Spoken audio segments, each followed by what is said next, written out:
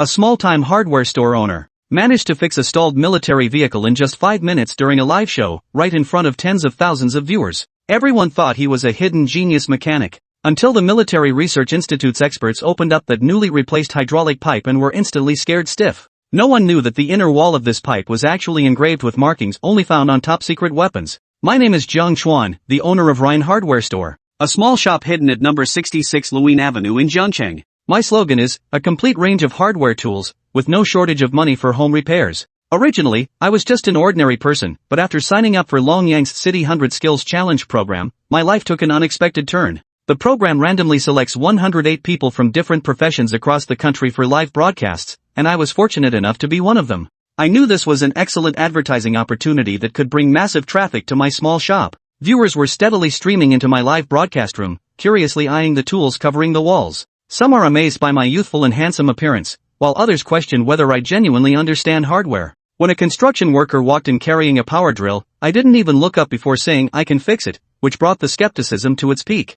Yet, I skillfully disassembled the drill, accurately identified the issue of worn carbon brushes, and swiftly replaced them with reinforced versions. In less than a minute, the power drill buzzed to life, running like new, and my professional skills instantly amazed everyone. The livestream chat was flooded with 666 comments, and the popularity vote soared, propelling me into the top 5. With the system's help, my repair abilities were magnified infinitely. I had crossed over and taken over the hardware store left by my parents, while also awakening the hardware military system. This system allows me to earn points by selling hardware components, which can then be used to upgrade my repair and modification skills. It can even enhance the quality of hardware components, making them far surpass military-grade standards. With the system's support, I've practically become a jack-of-all-trades repairman, whether it's rice cookers, electric fans, or computers. No matter what appliance breaks down, I can fix it within minutes, and my catchphrases have become "got it" and "can fix." This made my livestream full of unique entertainment value, and viewers jokingly called me the Hardware Iron Man. As a result, my livestream earned the exclusive tag of Hardware Iron Man.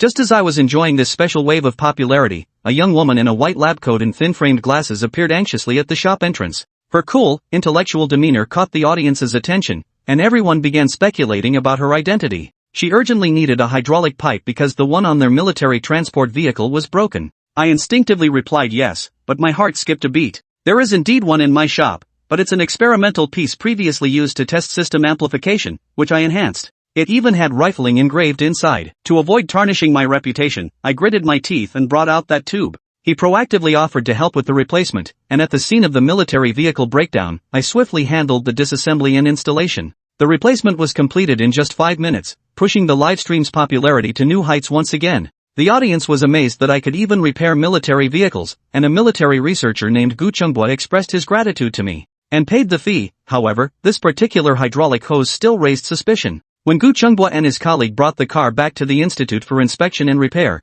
maintenance team leader Zheng Taijun discovered the inner wall of this tube actually had spiral rifling, and after testing with a spectrometer, they found the material of the tube turned out to be the ultra-high temperature resistant barrel material that the institute was still in the project initiation phase 4. The two took this tube to the test bench for chamber pressure testing, and when the pressure rose to 200 MPa, the mounting bolts on the test bench sheared off, yet this pipe remained completely intact. Gu Chengbo and Zheng Taijun were dumbfounded. They simply couldn't believe it. The owner of a roadside hardware store could actually produce hydraulic pipes tougher than the cannon barrel materials their research institute had developed. What on earth is the background of this hardware store owner? And what kind of shock will the appearance of this tube bring to them? Chapter 4, Super Cannon Material? Army Research Institute in shock. Meanwhile, sigh. This new material's test rating is B, still far from the standard. Director Li Yunghua removed his glasses and rubbed his temples wearily. He had just returned from the test site, clutching the freshly printed test report. It documented that after firing 100 rounds consecutively, the chamber pressure of the new alloy barrel had dropped by over 5%, its temperature soared above 200 degrees Celsius, and fine cracks had even appeared on its surface. The material strength is still insufficient. The joint exercises with the Western Army of the Three Kingdoms are drawing ever closer. What are we going to do about this? He sighed and led the test crew toward the maintenance area. As per protocol, each tested barrel required thorough inspection to pinpoint the issues. But before they reached the workshop, they heard the startled exclamations of Gu Chengbai and Zheng Taijun inside. Holy crap! This thing can be used as a hydraulic pipe? Damn it, these rifling grooves are even more precise than our new barrels. And this heat resistance, even flamethrowers would melt it, yet it hasn't warped a bit? Director Li frowned and hurriedly pushed open the door. What's going on? All this shouting, what kind of behavior is this? Inside the repair bay, Gu Changbai and Zhang Taijun stood holding a section of metal pipe, their expressions as if they'd seen a ghost. Director! Director! Gu Chengbai's voice trembled as he pointed at the disassembled hydraulic pipe. You see for yourself. Director Lee took the pipe with suspicion, holding it up to the light. A gun barrel? His first thought was that some fool had carelessly left a test barrel lying around. But the next second, his fingers brushed against the precision-threaded connection at the pipe's end. Wait! This is a hydraulic pipe connector? His eyes widened abruptly as he snatched the magnifying glass, focusing it on the pipe's inner wall. The spiral grooves were laser-engraved precise, with 4 evenly spaced male threads and flawless transitions. Most crucially, the dimensions didn't match any of their existing models. Director, look, this is the hydraulic pipe I removed from the military vehicle. Zhang Taijun stammered. This thing has rifling engraved on the inner wall. The lead, the ratio of the lead to the height of the lands, it matches at least 90% of the parameters of our newly developed tank barrel. What the hell? Director Lee's hand trembled. Rifling engraved inside a hydraulic pipe? This is ridiculous. A thought struck him, and he suddenly grabbed Gu Changbai by the collar. You said this was replaced at a roadside hardware store? Yes. Gu Changbai was on the verge of tears. The entire repair shop fell deathly silent. Suddenly, Zhang Taijun timidly raised his hand. Director. I just ran a preliminary pressure test. He pointed at the instrument screen. This pipe, its pressure rating exceeded 200 MPa, but this machine isn't accurate enough to measure higher. What? Director Lee snatched the test report, his voice cracking. The new barrel we tested earlier only reached 480 MPa. A hydraulic pipe can withstand over 200? Now he finally understood why those two had been staring blankly at a single barrel. This world's gone mad. Wait. Director Lee suddenly seemed to remember something, holding the metal pipe in both hands and examining it from every angle. As his fingertips traced the surface, he could distinctly feel a smooth texture unlike ordinary steel. What material is this? He'd been so stunned by the rifling technique and pressure resistance that he hadn't given the pipe's material a second thought. Common hydraulic pipes used rubber or ordinary alloys, but this section's metallic sheen, density, and the crisp sound it made when tapped clearly signaled something extraordinary. Gu Changbai leaned in, pointing to an almost invisible micro-scratch on the pipe wall. Director, we tested it with a hardness tester earlier. The surface rock wall hardness exceeds 60. Plus, we wiped it with strong acid and found no corrosion marks whatsoever. But as for the exact alloy composition, our workshop spectrometer isn't precise enough to determine it. Can't determine it? Director Lee's eyes lit up. He snapped to attention, his previous fatigue vanishing, replaced by an almost frenzied urgency. You've seen this barrel's performance: unbelievable pressure resistance, precise rifling, and heat tolerance. Just now, old Zhang heated it with a blowtorch for 3 minutes. The thermometer hit 300 degrees, yet it didn't even deform. He paused, his voice trembling slightly with excitement. What's the biggest problem with our new barrels? Insufficient strength, poor heat resistance, and rapid pressure decay. After just 100 rounds of continuous firing, cracks start appearing. But this thing, if it could be used as barrel material. He didn't finish the thought, but everyone present understood. This was a godsend. Zhang Taijun swallowed hard and cautiously added. It's not just the material composition, this tube is too small. Our test site can't even conduct chamber pressure adaptation tests on it. But when we hit 200 MPa earlier, it didn't show a single sign of stress deformation. I reckon its limits are far beyond that. Then find a facility that can test it. Director Lee slammed his hand on the table and grabbed the internal phone. Our headquarters Military Research Institute has the latest laser-induced breakdown spectroscopy equipment at the Materials Analysis Center, plus an ultra-high-pressure simulation test chamber. We can test any size. He immediately dialed the number. Director Wang. It's Old Lee. We need to activate the S-level test channel immediately. Yes. This is even more urgent than that carbon tungsten alloy last time. I'm bringing an urgent sample to the Military Research Institute. Have Professor Wang from the Materials Analysis Lab and Old Chun from the Mechanical Testing Group all be there waiting. Tell them I might be bringing something that could rewrite the standards for gun barrel materials. Gu Changbai and Zhang Taijun exchanged glances, both seeing shock in each other's eyes. Director Lee had spent 30 years in the military-industrial system and had never seen him lose his composure like this, even daring to use phrases like rewrite the standards. After hanging up, Director Lee carefully retrieved a specialized anti-magnetic, anti-shock flannel cloth from the corner. He wrapped the metal tube layer by layer. He placed it inside his personal security case, the lock clicking shut with a satisfying click. Still uneasy, he clutched the case tightly to his chest. 10 minutes later, a deafening roar echoed through the research institute. 3 armored transport vehicles roared out. Behind the bulletproof glass of the middle vehicle, Gu Chengbai's hands trembled. Director Lee, traveling alongside him, wore an expression of pure excitement. He bent down and gave the case a light pat, as if conversing with the metal tube inside. Don't let me down. Meanwhile, in Jiang Chuan's live stream room 66, the excitement from repairing the military vehicle earlier was still palpable. Even he hadn't imagined that the experimental hydraulic pipe he'd casually pulled from the warehouse was now carrying the hopes of a group of military researchers, speeding toward changing the fate of domestically produced artillery barrels. Back at the hardware store, the morning rush had passed. The hardware store's peak hours were typically concentrated between 9 a.m. and 11 a.m. and 2 p.m. to 4 p.m. Now, just past noon, the shop was unusually quiet. Even so, Jiang Chuan's popularity ranking had steadily climbed to third place. In the top left corner of his livestream, the real-time count of 18-0 displayed his morning's achievements. All viewers knew the show featured not only an unbeatable fishing master but also a hardware Iron Man who could fix anything, a running gag that had taken on a life of its own. Such high popularity wasn't just attracting viewers, it had also caught the attention of other internet celebrities. At that moment, a man with a slick-back pompadour and a metal toolbox walked toward Green Meadow Avenue, several blocks away, holding his live streaming equipment. Everyone, get ready!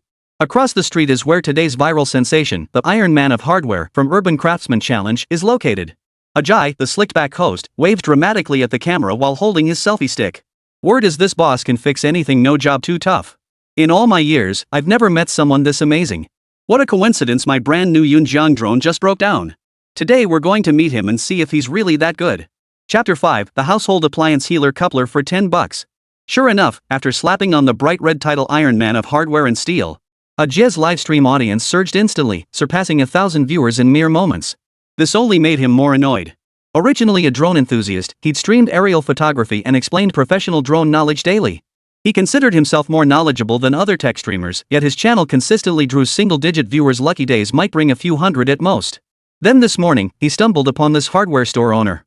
On his very first day streaming, just casually fixing a rice cooker on a show, he had tens of thousands watching.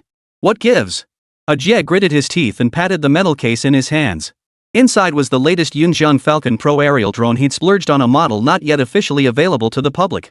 But it had accidentally crashed and broken just 2 days ago. No one knew what went wrong, even official after-sales support said it needed factory repair. Perfect timing to test the waters and ride the hype wave. Once this idea took hold, Ajay couldn't help but feel incredibly clever. Just as he'd anticipated, the viewer count kept climbing shortly after going live. Adding the location tag Green Lawn Avenue and trending hashtags like City Crafts Challenge pushed the numbers past 3,000 within minutes. Staring at the unprecedented number of viewers in his livestream, his Adam's apple bobbed visibly. His camera swept over the street sign at the corner, Green Lawn Avenue 66, home to Jiang Chuan's Rhine hardware store. See this, everyone? This shabby shop, its front is smaller than my bathroom and he dares call himself Iron Man? Ajay snorted derisively, deliberately jabbing the camera at the shop's peeling roller door. Just you wait, I'll show him that fixing a screw or changing a light bulb doesn't make you a jack of all trades. He then lifted the heavy metal case in his arms, containing Yunjiang's newly released Falcon Pro drone. Last week, it suddenly lost control during aerial filming and crashed. The factory repair quote was 3,000 yuan, and customer service specifically emphasized, this model has an encrypted flight control module. Only 3 repair centers worldwide can disassemble it. Repairs done elsewhere void the warranty. That statement became Ajay's confidence. He waved the case in front of the camera. See this? Yunjiang's latest model. Its flight control chip has military-grade encryption. Forget repairing it, just opening it requires bypassing 3 layers of security locks. Today, I'll see how this master of hardware handles it. This high-profile anti-fraud incident instantly drew massive attention. Comments in the live stream began to stir the pot. Bro, you rock. I've always had it in for that kid. Fixing a military vehicle and acting like he's some defense industry expert? No way a hardware store owner's that skilled. Bet 5 packs of spicy noodles the boss'll say can't fix this thing, but was that military vehicle repair scripted? Like the military just happened to pass by? I'm backing brother Jia in this expose. Bolstered by this audience support, Ajay smugly lifted his chin and strode confidently toward the hardware store across the street. Inside the hardware store, Jiang Chuan remained oblivious to the commotion outside. Having just replaced the coupling on the old lady's kettle, he was wiping down the counter with a rag.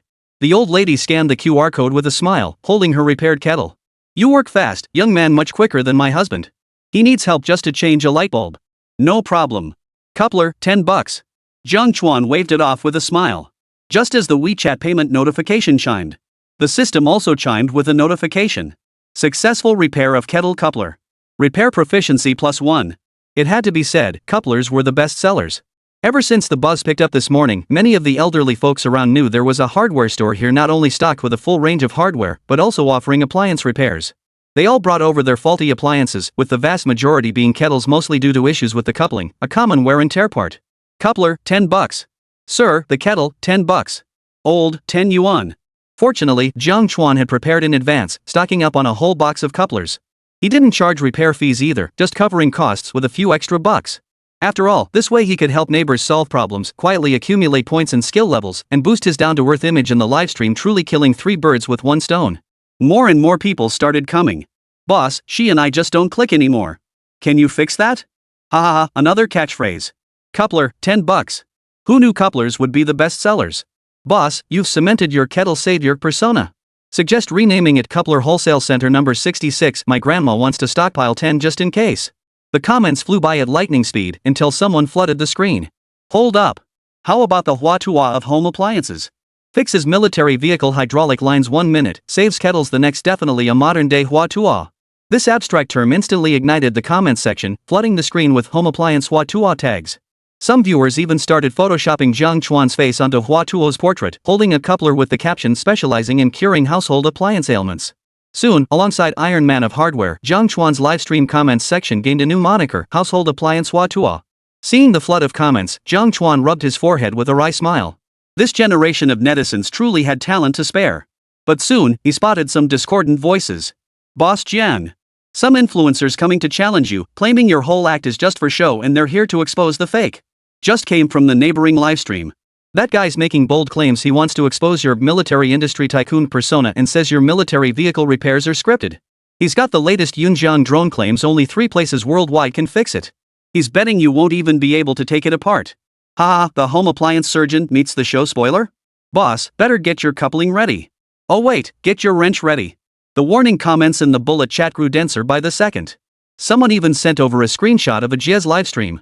Beneath the crimson banner exposing fake hardware Iron Man, a Jia held up a metal box, spitting fire. Rest assured, folks. Today I'll prove that kettle fixers can never be true experts. That Falcon Pro? I'll see how he dares to crack it open. Jiang Chuan glanced up at the comments and chuckled softly. Fine, bring him on. Every challenger just adds to my battle record. He didn't dwell on it, instead opening the hardware military gear interface during a lull. Jiang Chuan studied the system interface, raising an eyebrow slightly. Skill, Repair LV2 Proficiency 100%. Upgrade requirement, 200 points. Current points, 720. After all this time spent repairing, he'd finally maxed out his proficiency and hit a bottleneck. Looks like I'll need to level up. Jiang Chuan currently repaired only small household appliances. Even cars were relatively simple for him. But if he switched to complex, high-end smart devices, it would be quite challenging. He glanced at the expose the scam comments still flooding the livestream chat, then clicked the upgrade button without hesitation. Ding! 200 points consumed. Repair skill upgraded to LV3. In an instant, a warm surge shot up his spine to his brain, flooding his consciousness with a tidal wave of intricate mechanical diagrams, circuit principles, and material properties. Level 1 repair only covered basic hardware assembly, screws, pipes, simple circuits. Level 2 mastered mechanical structures and common electronics. Now, after upgrading to level 3 repair, Jiang Chuan had mastered the repair of major precision high-end electronic devices, drones, robotic dogs, smart robots, you name it. Moreover, his craftsmanship had elevated to a new level. He could now perceive millimeter-level tool inaccuracies through his hand nerves alone. He casually picked up a screwdriver and immediately noticed his movements had become as precise as a CNC machine. Snap! Just then, hurried footsteps echoed from the doorway as an unexpected visitor stepped inside. Chapter 6, The Influencer Comes to Debunk Fakes. Can you fix a drone? A Jia pushed open the door, his slicked-back pompadour gleaming. The live streaming equipment he held nearly collided with the doorframe. Mr. Jiang, you're taking it easy, aren't you? Jiang Chuan looked up at a Jia storming in, his live streaming gear raised high, and raised an eyebrow. Yeah, what's up? Heard you can fix anything? Without further ado, a Jia slammed the metal case onto the counter. The lid sprang open, revealing a drone cradled in foam padding. The Falcon Pro logo gleamed silver on its side, clearly a high-end model. Well, take a look at this. Can you fix it? Jiang Chuan's livestream chat exploded with comments. After all, spectating and gossiping never goes out of style. Here he comes. The main man showing up with his weapon. Isn't this the drone streamer who films utility poles every day? Does he even have the credentials to call out fakes? Boss, show him what you've got. Let him see what the Iron Man of hardware is all about. A Jia caught a glimpse of Jiang Chuan's livestream. Viewers had surged past 100,000, and the bullet comments were scrolling so fast he couldn't keep up. Jealousy burned in his eyes. He raised his voice to the camera. You all see this? This Falcon Pro has an officially encrypted flight controller chip with triple security locks. Forget repairing it, you need a special decoder just to open it. Jiang Chuan scanned the drone. The exterior showed no obvious issues, just a few scrapes from the crash landing. It didn't seem damaged, suggesting the problem was internal. He reached out to take it, but Jia clutched it to his chest. Don't touch it yet. Let's be clear, this is a Yunjiang Falcon Pro. Its flight control module is encrypted. If you break it taking it apart, can you even afford to pay for the damage? Can't afford to pay. Jiang Chuan pulled his hand back decisively. So? Jia was momentarily stumped, then sneered coldly, so if you can't fix it, take down that all repair sign right now and stop scamming people in your livestream. He deliberately raised his voice so both livestreams could hear. His own chat was already flooding with chickened out, while Jiang Chuan's stream was filled with boss, ignore him, he's just here for the buzz. Jiang Chuan had intended to fix it, but seeing the other guy's confrontational attitude, he suddenly lost all interest in dealing with him. Bringing a drone to a hardware store for repairs was bizarre enough, but with such a terrible attitude? Did he really think he was easy to push around? Just leave. I could fix it, but I can't be bothered. And by the way, the Jack of all trades title was given by my fans, I didn't claim it myself. Jiang Chuan said flatly, effectively giving him the boot. What? Jia was stunned. He hadn't expected Jiang Chuan to refuse outright. If the other party didn't take the bait, he couldn't pinpoint the issue. How could he expose the scam? How could he ride the hype? In the livestream chat, comments flooded the screen. The boss isn't taking the bait. Bro's getting desperate. Can't you just talk nicely? Exposure failed, scram home with your tail between your legs. Jia's face flushed red. Gritting his teeth, he shouted, wait. He slammed a stack of bills onto the counter. If you can fix it, I'll give you 6,000. Jiang Chuan had already turned to leave, but the word 6,000 halted his steps. He slowly turned back, his gaze lingering on the bills for 2 seconds before a brilliant smile suddenly lit up his face. You really know your people. You've come to the right person. Have a seat. He pulled out a chair beside the counter and greeted him warmly, should have said so earlier. Guests are always welcome. Fixing a drone? Piece of cake. This sudden reversal instantly had the chat exploding with laughter. This boss changes his tune faster than flipping a book. 6,000 could buy 600 couplers, Mr. John's a real sweetheart. So true. Who would turn down money? Jia's mouth twitched, but for the sake of saving face, he sat down stiffly. Fine, go ahead and fix it. Inside, he sneered coldly, think you can take my 6,000? You'll have to earn it first. Some spectators, relishing the drama, even activated a poll feature in the chat stream, betting on whether Jiang Chuan could fix the drone. I'm all in on him fixing it. Boss, he even handled that military vehicle. Bet he can't. It's just replacing a hydraulic hose, no real skill involved. Yunjiang's encryption isn't a joke. The betting is open. Place your bets now. Meanwhile, Yunjiang Technology Headquarters, RD Center. Lunchtime. Several senior engineers in gray work uniforms were gathered around the sofa, rice balls or sandwiches in hand, their phone screens glowing brightly. Watching live streams during lunch break was a rare way for these coders and circuit diagram specialists to unwind. This morning, the viral Longyang large-scale public welfare livestream instantly captured everyone's attention. Hey, have you seen that Iron Man of hardware? His video fixing a military vehicle's hydraulic line went viral yesterday, unbelievable. A young man in black-rimmed glasses held up his phone, the screen showing Jiang Chuan wielding a wrench. As top-tier engineering students, they found this far more fascinating than watching fishing or foot massage parlor streams. In the corner, Lan Weiwei, who had been munching on strawberry cake while staring at her phone, lifted her head at the commotion. She was one of the core developers of the Falcon Pro flight control system, sporting a neat bob and a marker pen covered in formulas tucked into her work pants pocket. Iron Man of hardware? Curious, she tapped the link her colleague shared, swiping twice across the screen before quickly getting sucked into the livestream's lively atmosphere.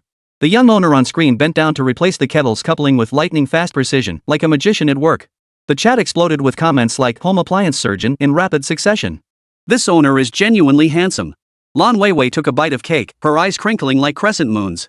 He looks pretty sharp, fixing things too, way better than that intern in our group who can't even handle a printer jam. Old Joe leaned in from beside her. He's not just efficient, he can even fix military vehicles. But honestly, these internet celebrities will do anything for views. Do you really believe he knows hydraulic systems? Lan Weiwei didn't respond, her gaze fixed brightly on Jiang Chuan's face on the screen.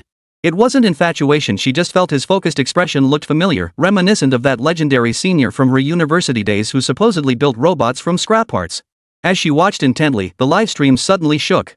A man with a slick, greasy pompadour barged in, clutching a familiar metal box. Who's this? Here to crash the party? Old Joe nearly dropped his sandwich. Lan Weiwei's eyes widened too.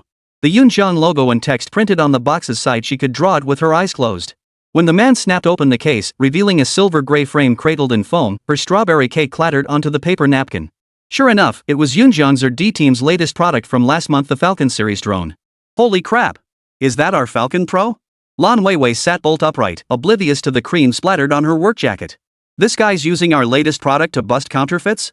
Immediately after, the live chat filled with betting polls. Instantly, everyone got excited. Who'd have thought the drama would hit so close to home? Looks like this boss is in for a rough ride, old Joe mumbled through his sandwich. The flight control lock on our Falcon Pro requires a special decoder. Even our after-sales department needs it. Exactly. Xiao Wang beside him pushed his glasses up. And with all these intricate modules, how could a hardware store owner possibly find the fault? Lan Weiwei stared at the live feed, speechless. As one of the core developers, she understood better than anyone the intricate complexity of this machine. It essentially represented the pinnacle of domestic drone technology. How could a hardware store owner possibly fix it? Outsiders might not understand, but they knew all too well the gap between this and fixing household appliances was incomparable. Let's vote. Old Joe cast his opposing vote immediately. A hardware store? Fixing something we designed ourselves? Unless he's from the Matrix.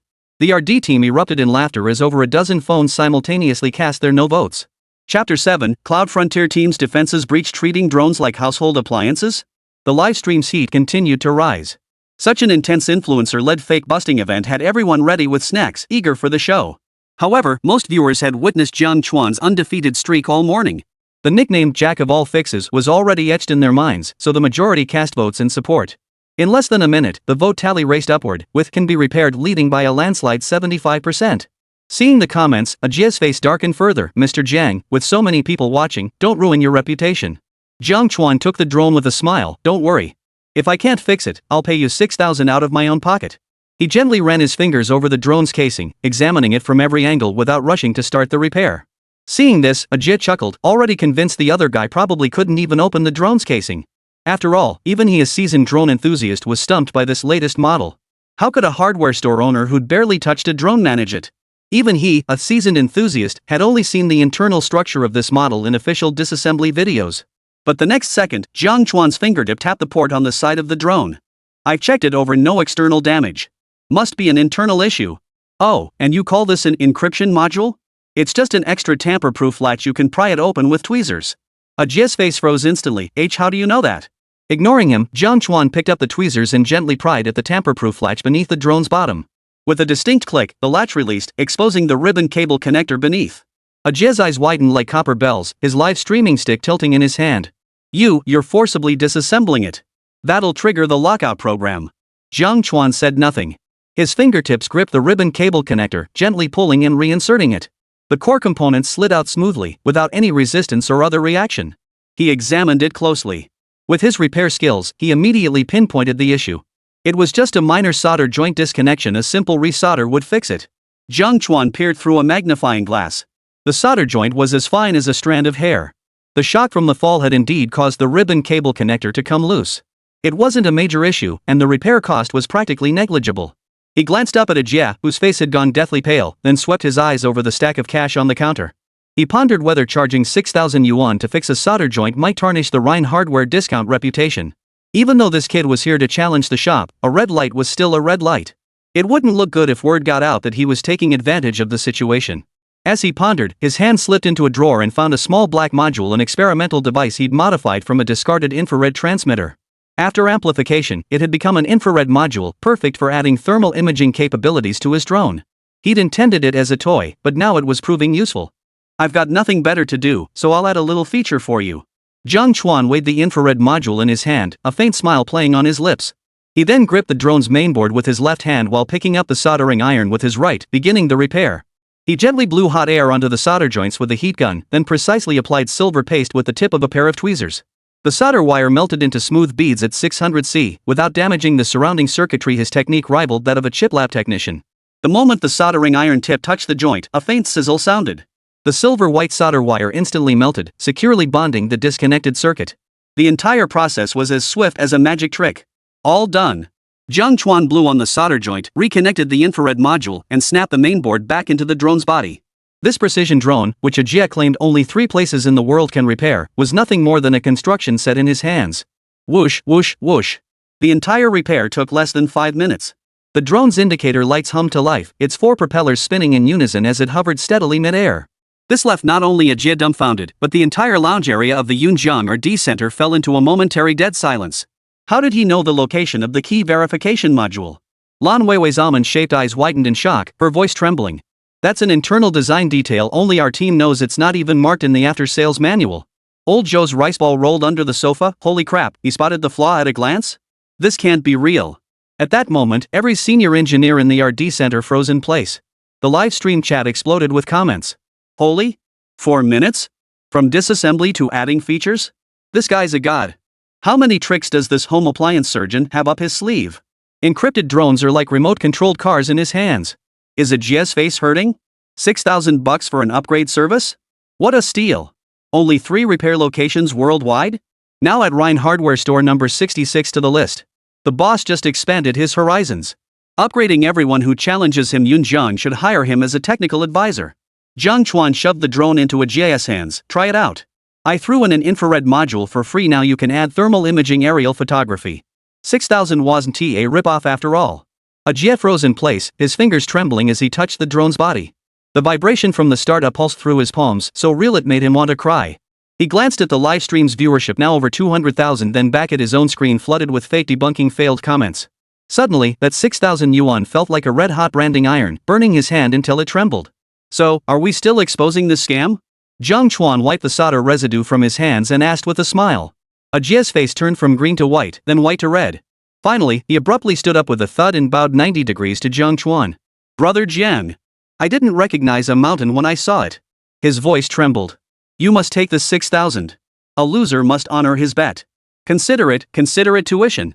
A Jia considered himself a stickler for rules, but he wasn't one to lose gracefully. On the contrary, his stickler nature meant that once he recognized someone's superiority, he would become utterly compliant. And right now, Jiang Chuan's move had completely knocked him off his feet. In the field of drones, the other guy's understanding was absolutely more than double his own. Jiang Chuan raised an eyebrow. Tuition? Exactly. I want to learn drone technology from you. A Jia, fearing rejection, added quickly, just casual discussions and advice when you have time. Then, excitedly pulling out his phone, he declared, look, I'm the group admin for the Jiangcheng Drone Enthusiasts Association. Over 300 members come to me when their gear breaks down. He rapidly swiped through the group chat history. Last week alone, 3 Mavic 3s crashed, and 5 Mavic 2s got water damage. Jiang Chuan's eyes lit up. This was a prime customer base delivered right to his doorstep. Alright. He took the cash and pulled a membership card from under the counter. Any group members who come in for repairs get 20% off. But just as he opened his phone to check the group messages, an urgent alert suddenly popped up. Several bright red urgent notices were being forwarded in the group. Missing person notice? A 7-year-old boy went missing at Longyan Mountain's scenic area at 10 a.m. today. He was wearing a blue windbreaker and carrying a yellow Ultraman backpack. Police have launched a search operation and are urgently recruiting nearby citizens with drones to assist.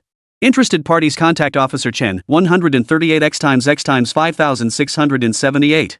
Dozens of anxious replies followed. I'm in the eastern part of the city, it'll take me half an hour to get there. Longyan Mountain's terrain is too complex, the woods are dense. We'll need at least a dozen drones. Coordinates send local drone operators, come fast. Who's closest? Hurry up. If we don't find the child before dark, it'll be dangerous. A Jia's expression tightened as he typed on the screen, I'm on Greenfield Avenue, less than 10 minutes drive from Longyan Mountain. I'm heading there now. He snapped his head up, grabbed the drone from the desk, and dashed toward the door. After taking 2 steps, he turned back and said urgently to Jiang Chuan, Mr. Jiang, a child is missing on Longyan Mountain. I need to help with the search. I'm truly sorry about what happened earlier. I'll make it up to you properly later. Jiang Chuan watched his hurried retreat, still clutching the undelivered membership card. His impression of this young man shifted considerably. Just moments ago, he'd seemed like a clown trying to ride the hype wave, but now, in a critical moment, he showed such a strong sense of justice. Hope the drone I just repaired comes in handy. Chapter 8, Infrared Thermal Imaging proves its worth in child rescue. Half an hour later. When a Jia arrived at the foot of Longyan Mountain, the area outside the police cordon was already packed with onlookers. Fire trucks and police cars formed a circle, establishing a search and rescue team. A firefighter in charge, carrying a rescue pack, was wrapping anti-slip straps around his hiking boots. Several police officers in windbreakers crouched over a map, circling areas with red pens, their brows furrowed. Captain Chen, the forest in the eastern gorge is too dense, even people need machetes to cut their way through. A young officer pointed to the shaded area on the map, his voice tight. Beyond the cordon, a middle-aged couple was being supported by relatives. The woman wept so violently she nearly fainted, clutching a photograph tightly. In it, a little boy in a blue windbreaker held an Ultraman backpack, smiling to reveal two tiny fangs. Xiao Yu. My little Xiao Yu. The man repeated, his eyes reddened, his fingernails digging deep into his palms. Disappearing in such rugged mountain terrain was perilous. Danger lurked everywhere. The surrounding onlookers dared not speak loudly.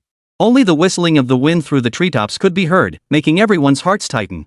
When Jie arrived, he spotted several drone enthusiasts wearing Jiang Chuan Drone Association vests rushing over with their equipment. Brother Jie. You finally made it. A young man in a baseball cap handed him a bottle of water. The police just divided the search area. Our association is handling the northwest slope, nothing but boulders and thickets. Visibility is practically zero. Jie wiped his face. With a life at stake, he dared not delay. Even if there was little hope, he had to try. He followed the drone enthusiasts to the temporary command post, where Officer Chen was shouting into his walkie-talkie, "All teams, stay on the radio. Report every 10 minutes. We must narrow the search area before dark." Spotting Jie's group, Officer Chen immediately approached them. "You're from the Drone Association, right? Perfect. You know the northwest slope well. Fly as low as possible and check rock crevices in tree hollows." He pointed toward the distant hillside, now tinged with dusk's dark hues.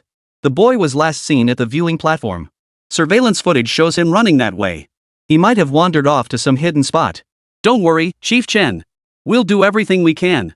Jie patted his backpack and quickly divided tasks with his fellow pilots, each claiming a section to search.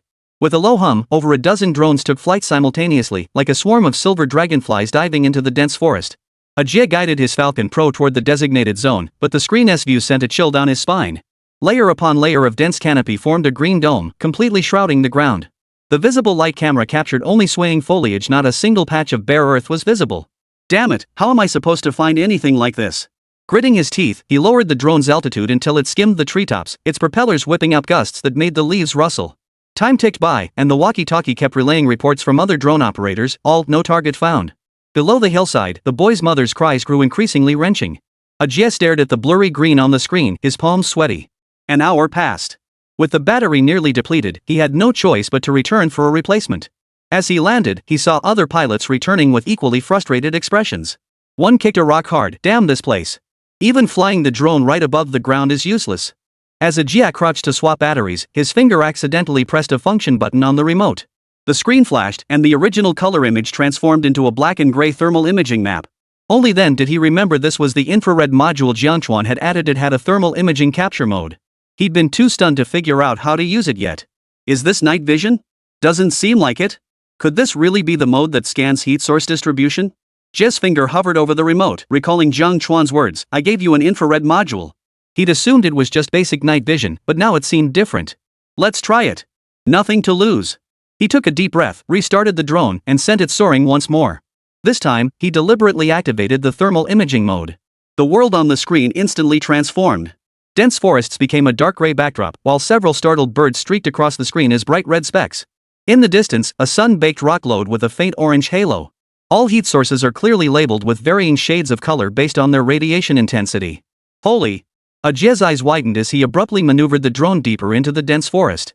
The thermal imaging lens pierced through layers of foliage like X-ray vision, revealing heat sources on the ground with crystal clarity. A squirrel burrowing a hole appeared as a tiny red, while a flock of sparrows perched in the trees formed a pale red patch. Holy! This clarity? Jie's hand trembled, nearly dropping the remote controller. This wasn't a civilian night vision device, it was clearly military-grade reconnaissance drone thermal imaging. Forget Yunjian's aerial drones, even the military drones of the Dragon Nation hadn't adopted this technology yet, had they? It was utterly ridiculous. But now wasn't the time to dwell on that. The urgent priority was to save lives. Jie immediately refocused his mind, maneuvering the drone through the dense forest. In the thermal imaging display, the once overwhelming canopy transformed into a docile dark gray backdrop, leaving no inch of ground hidden. He could even clearly see a frog still in hibernation amidst the dry leaves, appearing as a faint yet steady orange-yellow dot on the screen. This efficiency! Jie couldn't help but mutter under his breath. Moments ago, he'd been darting aimlessly through the canopy like a headless fly, his eyes straining to make out the ground below. Now, switching to thermal imaging mode, it was as if a thick green curtain had been lifted from the entire area, with every heat source practically waving at him. He swiftly scanned the route he'd just searched, left to right, top to bottom. In mere seconds, he accomplished what had taken half an hour before. Awesome! Jie couldn't help but clench his fist, his fingers dancing nimbly across the remote controller. For this drone enthusiast, this level of control was pure bliss. It was like equipping the drone with X-ray vision, or playing a game with a cheat code for wall hacking. Every dive and ascent was precise, the red dots and green spots on the screen moving in perfect sync with his commands utterly exhilarating. Within 2 minutes, he confirmed his assigned area showed no major heat sources and immediately guided the drone toward the zone managed by his fellow pilot next door. Brother Jie? Why'd you fly over here? Li, drenched in sweat while calibrating his equipment, looked up at the intruding drone on his screen and called out in confusion, "My area's packed with trees." "Finished your sweep over there?" Jie chuckled, waving his remote control at him. "Done. Came to lend a hand." Xiao Li looked skeptical. "Yeah, right. I've barely started searching and your area's way bigger than mine." Before the words had even faded, Jie maneuvered the drone in a smooth arc across Xiao Li's assigned area, completing a round trip in under a minute. "Nothing here either. Let's move on to the next sector."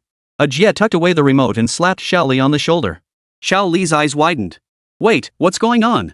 Did you turn on a speed booster or something?" Chapter 9, "This thing is too awesome? Our police force wants it." "Bro, you're not kidding, right?"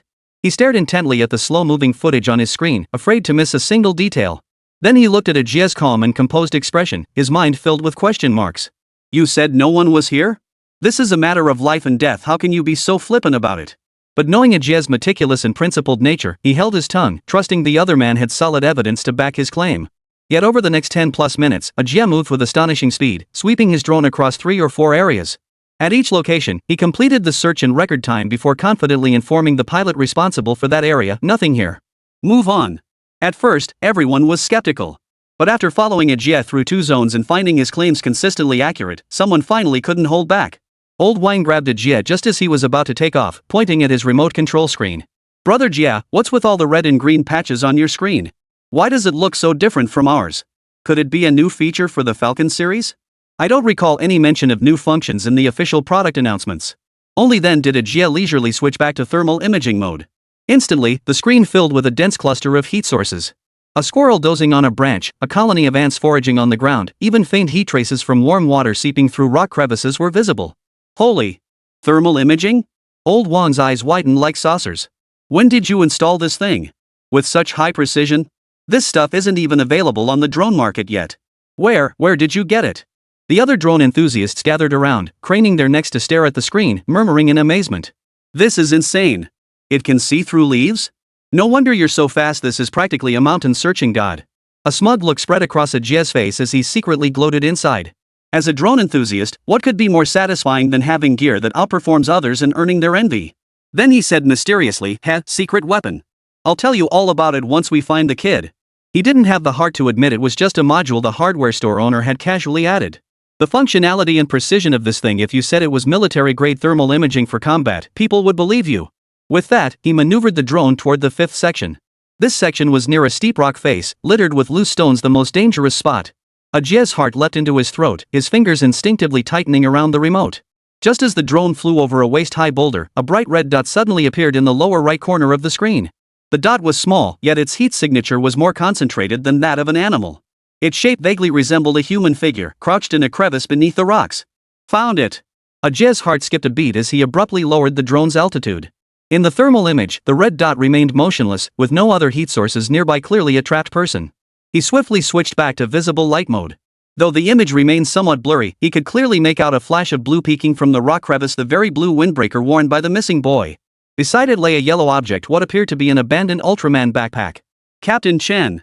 Captain Chen! Below the northwest cliff face. Target acquired. It's a child." Jie grabbed the walkie-talkie and shouted excitedly. "Coordinates 3015 foot N 11422E. Hurry!" "What? Found? The drone search team?" Officer Wu, who had been crouched studying the map, snapped his head up at the news. The red and blue pencils in his hand fell to the ground with a clatter. Could it be that after mobilizing hundreds of police and firefighters, it was actually a civilian drone operator who found them first? Frowning, he snatched the walkie-talkie. "Are you sure? Below the northwest cliff face? We've already sent 3 teams there, nothing but boulder fields. It's pitch black, impossible to see anything." A trembling voice came through the radio. "Captain Wu. Absolutely certain. My drone captured it, clearly blue jacket, yellow backpack. No mistake." Hearing this, Officer Wu quickened his pace toward Jie's location. Having spent 5 years in the military and participated in countless rescues, he was well versed in the challenges of nighttime search operations on Longyan Mountain. The shrubs towered over people, and crevices in the rock walls could hide a wild boar. Even with night vision goggles, search dogs might struggle to pinpoint the location, let alone a drone. Let me see. Officer Wu grabbed Ajay's shoulder and focused his gaze on the remote control screen. The thermal imaging screen flickered, revealing a red dot curled beneath the rocks clear as if imprinted there. The yellow backpack beside it appeared as a distinct dark gray silhouette. Switching to visible light mode, despite the dim lighting, a faint yet striking blue hue remained visible. Is this thermal imaging? Officer Wu looked astonished. He'd used vehicle-mounted thermal imaging in the military, but those things were bigger than washing machines and had far lower resolution than this device. This thing could even discern a child's crouched posture through heat source distribution. You can mount this thing on a drone? You know about this? Ajay looked surprised, then puffed out his chest with pride. Heh, I modified my drone and added an infrared module. Officer Wu's fingers traced the screen's edge lightly, his eyes filled with astonishment. His bureau had professional rescue drones too. The most expensive one cost nearly 100,000 yuan and had night vision, but compared to this one, they looked like toys. Can a civilian drone really be modified to this level of precision? He murmured to himself, his mind racing with possibilities. How much easier would mountain rescues and disaster assessments be with this thing? But he quickly snapped back to reality, knowing that the immediate rescue was paramount. He immediately grabbed his walkie-talkie and bellowed. Fire Team 1. Grab the breaching tools. Target, base of the northwest slope cliff, coordinates 3015 foot N. Move fast. Roger. On our way. Within 10 minutes, the shouts of firefighters echoed from the distance. Ajay maneuvered the drone to hover over the target, its flashing lights guiding the rescuers. Through the thermal imaging feed, several large red dots rapidly closed in on the stationary small red dot. Soon after, the sharp clang of demolition tools striking rock echoed through the air. Found him. The child is alive. Initial assessment shows stable vital signs, no immediate danger. When the excited shouts came over the walkie-talkie, Officer Wu's tense shoulders suddenly relaxed. He looked at Ajay, his expression completely transformed. Young man, what you've modified is a life-saving device. Upon hearing the news, thunderous cheers erupted from the hillside below. The boy's parents tried to rush forward frantically, held back by relatives. His mother cried out, "Thank God," while his father bowed repeatedly in Ajay's direction. Half an hour later, firefighters emerged from the dense forest carrying the boy wrapped in a thermal blanket, drawing a prolonged round of applause from the crowd. Though pale with fright, the child's eyes still sparkled as he clutched half an Ultraman cookie tightly in his hand. This young man's drone found him, a firefighter shouted, pointing at Ajay. The boy's parents immediately rushed over, kneeling before Ajay, who hurriedly helped them up. No, no, no. It's the machine that did it, and everyone helped. Ajay waved his hands, his face flushed, yet his heart felt filled with something more satisfying than winning any drone competition. Surrounding drone enthusiasts crowded in, chattering excitedly, "Brother Jie, spill it. Where did you modify that thermal imaging? That's insane. I'm going to modify mine too. Brother Jie, you saved the day. Otherwise, we'd have searched high and low and still never found it." Ajay looked toward Green Meadow Avenue, a huge grin spreading across his face. He was eternally grateful to Jiang Chuan. As someone who valued face and took things seriously, today had been incredibly satisfying.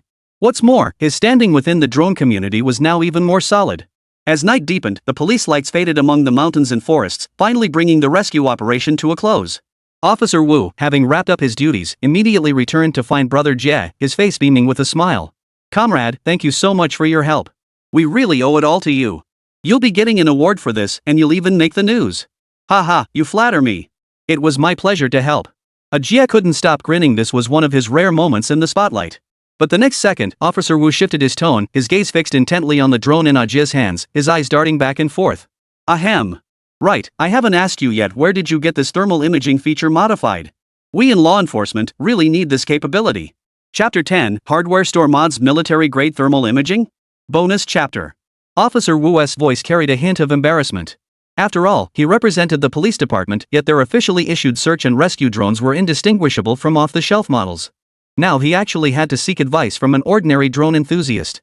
But just imagine if they actually had thermal imaging, other precincts would be green with envy. "What's the matter, Officer Wu? Shouldn't the police have plenty of channels for modifications?" Ajay asked, puzzled. Officer Wu's face flushed as he started to explain, but then two figures in different uniforms hurried over. "Old Wu. Hoarding the good stuff, are we?" Leading the way was Captain Wang from the fire brigade, his face still smudged with soot, clearly fresh from the rescue front lines. Following behind him was Instructor Li from the Armed Police Squadron. Together, they represented the top decision-makers from the fire department and armed police units involved in this rescue operation. "Hey, heard you've got a treasure here?" Captain Wang slapped Officer Wu's arm with a laugh, his eyes fixed intently on the remote control in Ajay's hand. The walkie-talkies were buzzing earlier. Apparently some drone with thermal imaging can spot people through rock crevices? Instructor Lee nodded in agreement, his tone carrying the characteristic directness of a military officer. We just finished searching the mountain. I hear finding the child was all thanks to this drone? Can we take a look? Seeing this, Jia promptly handed over the remote control. Captain Wang took it and switched to thermal imaging mode. On the screen, several birds returning to their nests on a distant hillside moved as red dots, and even a wild rabbit hiding under a rock was nowhere to hide. Holy moly! Captain Wang exclaimed, his voice suddenly rising. This resolution! It's clearer than the imported thermal imaging equipment we have in our unit. Look at that rock crevice. We searched it 3 times with crowbars earlier and didn't detect any heat source underneath. This thing can actually see right through it? Instructor Lee's finger slid across the screen, his brow furrowing deeper before suddenly relaxing. Penetration this strong? Can't be blocked by several meters of thick shrubs and rock? If we mount this on our reconnaissance drones, it'll solve major problems for mountain searches, disaster relief. Officer Wu inwardly sighed. He'd intended to be the first to claim this discovery for himself, but the other 2 departments had proven just as sharp. Then a smile spread across his face. Well, see? I wasn't lying. I was just about to ask Jia where he modified this. Our bureau's rescue drones could all use an upgrade. If it works well, I'll push it to you guys. Chief Wu, you're such a warm-hearted guy. Captain Wang teased with a meaningful glance. Then he immediately turned to look at Jia, his eyes shining.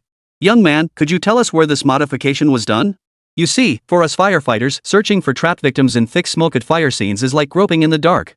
With this thermal imaging, how much danger could it reduce? And during routine forest fire hazard inspections, it can spot abnormal temperatures through foliage. It's practically a miracle tool. Instructor Lee chimed in, exactly. When we armed police are on missions in mountainous areas, we often face complex terrain. With this tech, tracking down fugitives or locating missing persons would be 10 times more efficient, no, 100 times. During the last earthquake rescue, finding survivors under the rubble depended entirely on search dogs and life detectors. If drones could carry these, how much more ground could we cover? Firefighters and armed police officers gathered around, chattering excitedly. You're absolutely right. During that warehouse fire with visibility under a meter, thermal imaging would have pinpointed trapped victims instantly. During our drills searching for fugitives in dense forests, it took us 3 days and nights to find them. With this gadget, we'd probably be done in 2 hours. And at geological disaster sites? Whether there's anyone alive under a collapsed mountain, just scan it with this and you'll know. Way more convenient than a life detector. Jia found himself surrounded, his drone suddenly becoming the center of attention. Startled by the commotion, he waved his hands frantically. I didn't modify it myself. It was a hardware store owner who added the modules for me. Hardware store? Could it be that guy from today's show? The crowd could hardly believe their ears, having heard about the show themselves. Captain Wang paused, then burst into laughter. True masters are found among the people. Quick, tell us where our unit will order 10 right away. We armed police want 20 units. Instructor Lee chimed in immediately. Officer Wu wasn't about to be outdone, our bureau needs at least 15. Every mountain police station and scenic area police post must be equipped. The 3 of them babbled on, nearly starting an argument right there. Watching these 3 leaders who usually ruled with an iron fist argue until their faces flushed red over modifying drones, Jia suddenly found the scene rather amusing. His trip to Longyan Mountain hadn't been in vain. Not only had he saved lives, but he'd also secured such a substantial business opportunity for Jiang Chuan. Stop arguing, stop arguing. Jia quickly stepped in to smooth things over, then gave the address. 66 Green Meadow Avenue, Rhine Hardware Store. The owner's surname is Jiang, and his craftsmanship is exceptional. Mention my name when you go, you might even get a discount. Captain Wang immediately pulled out his phone to jot it down, then slapped Jia on the shoulder. Thanks, kid. Once the mods are done, I'll treat you to a celebratory feast. Instructor Lee nodded in agreement. If this works out, it'll be a major achievement for both you and us. We'll test it first after the mods. If the results are good, we might even roll it out citywide. After that, everyone wrapped up their tasks and prepared to leave. Officer Wu stared at the address saved on his phone, already scheming to contact Boss Jiang ASAP, ideally to get a custom version for the police station. There were only a limited number of modules available. He couldn't afford to let others beat him to it. The other 2 shared the same thought, immediately driving nonstop to Greenfield Avenue, not far from there. Meanwhile, Jiang Chuan remained unaware of the commotion outside, continuing to service the steady stream of customers repairing their appliances. After the sign went up, the influx of customers wasn't overwhelming, especially with the recent counterfeit bust adding fuel to the fire. Moreover, the show's director had recognized Jiang Chuan's potential and specially assigned an extra cameraman to the shop. They were capturing every angle, documenting the daily operations in greater detail. This was a privilege reserved for only a handful of popular live streamers. An elderly gentleman held up an old-fashioned radio, placing it tremulously on the counter. Young Jiang, can you get this thing working again? My wife loved listening to the morning storytelling programs. Jiang Chuan took the radio, weighed it in his hand, and casually twisted the tuning knob. All that came out was a crackling static. He opened the back cover, gave it a quick glance, then unscrewed 2 screws with a screwdriver. Pulling out the internal coil, he gave it a shake. The wire's loose. Just need to resolder it. 3 minutes later, the radio crackled with the clear voice of the storyteller. The old man beamed, his mustache curling upward. Miraculous. Last time I took it to an appliance repair guy, he said the motherboard needed replacing and wanted $50. Sir, I'll just charge you $5 for the labor. Next customer, rice cooker broken, right? Jiang Chuan glanced at the live streaming platform's real-time rankings while tightening screws. Unfortunately, the live stream's ranking hadn't improved, it remained stuck at 5th place. The heat gauge below seemed welded in place. No matter how swiftly he worked, it wouldn't budge an inch upward. Glancing at other live streams, Jiang Chuan finally understood. It wasn't that he wasn't trying hard enough, it was that the other contestants' performances were just too explosive, too full of life. Chapter 11, Opening Day, and the police and fire department show up? He casually clicked on the top-ranked livestream. In the footage from Angler He Chang's stream, the riverbank was packed with people, and the police tape stretched across the scene was jarringly conspicuous.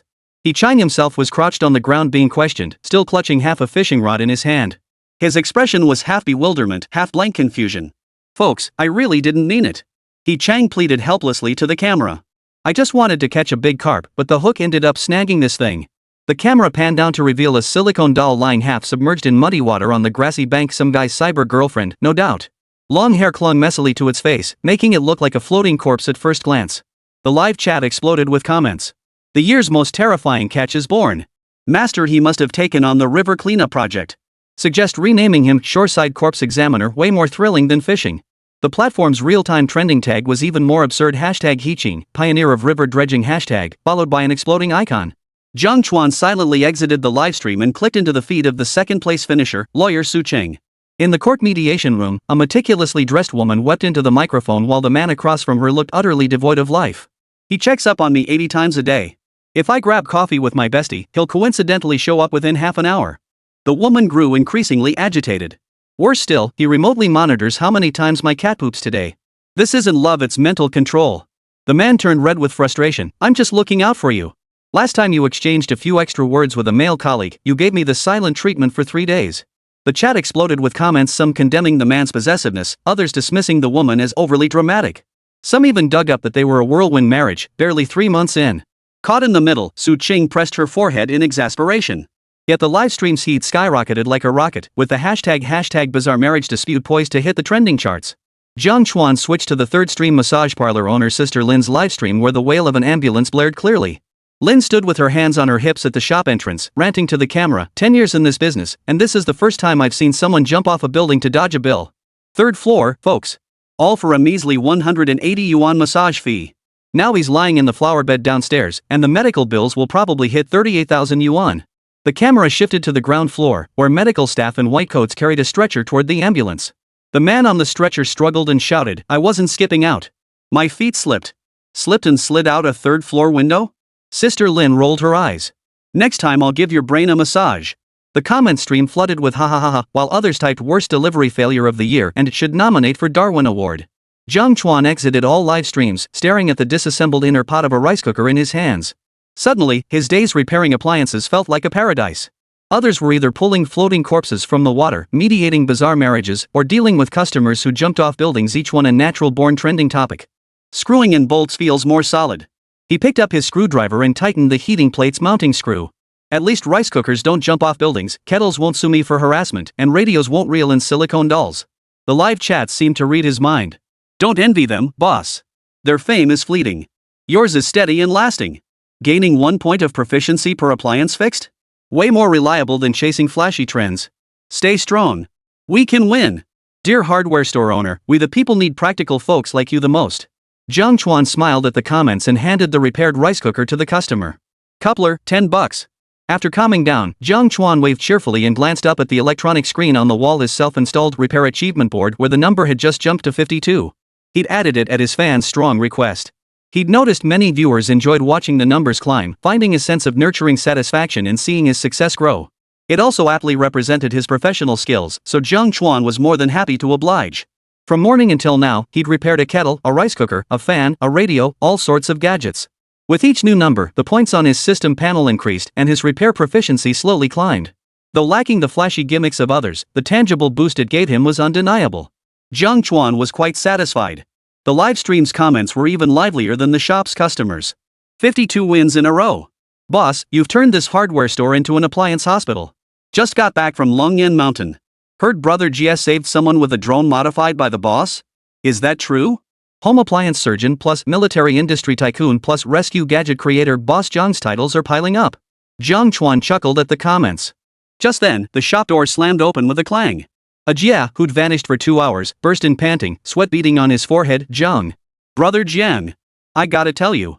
Catch your breath first. Jiang Chuan handed him a bottle of water. What's up? Did you find the kid? Found him. Found him. A Jia gulped down 2 mouthfuls, his eyes shining like light bulbs. Thanks to your infrared module. Thermal imaging is amazing, could spot people through 3 meters of thick bushes. I've got a big job for you. Before he could finish, the street erupted with the screech of brakes. 3 vehicles of different colors pulled up in unison outside the shop. A police car, a fire truck, and a military green SUV.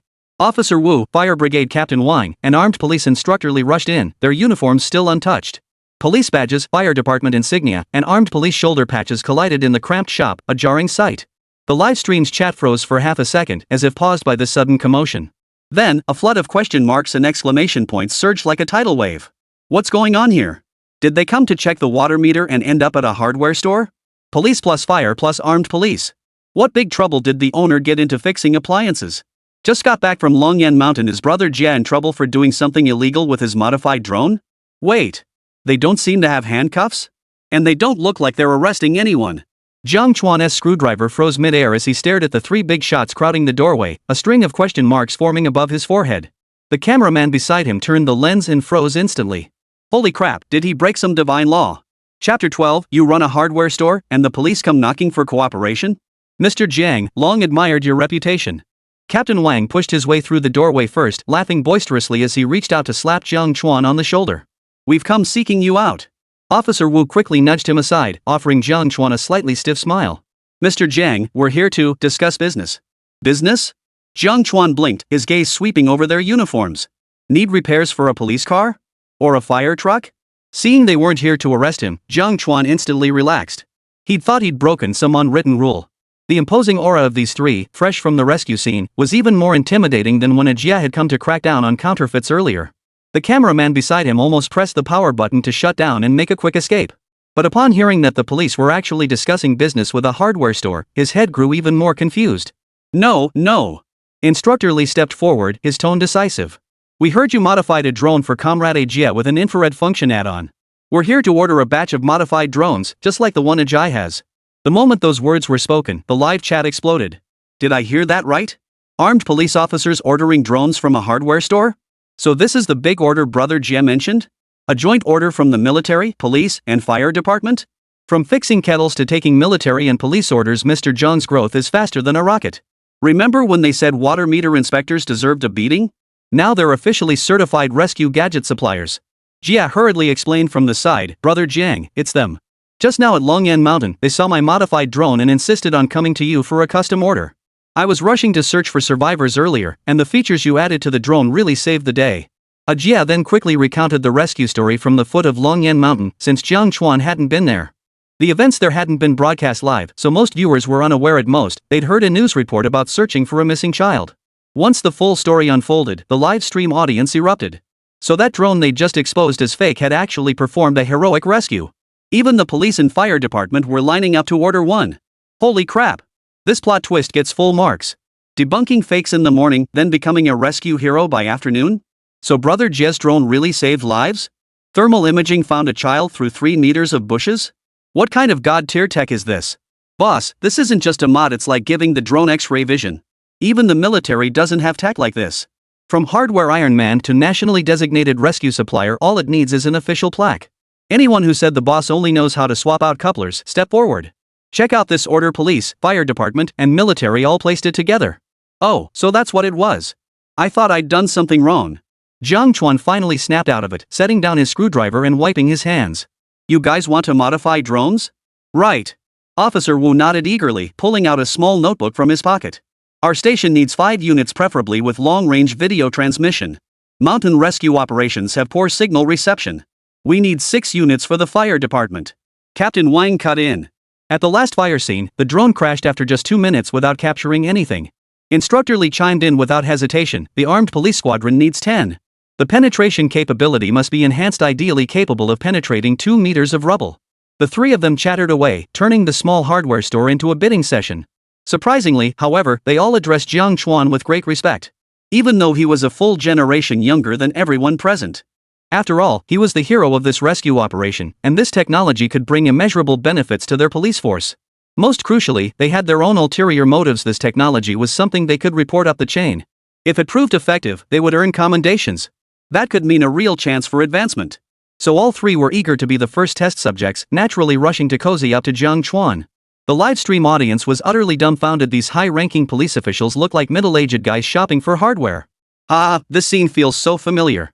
Just this morning Brother Jie was busting fakes, and now the bigwigs are personally coming to stock up. Police cars, fire trucks, armed police SUVs. Boss, your shop entrance is turning into a parking lot. Suddenly worried the owner won't have enough infrared modules. Should we crowdfund a production line for him? My experience watching military and police snatch drones at a hardware store, today's most absurd news story is born. The bullet comments flew faster than Jiang Chuan's appliance repair skills. Some even started photoshopping Jiang Chuan's face onto a military green backdrop, labeling it Rhine Hardware Police Civilian Integration Demonstration Base with the caption "Officially Certified, Joint Forces Purchase Request." Even the newly assigned cameraman forgot to adjust the lens, letting the frame freeze on the 3 uniformed bigwigs crammed around the counter. In an instant, the livestream's popularity meter shot up like a rocket, soaring past 4th place and racing toward the top spot. Jiang Chuan watched the 3 managers arguing fiercely before him, then glanced at the soaring heat gauge in the livestream. In just 2 minutes, the online audience had surged past 300,000. It suddenly felt unreal. Compared to the fishing enthusiast who hooked a silicone doll or the female lawyer mediating bizarre disputes, his own script, a hardware store receiving a police order, seemed even more absurd. At worst, others might get a police visit. But he had mobilized police, armed police, and even the fire department. And they were here to buy it out. While modifying infrared modules might be tough for outsiders, he had a system that could churn them out effortlessly. Selling to anyone is selling, but having the police beg for your goods? That's the perfect way to build my reputation. Plus, selling high-tech items like this earns points no ordinary coupler could ever match. Selling 1 infrared module nets at least 50 points, equivalent to 10 ordinary hardware parts. Jiang Chuan couldn't help but grin. Appearing on that show was a stroke of genius. Big clients were practically lining up at his door. Ahem, hold your horses. He cleared his throat and picked up the calculator. Modifications are certainly possible. It would be our hardware store's honor to assist you. But regarding the price. Before Jiang Chuan could finish, several voices cut him off. Price is negotiable. The 3 managers shouted in unison, their voices making the lightbulbs in the shop rattle. Chapter 13, Yunjiang, our technology has been overcome by a hardware store. Alright then.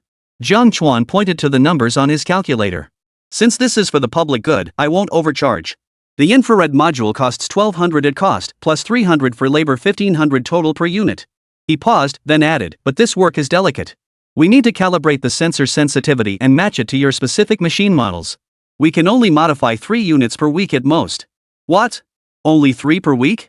Captain Wang was the first to lose his cool, slamming his hand on the counter. So our 6 firefighting drones have to wait 2 weeks? No way. My team has a forest patrol mission tomorrow. Officer Wu frowned as well. Our mountain police station lost 3 hikers this month. We're counting on these drones for emergencies. Boss Jiang, can you prioritize us? Instructor Lee's expression darkened, though his tone remained conciliatory. The armed police have counter-terrorism drills this week, high-stakes operations. 2 units is the absolute minimum. How about modifying 3 for us first? Why should you get priority? Captain Wang shot back. Every second counts in fire rescue. We're in a bigger rush. Mountain rescues are life or death too. Officer Wu countered fiercely. Last week, that hiker's family came to the station crying every single day. Counter-terrorism missions protect public safety. Instructor Lee's voice rose in protest. The 3 bickered back and forth, their voices echoing through the cramped shop. Jie stood by, wanting to mediate but unable to get a word in, scratching his head awkwardly. The live chat exploded with laughter. Ha, this is like a kindergarten tantrum over a toy. I bet on them arguing in 1. But who'd have thought it'd be over 3 fights in 1 week? Suggestion for the owner, hold an auction. Highest bidder wins. Officer, firefighter, armed police officer, calm down. This is a hardware store, not a vegetable market. After arguing for a full 3 minutes, none of them could settle who was right or wrong. They were all respectable adults. Acting like children was unacceptable. Then Captain Wang suddenly slapped his thigh. Enough already! What kind of spectacle is this? We're all here for work, no need to ruin our relationships over this. He looked at the other two. How about rock, paper, scissors? The loser takes it, and we reschedule for next week? Officer Wu paused, then grinned. Sure. My luck's been on fire lately. Instructor Li's mouth twitched. He glanced at the pair before finally nodding. Fine. But let's agree on 3 rounds. The one with the most wins takes it. Jiang Chuan and Ajia watched in stunned silence as the 3 badge-wearing officials huddled around the counter, holding out their hands like elementary school kids. Rock, scissors, paper. 2 wins, 1 loss. Officer Wu flicked his chin triumphantly. I'll take 2. Captain Wang rolled his eyes. Fine. I'll take 1. Instructor Li's face darkened. He clenched and unclenched his fist before finally snorting heavily. Next week, I'll go first. The entire scene was captured by the cameraman, sending the live chat into hysterics. Help! I can't believe I'm watching cops, firefighters, and armed police rock, paper, scissors over drones. This show is off the charts. Instructor Li's face is so dark you could squeeze ink out of it. Ha! Captain Wu's got hidden skills. That luck should have been spent on lottery tickets. The case of public servants fighting over power tools for a hardware store physical. I declare this the legendary moment of the show. 100 times more thrilling than fishing for silicone dolls. Jiang Chuan stifled a laugh as he pulled out his ledger to record. Officer Wu, 2 rounds. Captain Wang, 1 round. Pick up next Wednesday. Instructor Li nodded, pulling a business card from his pocket and handing it over. Mr. Jiang, here's my contact info. If you can get it done ahead of schedule, reach out anytime. We'll send the drones needing modifications over immediately. Captain Wang and Officer Wu quickly handed over their own cards, anxious not to be cut in line. After exchanging a few more polite words, the 3 officials left the hardware store with the promise of "see you next week." 3 cars pulled away from the shop entrance one after another, leaving behind a cloud of exhaust fumes and customers still reeling from the commotion inside. Jiang Chuan stared at the 3 business cards in his hand, then glanced at the live stream's viewership, now surpassing 500,000 online viewers, and its soaring popularity ranking that had shot to number 1. Suddenly, he felt this show was getting more and more interesting. Meanwhile, in the top-floor conference room of Yunjiang's headquarters technology building, the glow of the crystal chandelier reflected off the polished rosewood conference table. Over a dozen executives in tailored suits sat stiffly, their eyes wide with astonishment. 2 videos played on the large screen. On the left, Jiang Chuan dismantled the Falcon Pro in a hardware store, his tweezers prying open the tamper-proof clips with frightening speed. Right, a montage of the Longyan mountain rescue scene, where thermal imaging pinpointed a red dot huddled beneath rocks accurately locked onto by a drone. Is that our Falcon Pro? Yunjiang CEO Bai Guohua pushed his gold-rimmed glasses up his nose, tapping his fingers lightly on the table. As the founder of Yunjiang Technology, he had just returned from an overseas inspection when his assistant urgently summoned him to the conference room. The Longyang TV live broadcast logo on the screen was glaringly obvious. Their company's product had become a rescue hero on a program of this caliber. Yes, President Bai. The marketing director exclaimed, rising to his feet. That's our Falcon Pro flagship model, just released last month. It hasn't even hit the open market yet. And now it's featured in a Longyang TV public service broadcast saving lives? This publicity is worth more than 100 million in advertising. Did the tech department make some kind of early feature upgrade? Why wasn't the marketing department informed? Before technical director Zhang Cheng could speak, Lan Weiwei in the corner beat into it. Clutching her laptop, her face pale, she steeled herself and stood. Mr. Bai, distinguished leaders, the drone in the video is indeed our Falcon Pro. But the life-saving technology wasn't ours. What do you mean? Bai Guohua's brow furrowed. Lan Weiwei clicked on another video, a close-up of the infrared module Jiang Chuan had installed. She pointed at the inconspicuous black box on the screen, the ability to see through 3 meters of shrubbery to find the child? That's thanks to this third-party infrared add-on. Our Falcon Pro doesn't have this thermal imaging capability built in. In fact, this boss even managed to crack our encryption module. The conference room fell instantly silent, only the hum of the air conditioner echoing through the space. Several executives' coffee cups froze mid-air as their expressions shifted from excitement to stunned disbelief. Bypassed? Zhang Cheng's voice cracked. Our triple-layer encryption lock? Even our after-sales department needs a specialized decoder to disassemble it. A hardware store owner managed to bypass it? Not just cracked. Lan Weiwei pulled up a thermal imaging screenshot and compared it against the company's internal technical specifications. This infrared attachment's thermal imaging resolution is military grade, with twice the penetration capability of our current equipment. The rescue team at Longyanshan mentioned it can even detect heat sources through 2 meters of rock that's beyond civilian technology.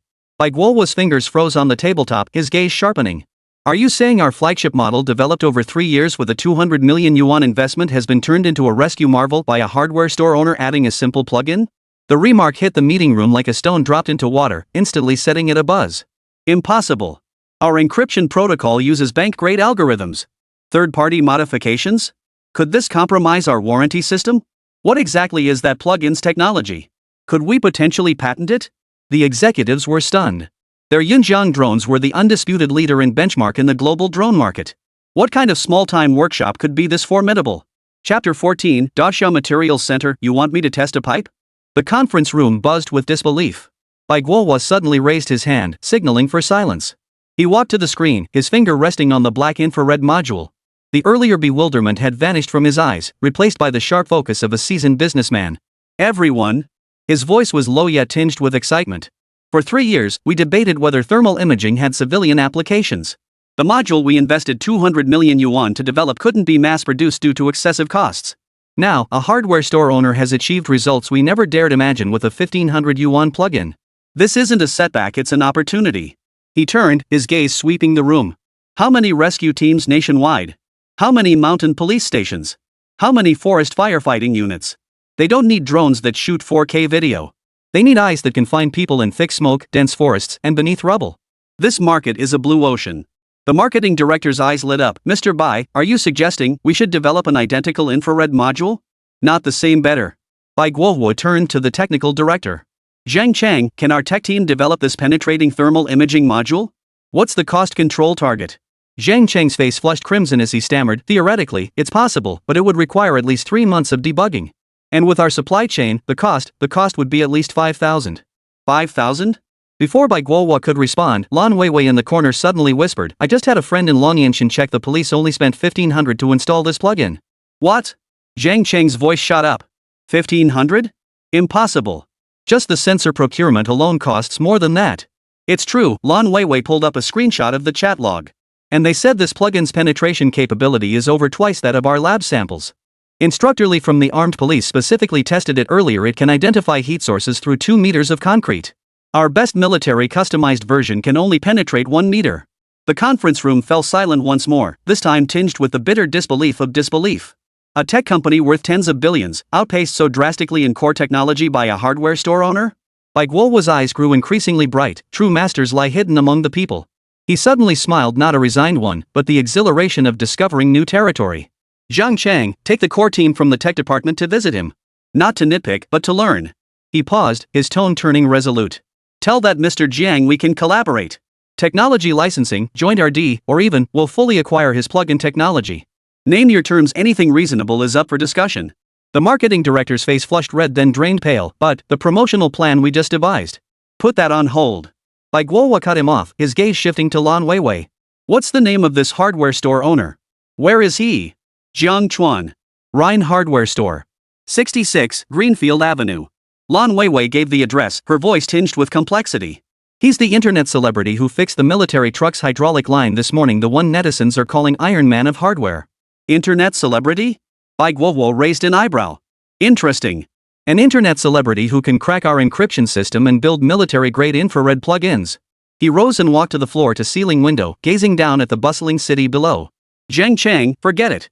I'll go myself. The executives in the conference room exchanged stunned glances. None had anticipated that what should have been a celebratory, unexpected publicity would ultimately turn into a public execution of the company's technology. Even their own CEO was going to personally negotiate the partnership. Oh, and one more thing, he added. Have PR prepare a statement saying, we encourage user innovation and are considering adding this infrared technology as an optional feature for the Falcon Pro. At least, they needed to ride this wave of attention. As for that infrared add-on, one that even the military might not possess, he intended to meet this Iron Man of hardware in person. This entirely new, massive market held immense value in his eyes. Meanwhile, inside the Materials Analysis Center of the Great Xia Military Research Institute, the glare of incandescent lights cut cold as scalpels across the faces of lab technicians clad in white coats. Every brow was furrowed, eyes fixed with puzzlement on the unassuming metal tube on the workbench. Gu Changbai and Director Li stood nearby, their faces aglow with excitement. A day-long drive couldn't dampen their fervor. Director Li, are you certain this is the correct sample? A young researcher in white gloves held tweezers, carefully turning the hydraulic pipe over. His tone was thick with skepticism. This thing looks like a regular automotive hydraulic tube, maybe a thicker, larger version at most. Why would they send it to us? And they made us set up a special testing channel and work overtime just to test a hydraulic tube? Beside him, academician Wang pushed his reading glasses up, his eyes scrutinizing behind the lenses. Oldly, you're a veteran of the defense industry. You know how precious our equipment is here. If it were ordinary material, not even the security guard at the gate would let it in, let alone me. Director Li didn't rush to explain. Instead, he patted academician Wang on the shoulder with a mysterious smile. Old Wang, let's test it first. I guarantee this hose will make you rewrite every paper you've just published. What's inside? Hearing this, academician Wang turned the tube over skeptically. The moment his fingers touched the inner wall, he felt a fine, intricate texture. Puzzled, he leaned closer to the tube's opening, peering inside under the incandescent light. In that instant, his pupils suddenly contracted, and his fingers gripping the tube froze stiff. Is that rifling? He gasped, quickly pulling a magnifying glass from his lab coat pocket and pressing it firmly against the tube's opening. Under the lens, spiral grooves were evenly distributed along the inner wall. Each groove was as fine as a strand of hair, and the spiral angle was so precise it seemed measured with a precision instrument. Even more astonishing was that this hydraulic pipe, barely 5 centimeters in diameter, was engraved with perfectly aligned rifling grooves, a feature typically found only on artillery barrels. How is this possible? Academician Wang murmured, his voice trembling with disbelief. Such precision rifling on a barrel this small? Even our institute's most advanced precision machining center couldn't guarantee zero error. It was well known that rifling precision directly impacted ballistic stability. Even a 0.1 mm deviation could cause massive errors during high-velocity firing. Yet every groove in this hydraulic pipe's rifling, its depth, width, and spacing was flawlessly precise. The spiral flowed as smoothly as if laser-etched. The young researcher leaned in to inspect it, then sucked in a sharp breath. Holy crap, this work is insanely detailed. This isn't a hydraulic pipe, it's clearly the inner structure of a miniature gun barrel. Holy crap, this is insane. Chapter 15, Rewriting Barrel Standards with a Hydraulic Hose? This defies all logic. Academician Wang set down his magnifying glass, his brow furrowing even deeper. He finally understood why Director Li had placed such importance on this tube, but his doubts only deepened. So what if it has rifling? It's still just a hydraulic tube, not an actual gun barrel. Even with the most precise craftsmanship, it's useless if the material can't keep up. Though stunned by the rifling's precision, he still felt it unwarranted to deploy the Research Institute's core equipment. The material analyzer here was designed to test turbine blades for aircraft engines and tank armor steel. Why on earth would it be used for a car's hydraulic hose? Old Wang, forget whether it's a hydraulic hose or not, just test it first. Director Li pressed his advantage, pointing at the equipment on the console. Look at the rifling finish, does that look like something ordinary equipment could produce? Academician Wang fell silent for a few seconds, his gaze shifting between the hydraulic pipe and Director Li's face. Finally, he gritted his teeth. He handed the tube to the researcher, his tone growing stern. Activate the Dragon Scale Material Analyzer. Full spectrum scan. Focus on alloy composition and internal stress distribution. Yes, sir. The young researcher's hands trembled slightly with excitement as he carefully secured the pipe onto the testing platform. As the equipment hummed to life, a red laser beam began to slowly trace its path along the hydraulic pipe. Academician Wang stared at the fluctuating data stream on the screen, a vague premonition stirring within him. This seemingly ordinary pipe might indeed conceal secrets capable of overturning their understanding. Director Li stood beside him, a knowing smile playing at the corners of his mouth.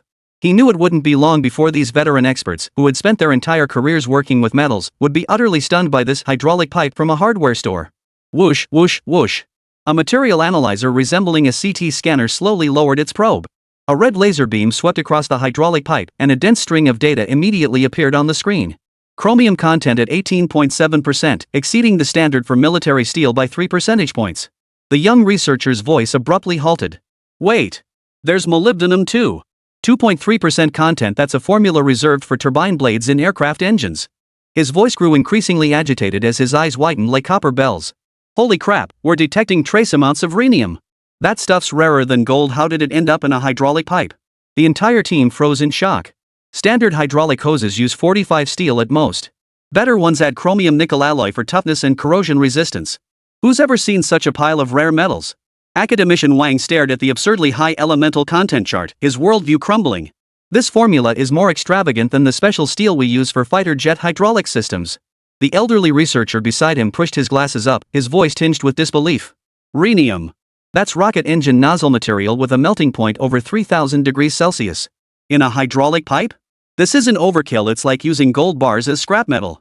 Director Li stood by, smiling silently. Seeing these experts who usually look down their noses at everyone wearing such expressions filled him with immense satisfaction. Especially since he was the one who brought this stuff. Recalling how they had scorned the alloy he'd presented last time, this moment finally gave him his revenge. Stop fixating on the composition. Test its performance. Academician Wang slammed his fist on the console, his voice trembling with intensity. Exactly. Get all the physical tests underway immediately. The surrounding team sprang into action, finally grasping the significance of this tube. Minutes later, the entire center erupted in excitement. Hardness test results are in. Brinell hardness HB 520 higher than our latest gun barrel steel. The thermal insulation is insane. After heating it to 800 degrees in the furnace, the outer wall only reached 45 degrees? Deformation resistance test. Good heavens. It only bent 0.5 millimeters under 15 tons of pressure, and it sprang right back when released. Academician Wang's breathing grew increasingly rapid. He snatched the mouse and operated it himself, revealing the hydraulic pipe's internal structure in crisp detail on the 3D model displayed on the screen.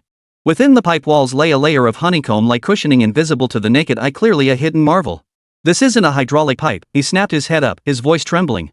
This is a masterpiece crafted with military-grade composite technology. It's not over yet. Director Lee walked to another piece of equipment, a massive, jet-black machine designed to test barrel pressure, resembling a dormant steel beast. Old Wang, dare you try this? Academician Wang's eyes lit up instantly. You want to test chamber pressure? This is a hydraulic hose, not a gun barrel. It was common knowledge that ordinary automotive hydraulic pipes could barely withstand 30 megapascals of pressure. Yet this machine's minimum test standard was 100 megapascals, the pressure level of small to medium caliber artillery barrels. Give it a shot. Director Lee's smile grew even brighter. Researchers scrambled to secure the hydraulic pipe onto the test stand.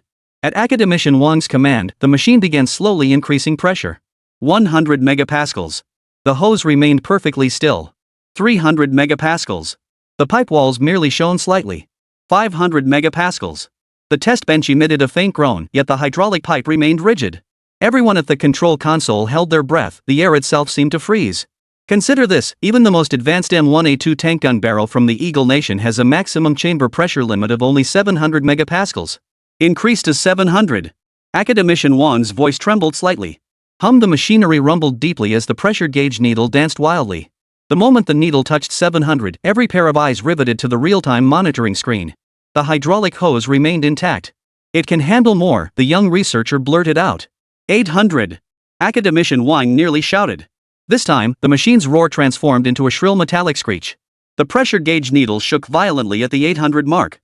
A faint red warning zone appeared on the screen's 3D hydraulic pipe model, and a barely perceptible deformation emerged at the port. Stop! Academician Wang bellowed. The machine slowly released pressure. When the hydraulic pipe was removed, everyone crowded around. That ordinary hydraulic pipe from the hardware store showed no signs of rupture whatsoever, only a barely perceptible dent at the port. Holy! The young researcher blurted out, is this really a hydraulic pipe? Even Eagle's gun barrels can't handle 800 megapascals. After a moment of silence, Academician Wang suddenly grabbed Director Lee's arm, his reading glasses sliding to the tip of his nose. Old Lee, tell me the truth. Which military factory's new product is this? Could it be some new camouflaged weapon test? Making the barrel look like a hydraulic pipe, that concept is absolutely brilliant. His excitement grew as he spoke, as if he'd uncovered some military secret. Is it Northern Heavy Industries or Jiangnan Machinery Plant? I know their chief engineers. Shall I call them right now to verify? This material composition, this internal structure, it's absolutely top-tier military-grade quality. The surrounding researchers nodded in agreement, clearly endorsing Academician Wang's speculation. In their view, only the nation's premier military factories could produce such a barrel disguised as a hydraulic pipe. Director Lee, his arm aching from being shaken, waved his hands in exasperation. Easy there, old Wang. What military factory? It's just a hardware shop down the street. Chapter 16, Defying the Heavens. Conduct live fire testing immediately. Hardware store? Academician Wang's grip tightened like iron pincers on Director Lee's arm, as if hearing an Arabian Nights tale. Old Lee, what kind of joke are you pulling? Do you take me for a fool? What hardware store has this kind of equipment? Could get hold of rhenium? Could engrave rifling with this precision? He pointed at the 3D model on the screen, his voice tinged with disbelief. Old Lee, this material can withstand 800 megapascals of barrel pressure. You want me to believe it's for hydraulic pipes? I didn't believe it at first either. Director Lee sighed and pulled up a photo on his phone. It showed Jiang Chuan repairing a military vehicle by the roadside, with the Rhine hardware store sign clearly visible in the background. This morning, our off-road vehicle broke down on Green Meadow Avenue. The owner of this shop replaced the hydraulic pipe. I thought it was just an ordinary hose too, until I saw the test data earlier. He handed the phone to academician Wang. Look at this shopfront, just a roll-up door, with wrenches and screwdrivers piled inside. It doesn't look like a place hiding military-grade black tech. But the fact remains that hose absolutely came from there. Academician Wang stared at the photo of the humble hardware shop, then glanced at the art-grade hydraulic pipe on the workbench. He was completely dumbfounded. His mouth opened, but no words came out for a long moment. Finally, he managed, This is more absurd than science fiction. I wish I were joking, Director Lee said, taking back his phone with a serious tone. But who would create a hydraulic pipe like this just for a joke? Old Wang, you know better than I do how valuable this pipe is. Academician Wang fell silent. Only the low hum of equipment filled the lab, shock etched on every face. After a full 3 minutes, Academician Wang suddenly slapped his thigh. Let's go. Right now, to that hardware store. He grabbed his lab coat and pulled it on. Whether he's a folk genius or a reclusive master, we must recruit this talent to the research institute. Hold on, Director Lee stopped him, pointing at the hydraulic pipe. We haven't finished the performance tests yet. Hardness, temperature resistance, and deformation resistance all meet the standards, but to actually use it as a gun barrel, we need one final step: live fire testing. Academician Wan's eyes lit up instantly. You mean, test fire it as a gun barrel? What else? Director Lee smiled. It can withstand 800 megapascals of chamber pressure. How else would we know its true potential without live fire testing? He turned to the researcher in charge of shell development. Xiao Zhou, can you rush produce several test rounds overnight to match this pipe's inner diameter? No need for large caliber, 30 millimeters will suffice. Xiao Zhou paused, then saluted excitedly, no problem. I'll draft the blueprints immediately. We have alloy steel stockpiled in the materials warehouse. Working through the night, we can have it ready in 2 days tops. What about the firing range? Academician Wang pressed, his tone carrying the decisive edge of a military officer. I'll coordinate with the army firing range, Director Lee said, pulling out his phone. Tell them we have new materials that require urgent validation and ask them to reserve a test track. Academician Wang glanced at the hydraulic pipes on the control console, then at the eager researchers rubbing their hands together. Suddenly, his blood began to boil. In his 40 years researching military materials, he'd never encountered such a miracle unearthed from the hardware store. Good. He slammed his fist on the table. It's settled. Live fire testing in 2 days. I'll see if this hydraulic pipe, designed to withstand 800 megapascals of chamber pressure, can actually fire a shell. Meanwhile, at 9 o'clock that evening, the rolling shuttered door of Rhine hardware store clattered shut.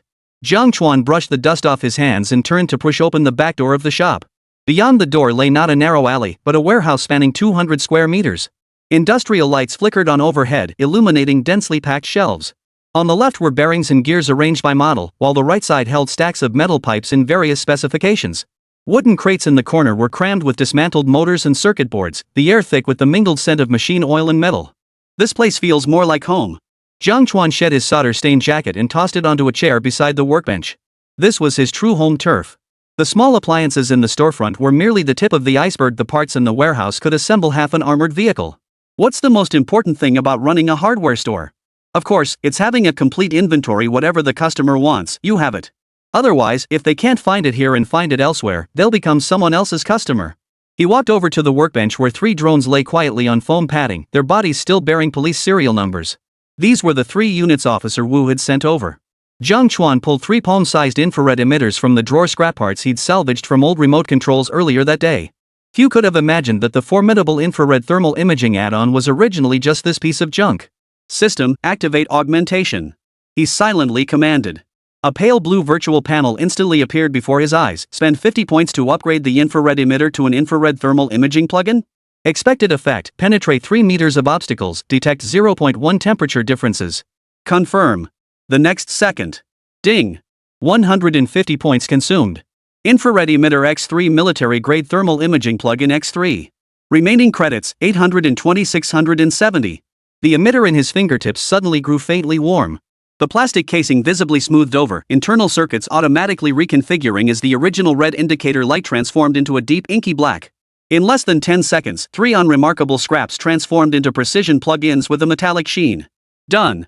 Jiang Chuan picked up the screwdriver, his movements 3 times faster than when he'd repaired the rice cooker earlier that day. Shell removal, wiring connections, sensor calibration, each step flowed seamlessly. Truthfully, with the system's efficiency, he could modify 10 units in half an hour. But he insisted on telling others, 3 units a week at most. After all, scarcity breeds value, especially for technology that could attract official contracts. It had to maintain an air of exclusivity. In under 10 minutes, the indicator lights on all 3 drones lit up green simultaneously. Jiang Chuan picked up the remote to test them. Thermal imaging displayed clearly on the screen, even revealing mice hiding in the warehouse corners as conspicuous red dots. Perfect. He packed the drones into their specialized case, affixed a police use only label, then glanced at the system panel, repair proficiency plus 15, current level, LV33 2500. After showering and changing into a clean t-shirt, Jiang Chuan collapsed onto the fold-out bed in the warehouse corner and casually opened his live streaming app. The homepage recommendation was none other than fishing enthusiast He Chang's livestream, still dominating the charts with a commanding lead. It was time for the most thrilling part of the day-night fishing. Jiang Chuan was actually a fishing enthusiast himself, and watching fellow anglers before bed was a nice way to unwind. On screen, He Chang crouched by the riverbank, his headlamp beam illuminating the water. Behind him stood a row of various fishing rods. "Folks, tonight we're catching a big one." He confidently cast his line, but the moment the hook hit the water, the float plunged downward. "It's here. A big one's coming." He Chang yanked the rod with excitement. The fishing line shot taut with a sharp whiz, sending a huge splash across the water. But what he reeled in wasn't a fish, it was a plastic mannequin head tangled in waterweed, its wig fluttering eerily in the night breeze. He Chang froze, holding the mannequin head aloft. The live stream chat exploded instantly. "Master, he's switching careers to fish corpses, plastic ones? Suggested new name, River Clearance Master. Tonight's haul, 1 silicone doll, 1 mannequin head." Those who claimed he caught human organs earlier were way off. This is at most underwater performance art. Jiang Chuan watched He Chang frantically toss the mannequin head back into the water, unable to stifle a laugh. Soon, his eyelids grew heavy, and he drifted off into a deep sleep. Chapter 17, What's Going On? Police queuing up to pay their respects? Early the next morning, Jiang Chuan pushed open the back alley door at 7 o'clock, morning light streaming in, still clutching freshly bought soy milk and fried dough sticks. Clatter. As he reached the shop, halfway through raising the rolling shutter, Jiang Chuan spotted photographer Xiao Zhang crouched by the door munching on a pancake. "Morning, brother Jiang. The livestream viewers have been nagging since 6. He smiled as he lit up the Rhine hardware sign and updated the electronic scoreboard to the latest tally. Current record, 55-0. Trending achievements, hardware Iron Man home appliance Dr. Hua Tuo military supplier. Taking a bite of his fried dough stick, Jiang Chuan pressed the live stream button to begin broadcasting. Within 3 seconds of the screen lighting up, the online count shot up like a rocket. From thousands to tens of thousands, it broke through the 100,000 mark in the blink of an eye. The popularity bar was firmly nailed in third place, just one step away from second. Here it comes. Here it comes. Can the boss break the 100-win streak today? I bet 50 cents that a military big shot will show up today. Facing this explosive online audience, Jiang Chuan had some expectations. After all, it had only been a day since he started streaming, and his channel seemed blessed by the gods of content. Viral memes kept popping up, spreading like wildfire across the internet. Videos like Iron Man of hardware repairing military vehicles were edited by military enthusiasts into dozens of special effects versions. The clip of home appliance surgeon replacing a coupling in 3 minutes became a popular background music on Douyin. Even the scene where Ajay was conquered while debunking a hoax, and the epic moment where armed police, and firefighters scrambled to retrieve a drone, had been turned into memes flooding group chats everywhere. A question even appeared on Jihu asking, "How would you rate the technical skills of Rhine hardware owner Jiang Chuan?" Top voted answers listed his achievements from fixing kettles to modifying military-grade infrared modules, sparking heated debates in the comments. Some called him a retired defense industry big shot experiencing civilian life, while others speculated he had a mysterious team behind him. Even state media reposted the Longguo rescue incident with the caption, "True masters lie among the people." Right now, the live stream's chat is still flooding with messages. Waited all night for the boss to go live. Watched last night's clip at least 10 times. Reporting to the boss. I replaced my coupler following your video, and now my kettle can boil eggs like they're from a hot spring. Boss, she and I just aren't clicking. Got any advice? I bet a pack of spicy strips that today will bring even crazier customers, like someone needing a tank repaired? Jiang Chuan glanced at the comments, wiped down the counter with a rag, then pointed at the electronic display on the wall and grinned. See that? 53 win streak. If we break it, we pay for it. New batch of couplers just arrived, $10 each, buy 3 get 1 free. Group buys welcome. Jiang Chuan raised an eyebrow at the camera. Same deal as always. If you can fix it, say I can. If you can't, say yes. The comments chimed in unison. Just after opening, it was peak hour at the hardware store. Many customers came in either to buy hardware or get appliances repaired. Jiang Chuan stuck to his usual style. We can fix it. Got it. Coupler for $10. His signature catchphrases flowed effortlessly, meeting every customer's needs with surgical precision. Even the livestream viewers were thoroughly impressed. Can fix and got it, those 2 words really hit the spot. This efficiency? Even supermarket self-checkouts aren't this fast. Interesting, a DIY repair shop and a hardware store. Once you step into my shop, you enter the realm of my rules. Everything can be fixed. In less than half an hour, Jiang Chuan had already served 7 or 8 customers, an auntie fixing her electric fan, a student replacing his bike chain, a construction worker buying expansion bolts. Each entered with a frown, but left with a smile. Their items were either fixed and working or they walked out with new parts in hand. His catchphrase "coupler for $10" became almost second nature, and in no time, the coupler stock on the shelves dwindled by half. Just then, a golden light suddenly erupted in the livestream room. A radiant greatsword gift effect sliced across the screen, accompanied by a particularly melodious system notification. The Jiangcheng police force has gifted the streamer Thunder Sword X1. The bullet chat froze instantly. 3 seconds later, a tidal wave of question marks flooded the screen. Jiangcheng Police Department? The one with the blue V verification? The police sending a greatsword to a hardware store streamer? What kind of new publicity stunt is this? Did I see that right? An official account personally sending gifts? Anyone who thought the streamer was a criminal suspect, come forward. Look at this display. Jiang Chuan was replacing the heating plate on a rice cooker when he glanced up at the gift notification and froze. Before he could process it, another notification popped up. Jiangcheng Fire Rescue has followed the streamer. Immediately after, a red fire truck gift effect zoomed past. The fire department joined too? Is this an official team building event? I seriously suspect the streamer is a hidden national level craftsman. He's not fixing appliances, he's repairing national treasures. Even more absurdly, within half a minute, Binhai City Public Security Bureau, Jingshan County Traffic Police Brigade, Nanzhou City Emergency Management Bureau. A string of official accounts with blue verification badges appeared in the viewer list. Some sent police light special effect gifts, while others directly posted comments. Following now, can't wait for more practical repair tips. The live stream audience was utterly stunned. National Police and Fire Department's team building while chasing stars? I've only seen this kind of spectacle on the Spring Festival Gala. Is it too late to leave this livestream now? Feels like I'm watching some classified broadcast. Got it. The boss isn't modifying drones, it's official rescue equipment. This is a sneak preview ad. Jiang Chuan watched the official account scroll across the screen and smiled wryly. He knew full well that news of the infrared attachment's success on Longyan Mountain had already spread through the police network. These official accounts weren't here to send gifts so much as to show favor, paving the way for future collaborations. No need for gifts. He waved at the camera and tapped the screen a few times. My little shop can't handle gifts this big. With that, he disabled the gift feature directly in the live streaming backend. The tip button in the upper right corner instantly turned gray. The boss has really broadened his horizons. I'm impressed by his no free lunch attitude. Official, we tried to send gifts as a gesture of goodwill, and he actually turned it off? Jiang Chuan picked up his screwdriver and continued fixing the rice cooker, his tone light. If any of you bigwigs from the official team need equipment repaired, just drop by the shop. We'll charge by the book, no need for all this nonsense. No sooner had he finished speaking than Jiangcheng Police Department sent a comment. Understood, Boss Jiang. We'll bring a commendation banner when picking up the drone next week. A banner? Count me in. Jiang Chuan laughed in agreement. Best embroidered with hardware rescue, military-civilian unity sounds festive.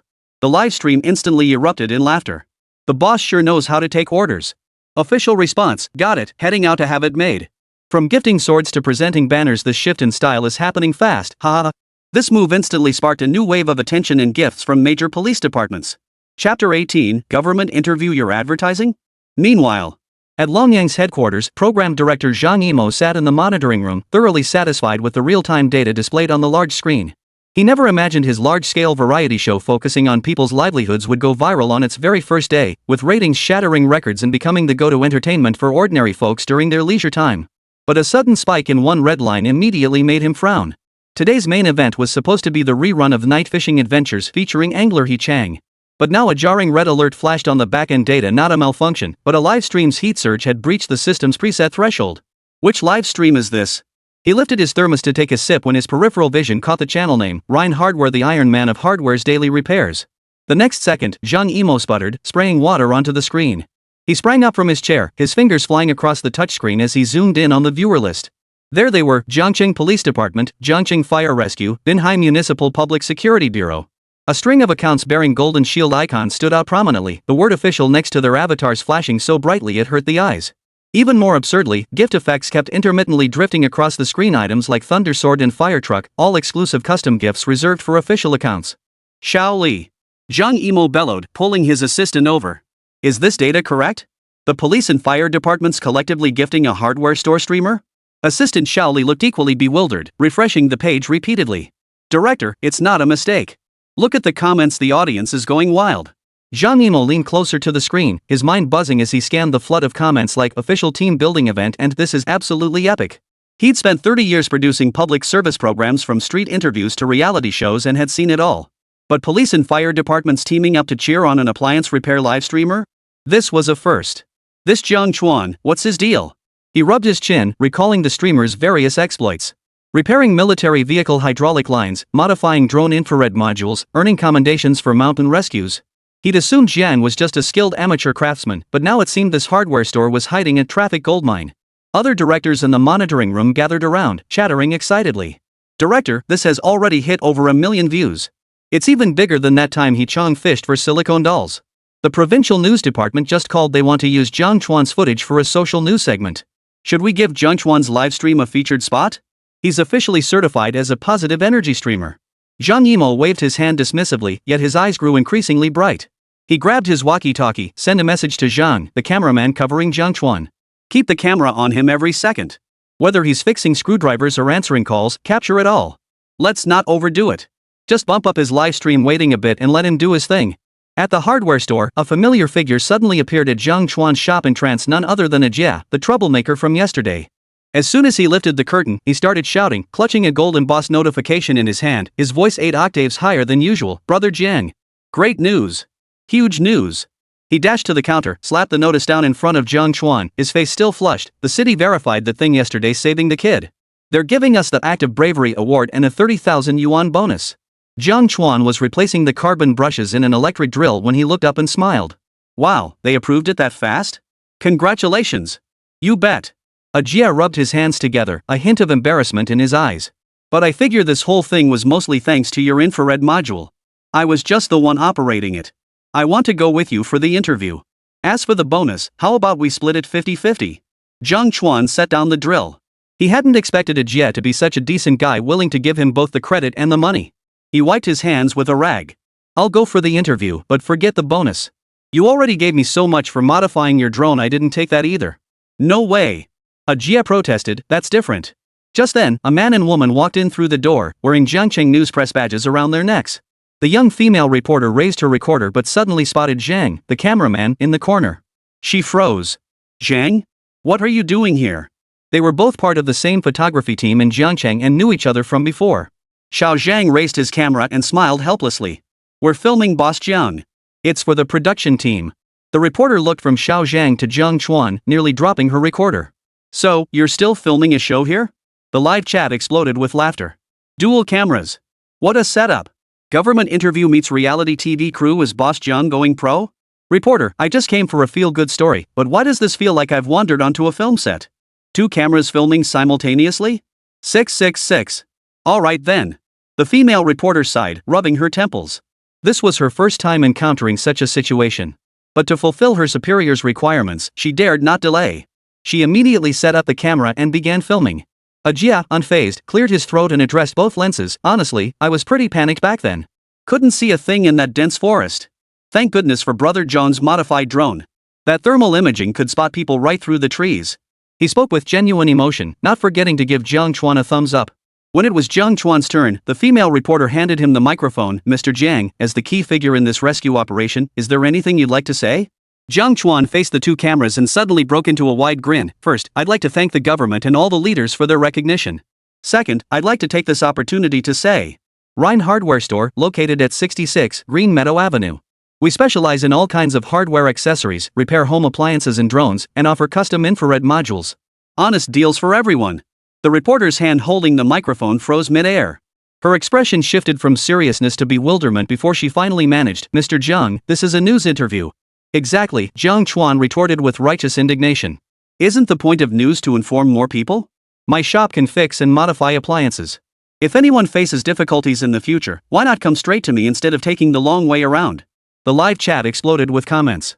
Who knew Jiang Chuan would still be advertising at this moment? Ha ha ha ha, hardcore advertising. I'm impressed. Reporter, I came prepared with a bunch of uplifting questions and he hits me with a recruitment pitch? This is classic Boss Jiang. Advertising wherever he goes. Seriously, rename this show Rhine Hardware Product Placement Live. The female reporter was both amused and exasperated, but she pressed on. So, what's your take on the phrase act of bravery? Just help when you can. Jiang Chuan pointed to the achievement display on the wall. Like when I fix things, if it can be repaired, I won't throw it away. If I can help, I won't turn away. By the way, I've got the last 10 couplers left. Buy 3, get 1 free. Comrade reporter, want to take a couple? Female reporter. Xiao Zhang, shoulder padded with the camera, was shaking like a leaf trying to stifle his laughter. He finally got it. No matter the situation, Boss Jiang could always steer the conversation back to his hardware store. A Jia beside him laughed so hard he slapped his thigh. Finally, he stepped in to smooth things over. Brother Jiang is just down to earth. His heart's always with his shop. After the interview, the reporter still found it hard to believe. In all her years of interviewing, this was the first time she'd become someone else's advertising showcase. Chapter 19, a hardware store? The Yunjiang CEO suddenly lands to seek cooperation? After the interview ended, all the reporters left. A Jia suddenly tugged Jiang Chuan's arm, pulling him behind the counter. His voice dropped, his face flushed with a mix of excitement and guilt. Brother Jiang, I need to tell you something. What's so mysterious? Jiang Chuan raised an eyebrow. Well. Ajay fidgeted with his shirt hem, his gaze drifting toward the doorway. Word about yesterday's rescue spread through our drone crew. Those guys all know my thermal imaging is top-notch, and they're hounding me about where I got it modified. He paused, his voice dropping even lower. I was just trying to save face. I told them I paid 8,000 to get it modified by some expert. Then 3 guys with deep pockets just transferred 8,000 straight over, asking me to help them get it modded too. Jiang Chuan chuckled, giving him a playful pat on the back of the head. You really need to work on that pride problem. If my module hadn't actually worked yesterday, wouldn't you have lost face big time? That's exactly why I came to you for help. Ajia scratched his head in frustration. Brother Jiang, just help me this once. I'll pay you every penny. Let's stick to the 1,500 you quoted. The extra, consider it my way of covering your modification costs? Jiang Chuan watched his flustered expression and shook his head helplessly. Alright. I'll help you out. But let's be clear, no more reckless bragging. My shop's small, I can't handle this kind of trouble. Whoa. Thanks, Brother Jiang. Ajia's face lit up instantly, grinning like he'd struck gold. Who knew his group was full of hidden talents? These guys played with cars, watches, drones. Money was no object. Swapping 10 or 20,000 was like child's play to them. Just then, a deep, rumbling engine sound suddenly echoed from the shop entrance, not like a regular car, but more like the heavy growl of some large machinery. Immediately, the neighbors' murmurs flooded in. Holy cow! A Rolls-Royce? That license plate, 6/8? That's a lucky number. Who's it for? Do we have someone that important on our street? At that moment, the live stream chat exploded. Holy crap! A Rolls-Royce? Which big shot is making an incognito visit? That license plate, either rich or powerful. Here to buy couplers from the boss? I'll bet 5 packs of spicy noodles it's here for drone modding. Jiang Chuan and Ajay exchanged glances, both a bit dumbfounded. The distance made it hard to tell if it was coming for them. A gleaming black Rolls-Royce Phantom pulled smoothly to the curb. Its body was so polished it reflected people's reflections, while the license plate 888888 glinted dazzlingly in the sunlight. Neighbors gathered in a circle, craning their necks to peer inside. The door opened, and a middle-aged man in a tailored suit, his hair combed immaculately, stepped out. His assistant held a black briefcase. His gaze swept over the surrounding low-rise shops and small stores, finally settling on the Rhine hardware sign. His eyes still held a trace of disbelief. Moments later, Guo stood at the shop entrance. The cuff of his tailored suit brushed against rust on the doorframe, making him instinctively frown, though he said nothing. His assistant whispered beside him, Mr. Bai, this is the place. He took a deep breath and stepped inside. A potent blend of motor oil, metal, and solder hit him, starkly contrasting with the fragrances in his office. His gaze swept over the wrenches and screwdrivers hanging on the wall, the capacitors and resistors scattered across the counter, finally settling on the young man wiping his hands. Dressed in blue overalls, his cuffs stained with black grime. Excuse me, Jiang Chuan wiped his hands clean, his face breaking into a warm, businesslike smile. The visitor looked like he was either rich or important, could be a big client. What kind of appliance needs repairing? We handle everything from small lamps to large. He glanced at the man's suit and swallowed the words agricultural machinery, settling instead on precision instruments. We can fix anything. Before Guo could speak, a Jia beside him suddenly yelped, whoa, pointing at him with trembling lips, you're. Bai Guo? Jiang Chuan glanced at Ajia in confusion. Who? A relative of yours? Relative my ass. Ajia's voice cracked with excitement. He's the CEO of Yunjiang Technology. Bai Guo. Who in the drone community doesn't know him? The Falcon series comes from his company. As a drone enthusiast, he knew every executive at Yunjiang, the undisputed leader in China's market, commanding a staggering 90% share. He even watched every single product launch from start to finish, so naturally he knew exactly what Yunjiang as CEO looked like. The moment he said that, many viewers in the livestream recognized him and the chat exploded like fireworks. Yunjiang Tech? The drone giant? Holy crap! By Guo himself? What's he doing here? Dropping in on a hardware store. Case solved. He's definitely here for that infrared module. Boss Jiang is practically smashing their bread and butter. Major showdown? Or a recruitment pitch? I'm leaning towards the latter. By Guo's gaze settled on Jia and he gave a slight nod in greeting. He then turned to Jiang Chuan, extending his hand without a hint of concern for the grease on the other man's palm. His tone was calm, even tinged with respect. Mr. Jiang, I'm Bai Guo, head of Yunjiang Technology. Only then did Jiang Chuan realize why Jia had been so agitated the drone industry's big shot had arrived. He shook the man's hand. Good day, Mr. Bai. I've long admired your reputation, never imagined you'd come in person. I had to come. Bai Guo withdrew his hand, a complex wry smile curling his lips. Our company spent 3 years developing thermal imaging technology, only to be outshone by your $1,500 plugin. If I don't come learn from you now, I fear we'll be left behind by the market. Jiang Chuan froze at these words, while Jia stood completely dumbfounded. The CEO of Yunjiang openly admitting his company was crushed by Jiang Chuan's technology? This was more shocking than meeting an idol in person. The live stream chat exploded with comments. Ha, major admission of defeat moment. Did I hear that right? What a classy move by CEO Bai. Admitting defeat and personally coming to learn. Yunjiang Tech, I thought my rival was a competitor, but turns out it's a hardware store owner. How I ended up seeking technical advice from an industry giant at a hardware store. Bai Guo motioned for his assistant to open the briefcase. Inside wasn't a contract, but a partially disassembled Falcon Pro drone. Mr. Jiang, he pointed to the drone's internal modules, our engineers studied the infrared add-on you modified and have some technical details they'd like to consult on. Of course, we're not here to learn for free.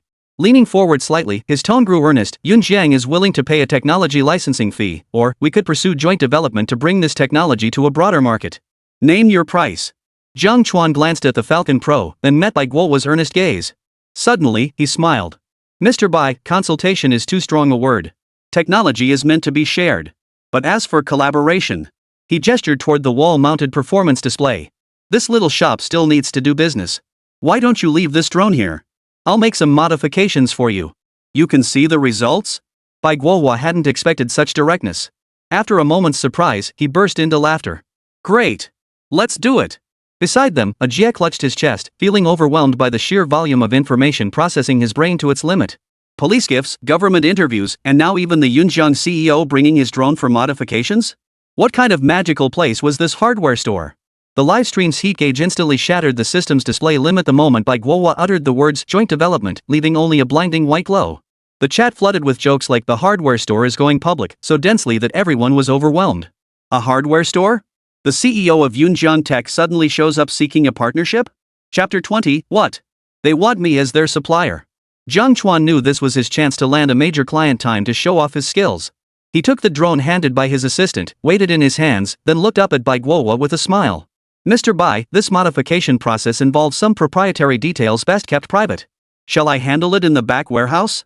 Bai Guo paused, then nodded. That makes sense. Go ahead, Mr. Jiang. He thought to himself, even the most intricate technical modifications would take an hour or so. Perfect timing to chat with Jia and learn more about this hardware store tycoon. Jiang Chuan turned and entered the warehouse with the drone in hand, the door clicking shut behind him. Bai Guo sat down on the plastic stool Jia had brought over. Taking the enamel cup Jia handed him, he couldn't help but smile at the chipped rim. This scene was worlds apart from the leather sofa and bone china teacups in his office. Who would have thought he'd end up discussing a partnership in a hardware store? Jia, right? Bai Guo sipped his tea. You're Mr. Zhang's friend? Yes. Jia was so excited he didn't know where to put his hands. Mr. Bai, I'm a huge fan of yours. I watched the Falcon Pro launch event 3 times. That obstacle avoidance algorithm is incredible. Just as he was about to continue, the warehouse door creaked open. Jiang Chuan emerged carrying a drone, wiping dust from his hands. All set. Care to give it a try, Mr. Bai?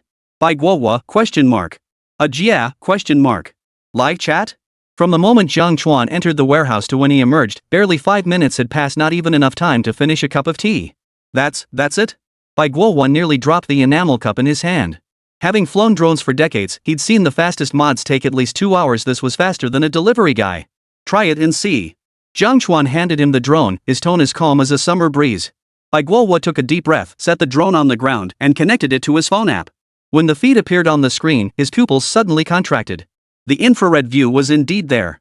The original thermal imaging interface had been streamlined to extreme simplicity. The contrast between red heat sources and blue cold sources was strikingly vivid. Even mosquitoes on a spiderweb in the corner showed faint thermal signals. "Fly it around," Jiang Chuan gestured for him to operate it. The drone lifted off, soaring through the shop entrance and out onto the street. Guo maneuvered it around the roadside sycamore trees, then aimed at the residential building across the street and pressed the thermal imaging button. The screen instantly revealed an elderly man watching TV behind a third-floor window, a housewife cooking in the kitchen, and even a stray cat dozing by the wall. Nothing escaped detection. The penetration. Guo was breath-caught. He hovered the drone over the hardware store's roof, aiming it at the warehouse behind. Can it see through walls?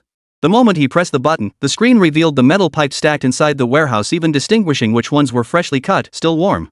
This resolution. It's 30% higher than our lab's military-grade custom model. Guo's voice rose as he repeatedly switched between standard and thermal imaging modes, his fingers swiping across the screen faster and faster. The human-machine interface has been optimized too? The operation delay is at least cut in half. He commanded the drone to dive, climb, and circle, each maneuver flowing with a fluidity uncharacteristic of a machine equipped with external modules. When it finally landed steadily at the shop entrance, Guo's gaze toward Jiang Chuan had completely transformed. It was the intense look of someone beholding a treasure. "Mr. Jiang," Guo put away his phone, his tone solemn. "Let's be straightforward. Yunjiang wants to acquire this technology outright. Name your price. As long as it's reasonable, I'll have legal draft the contract immediately." A Jia beside him sucked in a sharp breath. Acquisition? Yunjiang Tech wants to acquire the technology of a hardware store? The live stream chat exploded with comments. 5 minutes. From entering the warehouse to a successful test flight. That's faster than a delivery guy bringing food. Mr. Bai's expression, looks like he just saw an alien. Acquisition? Did I hear that right? Are they turning the hardware store into an R&D center? The earlier $50 million bet was too small. I'm putting $100 million on it. Jiang Chuan leaned against the counter, waving with a smile. Mr. Bai, we don't sell the technology. But we can discuss cooperation. I'll provide the modules. Guo watched the composed smile on Jiang Chuan's face, and a ripple stirred in his heart. He'd seen too many people bend to pressure for profit, especially young ones. Faced with Yunjiang Tech's acquisition offer, Jiang Chuan was the first to refuse so decisively. Well said, no selling the technology. Guo set down his enamel cup, its base tapping lightly against the counter. Mr. Jiang, you have guts. But regarding cooperation, I need to clarify, can your modules be mass-produced? He leaned forward slightly, his tone carrying an unquestionable seriousness. Yunjiang's Falcon series ships over 5,000 units monthly. Add in custom military and police orders, and our infrared module demand is no small figure. You, a hardware store. The implication couldn't be clearer. I doubt you can keep up with the supply. This was his strategic retreat, a feint. Should Jiang Chuan show even the slightest hesitation, he could seamlessly propose a technology licensing agreement to retain control of the core manufacturing process. Have Yunjiang handle production. Unexpectedly, Jiang Chuan didn't even hesitate before nodding. We can. Guo froze for a second before chuckling. Mr. Jiang, this isn't a game of brinkmanship. We require at least 200 modules per month, and during peak season, demand doubles. Are you certain a hardware store's production capacity? Mr. Bai, Jiang Chuan cut him off, his smile now tinged with certainty. Don't worry about production capacity. We can include guaranteed supply in the contract. If we fail to deliver, I'll bear the liability for breach of contract. His words carried such weight that even a Jia beside him was stunned. 400 or 500 units a month? Does Brother Jiang have a production line hidden in his warehouse? Guo stared into Jiang Chuan's eyes, searching for a flicker of unease, but found only calm. He hesitated, his doubts gnawing at him, but ultimately held his tongue. Since Boss Jiang is so confident, I'll wait and see. His assistant, standing behind him, couldn't contain his surprise. He hadn't expected the boss to actually decide to source from here. As an insider, he knew all too well how exacting Yunjiang's supply chain system was. After all, every component of high-end equipment like drones was extremely precise. For instance, their sensor supplier was Bosch from John Country, their chip partner was Nanjing Semiconductor, and even a single screw had to be produced by an ISO 9001 certified precision factory. And now, they were being told to source from a hardware store that sold couplers? The assistant's voice carried unmistakable skepticism as his gaze swept over the half-bag of nails piled on the counter. If word gets out about this, the entire industry will laugh itself silly. Jia nodded vigorously beside him, though his mind was churning. He knew better than anyone how stringent Yunjiang's supply chain requirements were. Last year, a publicly listed battery supplier was kicked off the list for a batch quality rate that was just 0.1% below the standard. And now Jiang Chuan wanted to supply Yunjiang? That was even more absurd than saying build a rocket with a Kettle coupling. Chapter 21. You want to go global and build a reputation? As the tense atmosphere hung heavy between them, the live chat was already exploding with laughter. Ha ha ha ha. The assistant's comment stings, but it's spot on. Yunjiang Supply Chain, Bosch TSMC Rhine Hardware Store? This sudden shift in tone is too much for me to handle. Whoever said 100 million earlier, come apologize. The boss isn't looking to acquire, he wants to be Yunjiang's supplier. How industry giants become downstream distributors for hardware stores. In truth, Bai Guohua had no choice. He had another plan in mind: sign the contract first, then place multiple orders later. Once Jiang Chuan couldn't keep up with supply, they'd have no choice but to hand over the technology. He didn't believe Jiang Chuan's tiny shop could handle hundreds of modules and plug-ins from manufacturing to modification. Even they would need to establish a new research lab and production line. Then they could renegotiate the terms of cooperation, putting the upper hand firmly in his own hands. Little did he know, however, that the other party had a system that made things easier than pouring a cup of water. Building an infrared module was child's play for them. His fingertips lightly traced the rim of the enamel cup. The coolness of the cup's surface seeped through his skin, clearing his muddled thoughts. These few minutes of exchange were enough for him to see through Jiang Chuan's true colors. Though youthful in appearance and outwardly affable, even replacing a coupler with a neighborly air. But deep down, that stubborn refusal to be manipulated ran even deeper than in those overseas trained PhDs at Yunjiang's R&D department. Soft-spoken but unyielding, craves freedom. Bai Guohua silently noted to himself. This type of person couldn't stand being shackled by corporate rules and regulations. Forcing them would be like grasping sand. The tighter you clench, the faster it slips through your fingers. He glanced toward the warehouse. Behind that iron door lay the capability to modify military-grade modules within 5 minutes. This was no coincidence. The thermal imaging interface of the drone earlier revealed an algorithmic logic with a wild, ingenious flair completely different from the by-the-book programming style at Yunjiang Labs, yet terrifyingly precise. Talent like this absolutely couldn't be let go. If only we could get him to budge, even just for a partnership. Bai Guohua's eyes gleamed with renewed hope. If Jiang Chuan could develop infrared modules, he might just figure out something even more powerful. Battery life anxiety was the industry's Achilles heel. What if this kid cracked breakthrough battery tech? Or solved that headache of anti-jamming flight control? It was entirely possible. At the thought, Bai Guohua's hand on his knee tightened involuntarily. He knew all too well the critical issues Yunjiang Company currently faced. Though it enjoyed global renown, the glory of market dominance masked a stagnant R&D department. The past 2 product launches boasted nothing more than 10% longer flight time and 2 million more pixels. Even he felt the claims lacked conviction. After attending an industry expo in John Country and seeing competitors' foldable drones withstand Category 8 winds, he berated his team for 3 days straight. Yet the final proposals still focused on optimizing within existing technical frameworks. A group of brilliant minds, shackled by KPIs and bureaucracy, proved less daring than a hardware store owner. Let legal handle the cooperation details. Bai Guohua stood up, adjusting the hem of his suit jacket. Let me state our position today. Yunjiang is willing to purchase each module at 1,700 yuan, provided the performance matches this modified unit you've demonstrated. This price was significantly higher than the 1,500 yuan Jiang Chuan sold to the police, and it came with a volume discount. Jiang Chuan saw right through the other's overtures and nodded with a smile. Sure. But that still didn't quite satisfy him. Jiang Chuan suddenly leaned forward, a hint of slyness creeping into his composed smile. Mr. Bai, the partnership is acceptable, but I have a small request. Bai Guohua, who was having his assistant record the cooperation framework, raised his eyebrows at the words, "Oh. Please go ahead, Boss Jiang." He braced himself for demands like price hikes or advance payments, standard supplier tactics. To his surprise, Jiang Chuan pointed at the drone on the table, his tone light. Look, Yunjiang drones are so famous, known worldwide. My module, though effective, isn't widely recognized. His tone shifted as his eyes lit up. Since we're partnering, why not do a co-branded release? Any model equipped with my infrared module could be marketed as the Falcon Pro Rhine Custom Edition. What do you think? Rhine? Bai Guohua froze for half a second before processing. You mean Rhine Hardware Store? Exactly. Jiang Chuan smiled openly. It'll be printed right on the side of the drone, right next to your Yunjiang logo. How eye-catching. The air instantly froze. The pen in the assistant behind Bai Guohua's back clattered to the floor. His mouth hung open for a long moment. Mr. Jiang.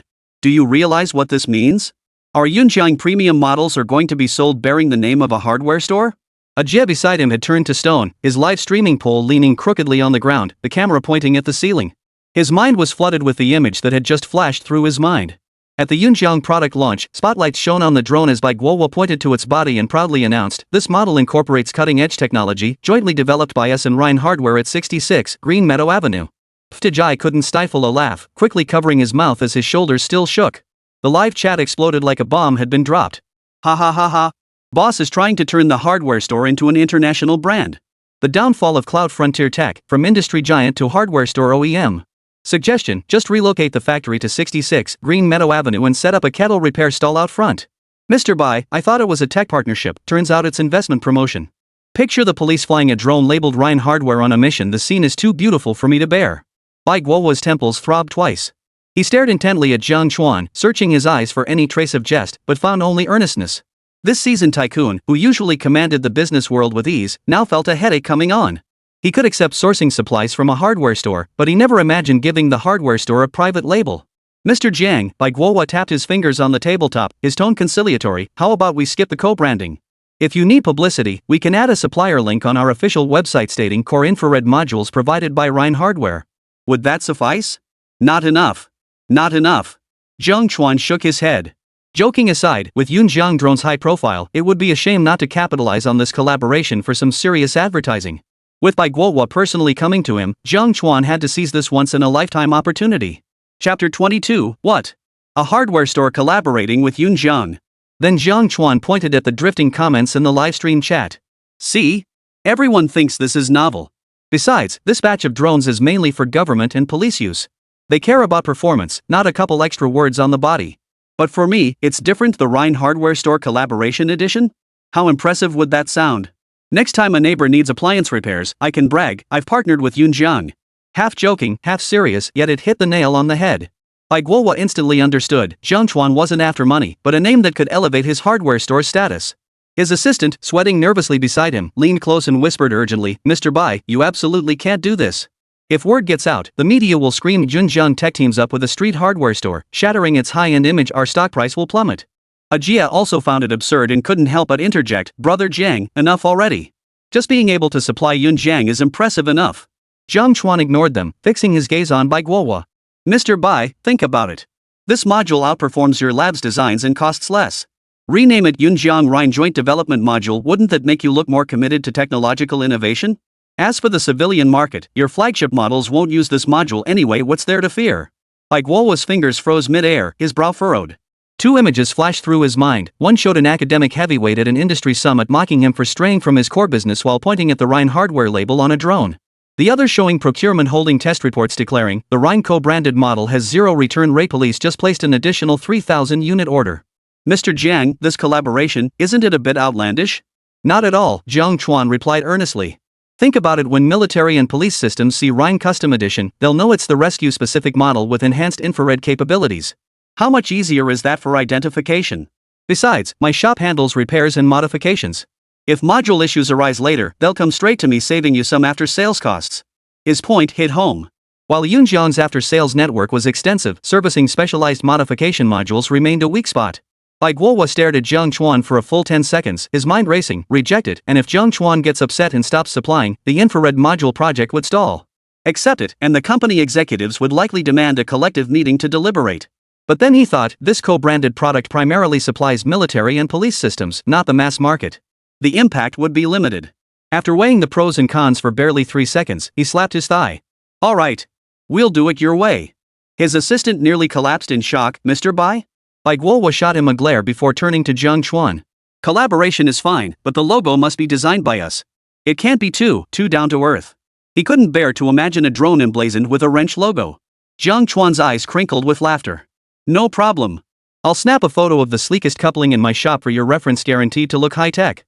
Bai Guowa's mouth twitched. He decided to stop arguing about aesthetics with this hardware store owner. As Bai Guowa conceded yet again, the live chat exploded with laughter. I declare. This is the most absurd business collaboration of the year. Rhine Hardware Store, from coupler repairs to co-branded drones in just one day. Suggestion, boss, change your sign to Rhine Tech Hardware Company, Limited, tomorrow. Did Mr. Bai get CPU'd? He actually agreed. Ignoring the chat's frenzy, Jiang Chuan extended his hand to Bai Guowa. Pleasure doing business, Mr. Bai. I'll email you the module specs and delivery timeline later. Bai Guowa shook his hand. The fingertips still carried the scent of engine oil, yet it felt strangely reassuring. Looking at this young man in work clothes who could leverage Yunjiang's supply chain, he suddenly felt this collaboration might not be a bad thing. At the very least, it would keep Jiang Chuan, this god-tier expert, temporarily on his list of partners. Then it's settled. Bai Guowa extended his hand. Here's to a fruitful partnership. Jiang Chuan shook his hand. Pleasure to work with you. As the two men successfully signed the agreement, the live stream chat exploded with comments, a dense wall of text nearly obscuring the screen. They actually signed? Yunjiang tech sourcing from a hardware store? Did I hear that right? Hawk drones. They're the industry standard. And their supplier is a rice cooker repair shop? Wasn't that hardware store going public thing earlier a joke? They're already landing Yunjiang orders. Did Bai get bewitched? Or does Boss Jiang have some kind of magic? I'm more concerned about production capacity. 5,000 modules a month. Is Boss Jiang planning to hire the entire village for assembly? Bai Guowa's assistant had already begun contacting the legal team. Ajay stood beside him, flushed with excitement, wanting to take a photo with Bai Guowa but too shy to speak up.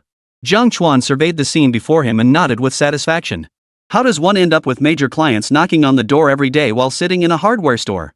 Yesterday he was fixing couplers, today he's signing supply contracts with tech giants.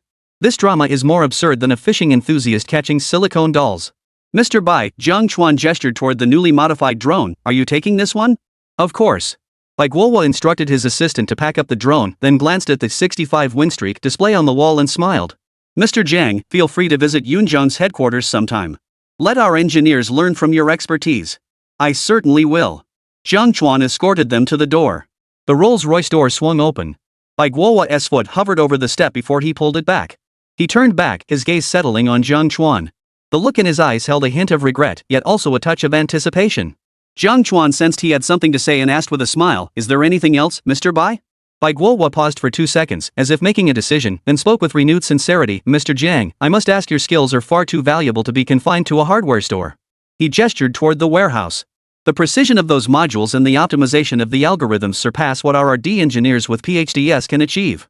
Would you be interested in joining Yunjiang? As chief designer, specializing in special module RD. You name the salary, and we can discuss equity. At this, Ajia beside him instantly widened his eyes, frantically signaling behind his back and silently mouthing, accept it. To him, this was like manna from heaven. Yunjiang's chief designer position started with a 7-figure annual salary, a role countless top-tier graduates would kill to land. If Jiang Chuan took it, wouldn't his live streams get to ride the wave of brother Yunjiang engineer hype every single day? Chapter 23, wait, the top spot in the live stream got snatched by a hardware repair guy? Jiang Chuan, however, seemed to have heard something utterly unbelievable. He shook his head flatly, go to work? He chuckled, his tone tinged with a touch of cynicism yet unusually resolute, I'll never work a day in my life. I just love running a little shop, fixing kettles, swapping out couplers, freedom. He gestured toward the neighbors coming and going in the shop. See? Auntie Zhang's iron broke, Grandpa Li's radio stopped working. They come to me, and if I can help, it makes me happy. The live chat exploded with comments. Holy crap? The boss is crazy? He just turned down the top designer in Yunjiang? Working for the rest of my life? No way. That line sounds familiar. It's from Che Guevara, right? I get the boss's love for freedom, but this opportunity is such a waste. Ajia looks like he swallowed a fly, ha. Ajia was indeed on the verge of tears. He tugged at Jiang Chuan's arm and whispered urgently, Brother Jiang. Are you crazy? That's Yunjiang. People beg for that position and can't get it. If he took it, he could brag everywhere about having a top designer from Yunjiang as his big brother. Jiang Chuan brushed off his hand and shrugged it by Guowa. Mr. Bai, thank you for the offer. But I'm genuinely not interested. I'm used to a laid-back lifestyle, I can't stand corporate rules and regulations. Regret deepened on Bai Guowa's face, though he'd anticipated this outcome. From the moment Jiang Chuan rejected the acquisition offer and insisted on the hardware store collaboration, it was clear this man had an innate aversion to constraints. Yet hearing the outright refusal, he couldn't help but sigh deeply. Very well. It can't be forced. He paused, as if suddenly remembering something, and added, how about this? Yunjiang will reserve a position for you as honorary technical director. No need to clock in, no need to work, just drop by to offer guidance when you have time. The offer was sincere, giving Jiang Chuan a face-saving exit while leaving room for future technical exchanges. Jiang Chuan raised an eyebrow. Honorary director? Sounds pretty impressive. Alright, I'd be rude to refuse. It's a deal. Bai Guowa finally smiled, extending his hand. If you ever need anything, just give me a call. This handshake was firmer than the last, as if sealing some unspoken understanding. As the Rolls-Royce Phantom pulled away, Bai Guowa glanced back through the window at the Rhine hardware sign, still feeling a sense of unreality. A hardware store? Adding one to Yunjiang Tech's supply chain? Who would believe it? Outside the shop, Ajia finally couldn't contain himself. Grabbing Jiang Chuan's arm, he squealed, Brother Jiang. You're amazing. Yunjiang. They're actually sourcing from you. Keep it low-key, keep it low-key. Meanwhile, on the City Crafts Challenge show, at Jiangchang Reservoir inside yesterday's most popular fishing livestream, Chang's arms bulged with veins, his knuckles cracking with tension. The fishing rod bent into a full moon shape, the massive creature beneath still struggling. The carbon fiber material groaned with a creak, nearly snapping in two the next second.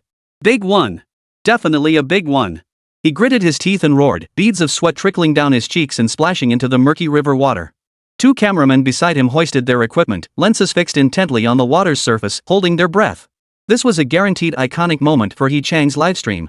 The sheer intensity of the struggle alone could be edited into half an hour of thrilling highlights. After a full 5 minutes, a thunderous splash erupted as a massive blue carp nearly half a man's height was hauled onto the shore. "Come on, you bastard," he growled, straining his core to yank backward with all his might. In the morning light, the reservoir's surface erupted with a massive splash as a huge, dark green grass carp was hauled out of the water. The fish, weighing over 20 pounds, thrashed wildly in the air, spraying droplets that splattered all over Chang's face. Its scales shimmered silver in the sunlight, its tail still thrashing wildly against the ground, splattering Chang with mud. Two cameramen lunged forward with their equipment, lenses locked on the fish. One even forgot to mute his microphone, his gasp echoing live into the broadcast. Holy crap! Chang just hooked a monster from the reservoir. Chang wiped the water from his face, watching as the fish was scooped into the landing net, its tail still slapping the water with a splat sound. His mouth stretched into a grin that reached his ears. Now that's fishing. Now that's style. He glanced at the camera beside him. Out of the entire City Crafts Challenge crew, only his top-ranked livestream enjoyed the exclusive privilege of dual camera coverage. Could anyone else match this treatment? See that? Over 20 pounds. He waved the landing net at the camera, his pride impossible to hide. Cast my line at 5 in the morning, now it's 7 2 hours and a full haul. That's skill. The live chat erupted with excitement. Mister, he is amazing. That's enough fish to last half a month. Dual cameras make all the difference, even the fish scales are crystal clear. Locked it in. Today's top trending spot still belongs to us anglers. Chang basked in the glow of satisfaction, already planning to snap a photo of the fish hanging in his tackle box later. The caption would read, "Unrivaled peak performance." The shadow of the 10 million yuan prize danced before his eyes. He'd even decided which fishing rod he'd buy with the money. But when he caught his breath and picked up his phone to check the real-time popularity rankings, the scene on the screen stunned him. The bullet comments trickled in sparsely, with no new ones appearing for ages, a stark contrast to the frenzy when the fish hadn't been hooked.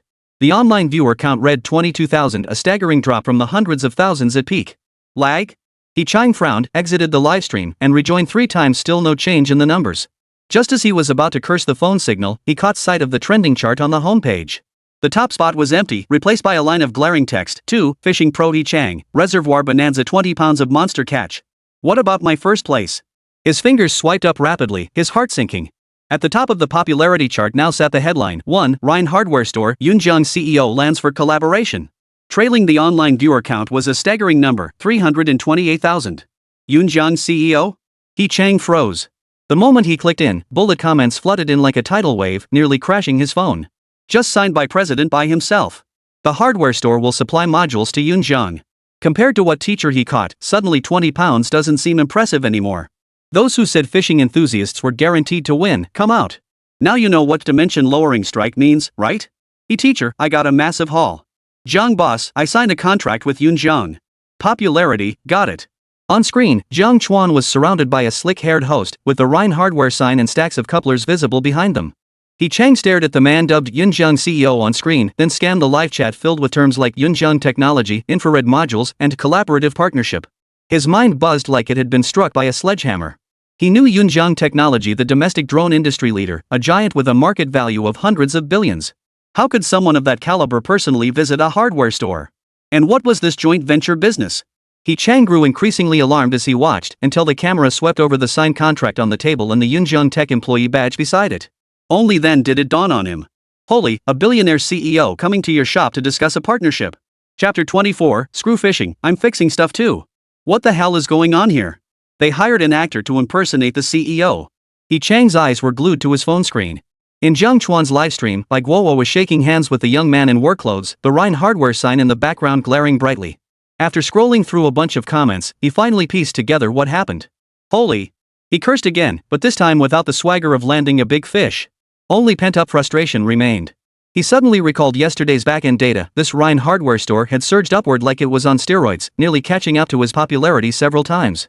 He'd scoffed at the time, thinking, what kind of patience could a bunch of people watching appliance repairs possibly have? Now he understood, they weren't fixing appliances. They were fixing the hard stuff that made billionaire CEOs come knocking personally. Mr. He, about this fish. Should we weigh it and get a close-up? The cameraman approached with his camera, his earlier excitement tinged with hesitation.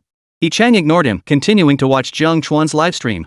It was undeniably entertaining. Watching him fix appliances was genuinely stress-relieving. Suddenly, the fishing rod in his hand seemed less appealing. The chat exploded with comments like Hardware Store Comeback and Cloud Jiang Collaboration Edition. Some dug up yesterday's clip of Jiang Chuan fixing a military vehicle, and the comments section was flooded with military industry tycoon and hidden boss. Damn it! Jiang gritted his teeth, suddenly slapping his thigh. He remembered that treasure tucked under his bed, the imported Daiwa skybow from Sakura country. Last year, while reeling in a monster fish, the third section snapped. He'd taken it to several tackle shops, but none could fix it. The manufacturer said it needed to be sent back for a full section replacement. The handling fee alone would buy a new rod. The heartache was unbearable, and he'd never brought himself to throw it away. Repairing a fishing rod, does that count as fixing something? Jiang's eyes lit up, as if he'd grasped his last straw. Once the thought took root, it hooked him like bait on a fishing line, leaving him itching with anticipation. He glanced at the big bluefish still thrashing in the net bag and suddenly felt its 20-pound weight wasn't so heavy after all. Pack it up. Jiang sprang to his feet, hoisted his tackle box, and headed toward the parking lot as fast as a dog could chase him. Both cameramen were stunned, scrambling after him with their equipment. Brother Jiang. What's going on? Not filming anymore? This fish just got caught, it's hot news. But, what about the dual camera setup? The production team. Shoot my ass. Jiang flung the big blue carp from the landing net into a nearby bucket, splashing water all over his pants. The momentum's already been stolen. What's the point of filming now? He frantically reeled in his rod, the carbon fiber section snapping with each jerk, no trace of the careful handling he'd shown while playing the fish. The two cameramen exchanged glances, then hoisted their cameras and followed him.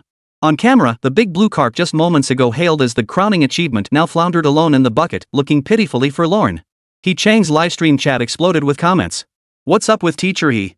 Not filming the fish anymore? Didn't you check the trending list? The hardware store just took the top spot. Ha ha ha ha. Caught nothing but loneliness? Off to settle the score now? I bet 5 packs of spicy strips that Teacher He is heading to the hardware store to get his rod fixed. On how the coupler crushed the dignity of anglers. Jiang couldn't be bothered with the comments. He dug the broken Daiwa skybow rod from the depths of his tackle bag. The tip was still wrapped in ugly tape, his botched DIY fix from last time. He weighed the rod in his hands, feeling a twinge of doubt. Jiang Chuan could even tinker with drone modules. Fixing a fishing rod should be no problem, right? Mr. He, are you really not filming? The production team, his assistant, asked cautiously. FCK recording. Jiang slung the rod over his shoulder and strode toward the reservoir exit. Tell the production team I'm going to make big news worth more than catching 10 monster fish. His mind was already spinning with plans. If Jiang Chuan could fix this rod, he'd go live right then and there, letting everyone see how the hardware guru saved the day for an angler. If he couldn't. Perfect. Let that kid taste the sting of humiliation. Rhine Hardware. 66, Greenfield Avenue, right? He pulled out his phone to navigate, muttering under his breath, I'll be damned if I don't see if this coupling repair guy can fix my precious rod. Outside Rhine Hardware. Jiang Chuan had just seen off by Guohua.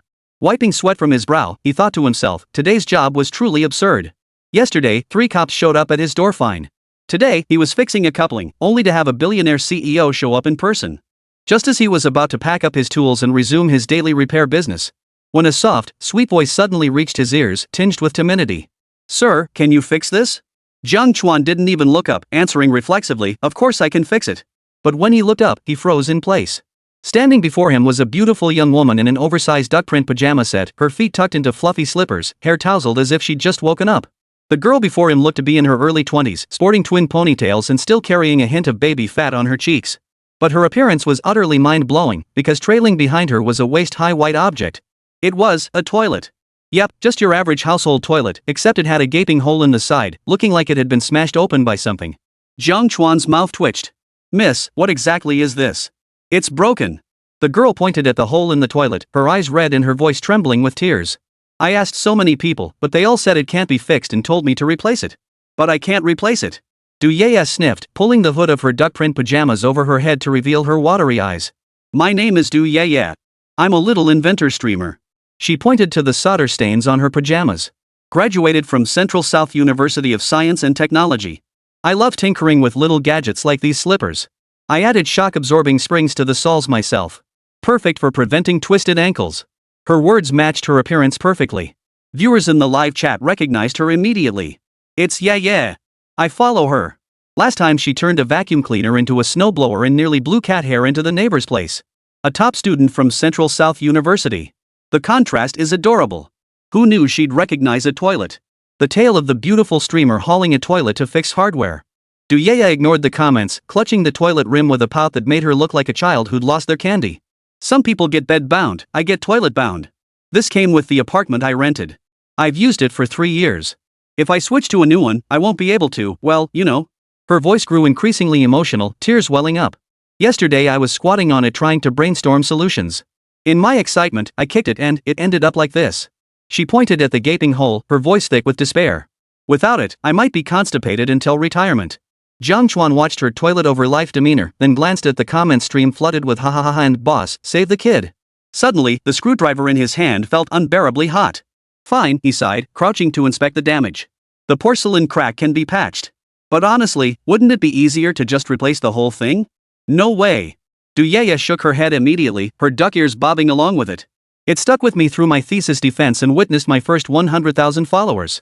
I'm attached to it. Jiang Chuan.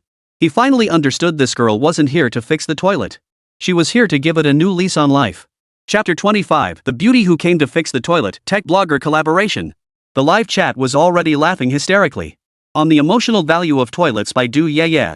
Boss, I fixed drones and gun barrels, but today I'm stuck on a toilet. Suggested rename, Rhine Hardware Universal Repair Center. Services, from couplers to toilets, from drones to emotional attachments? As a semi-tech enthusiast, Jiang Chuan had watched her videos too. Duyaya, a somewhat famous inventor blogger, is affectionately called the engineering sweetheart by her fans. With her first love face yet always wielding a soldering iron like when she turned a microwave into a popcorn maker, her adorable contrast has won her many fans. But no matter how big the contrast, would she really drag a broken toilet down the street? Besides, he was a clean freak himself. He couldn't possibly fix someone else's used toilet, even if she was a cute girl. We should just replace it. Jiang Chuan pointed at the hole. The ceramics crack like this, even if we patch it, it'll leak easily. No way. Duyaya nearly burst into tears, clutching the toilet rim as if guarding a precious treasure. I'm attached to this toilet. I won't be able to sleep if we replace it. I accidentally sat on it last night and broke it. It felt like the sky was falling. She pulled out her phone and opened her livestream feed, where this very toilet appeared in its glory days. Spotless and tidy, its sides covered in cartoon stickers. See? I spent half a year decorating it. I called around, and every repairman called me crazy. Only you said you could fix it, you can't ruin your own reputation. And everyone calls you the fix-it-all. I came all the way from Licheng next door just for you. You've got to have a solution, right? Jie stood beside them, wide-eyed. As a drone enthusiast, he'd also exchanged online messages with Duyaya and knew her. He thrust his live-streaming pole close to her face. Yeah, this is hardcore. Dragging a toilet while wearing pajamas on the street? No time to change. Duyaya stamped her rabbit slippers. I even ditched yesterday's invention livestream for this. Jiang Chuan stared at the gaping hole, then glanced at Duyaya's tear-streaked face, his temples throbbing. Fixing a toilet? He'd repaired couplings, drones, even tank hydraulic lines, but a ceramic toilet. The chat exploded instantly. Holy crap. This is too entertaining, she doesn't look like she's acting. LOL, I'm dying she can even recognize a toilet? I can vouch for it. She really does have a custom toilet in her livestream room. Jiang boss, I fixed drones, military vehicles, couplers, but fixing a toilet? This is a first. Seeing Jiang Chuan's hesitation, Duyaya's eyes welled up. This toilet has been with me for 3 years. Every single one of my inspirations came to me while sitting on it. Without it, my happiness below the waist is gone. Blasts. What kind of talk is this?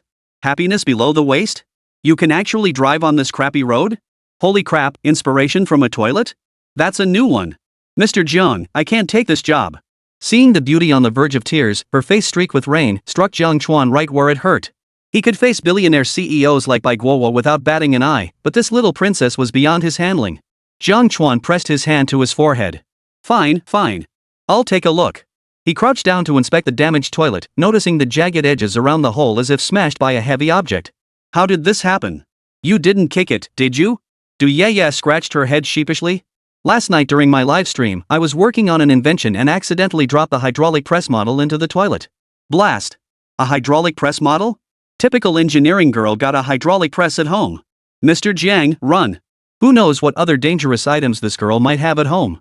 Jiang Chuan sighed. This hole is too big, ordinary repairs won't cut it. Du Yeye nearly burst into tears upon hearing this. Boss. Please. I'll pay whatever it takes to get it fixed. The live chat exploded with excitement. How hilarious, a tech blogger traveling all this way just to get a hardware store owner to fix a toilet. Fix it. You have to fix it. Mr. Jiang, this is your chance to prove your true skills. Haha, if you can't fix this, your wall of achievements will be wiped clean. If you do, I'll send rockets. I mean it. Well, since I'm already here, sigh. Jiang Chuan sighed, crouching down to tap the edge of the toilet. The ceramic was dense and fine-grained. Though the crack was large, it hadn't spread to the tank. He suddenly recalled the military-grade ceramic repair compound in the system store. He had some left over from fixing that gun barrel last time. As long as he found a suitable material, he could still patch it up. But his hardware store stocked mostly metal parts and rubber tubing. Finding a filler material that matched the crack's shape while maintaining sufficient hardness proved unexpectedly difficult. With repair skill level 4 and near max proficiency, his mind rapidly scanned material properties.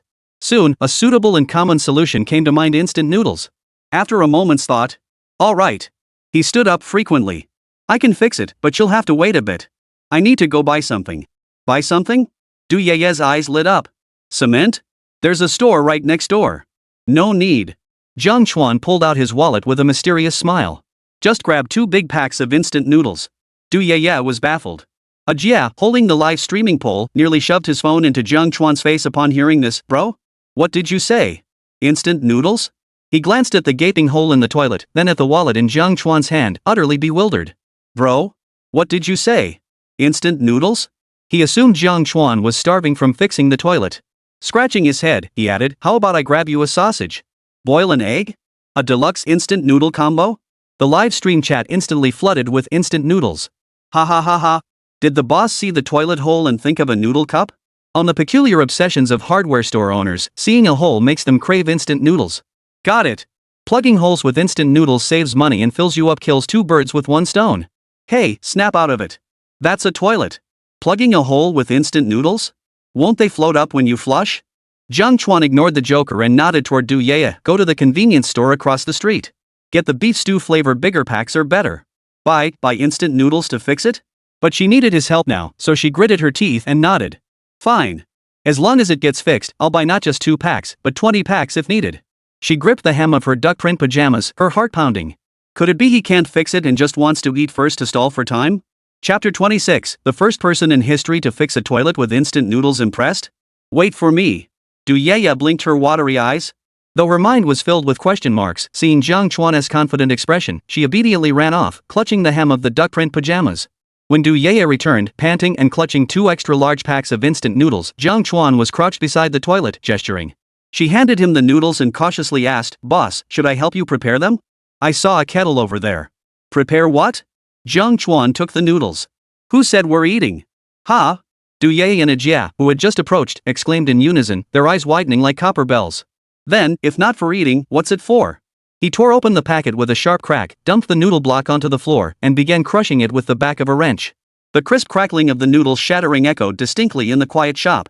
Jia and Du Yeye both stared dumbstruck, even the live chat comments paused briefly. Jiang! Brother Jiang, what are you? Jia's voice trembled. Fixing the toilet with instant noodles? What else? Jiang Chuan didn't even look up, yet his movements were precise as he crushed the noodles into uniformly fine crumbs. Once this stuff dries, it gets hard enough. The starch particles are fine and dense. Mixed with glue, it forms a stable filler layer smoother than cement and less prone to cracking. He pulled a silver tube of adhesive from the warehouse, not your run-of-the-mill store brand, lacking even a label. This is my own ceramic-specific adhesive blend. Its bonding strength is 3 times that of regular epoxy. Jia? Du Yeye? Live chat? He poured the broken bubble tea into the glue and stirred it vigorously with a screwdriver. The loose fragments instantly transformed into a grayish-white paste. Du Yeye crouched beside him, streaming the scene on her phone. Her follower count was skyrocketing at a visible pace. This move has me dumbfounded. Did Central South University of Science and Technology not teach you how to fix a toilet with instant noodles?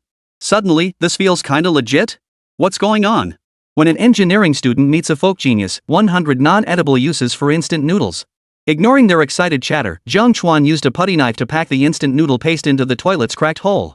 He worked meticulously, pressing it down with a screwdriver as he went, not even skipping the gaps around the edges.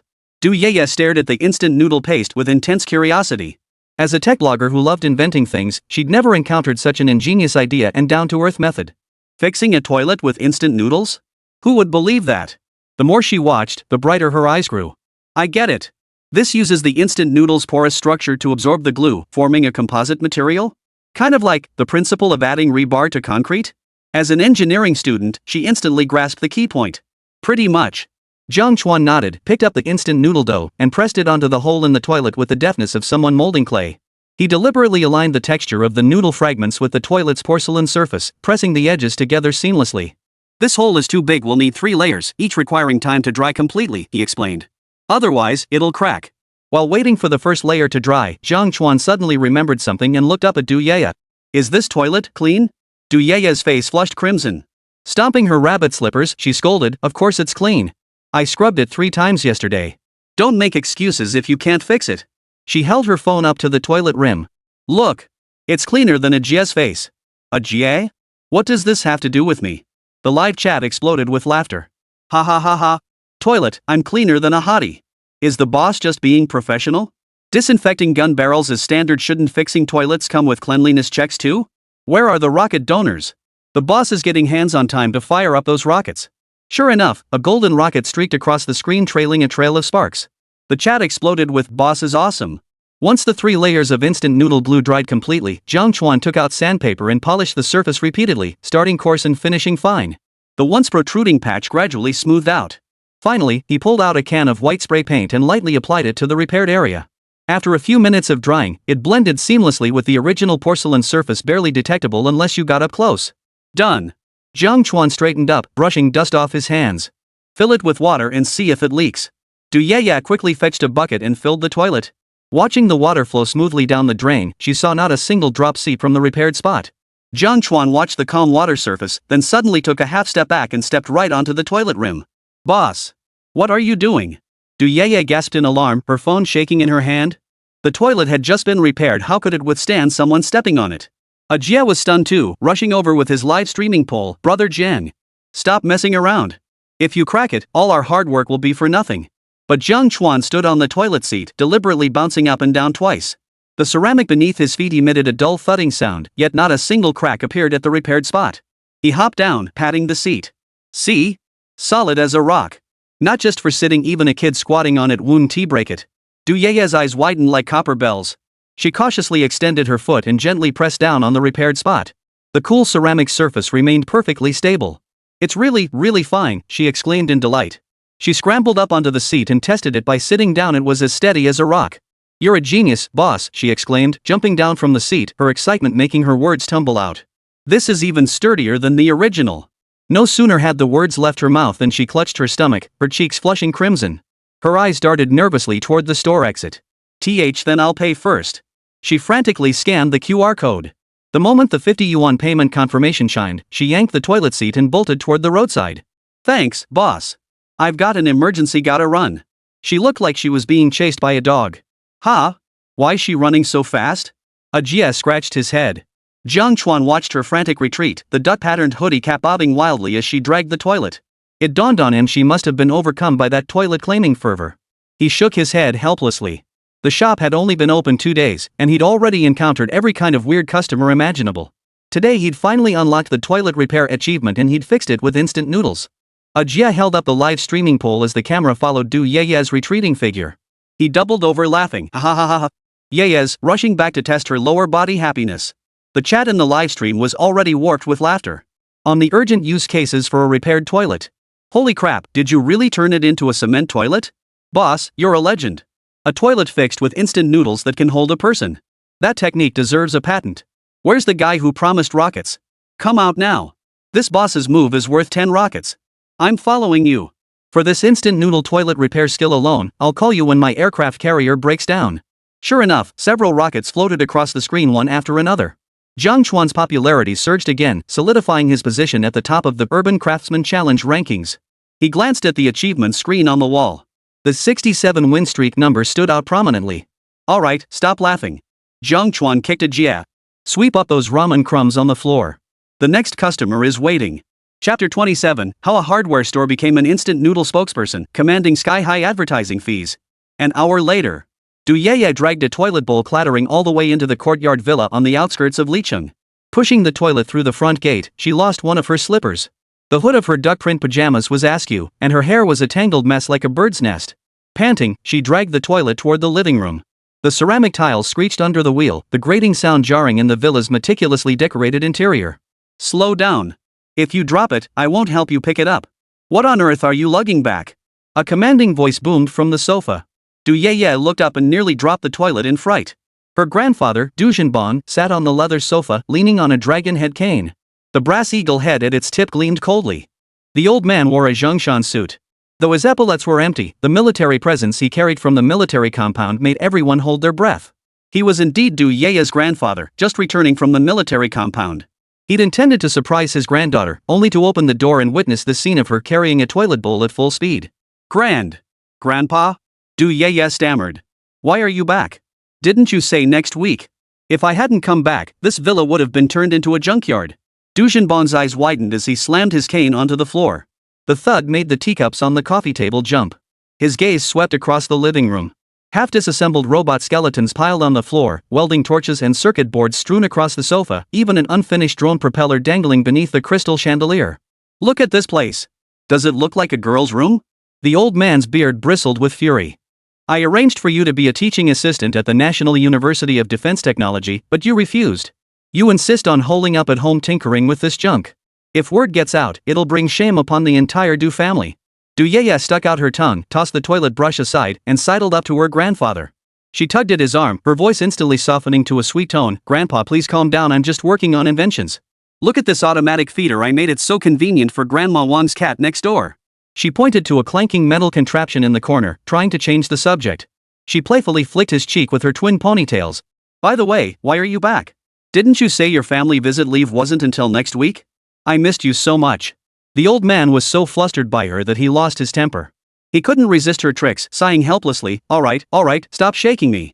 Keep it up and Grandpa's old bones will fall apart. As his only granddaughter, he couldn't scold or punish her. What a headache. His expression softened slightly, though he still kept a stern face. Cut the act. I'm back from the military zone and brought you something on my way. He gestured toward a small silver box behind him. Your birthday present. A birthday present? Du Yeye's eyes lit up, instantly forgetting all about the toilet incident. She pounced on the box and opened it. Inside lay a palm-sized silver-white mechanical dog. Its head was spherical, its limbs thin metal rods looking adorably clumsy yet exquisitely crafted. This is a mechanical dog? She carefully lifted it out and pressed the switch. The mechanical dog clicked to its feet and took stiff steps forward, stumbling after every 2 strides. Its movements were clumsier than the motorized dogs in toy stores. This is the latest prototype from our military district's unmanned combat lab, Du Zhenbong explained. The internal systems are still being debugged, so it's not very intelligent yet. I thought you might like this sort of thing, so I brought it for you to play with. If you could tweak it, maybe you could even offer some suggestions to the research institute. Thanks, Grandpa. Du Yeye hugged the mechanical dog and planted a kiss on its head, her eyes sparkling like stars. The joint design on its limbs is flawed, I can fix it. I promise I'll make it do somersaults. She immediately started looking for tools, but just as she turned around, her stomach growled again and her face flushed instantly. Grandpa, I need to use the bathroom. She grabbed the potty and dashed upstairs, leaving the robot dog spinning in circles on the coffee table. Du Zhenbong watched her frantic retreat, hauling the toilet, then surveyed the mountain of junk piled in the living room. He sighed helplessly, picked up his blood pressure medication from the table, and swallowed a pill. Though this granddaughter was a bit scatterbrained, her restless energy reminded him of his younger self. That girl? He shook his head, a hint of amusement in his eyes. She really takes after me, that stubborn streak. Upstairs in the bathroom, Du Yeye struggled mightily to secure the toilet in place. Satisfied with the hole now patched up with instant noodles, she patted it gently before slipping out of her duck print pajamas and plopping down on the seat. You're the most reliable, she murmured to the toilet, a blissful expression spreading across her face. For a tech-obsessed girl, nothing was more satisfying than first taking care of her bodily needs, then diving back into studying her mechanical dog. Inside the Rhine hardware store. After the viral incident of fixing a toilet with instant noodles, Jiang Chuan gained even more attention, earning him the new title of Instant Noodle Master. Word spread that the hardware store owner could fix not just appliances but ordinary furniture too, drawing crowds of curious locals. Boss, my bowl broke, can you fix it with instant noodles? Sure. What about a stool? Sure. Boss, my blue and white porcelain bowl has a chipped corner. Can you fix it? A few minutes later, Jiang Chuan handed the enamel bowl its chipped edge now patched with instant noodle crumbs to the astonished old man. The repaired edge was polished smooth and rounded. You couldn't tell it was fixed with instant noodles unless you looked closely. Mr. Jiang, you're a miracle worker. The old man cradled the bowl, grinning from ear to ear. This bowl was part of my wife's dowry when she was young. I was heartbroken for days after it got chipped, but you fixed it with instant noodles. Jiang Chuan wiped the glue from his hands and glanced helplessly at the pile of instant noodles stacked in the corner. Ever since earlier, it was as if everyone had made an appointment. The first words out of every customer's mouth upon entering were, "Boss, fix it with instant noodles for me, will ya?" People came to fix bowls, repair plastic chair legs, and even a young man arrived clutching a cracked plastic flower pot, specifically requesting the viral instant noodle glue. Even more absurdly, later customers had gotten clever. They'd pull out instant noodles the moment they walked in. "Boss, fix this flower pot. I brought my own materials. My glasses frame broke, can you fix it with seafood-flavored noodles?" Ajia held up his live streaming pole as the camera swept across the room filled with instant noodles and items waiting to be repaired. He laughed so hard he could barely stand up straight. Folks, Rhine Hardware has officially changed its name to Instant Noodle Repair Center. Bring your own ingredients for repairs. The live chat exploded with comments. Ha ha ha ha. Is this a hardware store or a noodle shop? I'm getting hungry just watching. Suggestion for the owner, launch a repair meal deal. Fix a flower pot, get pickled cabbage noodles. Fix a toilet, get braised noodles. Who said everything can be fixed? You win. Even the materials have cross-industry appeal. Meanwhile, thousands of miles away at White Elephant Noodles headquarters, Lee from marketing stared at the back-end data, eyes wide as saucers. Mr. Wang. Our braised beef noodles suddenly jumped to third in search rankings. He pointed at the curve on the screen. Search volume tripled, all from repair queries. But we haven't run any major ads recently, have we? Mr. Wang leaned in to see the trending hashtags, hashtag fixing toilets with instant noodles, hashtag Rhine Hardware's miracle material. Clicking through, he found videos of Jiang Chuan using braised beef noodles to fix things. This. Wang stroked his chin, then suddenly slapped his thigh. Quick! Call the Zhangcheng branch, send Rhine Hardware 10 cases of instant noodles. No, make it 20. And start a live stream right away. Tell them we're supporting grassroots repair gurus. Half an hour later, Baishan's official account posted on Weibo at Rhine Hardware, "Boss Jiang, instant noodles are on us. Just let us know how many you need." Evil grin. Soon after, official accounts from Master Kong and Uni President followed suit, lining up in the comments. Master Kong, our spicy beef noodles have superior stickiness, perfect for fixing metal objects. Tony, try our old jar pickled cabbage flavor, miraculous for fixing ceramics. Not really. Netizens watched the spectacle unfold, utterly dumbfounded. Instant noodle brands collectively writing the hardware store's popularity? What kind of surreal collaboration is this? The tale of how fixing a toilet sparked a noodle war. Mr. Jiang, I just wanted to fix something. How did I become an instant noodle spokesperson? Chapter 28, has the corporate war escalated to the hardware store? Half an hour later. Alright, we're out again. Ajia counted the empty instant noodle packets. Brother Jiang, should I go grab a few more boxes? We've already cleared out all the braised beef flavor from the supermarket across the street. No sooner had he spoken than a clatter erupted at the shop entrance. Several employees in White Elephant Foods uniforms appeared, carrying over a dozen boxes of instant noodles and stacking them at the entrance. The manager leading them held up a sign. White Elephant Instant Noodles, powering the jack of all trades hardware store. Jiang Chuan? The manager hurried forward, handing over a business card with a warm smile. Hello, Mr. Jiang. We're from the Zhangcheng branch of White Elephant Foods. We saw your video fixing a toilet with instant noodles and felt our brand philosophy aligns perfectly, both substantial and durable. Here's our new product, some trial packs for you. He then shouted directly into Ajie's livestream camera. Folks, White Elephant supports grassroots craftsmanship. Whatever quantity Boss Jiang uses, we'll supply it all. The live chat exploded with comments. Ha ha ha ha. Full marks to White Elephant for this viral marketing move. How hardware stores became instant noodle brands' biggest customers. Where's Master Kong? Come out. White Elephant's already here. Sure enough, within 10 minutes, another group in red vests swarmed in, carrying boxes of Master Kong noodles and unfurling a banner. Master Kong braised beef noodles, the same repair materials used in hardware stores. In the blink of an eye, they'd set up live streaming equipment outside Green Meadow Street. The host held up a bowl of noodles and shouted. Folks, this is the one. Hardware store owners use it to fix toilets, enamel bowls, plastic stools. Order now and get a free screwdriver with every 2 boxes, same as Boss Jiang's. Jiang Chuan stared at the mountains of instant noodles piled in his shop, from White Elephant to Master Kong, from braised beef to old jar pickled cabbage, even non-fried varieties from 5 grains. Daochang, his mouth twitching violently. I was just about to say. He started to speak, only to be interrupted by a blaring horn. Parked at the entrance was a delivery truck emblazoned with Tongyi Enterprise, its sides plastered with a freshly made giant poster. Tongyi instant noodles, not just for eating, but for fixing too. Ajia held up his live streaming pole, sweeping the camera across the scene. He doubled over laughing. Ha ha ha ha. Brother Jiang, you've practically called a meeting for the entire instant noodle industry. An exaggerated corporate battle unfolded right in front of the hardware store, simple and unadorned. The live chat was flooded with laughter. Online business wars, short-selling stocks, poaching talent, smear campaigns. Real-life business wars, fighting for space to sell noodles in front of a hardware store. Shocking. Hardware store owner becomes instant noodle industry's traffic secret. Master Kong, I'm live streaming sales, and now White Elephant is practically delivering to my doorstep? By Xiong, when it comes to reaction speed, I'm still the fastest. Those who called it riding the hype wave, now you know what a traffic secret really is. The hardware store owner is the biggest winner. Even more absurdly, netizens noticed that both White Elephant and Master Kong's stock prices actually rose by 0.5% within half an hour. Financial news outlets were baffled, running headlines like "Instant Noodle Sector Shows Unexpected Movement, Suspected Link to Jiang Chuan Hardware Store." Jiang Chuan watched this group of merchants going to extreme lengths to ride the hype wave and suddenly felt that the whole instant noodle toilet repair thing had blown way out of proportion. He picked up a cracked plastic bucket a customer had brought inside to the camera. "Alright, no more deliveries. If this keeps up, my shop will turn into a noodle warehouse." In just over an hour, more than a dozen people had come in seeking instant noodle-based furniture repairs. His hands were numb from rubbing them together. If not for his 20-year single man's lightning-fast reflexes, he wouldn't have been able to handle it. Jiang Chuan rubbed his aching wrists and waved at the instant noodle manufacturers still milling about the shop. Alright.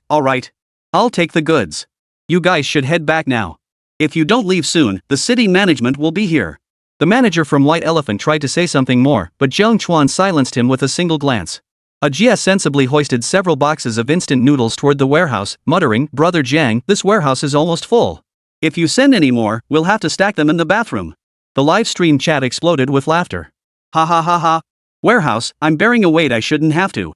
Suggestion: rename the company Rhine Instant Noodle Storage Company, Limited, side gig, fixing things. Brands, they won't leave even if you pay them. They're milking this buzz for all it's worth. Just then, Jiang Chuan's walkie-talkie crackled. It was Director Zhang Yi from the production team. "Comrade Jiang, my apologies. I didn't stop them in time. I've already dispatched staff to clear the area." Sure enough, minutes later, several staff members wearing production vests strode in, politely inviting the manufacturers to leave. As the White Elephant manager was leaving, he slipped a business card to Jiang Chuan and lowered his voice. "Mr. Jiang, we're willing to pay 500,000 yuan in advertising fees just to use your repair video clips. What do you think?"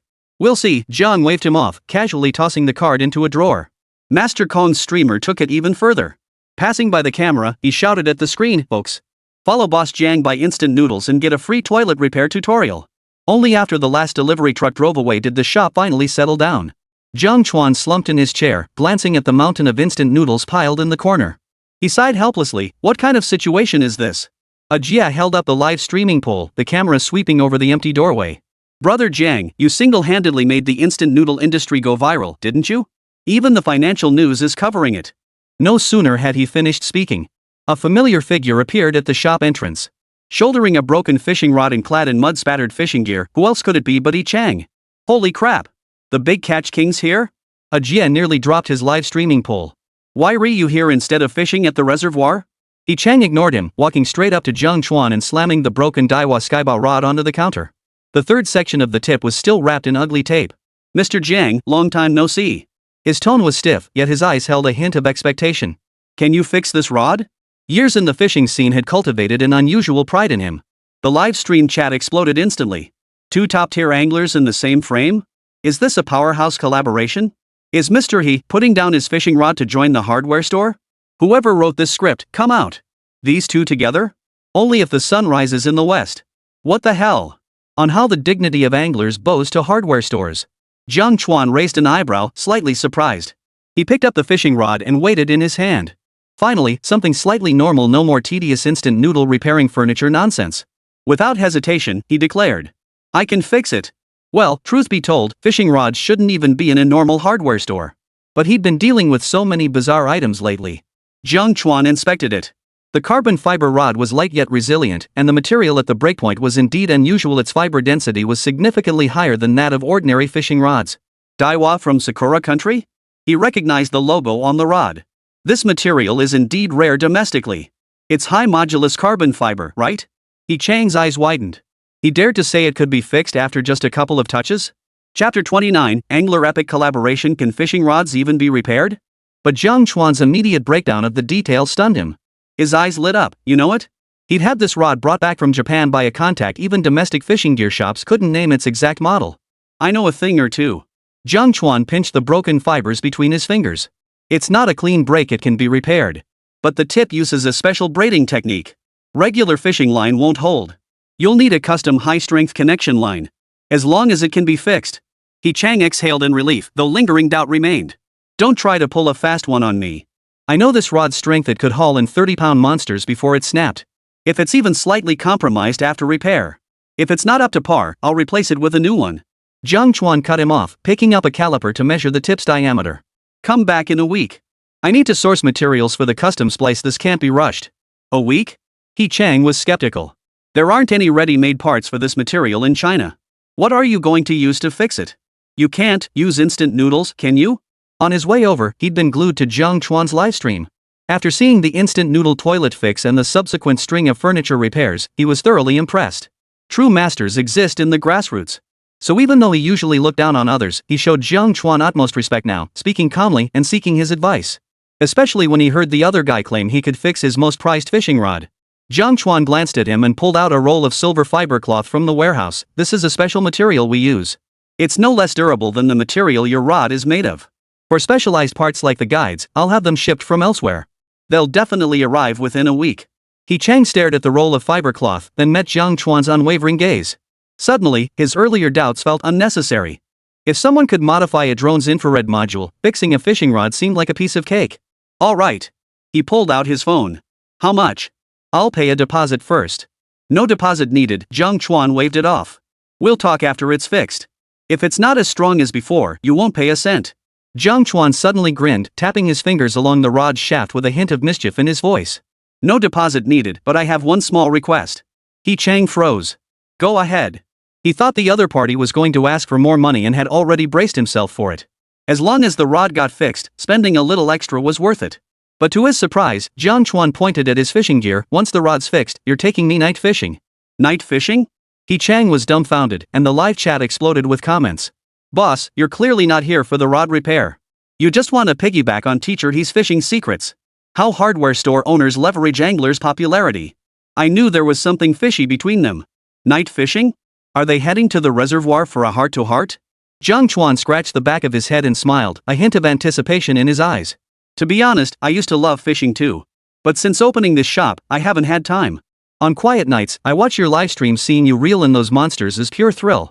He wasn't lying. Running a hardware store was exhausting and left little free time, especially now that the show had exploded in popularity and orders were flooding in. Last night, he stayed up watching Chang's night fishing livestream before finally drifting off. Now, with the legendary Emperor Chang of the fishing world standing right before him, it would be a shame not to take advantage of this industry veteran. He paused, his tone turning earnest. Night fishing is different from daytime. You have to factor in water temperature, fish activity, and tides. I've always wanted to try it in real conditions, but I never found someone knowledgeable to guide me. Only then did Chang realize that this hardware guru was actually one of his fans? His pride deflated instantly, replaced by a touch of embarrassment. Hey, it's no big deal. He waved his hand dismissively, a hearty smile spreading across his face. Once your rod's fixed, I'll take you to my old spot at Jiangcheng Reservoir. You can catch black bass and catfish there at night. The biggest ones can weigh up to 20 pounds. His eyes lit up as he talked about fishing, all traces of his earlier stiffness gone. Night fishing really requires some know-how. You need glow-in-the-dark floats, and the sinker needs to be lighter, otherwise you won't feel the bite. I've got a spare set of night fishing gear I can lend you. Jiang Chuan's eyes lit up. Really? That electronic float I saw you using in your livestream last time, isn't that one super sensitive? You mean the night glow spirit, right? Chang perked up. That's custom made for me. The bite signal delay is under 0.3 seconds. It's especially effective for slippery fish at night. The two couldn't stop talking once they started, jumping from night fishing gear to bait recipes, from reservoir fish behavior to weather impacts. They seemed like two newly acquainted anglers, with none of the earlier tension of a top-tier collaboration. Jia held up his live streaming rod, the camera trained on the two men growing more animated by the minute. The chat was already exploding with laughter. Ha ha ha ha. Is this Urban Crafts Challenge or Anglers Exchange meeting? Mr. He, who just called me arrogant? When I meet a fellow enthusiast, I could chat till dawn. Boss, this move paid off big time. Fixing a rod and getting a night fishing mentor? Pure profit. Where are those who talked about angler pride? Now you know what no top star stands in the way of a passion means, huh? After chatting for a full 10 minutes, Chang suddenly remembered he had to return to the reservoir to film the show. He patted Jiang Chuan on the shoulder. It's settled then. Fix that rod properly, and I'll definitely take you night fishing. You got it. Jiang Chuan stowed the rod in the cabinet beneath his workbench. I'll make it better than new. Chang hoisted his tackle bag, paused at the door, and turned back to shout into the camera, folks, mark your calendars. 1 week from now, Boss Jiang and I will be live streaming our night fishing session at Jiangcheng Reservoir. Don't miss it. With that, he walked off cheerfully, his steps noticeably lighter than when he'd arrived. Jiang Chuan watched his retreating figure, then glanced down at the Daiwa skybow rod in the cabinet. A smile crept onto his lips. Fixing the rod was secondary, having Chang, the king of hookups, join the night fishing stream was the real payoff. The live chat was still flooding with comments. From rivals to fishing buddies, this friendship came out of nowhere. I'm already looking forward to next week's night fishing livestream. Hardware store owner versus angler who'll reel in the bigger catch? Suggest the show rename itself the Green Lane 66 Anglers Club. Watching Chang's figure disappear around the corner, Jia finally snapped out of it, Brother Jiang, are you planning to make both top contenders in the Urban Craftsman Challenge your own people? Jiang Chuan chuckled dismissively, ignoring the implication. He picked up the caliper to remeasure the rod tip's diameter, already scheming in his mind, repair the blank with T40 carbon fiber, then custom order military-grade fishing line. Guaranteed to make Chang's rod haul in a 40-pound monster. His fishing skills might be lacking, but the quality of his gear absolutely couldn't fall short. After seeing Chang off, the hardware store finally quieted down considerably, and closing time was approaching. Jiang Chuan finished repairing the last old man's cabinet with a missing leg. He'd used instant noodle crumbs mixed with glue to patch the leg, then sanded it until it fit perfectly. The old man carried his cabinet away cheerfully, muttering, instant noodles make for sturdy repairs stronger than the nails my wife hammers in. Jiang Chuan wiped his hands and glanced up at the electronic scoreboard on the wall. The words 100 consecutive wins glowed under the lights. From morning until now, he hadn't encountered a single item he couldn't fix. Even the most absurd items, a toilet and a chipped enamel bowl, had been revived by his instant noodle repairs. The live chat had shifted from astonishment to numb acceptance. Is this guy cheating? 100 wins in a row. When's he gonna screw up? I'm betting next month. Don't hold your breath, folks. I bet he could even fix the earth. How a hardware store became the universal repair god. Watch the clock. Boss is clocking out on time. Sure enough, Jiang Chuan glanced at the wall clock, exactly 5 p.m. He picked up a rag to wipe down the counter, waved at the camera, and announced, that's all for today. Time to clock out. The comments instantly erupted in wails. No, boss. I just brought my leaky fish tank over. White Elephant Foods requests overtime. We'll deliver 10 more boxes of instant noodles. Master Kong, pay up. Let the boss stream for another half hour. Suddenly, several rocket emojis floated across the screen. Official accounts from White Elephant and Master Kong, accompanied by messages, thanks for your hard work, Boss Jiang. We'll deliver new flavors tomorrow. Jiang Chuan sighed, rubbing his temples in exasperation.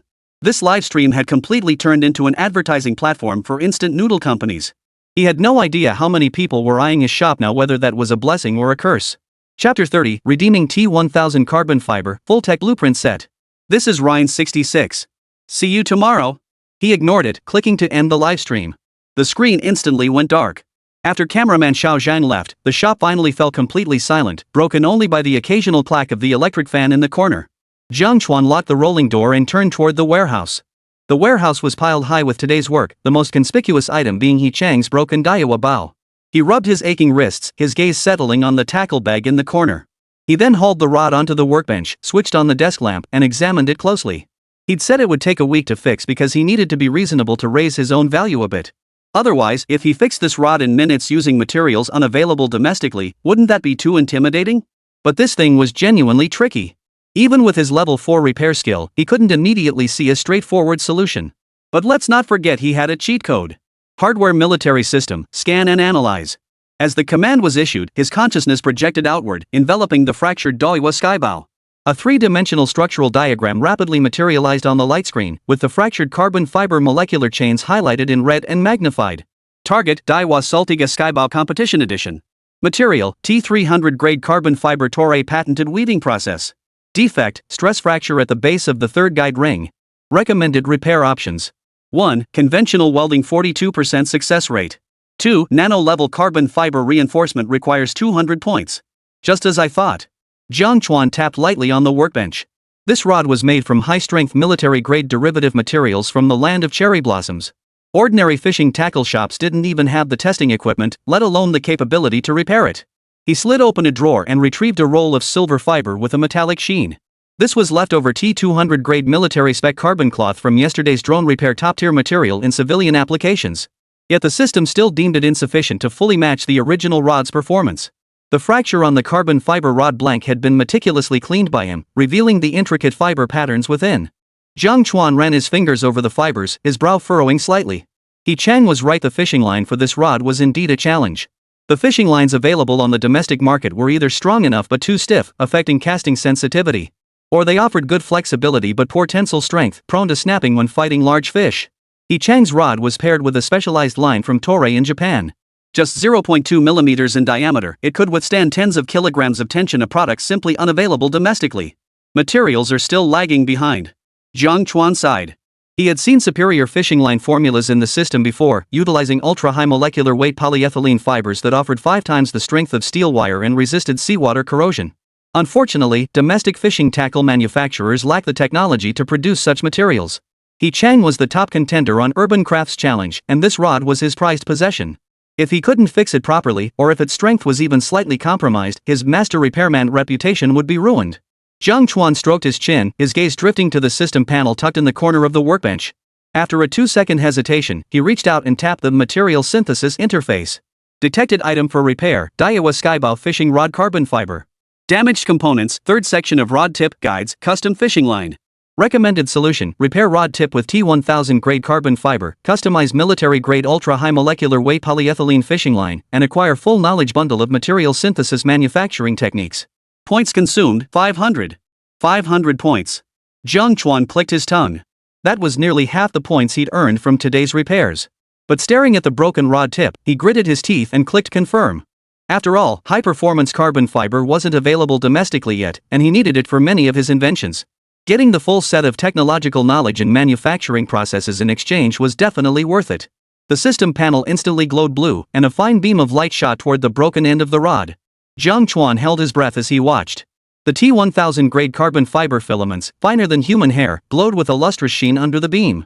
The moment they touched the original rod's T300 grade fibers, a faint sizzling sound emanated, as if a molecular level fusion was occurring. He could distinctly feel the fiber density at the fracture rapidly increasing. The previously loose fractured layers were being woven into a tighter mesh structure by the new filaments. Simultaneously, a flood of knowledge nearly overwhelmed him. T1000 grade carbon fiber, tensile strength 3.5 GPa, modulus 294 GPa, 400% improvement over T300, suitable for aerospace and high-end competitive equipment. Toray weaving process defect analysis, insufficient transverse shear strength, requires reinforcement with 0.01 mm silicon carbide fibers. Ultra-high molecular weight polyethylene fishing line production process, gel spinning method. This knowledge wasn't fragmented, it came with complete manufacturing blueprints and parameter tables. Jiang Chuan could even visualize the production line layout at Toray's Sakura Country factory, along with the deliberate manufacturing flaws they introduced during carbon fiber weaving. This was done to prevent technology leakage, deliberately reducing the fatigue resistance of civilian products. So that's it. He murmured, his fingers unconsciously mimicking the steps in his mind as he threaded a UHMWPE line thinner than spider silk through the newly woven guide ring. The fishing line was nearly transparent under the light, yet it could withstand hundreds of kilograms of tension, more than double the strength of the line He Chang had originally used. The beam gradually retracted. The carbon fiber at the breakpoint had fused perfectly, smoother even than the original rod blank. Jiang Chuan picked up the specially crafted ceramic guide ring and, adhering to the zero-stress assembly standard in his mind, embedded it precisely at the exact position on the 3rd section of the rod tip, with an error margin not exceeding 0.1 mm. This ensured no additional resistance during casting. For the final step, he gently sprayed the joint with a micro spray gun. The transparent coating instantly solidified, forming a nano-level protective film. Repair complete. Rod strength increased by 57%, fatigue resistance reaches 8,000 cycles, original 3,000 cycles. Line load capacity, 42 kilograms, signal transmission delay 0.05 seconds. Overall performance surpasses factory competition model by 100%. Jiang Chuan picked up the repaired rod and rotated it under the light. The entire rod appeared seamless. Not only was there no sign of the break, but even the newly replaced guides looked as if they had been factory installed. He gave it a light flick. The tip traced a smooth arc through the air, accompanied by a faint hum, the resonance of carbon fiber. It sounded much crisper than He Chang's original rod. A week? Jiang Chuan chuckled. Truthfully, he could hand it over right now. But as he recalled the blueprints for carbon fiber industrial production in his mind, he felt the 500 points were well spent. This knowledge wasn't just for fixing a fishing rod. He could even simplify the process and set up his own production line for high-quality carbon fiber. Just wait and see the look on that kid He Chang's face in a week. Chapter 31, Uncle Kuan calls the chicken farm equipment broke down. Beep beep beep. Infrared module modification complete. After repairing the fishing rod, Jiang Chuan proceeded to modify over a dozen drones. It was still just a small order collaboration with Yunjiang Technology, but he needed to prepare ahead of time. Just as Jiang Chuan finished his busy day's work and was about to take a shower, lie down in bed, and watch Yi Chang's night fishing livestream, beep beep beep, his phone suddenly rang, interrupting his motion to open the live streaming app. The name flashing on the screen made him pause. Uncle Kai Kuan. The name carried a distant warmth. Jiang Chuan tapped to answer. Before he could speak, a booming laugh filled the line. Xiao Jiang. It really is you. I was watching Urban Crafts Challenge today and thought the drone repair guy looked familiar, never imagined it was you. Kai Kuan's voice brimmed with excitement, while the background echoed with the clucking of chickens and the hum of a fan. You wouldn't believe it, the whole village has been buzzing today. They say you found that missing kid at Longyan Mountain Scenic Area, and some billionaire CEO visited your shop. Little Jiang, you've really made something of yourself. Jiang Chuan chuckled and scratched his head, a wave of warmth washing over him. Kai Kuan was his father's old comrade in arms. He'd been running a chicken farm at the foot of Longyan Mountain for 2.5 years now. When his parents passed away unexpectedly, it was Kai Kuan who scraped together the money for his college tuition. Every weekend, he'd bring a thermos of chicken soup to visit him at school. The aroma of that soup remained the warmest memory of his entire university years. Uncle Kai, you flatter me.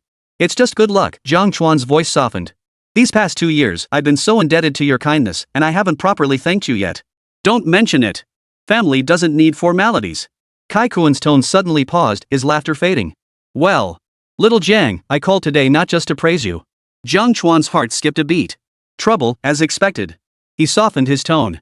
Uncle, is there trouble with the chicken farm? There was a few seconds of silence on the other end before Kai Kuan sighed. Well, you know how it is.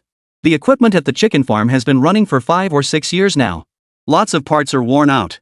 Especially the thermostat, it's been acting up.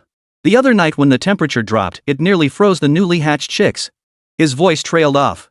The market's been rough lately. Egg prices have plummeted. Replacing all the equipment would be a huge financial strain. I just don't have the cash flow for that right now. I heard your shop stocks all kinds of parts. I was wondering if you might have a suitable thermostat? Nothing fancy, just something that'll do the job. Jiang Chuan instantly understood. Chicken farms operate in high humidity, dusty environments, causing rapid equipment wear, especially critical for thermostats. Too high a temperature risks heatstroke in the chickens, while too low affects egg production. Precision is actually quite critical. He sighed.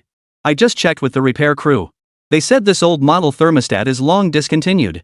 Replacing it with a new set would cost over 3,000. My chicken farm's been struggling this year. Jiang Chuan's heart sank. The thermostat was the lifeline of the chicken farm. Equipment aged quickly in high humidity, and if it failed, an entire coop of chickens could be doomed. Kai Kuan had scrimped and saved his entire life.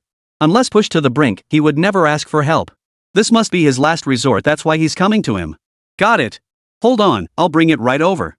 Without hesitation, Jiang Chuan agreed. Your unit is an older model, right? I recall it's the Poultry Buddy brand. The thermostat interface is 2.5 millimeters.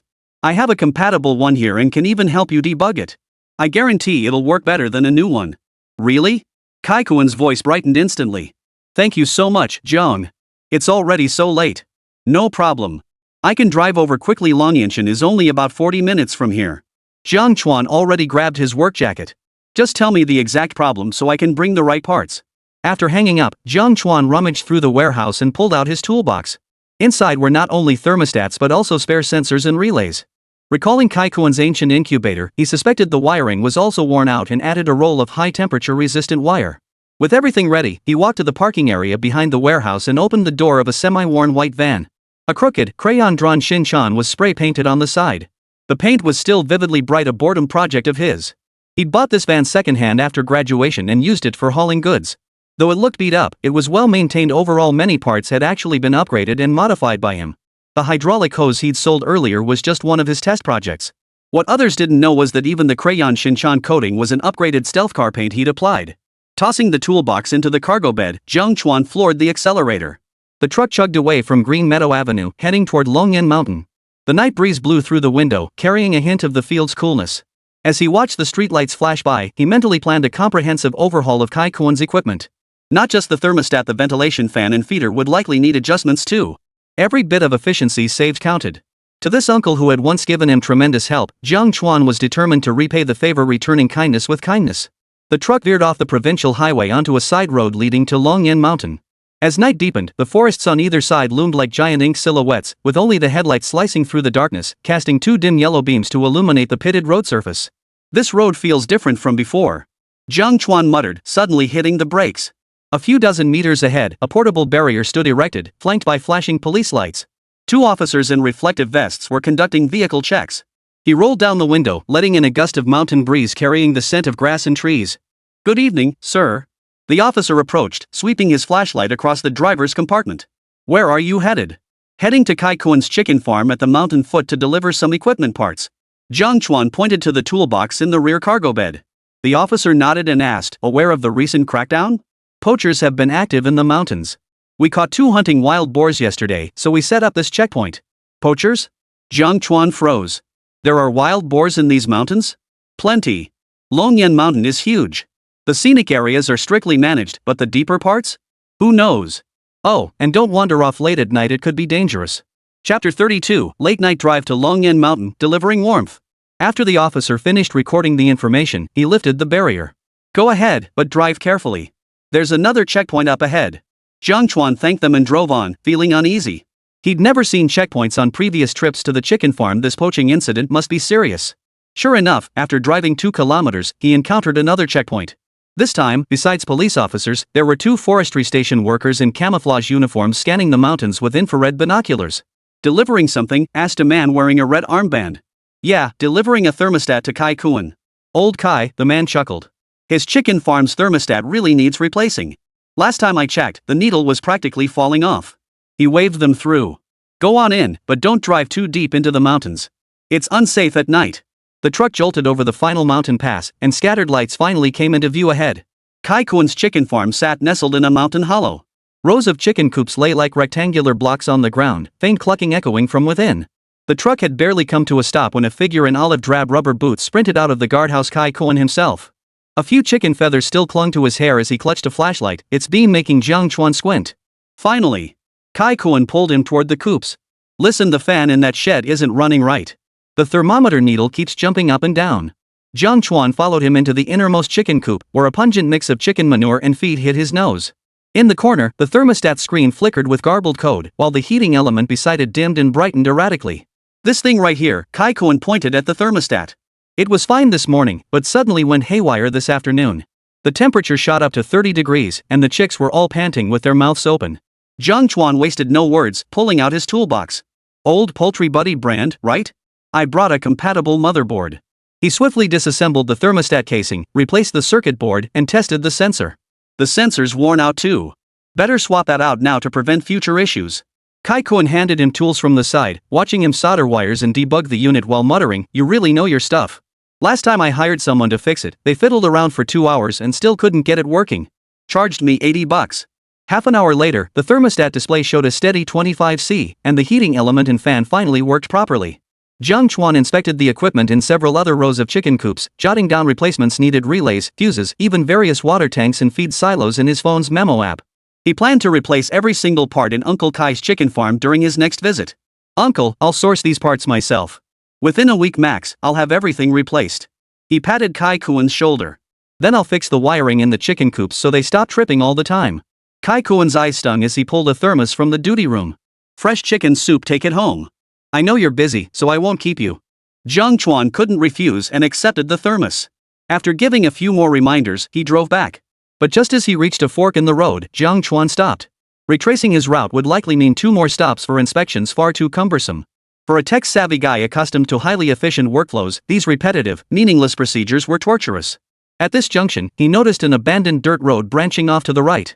Suddenly, he recalled that as a child, this had been a detour left behind by a logging operation. Jiang Chuan stared at the overgrown dirt path. His headlight swept over the gravel and potholes, faintly revealing the old ruts left by vehicle tires. He remembered following Kai Kuan into the mountains to pick mushrooms as a child. This path led to the abandoned logging site, cutting at least 3 kilometers off the winding mountain road and bypassing both checkpoints. "We're taking this one." He turned the steering wheel, and the truck creaked as it veered onto the dirt road. Though the road was rough, unsuitable for most cars. But Jiang Chuan looked completely at ease. He had long since modified the truck's suspension system, replacing it with military-grade shock absorbers. Not only could it handle this kind of gravel road, but it could even traverse trenches with ease. He even freed up one hand to tap his phone and play some music, humming softly along with the beat. What he didn't know was that this road actually led into a secret military exercise zone. Chapter 33, Our military camp has been infiltrated. Ghost vehicles. Deep within the concealed mountain forests, a military jeep jolted along a deserted dirt road. Wheels crushed gravel, churning dust into swirling yellow serpents within the headlights' beams. The cabin remained dark except for the tactical flashlight in Jiang Chuan's hand. Its beam swept across a military map, where red and blue pencils had circled the location Longyan Mountain Pass with deliberate emphasis.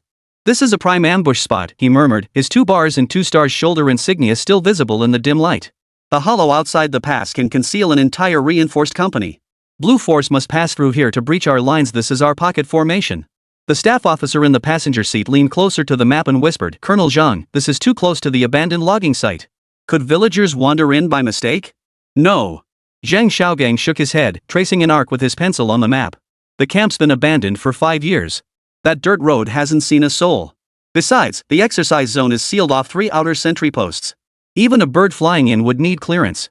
He was the Red Army commander overseeing the Red-Blue confrontation exercise on Longyan Mountain, currently conducting a field reconnaissance of the surrounding terrain. "The pass is narrow. When the Blue Army's armored convoy passes through here, we'll deploy anti-tank missiles on both slopes. Within 3 minutes, we'll jam them solid." The communications specialist in the co-pilot seat gripped his walkie-talkie, listening intently. Jiang Xiaogang was famously known as the Iron Fist in the regiment. This exercise determined next year's equipment upgrade allocations. There was no room for error. "Jiang, come in." Zhang Xiaogang grabbed the radio and pressed the transmit button. "Copy that. Command." Jiang's gruff reply came over the radio, accompanied by the rustling of leaves in the wind. "Your current position? 1.5 kilometers straight ahead of the Blue Force's mandatory route. All fire positions are deployed." Chang's voice carried a hint of excitement. "Camouflage nets are in place. Drones have reconnoitered 3 times absolutely concealed." Zhang Xiaogang nodded, his tone suddenly stern. "Remember, higher-ups are watching this exercise closely. Success means our regiment gets the latest digital soldier systems next year. Failure means we'll be left out in the cold. You're the spearhead. You must hold this position at all costs. No mistakes allowed." He paused, his voice hardening. "You are the spearhead company, the first blade thrust into the Blue Army's heart. No mistakes allowed." "Yes, sir." Jiang's voice carried a fierce edge. "Rest assured, Commander. If anything goes wrong, you won't need to relieve me of my duties. I'll twist my own head off and let you kick it like a ball." "Enough talk." Zhang Xiaogang's lips curved into a rare smile, his eyes brimming with approval. Jiang was a soldier he had personally trained. He had fought countless tough and brutal battles, and it was precisely this fiery spirit that had made him stand out among hundreds of company commanders in the entire regiment. He was also the one Zhang Shogao trusted most. "Now, conduct a full-spectrum scan of the ambush site within a 5-kilometer radius. Ensure no unauthorized personnel are present, and above all, prevent Blue Force scouts from infiltrating." Zhang Xiaogang pressed a red dot on the map and ordered. "Roger. We'll be done within 10 seconds." A crackle of static filled the walkie-talkie, followed by the beeping of instruments, the sound of advanced reconnaissance equipment, thermal imaging scanners, and sonar detectors activating. What was the most crucial element of stealth tactics? Undetected concealment, of course. Therefore, their paramount task now was to safeguard their movements, suppressing every sound and trace of activity to prevent detection by the Blue Force.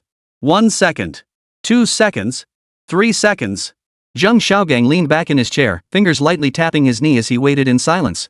Outside the car window, mountain winds howled past, whipping leaves like countless invisible scouts. This exercise determined the fate of the entire regiment. The Blue Force commander was notoriously cunning. He had to ensure absolute perfection. "Commander, the scan results are in." Zhang Xiaogang glanced at his watch. The second hand had just reached the 10th mark when Jiang's voice boomed, reporting to command. "No thermal signatures within 5 kilometers. No electronic signals. All clear. Acoustic detection shows only wind and insect sounds.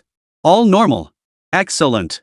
Zhang Xiaogang set down the radio with satisfaction, about to offer praise, when a strange sound suddenly reached his ears. Put.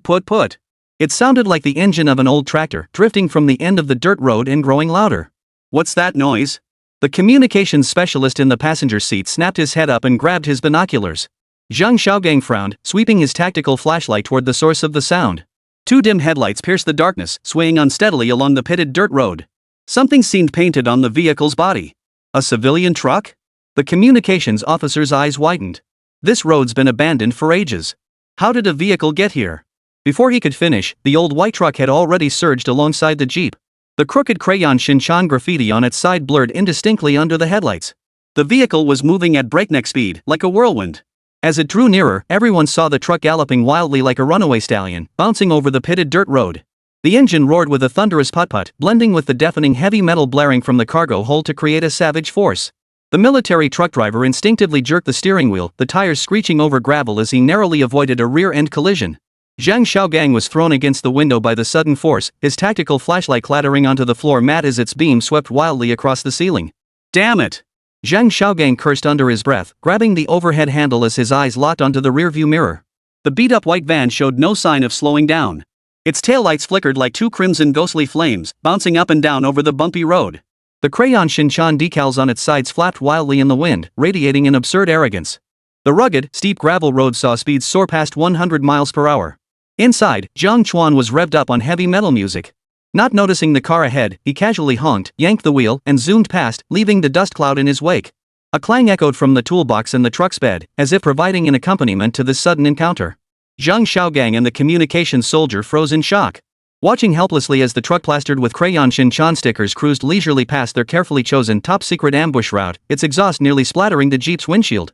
"See, Commander." The communications soldier's voice trembled. What was that?" Zhang Xiaogang's red and blue pencils clattered onto the map. He stared in the direction the truck had vanished, speechless for a long moment. An eerie silence settled over the room. No heat signatures within 5 kilometers? No electronic signals? Was that a ghost vehicle just now? Holy! Ah Chang! It took him a full half-minute to force out 2 words from his throat.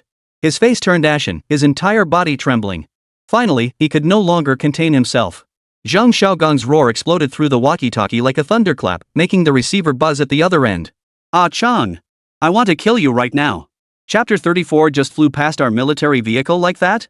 Dead silence fell on the other end of the radio, broken only by the crackling static. Seconds later, Chang's voice finally squeezed through, choked with tears, filled with terror and confusion. Colonel, what happened?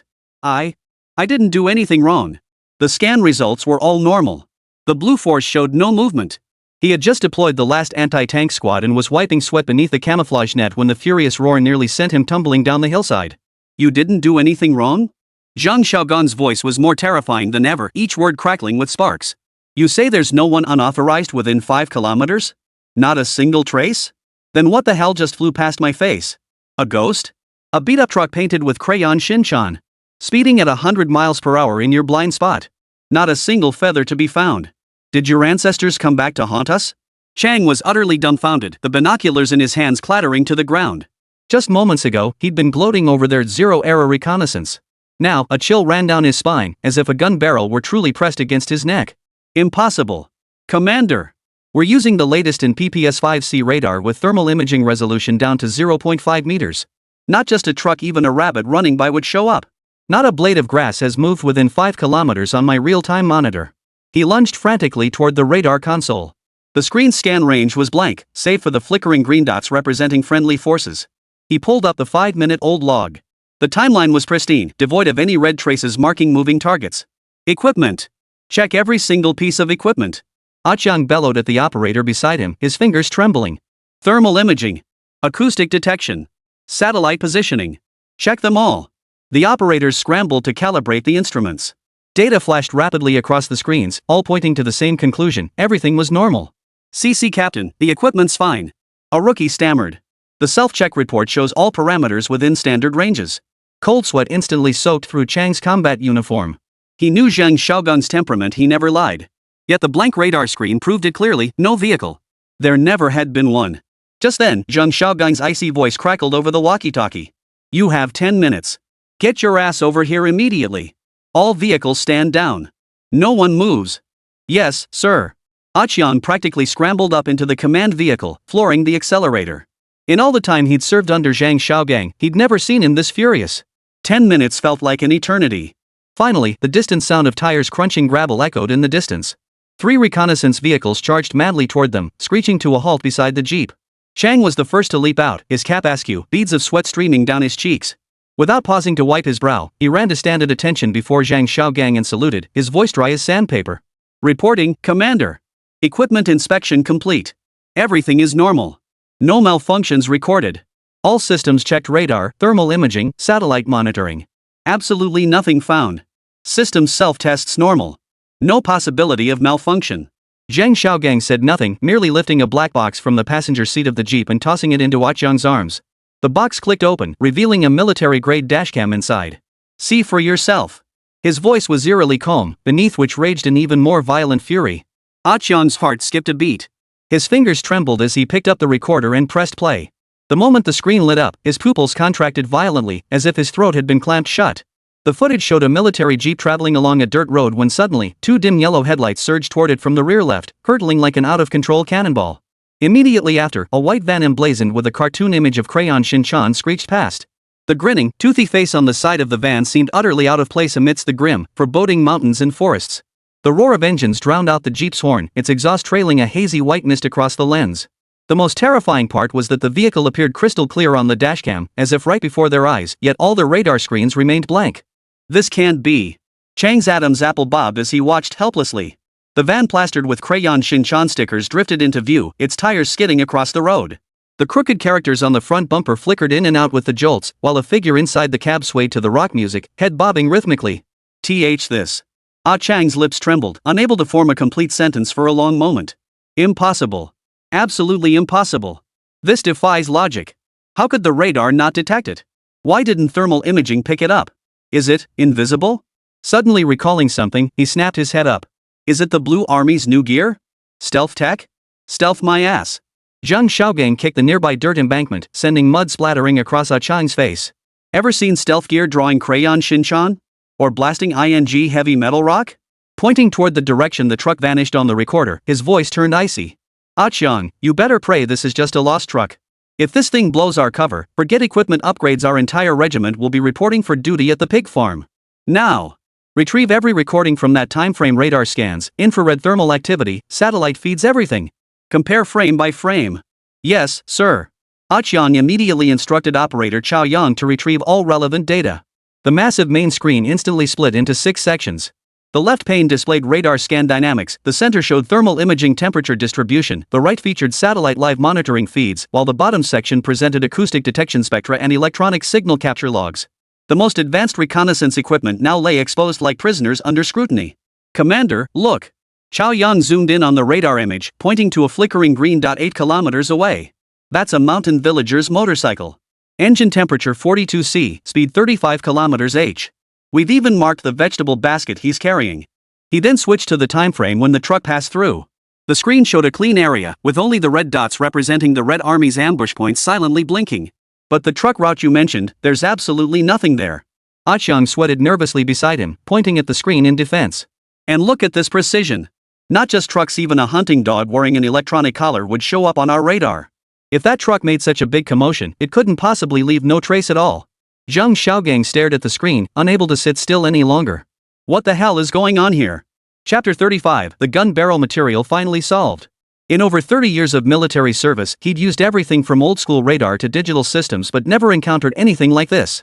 A truck traveling over 100 km/h had vanished from all surveillance feeds as seamlessly as a drop of water merging into the ocean. Expand the search radius to 10 kilometers. Trace the signal back to its source, he ordered in a deep voice. Chang continued his operations as the scan area on the screen rapidly expanded, green detection waves spreading outward like ripples. Yet the results remained utterly hopeless. Within 10 kilometers, every chicken coop, mountain stream, and even the flight path of a nightjar was captured. Yet that white truck remained invisible, as if it had never existed. This can't be. Zhang Xiaogang's fingers froze, his eyes betraying disbelief for the first time. Chiang swallowed hard before speaking up abruptly. Commander, there are only 2 possibilities. He paused, his voice tightening. Either this truck employs some unheard of physical cloaking technology that evades detection across all frequencies. Or it could be a super powerful electronic jammer, capable of precisely shielding all its own signals while blending into the environmental background. Before he could finish, Deputy Platoon Leader Bai Chi couldn't help but interrupt. Strong brother, both of those sound like fairy tales. Physical cloaking is something out of sci-fi movies, and a super powerful jammer needs equipment, right? That truck looks like a beat-up used car, it doesn't exactly scream military-grade jammer. Dead silence fell in the command vehicle, broken only by the low hum of the equipment. A mountain breeze seeped through the window cracks, carrying a chill that sent shivers down the back of one's neck. There was a third possibility: they had truly encountered a ghost. Zheng Xiaogang suddenly turned to Chang. Which of these two possibilities do you think is more plausible? Chang clenched his jaw. If I have to pick one, I'd lean toward electronic jamming. Physical invisibility is too far-fetched. But if someone could make jamming equipment this compact and still fit it in a truck, then that person's technical prowess. He stopped himself, but the shock in his eyes spoke volumes. It meant the other party's electronic capabilities far surpassed their current understanding. Poof! Zheng Xiaogang suddenly let out a low chuckle, tinged with complexity. Whichever it is, whoever pulled off this trick is definitely no ordinary person. And they're definitely not Blue Team personnel. We have to find this person. If we could get our hands on the stealth technology from that truck, wouldn't we just walk away with victory in this competition? But the moment the words left his mouth, he frowned. The truck was faster than military vehicles and left no trace. Forget tracking it, we didn't even know which direction it had gone. It was like chasing a bolt of lightning in the dark, you couldn't even catch its shadow. Contact the transportation department. Retrieve surveillance footage from all nearby highways during that time frame, he ordered the communications officer. The sooner, the better. Yes, sir. But we'll likely have to wait until daylight for results. The communications officer immediately began dialing. Cheng watched the still blank screen and whispered, Commander, what should we do now? Continue the exercise. Zheng Xiaogang suppressed his complex expression, regaining the stern authority of an iron-fisted commander. Yes. All units in position, proceed as originally planned. He paused, adding, inform all units to maintain maximum alert. The top priority remains neutralizing the blue force, absolutely no mistakes. Their vanguard is approaching. Don't let a damn truck throw us off. Yes, sir. Qiang snapped to attention and saluted. As he turned to leave, cold sweat had already soaked through his combat uniform. Meanwhile, Jiang Chuan was driving his ghost truck off the mountain road, heavy metal rock still blaring deafeningly inside the cabin.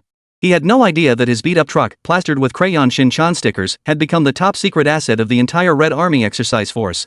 The insulated container in the cargo bed swayed, releasing the rich aroma of chicken soup. Jiang Chuan smacked his lips, mentally noting he'd need to bring a few more thermostats to Uncle Kai's chicken farm in a few days. And while he was at it, if he could tweak the truck's suspension. His butt had nearly gone numb bouncing over those potholes earlier.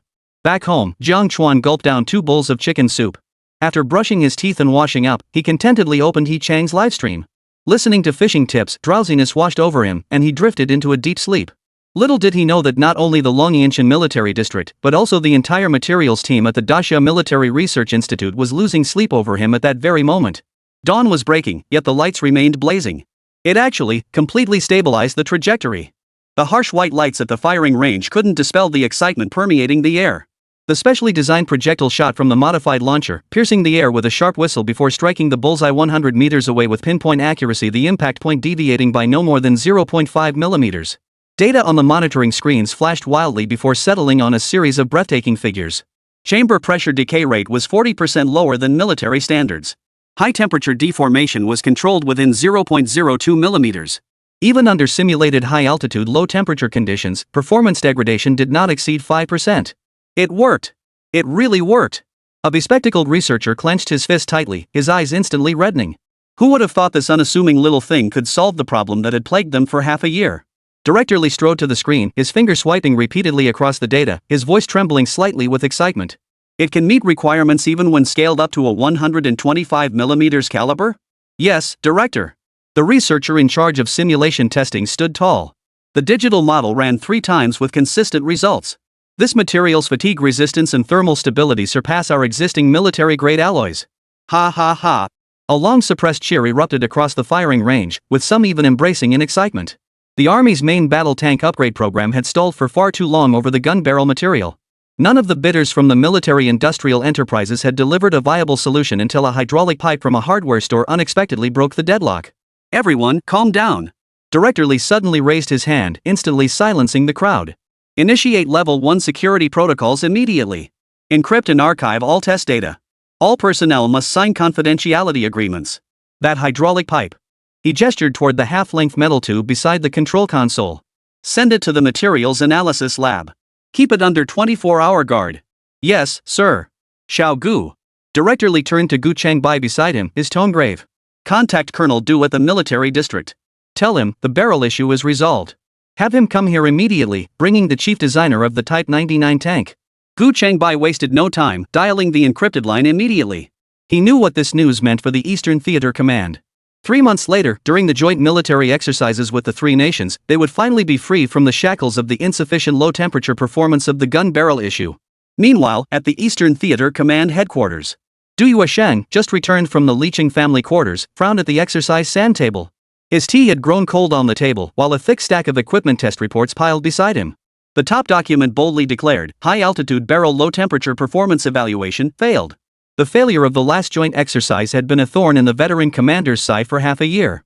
He had spearheaded 3 months of aggressive equipment upgrades, yet the barrel remained an intractable problem. Even the chief designer had gone gray with worry.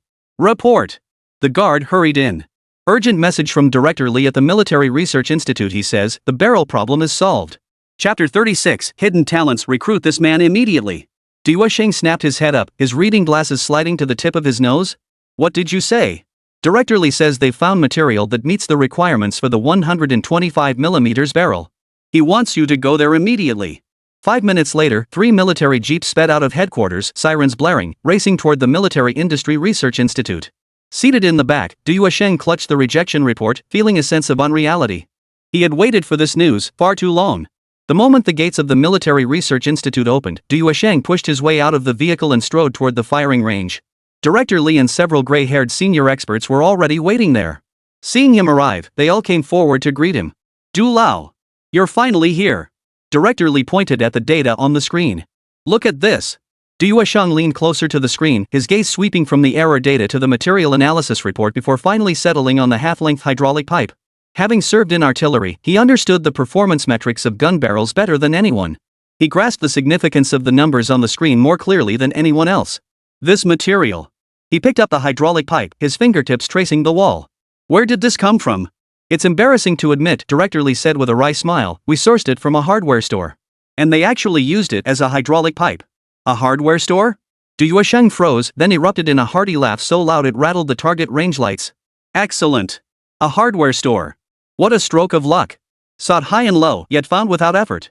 He had expected that something from the civilian sector might outshine their bidding companies and even the Ministry of Defense. After all, his little prodigy at home had designed quite a few marvels that even their research institute had to admire. He turned to the chief designer behind him, Old Zhang, did you see that? Our gun barrel is saved. At the joint exercises in 3 months, make sure we reclaim our honor. Chief designer Zhang nodded fervently, his eyes reddening.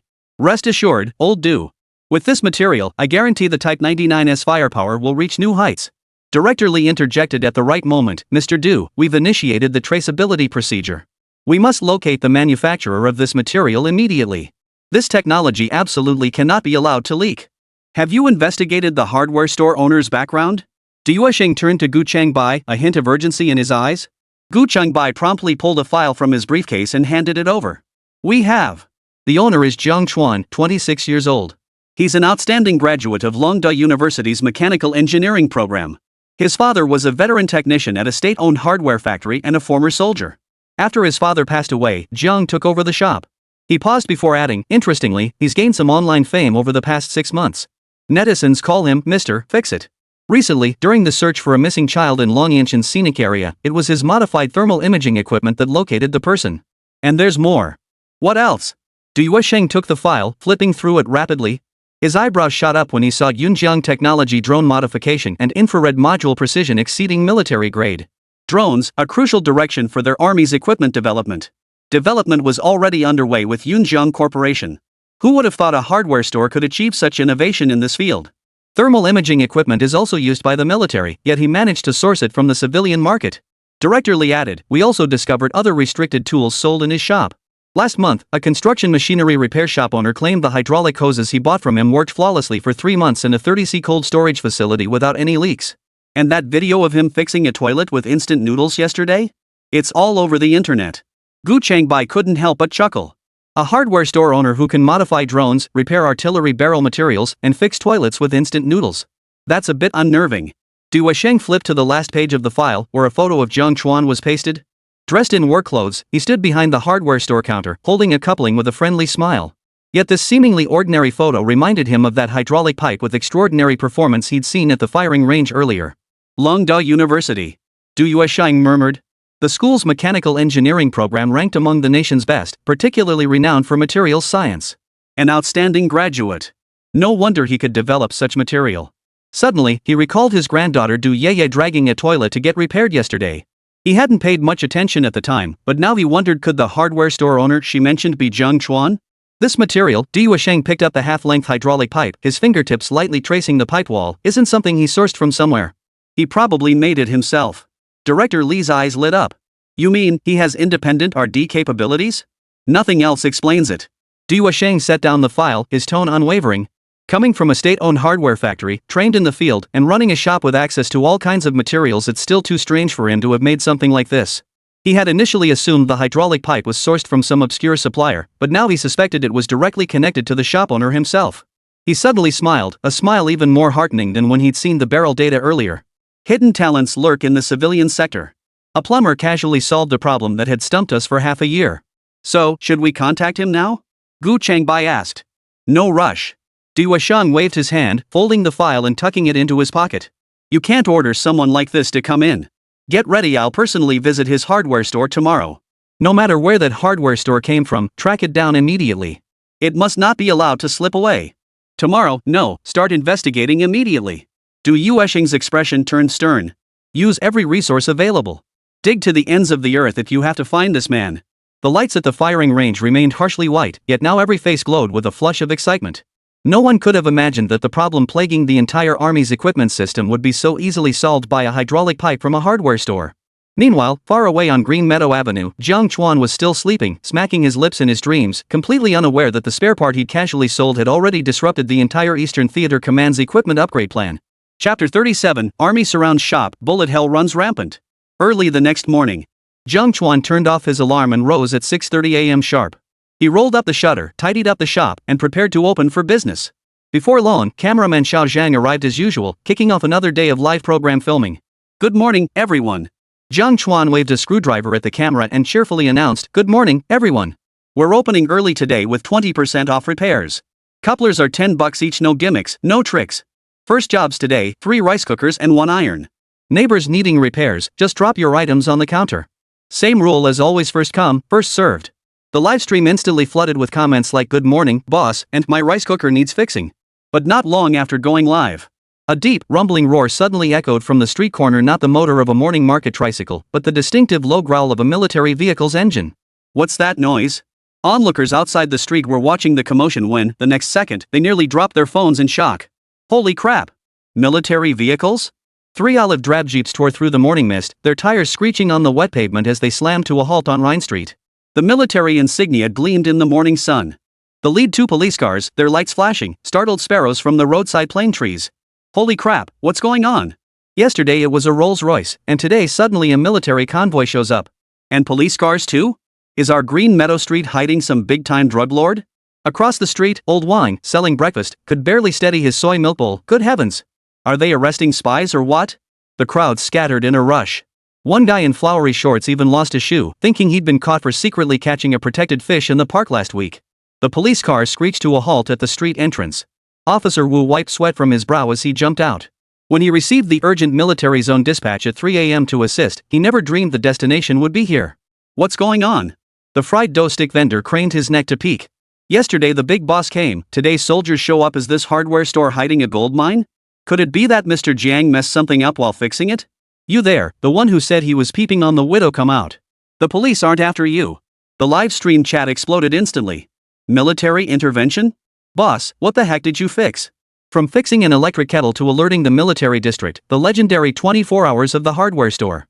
I'll bet 5 packs of spicy jerky it's about that drone module from the other day. Officer Wu, please clear the area. From the military vehicle behind him, an elderly man in a Zhongshan suit approached, none other than Director Li from the Military Research Institute. Gu Changbai followed behind him. Both men stared at the hardware store's weathered sign, their expressions complex. Gu Changbai couldn't help muttering, Director, this place could really produce materials more advanced than military alloys? From the outside, one could vaguely make out a half bag of rusty nails piled by the door and a chipped enamel cup on the counter. It looked every bit like an ordinary neighborhood shop. Never underestimate the skills of the common folk, Director Li replied laconically. His gaze swept over the shop's workbench, and when it landed on the pile of scrap metal gleaming with an unusual sheen in the corner, his eyes lit up. Officer Wu wiped sweat from his brow as he directed his team to block the surging crowd of onlookers. Everyone, please cooperate. This is routine police business. Those not involved, please disperse. Make way. Everyone step back. He stretched out the caution tape while stealing glances at the familiar shop sign in the distance, thinking to himself, it couldn't be Jiang Chuan, could it? If something really happened, what would become of his drone order? He was dying of curiosity but dared not ask. The military transfer order bore the stamp top secret, and he didn't even know the specifics of the mission. Inside the shop, Jiang Chuan remained unaware, only hearing some commotion outside. He had just finished repairing an elderly woman's electric kettle and smiled as he handed her the cup. Grandma Jiang, all done. Next time if the bottom leaks, just come straight over, no need to bring all these eggs. The old lady happily accepted it. Just as she stepped over the threshold, she was startled by the military vehicles beyond the cordon, nearly dropping her cloth bag with a clatter. What's going on? Little Jiang, did you get into trouble? She trembled as she grabbed Jiang Chuan's arm. Did something go wrong with the kettle repair? It's nothing, Grandma. Don't be afraid. Jiang Chuan hurriedly steadied her. Just as he opened his mouth to explain, he spotted Director Li and Gu Changbai standing at the doorway, staring intently at him. Gu Changbai stepped forward, picked up the eggs from the ground, handed them to a nearby officer, and smiled reassuringly. Don't worry, ma'am. We're here to talk, not to arrest anyone. Take your time leaving. The old lady finally shuffled away, half convinced, glancing back at the military vehicle as she left and muttering, now they bring guns just to talk? Jiang Chuan finally reached the doorway and stared at the scene unfolding before him, utterly bewildered. What the hell? A military convoy blocking the entrance first thing in the morning? When viewers realized the convoy was genuinely targeting the streamer, the chat exploded. Holy crap! The military's really here. You're not some kind of spy, are you? Streamer, run. There's a backdoor in the third cabinet. I love watching your streams, you can't disappear. Mr. Jiang, what the hell did you fix? Did you sink an aircraft carrier? The camera shook violently as cameraman Xiao Zhang's hands trembled like Parkinson's. Boss, this is. Jiang Chuan suppressed his shock, furrowing his brow. What do you want with me? He recognized Gu Changbai, the researcher whose military vehicle had broken down last time, the one who'd asked him to fix the hydraulic lines. A knot formed in Jiang Chuan's stomach. This was almost certainly about the hydraulic lines. He looked at Director Li and Gu Changbai, then glanced at the military vehicle by the door. The flicker of panic in his heart instantly subsided. He realized that if the hydraulic lines were truly the issue, the ones who would come would be men in military uniforms carrying guns, not elderly gentlemen in Zhongshan suits. Judging by this scene, they were most likely here to discuss a partnership. Come in and talk. He stepped aside to clear the doorway, his tone as calm as if greeting a neighbor. The place is a mess, don't mind the clutter. Director Li raised an eyebrow. This young man certainly kept his cool.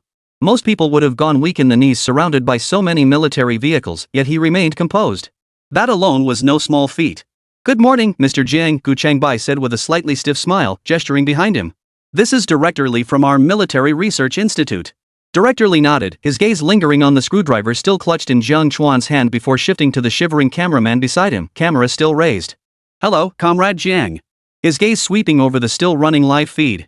His tone was calm yet solemn. Comrade Jiang, the matters we need to discuss involve classified information. Could we turn off the live stream first? He deliberately emphasized the word confidential, his eyes conveying respect toward the other party. He didn't demand it forcefully, but rather proposed it in a consultative tone. Jiang Chuan understood.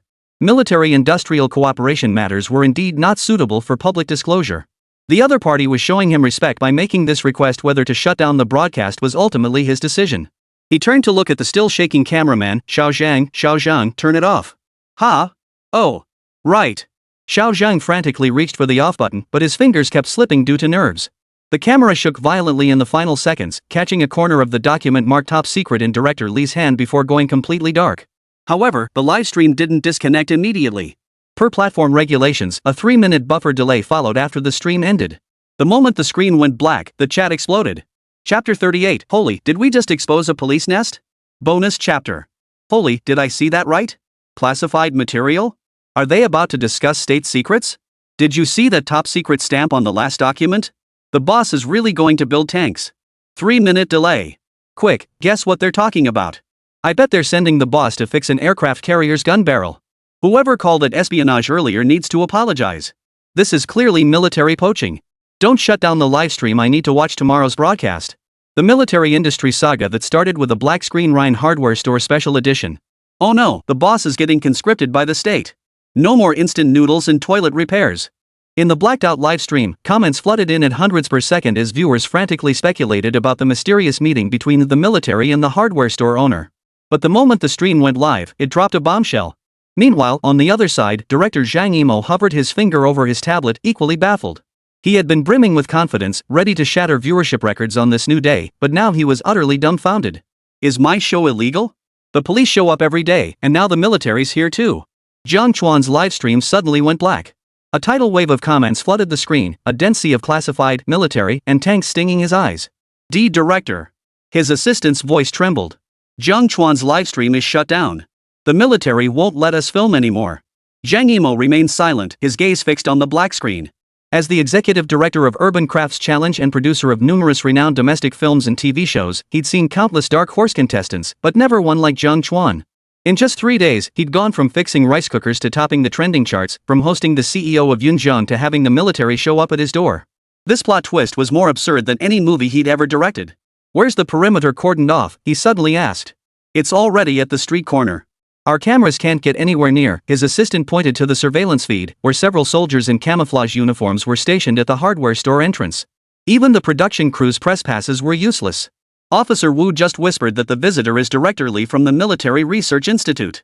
His rank is higher than the CCTV station chief. Jiang Imo sucked in a sharp breath. Having navigated the film industry for years and dealt with numerous bigwigs, he understood the weight of the words Military Research Institute. This wasn't comparable to business tycoons or entertainment celebrities. It represented the nation's core technological assets, the true pillars of the state. Notify the technical team, he said, taking a deep breath, his tone unusually solemn. Don't actually shut down the live stream. Keep it on black screen with the delay protocol. Even if we can't capture the footage, the audience must know. Rhine Hardware Store still stands. Whether this contestant can keep filming depends on fate. On the surveillance feed, several blurred figures were talking inside the store. During this time, figures in white lab coats unloaded several silver boxes, likely testing equipment from a jeep. Gu Chengbai darted in and out, each time carrying different blueprints, his expression shifting from tension to delight. The crowd at the street corner grew larger. The fried dough stick vendor moved his stall beyond the police tape, frying dough sticks while making bets with passersby. I'll wager $500 that Boss Jiang is about to become a big shot. I'll bet 1,000. The military's definitely taking over his hardware store to turn it into a secret base. The live stream's chat stream shifted from initial shock to a mix of reluctance and anticipation. Even though we can't see it, this feels incredibly exciting. Boss is about to do something big. How a hardware store becomes a national security site. If he streams tomorrow, I'll tip half a year's salary in rockets. Inside the shop, Jiang Chuan stared at the completely blackened screen before dismissing cameraman Xiao Zhang and the others. He turned to Director Li and said, "All right, you can speak now." Director Li finally exhaled in relief, taking a sealed bag from Gu Chengbai's hands. Inside lay half a piece of hydraulic pipe material. It was the very pipe Jiang Chuan had sold earlier, its cut and still bearing the marks of his hand-polished finish. Comrade Jiang, Director Li held up the sealed bag, his tone solemn, we've conducted comprehensive testing on this hydraulic pipe. Its fatigue strength and low-temperature stability both exceed our current military standards. He paused, his gaze fixed intently on Jiang Chuan. The development of the main battle tank's gun barrel has stalled for half a year, stuck precisely at the material stage. This pipe of yours might just be the breakthrough we need. What I want to know is, where exactly did this hydraulic hose come from? Jiang Chuan's expression cleared. So that's what this was about, the hydraulic hose. He scratched the back of his head and smiled, stepping aside. Come inside. It's a bit creepy out here. Director Li and Gu Chengbai followed him inside. Their eyes couldn't help but sweep over the shelves filled with wrenches, water pipes, and boxes of instant noodles piled in the corner. No matter how they looked at it, this scene seemed completely out of place with military materials. To be perfectly honest, I actually made it myself. Once inside the back room, Jiang Chuan cut straight to the chase. What? You built it yourself? Both men's expressions changed instantly.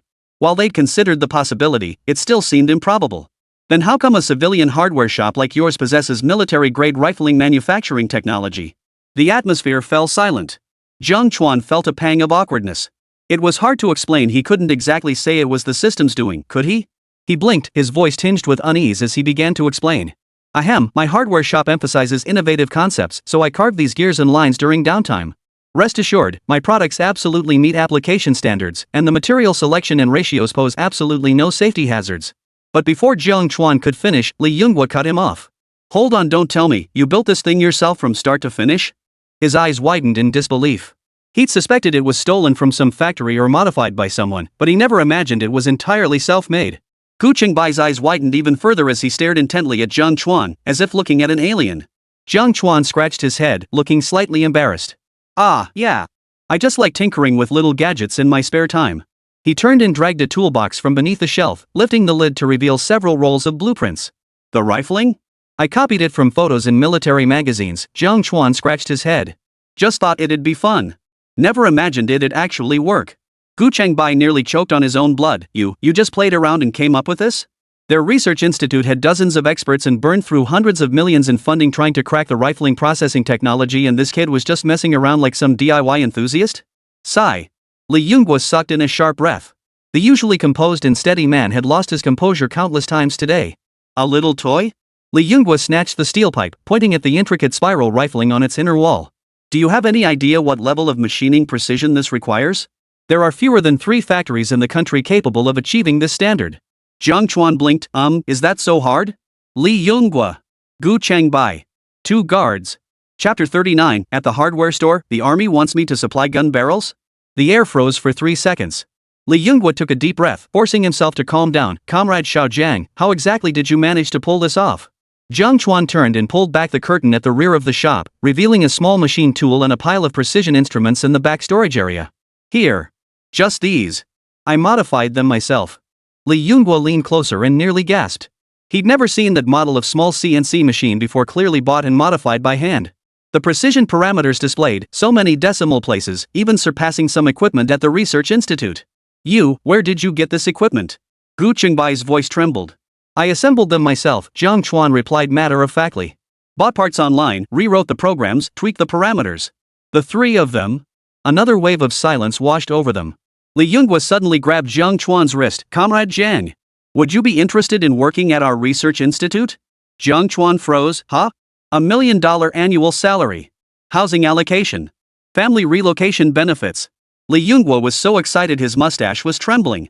Just give me the nod, and I'll process the paperwork right now. Jiang Chuan waved his hands frantically. No, Director Li, I just want to open a hardware store. He pointed at the poster for the reality show Urban Craftsman Challenge on the wall. Besides, I'm already on a reality show. I'd have to pay damages for breaching the contract. Joking aside, his hardware and military gear business depended on this hardware store to thrive. If he joined the military, he'd never be able to sell hardware for points again, not to mention his personal freedom would be restricted. What hardware store? Li Yunguo stamped his foot in frustration. With your skills, you could do anything better than running a shop. Jiang Chuan scratched his head. But I just love fixing things. Director. The secretary suddenly leaned in and whispered, how about discussing a partnership first? Li Yunguo's eyes lit up. He knew forcing the issue wouldn't work. If the other party wasn't willing, could he really tie him up on the spot? They hadn't even managed to poach the head of Yunjiang before. What chance did they have now? What about the technology? Li Yunguo took a deep breath, suppressing his urgency, and softened his tone.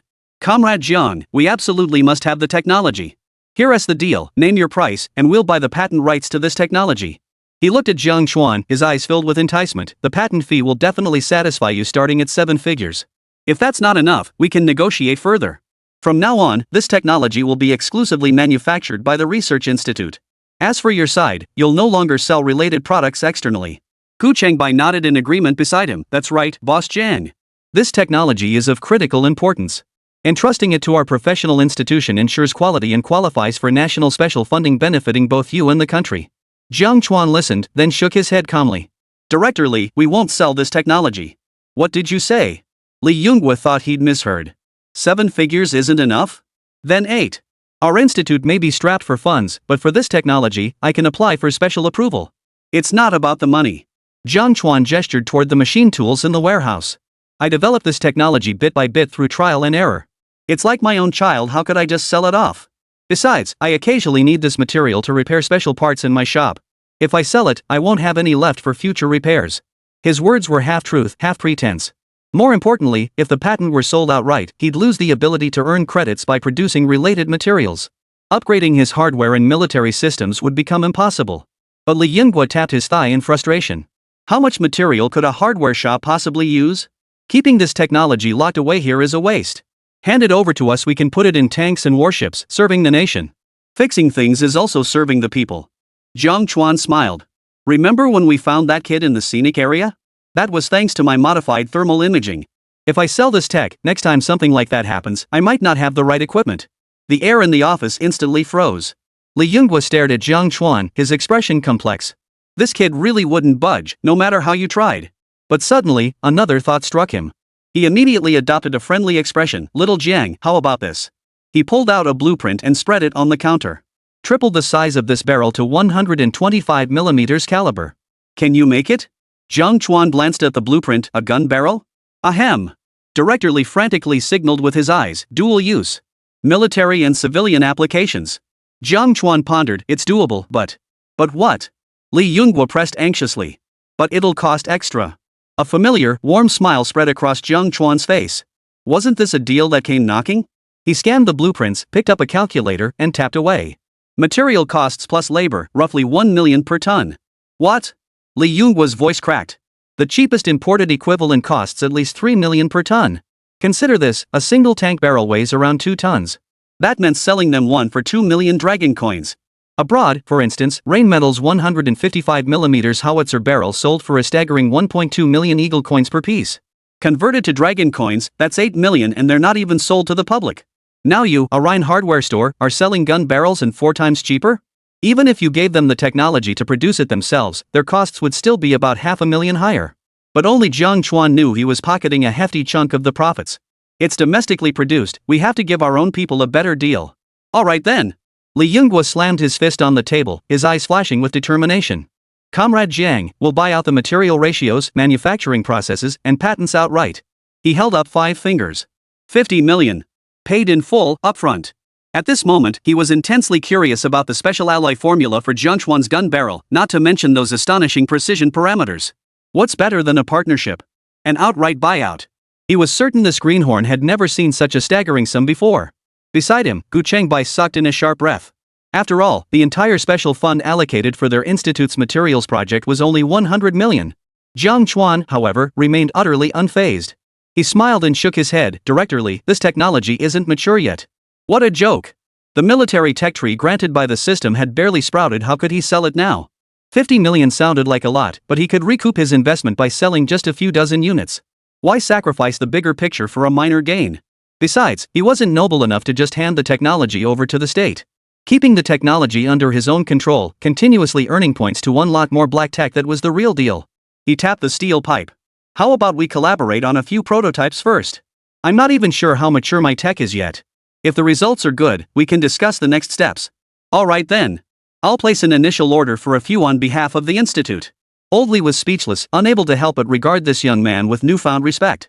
He couldn't poach the man, nor trick him into handing over the technology. It seemed the seemingly young fellow was far more seasoned than he'd imagined. You couldn't force a horse to drink water by holding its head down, could you? If it were any other youngster, his mere presence would have made their knees tremble. Seeing the other party relent, Jiang Chuan immediately handed over the order form with a cheerful smile. How many do you need? 3 for now. Delivery time, let's set it for 1 month from now. Li Yunguo suggested after a moment's thought. No problem. 30% deposit. Jiang Chuan grinned widely and agreed immediately. Finally, a big order. The two then discussed numerous peripheral details. Finally, after signing a 30-page confidentiality agreement and confirming their hardware store as the supplier, the military personnel departed. Happy cooperation. Watching the military convoy of off-road vehicles drive away, the street blockade lifted, and Jiang Chuan finally breathed a sigh of relief. Whoa, that gave me a fright. Despite his composed demeanor during negotiations. But to say he wasn't nervous would be a lie. After all, who wouldn't be scared if they were suddenly surrounded by military vehicles and had guns pointed at them? Regaining his composure, Jiang Chuan immediately unlocked his phone, intending to check on the status of his interrupted livestream. The moment he tapped his phone, a barrage of push notifications exploded onto the screen. Breaking! Contestant from City Crafts taken away by military. Hidden weapons production line discovered in hardware store. Trending. Hashtag military raids urban crafts challenge hardware store hashtag. Hashtag mysterious shop owner suspected military industry tycoon hashtag. Holy? 3 of the top 5 trending local news stories in Zhejiang are mine? Chapter 40. Don't get the wrong idea, they're just here to talk business. Jiang Chuan watched the rumors flying everywhere and felt he had to set the record straight. Otherwise, next thing you know, they'd be saying he smuggled weapons from the Eagle Nation. He immediately pulled out his phone and dialed photographer Xiao Zhang. Hey, Xiao Zhang, come over quick to film this. It's fine, really. You won't be charged as an accomplice. I swear. After Jiang Chuan called Xiao Zhang and pleaded with him at length, the cameraman finally believed him. 10 minutes later. Brother Jiang, everyone outside is saying, they're saying your shop is hiding missile parts. Even the tipsters have to go to the police station for questioning. Xiao Zhang burst into the shop, panting heavily, his live streaming pole still trembling. On my way here, even the vegetable vendor was saying the hardware store owner got taken away. I was so scared I almost dropped my gear. Jiang Chuan was crouched on the ground fixing a power drill. Hearing this, he looked up and smiled. Do I look like someone who's about to be taken away? He pointed toward the doorway. The police tape's been removed, the military vehicles are gone, it's all cleared up now. Only then did Xiao Zhang dare peek outside. Sure enough, the police tape on the street had been removed, the army green jeeps were nowhere to be seen, and only a few elderly men doing morning exercises were still discussing the commotion from earlier. He let out a long sigh of relief, slumped onto a small stool beside him, and pulled out his phone to call Zhang Yimou back. Director! It's all clear. We can go live. Brother Jiang is fine. Zhang Yimou on the other end visibly relaxed, his voice lightening. Get it on. The whole network's waiting. Remember, no sensitive questions, just film the repairs. Got it. Xiao Zhang hung up, scrambling to set up the live streaming equipment. He flashed an OK sign to the camera. The moment the live stream went live, the online viewer count skyrocketed from tens of thousands to millions. A flood of comments poured in. The boss is alive. Are you okay? They didn't arrest you? The military let you go? Did you sign a non-disclosure agreement? Hurry up and tell us. What did you discuss? Are they going to award you a military medal? Jiang Chuan waved at the camera, still holding a half-turned screw. Good morning, everyone. Just wrapped up a little business deal with the military. Sorry to have you all worried. Small deal? What kind of business blocks the gate at 6 in the morning? The chat exploded instantly. Selling tank parts is a small deal? Boss, do you have some misunderstanding about what small business means? I bet it's shell casing recycling. Jiang Chuan offered no explanation. He simply picked up the newly repaired electric drill, flipped the switch, and its distinct humming filled the livestream. Next. Who needs repairs? A middle-aged man carrying a rice cooker pushed his way to the front, grinning as he teased, Mr. Jiang, what did that military truck come to buy earlier? Selling shell casings as scrap? Jiang Chuan took the rice cooker and removed the bottom cover with fluid precision. They bought legitimate parts, same as repairing your appliances, just with higher precision. So precise it needs a military truck to haul it? Is the boss hinting he was fixing a tank rice cooker? On the commonalities between military business and repairing rice cookers. The livestream's popularity skyrocketed, propelling hashtag Jiang Chuan's military side hustle to the top of the trending topics. Netizens' imagination ran wild. I bet it's a drone missile pod. Yesterday's infrared module was a setup. That's too small scale. I bet it's screws for an aircraft carrier deck. Could it be that hydraulic pipe? Looks like the same researcher from last time. I'm a longtime viewer, trust me. Xiao Zhang held the live streaming poll, glancing at the rapidly fluctuating viewership numbers on the back end, and gave Jiang Chuan a secret thumbs up. This small business theory was textbook-level engagement management. After a busy hour, the viewership remained sky-high. When he finally had a moment to spare, Jiang Chuan headed to the back warehouse to tackle the real work. After all, he now had two major business lines, the drone infrared modules for Yunjiang Corporation and the police, plus the artillery barrels from the Jiangcheng Army Equipment Research Institute. Truthfully, with the system's amplification boost, both projects required almost no physical effort, even the raw materials could be exchanged from them all. But Jiang Chuan had drawn too much attention now. He had to handle things personally to avoid giving himself away. He had to procure the raw materials himself. Jiang Chuan opened the old iron cabinet in the warehouse and pulled out a yellowed address book. His fingertips skimmed over names like Old Wang at East City Scrapyard and Nanshan Rare Metals Shop. Hey, Brother Wang, he dialed the number. Hold on to that batch of old circuit boards we discussed last time, especially the ones with gold-plated contacts. I'll pick them up this afternoon. After hanging up, he called Mr. Lee at the Rare Metals Shop. I need 3 kilograms of niobium iron, 99.9% purity. Can you deliver it today? Right, same spot as always. Finally, he found a number labeled Scrap Processing Plant. Hesitating briefly, he dialed, Uncle Zhang, I'll take all your discarded titanium alloy scraps. Just weigh it by the pound. Don't worry, I've got the proper permits. Then, driving his truck painted with crayon Shinchan, he first hauled half a ton of old circuit boards from the scrapyard, then loaded the niobium iron from the Rare Metals Shop, and finally filled the truck bed with titanium alloy scraps from the waste processing plant. The cargo bed clinked and clanked, as if filled with shards of silver. Jiang Chuan tapped the steering wheel, calculating that these materials would be enough for 2 batches of modules and 3 sets of barrel assemblies. As for the mysterious source of raw materials others wondered about, it was simply the know-how he'd accumulated by scouring every scrapyard and processing plant in the city. But upon returning to the shop, he spotted 2 familiar figures waiting at the entrance. No sooner had Jiang Chuan parked the truck than he spotted a jiabowing and scraping before a man on a motorcycle. The man wore a black leather jacket, a diamond-encrusted watch on his wrist, and rode a sleek motorcycle emblazoned with the words Extreme 5. It looked pretty intimidating, except the engine cover was slightly askew, clearly malfunctioning. Brother Jiang, you're finally back. Ajay spotted him and rushed over like he'd found a lifeline. He slipped a pack of cigarettes into Jiang's hand and winked. This is my childhood buddy, Long Out Yin. He was part of the crew who asked you to modify the drone last time. Long Out Yen dismounted, eyeing Jiang Chuan's grease-stained clothes and glancing at the scrap metal in the truck bed. A faint smile tugged at his lips as he spoke with a hint of nonchalance. So your boss Jiang? Jia said you can fix anything? Jia quickly interjected. Out Yen, brother Zhang's skills are unmatched. That drone he fixed last time was even better than the original factory model. He tugged Jiang Chuan's sleeve discreetly, mouthing, give him some face. Jiang Chuan chuckled inwardly. This Jia never could shake his habit of acting like the big brother. He patted Long Out Yen's motorcycle. What's wrong with it? The engine's making weird noises, and the gears stick when shifting. Long Out Yen kicked the tire. This piece of junk cost me 20 grand. Looks cool, but drives like a tractor. Heard you can modify stuff? Replace the whole engine and transmission for me, money's no object. Jia chimed in from the side. Out Yen's got deep pockets. He just wants the most badass bike in town. Jiang Chuan circled the bike. The Extreme 5 frame was decent, but the internal components were truly subpar. The cylinder walls were paper thin. It looked cool on the outside, but the specs and performance were garbage. This rich guy in front of him probably wanted to keep the looks while upgrading the specs. He tapped the cylinder head. Replacing it is possible, but it requires a complete overhaul. We'd need titanium alloy cylinders, carbon fiber transmission, and add a turbocharger. Hold on, Long Out Yen raised an eyebrow.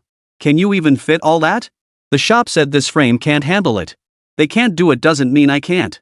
Jiang Chuan pointed to the titanium alloy scraps in the truck. Just brought the materials back. Come pick it up in 3 days. Long Out Yen's eyes lit up. You can really do it? How much? Materials plus labor 15 grand. Only 15,000? Long Out Yen froze. He'd been prepared to shell out 50,000. If you can make it outrun a Harley, I'll throw in another 20 grand. Oh?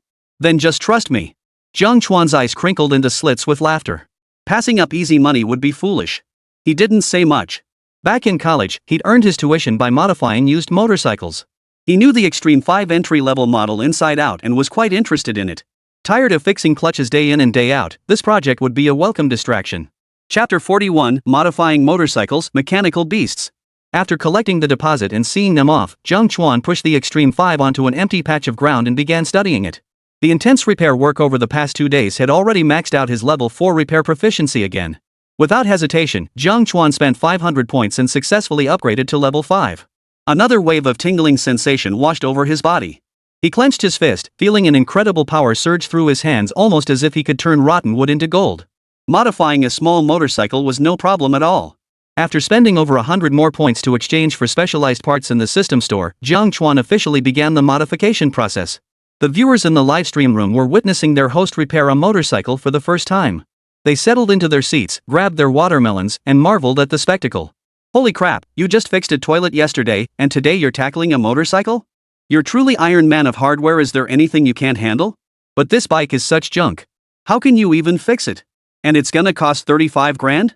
That Ghostfire kid totally got ripped off, huh? As Jiang Chuan began disassembling the motorcycle's parts, many auto enthusiasts watching knew it wasn't worth the effort. This basic model, the Extreme 5, was just too crappy. Tinkering with this piece of junk is just throwing money down the drain. The stock engine is a toy 250 cubic centimeters max. Even if you modify it to the max, it won't outrun a proper street bike. Boss, did that rich kid pull a fast one on you? 35 grand to tune a Limit 5? Better to spend more and buy a used Ninja 400. Seriously, boss? This junk Extreme 5 is worth 35k in mods? It's only 20k stock. That 250 cubic centimeters engine is garbage. Even if you mod it to the max, it'll still be a kid's bike. Long Out Yen must have been duped by a Jia. That money could buy a used Harley. Jiang, don't rip people off. This bike can't handle the abuse, it'll fall apart after tuning. Jiang Chuan didn't even glance at the screen, he just swung his wrench and started dismantling the bike. Screws and parts clattered to the floor in a heap. The once intact motorcycle was stripped down to its frame in an instant. His movements were so swift they left only after images. When disassembling the engine, he didn't even need to look, he could feel the position of every bolt by touch. Holy crap! Is the boss just going to dismember it? On the death process of a motorcycle. Wait, why are you modifying it like this? Everyone was dumbfounded. You were told to modify it, but you've practically turned it into a pile of parts. You can't even recognize it as a motorcycle anymore. Jiang Chuan dragged an iron box out of the warehouse. Opening it revealed a sea of cold, gleaming metal components. These were the alloy scraps he just bought, along with new parts exchanged through the system. He picked up the new cylinder block, measured it against the frame, grabbed an angle grinder, and began grinding away with a hiss. Sparks flew onto the ground, scattering like golden beans. Is that titanium alloy? Asked a knowledgeable viewer in the chat. Using titanium alloy for a motorcycle mod? That's way too expensive. Not just that. Look at that transmission gear, the engraving is so intricate, it looks military grade. Could the boss be using military grade materials to modify this bike? This technique, while impressive, it doesn't feel right. It looks like he's building it from scratch on the spot? The flood of skepticism in the comments grew denser, with several users claiming to be motorcycle bloggers jumping in to explain. The Extreme 5 frame is welded, not cast as one piece. It can't handle a big displacement engine. Modding it for a larger engine is suicide, it'll fall apart on the road. Jiang Chuan ignored them, his wrench clanking as he removed the entire engine assembly and tossed it onto the floor like scrap metal. He dragged a waterproof covered object from the warehouse. The moment he lifted the tarp, the live stream's bullet comments fell silent. There it was, a matte black engine. Its cylinder block bore neatly arranged cooling fins, significantly larger than the stock unit. The intake manifold was crowned with a precision turbocharger. Holy, what is that? Looks like a Kawasaki ZX-10R engine from a scrapped bike? Wait, it's been modified, tweaked to the extreme? He's lost his mind. The frame won't handle it. This owner doesn't know a thing about bikes. Jiang Chuan crouched down, pulled out a tape measure to gauge the frame dimensions, then opened the system panel to pull up the modification blueprints. His level 5 repair skill gave him a whole new level of understanding about mechanical structures. As his fingers traced the frame's weld points, he knew exactly where reinforcement was needed and where weight could be shaved off. He picked up the welding torch. A blue arc erupted before the camera lens, sparks splattering onto the ground like fireworks. He re-welded the frame's weak points and added 2 titanium alloy support rods. The knowledgeable audience fell silent. Because his welding technique was neater than the factory's. No way. Is he really going to cram an 800 cubic centimeters engine in there? Who said the frame was falling apart? Look at those titanium alloy struts. Suddenly, I'm thinking, maybe this money is worth spending? For the next 2 hours, Jiang Chuan spent his time in a relentless cycle of disassembling and reassembling. The stock carburetor was swapped for an electronic fuel injection system, the regular chain replaced with a sealed gold chain, even the tires upgraded to semi-slick slicks, a full-scale overhaul. Finally, he mounted a small LCD screen on the handlebars displaying oil temperature, oil pressure, and even 2-mode switching buttons, street and track. 2 modes? This piece of junk deserves a track mode? Has the boss been playing too many video games? Jiang Chuan offered no explanation, merely tightening the final screw and patting his oil-stained hands. Under the sunlight, the modified Extreme 5 looked completely transformed. Its matte black body bore no flashy decals. The exposed engine radiated raw mechanical beauty. The slightly raised handlebars preserved the agility of a street bike while adding a touch of sharp, sport bike-inspired edge. The original parts piled on the ground formed a small mountain. Placed next to the motorcycle before him, they seemed like relics from 2 different eras. Done? That's it? Looks kinda cool, but the performance. Jiang Chuan straddled the bike and twisted the throttle. At first, only a low, rumbling hum emerged, like a beast growling. He pressed the track mode button, then twisted the throttle all the way to the hilt. Roar! A deafening roar exploded, the exhaust spewing a wisp of pale smoke as the bike reared up violently, its front wheel nearly lifting off the ground. Jiang Chuan pressed down on the handlebars, and the bike settled smoothly. The engine's roar echoed through the streets, startling even the vegetable vendor in the distance, who clutched her chest in fright. The deafening roar reverberated, making the warehouse windows buzz and tremble. This wasn't the ordinary putt-putt of a regular motorcycle. It was like a fighter jet skimming low overhead, tearing through the air with a piercing shriek that made the viewers' headphones buzz in their livestream. Jiang Chuan eased off the throttle, and the engine noise instantly faded to nothing, leaving only a faint hum of idle. Holy! That exhaust note! Louder than a Harley! Who said it was falling apart? Come out and get beaten! Longguo Tian hit the jackpot. This mod is worth every penny of 50,000. That roar! Is that what an 800 cubic centimeters should sound like? Louder than my sports car. Who just said the frame was falling apart? Step forward. I bet you'll fall apart before the frame does. 35 grand? I'd pay 50 grand for this right now. This isn't just a Limit 5, it's a goddamn Limit God of War. Chapter 42, holy crap, is this still the entry-level bike I remember? The livestream chat exploded. No denying it, the roar of this mechanical beast held a deadly allure for men. Jiang Chuan cut the engine, hopped off the bike, and flashed a smile at the camera. That's about it. I'll have him come pick it up shortly. Oh wait, we still need to test drive it before delivery to make sure everything's in order. Jiang Chuan wiped the grease from his hands and dialed a number. Hey, Long Outyan, the car's fixed. Come pick it up. Already? Long Outyan sounded visibly stunned on the other end, with the clamor of a bar echoing in the background. In just 2 hours? Are you kidding me? He'd expected to wait at least 2 or 3 days. This speed felt like they were cutting corners, and he instantly grew suspicious. Was the other guy treating him like a sucker? Charging 35 grand just to replace a spark plug? Jiang Chuan detected the skepticism in his tone and chuckled. Come try it out. I guarantee you'll think it's worth it. Fine, I'll try it. Long Out Yen snapped. I'm on my way to the motorcycle club now. Just drive over. I'll send you the address on WeChat. My buddies will be there too, let them judge if this is worth the money. After hanging up, Jiang Chuan glanced at the time, just past 4 in the afternoon. The shop was quiet with few customers. He swiftly finished repairing several appliances delivered that day. An electric kettle needing a new coupling, a microwave requiring rewiring, a rice cooker with a crack seal, all done in under 10 minutes, leaving his livestream viewers exclaiming, he's cheating. Boss, that speed? You couldn't master that in 20 years of being single. How a hardware store owner juggles appliance repairs like a pro. Seriously, no acting involved?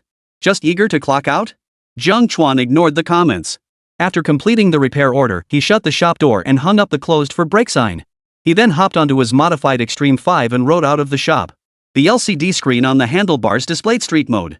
The engine purred as docile as a pet dog, a stark contrast to its earlier roar. Xiao Zhang, let's go. We're heading to the club to shoot. Jiang Chuan dug out a yellow hard hat from the warehouse, emblazoned with Rhine hardware looking like construction gear, a stark mismatch with his beastly motorcycle. Boss, you're wearing that? Xiao Zhang held up the live streaming pole, the camera sweeping over the helmet as he doubled over laughing. It clashes with your bike way too much. Safety first. Jiang Chuan pulled the helmet down over his head, straddled the bike, and slowly rolled away down the Green Line Street. Viewers in the livestream chat were doubled over laughing at the sight. Ha ha ha ha. A yellow hard hat paired with an 800 cubic centimeters beast. The contrast is absolutely hilarious.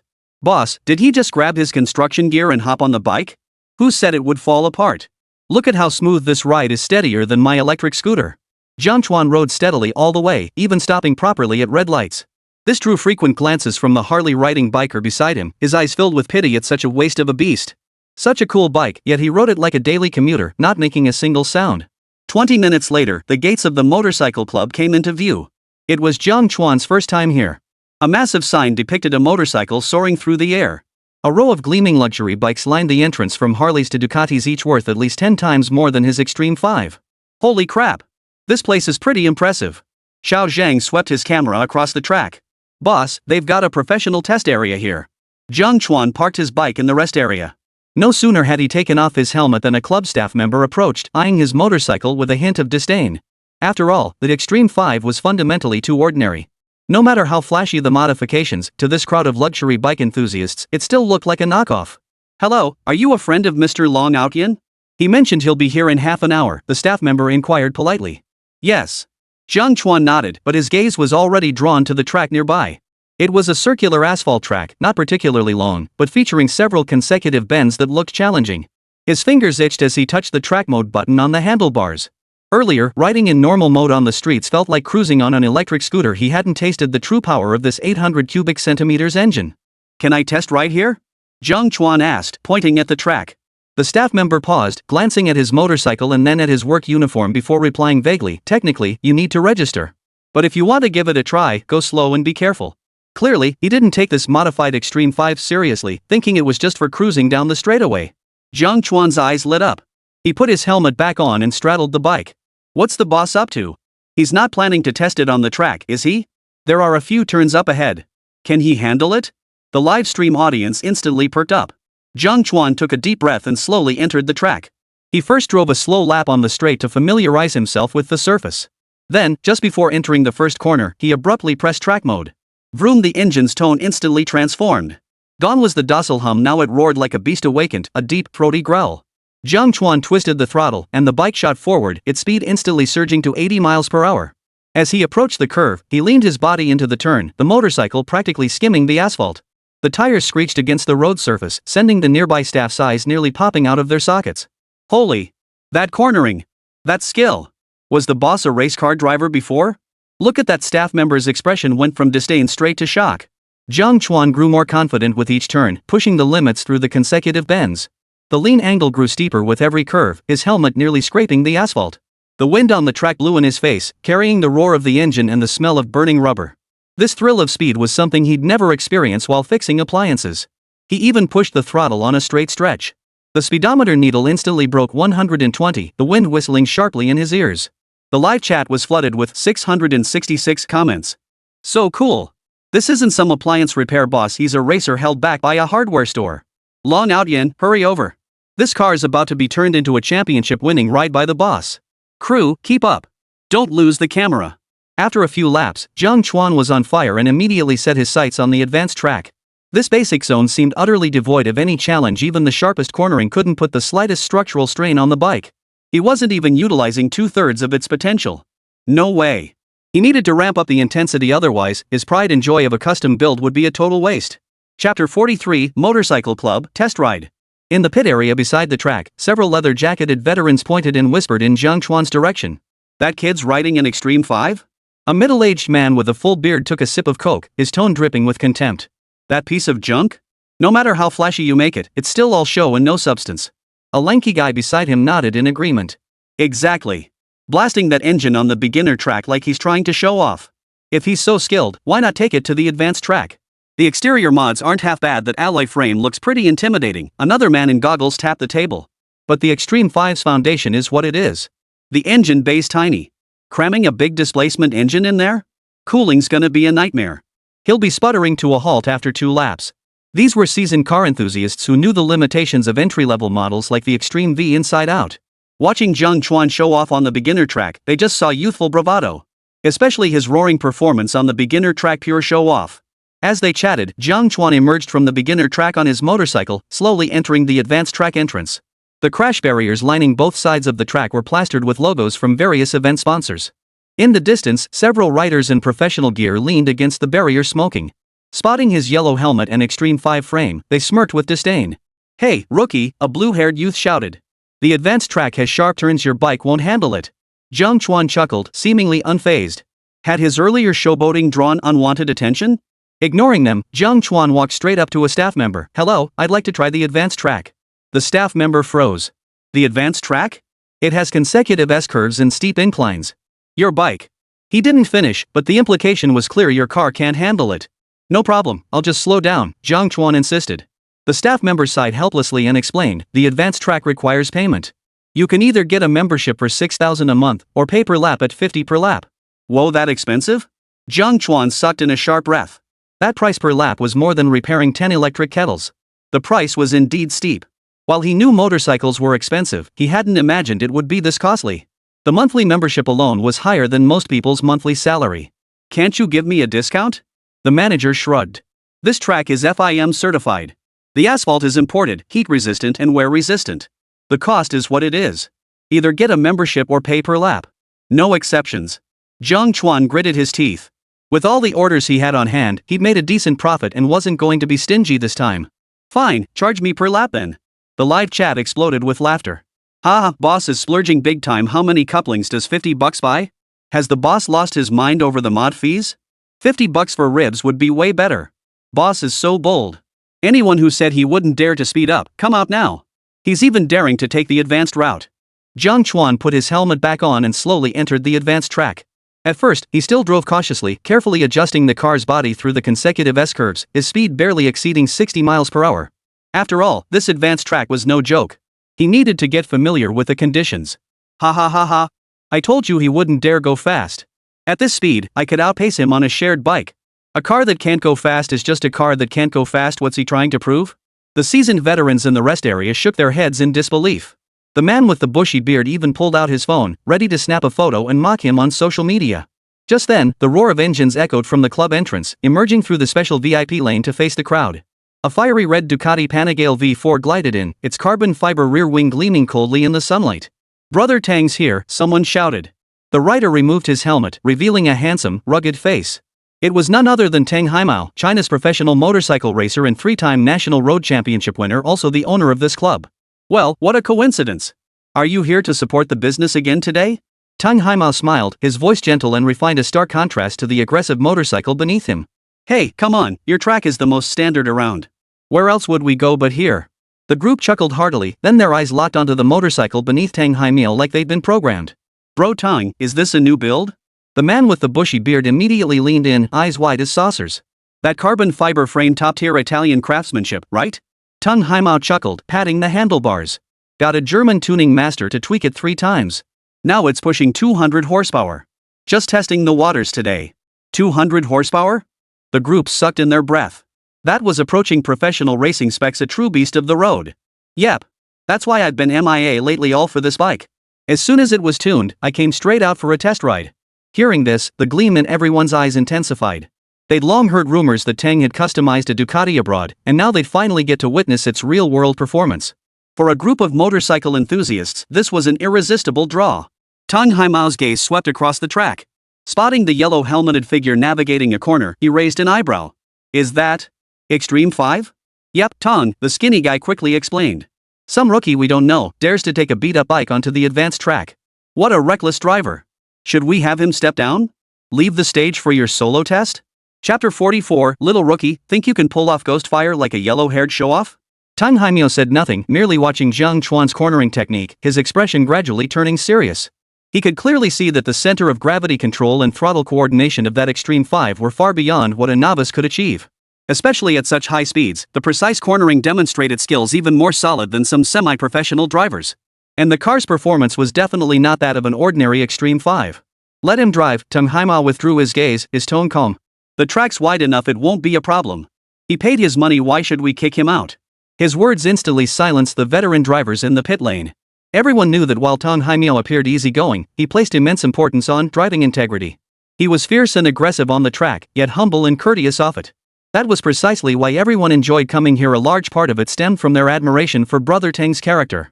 On the track, Jiang Chuan was completely absorbed in his test drive, oblivious to the commotion in the pit lane.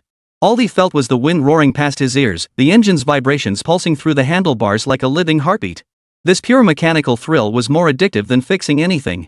Soon, after one lap, he had largely familiarized himself with the entire advanced track's conditions. And with the boost from his level 4 maintenance skill, he possessed an innate affinity and mastery over mechanical creations. He could even clearly sense the condition of every component beneath him, the structural load capacity, and more. This meant he could easily surpass the skill level of professional racers, handling the bike with effortless precision. But being on the track for the first time, there were still many things to be cautious about. So, playing it safe, Jiang Chuan continued on a second lap to familiarize himself once more. But just as he was leisurely cruising his lap, a crimson Ducati suddenly swept into the pit lane, clearly captured by Xiao Zhang's camera in the viewing area. This fiery red instantly became the eye-catching focal point on the track. The live stream chat exploded with excitement. Holy crap! A Ducati Panigale V4. And it's a modified version. Isn't this the one the club owner spent over $2 million to modify? He's crazy. That money could buy an apartment. Just hearing that exhaust note is worth it. Sounds like a beast roaring. And that design is way too eye-catching. The live stream's chat was instantly flooded with comments about the red Ducati. Tang Haimyo swung onto the bike, helmet already secured. He merely waved toward the pit area before twisting the throttle. Vroom! The Ducati's engine roared with a high-pitched scream, launching like a red lightning bolt down the track.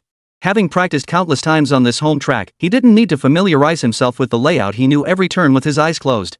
The 0-100 meter sprint was completed in the blink of an eye. The bike leaned low, skimming the first corner like a low-flying aircraft, its angle so precise it seemed measured with a ruler. The seasoned veterans watching from the sidelines couldn't help but cheer. Now that's professional. That 200 horsepower isn't just for show.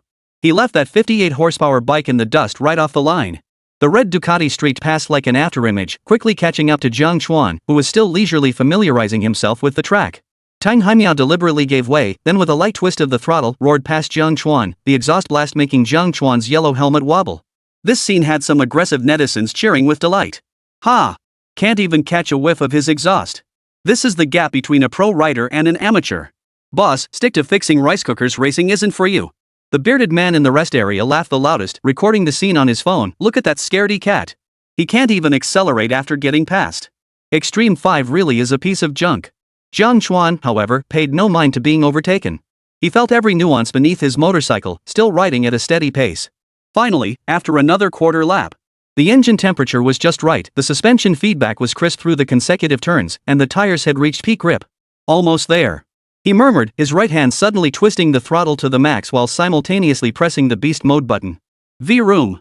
The Extreme V's engine erupted instantly, no longer a docile rumble but a frenzied roar. The bike shot forward violently, the speedometer needle climbing like a madman. 80 miles per hour, 100 miles per hour, 120 miles per hour. By the end of the straight, it had even hit 140 miles per hour. Everyone's attention had been focused on the red Ducati. But Jiang Chuan's sudden acceleration snatched everyone's gaze back. Is the boss getting serious? That speed, twice as fast as before. Is he getting used to the track? But we're hardware sellers, let's not push it this hard. This isn't a race. The veteran spectators in the viewing area snorted in amusement. Oh? Finally decided to speed up? The lanky guy sneered, got a little fired up? Too bad the fun's already over. But the next second, his laughter abruptly stopped. Chapter 45, Holy crap, a hardware store guy outpacing the champion racer? As Jiang Chuan entered the consecutive S-curves, not only did he not slow down, but he lowered the car's body, cutting into the turns at an angle that seemed to scrape the ground. The live chat exploded with warnings urging him to slow down. Holy! Is the boss crazy? 160 miles per hour into consecutive S-curves? He's out of his mind. Slow down. Those are consecutive turns, not a straight. Even pro drivers drop to 100 here. This is suicide driving. Even Jiang, who'd always rooted for Jiang Chuan, couldn't help but shout into the camera, "Brother Jiang. Slow down. Safety first." The veterans in the pit area were stunned, convinced he was risking his life just to show off. Beard even got ready to capture the moment of Extreme 5's wreck. "Just you wait after this corner, his beat-up car's brakes will totally fail." But the next second, everyone's laughter froze in their throats. Jiang Chuan's body suddenly leaned sharply to the left, his knee nearly scraping the ground. The titanium alloy frame's resilience shone through brilliantly. The bike leaned over 60 degrees, the yellow helmet nearly scraping the ground, yet it remained as steady as if glued to the track. Whoosh! The black bike streaked across the track like a low-flying bolt of lightning, scraping past the guardrail through the consecutive S-curves. The white smoke from the tires grinding against the asphalt hadn't even dissipated before the motorcycle was already charging toward the next turn. What the hell? The bearded man nearly dropped his phone, his eyes wide as saucers. Is that an Extreme 5? Taking those consecutive corners without slowing down? The lanky guy gaped, speechless for a long moment. Grip. How is that grip even possible? The stock tires on an Extreme 5 couldn't handle that kind of angle. Holy, what the hell? That cornering angle. Tang Haimao glanced through his rearview mirror, raising an eyebrow. When he'd taken that corner earlier, his speed had been nearly identical to Jiang Chuan's, yet his angle hadn't been nearly as aggressive. He knew the difficulty of this consecutive S-bend. Even he had to keep his speed below 120 miles per hour. Yet that Extreme V not only didn't slow down, its cornering angle was even more aggressive than his, and the car remained absurdly stable. That's skill. A surprised smile touched Tang Haimao's lips as he instinctively accelerated. His competitive spirit had been ignited. The live chat had gone completely wild, the barrage of comments drowning out the roar of engines on the track. Who just said the boss couldn't cut it? Come out and get beaten. This is supposed to be the Extreme 5? It's more like a race car in Extreme 5 skin. How a piece of junk car forces a pro driver to push the limits. I take back what I said. Boss isn't switching careers, he's a hidden pro. Jiang Chuan charged through the final corner. The wind on the straight hit him full force, carrying the acrid smell of burning rubber and the roar of the engine. He glanced down at the speedometer, 150 miles per hour. The car held steady as a rock. This was the true potential of his modified Extreme 5. The veterans in the pit area fell completely silent. Watching the black silhouette on the track grow faster and faster, the mockery on their faces turned to disbelief. The bearded man silently deleted the video from his phone, muttering, "Impossible. Absolutely impossible." Even more astonishing was that, emerging from the corner, Jiang Chuan's Limit 5 seemed to spring to life, accelerating instantly. The gap to the Ducati was actually closing. As time passed, not only did the gap fail to widen, it actually grew smaller and smaller. Impossible. The tall, lanky rider nearly dropped his phone. That's an Extreme 5. How could it possibly catch up to a Ducati? The live chat's comments shifted from mockery to astonishment. Ha? Am I seeing things? Doesn't that look a bit closer? That corner up ahead. Boss is cornering faster than Boss Tang. No way, a 200 horsepower Ducati couldn't shake off an 800 cubic centimeters Extreme 5? Tang Haimao also sensed something was off. Why wasn't the other guy falling behind? Why was he steadily closing the gap? Even though he was testing the bike and only pushing it to about 70–80% of its normal capability, that shouldn't be something a rookie on a Limit 5 could exploit. He deliberately accelerated on the straights, trying to pull away, but every time they hit a corner, Jiang Chuan would close the gap with even more aggressive cornering angles. Like a nimble cheetah, he was relentlessly tracking the red gazelle. This kid has something special. A faint smile touched Tang Haimao's lips. Far from angered, he found the challenge exhilarating and began giving it his all. Jiang Chuan, finding his groove, held nothing back. He unleashed the full power of beast mode, the engine's roar shaking the track barriers. The gap closed visibly, even drowning out the roar of engines. The veterans in the pit area had long since fallen silent, eyes wide as they failed to notice their cigarettes burning down to their fingertips. Is that the top speed the Limit 5 can reach? His cornering angles approaching 70 degrees. How's the chassis holding up? Did Brother Tang intentionally let him pass? How else could he possibly catch up? But deep down, they knew someone as fiercely competitive as Tang Haimao would never let anyone pass on the track. The live stream chat exploded. Boss. Quit running that hardware store. Become a race car driver. I'll shower you with rockets. Whoever said changing careers is like crossing mountains, come out here. Does your face hurt yet? Damn impressive. Outpacing the pros, that flash of yellow is pure magic. Jiang Chuan was completely immersed in the speed. Glancing at the speedometer, it was steadily climbing. Chapter 46, God-tier motorcycle, record-breaking livestream. At that moment, Tung Haimao's palms were drenched in cold sweat. He gripped the handlebars with deathly force, knees nearly pressed against the fuel tank, wringing every last ounce of performance from the Ducati. The speedometer needle broke through 280 miles per hour. The engine roared at its absolute limit, and the centrifugal force in the corners nearly threw him from the bike. Yet in the rearview mirror, that matte black silhouette pursued relentlessly like a specter. Even through the consecutive bends, he could see the rock-steady profile of Jiang Chuan beneath his yellow helmet. He'd never felt this kind of pressure, not even when racing other arch-rivals. How is this possible? He gritted his teeth, pushing every ounce of his professional racing skills to the limit. Weight transfer, throttle control, braking point selection, every movement was textbook perfect. Yet despite this, the gap between the two cars continued to widen. No way. Gritting his teeth, he slammed the throttle open, desperate to gain distance on the straight. But just as he cleared the corner, a more frenzied engine roar exploded beside him. Jiang Chuan's Limit 5 had arrived. He decut through the inside of the curve, his bike leaning over 70 degrees like a blackwing skimming the asphalt, now running parallel to his Ducati.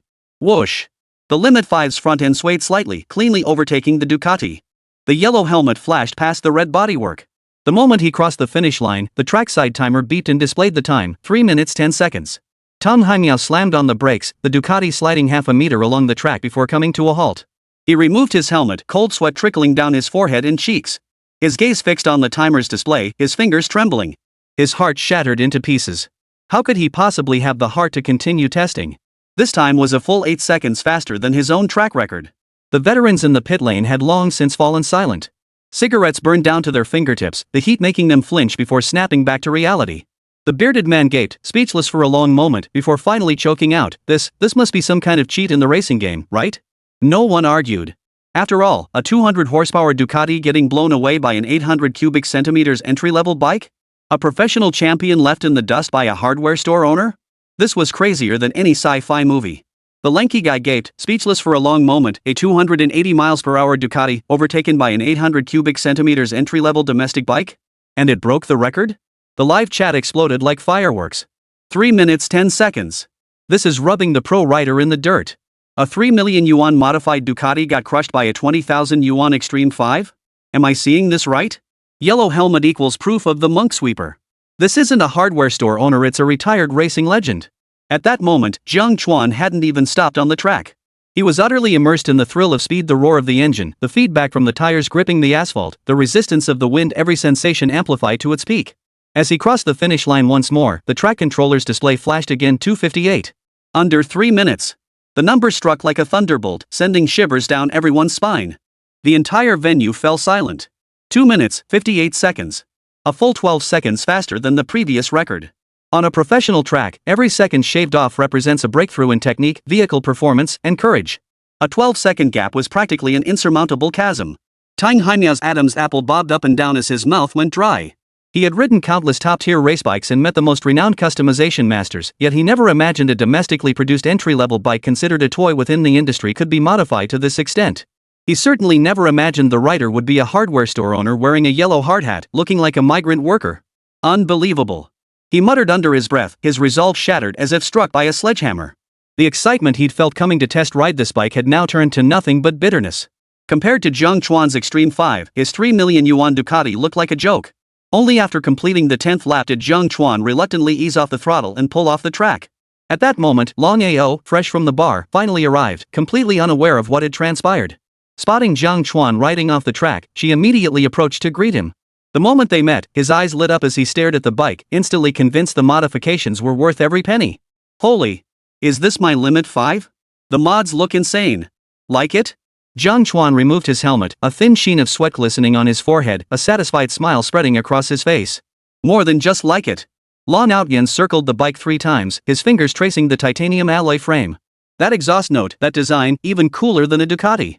Jiang Chuan smiled as he approached the staff. I just did 10 laps. How much is that? Before the staff could answer, a figure suddenly rushed over, gripping Jiang Chuan's hand tightly. Free. Absolutely free. It was Tung Haimao. The bitterness on his face had long been replaced by excitement, his eyes shining brightly. Bro, your performance just now was absolutely incredible. Jiang Chuan froze for a moment, thanks for the compliment. Long Outyen, listening nearby, looked utterly bewildered. Tang? You know Jiang? He couldn't believe it. Tang Haimiao, who was usually as elusive as a dragon, had actually come over to greet Jiang Chuan and even offered to waive his fees. Chapter 47, Bro, please, change it for me. Long Outyen was dumbfounded. Of course he knew Tang Haimiao, the elusive club owner who never paid anyone anything. Now he'd specifically come over to greet him and even waive the fee? Something must have happened that he didn't know about. Jiang Chuan was also somewhat surprised. Though running 10 laps cost 500 yuan, no small sum, it meant nothing to him. But who was this man in front of him? Why was he suddenly offering to waive his fees? Could it be that he'd been impressed by his heroic performance on the track? As Tang Haimao removed his helmet, revealing sweat-soaked hair, he pointed to the team emblem on his chest and smiled at Jiang Chuan. Let me formally introduce myself. I'm Tung Haimiao, the owner of this club and a current professional motorcycle racer. The moment he said this, many viewers in the livestream recognized him. Those unfamiliar with him immediately searched online, and the chat exploded. Tung Haimiao? The 3-time national champion Tung Haimiao? Did the boss just beat a pro racer? Or a 3-time champ? Did I hear that right? Holy crap, I just saw the hardware store owner absolutely destroy the national champion. This is definitely trending today. Holy crap, is this real? This guy's hailed as Southeast Asia's rising star, and now some random dude just smashed his reputation? Long Outyen's jaw dropped as he seemed to realize something. The helmet in his hand clattered to the floor. Tug. Tung, you just raced against Brother Jen? His gaze swept across the track, landing on that dazzling number. Tung Haimiao didn't deny it. His gaze returned to that matte black Extreme V, not defeated but brimming with uncontrollable excitement. This bike's mods are insane. An 800 cubic centimeters engine pulling this kind of performance? It's even more brutal than my Ducati. He turned to Jiang Chuan, his tone tinged with urgency. Bro, is this your bike? Where did you get it modified? Can you hook me up with the tuner? Jiang Chuan pointed to the bewildered Long Outyen beside him. Not mine. His. His? Tung Haimao froze, scrutinizing Long Outyen from head to toe. He recognized the kid. He always rode a stock Extreme 5 here, with terrible riding skills. He didn't look like someone who could handle such a beast. The few veterans who'd rushed over were equally baffled. They all knew Long Outyen just a dumb rich kid. Ever since the club opened, he'd been a daily fixture, though he got ripped off buying bikes every single day. At first, everyone had tried to help him out of kindness, telling him he'd been ripped off and advising him on what bikes to buy and which parts offered better performance. But the guy wouldn't listen at all. He only cared about what he liked and blamed his own lack of skill. Gradually, people stopped trying to help and just labeled him a sucker with deep pockets. Come to think of it, Long Outyen did buy an Extreme 5 before, and they even mocked him about it. How long had it been since then, and now he was acting like such a big shot? The veterans were utterly baffled and green with envy. Only then did Long Outyen snap out of it. Scratching his head, he gave a sheepish grin. Why yeah, it's my car. But Brother Jiang helped me tune it. Him? Tang Haimao whipped his head around, staring wide-eyed at the young man in the yellow hard hat and work clothes. The veterans had barely regained their composure when they were stunned again. The young man who rode the bike to break the record was actually the tuner himself? And he looked even younger than Long Outyen. He seemed like nothing more than a mechanic just off the construction site, not a top-tier master by any stretch. They'd just assumed he was some flashy punk here to show off. Turns out, his skills could completely wipe the floor with them. No way? The bearded man snapped out of it, swallowing hard. He's not here for a test drive? Test drive? He modified the car himself. Testing it himself, what's wrong with that? Long Outyen spoke with righteous indignation, his admiration for Jiang Chuan now written all over his face. He'd overheard whispers that Jiang Chuan had actually raced Tung Haimao in his own Extreme 5 and broken the record. Tung Haimao stared at Jiang Chuan, speechless for a long moment. He suddenly recalled Jiang Chuan's mastery over the car's body during that corner. That seamless harmony between man and machine was far beyond what an ordinary test driver could achieve. Even professional racers rarely achieved that level. So he was also a tuner. Understanding every component of the bike was what allowed him to achieve this level of man-machine unity. Jiang. Master Jiang? Tang Haimao's tone grew even more respectful, tinged with cautious reverence. Your craftsmanship is absolutely incredible. The frame balance, the engine tuning, it's pure artistry. Jiang Chuan felt a bit embarrassed by the praise and waved it off. Just some random tinkering. As long as it runs, that's good enough. Just tinkering around can break records? Tung Haimao was both amused and exasperated. He then turned to Long Outyen. By the way, how much did you pay for the modifications? Is this really the same Extreme 5 you rode before? The veteran's eyes all turned to him. Now, everyone wanted him to build them a bike this incredible. It's that same extreme 5 from before. Long Outyan felt uneasy under their intense scrutiny. Mr. Jiang spent half a day modifying it. It cost 35,000. Half a day? 35,000? The keys in the bearded man's hand clattered to the floor. The lanky guy grabbed Long Outyan's shoulders abruptly. You're telling us that was your rusty old wreck from last time? The one Jia talked you into buying for 30 grand? Yep. Long Outyan proudly patted the gas tank. Mr. Jiang promised I'd be satisfied. I thought he was just bragging. Tang Haimao's Adam's apple bobbed up and down as he was momentarily speechless. His Ducati, which had cost nearly 3 million to modify, had been completely outclassed by a bike modified for only 30,000? The look in his eyes as he stared at Jiang Chuan was downright creepy. A top-tier customizer this skilled? Absolutely god-tier talent. If he could modify my Ducati.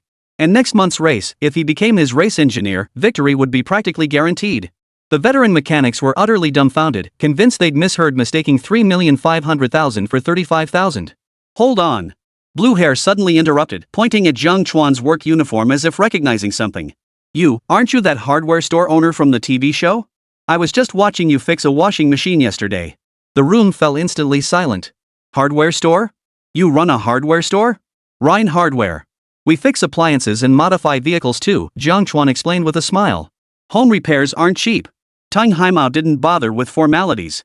He grabbed Jiang Chuan's hand. Master Jiang, how about this? I'll pay 3 million to buy it outright. You modify it for me first. Tai. Long Outyan urgently interjected, this bike is mine. Boss Jiang promised to finish modifying mine first. I'll offer 800,000. The lanky man suddenly raised his hand. Take my BMW S1000RR. Shut up, all of you. The man with the bushy beard shoved everyone aside, pulling out his checkbook. Master Jiang, 1 million. Cashier's check. Right now.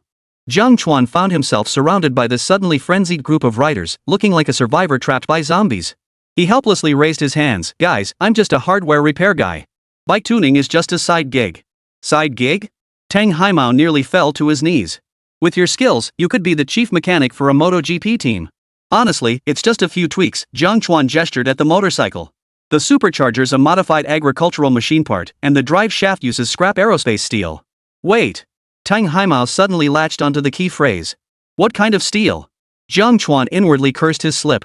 He quickly changed the subject. Mr. Long, the bike's ready. Care to give it a test run? Long Outyan chuckled, thoroughly enjoying the feeling of being surrounded by big shots discussing his bike. Back in the day, who would have given him this kind of treatment? Chapter 48, Hardware Boss Teaches Class, Provincial Champion Team Listens Online. Roar! Roar! Roar! Long Outyan jumped into the car. The moment he turned the key, the engine's roar made everyone instinctively step back half a pace. Damn, it was worth every penny. His face flushed with excitement. Tang Haimao grew impatient, his eyes gleaming. Master Jiang, how about this? Join our team as a technical advisor. Annual salary. Sorry, I just love tinkering with hardware, Jiang Chuan declined politely. Then, as if suddenly remembering something, he added, by the way, does your club repair motorcycles? Repair. Of course we do. Tang Haimiao's eyes lit up. We're actually missing a technical director. I mean basic maintenance, Jiang Chuan patted the motorcycle. Things like oil changes and chain adjustments. He had no desire to handle major motorcycle modifications daily. Take the Extreme 5 he just worked on. It required a complete overhaul, practically equivalent to building one from scratch.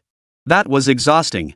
Tang Haimiao froze for 2 seconds before a sudden realization struck him. You mean, you want to collaborate?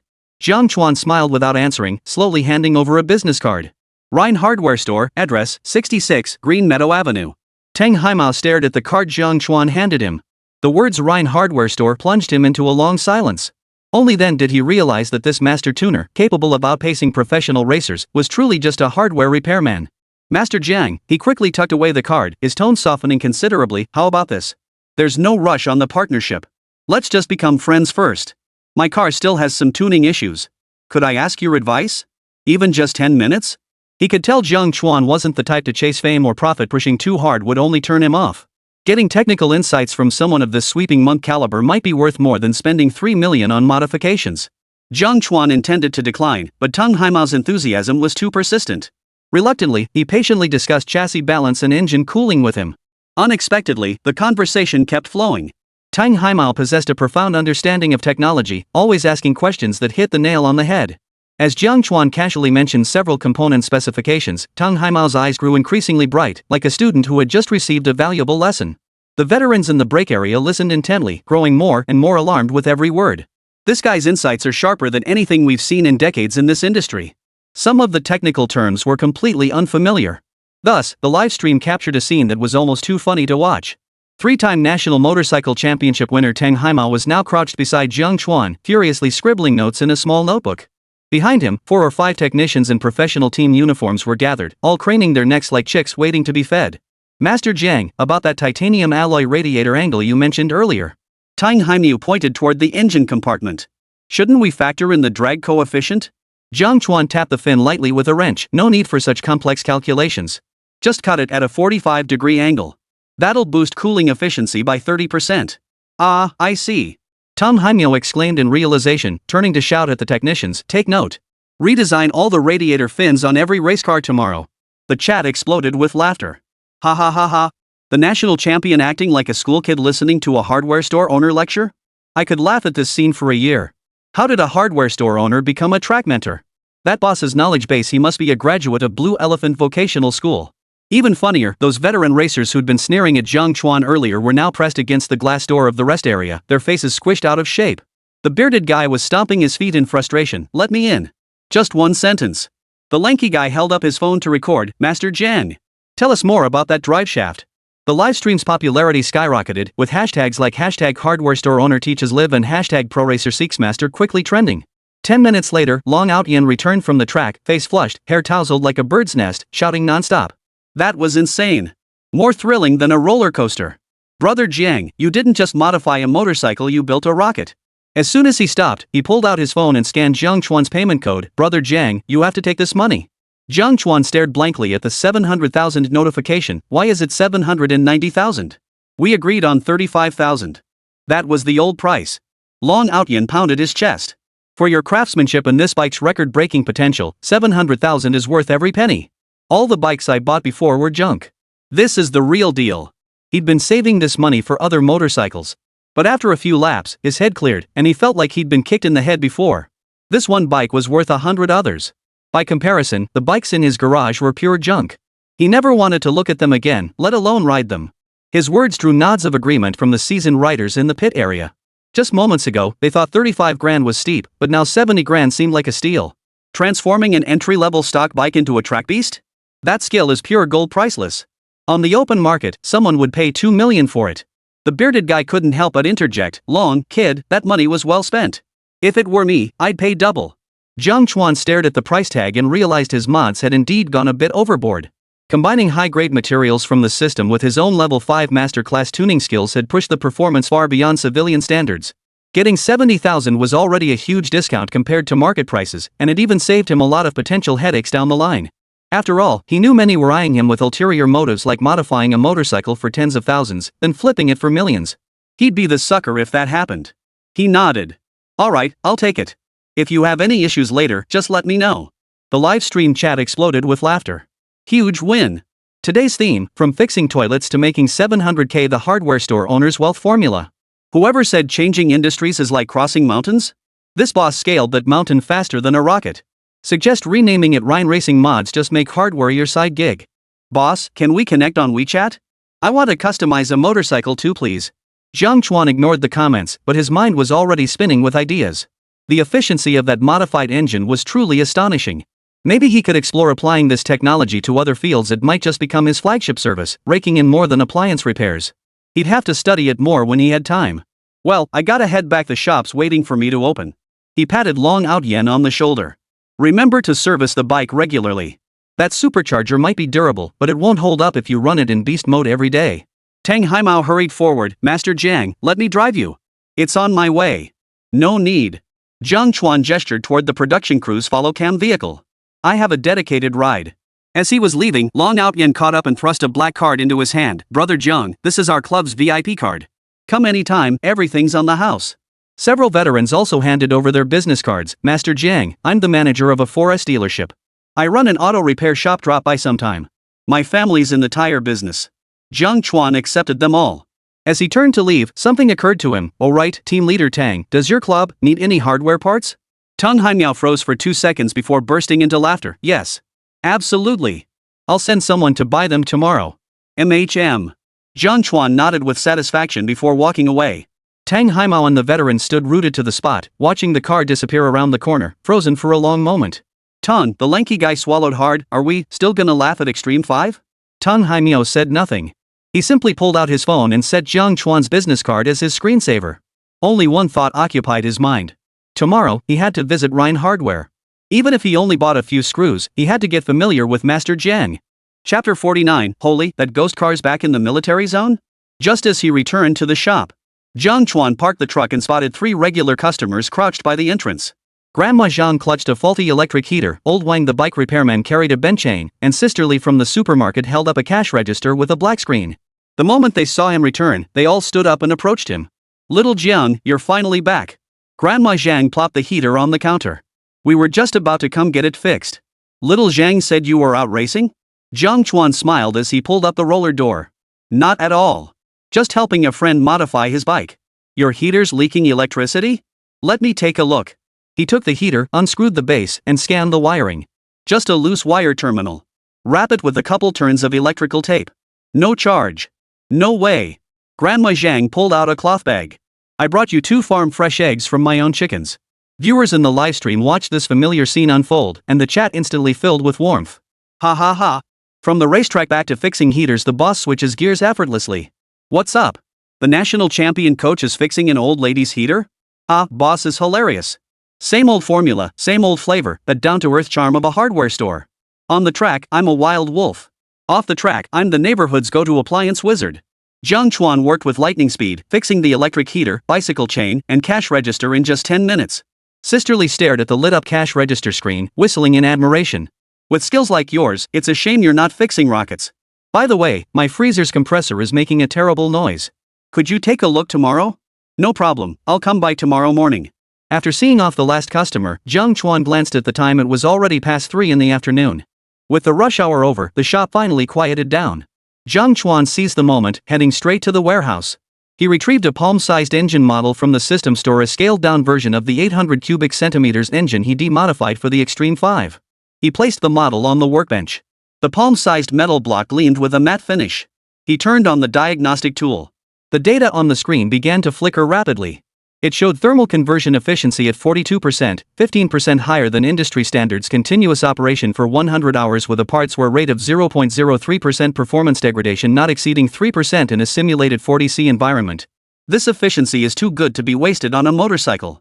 Jiang Chuan stroked his chin, mentally calculating how many models he could develop, a small one for motorcycles, a medium one for tractors and harvesters, and a large one that might even fit in construction vehicles. Just as he always kept spare parts of various sizes when repairing appliances, developing multiple engine variants would surely prove useful. The system's technical specifications revealed this engine wasn't just fuel efficient, it was rugged and built to withstand harsh environments. Besides infrared modules and gun barrels, his shop had little else worth mentioning. An engine with rocket-like efficiency could easily become a high-end mechanical sales venture. As Jiang Chuan pondered this, his phone rang. It was Mr. Wang from the equipment factory. Mr. Jiang, the batch of poultry farm equipment you ordered has arrived. Thermostats, relays, and the reinforced water tanks you requested are all here. I've inspected everything, all good. Thanks, Wang. I'll head over to pick it up right away. Jiang Chuan gathered his things, hopped into his truck, the one painted with crayon Shin-chan, and headed straight for the equipment factory. Just then, he spotted Mr. Wang directing workers to load goods onto the truck. Seeing the beat-up van, Boss Wang couldn't help but chuckle. Your cargo capacity beats even a pickup truck? Last time you hauled half a ton of steel pipes and it didn't collapse. Ah, I modified the load capacity myself. Jiang Chuan hopped in, started the engine after the workers finished loading, and said, let's roll. Save any old parts for me next time. The Wuling Hongguan, loaded to the brim with equipment, headed straight for Longyan Mountain. Water tanks and thermostats swayed gently in the cargo bed with each bump. Jiang Chuan rolled down the window, letting the mountain breeze carry the fresh scent of plants inside. It felt more reassuring than the roar of engines on the racetrack. This time, perhaps because it was afternoon rather than the poaching-prone night hours, there were no dedicated guards blocking the road. Instead, there were significantly more surveillance cameras. Jiang Chuan paid them little mind, if anything, it saved him some trouble. As he neared the chicken farm, he spotted the light on in Kai Kuan's guardhouse from a distance, and the steady clucking of chickens drifted from the coops. Much livelier than last time seemed the new thermostat was working well. Uncle Kai, the equipment's here. Jiang Chuan stopped his car and called out toward the guardhouse. Kai Kuan rushed out wearing his military overcoat, clutching a thermometer. Finally. The new thermostat is fantastic, the chicks aren't huddling together anymore. His eyes lit up as he scanned the equipment in the truck bed. This water tank is thick enough, no worries about freezing in winter. We'll install it tomorrow and tidy up the wiring while we're at it. Jiang Chuan jumped out to help unload the equipment. Oh, and about that feed silo we discussed last time, I found a factory to custom make it. It should arrive next week. You're the man I can count on. Kai Kuan slapped him on the shoulder.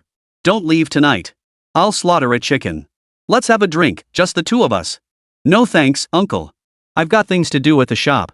Jiang Chuan waved him off. I'll come first thing tomorrow morning to install the equipment.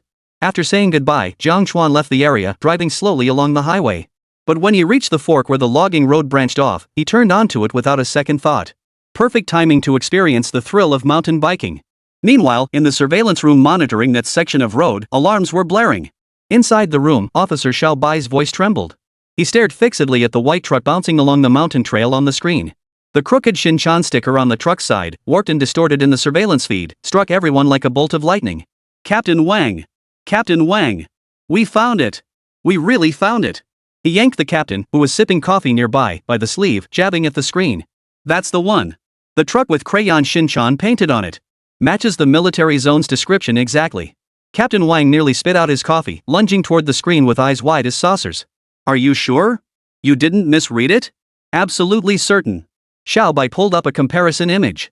The license plate is blurry, but the body graffiti, the model, even that crooked toolbox in the back, it all matches. This is the ghost truck that appeared out of nowhere and vanished in the training area that night, right?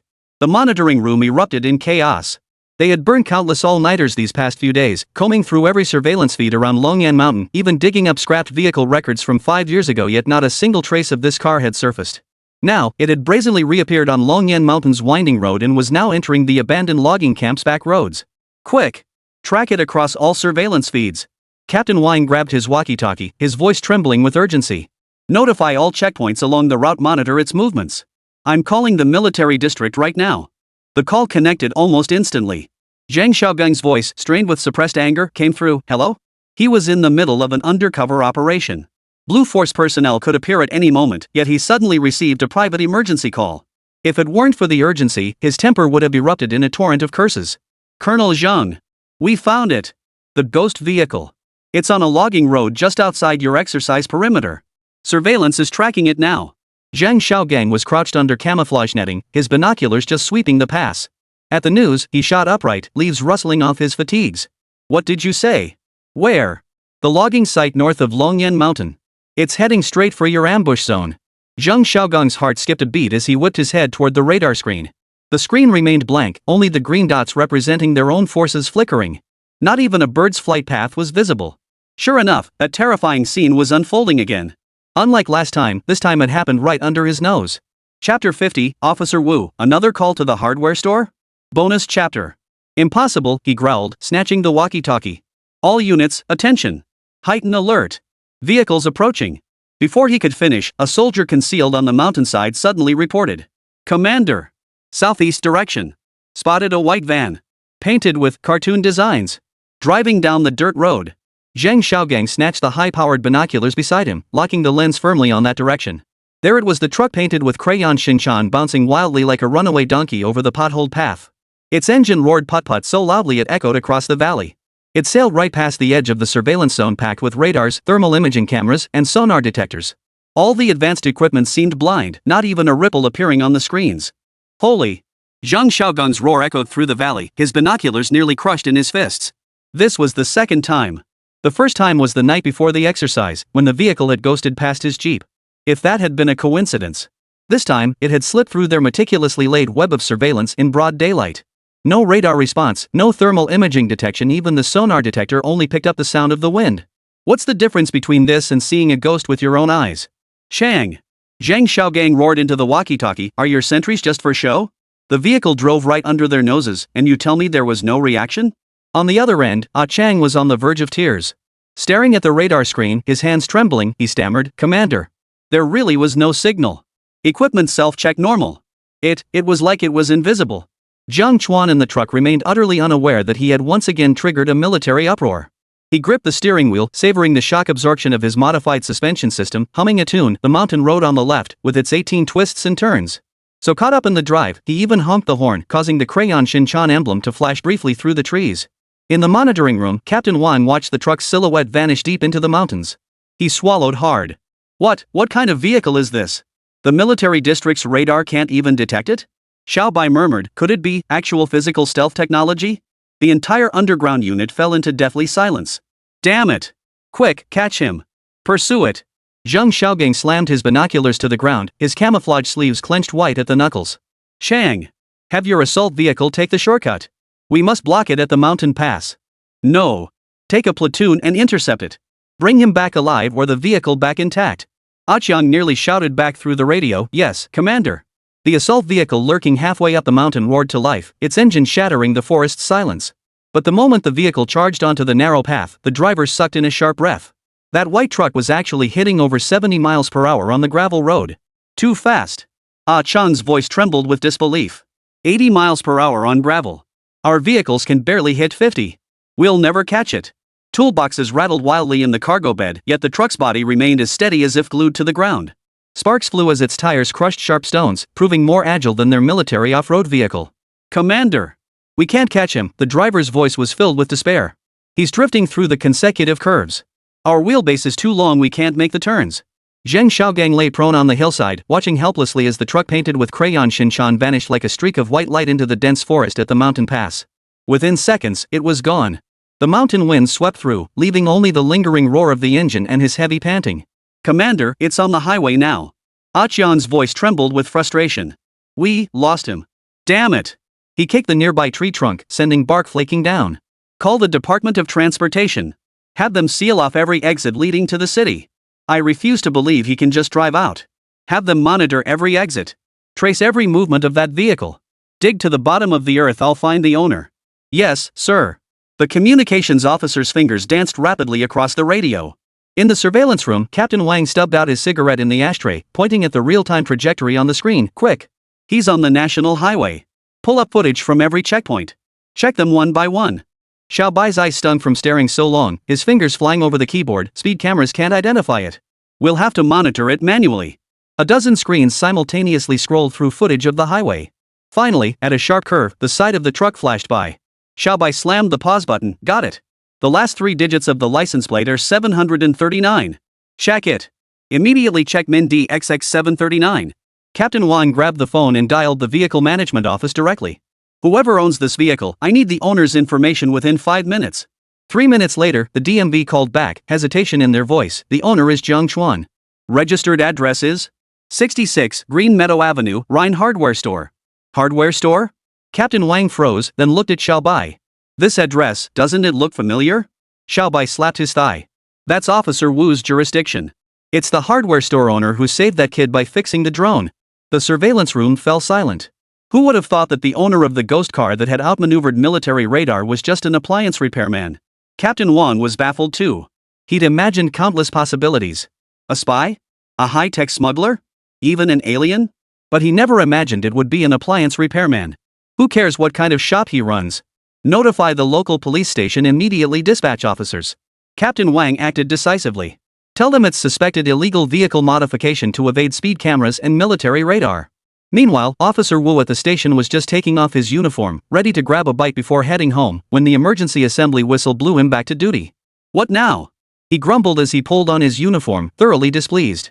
His instant noodles were just done steeping when the walkie-talkie crackled. Captain Wu. Urgent assignment. Illegally modified vehicle suspected of interfering with radar monitoring, sighted near Longyan Mountain Military Exercise Zone. License plate, Min DXX 739. Owner, Jiang Chuan. Address, Rhine Hardware Store. Respond immediately. Officer Wu's hand holding the instant noodles froze mid-air, his brow furrowing. What the hell? His heart skipped a beat. The name and address felt eerily familiar. When he flipped open the district's business registry and saw Rhine Hardware Store Jiang Chuan, he nearly spit out his instant noodles. Holy! That Mr. Jiang who repairs drones? Officer Wu's eyes widened as the registration form clattered to the floor. He modified vehicles to evade radar? And outsmarted military personnel? The young officer beside him had already donned his uniform. Captain Wu, let's go. Wait. Officer Wu picked up the registration form, staring at the photo of the young man in overalls, smiling with an honest, simple expression. Then he remembered the batch of infrared modules he'd left at Jiang's shop for modification. Suddenly, the whole situation felt absurdly surreal. Let's go. He took a deep breath, pulled his uniform back on, his mind still numb. This was the third time he'd been dispatched to that guy's shop, right? Chapter 51, Director's head spinning. Can we wrap this up?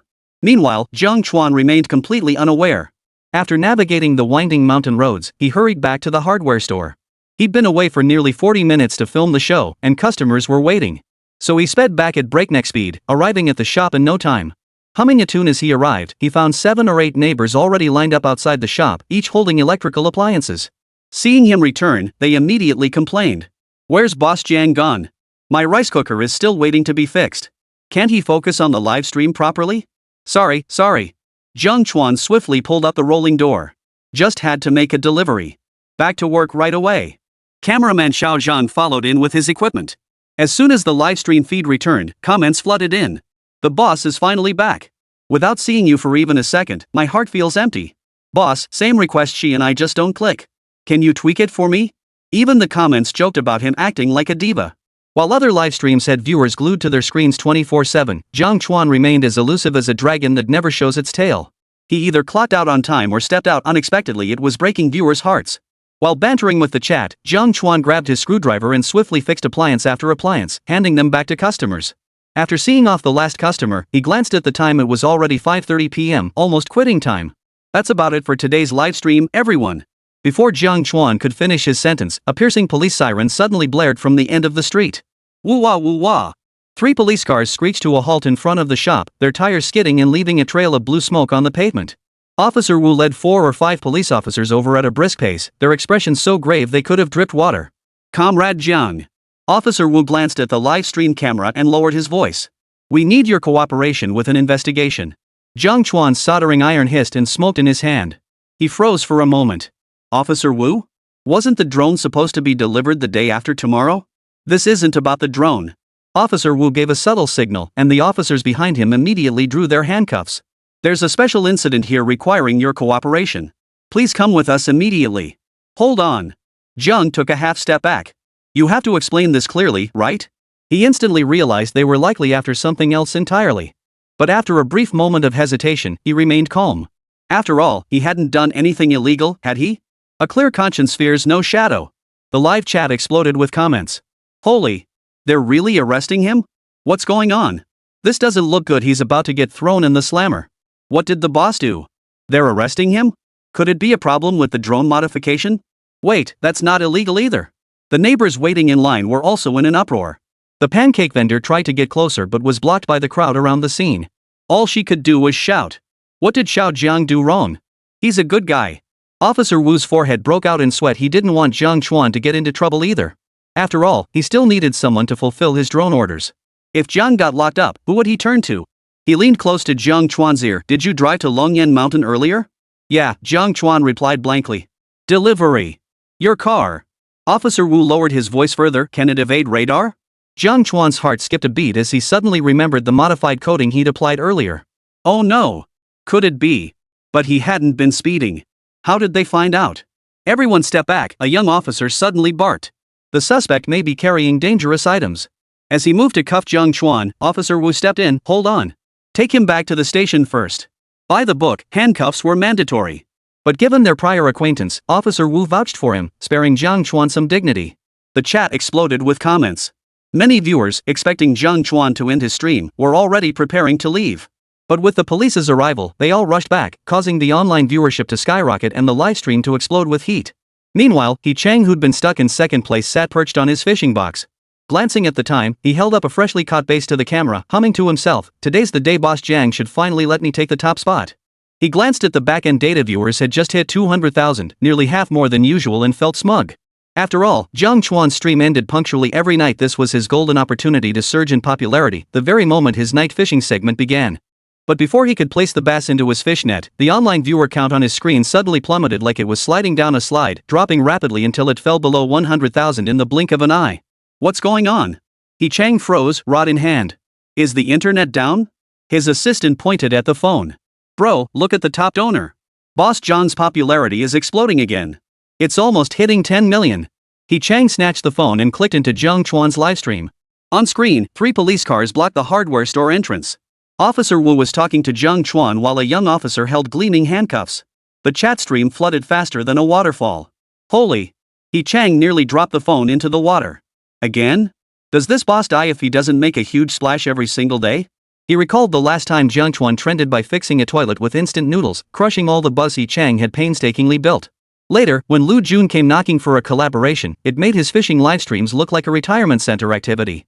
So my second place ranking is just for your backdrop? Chang was both amused and exasperated. He spread his hands toward his viewers. See? I told you Boss Jiang never goes offline without stirring something up. This kind of buzz? I'll never catch up in my lifetime. His chat erupted in laughter. How a fishing enthusiast gets repeatedly crushed by a hardware store owner. Bro, quit fishing. Go apprentice at the hardware store might snag some of that buzz. I knew the view count was off earlier, turns out everyone's watching the boss get caught. Chang stared at the 10 million online display in Jiang Chuan's livestream, silently retracting his fishing rod. Alright, I want to see what trouble the boss has gotten into this time. Meanwhile, Jiang Chuan sighed helplessly.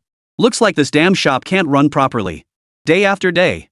Officer Wu, I'll close up shop first. Jiang Chuan gestured toward the open rolling door. The drone gear isn't packed away yet. If it gets stolen, I'll have to bother you guys to help find it later.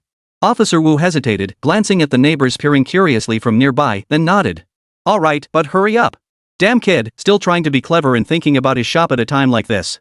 He gave the young officers a subtle nod, signaling them to step back a few paces and give Jiang Chuan some space. Jiang Chuan strode into the shop, swiftly unplugging the soldering iron, sweeping scattered parts into a metal box and locking the toolbox. And when no one was looking, he quietly stashed that bucket of special paint. His movements were swift yet composed, heading next door to buy a pack of cigarettes, rather than being led away by the police. Jiang Chuan locked the shop door and, surrounded by numerous officers, turned toward the police car. Officer Wu opened the back door, his tone softening slightly. Get in. We'll sort this out at the station. The police car slowly pulled away from Green Meadow Avenue. Outside the window, the figures of the neighbors grew smaller and smaller. A large tow truck also arrived, hauling away Jiang Chuan's truck, the one painted with crayon Shinchan. The livestream feed went completely black at that moment, but delayed comments still scrolled frantically. Holy, this is serious, look at how the cops are positioned. Like they're escorting a major criminal. Millions of views. This is gonna make the national news. I'll bet 50 cents it's about the drone.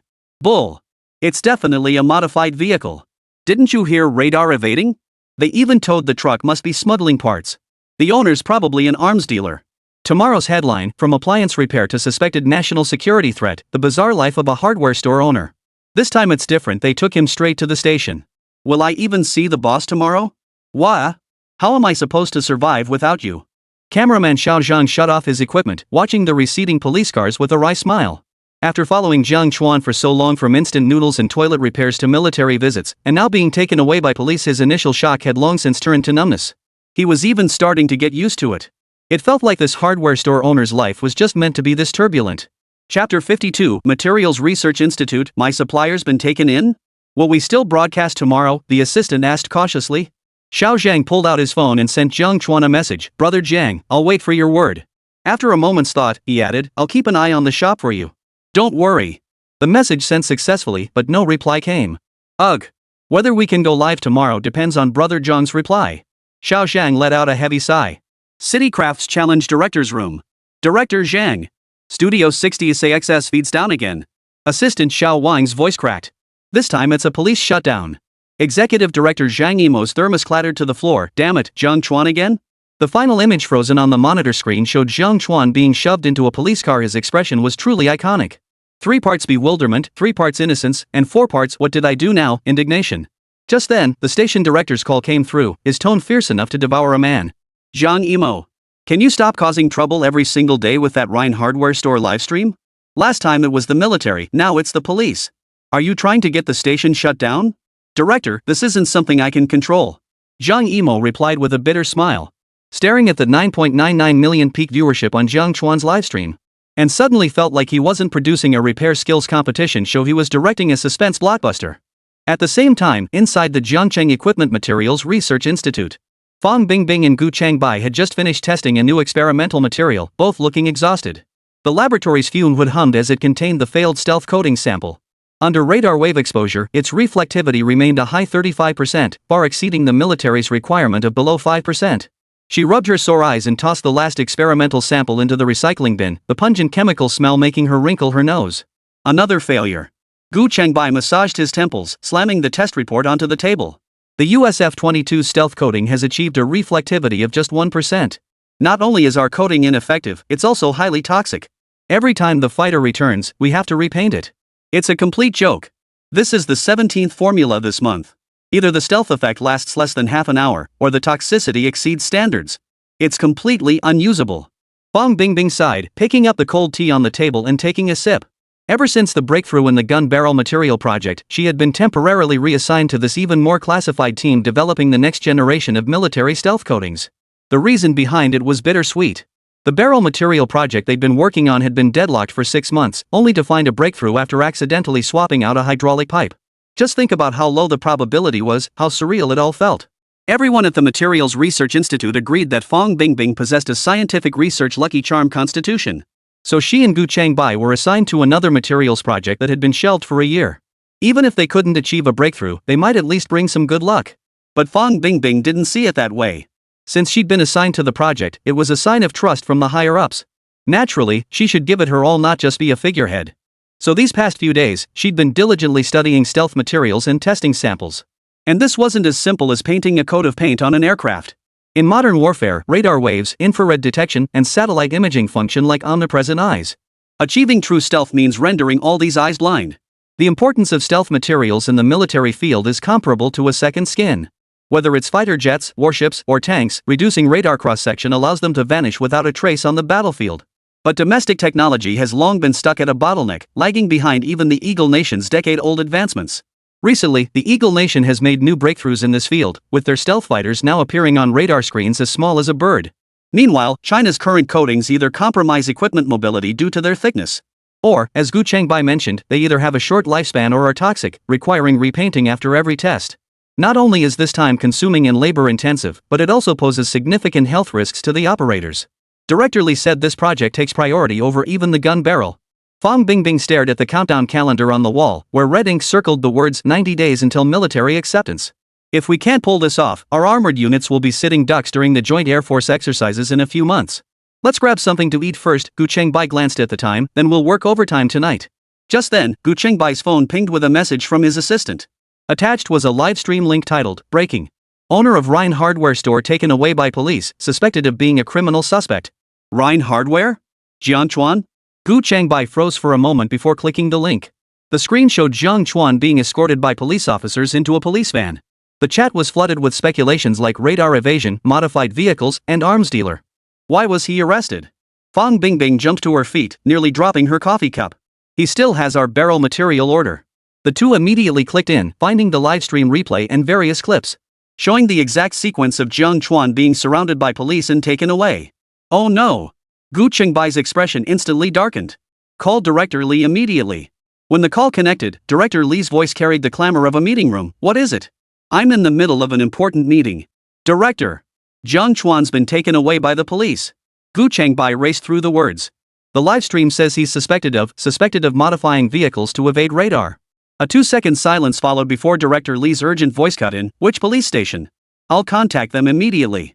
Not sure yet, seems to be the local police station. Understood. Director Li's tone steadied. You two go there immediately. Tell them it's my order, don't let them make any final decisions until I coordinate. Remember, keep your attitude professional. Don't clash with the police. Any issues can be negotiated. Yes, sir. After hanging up, Fong Bingbing and Gu Chengbai exchanged glances, both seeing anxiety in each other's eyes. But with Director Li's call, they felt a bit more confident. Hurry up. Fong Bingbing grabbed her coat. If we're late, they might actually start interrogating him. Without pausing for dinner, they snatched their car keys and dashed out. Fong Bingbing muttered as she ran, who exactly is this Jiang Chuan? How could he get into trouble so bad the cops came knocking? Stop overthinking it, Gu Chengbai gripped the steering wheel. We'll find out once we get to the station. Whatever happens, we need to get him out first. We can't afford to delay the gun barrel materials. If they really did something wrong, they couldn't cover it up. Then we're really screwed. Don't tell me the supplier vanished just days after we signed that army barrel order. Chapter 53, this paint mix is a complete mess, I have no idea what's going on. Half an hour later. The interrogation room's incandescent lights glared harshly. Jiang Chuan sat on an iron chair, facing a table polished to a mirror-like shine. Opposite him sat two men in mouse suits. Their name tags bore no photos, only the characters State Security. Beside them stood Officer Wu, his expression resigned. Comrade Jiang Chuan, the man in the left Zhongshan suit, pushed a glass of water across the table, his calm tone laced with pressure. Where were you between 3:30 and 4 p.m. this afternoon? Delivering equipment to Uncle Kai Kuan's chicken farm at Longyan Mountain, Jiang Chuan replied matter-of-factly. Is that illegal? The man on the right slid a tablet toward him. The screen displayed a satellite image of the Longyan Mountain military exercise zone, where a white light flashed briefly at the edge of the restricted area. How did you evade radar detection? Not a single one of our highway speed radars picked up your vehicle. And this is a military restricted zone. How dare you drive in here? The two men's eyes bore into Jiang Chuan like searchlights. If criminals exploited this radar shielding technology, the consequences would be unimaginable. At its most minor impact, it would render high-speed speed cameras useless, disrupting the entire national highway system. On a larger scale, it could threaten national defense security. Jiang Chuan studied the satellite imagery, forming a rough understanding in his mind. He'd even prepared his cover story. So he wore just the right amount of bewilderment on his face. Radar evasion? I have no idea. I just modified some parts on my car and sprayed on some paint I mixed myself just for looks. He pointed to the restricted zone on the tablet. As for this road, I used to go there picking wild berries as a kid. Never saw any warning signs, had no idea it was off limits. The men in Zhongshan suits exchanged glances, seeing confusion in each other's eyes. They had already inspected the truck. Aside from reinforced load-bearing structures and engine tuning, they found no electronic jamming devices. They even dismantled the undercarriage and engine compartment. It was clean as a whistle, showing no signs of hiding anything. Only the paint on the vehicle's body seemed odd. When scanned with a detector, the radar wave reflectivity was indeed absurdly low. Moreover, his reason for entering the restricted area was plausible. It had once been a logging site, with an abandoned trail worn by human footsteps. No warning signs were posted, as no one ever imagined a vehicle could traverse that gravel area. If you ask me, it's the transportation department's fault. Where did you get that paint on your car? The man on the left pressed. Did someone tell you to do this? I mixed it myself, Jiang Chuan shrugged. Just some waste motor oil with aluminum powder and leftover rust-proof paint from the hardware store. Just threw it together hoping it'd look brighter when sprayed. Have you ever sold this paint to others? Officer Wu pressed, his tone softening slightly. Why would I sell that stuff? Jiang Chuan chuckled. It's just some random formula I tinkered with. The adhesion is terrible. The paint peels off after 2 washes. Half a bucket still sitting in the corner of my shop. Go check if you don't believe me. Officer Wu listened quietly beside him, letting out a silent sigh of relief. As long as it wasn't intentional radar evasion and hadn't been sold commercially, it amounted to no more than accidental trespassing and negligent possession of specialized paint, hardly a criminal offense. Just then, the interrogation room door swung open. An officer peered in. Chief Wu, someone from the Military Equipment Materials Research Institute is here. They say Director Li sent them to see Jiang Chuan. The man in the Zhongshan suit frowned. Military? Jiang Chuan froze. Why would the military be here? The door swung open as Fong Bingbing and Gu Chengbai strode in. Fong Bingbing wore a crisp white lab coat, her long hair pulled into a high ponytail. Her cool demeanor couldn't mask her anxiety. Gu Chengbai still clutched a folder he hadn't had time to put down. Seeing Jiang Chuan was unharmed, he exhaled in relief. Officer Wu, comrades, Gu Chengbai began with an awkward salute. We're from the Jiangcheng Equipment Materials Research Institute. We heard Comrade Jiang Chuan had an incident? Officer Wu, seeing their concern, proceeded to briefly outline the situation, emphasizing the vehicle coating capable of evading radar. Coating? Fong Bingbing and Gu Chengbai exchanged glances, shock flashing in their eyes. They'd been completely stumped by stealth coatings lately. Terms like radar, coating, and wave absorption were highly sensitive right now. Yes, the main issue is that his vehicle evaded radar detection and entered a military restricted zone. We're verifying the details. The cause remains unclear, but it's likely related to the exterior coating. What? Radar evasion? Because of paint? Gu Chengbai's eyes lit up instantly as he grabbed Jiang Chuan's arm. That coating of yours, could it absorb radar waves? Fong Bingbing also caught on, her gaze toward Jiang Chuan filled with shock. Did you mix it yourself? What's the reflectivity? Is it toxic? But she quickly realized her questions seemed absurd, thinking she might be overthinking it. This was just her professional instinct kicking in. Even if someone could evade speed camera detection, it had nothing to do with any stealth coating that was a global unsolved problem. Her sudden barrage of technical questions was downright ridiculous. He figured it was probably just some material inside that happened to block a specific frequency band of the radar, preventing it from completing the speed measurement. Achieving military-grade standards like fighter jet stealth coatings full spectrum, all directional, was pure fantasy. The material that produced the cannon barrel last time was pure luck. How could the same person achieve another massive breakthrough in a completely different field? Fong Bingbing quickly dismissed those far-fetched notions from her mind. The man in the Zhongshan suit was taken aback by the sudden questioning. You know each other? Chapter 54, The Research Institute Comes to the Rescue, Securing Bail and Leaving the Police Station Bonus Chapter. He's a partner of our research institute. Fong Bingbing hastily explained. Gu Changbai seemed to suddenly recall something. He quickly pulled a document from his folder and handed it to the man in the Zhongshan suit with both hands. This is Comrade Jiang Chuan's cooperation agreement with our institute. He is currently our specially appointed materials technology consultant, responsible for assisting in the development of new alloy materials for artillery barrels. The document bore not only the Institute's bright red official seal but also a classified military project designation. At the bottom, Jiang Chuan's signature stood out clearly. The man in the Zhongshan suit took the document, skimmed it quickly, and gradually relaxed his frown. Someone collaborating with the military couldn't possibly be a dangerous element.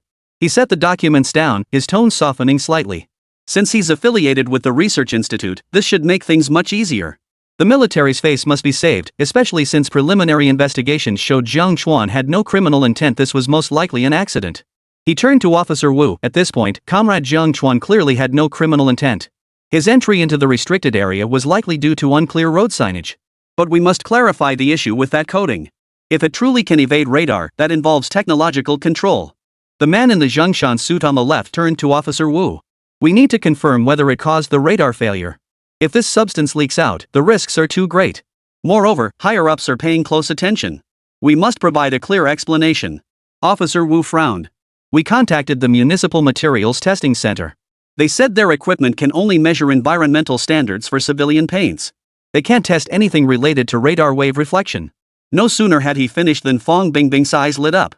Our institute can test it. He gestured toward himself and Gu Changbai. Our lab has a full suite of radar reflectivity analyzers covering the entire spectrum from millimeter to centimeter waves specifically designed for military coating analysis. Not just automotive paint, even the stealth coatings on fighter jets? We can provide detailed data. Fong Bingbing nodded in agreement and added, bring the car to the institute. Give us a day, and we guarantee a precise report. If it's just a particular raw material coincidentally shielding the speed radar frequency band, we can also provide detailed data proving. That's fantastic.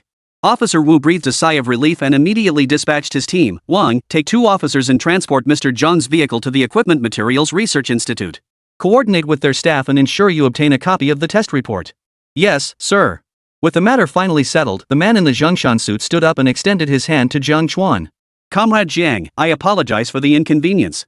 Should further cooperation be needed for the investigation, I ask for your continued understanding. No problem. It's only right to cooperate with the work. Jiang Chuan shook his hand, feeling a weight lift from his shoulders. Officer Wu pulled a ticket from his drawer, looking slightly embarrassed. Though it wasn't intentional, entering a restricted area still warrants a fine 50 yuan, just a token amount.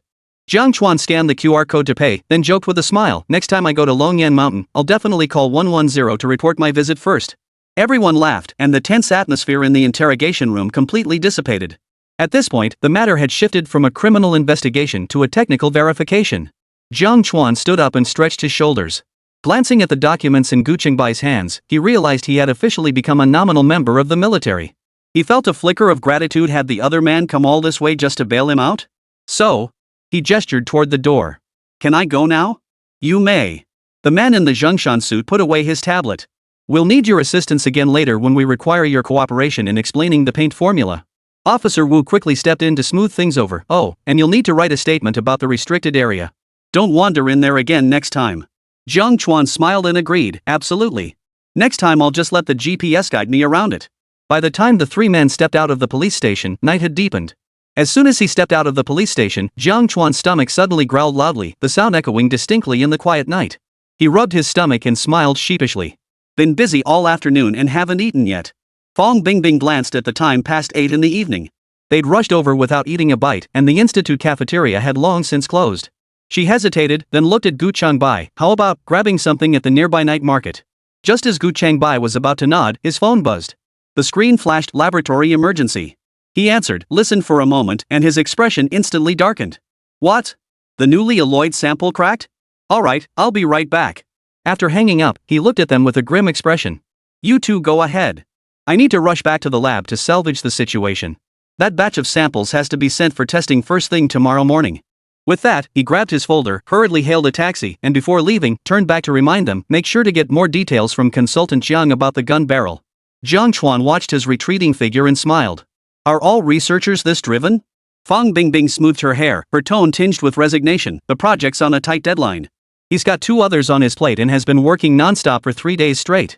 Jiang Chuan and Fang Bingbing exchanged a knowing smile as they walked toward the night market under the streetlights. The night market buzzed with noise, the aroma of grilled skewers mingling with the scent of ice-cold beer. Jiang Chuan found a corner table and ordered with practiced ease, "Owner, 20 skewers of grilled kidneys, 10 skewers of grilled tendons, and 2 dozen beers ice-cold." Fang Bingbing watched him, surprise flickering in her eyes. "You eat kidneys?" In her mind, technical experts were supposed to stick to light, health-conscious diets. "Fixing things takes a toll on the kidneys," Jiang Chuan quipped, handing her a bottle of beer. "Doesn't research take a toll on the brain? Have a drink to relax." Fang Bingbing twisted off the cap, took a sip, and felt the cool liquid slide down her throat, easing the tension that had built up over the day. She rarely visited places like this. Her life revolved around the lab, dorm, and cafeteria. The bustling atmosphere of the night market felt strangely novel. The skewers arrived, sizzling with oil, sprinkled with cumin and chili powder, their aroma filling the air. Fang Bingbing picked up a skewer of grilled tendon, took a small bite, and her eyes lit up. "This tastes better than the institute cafeteria." "Of course," Jiang Chuan mumbled, his mouth full of grilled kidney. "This is a legendary spot. I've been eating here since I was a kid." After a few skewers, a faint blush spread across Fang Bingbing's cheeks and she grew more talkative. Chapter 55, Women only slow down my sword drawing speed, focus on my career. She set down her beer and looked at Jiang Chuan, her eyes holding that unique determination of a scientist. "Seriously, how did you get that barrel material?" "We tested it 3 times. The structure is more uniform than the theoretical optimum. It doesn't even look hand-forged." Jiang Chuan was speechless. This girl really thought about research no matter where she was. He could only chuckle. "Just got lucky. Tried dozens of formulas. Blind luck." "Impossible." Fang Bingbing shook her head, her tone unwavering. "The niobium distribution is too uniform. You'd need precise control over the forging temperature, not even a single degree off." "What kind of furnace did you use?" "Even our institute's vacuum furnace can't achieve that level of precision." Jiang Chuan picked up a skewer of grilled chicken wings and said slowly, "Just a regular coal stove. I added a homemade temperature controller modified from a scrap thermocouple. Cost less than 500 yuan. Fang Bingbing froze, nearly dropping the skewers from her hands. "A coal stove? A 50 yuan thermostat?"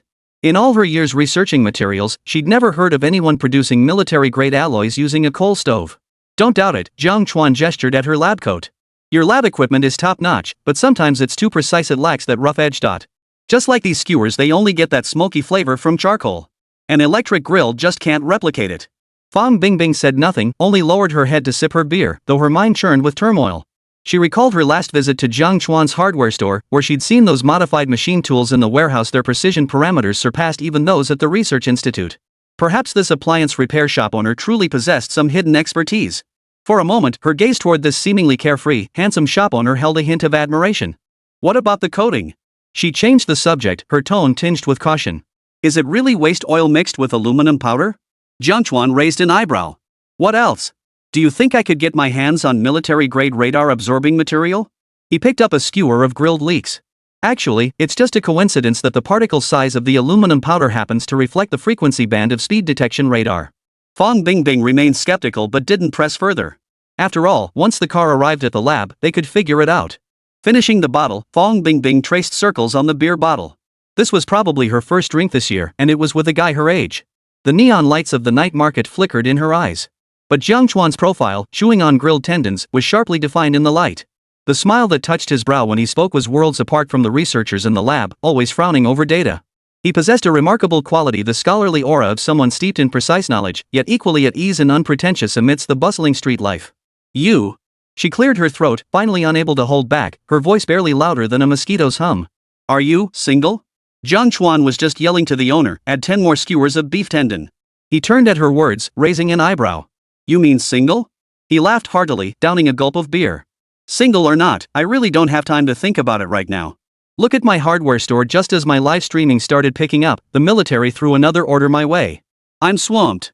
My hardware store is in its growth phase. Gotta make money first." "Ha!" Fang Bingbing couldn't help but laugh at his deadpan expression, the coolness in her eyes melting away. "A hardware store? What do you mean, growth phase?" "Well, you just don't get it." Jiang Chuan counted on his fingers. "Repairing appliances is our core business. Modifying drones is our expansion. Now add military contracts. Maybe someday we'll become Rhine Hardware Technology Company Limited." Sounds way more impressive than just shop. He spoke earnestly, but Fang Bingbing laughed even harder, her shoulders shaking. As they laughed, A sharp, slightly slurred voice cut through the air behind them.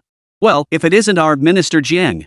How did you deign to grace this place with your presence, eating street food? Jiang Chuan and Fang Bingbing turned simultaneously to find three men in floral shirts standing behind them. The leader, with his yellow-dyed hair and a cigarette dangling from his mouth, glared at them with pure provocation. He stared at Jiang Chuan as if they were old acquaintances. Jiang Chuan frowned, studying the man's alcohol-flushed face. He felt a sense of familiarity, yet his mind was fogged. He couldn't place where he'd seen him before. He scratched his head. Your Tisk, Minister Jiang really is a busy man with a forgetful mind. The blonde sneered, slamming his hand on the table so hard the beer bottles rattled. High school, class 3, back row by the window. By gang. The guy who always borrowed your homework to copy. By gang? Jiang Chuan finally clicked. The notorious class troublemaker back in high school, sleeping through lectures, scaling walls during breaks, his report card perpetually lingering near the bottom of the rankings. Jiang Chuan, on the other hand, was indeed the top student who dominated the rankings year after year, just as he claimed. The two had barely exchanged words beyond the occasional teacher's warning to stop distracting your classmates. Remember now? Is it because you have to sell so much hardware every day that your memory's gone bad? Bai Gang smirked triumphantly, deliberately waving the ID badge hanging around his neck in front of Jiang Chuan. Check this out, Thunder Racing Team. Ever heard of it? I'm a mechanic now, doing maintenance on race cars. Over 20 grand a month. He paused, his gaze sweeping over Jiang Chuan's work uniform before glancing at Fang Bingbing. The superiority in his tone was impossible to hide. Heard you're running a hardware store now? Fixing rice cookers and washing machines or something? Fang Bingbing frowned, about to speak, but Jiang Chuan silenced her with a look. Jiang Chuan picked up a string of beef tendon and chewed slowly. Yeah, just a small shop. Making ends meet. Making ends meet? Bai Gang snorted as if hearing the biggest joke ever. Back in the day, you were top of the school, a star student at Longguo University. How did you end up like this? If I'd known, I'd have joined me in auto repair. At least you'd be making more. His enthusiasm grew as he spoke, spittle nearly splattering onto the skewers. Look at me. Even though my grades were terrible back then, now I deal with race cars every day. I rub shoulders with bosses and celebrities way better than you stuck in that crappy little shop. It turned out that after graduating from vocational high school, Bai Gang had spent several years working in an auto repair shop. Earlier this year, the Thunder Racing team needed a handyman, and he talked his way into the job. Though his daily tasks were just changing tires and handing tools, he boasted to everyone that he was a core technician, flaunting his high salary and connections. And his salary wasn't bad either, over 20,000 yuan. He suddenly became the most successful person in his high school class, earning more than even classmates who graduated from prestigious universities. Tonight, he was treating a few buddies to a lavish street food feast, relishing the feeling of being fawned over. But then he bumped into Jiang Chuan, and beside him sat this stunningly gorgeous girl. His sense of entitlement instantly evaporated. He'd heard the class beauty he once liked also had feelings for Jiang Chuan. How could a hardware store owner keep outshining him for so long?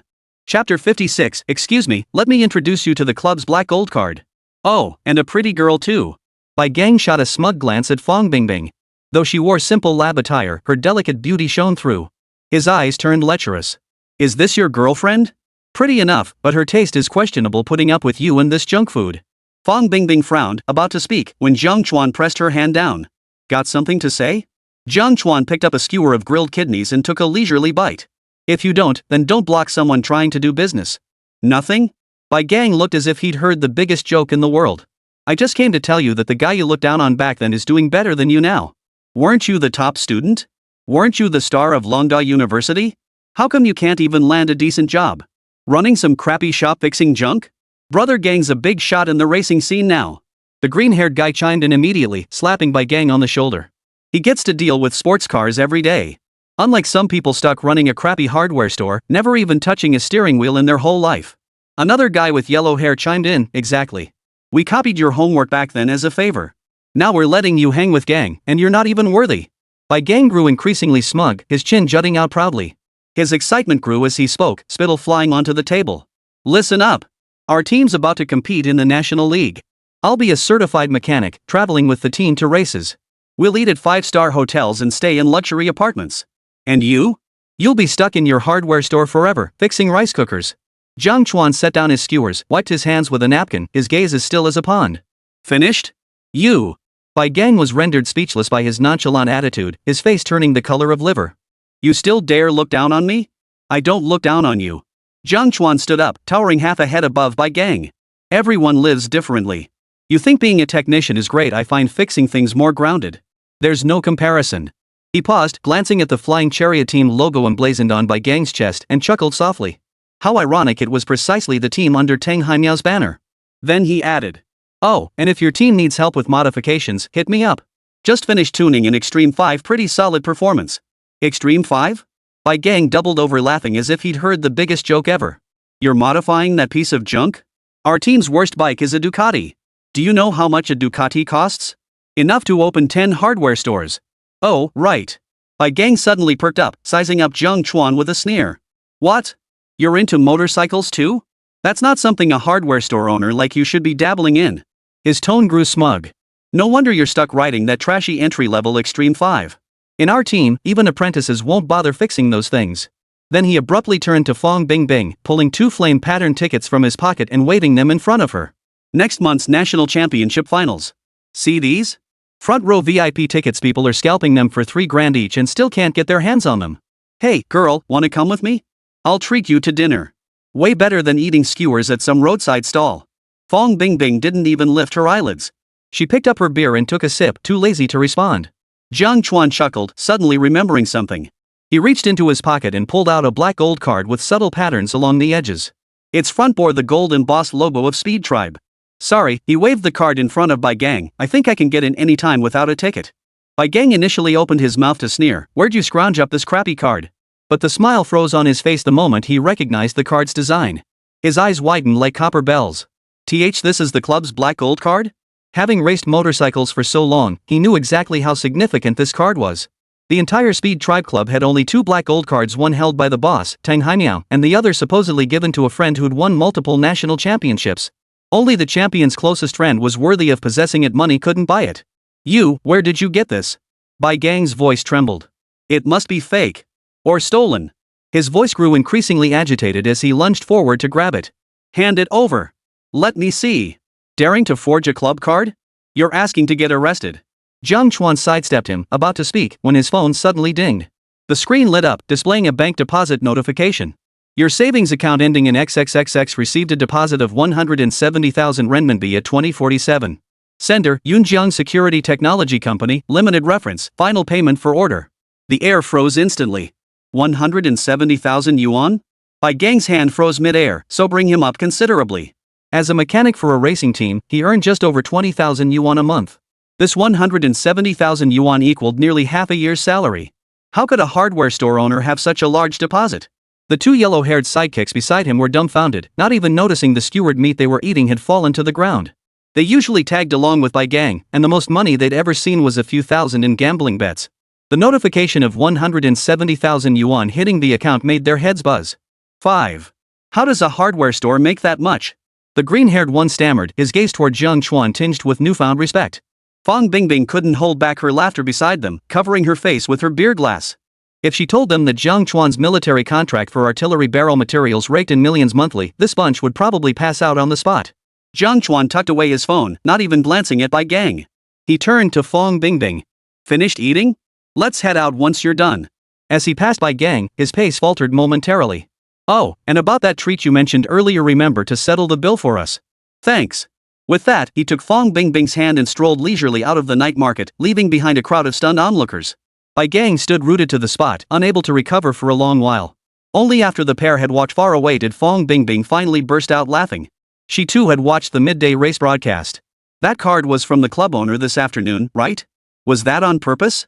Pure coincidence, Jiang Chuan shrugged helplessly. Who knew he'd insist on shoving it into my hands, saying it'd make modifying cars at the team easier later. As for the 170,000 yuan, it was the final payment for the first batch of infrared modules from Yunjiang Technology. He'd just seen the notification. It was purely accidental swagger, but it had effectively intimidated the other party, saving him the trouble of arguing. Meanwhile, the barbecue stall owner approached and patted Bai Gang on the shoulder. Hey, handsome, 280 in total. Settle up, will ya? Bai Gang stared at the empty doorway, then glanced at the payment notification from Jiang Chuan on his phone. His face burned with embarrassment. He hadn't managed to chat up the girl, had been thoroughly humiliated, and now he was actually paying for someone else's meal. In his 20-plus years, he'd never been such a sucker. Brother Gang. Yellowhair asked cautiously, should we keep chasing? Bai Gang snapped back to reality, kicking the nearby trash can and roaring, chase my ass. He stared at the direction Jiang Chuan had vanished, his mind in turmoil. The 170,000 yuan deposit, the club's black gold card, and that extreme 5 he'd looked down on. Brother Gang, green hair suddenly leaned in, a hint of longing in his eyes. What if we opened a hardware store too? Seems pretty profitable. By Gang. All he wanted now was to find a crack in the ground to crawl into. Chapter 57, Upgrading the Drone Plan, Falcon Max. After seeing Fong Bingbing off, Jiang Chuan returned to the hardware store. With the truck impounded, he had no choice but to take a taxi. The rolling door clattered shut as he entered the warehouse. System, retrieve today's enhancement logs. Ding! Today's enhancement completed, Drone Infrared Module 17, Motorcycle Modification 1. Current points balance, 5,870. Jiang Chuan pulled a cardboard box from the bottom shelf. Inside were 20 neatly stacked drone prototypes awaiting modification, the second batch of orders. After completing the first batch of deliveries, he could finally take a breather and wasn't in a rush to start the modifications. However, during the delivery process, he discovered several areas where the Yunjiang drones could be optimized. A single round of improvements could elevate their performance by several tiers. He had already sensed this when integrating the infrared module. While adding a module itself had minimal impact, such precision components required him to fine-tune the flight controller, aerodynamic resistance, and system compatibility. The root cause was that the original prototype drone was simply subpar, unworthy of the infrared module. To streamline things, he felt it necessary to optimize the entire drone. Therefore, once the final payment arrived, Jiang Chuan planned to present the client with a new drone design proposal. As his first major client who would also promote his work, Jiang Chuan didn't mind helping them out. He slipped on anti-static gloves and began sifting through the pile of components with his fingertips. This gyroscope. He held up a thumb-sized component. Is Yunjiang still using the old MEMS process? Technical flaw detected, interference resistance 32%. Recommend replacing with quantum gyroscope civilian version. Jiang Chuan set the part down thoughtfully, turned to his computer, and began typing rapidly. System, augment the endurance modules for this batch of drones. He silently commanded. Consumed 500 points. Endurance module enhancement complete, battery energy density increased by 30%, endurance in low-temperature environments extended by 2 hours. As the system notification sounded, the drone chassis on the shelf grew slightly warm before returning to normal temperature within seconds. Jiang Chuan picked up the testing device and connected it to the interface. Sure enough, the battery life data on the screen looked significantly better than before. He then documented these upgraded structures and materials. Still a long way to go. He pulled up a chair to the workbench and retrieved the drone malfunction report previously sent by Yunjiang Technology. Prone to loss of control in high-altitude strong winds, infrared detection range less than 500 meters, weak resistance to electromagnetic interference, and so on. These issues might be minor in civilian applications, but for police and fire department patrols, even a small malfunction could lead to serious consequences. After all, they were working with law enforcement, even the military. Jiang Chuan switched on the desk lamp, pulled out a stack of draft paper from the drawer, and began scribbling with a scratchy pen. Loss of control in strong winds?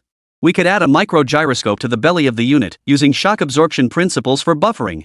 Infrared range insufficient? Adjust the lens focal length to 12 mm and swap in a military-grade filter should extend to 800 meters. As for anti-interference, he recalled the coding he'd developed today. Add a graphene shielding layer. It's pricier, but the results are guaranteed to be top-notch. Before he knew it, 3 pages of draft paper were filled from structural enhancements to circuit optimizations, even spare part models were meticulously annotated. 2 hours later, a draft titled 17 Improvement Proposals for Yunjiang Drones took shape. From gyroscope materials to flight control algorithms, down to anti-loosening treatments for screws, each suggestion was accompanied by hand-drawn diagrams. Jiang Chuan rubbed his aching wrists, scanned the proposal into a PDF, and sent it directly to Guo's personal email. The subject line was blunt: Next Generation Drone Improvement Recommendations Complimentary. Mr. Bai should understand this. As the delivery confirmation popped up, the wall clock struck midnight. Jiang Chuan stretched lazily, picked up his phone, and texted Xiaozhang, regular broadcast tomorrow. Open at 9 a.m. As the hot water washed away his fatigue, Jiang Chuan couldn't help but sigh. Today had been one hell of a day. Lying in bed, he soon drifted into a deep sleep. Meanwhile, in the conference room of Jingzhou Yunjiang's drone headquarters, the atmosphere was tense. An extremely important meeting was underway. Clack! Guo sat in the chair of honor, twirling his pen halfway before slamming it down on the table with a soft thud. 3 days ago, the military released the new drone procurement standards. The executives gathered around the table looked up. Everyone knew this meeting about the military drone tender would determine the company's strategic direction for the next 5 years. Securing this contract would propel Yunjiang from civilian leader into the ranks of military suppliers.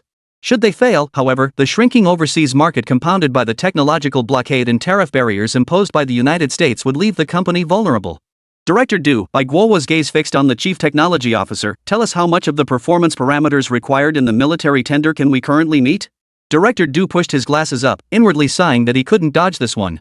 Executives on both sides of the long table collectively lowered their heads.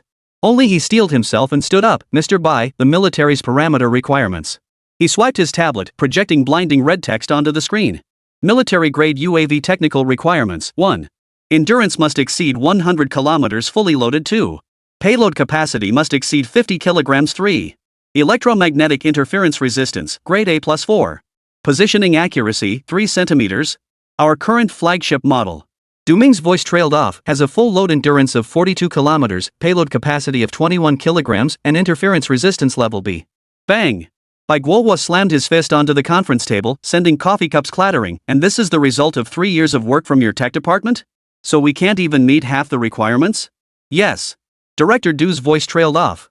It's not just us, other domestic manufacturers are also hitting bottlenecks with their specs. You know, endurance and payload capacity are inherently conflicting for drones. Add an anti-interference and positioning accuracy, and it's almost like forcing military drone standards onto civilian models. So you think that since everyone else is failing, it's perfectly acceptable for us to fail too? Bai Guo's voice rose sharply. Last year you claimed the Cloud Eagle 3 would lead the industry by 2 years. What happened? The latest US drones already achieve 120-kilometer endurance and they're still imposing technology restrictions on us. Bai Guo knew their product's capabilities while he was just using this to shake everyone up. Now that Yunjiang dominated the domestic market, it meant the home turf was nearly saturated. Breaking into foreign markets was proving incredibly difficult, with tariffs and sanctions squeezing their profits to pitiful levels. Yet Bai Guo remained convinced that China's drone market was far from fully developed. Take Jiang Chuan's infrared module drone, for instance. It opened up demand from police and fire departments. Though this market was small, it signaled immense potential. What he values most, however, is the military market. Once the door opened and cooperation was secured, their company's standing would rise like a ship on the tide, reaching new heights. What they lacked now was a research team capable of continuous innovation and technological breakthroughs, not rows of pretty marketing data. And certainly not a bunch of executives coasting by, comparing themselves to already outdated companies to find excuses and comfort themselves. This was precisely what enraged Bai Guo to no end. Chapter 58, the super modification plan from the hardware boss? This military tender is our only chance. Bai Guo slammed his fist hard on the table. Win this contract, and we gain access to the military supply chain, secure priority supply for domestic chip replacements, and even influence industry standards. But look at us now. He snatched Duming's tablet and flipped to the spec comparison page. 35 kilometers shorter range, 22 kilograms less payload capacity, and 2 grades worse at resisting interference. This isn't a minor gap, it's a chasm. He rose and paced to the floor-to-ceiling windows, gazing down at the bustling traffic below. Overseas markets are being choked by the US chip embargoes, tariffs hiked to 25%. Our drone sales in Europe have plummeted 60%. The domestic market is only so big. If we don't break into high-end sectors like military and security, we'll starve to death sooner or later. The executives hung their heads, none daring to respond. They all knew Bai Guo was right. Yunjiang's current standing was built on its early lead in the civilian consumer drone market. But in high-end sectors, especially military-grade technology, it had always fallen short. Why would the military issue tenders? Bai Guo turned, his gaze sharp. Because border patrols, disaster relief, even combat operations all demand high-performance drones. They need models that can hover in blizzards, transmit clear footage in intense electromagnetic environments, and carry medical kits while flying over canyons. Yet our current drones veer off course in strong gusts. Director Du's face flushed as he hurriedly explained, we're assigning more personnel to tackle these challenges. The new materials team is testing carbon nanotube propellers that reduce weight by 15%. The battery division is experimenting with solid-state batteries to increase energy density. Can you get this done before the bid deadline? Bai Guo pressed. Director Du was speechless. With only 3 months left until the bid deadline, how could these technical hurdles possibly be overcome in such a short time? He hadn't been idle in leading the team to tackle these challenges. Last year, he spent 3 million yuan hiring a team from the Chinese Academy of Sciences to focus exclusively on high-density lithium batteries. Energy density did increase, but so did the weight. To balance the weight, they modified the aerodynamic layout, thinning the fuselage by 3 millimeters. The result? The drag coefficient skyrocketed, reducing the range by 5 kilometers. When payload capacity proved insufficient, they enlarged the airframe only to find it swaying like a fallen leaf in the slightest breeze. After finally adding anti-interference modules, they ate into the battery space. He spread his hands, his voice dripping with resignation. Mr. Bai, this isn't about isolated breakthroughs, it's a systemic engineering challenge where one change affects the whole. Batteries, airframe, flight control, sensors. If any one component falters, the whole system collapses. It's like playing whack-a-mole, fix one problem, and two more pop up instantly. We're truly. The executive stared at the parameter chart on the projection screen, experiencing for the first time the stark reality that the gap between Yunjiang's capabilities and the military's demands was far deeper than they had imagined. Bai Guohua closed his eyes and took a deep breath. He knew Du Ming wasn't exaggerating. The money poured into R&D over the past few years could have bought half a production line, yet the technical bottleneck stood like an impenetrable wall, resistant to every attempt to break through. The conference room fell into dead silence. No one could find the words to speak. Just then, Bai Guohua's private email suddenly flashed a new message notification. The sender was Rhine Hardware Jiang Chuan. The subject line read, "Improvement suggestions for next-generation drones complimentary." Bai Guohua frowned as he clicked open the email, muttering to himself, "Why now? Could it be about the infrared modules after sales issues?" He didn't hold out much hope, especially since even the Chinese Academy of Sciences team had hit a bottleneck. What groundbreaking suggestions could a hardware store owner possibly offer? But when the document loaded and the first image popped up, Bai Guohua's pupils suddenly contracted, nearly dropping the tablet from his hands. What the hell is this? What's on the screen isn't some improvement suggestion, it's clearly a brand new drone design blueprint. The model in the diagram was entirely silver-white, devoid of traditional propellers. Instead, it featured two pairs of slender metal wings, slightly curved inward like dragonfly wings, with biomimetic patterns at the tips. In the lower right corner of the blueprint, 5 bold characters were inscribed, "Wing mimicking drone." Is this ing, a drone? The usually composed Bai Guohua couldn't help but let out a curse, his voice jarringly loud in the otherwise silent conference room. The executives all looked up, wondering what had caused their boss's expression to become so vivid. Bai Guohua's fingers flew across the screen, his heart sinking with each passing second. Jiang Chuan hadn't mentioned improving existing models at all. He'd completely overturned the design logic of traditional drones. He replaced propeller-driven flight with a biomimetic flapping wing mechanism, generating lift and thrust through high-frequency wing vibrations. The internal mechanical structure diagrams were densely packed. It was annotated with technical terms he'd never heard before: carbon fiber shape memory alloy wing ribs, magnetorheological damping joints, distributed sensor arrays. This isn't an improvement, it's creating an entirely new species. Bai Guohua's heart pounded wildly. He'd worked on drones for over a decade, having seen at least 80 different models if not 100, yet never encountered a design like this. It radiated a sharp, futuristic technological edge. Just looking at the blueprints made it feel battle-ready. He'd always criticized the tech department for being too conservative, hesitating over every parameter tweak. But Jiang Chuan's proposal? It was radical, like something ripped straight from a sci-fi movie. Could it be that the other side was just messing with him? The thought flashed through Bai Guohua's mind, but he quickly dismissed it. He knew Jiang Chuan meticulous, grounded, and fiercely proud. He wouldn't do something like this. Besides, judging by the intricate parameters on the blueprints alone, there was still a logical path to follow. Quick, print it out. Bai Guohua abruptly stood up, handing his tablet to his assistant. Full-color print, as fast as possible. Startled by his intensity, the assistant scrambled to grab the tablet and dash toward the print room. The executives in the conference room exchanged bewildered glances, wondering what email could possibly have the boss acting like he'd been injected with adrenaline and losing his composure like this. Minutes later, the assistant returned with a thick stack of printed pages. Bai Guohua snatched the blueprints and strode straight to Director Du's desk, slamming them down with a thud.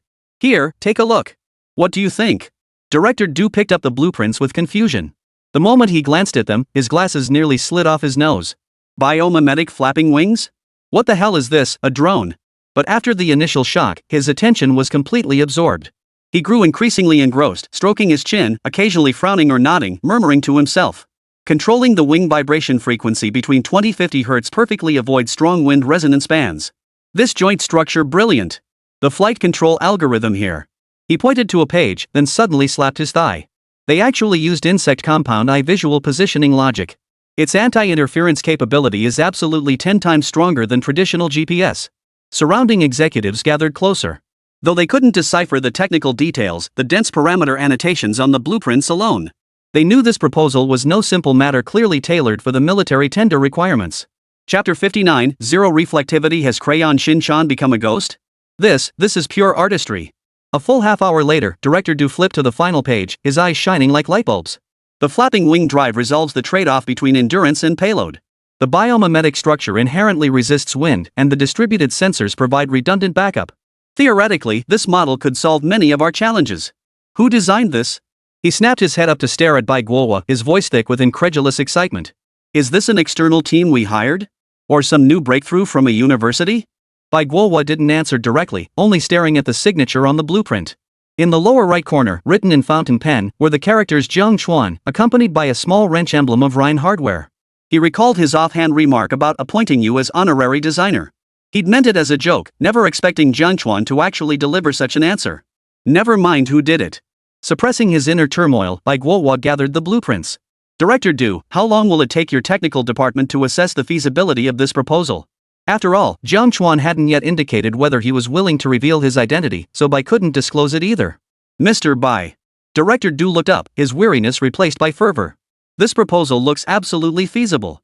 While some details require verification like the wear resistance of the tremor joints and the compatibility of the flight control algorithms, the overall direction is absolutely sound. If we follow this approach, it's entirely possible to deliver a prototype meeting military specifications within 3 months. Are you serious?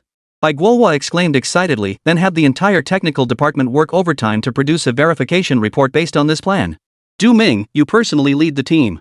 Whatever equipment or manpower is needed, allocated immediately, costs be damned. Director Du immediately responded, 3 days. Give me 3 days. I'll lead the team to deconstruct the structure and simulate flight control systems. I guarantee an accurate conclusion. He gazed at the blueprints as if they were priceless treasures. If this plan can be implemented, Mr. Bai, we won't just secure the military contract, we'll revolutionize the entire drone industry's technical standards. With that, the atmosphere in the conference room shifted completely. Early the next morning, Zhangcheng Military Research Institute. Fong Bingbing headed to the lab right after breakfast. The moment she opened the door, a buzz of murmurs filled the room. A white van stood abruptly parked in the center of the lab, its sides covered in a crooked, crayon-drawn depiction of Crayon Shin-chan, a stark contrast to the surrounding silver-gray precision instruments. Researchers crowded around it, pointing and gesturing, their eyes brimming with curiosity. Is this the radar-evading vehicle Comrade Fong mentioned? A bespectacled researcher tapped the truck bed. Looks like it was salvaged from a junkyard. Can it really evade radar? Fong Bingbing, still clutching half a meat bun, immediately explained as she saw everyone discussing it. The police suspect the vehicle's coding is problematic. Since we're working on a stealth material project, Director Lee asked us to test it as well. Who knows? It might even spark some inspiration for our own stealth coding. She didn't mention Jiang Chuan's name, referring to it only as routine testing under military police cooperation. Routine inspection? Professor Zhou, an expert in electromagnetic wave analysis, pushed his glasses up and smirked skeptically. I've studied radar wave reflection for 30 years and have never seen a civilian coding make a truck disappear from the screen. Probably just a coincidence the coding absorbed a frequency band used by the speed radar. The materials expert beside him chimed in, exactly. Stealth codings aren't that simple. The F-22's coding requires vacuum application and regular maintenance. That truck's paint job looks slapdash. Everyone chuckled as they prepared their equipment, none taking the matter seriously. In the tedium of research work, encountering such bizarre phenomena added a touch of amusement, and everyone's enthusiasm remained high. As for Fong Bingbing's claim that it might inspire their project, everyone dismissed it as a joke. For a group of people who dealt with military-grade materials every day, a truck painted with cartoon designs hardly seemed capable of making any significant impact. The inspection began. Professor Zhou personally operated the radar transmitter, tuning the frequency to the most commonly used 24 GHz, the civilian speed detection radar band, and pressed the transmit button aimed at the truck. Theoretically, a metal object this large should have a radar cross-section of at least 10 square meters. A strong signal point should appear on the screen. He explained while staring at the screen. Look, it should appear any second now. His voice trailed off abruptly. The radar screen displayed only faint snowflake-like noise. Forget a 10 square meters signal, not even a speck the size of a fingernail appeared. It was as if the truck opposite wasn't a vehicle at all, but a mere pocket of air. What's going on? Professor Zhou frowned, suspecting equipment failure. Wang, check the transmitter power. The researcher responsible for debugging the equipment hurriedly checked, power's normal. Antenna angle is correct too. Refusing to accept defeat, Professor Zhou switched the frequency to military-grade intensity and transmitted again. The screen remained blank. Impossible. After all, their large-scale radar system was no match for a roadside speed gun. Professor Zhou leaned in close to the screen and initiated the equipment's self-diagnostic program. 3 full cycles later, every parameter read normal. The transmission power was even dozens of times higher than a roadside radar gun. This can't be. His voice trembled as he grabbed the walkie-talkie. Bring in the backup radar. The military grade 1. Minutes later, a larger radar unit with a thicker antenna wheeled in. This specialized instrument, designed specifically to detect stealth fighters, could capture reflections as small as 0.01 square meters. Professor Zhou took a deep breath, personally calibrated the antenna, and tuned the frequency to the most challenging Ka-band 35 GHz. Radar waves at this frequency penetrate extremely well. Even the coating on an F-22 would have a radar cross-section of at least 0.05 square meters. He pressed the transmit button. The lab fell so silent he could hear his own heartbeat. The screen lit up, displaying a nearly pristine field of snowy noise. Only under extremely careful observation could one detect a faint signal. The calculated radar cross-section, 0.0001 square meters. This was smaller than even a sparrow. Whoosh! A collective gasp echoed through the lab. What the hell is this? The crayon Shin-chan I saw with my own eyes has become a ghost. Chapter 60, the lucky carp of research. Having you is my fortune. Wait, this coating, it's no ordinary stuff. Professor Zhang, a materials science expert, rushed forward, yanked open the truck door, and reached for the paint beside the driver's seat. His fingertip brushed off a speck of gray powder.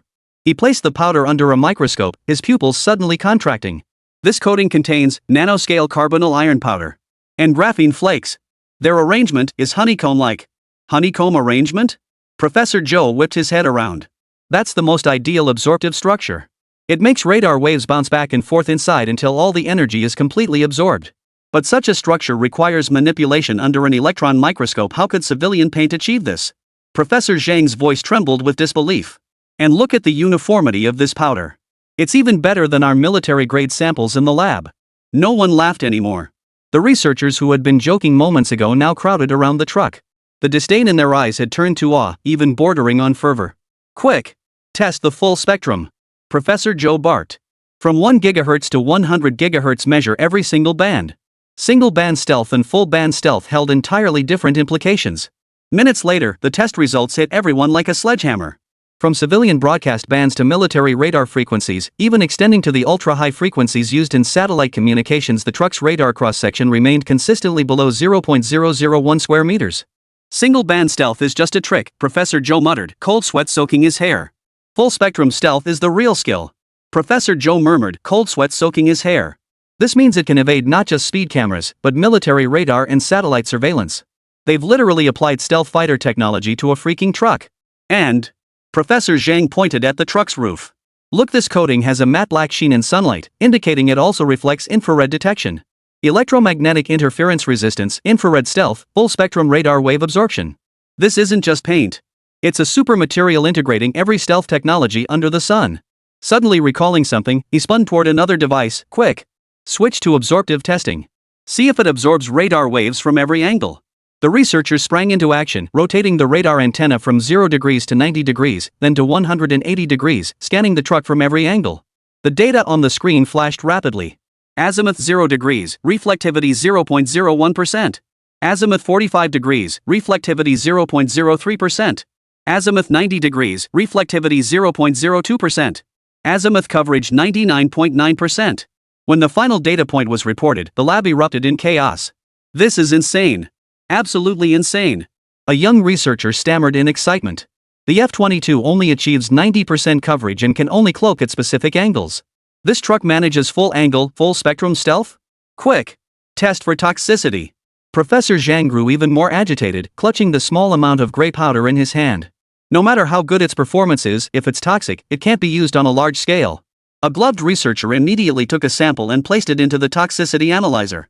Everyone held their breath, staring at the screen as the toxicity index steadily dropped, finally settling at 0.01 milligrams kg.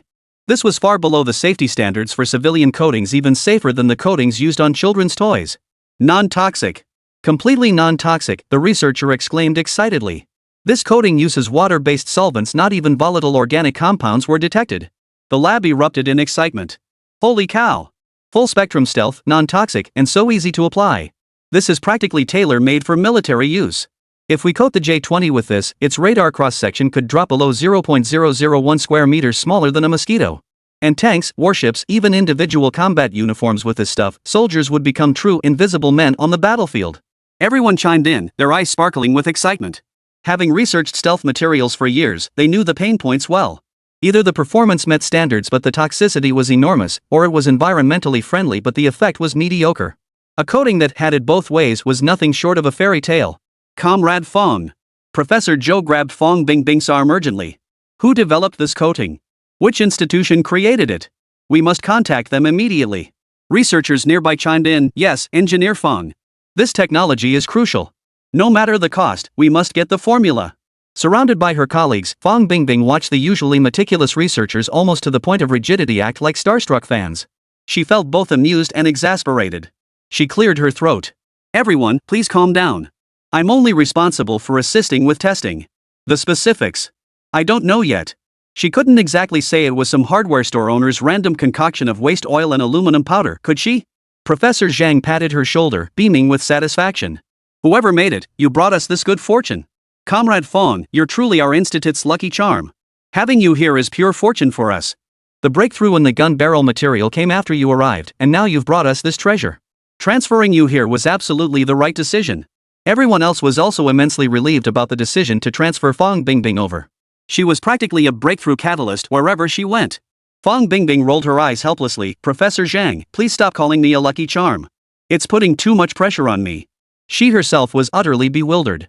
How had she discovered materials capable of revolutionizing stealth coatings right here in Jiang Chuan?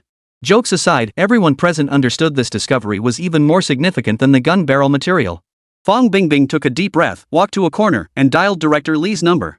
Hello, Director Li, her voice trembled with unchecked excitement. Reporting to Director Li, Jiang Chuan's situation is under control, but we've made a major discovery. Meanwhile, on the other side, the atmosphere in the Eastern Military District's Operations Command Center conference room was tense. Everyone present had bloodshot eyes, having pulled an all-nighter. At the far end of the long conference table, Zhu Mingyuan, Chief of Staff of the Eastern Military District, tapped his fingers heavily on the surface as he began analyzing the next piece of military equipment. Spread before him lay a report on the failure of Phase 1 of the infiltration plan. Red annotations declared, Red Army infiltration positions exposed. Blue Army breached defenses. Exercise objective failed. And the culprit was that very same crayon Shinchan truck looping endlessly on the large screen. Old Li. Xu Mingyuan's voice was as cold as ice as it swept over Director Li sitting across from him. Has your military research institute even investigated this properly? How did that ghost vehicle that breached the exercise zone yesterday evade our 3-layer radar network?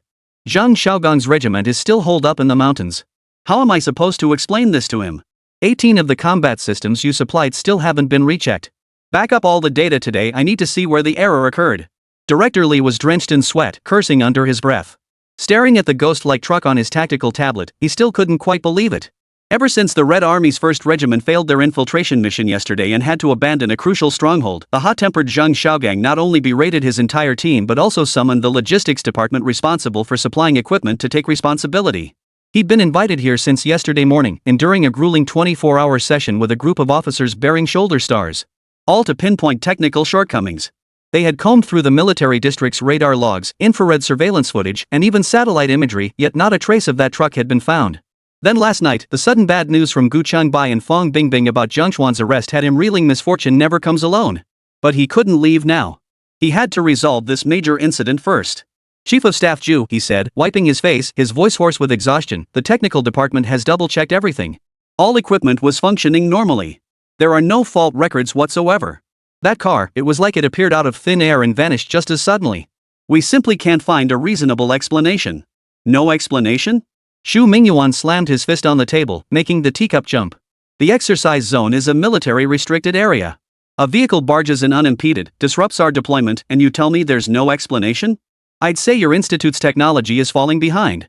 The surrounding officers murmured in agreement. Someone had to take the fall for this critical mission failure. With the perpetrators still at large, the equipment department was the prime candidate. Chapter 61, the one making me take the fall is Jiang Chuan. Director Li hung his head, cursing that ghost car 1,000 times over in his mind.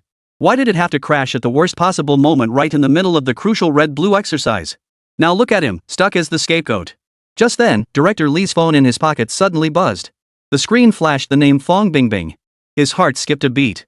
Had the girl gone to the police station yesterday to bail out Jiang Chuan? Could there be news already? Excuse me, Chief of Staff Xu, I need to take a work call. Clutching at straws, he hurried to a corner of the conference room. Hello, Bingbing? His voice was hushed. Director Li. Major discovery. Fang Bingbing's voice came through the receiver, brimming with excitement. Jiang Chuan is fine. He accidentally drove a truck into a restricted zone yesterday and got caught because the truck could evade radar. Director Li's eyes suddenly narrowed. Restricted zone, truck, radar evasion. Why did these words sound so familiar? Fang Bingbing continued, recounting the entire sequence of events and the recent test results, unaware that Director Li's face was darkening by the second. The next second, he roared into the phone. That truck! Was it painted with crayon Shin-chan? And the last 3 digits of the license plate were 739? Fong Bingbing froze on the other end. Yes, Director Lee. How did you know?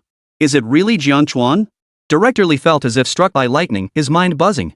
The ghost vehicle that had invaded the drill zone yesterday, the civilian expert who solved the artillery barrel material bottleneck, and now the revolutionary stealth coating he'd developed. These 3 seemingly unrelated dots suddenly connected in his mind. So, the car that broke into the military zone yesterday was his? Director Lee's voice trembled. Absolutely. Fong Bingbing confirmed. His vehicle was definitely at Longyan Mountain yesterday. The timing matches. And we just tested that truck's coating. It's unbelievable. Full spectrum stealth. Its radar reflectivity is only 0.001 square meters smaller than a mosquito. It's non-toxic, harmless, and terrifyingly stable. This coating is at least a decade ahead of our current military-grade development. I've sent you the test data. Director Lee's pupils suddenly contracted, his phone nearly slipping from his grasp. What did you say? Full spectrum stealth? Are you absolutely certain? Professors Zhang and Zhou were both present. The equipment was calibrated repeatedly. The data is accurate. Director Lee spun around, striding back to the conference table. The weariness vanished from his face, replaced by a mix of shock and ecstatic excitement. Chief of Staff Xu. Everyone. His voice rose sharply. It's solved. Xu Mingyuan, who had been fuming, startled at the sudden outburst and frowned. Resolved? What's resolved? What the hell are you playing at? He had pulled an all-nighter reviewing yesterday's exercise. The ambush perimeter Red Force had set up at Longyan Mountain Pass had been disrupted by this unexpected truck, alerting Blue Force prematurely and letting the victory slip through their fingers. Regimental Commander Zhang Xiaogang had lambasted him mercilessly, ordering him to uncover the truck's origins today or face a formal report of dereliction of duty to higher command. Oldly, this is a classified military conference. Stop spouting nonsense. Chief of Staff Xu slammed his fist on the table and stood up, the stars on his shoulders gleaming coldly in the light. Do you even know how much our regiment lost yesterday? An entire reinforced company's ambush deployment was ruined. Now you claim we found it when your equipment systems aren't even fully inspected? You're asking for a beating. The operations officer chimed in from the side. Exactly. We reviewed every surveillance feed. That vehicle appeared out of thin air and vanished just as mysteriously. Not a trace on the radar screens. You claim you found it? What proof do you have? We didn't just find the vehicle, we found the reason. Director Lee slammed both hands on the conference table, his piercing gaze sweeping across the room. The one who breached the exercise zone yesterday was a man named Jiang Chuan. It's him, the one who solved our bottleneck in artillery barrel materials. The conference room fell instantly silent as the officers exchanged stunned glances. They'd all heard of the prodigy who forged military-grade alloys using hardware store equipment, but never imagined he'd be connected to the ghost vehicle. What was he doing trespassing in the military zone? Xu Mingyuan frowned. And how does that relate to the radar failing to detect him? That's precisely the point. Director Lee's voice trembled. He coated that truck with his self-developed stealth paint. Our lab just tested it full spectrum stealth with a radar cross-section of only 0.001 square meters. Smaller than a mosquito. Military radar, infrared detection, satellite surveillance, all useless. The operations officer rubbed his eyes, thinking he'd misheard. Director Lee, repeat that? Stealth coating? The one that makes trucks invisible to military radar? Developed by that young researcher working on gun barrel materials? Whoosh! The conference room erupted as if a bomb had been dropped. Full spectrum stealth? How is that possible? Colonel Zhao, in charge of intelligence, leapt to his feet, still clutching the exercise failure report. Our imported Russian S-400 radar can even detect stealth fighters. How could it miss a single truck? It's real. Director Lee pulled out his phone, opened the photo of the test report sent by Fong Bingbing, and held it up for everyone to see. These are the latest test results: reflectivity 0.001 square meters, coverage rate 99.9%, non-toxic and eco-friendly. Its performance far surpasses our current stealth coatings. This is how he turned the truck into a ghost vehicle and evaded our radar network. Xu Mingyuan snatched the phone, his fingers swiping rapidly across the screen. When he saw the terms full spectrum stealth, 0.001 square meters reflectivity, and honeycomb nanostructure, the battle-hardened veteran chief of staff nearly dropped the phone. This coating's performance surpasses even the F-22's stealth coating? His voice cracked with disbelief. As the military region's chief of staff, he understood better than anyone what this meant. If this coating could be applied to fighter jets, tanks, warships, or even individual combat uniforms, the entire rule set of modern warfare could be rewritten. Even if it were applied to their military off-road vehicles like yesterday, they could devise 10 new plans against the Blue Force. Theoretically, yes. Director Lee swallowed hard. A deathly silence fell over the conference room. The officers who had just been berating Director Li now stared wide-eyed, their faces etched with shock and wild excitement. Damn it, call Colonel Jiang immediately. Chapter 62, Comrade Jiang, the first-class merit depends on you. Meanwhile, in the ravine north of Longyan Mountain, the makeshift command post felt as stifling as a steamer basket. Beneath the camouflage netting, Zhang Xiaogan's fatigues were soaked through. Crouching beneath an ancient pine tree, he crumpled the military map in his hands with his fingers.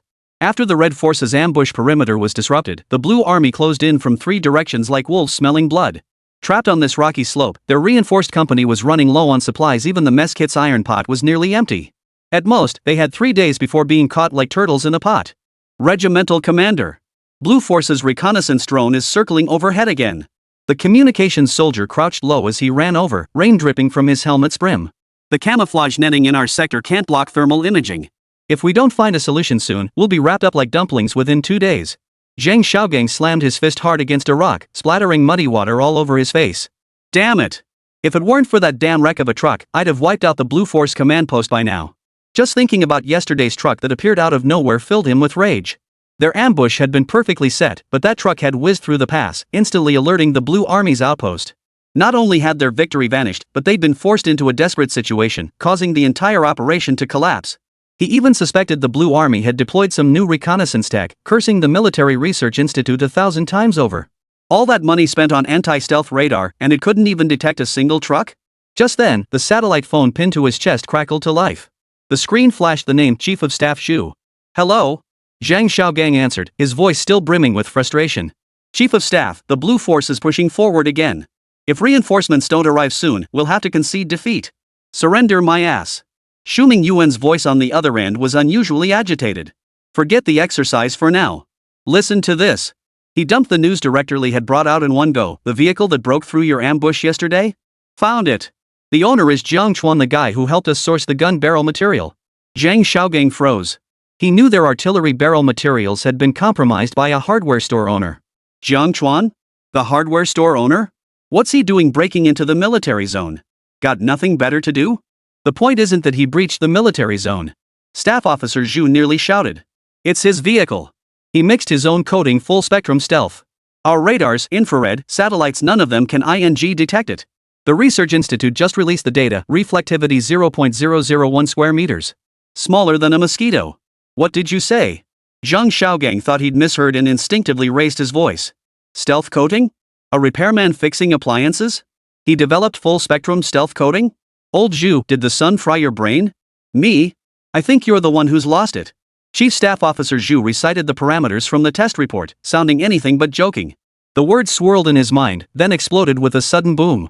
No wonder the radar couldn't detect it. No wonder the infrared detector was blind. It wasn't equipment failure, their vehicle was literally invisible. Full spectrum stealth? Zhang Xiaogang sprang to his feet, the map in his hand clattering into the muddy puddle. The kind that can evade an S-400? Even more impressive than that. Xu Mingyuan's voice carried a laugh. The lab just finished testing it non-toxic, harmless, and scalable. Imagine coating our missile launchers and armored vehicles with this stuff. What would the Blue Force's radars even detect then? Zhang Xiaogang's eyes lit up instantly. A thought immediately flashed through his mind. Their newly deployed DF-17 missile vehicles, due to their large size, were easily detected by satellites and had always been a weak point in exercises. If coated with this paint, it could absolutely become their trump card for a decisive counterattack. Damn it! Zhang Xiaogang slammed his thigh hard, wincing in pain yet grinning like a fool. I knew that vehicle was weird. So that's why. His earlier anger had vanished into thin air, replaced entirely by thoughts of that stealth coating. With this stuff, forget escaping the current predicament. The entire exercise rules would need rewriting. Where is he? Where's the coating? Zhang Xiaogang gripped the phone, his voice trembling with urgency. Can we get it? Money's no object. He runs a hardware store on Greenfield Avenue, Xu Mingyuan replied. I've sent Director Li to handle it. As for you, I'm fine over here. Zhang Xiaogang cut him off immediately. I can hold out 2 more days. Get old Li moving. Tell him to use whatever means necessary to get me that paint formula. If he can get that guy to come in person, even better. He glanced at the soldier crouched behind a rock behind him and suddenly shouted, everyone, stop hiding. Prepare to move out. Then he yelled into the phone, hurry up, old Li. I'll stall them here until we hear from him. If we get that paint, I'll turn this defeat into victory today. Hanging up, Zhang Xiaogang picked up the mud-splattered map and roughly wiped his face. Anxiety in his eyes gave way to fervor. The communications soldier approached. Regimental commander, where are we moving to? Charge toward the Blue Army command post. Zhang Xiaogang pointed to a narrow path on the map, a grim smile curling his lips. We'll stall them for now and wait for old Li's good news. If that coding is really that miraculous. Let the Blue Army taste what an invisible fist feels like. The rain continued to fall, but the atmosphere in the mountain valley had shifted. Though the soldiers didn't know what had suddenly gotten into their commander, the gleam in his eyes told them something big was about to happen. Zhang Xiaogang gripped the satellite phone, consumed by a single thought. Comrade Jiang, you better not screw this up. If we can't get that coding, I'll never let you off the hook. But if we do, I'll give you top credit. Chapter 63, Forging a New Path with Bare Hands. Meanwhile, on the other side, had already begun his second day of work. Opening the shop, starting the livestream. Only today, he was sporting dark circles under his eyes. After pulling an all-nighter last night to refine the Yunjiang drone upgrade proposal, he still had to deal with the paint barrel issue. After all, his vehicle was impounded at the Military Research Institute, and its mind-blowing stealth capabilities would be discovered soon enough. He needed to come up with a plausible excuse to cover up his random tinkering confession. Thus, he spent the entire previous night researching how to mix this performance-enhancing coating using common materials. That way, he could later explain it as an accidental discovery, maintaining his persona as someone blessed with incredible luck. Hard work pays off. With the system's boost, he bought quite a few items from the mall and managed to mix a similar stealth coating without any enhancement. But he'd only managed a few hours of sleep before having to open the shop. Jiang Chuan yawned as he pushed open the door, the roller shutter clattering up with a loud clatter. No sooner had he hung out the open for business sign than he spotted photographer Xiao Zhang standing at the entrance, equipment slung over his shoulder, his mouth gaping wide enough to swallow an egg. Brother Jiang, you finally made it. Xiao Zhang rushed over with his camera, visibly relieved to see Jiang Chuan unscathed. When the police car took you away yesterday, both me and the control room went crazy with worry, afraid we wouldn't be able to broadcast today. He didn't finish, but the worry in his eyes was unmistakable. After all, yesterday's livestream showed police cars sirening and handcuffs appearing. Anyone watching would know this was no small matter. Jiang Chuan set the metal bucket in the corner and waved with a smile. No big deal, just had a cup of tea at the station, assisting with an investigation. Tea? Xiao Zhang's mouth twitched. After filming Jiang Chuan for so long, he'd learned to read between the lines. What this smooth talker called no big deal often involved the military or police. When he said have a cup of tea, it usually meant he'd solved some century-old mystery at the station. Take today, for instance. He'd been taken away in a police car the night before, yet here he was the next morning, opening his shop on time with dark circles under his eyes, acting as if nothing had happened. You're like some system with a timer, Zhang muttered while setting up the camera. Jiang Chuan smiled without responding, thinking to himself, you've hit the nail on the head. At 8:30 a.m. sharp, the live stream commenced. The moment the camera focused on Jiang Chuan, comments flooded in like a tidal wave, exploding across the screen. Holy crap! The real boss Jiang. I thought you were going to end up under a sewing machine. You're really okay? I bet you wouldn't make it out today and lost 2 packs of spicy noodles. We've even got the headline ready for you. The hardware store owner who came back from having tea at the police station, what's he fixing today? The police asked you to assist with an investigation? Boss, how many identities do you have? Forensic expert or undercover cop? Who said spy earlier? Look at boss's dark circles, does he look like he's been on a big mission? Clearly he just spent all night fixing rice cookers. Jiang Chuan waved at the camera, holding a broken electric kettle. Sorry to worry everyone. Just helping the police check some tools. All good now. Open for business as usual today, repairing appliances, modifying parts, taking on anything. Investigating tools, a comment asked. What kind of tools? Like in the movies, using wrenches to pick locks or screwdrivers to pry open safes? Overthinking it. From 9 to 10 a.m. was the shop's busiest period. Mr. Li fixing pipes, Auntie Wang replacing lock cylinders, the young guy modifying electric bike batteries, customers streamed in non-stop.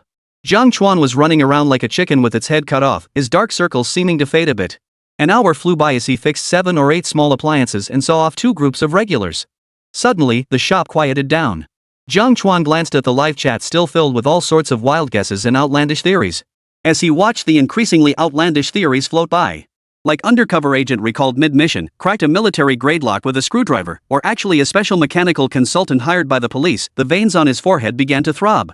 He genuinely couldn't be bothered to explain and felt compelled to steer the online discourse back on track. So he simply shifted the phone mount aside, positioning the camera to focus on himself and a table scattered with miscellaneous hardware.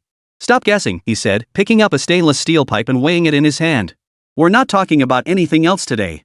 I'm giving you a job. The chat went quiet for a few seconds before erupting again. A job? What big thing is the boss fixing? Could it be modifying a drone? We haven't had enough of that infrared module yet. I'll bet 50 cents it's fixing a toilet. The kind repaired with instant noodles. Jiang Chuan said nothing, merely pulling a toolbox from the corner and dumping out a pile of parts. Screws of varying lengths, worn bearings, rusted washers, and several stubs of rebar. He sorted through them, first clamping the stainless steel pipe in the vise. Grabbing the grinder, he started grinding with a sharp sizzle, sparks flying onto the floor like scattered stars. Whoa! What's he doing? Doesn't look like fixing anything. More like building with Lego? Hardware store edition Lego? That's pretty cool. Xiao Zhang moved closer with his camera. He watched Jiang Chuan measure the pipe's diameter with a caliper in his left hand while adjusting the angle with a wrench in his right, his movements so swift they blurred the eye. He inserted a bearing into the end of the pipe, placed a washer at the joint, then tightened several long screws to secure it. In less than 3 minutes, the scattered parts began to take shape resembling a sword hilt. Holy crap! Is that a sword? Exclaimed an eagle-eyed netizen in the bullet comments. It really looks like one. Stainless steel blade plus screw hilt. This design is hardcore. Has the boss finally seen the light? Quitting bike repairs to forge swords now? Jiang Chuan ignored the comments and continued assembling intently.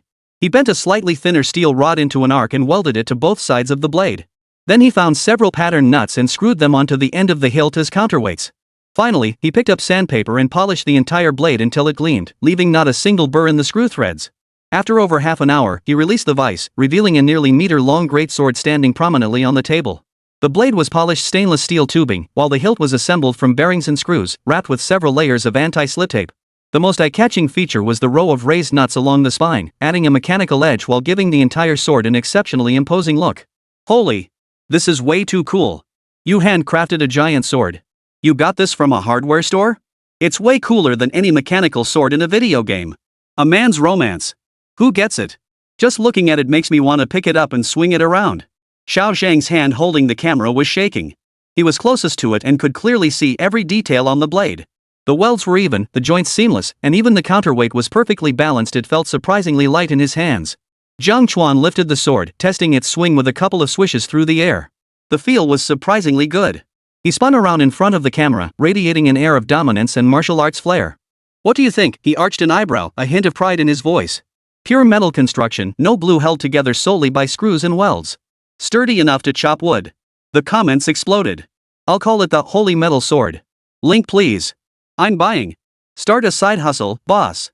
Just make these. I'll be your first customer. This craftsmanship is wasted on models. Way more legit than those action figure factories. Just then, the shop door swung open. A middle-aged man peered in, shopping bag in hand. Xiao Zhang, got any longer expansion bolts? He'd come to buy parts, but the moment he spotted the sword in Jiang Chuan's hand, he forgot his purpose. His eyes widened like copper bells. Whoa! What's this? Pretty cool. Jiang Chuan placed the sword on the counter. The man immediately leaned in, tapping the blade with his finger. The crisp, metallic clang rang out. Made entirely from hardware parts, he marveled. My son loves this kind of thing. He keeps begging for a toy sword. This is way cooler than plastic. You selling it? The chat exploded with laughter. Are you buying it for yourself or your son? Is it appropriate to buy a 20-pound sword for a 1-year-old? Honey, listen to me, this is actually an early 18th birthday gift for my son. Chapter 64, The Hardware Gunsmith. This style is way too out there. Jiang Chuan chuckled, choosing not to call him out. He glanced at the parts on the table. I could sell them, but they're just scraps cobbled together. If you don't mind. No problem at all. The uncle waved his hands hastily. How much? Name your price. Jiang Chuan roughly calculated the cost of the steel pipe, screws, and bearings. Total is 108 yuan. I'll round down the change for you. 108? What a steal. The uncle pulled out his phone to scan the QR code without hesitation. This thing would look awesome as a decoration in my house. He carefully cradled the sword in his arms. Before leaving, he turned back and urged, next time, try assembling something else. I'll be back to buy it. Watching the uncle's cheerful retreating figure, Jiang Chuan glanced down at his phone just as the system notification sounded. Ding! Successfully sold creative metal sculpture, earned 10 points. Current balance, 5,970. Whoa, you can earn points from this? Jiang Chuan's eyes lit up. Suddenly, he saw this as a promising business opportunity. After all, the shop was overflowing with scrap parts. Instead of letting them pile up and take up space, he could assemble them into designs to sell. This would liven up the livestream atmosphere, clear inventory, and earn points, killing 3 birds with 1 stone. And selling them in bulk was way faster than waiting for customers to come in for individual parts. He turned to the camera and picked up another short steel pipe. Looks like you guys really like this? Should I make some more? The chat exploded instantly. Make it. Absolutely make it. Make a gun. An AK-47. With nuts as the magazine. How about a robotic arm? Full-on sci-fi vibes. You totally get us, boss. This is what makes us men. Jiang Chuan chuckled, ignoring the wild requests. Instead, he picked out serrated metal plates, threaded rebar, and several large washers from the pile of parts. This time, he didn't make a sword. Instead, he welded rebar along the serrated edge, used washers as a guard, and finally screwed on a perforated nut as the handle. Before long, an angular hardware machete took shape. He deliberately added several worn grooves to the blade, giving it a distinctly retro-mechanical aesthetic. Holy! This thing is badass. Even cooler than that sword. Boss, you're an artist who got sidetracked by appliance repairs, right? Zhang, get a close-up. I'm screenshotting this for my wallpaper. Xiao Zhang held the camera steady, his arms growing stiff, yet he felt no fatigue. Watching Jiang Chuan transform a pile of unremarkable scrap metal into pieces of mechanical art with magical precision was pure enjoyment. He even found himself harboring a hint of envy. Xiao Zhang's eyes locked onto the hardware cleaver, radiating a raw, mechanical beauty. He swallowed hard and blurted out, "Brother Jiang, could I buy this knife first?" The moment the words left his mouth, regret washed over him. With so many viewers watching the livestream, was this considered stealing the deal? Sure enough, the chat exploded instantly. Ha ha ha ha. Little Zhang's grown up. Daring to compete with viewers for stuff now? First come, first served, right? Camera guy, that move was 666. Don't sell it to him, boss. I'll pay double. I'm getting that knife. Zhang, have some shame. We've been watching forever, and you just go ahead and ask for it? Jiang Chuan couldn't help but laugh at his expression. You want it? Xiao Zhang nodded vigorously, like a puppy begging for a bone. Alright, Jiang Chuan picked up the cleaver, weighed it in his hand, and said, I'll give you a discount. Cost price is 80 yuan. How about it? Really? Zhang's eyes lit up. He immediately pulled out his phone. I'll transfer the money right now. No, boss, wailed the comments section. We want one too. Why just him? Exactly. Special treatment, huh? I'm reporting Xiao Zhang for abuse of power. Suggest the boss open a link for fair purchase. Otherwise, we'll send Zhang razor blades made from your hardware parts. Jiang Chuan handed the chopping knife to Xiao Zhang. Watching him cradle it like a precious treasure, he shrugged helplessly at the camera. He lugs my camera around every day, pretty tough work. Consider it an employee perk. He paused, then added, don't worry, if everyone wants one, I'll make a few more this afternoon. I'll set up a link later and ship them out in order, guaranteed fair. Now that's more like it. Boss is generous. But Zhang, remember we're letting you have this knife. Camera guy, remember to film an unboxing video. Let us see just how awesome this thing really is. Xiao Zhang clutched the cleaver with a grin stretching from ear to ear, quickly flashing an OK sign to the camera. Who would have thought a hardware store owner could ignite every guy's passion with just screws and steel pipes? Jiang Chuan got more and more into his groove, even bringing the vise in front of the camera. He assembled it while explaining. For this bearing, you need deep groove ball bearings. They're durable and perfect for joints. Use hex socket screws, they hold tight without compromising aesthetics. Parts flew through his hands, and soon he'd assembled a miniature Barrett rifle model. If asked what the audience loved most, Jiang Chuan would undoubtedly say firearms. So he went straight for a classic example. The barrel was a thickened steel pipe, the body assembled with nuts and washers, and even the trigger was made from a spring fully functional. Holy, a Barrett. Damn, that's intense. If that hit my skull. They actually brought out the damn gun, a 1:1 replica. Whoa streamer, can you hook me up with a few rounds? I want to feel the recoil. This is insane. When the bolt slammed home, the chat exploded. The livestream's popularity skyrocketed in an instant. The heat gauge at the top of the screen shot up like a rocket. Before long, a golden tag appeared at the bottom of the stream, Hardware Armory. Meanwhile, other streamers on the platform were experiencing an unjustified disaster. In a downtown office building, lawyer Lin Wei had just wrapped up a live collaboration. She was handling a bizarre case today, a pet dog chewing up an exorbitantly priced wedding dress. As she logically analyzed liability, her live stream's viewership, which had been steadily hovering around 50,000 and was poised to break into the top 3, suddenly plummeted like a receding tide. What's going on? Lin Wei frowned at her assistant. It was still rising just now, right? Her assistant's face had gone pale as she handed over the tablet. Attorney Lin, look at the platform's trending list. The top spot has been snatched. On the tablet, the hashtag hardware store owner hand assembles Barrett was prominently displayed at the top. Clicking through led directly to Jiang Chuan's livestream. On screen, Jiang Chuan held a freshly assembled M4 replica rifle, demonstrating how to detach the magazine for the camera. The metallic clack of the parts colliding echoed clearly. Lin Wei glanced at the rifle cobbled together from screws and steel pipes, then looked back at the chat in her own livestream where viewers were still arguing about whether the dog owner should compensate for the wedding dress. Her lips twitched. Is this even still the Craftsman Challenge? How did gunsmiths suddenly appear? Meanwhile, in Fishing Troll He Chang's livestream, things were even worse. He crouched beside an abandoned fish pond reputed to have not produced a big fish in 10 years, having just reeled in a 5-pound grass carp. Just as he was about to shout, "Did you guys see that?" he noticed the live chat was sparse, and not a single gift had been sent. Where's everyone? Where's my fish? He Chang held up the grass carp, staring blankly at the camera. Didn't someone just bet I couldn't catch anything? His assistant pointed at the phone. Bro, everyone's watching Boss Jiang battle for the Barrett. They say it's way more thrilling than watching you fish. Battle for a Barrett? He Chang tossed the fish back into the water, snatching the phone to open Jiang Chuan's livestream. He watched Jiang attach a bearing modified scope to the sniper rifle as 666 comments flooded the chat like a waterfall. His face instantly turned green. Holy, what the hell is this? He's building a Barrett live on stream. Chapter 65, One Day Without You and Your Hiding Guns? It wasn't just them, other streamers on the platform were wailing too. The food blogger's freshly prepared molecular cuisine drew no viewers. The outdoor streamer's wild mountain climb was dismissed as less thrilling than a hardware store's pile of parts. Even talent streamers who usually attract fans with their looks were flooded with comments like "Stop singing. Go watch the hardware store owner build a Barrett." Meanwhile, in Jiang Chuan's livestream, he'd just assembled an M4 and was showcasing the barrel's texture to the camera. This barrel uses 45 steel, sufficient hardness and rust resistant. The comments flew in. Other streamers meticulously prepare, work hard to stream. Boss Jiang casually twist a few screws, tops the viewership charts. Platform should give other streamers consolation prizes. Not everyone can beat the entire internet with hardware parts. Ha ha ha ha. Now that's what you call a dimension lowering strike. Watching the rapidly rising popularity, Jiang Chuan nodded with satisfaction. He had finally steered the public discourse back on track. As an armament enthusiast, Jiang Chuan naturally knew every firearm model inside out. He knew exactly what men craved most. Working with both hands, the parts in his grasp seemed to come alive. In less than half an hour, another AK-47 model stood assembled on the table. The barrel was chrome-plated steel tubing, the magazine assembled from a row of hex nuts, and even the anti-slip grooves on the stock were painstakingly sanded by hand. Holy! You actually built an AK? Look at the detail. It even has a selector switch? Boss, you could open a model factory with this skill. The precision beats my 300 yuan alloy model. Anyone who asked for a robotic arm earlier, step back. This is the hot weapons showcase. Boss, bring out a Gatling gun.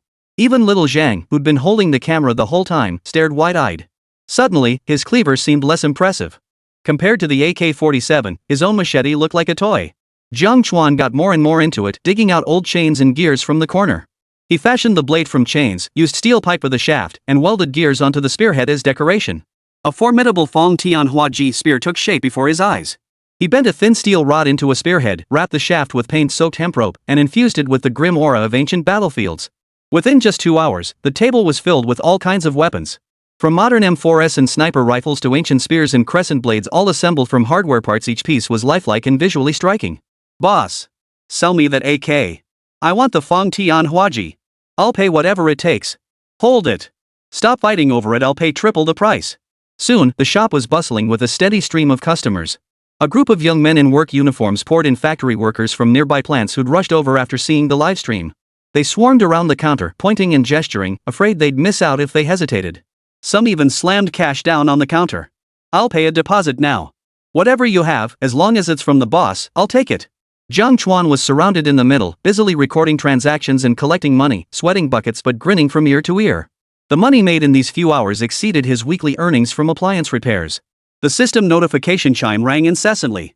Sold 12 metal shapes, earned 12 points. Sold 8 metal shapes, earned 80 points. Just then, Jiang Chuan's phone rang. The screen flashed a Jia. Brother Chuan. Heard you've got an AK now? The voice on the other end was boisterous. You gotta save one for me. I'm coming right over to pick it up, money's no object. Jiang Chuan chuckled helplessly. You're a drone enthusiast, what do you need this thing for? To intimidate people at home. Ajia declared with righteous indignation. That motorcycle you customized last time really boosted my reputation in the circle. This AK, I have to have it. Not long after hanging up, Ajia burst into the shop, his eyes immediately locking onto the AK-47 replica on the counter. He grabbed it, turning it over and over in his hands, murmuring in admiration, damn. The magazine actually detaches? The trigger's functional?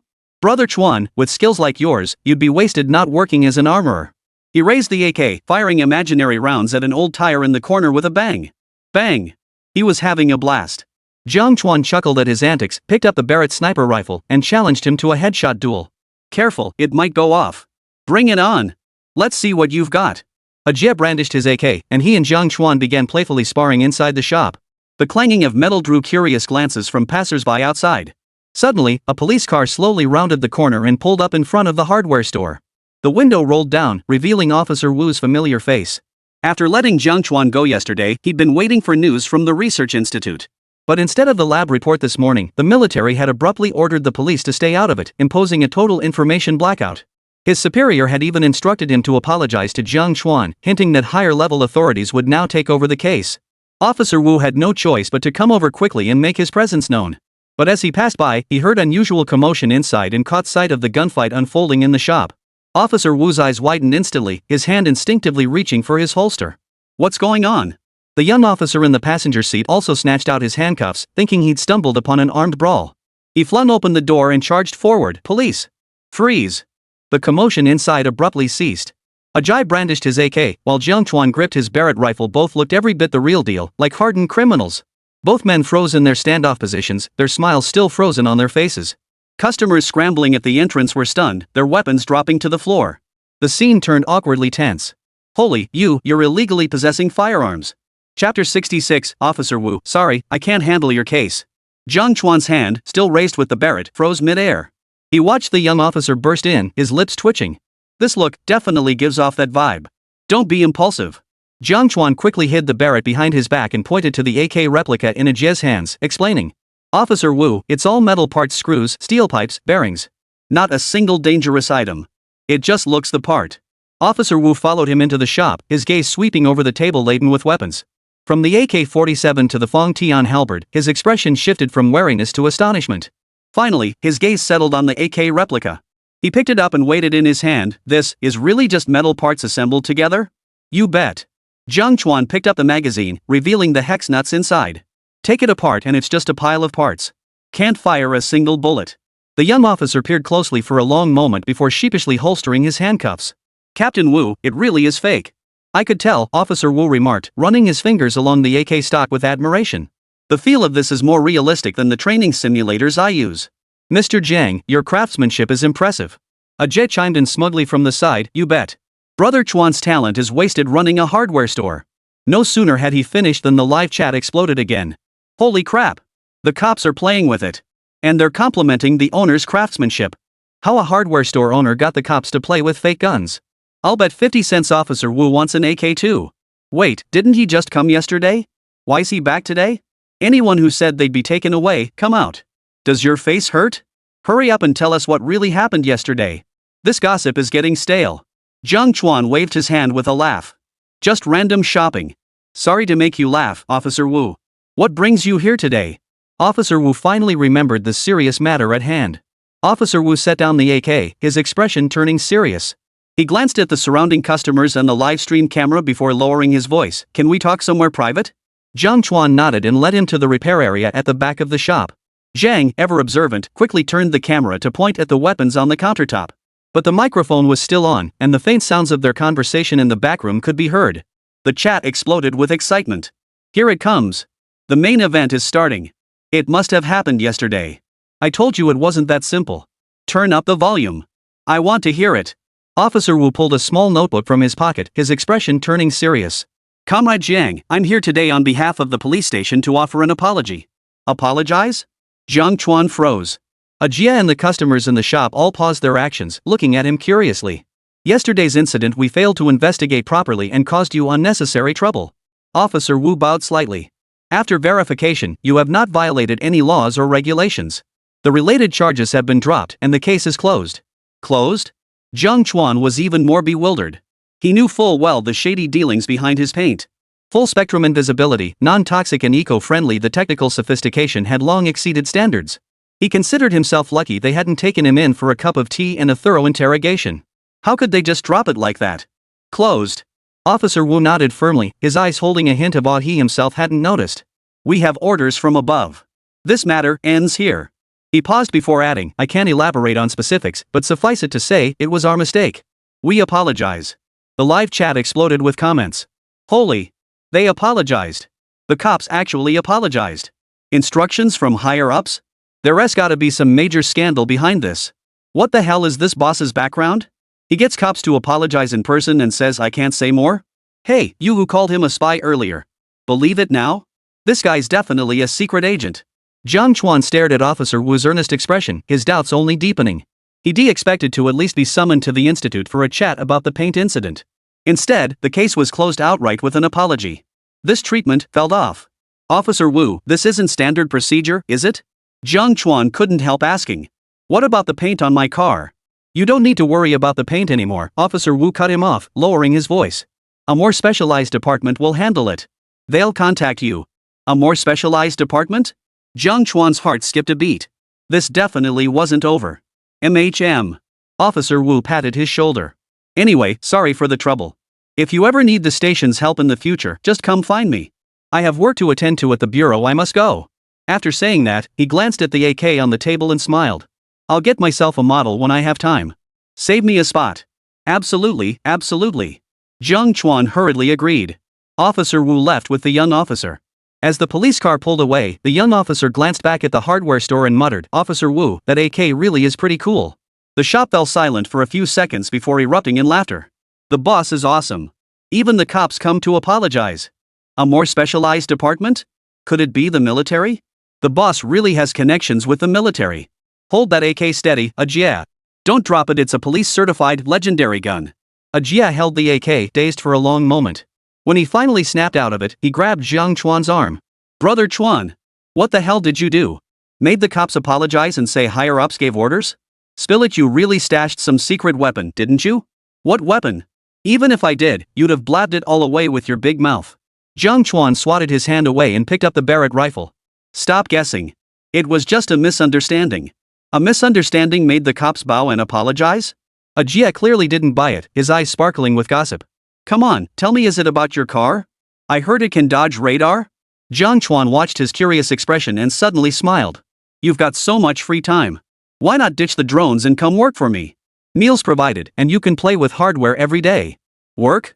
Ajia froze for a second, then his eyes lit up. Hell yeah. Your shop's so popular now, you definitely need help. I don't want pay, just hook me up with a Gatling gun model.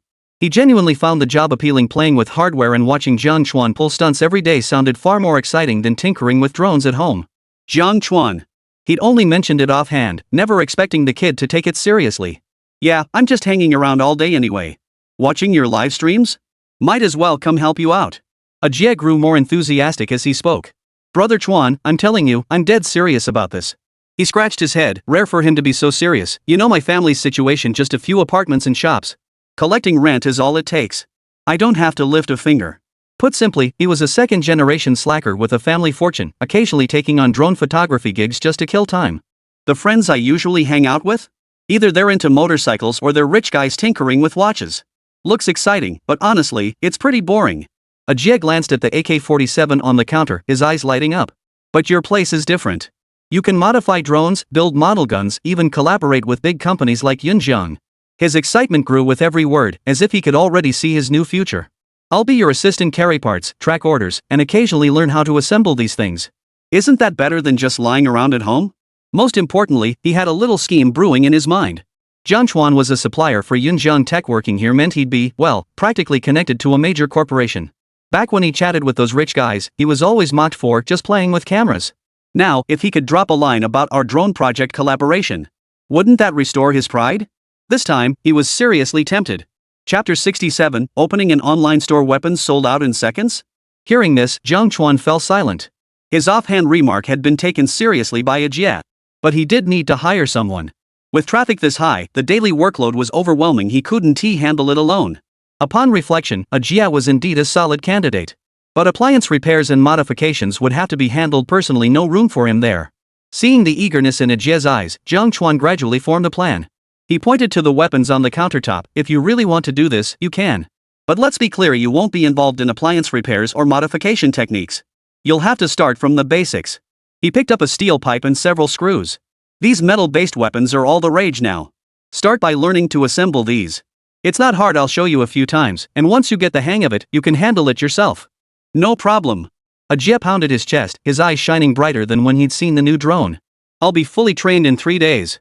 Jiang Chuan smiled and pulled a piece of paper from the drawer. Your salary will be 10,000. That's not low in Jiangcheng. If you do well, I'll add more. 10 grand? Ajie's eyes widened. He barely scraped by on 8,000 a month doing photography gigs. This offer felt like manna from heaven. Brother Chuan, are you trying to keep me as a kept man? Cut the crap. Jiang Chuan handed him the paper. This is the parts list. Start by memorizing the models of these screws and bearings. This afternoon, you'll begin learning to assemble the big sword, the simplest model. The live stream chat instantly turned sour.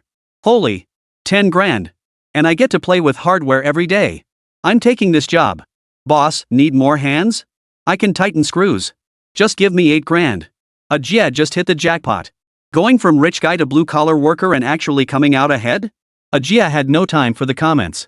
He grabbed the list and started studying it, muttering to himself, hex socket screws, deep groove ball bearings, chrome-plated steel tubes. His concentration was far more intense than when he studied drone specs.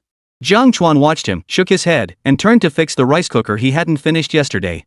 Just as he removed the bottom cover, Ajie called out, Brother Chuan. I figured out the steps for the big sword. Can I try? There he was, clamping the steel tube in the vise, mimicking Jiang Chuan's movements as he tightened screws and added washers. His actions were a bit clumsy, but his earnestness was undeniable. Half an hour later, a somewhat lopsided but generally passable big sword emerged. What do you think? Ajie held up the sword and spun around proudly. Not bad. Just practice those welds a bit more and it'll be perfect. Jiang Chuan's words were critical, but his eyes held a hint of approval. Just then, Ajie suddenly slapped his thigh. Brother Chuan, we can't just wait for customers to come to us. He pointed at the live stream where comments like please share the link kept flooding in. So many people want this, but those far away can't make it. Let's open an online store. Jiang Chuan paused, taken aback. That was an idea. He'd been too busy to handle it alone, but now that Ajie was helping, he could free up time to focus on the online side. You know how to do that? No worries. Ajie pulled out his phone and opened an e-commerce platform. I helped my mom run an online clothing store back in college. I know the whole process, designing the storefront, listing products, packing orders like the back of my hand. His fingers danced across the screen. Just register a shop, get verified, and we'll be up and running in no time. The live chat exploded with comments. Bro, you're the man. Now that's getting things done. Post the link. I want that AK. I'll pay double shipping. Big boss. Finally, we don't have to envy the locals anymore. While interacting with the comments, Ajie filled in the details. The store name will be Rhine Hardware Creative Workshop. It matches yours. He even checked the cross-border shipping box, his eyes lighting up. Foreigners will love our craftsmanship. We'll be raking in foreign currency. Jiang Chuan watched him fiddle with the settings and couldn't help but smile. This kid really had a pioneering spirit and a sharp mind. Half an hour later, the online store was registered. Ajie held up his phone. Brother Chuan, which one should we list first? Let's start with the big sword you just assembled, plus that Fong Tian halberd and the barret. Jiang Chuan thought for a moment. 20 of each to test the waters. If the initial response was positive, he could develop all sorts of other designs, even missile models. Ajie eagerly grabbed the samples, finding a well-lit corner to photograph them. He even used a soft cloth as a backdrop, making the weapons look incredibly textured. He even mimicked the copywriting style of viral products for the description. Metal artistry, grand sword handcrafted with steel tube blade plus ball bearing hilt. Hang it or wield it, a man's romantic choice. Limited to 20 pieces. Fong Tian halberd chain decorations plus gear-shaped halberd head. The same majestic presence as ancient battlefields. A guardian artifact for your home. Barrett sniper rifle, 99% realistic replica. Trigger action mechanism. Detachable magazine. A must-have for military enthusiasts. Brother Chuan, what's the price? Ajie turned to ask. The greatsword is 120, the Fong Tian halberd is 280, and the barret is 350. Jiang Chuan quoted the prices. Though significantly higher than cost price, it was still remarkably fair compared to trendy toy stores. These things were impossible to find for thousands or even tens of thousands elsewhere, truly priceless treasures. With everything ready, he took a deep breath and pressed the list button. Done. Before he could finish, the phone screen froze momentarily. Then, the inventory numbers began to jump wildly. 20 great swords, 020 Fong Tian halberds, 020 barrets, 0. Holy? Ajie tapped the screen frantically, thinking it was a network glitch. Where's my inventory? Jiang Chuan leaned in to look. The order list was densely packed with pending shipment notifications, all showing the exact same second as the payment time. Sold, all sold out? Ajie's eyes widened, his voice trembling. In just 3 seconds after listing? Holy? Ajie held his phone aloft, refreshing the page several times until his eyes bulged like copper bells. It really sold out? Immediately after, order notifications pinged like firecrackers, ding-dong non-stop. Jiang Chuan leaned in to see 60 orders packed tightly in the list, addresses scattered across the country, and even 2 from overseas. 3 seconds? Jiang Chuan was stunned. That fast? Chapter 68, The Military's Back, Black Screen Communication Session. Some new customers in the store were also stunned, pulling out their phones. What's going on? I just clicked in and it's gone? Bro, are you doing a limited release? Only 20 items available? Is it just my phone? Why does the page go blank as soon as I open it? Brother Jia frantically refreshed the page, confirming it wasn't a system bug before swallowing hard, and no, I wasn't doing scarcity marketing. I thought it'd last a while. The live stream chat exploded with comments. Sold out in 3 seconds. Faster than snagging concert tickets. I suspect the boss hired bots. How else could it sell out this fast? Stop being jealous, you guys. I snagged a Barrett. Screenshot as proof. Bro, restock fast. I missed out. I'll shower you with rockets. Jia watched the payment confirmed notifications pop up non-stop on his phone and jumped up excitedly. Brother Chuan. We're going to make it big. 60 orders, that's over 10,000 yuan just from this batch. Jiang Chuan watched his friend's excitement and felt a bit surprised himself. He'd only intended this as a side hustle, never expecting it to be this popular. Alright, stop jumping. Jiang Chuan patted his shoulder. Hurry up and prepare the goods. Don't keep people waiting. Got it. Jia grabbed a pen and started compiling the shipping addresses, humming a tune as he worked. Guess I'm a legit working guy now. The live stream's popularity surged again with the online store launch, breaking the 500,000 viewer mark. Some viewers even started offering advice. Do a pre-sale.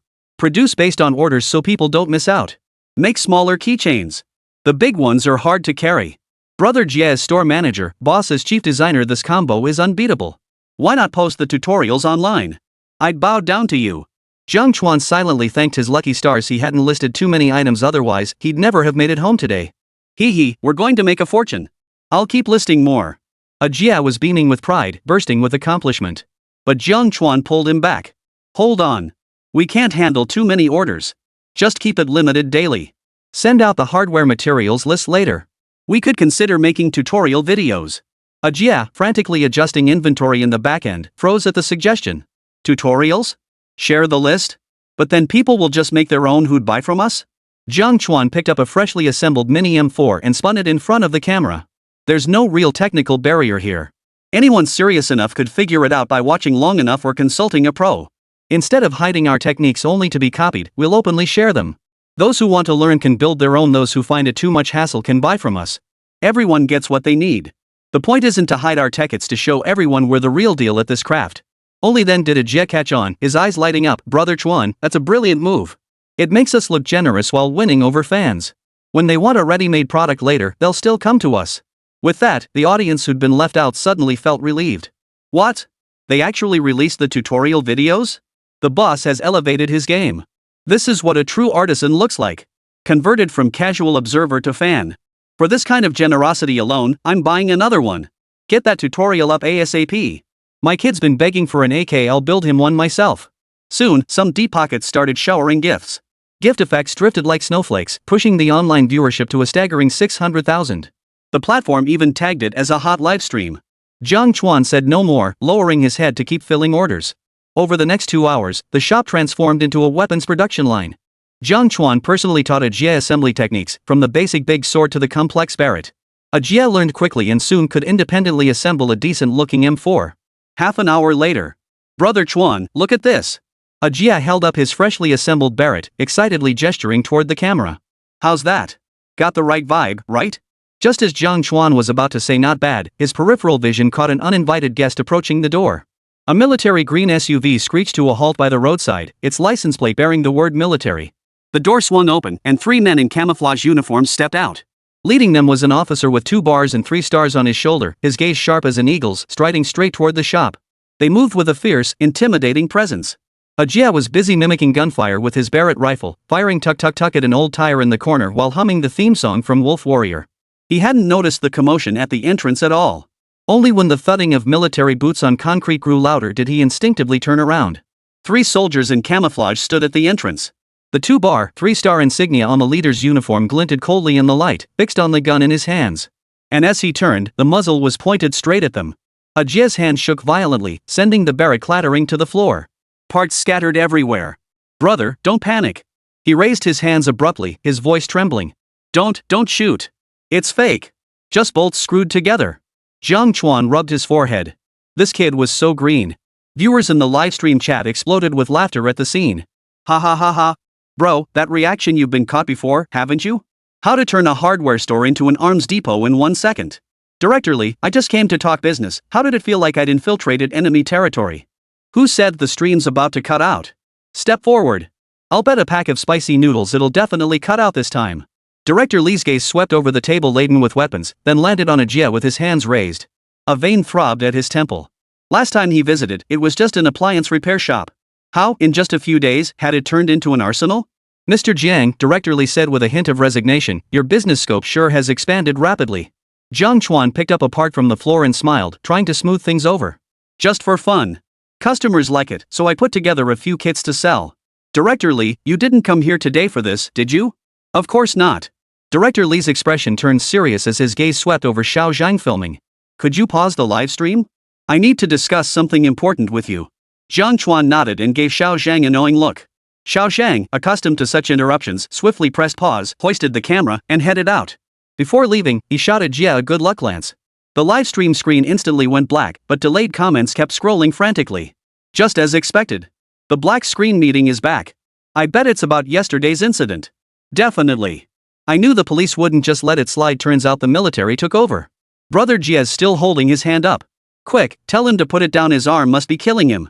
Got any inside info? Drop me a line. I'm dying here. Inside the shop, only after seeing the soldier hadn't moved did Jia slowly lower his hands. Rubbing them together, he whispered, Sir, am I really not breaking the law here? It's fine. Director Lee waved him off, motioning for him to leave first. Jia felt as if he'd been granted a pardon and hurried out. Finally, Director Lee's gaze settled on Jiang Chuan, carrying an unmistakable intensity. We're here about your paint business. Jiang Chuan understood immediately. It was indeed about that. He pulled up a chair. Sit down and talk. Chapter 69, Top-tier stealth coating. You think it's just rust-proof paint? No sooner had Director Lee sat down than he pressed urgently, that coating, did you really mix it yourself? Even as he asked, it felt surreal. This full-spectrum stealth coating, the Research Institute's team had been working on it for 5 years without a breakthrough. And now a hardware store owner claimed to have figured it out on his own? Jiang Chuan was busy tightening screws on an M4 rifle. The order was urgent, and didn't he even look up? Yes. It didn't he just fall from the sky? Whoa. Director Lee sucked in a sharp breath. He exchanged a glance with Fong Bingbing behind him, both seeing utter astonishment in each other's eyes. Fong Bingbing inwardly gasped in astonishment. Everyone had called her the Research Institute's lucky charm, blessed with breakthrough buffs. But compared to Jiang Chuan, her own luck seemed utterly insignificant. And in such a short time? From gun barrel materials to stealth coatings, he had effortlessly overcome 2 major technological bottlenecks. Calling him the lucky star of the defense industry would be no exaggeration. Director Lee composed himself, his tone growing solemn. Comrade Jiang, do you grasp the significance of this coating? Our institute's preliminary analysis indicates it represents an innovative application of metamaterials and carbon-based composites. The core lies in its ability to precisely control the electromagnetic properties of materials. This stuff forgets civilian use. Even in the military sector, there isn't a single company worldwide that can achieve full-spectrum absorption. His voice grew increasingly passionate as he pointed toward the military vehicle outside. Even replicating it is as difficult as climbing to the heavens.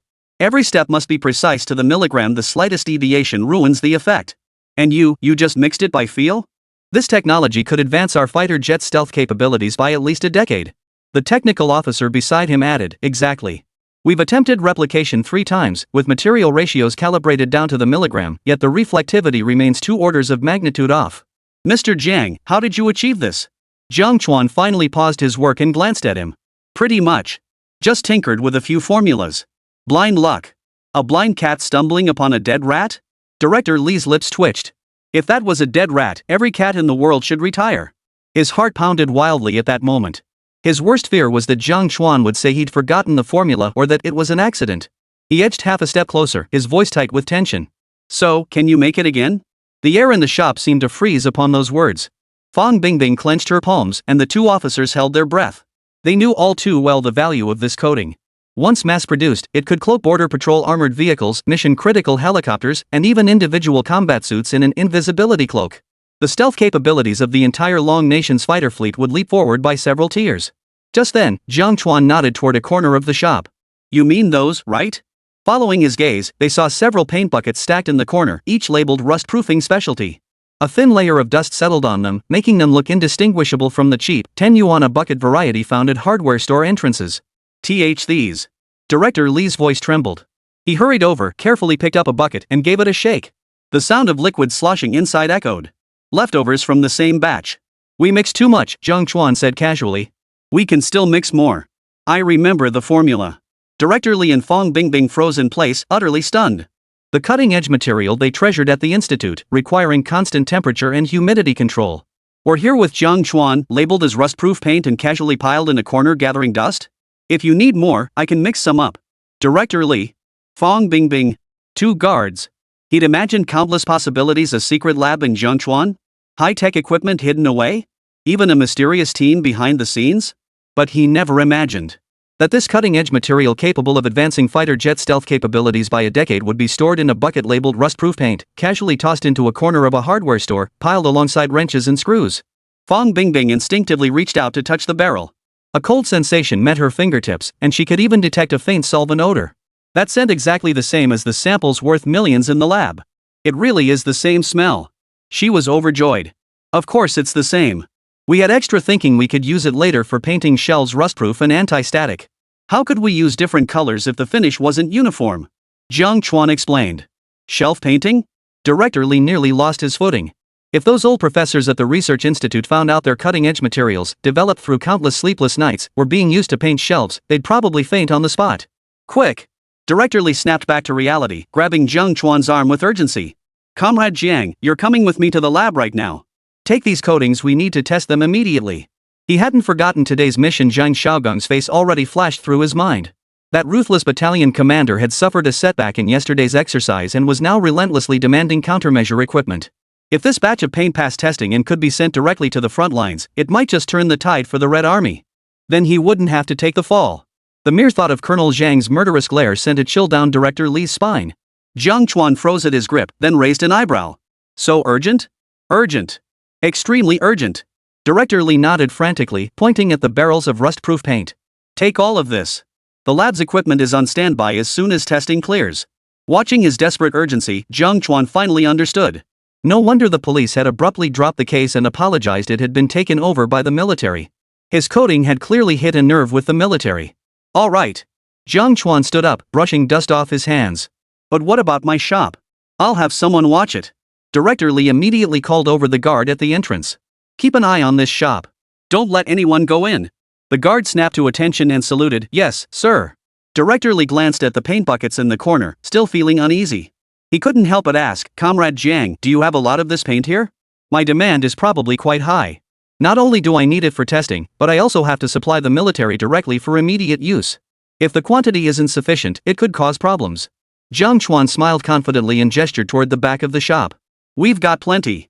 There are many more barrels in the warehouse behind here, enough to coat several fighter jets. You can rest assured. Director Li visibly relaxed, his face breaking into a relieved expression. He quickly added, that's wonderful. It solves our immediate problem. Fong Bingbing accompanied Jiang Chuan to help move some over. Hurry up. Okay. Fong Bingbing responded, following Jiang Chuan toward the warehouse. Seeing this, Gu Chengbai stepped forward and offered, I'll help too. An extra pair of hands will speed things up. Director Li quickly stopped him, smiling as he said, what for? The two of them can handle it. Gu Chengbai froze for a moment before catching on. A meaningful smile spread across his face as he looked at Director Li and said, you're thinking. Director Li chuckled softly and murmured, well, they're both grown adults now, around the same age. Comrade Jiang is so outstanding, and our Fong Bingbing isn't half bad either. Getting to know each other better can't hurt. Besides, that kid won't budge. Not even $1 million salary could lure him away. If these two really hit it off, wouldn't they still be part of our institute? Gu Chengbai nodded and chuckled, I see. Director Li, you really think of everything. Alright, we'll wait here then. Let the young ones handle things themselves. Chapter 70, the military arrives with buckets. Are they filled with nuclear material? Inside the warehouse, Jiang Chuan located the paint storage area. Here it is, all these barrels.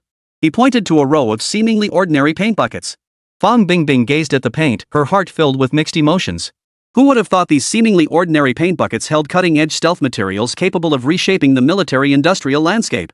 She stepped forward, attempting to lift one, only to find it surprisingly heavy. Jiang Chuan saw this and quickly reached out to help, smiling as he said, these things aren't light. I'll carry it. You just give me a hand. Fong Bingbing flushed slightly and nodded. Thanks. I didn't expect it to be this heavy. Working together, they carried the paint buckets out of the warehouse one by one. Then the officers outside took over, loading them onto the military truck. A Jia peered out from the shop entrance. Seeing Jiang Chuan about to follow the soldiers still clutching those buckets of rust-proof paint, his curiosity flared like wildfire. Brother Chuan must be going to build an atomic bomb. Could those barrels contain nuclear material? Meanwhile, the guard left behind in the shop couldn't help but twitch his lips at the sight of the table piled high with AK-47s and Barretts. What exactly did this hardware store sell? Jiang Chuan thought for a moment. Since the orders were almost finished anyway, it wouldn't hurt to make the trip. He glanced at a Jia, who was still standing dumbly by the door. The shop's yours. Remember to put that broken Barrett back together. These orders are yours. I'll be back in a flash. At that moment, photographer Xiao Zhang's camera lens was trained on their departing figures. The live stream screen was still black, but the chat was already exploding like fireworks, a dense swarm of astonished and teasing comments. Holy! What the hell were those rusty paint buckets? The military guys were carrying them like they were gold bars. So the boss really is a secret weapon expert? What's in those rust-proof paint buckets? How did the military get their hands on them? Bro, hurry up and assemble that Barrett. We'll show it off to the military bigwigs when the boss returns. Screen recording +1. Edited into the mysterious life of the hardware store owner, it'll go viral. Anyone in the know? What rank are those 2 bars with 3 stars? With all this fanfare, the boss's paint must be going to the skies. My guess is they're painting the J20. Brother Jia, when the boss gets back, ask if he can give my electric bike a coat too. After stowing the paint in the trunk, the back seat of the olive drab SUV wasn't exactly spacious. No sooner had Jiang Chuan sat down than Director Li opened the other door with a smile, nudging Fong Bingbing closer to him. Little Jiang, Bingbing is our institute's youngest materials science PhD. You young folks have common ground chat along the way? Jiang Chuan instantly caught the implication this was clearly an attempt to set her up with him. He glanced at Fong Bingbing beside him, only to find her staring intently at preliminary coding test data on her phone. Completely oblivious to Director Li's matchmaking, she seemed utterly absorbed in her own world. Jiang Chuan breathed a sigh of relief. Director Li, I'm not very familiar with doctoral research topics, Jiang Chuan said, leaning back in his chair with a neutral tone. If you don't understand, you can learn. Director Li persisted. Bingbing is also very interested in mechanical structures. She'd definitely want to learn the craftsmanship from your hardware store. Only then did Fong Bingbing look up, a blank expression on her face. Learn a trade? I've been optimizing the adhesion properties of the stealth coating lately. I probably won't have time. Jiang Chuan. A true research brain, she hadn't picked up on the subtext at all. Director Li watched the two talking at cross purposes and shook his head helplessly. 40 minutes later, the SUV entered an area shaded by lush green trees. Armed sentries stood guard at the gatehouse. An electronic barrier rose, allowing the vehicle to enter an area enclosed by barbed wire. Jiang Chuan caught a glimpse of the sign on the gatepost reading Jiangcheng Equipment Materials Research Institute, followed by the tiny words Military Management Zone. He hadn't realized that Jiangcheng, where he'd lived for so many years, had built such a large specialized research institute outside the city. The interior resembled a compact campus, with roadside signs reading Electromagnetic Compatibility Laboratory, Metamaterial Preparation Center, and Dynamic Mechanics Testing Zone.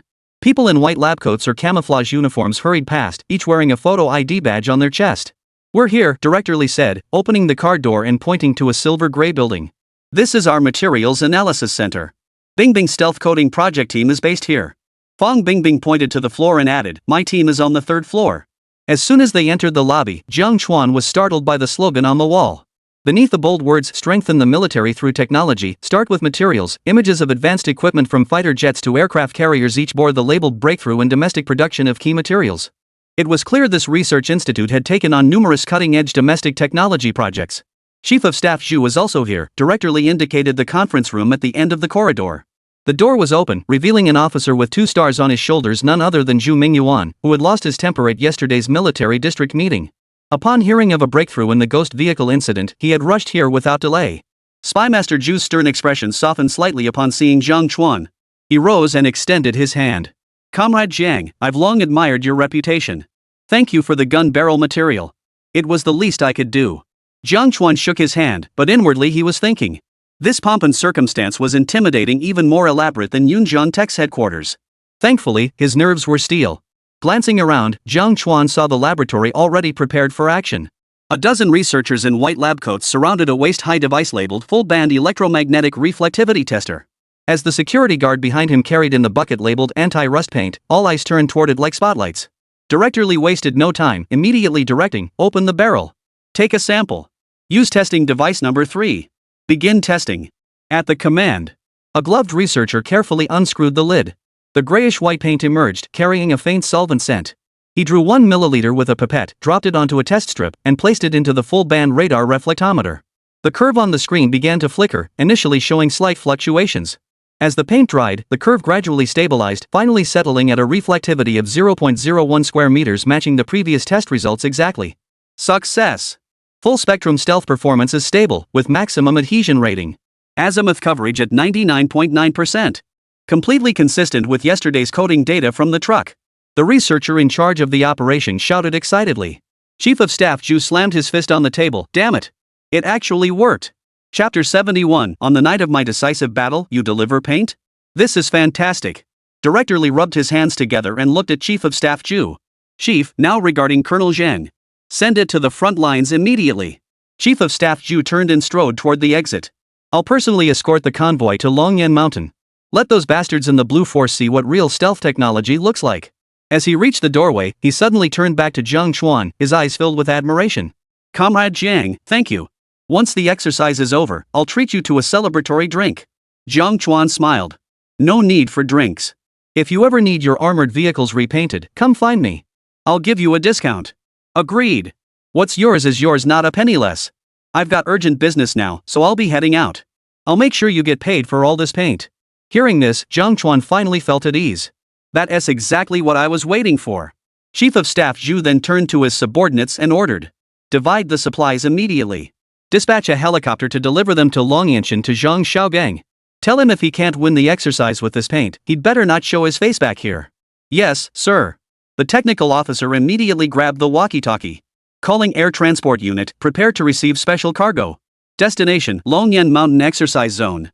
Watching Chief of Staff Zhu and his men rush out of the lab in a flurry, even those barrels of rust-proof paint were carefully loaded onto the waiting helicopter. Jiang Chuan stood rooted to the spot, not daring to ask further questions. Comrade Jiang, don't just stand there, Director Lee approached, rubbing his hands and wearing a warm smile. Since you're finally here, let me show you around our lab? Fong Bingbing, you'll be Comrade Zhang's guide. Fong Bingbing immediately nodded, adjusting her glasses. Our metamaterial preparation center just acquired an electron beam evaporation system capable of producing nanoscale coatings. Would you like to see it? Jiang Chuan took a half step back and cleared his throat. Director Lee, Dr. Fong, thank you for the offer, but I have work to attend to at the shop. That kid Ajia can't even assemble a Barrett magazine properly. If I'm any later getting back, half our orders will probably get cancelled. That much was true. Though Ajia had patted his chest, promising to watch the shop, Jiang Chuan knew that kid's temperament all too well. Right now, he was probably waving an AK-47 model around, bragging to his livestream audience, having long forgotten about the order. Director Lee had gone to great lengths to bring him to the lab. There was no way he'd let him leave now. His eyes darted around as he shifted his focus to the coatings. There's no rush with this. Look, we still need to test the adhesion properties of these coatings, plus their high temperature resistance. If you personally guide us, we can avoid a lot of detours. He paused, lowering his voice. Rest assured, we'll pay the technical consulting fee at military project standards. Jiang Chuan knew Director Lee's true intentions all too well. He was trying to extract the formula. He waved his hand with a smile. Director Lee, it's not that I'm being secretive. The paint ratios are all mixed by feel. There's no data to speak of. Your researchers are experts. They know more than I do. With time, they'll figure it out. He had no intention of handing over this trade secret. Full-spectrum stealth coatings on a small scale, they can paint military vehicles on a large scale, they can coat fighter jets. If this becomes an exclusive business, it'll be far more profitable than running a hardware store. It's even more crucial than any gun barrel material. Fong Bingbing pressed further. So what specific model of water-based polyurethane did you use? We've tested several types, but they never seem to mix well with the carbonyl iron powder. Just the most common kind on the market, 10 yuan a bucket leftover from renovation projects. Jiang Chuan cut her off, his tone deliberately vague. Maybe I just got lucky with a batch that happened to be highly compatible. Director Lee saw his stubborn refusal and knew it was pointless to keep him. He wasn't going anywhere, and there was still leftover paint. Better to let him go for now and grind it out later once the military district matter was settled. Fine, Director Lee sighed. I'll have someone drive you back. But Comrade Jiang, regarding this paint matter, I'll need your guidance again in the future. No problem, Jiang Chuan agreed readily. Call anytime. My number and WeChat are still the same. He paused, then added, just don't send the police car to pick me up again. It's bad for business. Ah, understood. Meanwhile, half an hour later. Deep within Longyan Mountain, in a secluded valley shrouded in lingering mist, Zhang Xiaogang crouched behind a rock, staring blankly at the row of metal drums before him. The 4 bright red characters rust-proof paint on the barrels glistened wet with dew, glaring at him. Just moments ago, Chief of Staff Zhu's voice crackled over the radio, announcing that the secret weapon had been airlifted in. Zhang had imagined some high-tech anti-radar coating.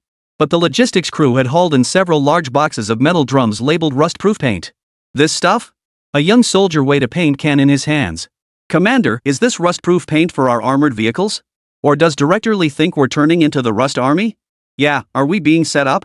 The operations officer leaned over the rim of a bucket and sniffed, his brow furrowing deeply. It reeks of turpentine. This paint is no different from what you'd find at the hardware store in town. Zhang Xiaogang remained silent, his temples throbbing as he stared at the distant ridgeline, questioning the whole situation. If it weren't for the fact that their 3rd Regiment represented the Jiangcheng military region sharing the Institute's fortunes, he'd suspect Director Li had betrayed them. They were supposed to deliver stealth coating. How did they end up shipping a few barrels of paint by helicopter? Back then, trusting them, Zhang Xiaogang had gambled everything, deliberately circling back near the Blue Army's command post, the most dangerous spot, counting on this stuff to pull off a surprise reversal. And what the hell did they deliver? Maybe we should open it, the communications officer cautiously suggested. What if it's a disguise? Zhang Xiaogang took a deep breath and slashed open the lid with his knife. Grayish-white paint poured out, carrying a faint solvent smell exactly like the leftover paint from renovations back in his hometown. He dabbed some paint onto his hand. It felt cold and dried surprisingly fast, forming a thin film on his palm in moments.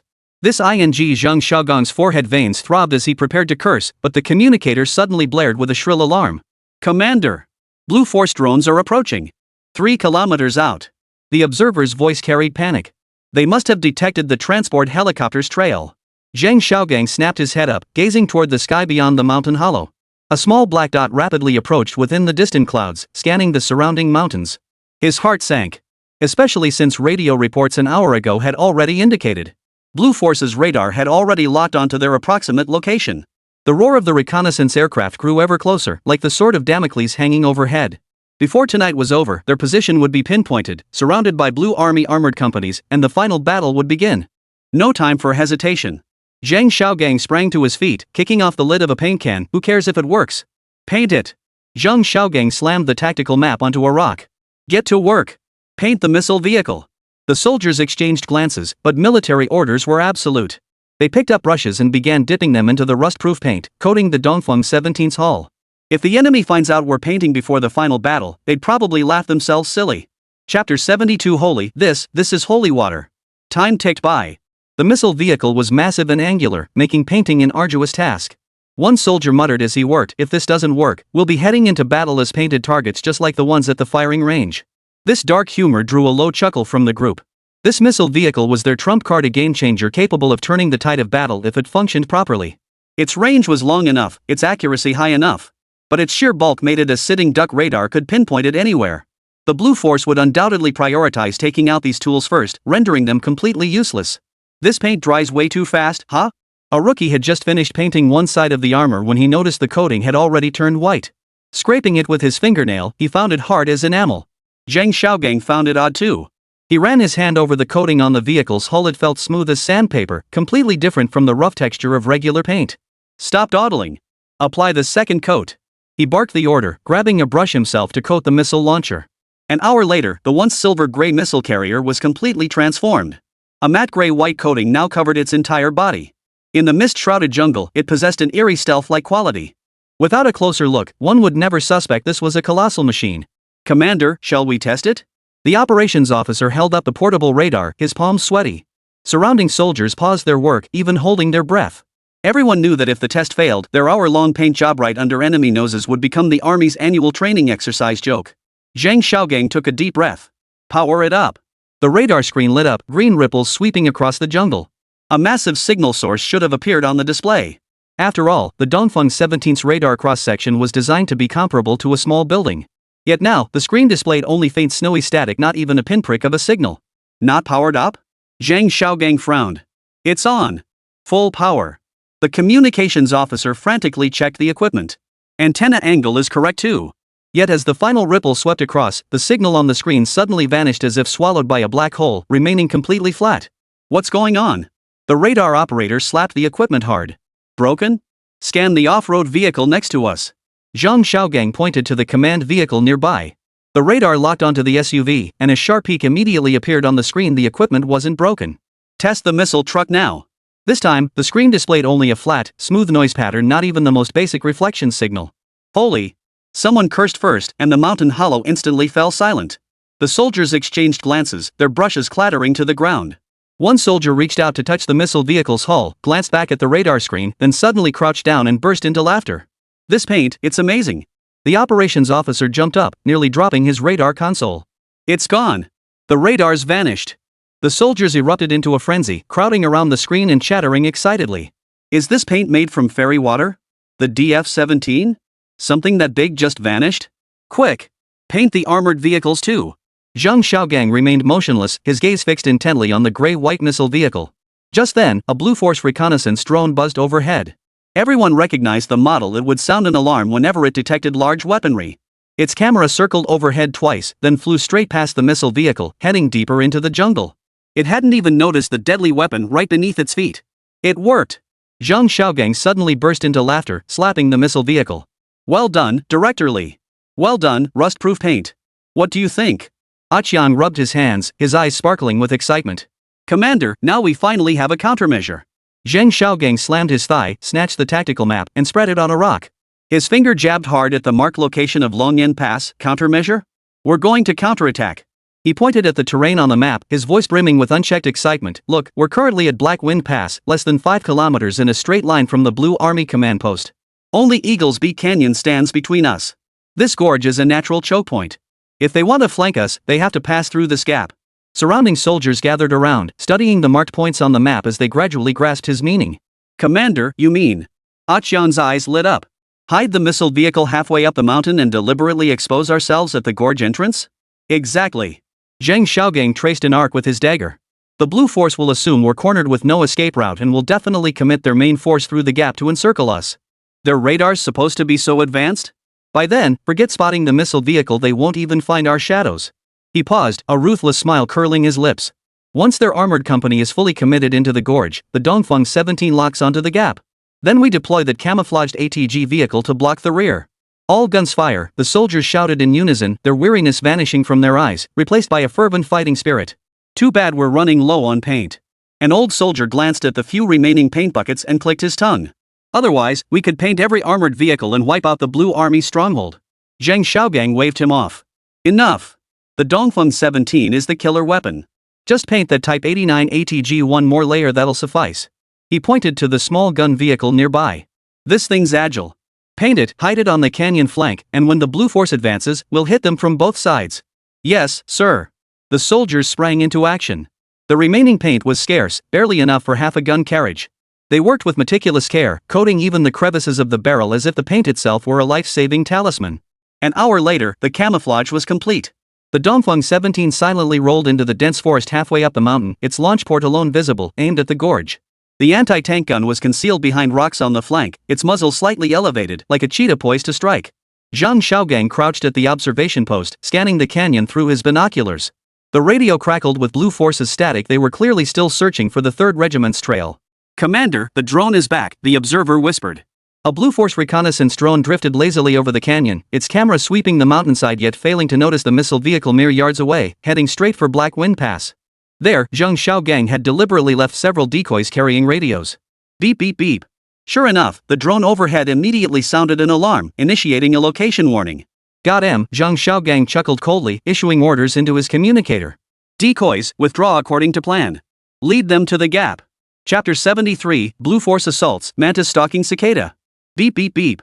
In the temporary command center of the Blue Army's 1st Regiment, the communicator suddenly emitted a series of urgent beeps. Report! The communications officer held up the radar screen, his voice brimming with excitement. Detected movement of the Red Army's 3rd Regiment at Black Wind Pass, west of Eagle's Beak Canyon. Chen Haodong, commander of the 1st Regiment, snapped his head up, a ruthless smile curling his lips. He toyed with a medal in his hand earned last week during the exercise when they crushed the Red Army's advance unit. Zhang Xiaogang? He finally decided to show his face. The operations officer beside him leaned in, pointing at the signal points on the screen. Commander, the signal source is stable, a mix of heavy weaponry and radio transmissions. We estimate their main force is concealed there. Hiding? Chen Haodong scoffed, snatching the topographic map and slamming it onto the table. Black Wind Pass is surrounded by mountains on 3 sides, with only Eagles Beak Canyon as the exit. He's backed into a corner, trying to force us into a cornered beasts fight? He was famously known as the Iron Abacus, never fighting a battle he wasn't certain to win. During this cross-district exercise, Zhang Xiaogang from the Eastern Theater Command had been a thorn in his side. In terms of seniority, Zhang Xiaogang outranked him. In terms of combat achievements, they were evenly matched. If he could crush the 3rd Regiment this time, he'd finally outshine his rival, securing maximum resource allocation and accolades. Haha, they won't even have a chance to escape from this place. Regimental commander, I'll lead the reinforced company to block their escape. A captain abruptly stood up, pounding his chest as he volunteered. I guarantee I'll bring back Zhang Xiaogang's command flag. What's the rush? Chen Haodong waved him off, a hint of suspicion flashing in his eyes. That old fox Zhang Xiaogang won't show his hand so easily. He pointed at the Black Wind Pass on the map. Send the drones to scan it 3 more times. Full power radar on. I need to confirm exactly how many men he's hiding there. Something felt off. The Red Army had been pursued for 3 days. By all logic, they should have been out of ammunition and supplies long ago. How could they still dare to linger in a death trap like Black Wind Pass? Could it be they were thinking counterintuitively, assuming the most dangerous spot would be overlooked by the Blue Army, trying to hide in plain sight? It wasn't impossible. But Chen Haodong, ever cautious, would never give them a chance to turn the tables. Half an hour later, multiple drone squadrons transmitted real-time footage. On the screen, figures carrying radios could be faintly discerned in the dense forest of Black Wind Pass. Not far away, an armored vehicle camouflaged with netting sat parked in an open area. Radar scans confirmed the vehicle's radar signature matched that of the Red Army's main battle tanks. Yet no other weaponry or equipment was detected throughout the entire Black Wind Pass mountain range. Heh, Chen Haodong suddenly chuckled, slapping his hand on the map. So they're trying to hide in plain sight. Think they're safe lurking right under our reconnaissance company's nose? He pointed at the armored vehicle on the screen. That's their anti-tank gun. Without it, Zhang Xiaogang is nothing but a toothless tiger. The commander beside him immediately chimed in. The regiment commander is brilliant. This must be their last trump card. Once we take out that gun, the 3rd Regiment is ours for the taking. No rush to blow it up. Chen Haodong narrowed his eyes, tracing a circle around the words Hawksby Canyon with his fingertip. Let them think we've only spotted the gun. Send a reinforced company to advance head-on through the gorge, while the armored battalion flanks around to the rear of Black Wind Pass and seals off the exit. I'll make Zhang Xiaogang taste the sting of being surrounded. He paused, his voice as cold as ice. Tell the brothers capture Zhang Xiaogang alive, and each man gets a 3rd-class merit award. Aye. The soldiers in the command post erupted instantly, grabbing their weapons and rushing toward the equipment trucks. Roar! Soon, the roar of the armored convoy shaking the ground as the entire reinforced company launched its assault. Chen Haodong stood on the hillside, watching the vast Blue Army formation disappear into Eagles Beak Canyon. The smile on his lips grew wider. He raised his binoculars toward Black Wind Pass, where the main Red Army force still moved at a leisurely pace, utterly unaware of the impending doom closing in. Zhang Xiaogang, he murmured under his breath, you think you're well hidden, but you fail to realize that before overwhelming force, all camouflage is futile. The voice from the forward outpost crackled over the radio. Commander, 3 kilometers to target. Radar shows no enemy movement. Good. Chen Haodong nodded. Keep the drones monitoring. Once they enter range, take out that anti-tank gun first. Little did he know that the armored vehicle on the Black Wind Pass clearing was merely a model cobbled together by the Red Army from wooden planks and sheet metal. Even its engine was a dismantled motorcycle motor. The real weapon. That Dongfeng 17 painted with rust-proof paint was quietly concealed halfway up Eagle Beak Canyon, its radar cross-section smaller than a bird in flight. The Blue Army's vanguard had already entered the gorge, their radar screens locked onto the signal source at Black Wind Pass. Unbeknownst to them, behind the canyon's rocky flanks, pairs of eyes fixed their gaze upon the advancing column like hunters awaiting prey to enter the net. Chen Haodong lowered his binoculars and turned toward the command vehicle. Notify all units, launch the final assault in 30 minutes. I want this exercise concluded before nightfall. Outside the window, the Blue Force flag flapped fiercely in the wind, as if already proclaiming victory. But he didn't see it in the mist of Eagles Beak Canyon. A gray-white silhouette slowly raised its barrel, aiming squarely at the armored convoy's inevitable path. Confirm position. Prioritize striking Red Army heavy firepower. Second Company, as the assault unit, launch a full-scale attack and initiate the final assault. After reconfirming the Red Army's deployment, Chen Haodong's orders crackled through the encrypted radio, echoing throughout the reinforced company. Standing atop the command vehicle's observation platform, he surveyed Eagles Beak Canyon as he directed the armored convoy, a blazing red blade, to thrust directly at the Red Army positions at Black Wind Pass. All units, maintain tactical spacing. Prioritize neutralizing anti-tank guns. The Vanguard Company commander bellowed over the radio as the calibration laser from the tank gun barrel traced a bright line. As the most formidable ground force in the Western Theater Command, their advance was textbook perfect. Drones patrolled overhead, armored personnel carriers guarded the flanks, while main battle tanks rolled over the Red Army's frontline positions like an iron wall. Per exercise protocol, destroyed equipment emitted blue smoke. Now the Black Wind Pass position was blanketed in a continuous haze of blue. Report. The Red Army's left flank position has been breached. Report. Their heavy machine gun nest has been destroyed. Encrypted radio intercepts Red Army transmission. We can't hold out much longer. Our defenses are about to collapse. Reports from the correspondents poured in one after another, while Chen Haodong's lips remained curled in a cold smile.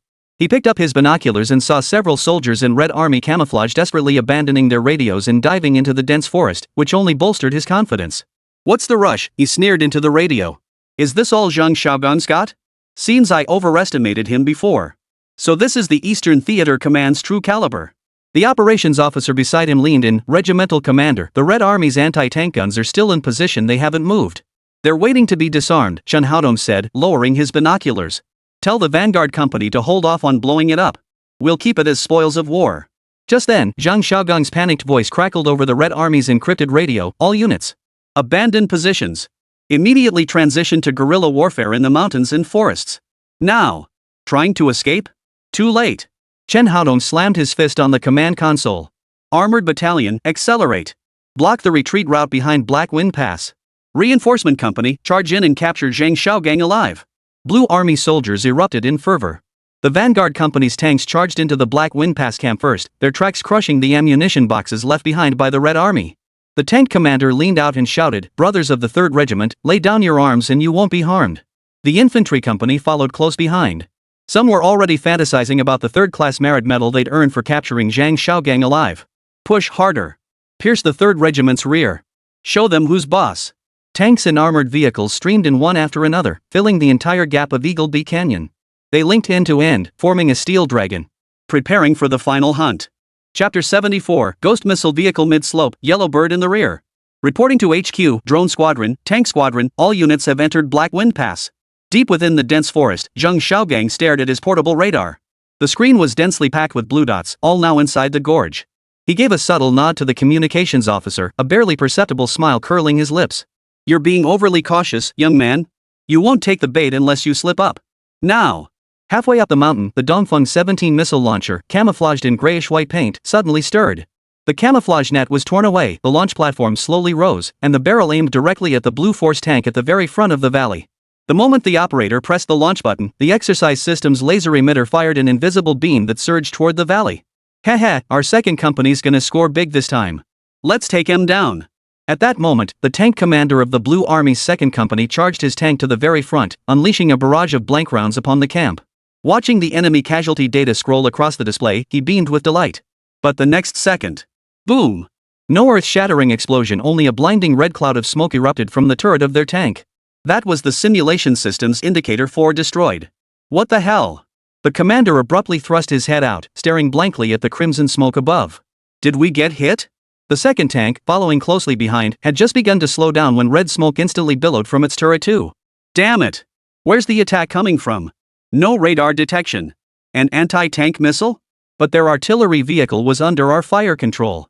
The Blue Force's steel dragon instantly fell into chaos. Tanks from the Vanguard Company were knocked out one after another, forcing the armored vehicles behind to slam on their brakes. The entire gap in the canyon became completely gridlocked. What the hell is going on? Chen Haodong bellowed from the command vehicle as red smoke billowed like wildfire through the canyon in his binoculars.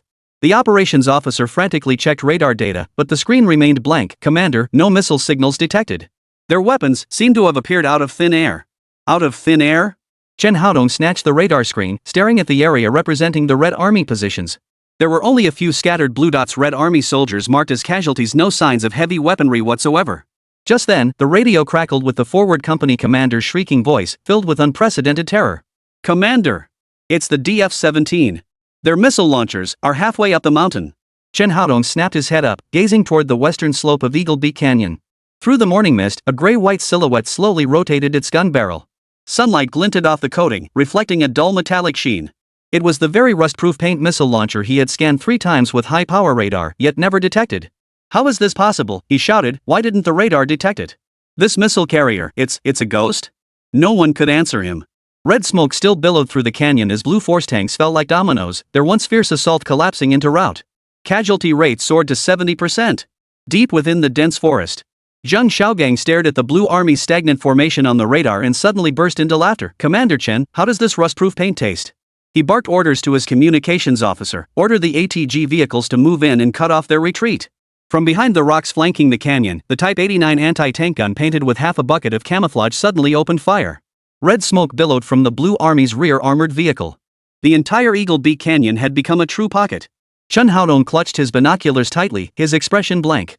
He finally understood that the intelligence he had repeatedly verified was nothing more than bait deliberately fed to him by Zhang Xiaogang. Those things painted in matte white were the hidden weapons lurking in the shadows. Seeing their olive drab exteriors repainted white, he instantly suspected the paint job was the culprit. "Bastard!"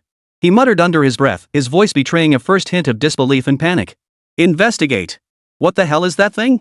In the canyon, the Blue Army soldiers stared dumbfounded at the billowing red smoke. Someone leaped from their vehicle and shouted at the missile launcher halfway up the hillside, "You're cheating! How could that thing evade radar?" The only response was the Dongfeng 17's laser beam firing again, engulfing another tank in crimson smoke.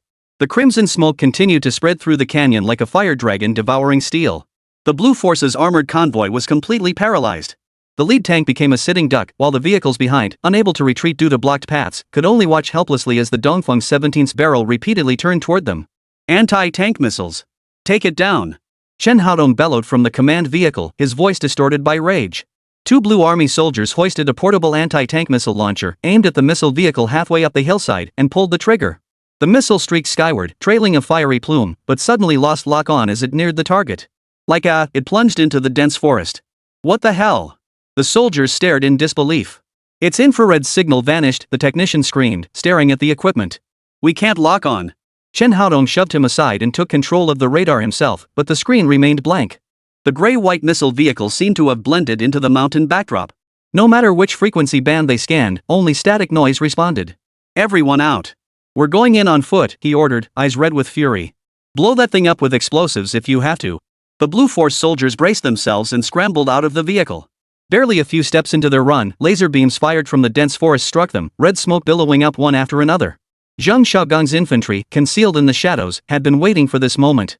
Their rifles, fitted with exercise laser emitters, picked off targets like marksmen at a shooting range. "Colonel!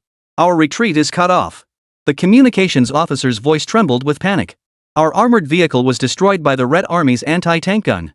Chen Haodong whipped his head around to see several plumes of red smoke rising at the canyon entrance, sealing off their retreat completely. Only then did he realize he hadn't just walked into Zhang Xiaogang's pocketed formation, he turned his entire armored battalion into a trapped fish in a jar. "Zhang Xiaogang! You're cheating!" He roared into the radio, only to receive a nonchalant reply. "Colonel Chen, all's fair in war. Besides, I didn't cheat, just hid better. Your crappy radar couldn't pick us up." "Whose fault is that?" The morning sun completely dispelled the mist, illuminating the dense red smoke filling the canyon. The Blue Force's steel dragon had become a dead dragon. Soldiers crouched or sat, staring at the Dongfeng 17 missiles perched halfway up the mountainside, their eyes filled with utter despair. Beep beep. As the entire command post was wiped out, the exercise termination signal sounded. Zhang Xiaogang led the Red Army soldiers out of the dense forest, each face wearing an uncontrollable smile. He approached Chen Haodong, patting his shoulder. "Commander Chen, you've been gracious." Chen Haodong flung his hand away, his face ashen. "What the hell did you guys put up halfway up the mountain?" Chapter 75, Cross-District Drill. The hardware store owner becomes MVP? Meanwhile, 5 minutes earlier. Inside the Eastern Theater Command's main exercise headquarters, a massive electronic screen dominated an entire wall, displaying real-time combat casualty data for both the Red and Blue forces. Commander Wang Zhan stared at the steadily climbing casualty rate for the Red Army. His knuckles cracked audibly as he gripped his baton tightly. "This is madness. Absolute madness." He slammed the baton onto the desk, his voice booming through the silent command center. "What the hell is that kid Zhang Xiaogang thinking?" The ambush line was breached, retreating into the mountains exposed their position, and now they're trapped at Black Wind Pass, sitting ducks for the enemy. On the screen, the Red Army's casualty rate had surpassed 60%. Blue Army armored units surged toward Black Wind Pass like a tidal wave. Red dots representing the Red Army were tightly encircled by blue dots on the tactical map, on the verge of total annihilation. Chief of Staff Zhu whispered beside him, "Commander, perhaps Colonel Zhang has a backup plan." "A backup plan?" Wang Zhan sneered, pointing at the Dongfeng 17 icon on the screen. "His backup plan is to let this thing bask in the sun halfway up the mountain? This missile launcher has been a sitting duck in every drill before. Every single time, it gets locked onto by radar the moment it powers up. I think Chen Haodong has completely rattled him." His anger mounted as he grabbed the operations manual from the table, ready to slam it to the floor, cursing under his breath. How could the men I trained produce such a useless fool? If this keeps up, he'll bring utter disgrace upon the 3rd Regiment. The staff officers in the command center held their breath. Everyone knew Wang Zhan was protective of his own, but Zheng Xiaogang's command this time was truly outrageous. He hadn't even executed the most basic tactical evasion. It was practically like he was sending men to their deaths.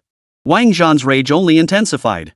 Just then, the electronic screen suddenly emitted a sharp, urgent beep beep beep alarm, not an alert signaling the Red Army's collapse, but the notification that the exercise had ended. Ha! Wang Zhan's raised hand froze mid-air. The situation map on the screen instantly froze, and a line of bright red text popped up in the upper right corner. Exercise ended, Red Army wins. What the hell? Wang Zhan thought he was seeing things. He leaned closer to the screen and rubbed his eyes hard. System malfunction? Chief of Staff Zhu was equally bewildered and immediately ordered the technician to retrieve the data. Quick! Check what happened. The technician's fingers flew across the keyboard as the data on the screen began scrolling and refreshing. Blue Force casualty rate, 90%. Red Army casualty rate, 45%. Blue Force Command Center, destroyed. Key unit destroyed, Dongfeng 17 missile vehicle Red Army. Within 1 minute. Blue Force casualties skyrocketed from 30% to 90%? Chief of Staff Zhu shouted in disbelief, pointing at the replay data on the screen. Their armored company, their command post, all wiped out in one fell swoop? Wang Zhan's eyes widened like copper bells, fixated on the line reading DF-17 missile vehicle. In past exercises, this thing was nothing more than a mascot. Its massive size meant enemy radar detected it the moment it deployed. Forget firing, surviving 10 minutes was a miracle. How is that possible? Wang Zhan snatched the tablet from the technician's hands, reviewing the battlefield replay frame by frame. The footage showed the Blue Force's armored convoy charging majestically into Eagle's Beak Canyon, yet the radar screen showed no sign of the DF-17. Only after the entire Blue Force had entered the gorge did that missile vehicle, painted in grayish-white camouflage, suddenly emerge from halfway up the mountainside. Like taking attendance, it systematically destroyed each tank one by one. Blue Force's anti-tank missiles clearly targeted it, yet all missed their mark as the infrared signal vanished. Holy! Wang Zhan blurted out a curse before bursting into laughter. He slapped Chief of Staff Zhu on the shoulder. See that? I told you Zheng Xiaogang was up to something. That was some deep cover. The staff officers in the command center exchanged glances, their faces etched with embarrassment. Just moments ago, the commander-in-chief had cursed Zheng Xiaogang so fiercely he might as well have dug up his ancestors' graves. Now, he was suddenly praising him. No! Wang Zhan abruptly dropped his smile, pointing at the close-up of the DF-17 on the screen. What's up with this missile carrier? Radar can't detect it, infrared can't lock on? What did he coat it with? In the replay footage, the missile carrier's grayish-white coating glowed with a matte sheen under the sunlight, blending almost seamlessly with the surrounding rocks. Even the drone's optical reconnaissance had failed to identify it. He couldn't recall them ever deploying a missile launcher with this configuration. Could it be a new modification? But he was certain they didn't. Chief of Staff Zhu observed Wang Zhan's puzzled expression, chuckled softly, and scratched his head. Commander, it's a bit of a coincidence. Clearing his throat, he laid out the entire sequence of events that had unfolded earlier. During the exercise, maintaining silence had prevented him from speaking up. Remember when the 3rd Regiment's ambush zone got disrupted by that ghost vehicle just days into the exercise? Turns out it was modified by a hardware store owner. The body was coated with a special paint that evades radar. The lab guys were stunned after testing it full spectrum stealth, with a radar signature smaller than a mosquito. I figured Lieutenant Jiang was in desperate need of countermeasures, so I rushed the coating over by airlift. Turns out he just slapped it right onto the DF-17. A hardware store owner? Stealth paint? Wang Zhan's eyes widened as he pointed at the missile vehicle on the screen. You're saying this weapon capable of wiping out an entire Blue Force armored battalion was painted with hardware store paint? Wang Zhan's eyes widened even further. So that's why they were stuck halfway up the mountain for so long. They spent over an hour painting the Dongfeng 17, turning that sitting duck into a stealthy killing machine? The staff officers in the command center finally understood, gasping in unison. A civilian expert mixed the coating? That powerful? Paint can make it invisible? That's even better than our stealth fighter coatings. No wonder the Blue Force's missiles couldn't hit it. The infrared signals were blocked. They were basically blind. Stop spacing out. Wang Zhan slammed the report on the table. Notify all officers at regimental level and above. Debriefing meeting in half an hour. Have Zheng Xiaogang bring that bucket of rust-proof paint and demonstrate it himself. I want to see how this thing screwed over Chen Haodong's armored battalion. The atmosphere in the command center instantly came alive as staff officers scurried about relaying orders. Wang Zhan, however, stared intently at the screen displaying the Dongfeng 17's destruction records, his expression growing increasingly intense. If this coating is truly that miraculous, he murmured under his breath, a gleam flashing in his eyes. Our equipment development might just be about to undergo a seismic shift. After all, no one in the entire Eastern Theater Command understood the significance of this cross-theater exercise better than Wang Zhan. The Central Military Commission had not only dispatched observers to monitor the entire exercise but also specifically emphasized the principle of using exercises to drive combat readiness, with priority given to the best performers. Put plainly, whoever came out on top in the exercise would get priority access to next year's equipment upgrade quotas, new weapon deployment allocations, and even military hospital expansion projects. The 1st Regiment of the Western Theater Command had previously been synonymous with an unbeatable legend. They were equipped with the military's first digitally integrated armored brigade. Their drone squadrons boasted a combat radius 50 kilometers greater than any in the Eastern Theater Command, and even their field kitchen vehicles featured satellite navigation systems. During last year's exercises, they utterly dismantled the Central Theater Command's elite regiment. At the debriefing, their commander declared, "Eastern Theater Command? Aside from that old fox Zheng Xiaogang showing some backbone, the rest are all spineless weaklings." That remark had stuck in Wang Zhan's mind like a thorn for nearly a year. So when the words "Red Army Victorious" flashed across the screen, Wang Zhan's hand clenched around the baton trembled. This wasn't just the 3rd Regiment's victory, it was the entire Eastern Theater Command finally shaking off the Western halo that had weighed them down. No one could have predicted such an absurd reversal of fortune. Chief of Staff Zhu leaned over and chuckled. "Looks like you'll have to award Zheng Xiaogang a 3rd-class merit." 3rd-class merit? Wang Zhan shot him a sideways glance. For this feat, he deserves at least a 2nd-class merit. But first, make him hand over that paint formula. Otherwise, I'll still kick him out to feed the pigs. Oh right, that hardware store owner? I think he deserves a 1st-class merit award. Chapter 76, wait, the military awarded your hardware store a 2nd-class merit? Early the next morning, Jiang Chuan had just rubbed his sleepy eyes and pulled up the roller door when he spotted a Jie crouched at the entrance, clutching a toolbox with eyes shining like 2 light bulbs. "Brother Chuan, you're finally here." A Jie jumped up, eagerly opening the box like he was showing off a treasure. Inside was the Gatling gun model he'd worked on until midnight last night. Chains served as the barrel, nuts strung together formed the ammunition belt. Though the welds were crooked and uneven, it radiated a raw, mechanical energy. Jiang Chuan rubbed his forehead and chuckled. With this kind of drive, you'd be a waste not to become a welder. He hadn't expected the kid to be this driven working on this after last night's shift. Truly the kind of workhorse employee any company would love. Let's get one thing straight, no overtime pay for this. We'll talk when you're fully trained. Absolutely. Ajia pounded his chest. Once I'm fully trained, we'll launch a customization zone on our online store. Whatever weapon model a customer wants, I can build it. Yesterday's orders are already packed and ready, just waiting for the courier to pick them up. As they spoke, photographer Xiao Zhan lugged his camera over, yawning. Brother Jie's got it going on, got here before me. Yeah. Just as Ajia was basking in his triumph, Jiang Chuan gave him a whack on the head. First, deal with those negative reviews on the online store backend. Someone said the Barrett script is too slippery. Let's start the live stream. Jiang Chuan tied on an apron and picked up a broken electric kettle. Let's fix appliances first today. Models can wait until this afternoon. The moment the broadcast notification sounded, over 10,000 viewers flooded the livestream. Bullet comments flooded the screen. "Good morning, boss. Got summoned by the military yesterday? Back on stream as usual today. Where's Brother Jie's Gatling gun? Let me see it. What are we betting on today? I'm putting 50 cents on hot weapons." Jiang Chuan adjusted his streaming equipment while picking up an old washing machine from the counter. Fixing an appliance first, the coupler's busted, replacing it'll cost $10.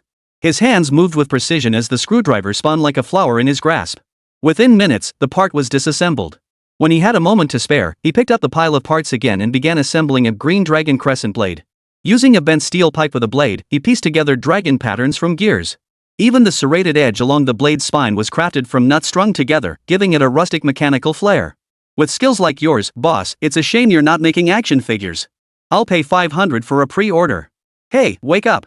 Yesterday's batch sold out in 3 seconds flat. $500 won't even get you in the running. Shortly after, Jiang Chuan and Ajia listed another batch, and sure enough, it sold out the moment it went live. The livestream's popularity steadily dominated the top spot, even prompting the platform to pop up recommendations for the daily life of a hardcore hardware store owner. Dong dong dong. But just then, everyone suddenly heard the sound of gongs and drums coming from the street corner, along with people shouting congratulations. What's going on? Who's having a celebration? Ajia peered out the window and froze. Holy crap! Brother Chuan, military vehicles. And police cars. Jiang Chuan's heart sank. Not again. Didn't they agree yesterday that future visits wouldn't involve this kind of show? He put down his tools and walked to the door to investigate. 3 military vehicles were parked at the entrance of Rhine Street. with red silk banners reading Military Civilian Unity draped across their sides. 2 rows of soldiers stood at attention, each holding a wooden frame wrapped in red silk. The drum and gong troop played at ear-splitting volume, drawing half the neighborhood out to watch.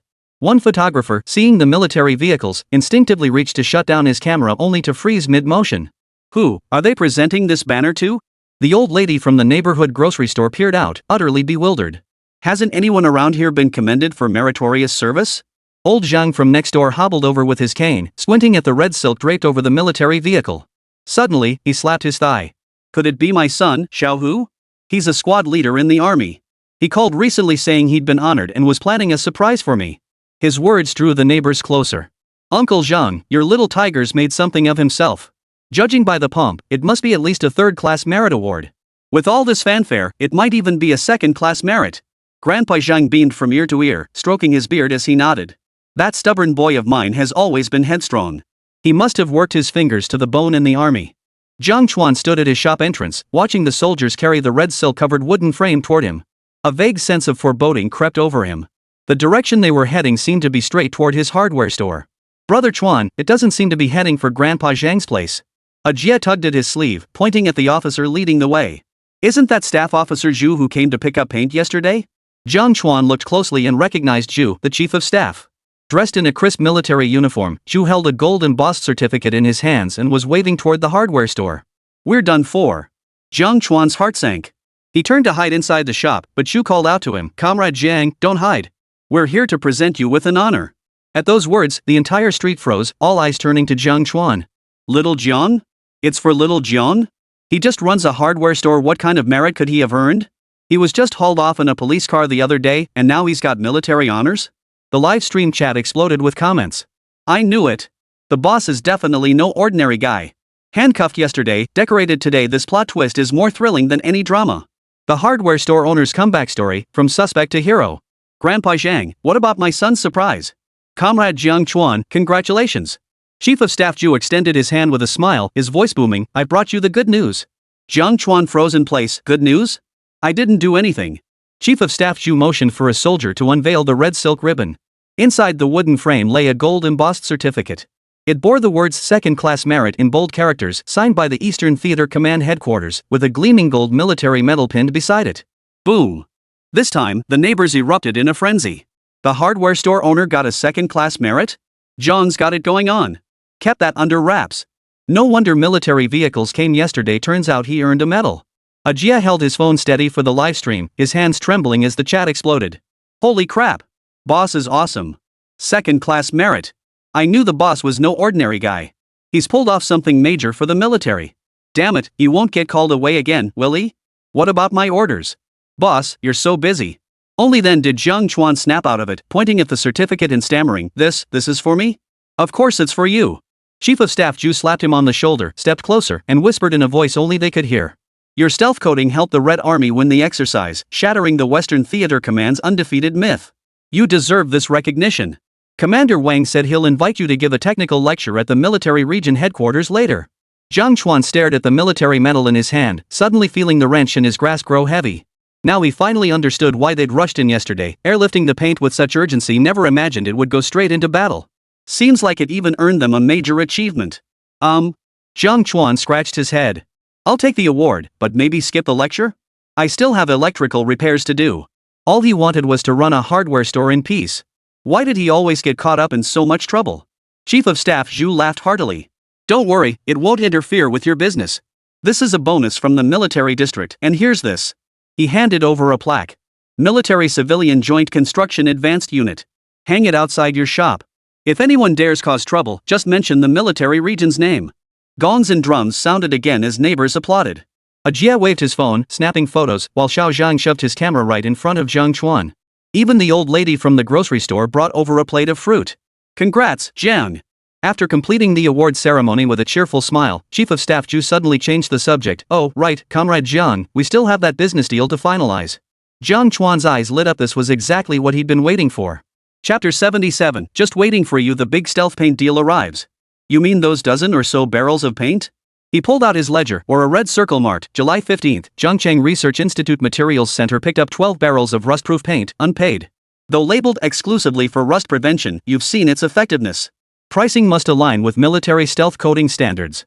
Don't worry, you won't lose out. Chief of Staff Zhu patted his arm with a smile. The military district's logistics department is already waiting at the institute. Let's head over to discuss the details and sign a long-term supply agreement. Long-term supply? Jiang Chuan's heart skipped a beat. Sure enough, another major deal. Exactly. Chief of Staff Zhu lowered his voice. Commander Wang said that if your coding can be mass-produced, every armored vehicle in the entire military will need your paint. And our theater's Air Force, they heard about your breakthrough and rushed here overnight. They're incredibly interested in your stealth coding. They're just waiting for your meeting. Jiang Chuan perked up instantly, snatched the keys from the counter, and thrust them into Ajie's hands. The shop's yours. Ship orders in sequence. Don't screw this up for me. Ha? Again? Ajie held up his phone, staring blankly at the screen flooded with comments like the boss got kidnapped again. Brother Chuan, what about that custom Green Dragon Crescent blade? The client's pushing for it. We'll talk about it when we get back. Jiang Chuan climbed into the military vehicle without looking back, following Chief of Staff Zhu. He leaned out to remind him, make sure you get the price right. Ajie. This guy sure knows how to wash his hands of it. The drum and gong troupe kept playing as neighbors watched the military vehicle slowly drive away. Meanwhile, the gossip-hungry netizens in the comments section were absolutely on fire. What on earth was this award for? How did a hardware store owner get a second-class merit? I bet it's about those paint issues yesterday.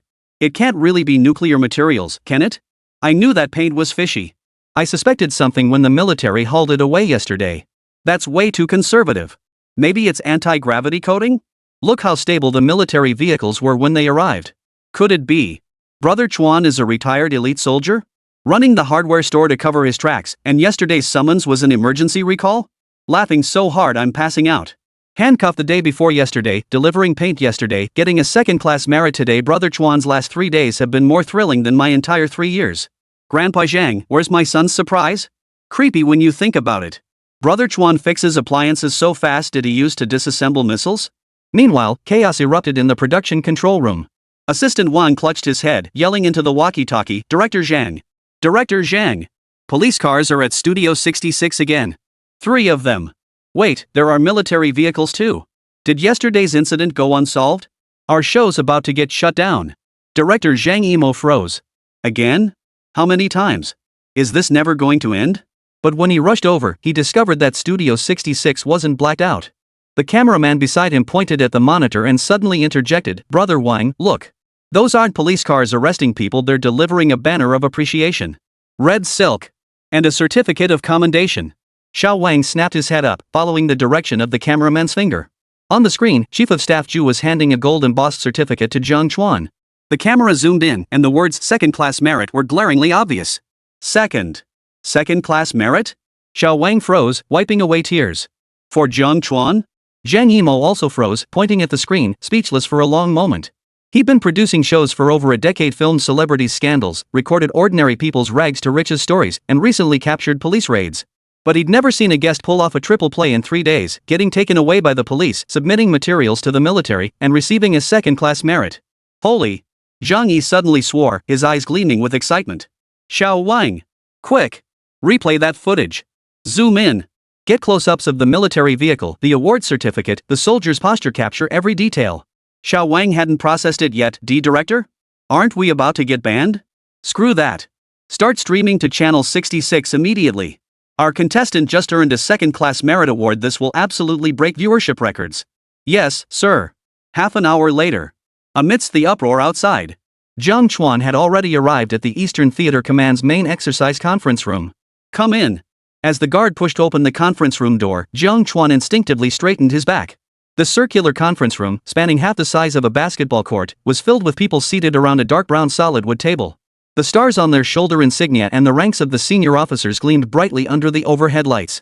A massive military map hung on the wall directly opposite, densely studded with red and blue pins, evidently the aftermath of a recently concluded intense simulation. Comrade Jiang, this way, please. Wang Zhan rose and gestured to the empty seat beside him. He wore a crisp uniform today, his 2-bar, per star shoulder insignia particularly striking. Gone was the irritability he displayed yesterday at headquarters. His gaze was now scrutinizing, yet more than anything, it betrayed unmistakable excitement. The moment Jiang Chuan sat down, he felt several pairs of eyes land on him. Some were curious, some probing, and a few held a barely perceptible hint of suspicion.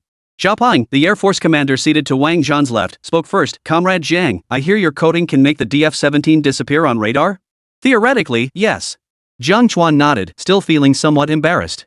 He hadn't anticipated the paint project would escalate to this point, but at least he wouldn't be landing in jail. He was in such a rush to leave that he'd forgotten to change out of his oil-stained work pants, which stood out starkly among the crisp military uniforms. Still, he remained composed. He knew this meeting was solely about paint procurement, and he couldn't afford to appear weak. Theoretically? Zhao Peng raised an eyebrow, sliding over a document. Here are the radar cross-section data for our J-10C fighter jet. How much do you think your coding can reduce it? Jiang Chuan glanced at the 1.2 figure and casually replied, below 0.01, across all frequencies. The conference room fell instantly silent. Several elderly researchers couldn't help but whisper among themselves. A bespectacled major general murmured under his breath. That's better than the F-22's stealth performance. Impossible. Wang Zhan slammed his hand on the table. Old Zhou, don't doubt it. The Dongfeng 17's combat data from yesterday is proof the Blue Force used 3 different radar bands and still couldn't detect it.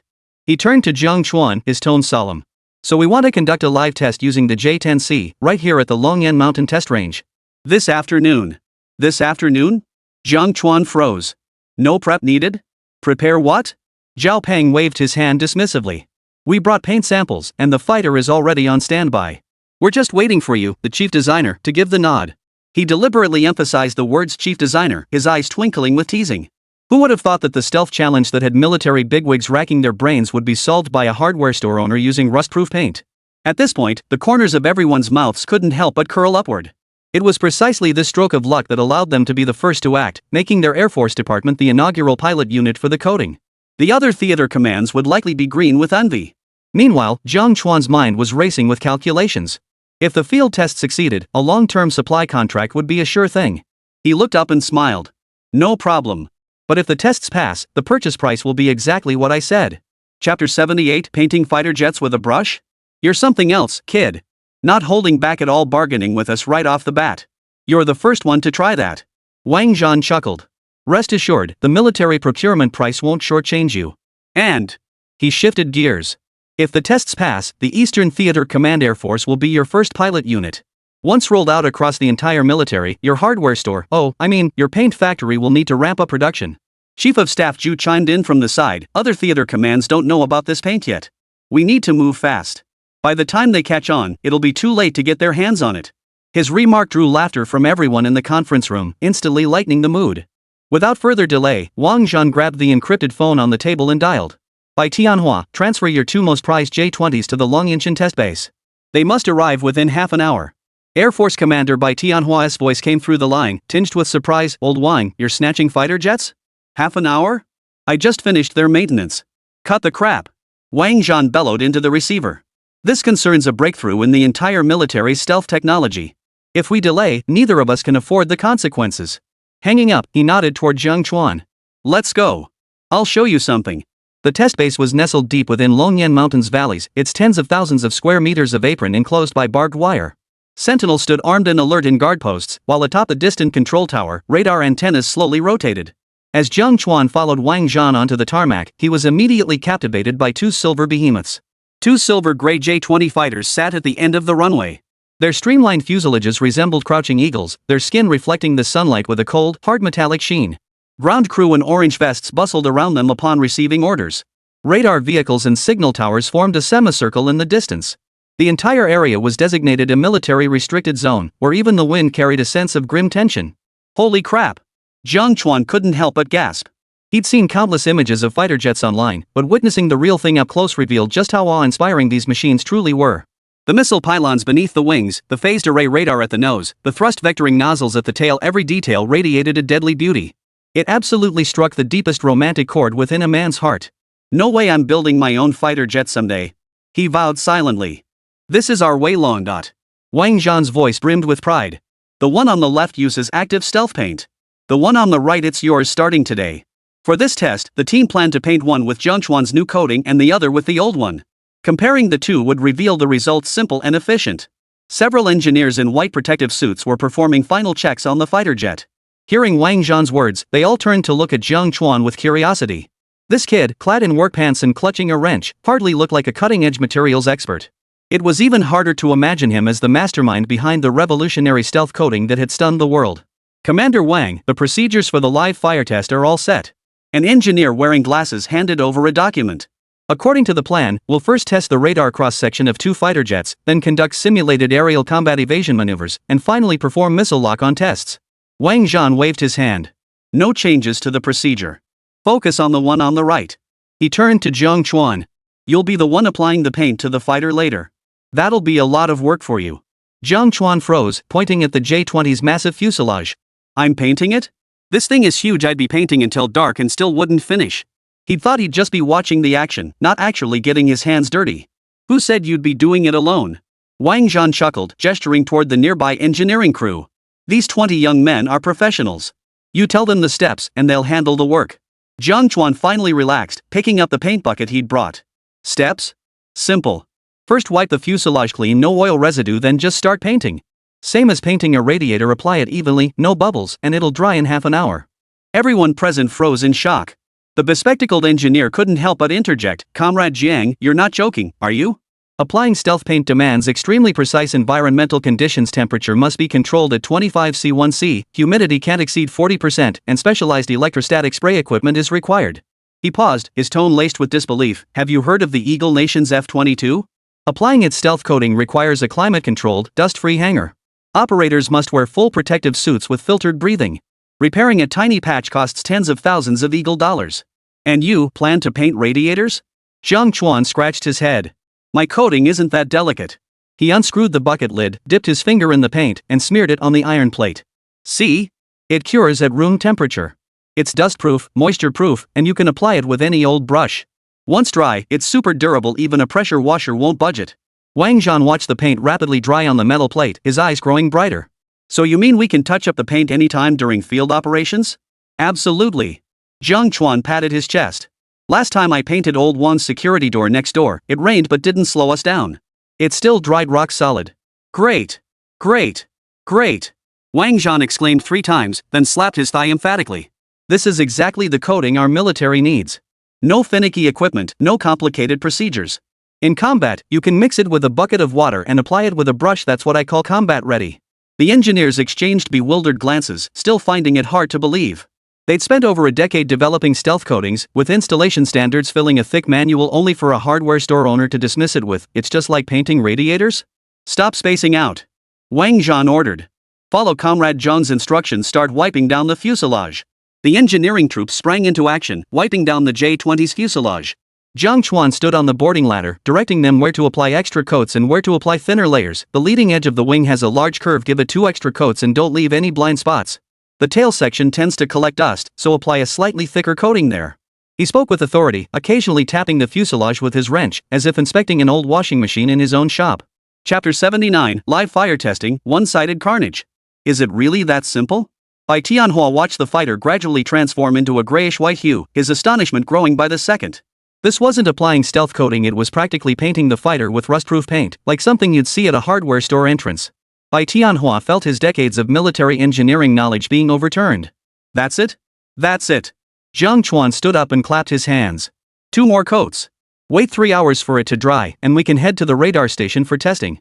Thanks to its rapid drying time, the team didn't have to wait long before starting the second coat.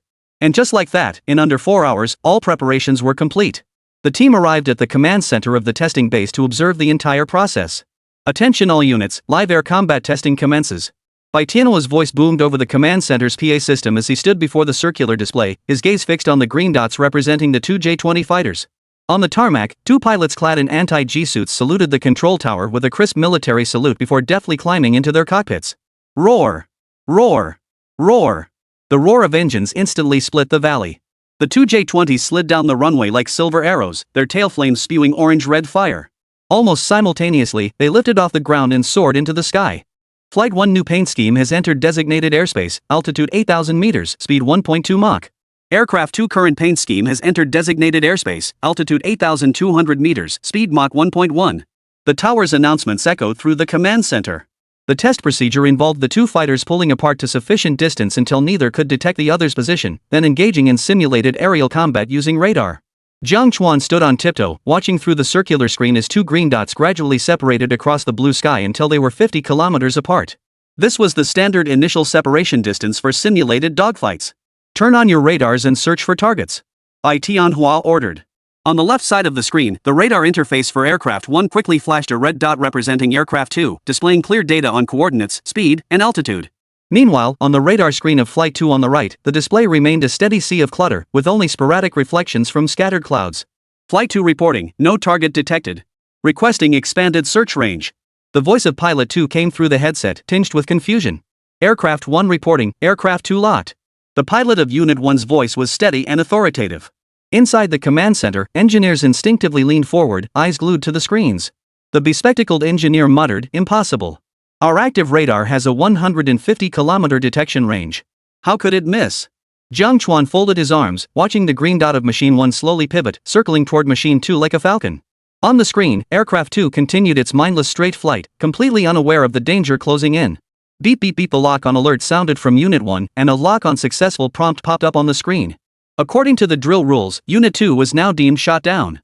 The score on the circular display instantly flashed, Unit 1, Unit 2 equals 1 o'clock. Holy, someone in the command center muttered under their breath, followed by an uncontrollable gasp of astonishment.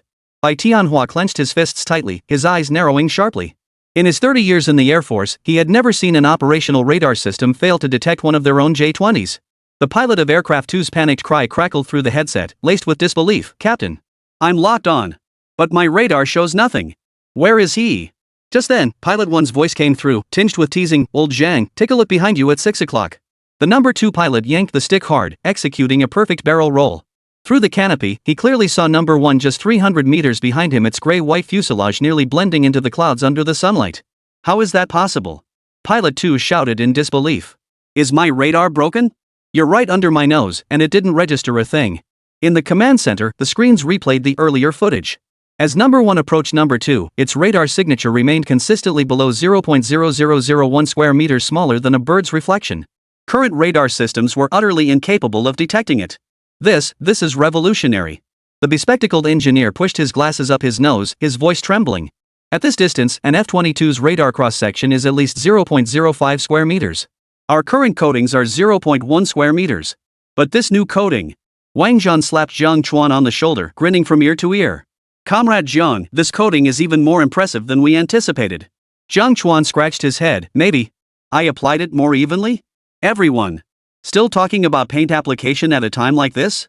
Manhwa took a deep breath and ordered into the microphone, reset the airspace. Initiate the second confrontation.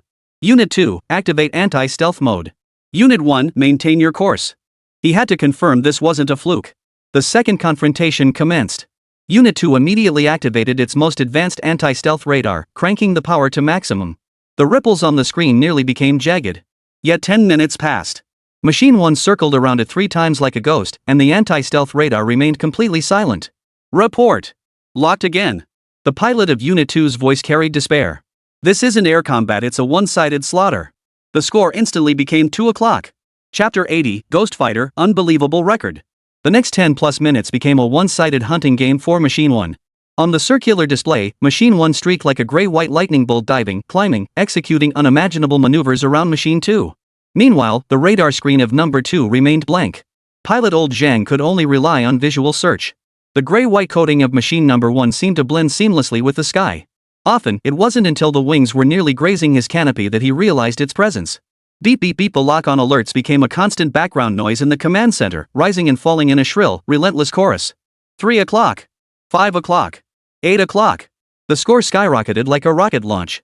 Engineers dropped their pens in shock, some instinctively reaching for their radar equipment, suspecting a malfunction. This can't be. This isn't just stealth, it's vanishing into thin air. Even more chilling was when Flight 2 launched a simulated infrared missile. The missile seemed blind, hurtling straight into the clouds behind Flight 1. Everyone instantly realized the new coating not only absorbed radar waves, it could even jam infrared signals. 10 o'clock. As the numbers flashed on the screen, the gasps in the command center abruptly fell silent. Manhwa's expression grew grave as he stared at the flight path of Aircraft 1. Suddenly, he turned to the operations officer beside him and asked, if this were an enemy fighter, what would our odds of victory be? The staff officer opened his mouth but remained speechless for a long moment. Finally, he shook his head with difficulty. None. Our radar, missiles, even our naked eyes, none can effectively lock onto it. His words fell like ice into boiling oil, plunging the command center into instant silence. The earlier excitement faded, replaced by a chill creeping up everyone's spine. The intensity of their current excitement only underscored the terrifying consequences should this technology fall into enemy hands. 20:0. 30:0. Old Zhang's voice crackled over the radio, choked with emotion. I quit. This is impossible.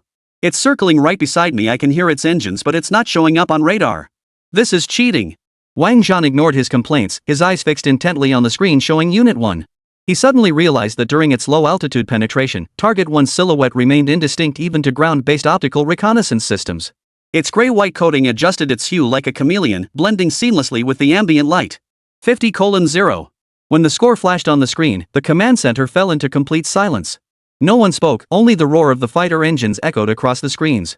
The excitement that had filled everyone's faces earlier vanished, replaced by a complex expression blending shock and dread. Jiang Chuan, too, abandoned his spectator's mindset. Watching Aircraft 1 glide like a ghost over the simulated enemy positions, he finally grasped the true value of his paint job. It didn't just enhance the fighter's stealth capabilities, it fundamentally rewrote the rules of aerial combat. Time to raise the price. He thought silently. 80:0. 100:0. After an unknown period, the control tower announced Engine 1 fuel level at 30%, Engine 2 fuel level at 25%. Bai Tianhua finally raised his hand, suspend the test. But the pilot of Machine 1 seemed oblivious, locking onto Machine 2 once more. The final score on the screen froze at 148-0. Over the radio, old Zhang's voice cracked with frustration. Enough. I surrender. This thing is beyond human control. Staring at the numbers on the large screen, the command center fell into a deathly silence that lasted a full 30 seconds. Then, uncontrollable gasps and murmurs erupted. Damn it, this score, I never would have dreamed it. This coating, it not only absorbs radar waves, but also jams infrared detection and even provides visual camouflage. This is full-spectrum stealth. True optical invisibility. This is cheating. Back in the lab, when I was testing stealth coatings, we were grateful to get the radar cross-section down to 0.1 square meters. This guy? He's pushed it to 0.0001 square meters. He's basically turned the fighter into a mosquito. Old Zhang, did you hear that? Flight 1 was just 300 meters behind Flight 2, yet our most advanced anti-stealth radar was completely blind. If this were real combat, enemy fighters could be right up our noses and we'd never know.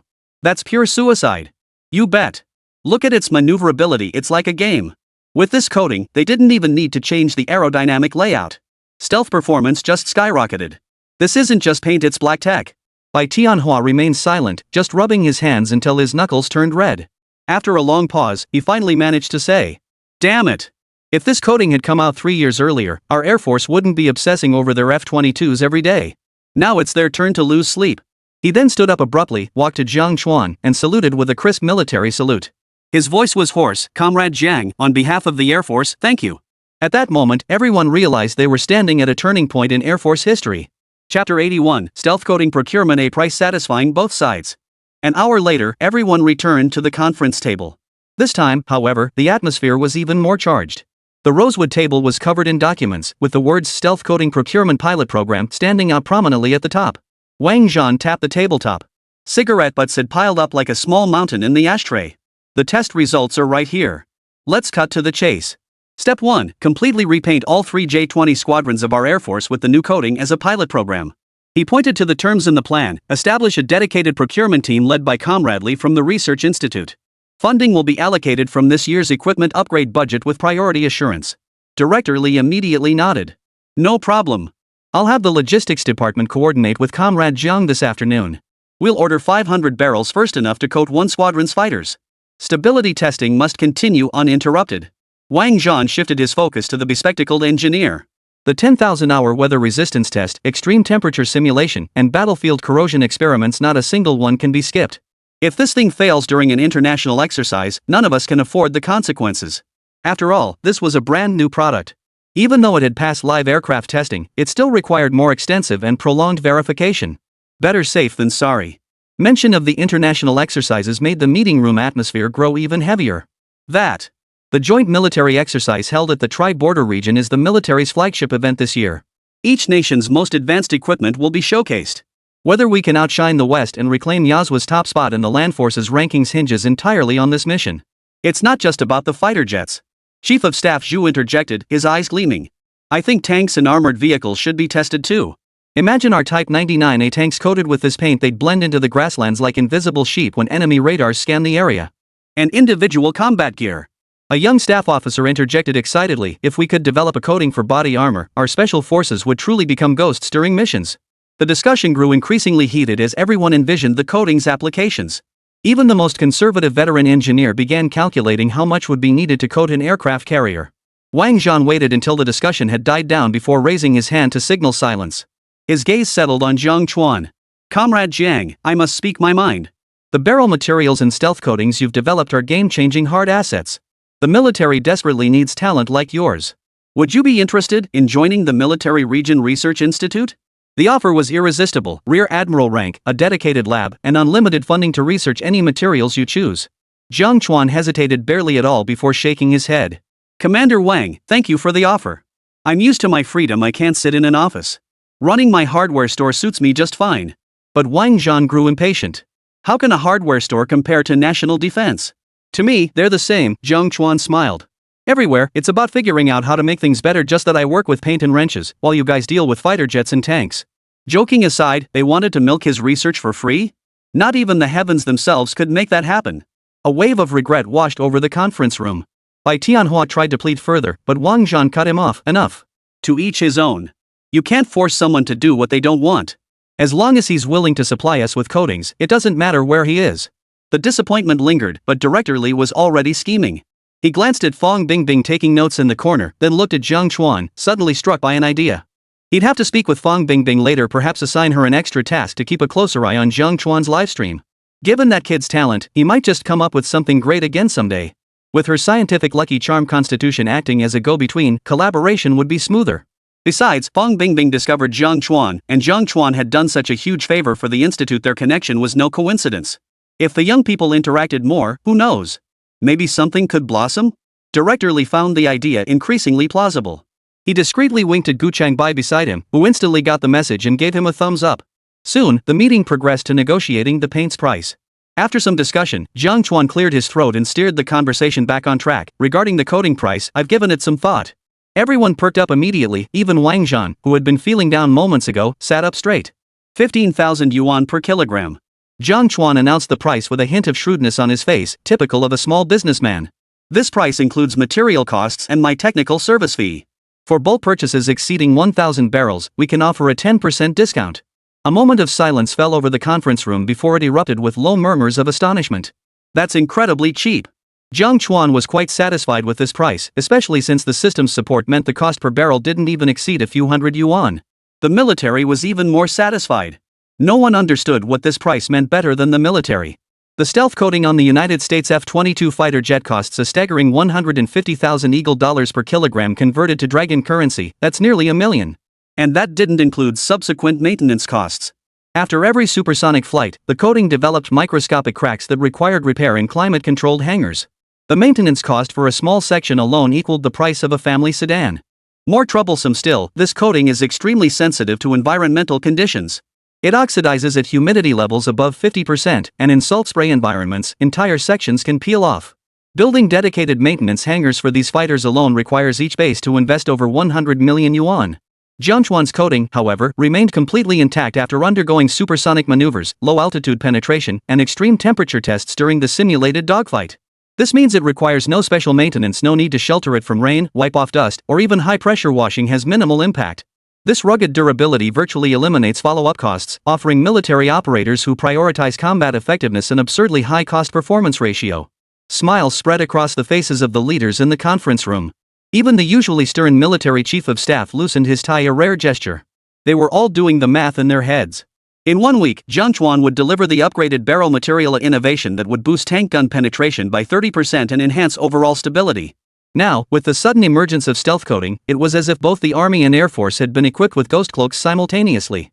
This dual offensive-defensive breakthrough would give the Eastern Theater Command formidable confidence heading into the upcoming trilateral joint military exercises. Comrade Jiang, you're a man of your word. Wang Zhan extended his hand first, the calluses on his palm tickling Jiang Chuan's wrist. At this price, I'll sign the contract. Bai Tianhua followed suit, signing the contract. I'll add 200 more barrels. Let the bomber units test the waters too. Directorly wasted no time, grabbing the encrypted phone on the desk and dialing, patent office? This is Old Lee from the Eastern Theater Command Equipment Research Institute. Process 2 patents for Comrade Jiang Chuan urgent. Yes, the stealth coding project your assistant just sent. I'll have the paperwork delivered immediately. Must be processed within 2 hours. Whatever the other end said, Directorly responded with a smile. Special circumstances call for special treatment. This concerns national defense, please make an exception. Hanging up, he gave Jiang Chuan a confident nod. Don't worry. I'll keep a close eye on these patents. No one will be able to counterfeit them. Jiang Chuan scanned the densely packed clauses on the contract. Happy cooperation. He signed his name in the Party B section. Spontaneous applause erupted in the conference room. Wang Zhan handed Jiang Chuan a copy of the contract. Here's yours. Keep it safe. The logistics department will transfer the advance payment this afternoon. If you need anything, just ask, the military's got your back. Jiang Chuan took the contract. I'll head back now, got a mountain of work waiting at the shop. I'll have someone escort you. Director Lee immediately called over a guard. See Comrade Jiang safely back to the shop. And while you're at it, help him haul over the remaining paint. We'll stash it in the Research Institute's sample warehouse for now. Yes, sir. Chapter 82, the hardware industry's lucky star, single-handedly boosting sales.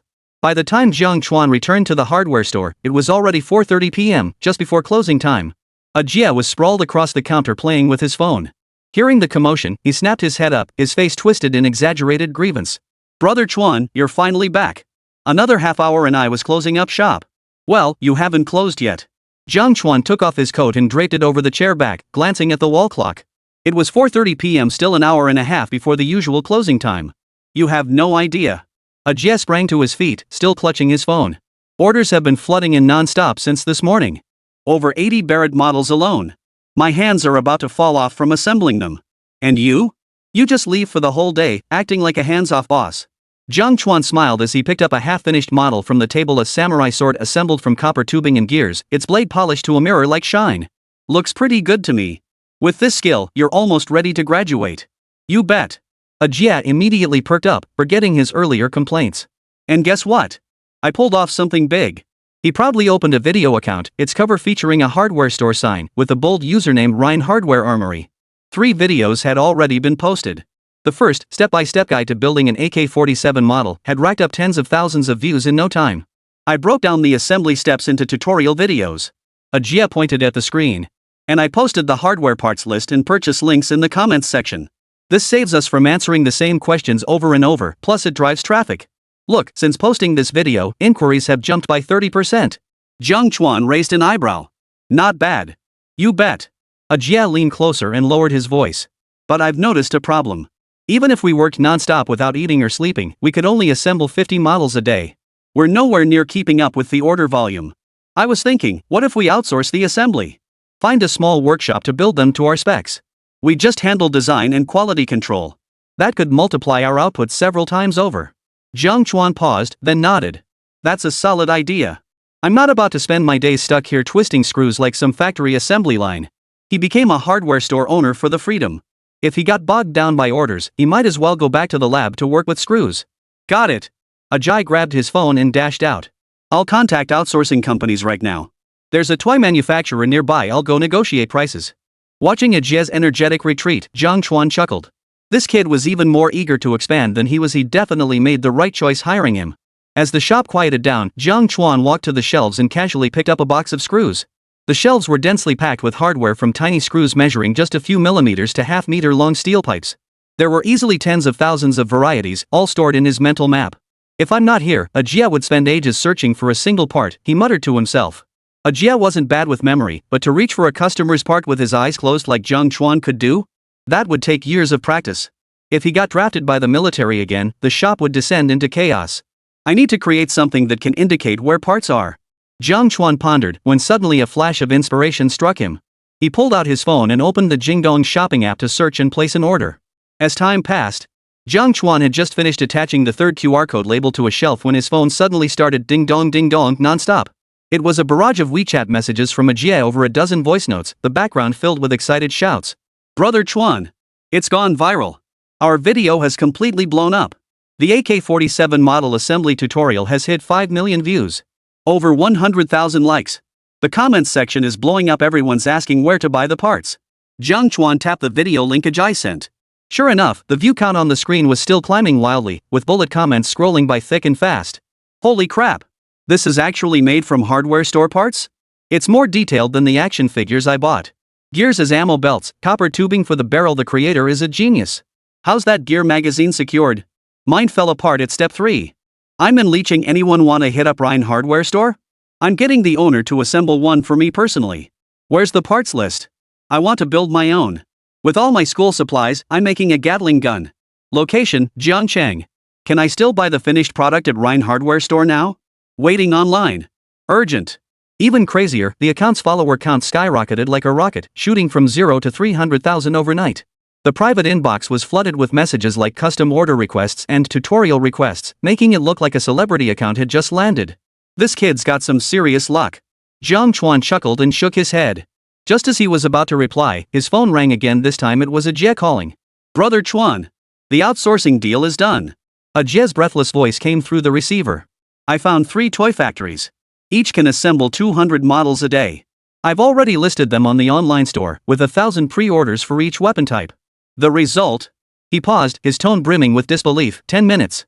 Just 10 minutes. Everything sold out. The comments are full of people accusing us of scarcity marketing. Jiang Chuan raised an eyebrow.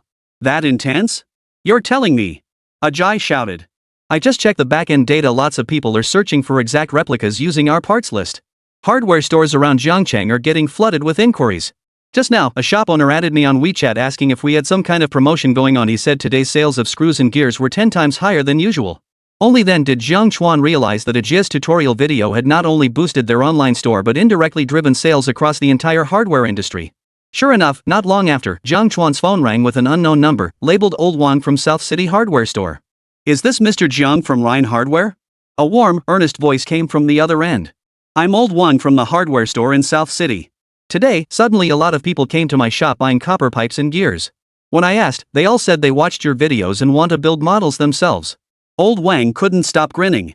Thanks to you, I made 2,000 more today than usual. I'll buy you drinks sometime.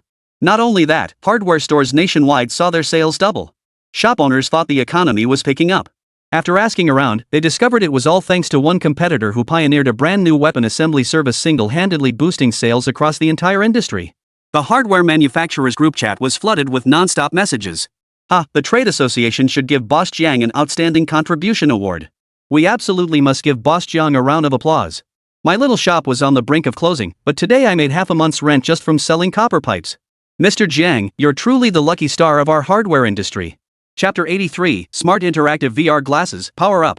Early the next morning, Jiang Chuan opened his shop as usual. Cameraman Xiao Zhang arrived punctually, hoisting his camera to begin filming.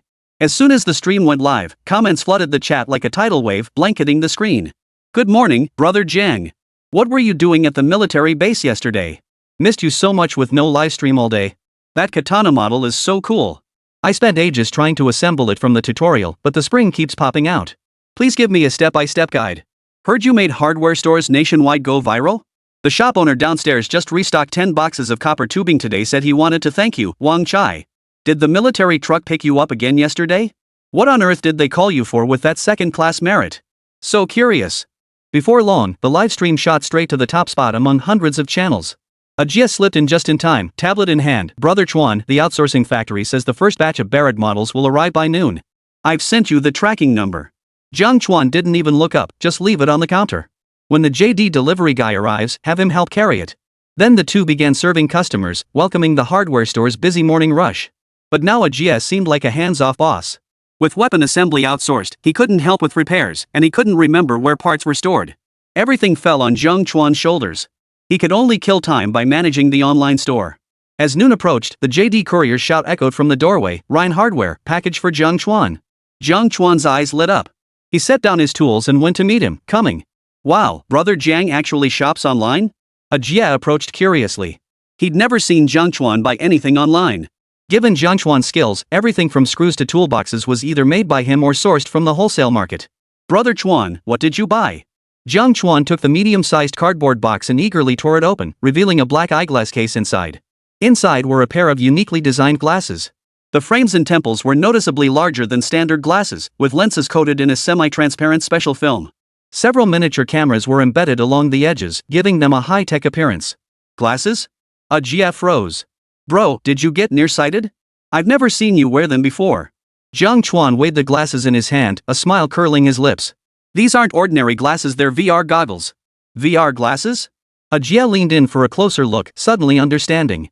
As a self-proclaimed tech enthusiast, he had some familiarity with these cutting-edge gadgets. I know what these are.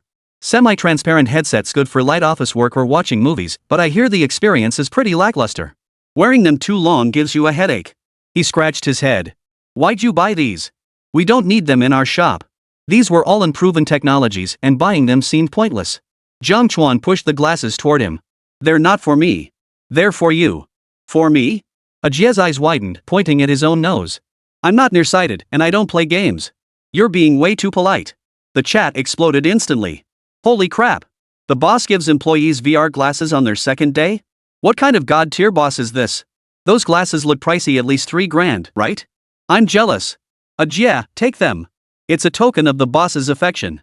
Other people's bosses vs my boss. Why does mine keep giving me overtime projects every day? Jia's face flushed as he rubbed his hands nervously. Brother Chuan, you're too kind.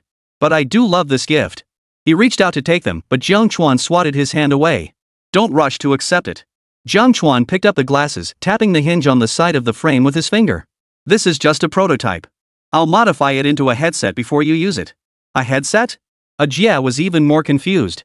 Why turn it into a headset? Jiang Chuan didn't answer directly. He turned and picked up a screw box from the shelf, waving it in front of the camera. Look at this shelf, tens of thousands of parts. Jia has to flip through labels forever to find a specific model. He paused, looking at Jia off camera. If I'm not in the shop and a customer needs a special spec copper tube, wouldn't you have to scramble up and down looking for it forever? Jia scratched his head, looking a bit embarrassed. That guy who wanted 16mm thick copper tubing last time. I did spend 10 minutes looking for it. That's why this thing comes in handy. Jiang Chuan held up the VR glasses. I'm going to add a voice recognition module and input our store's parts layout map. Then when you wear it, if a customer says, I need an M4 screw, it'll directly highlight the location on the lens. When you walk to the shelf, it'll even highlight the exact tier. Jia's eyes lit up instantly. You mean, if I say find the copper tubing, it'll tell me it's in section A, row 3? Not just that, Jiang Chuan added. Say a customer says, I need blade material for a samurai sword.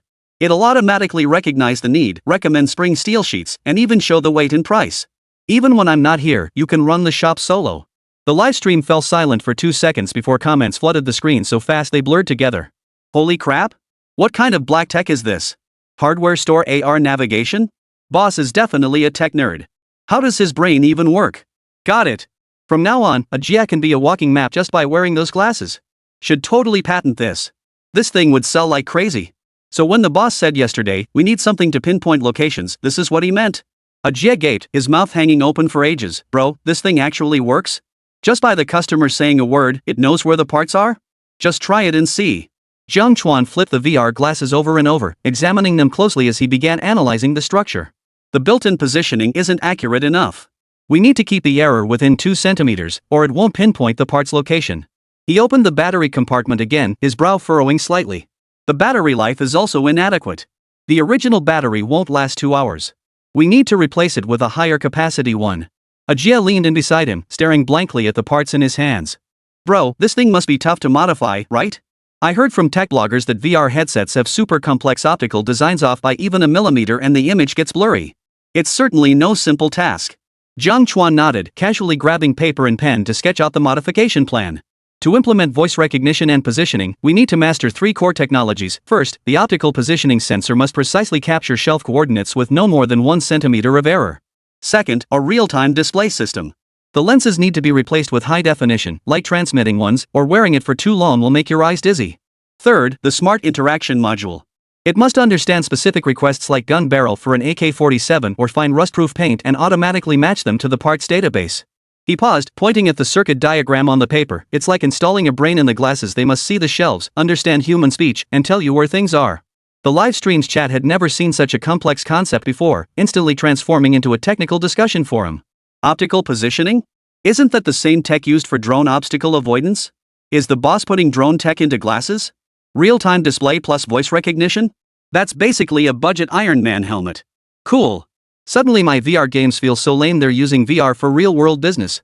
After inspecting the device, Jiang Chuan began calculating in his mind. His current LV5 repair skill could handle the hardware modifications, but advanced tasks like smart interaction programming and sensor calibration were pushing his limits. He silently opened the system panel, glanced at his accumulated 20,000 points, and decisively clicked Upgrade Repair Skill to LV6.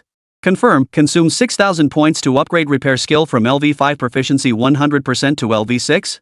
Confirmed. As the system's ding-dong alert sounded, a flood of information instantly surged into his mind. From optical lens focal length calibration to voice recognition algorithm optimization, and even the programming logic of intelligent interactive interfaces, technical principles that had once seemed obscure suddenly became crystal clear.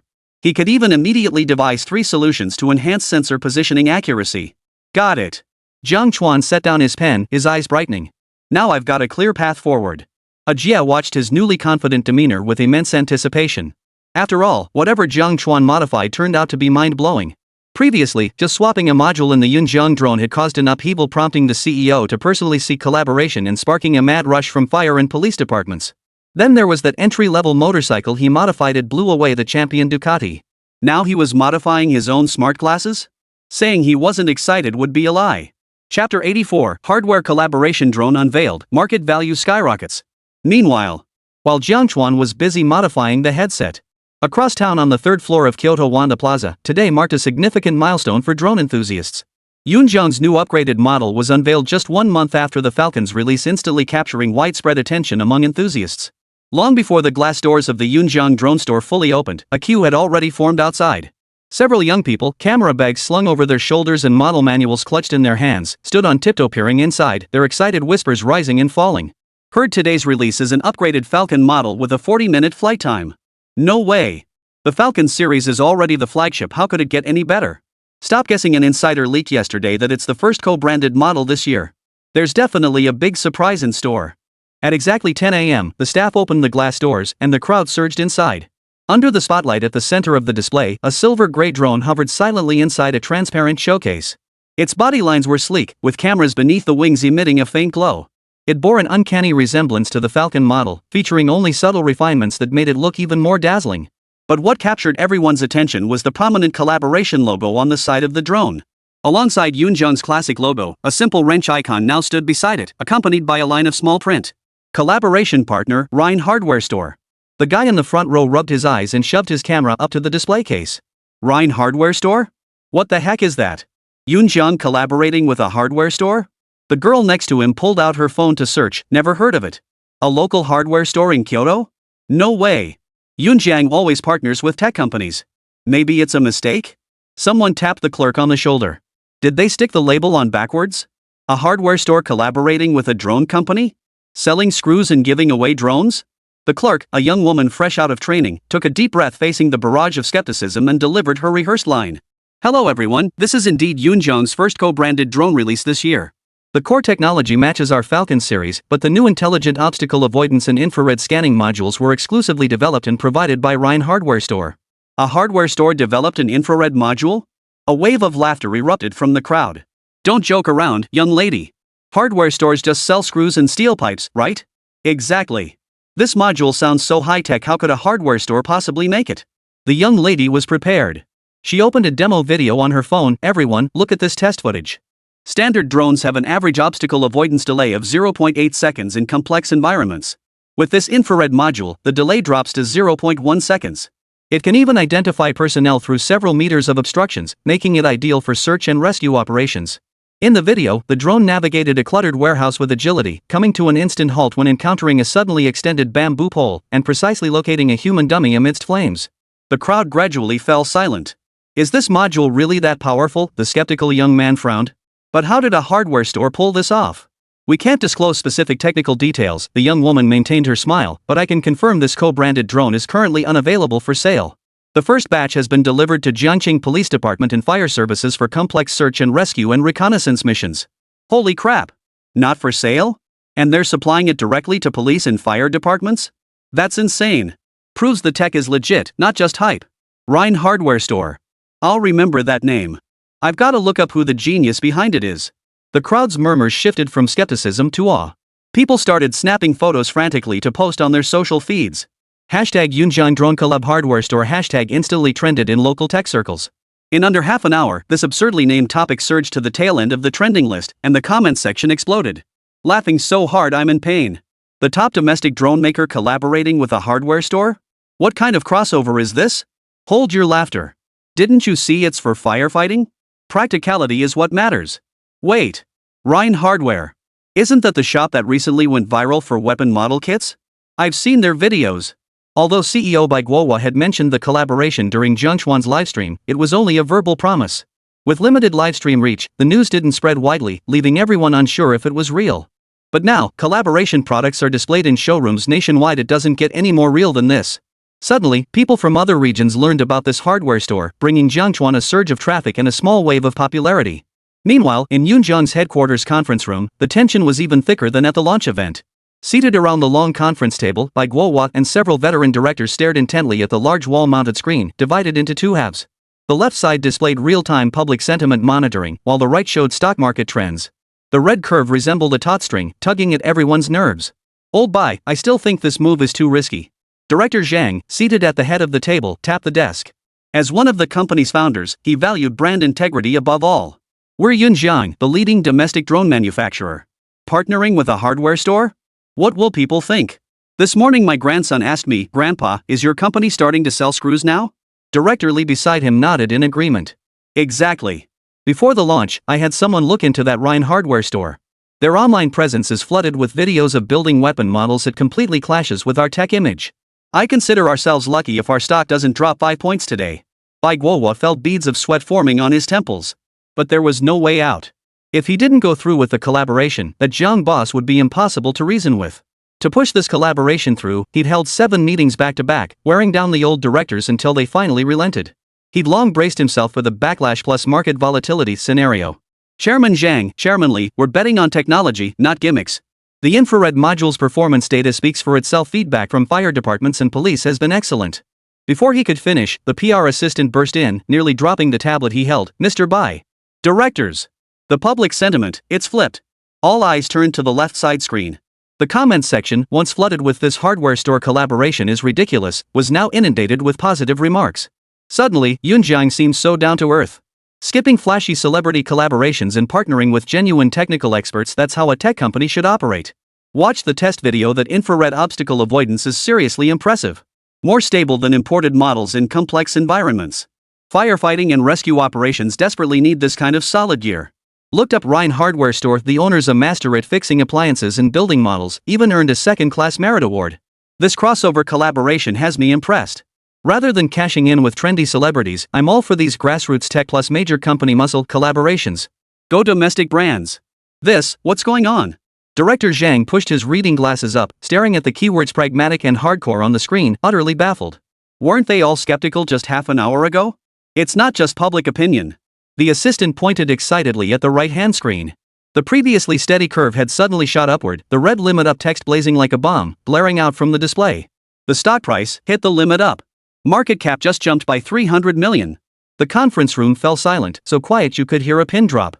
Director Li abruptly stood up, stepping closer to the screen. His finger tapped the limit up text as if verifying a system glitch. Impossible. It's only been half an hour since the market opened. How could this? The others, now catching up, were dumbfounded. Had they grown too old, their minds unable to keep pace with the times?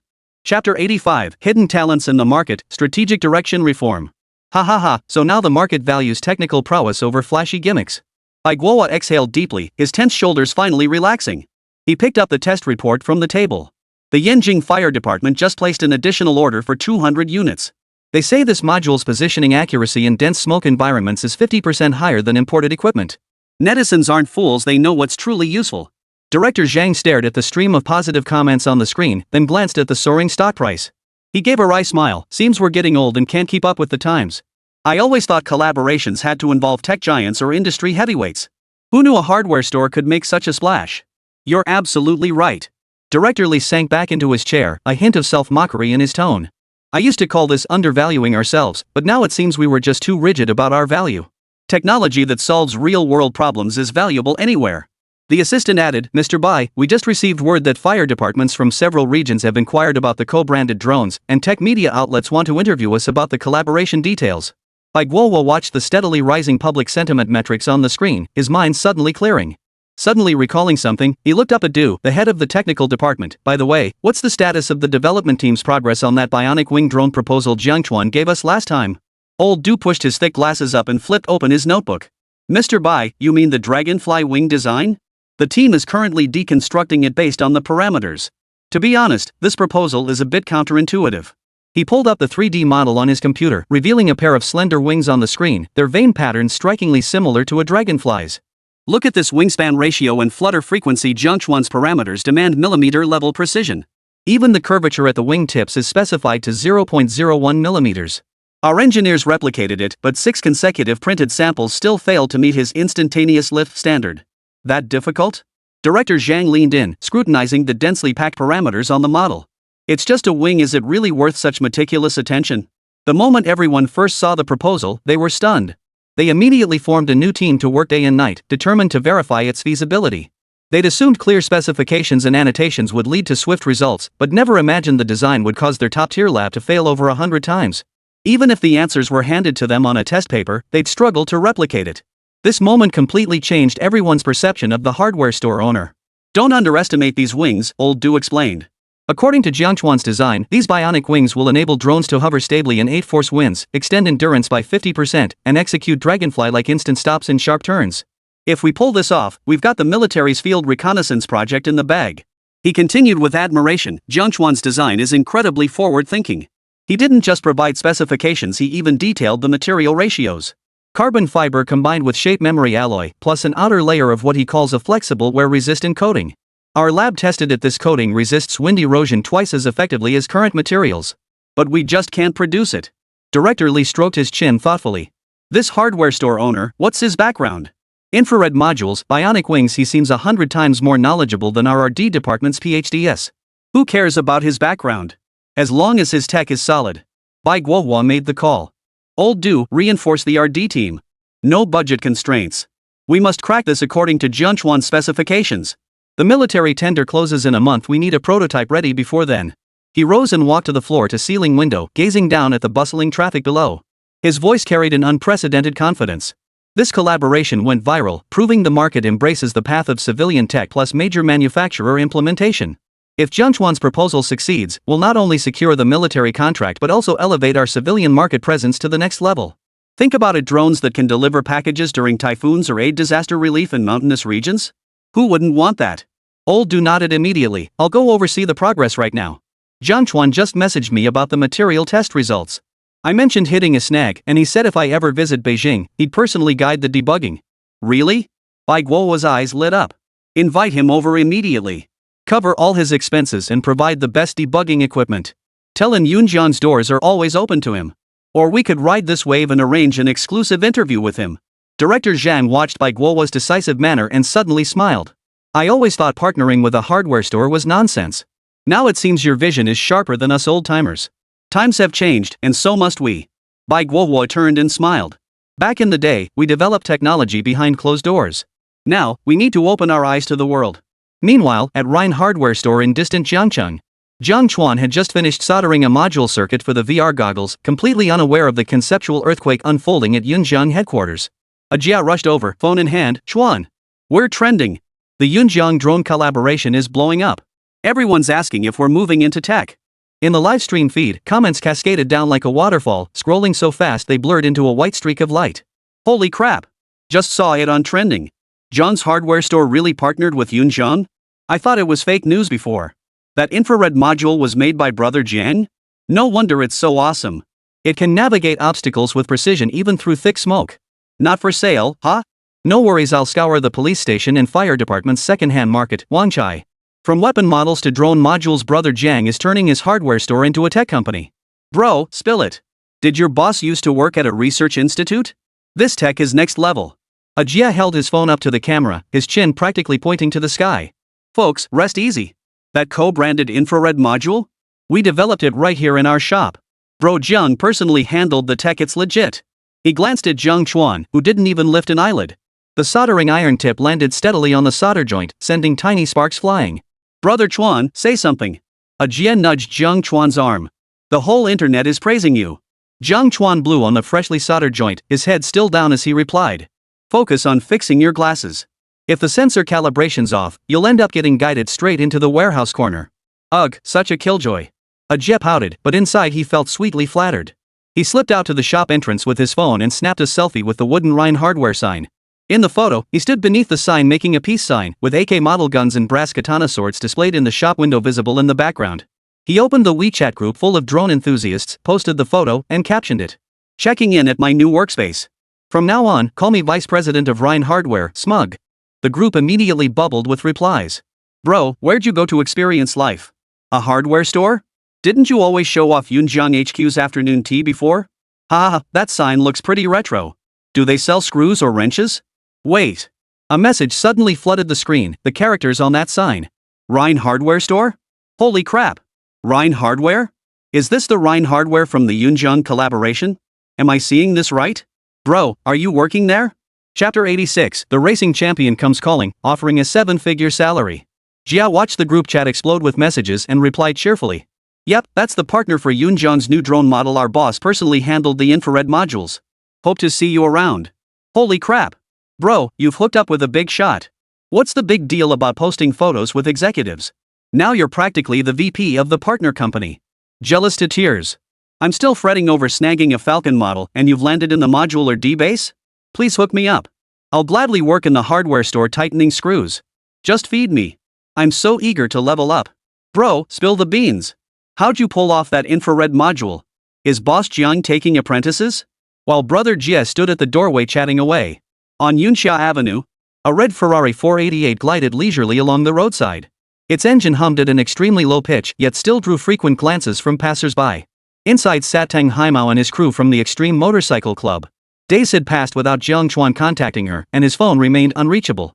The thought of that exceptionally handsome Extreme 5. Tang Haimao felt restless. His training had lost its spark, so he decided to come find him.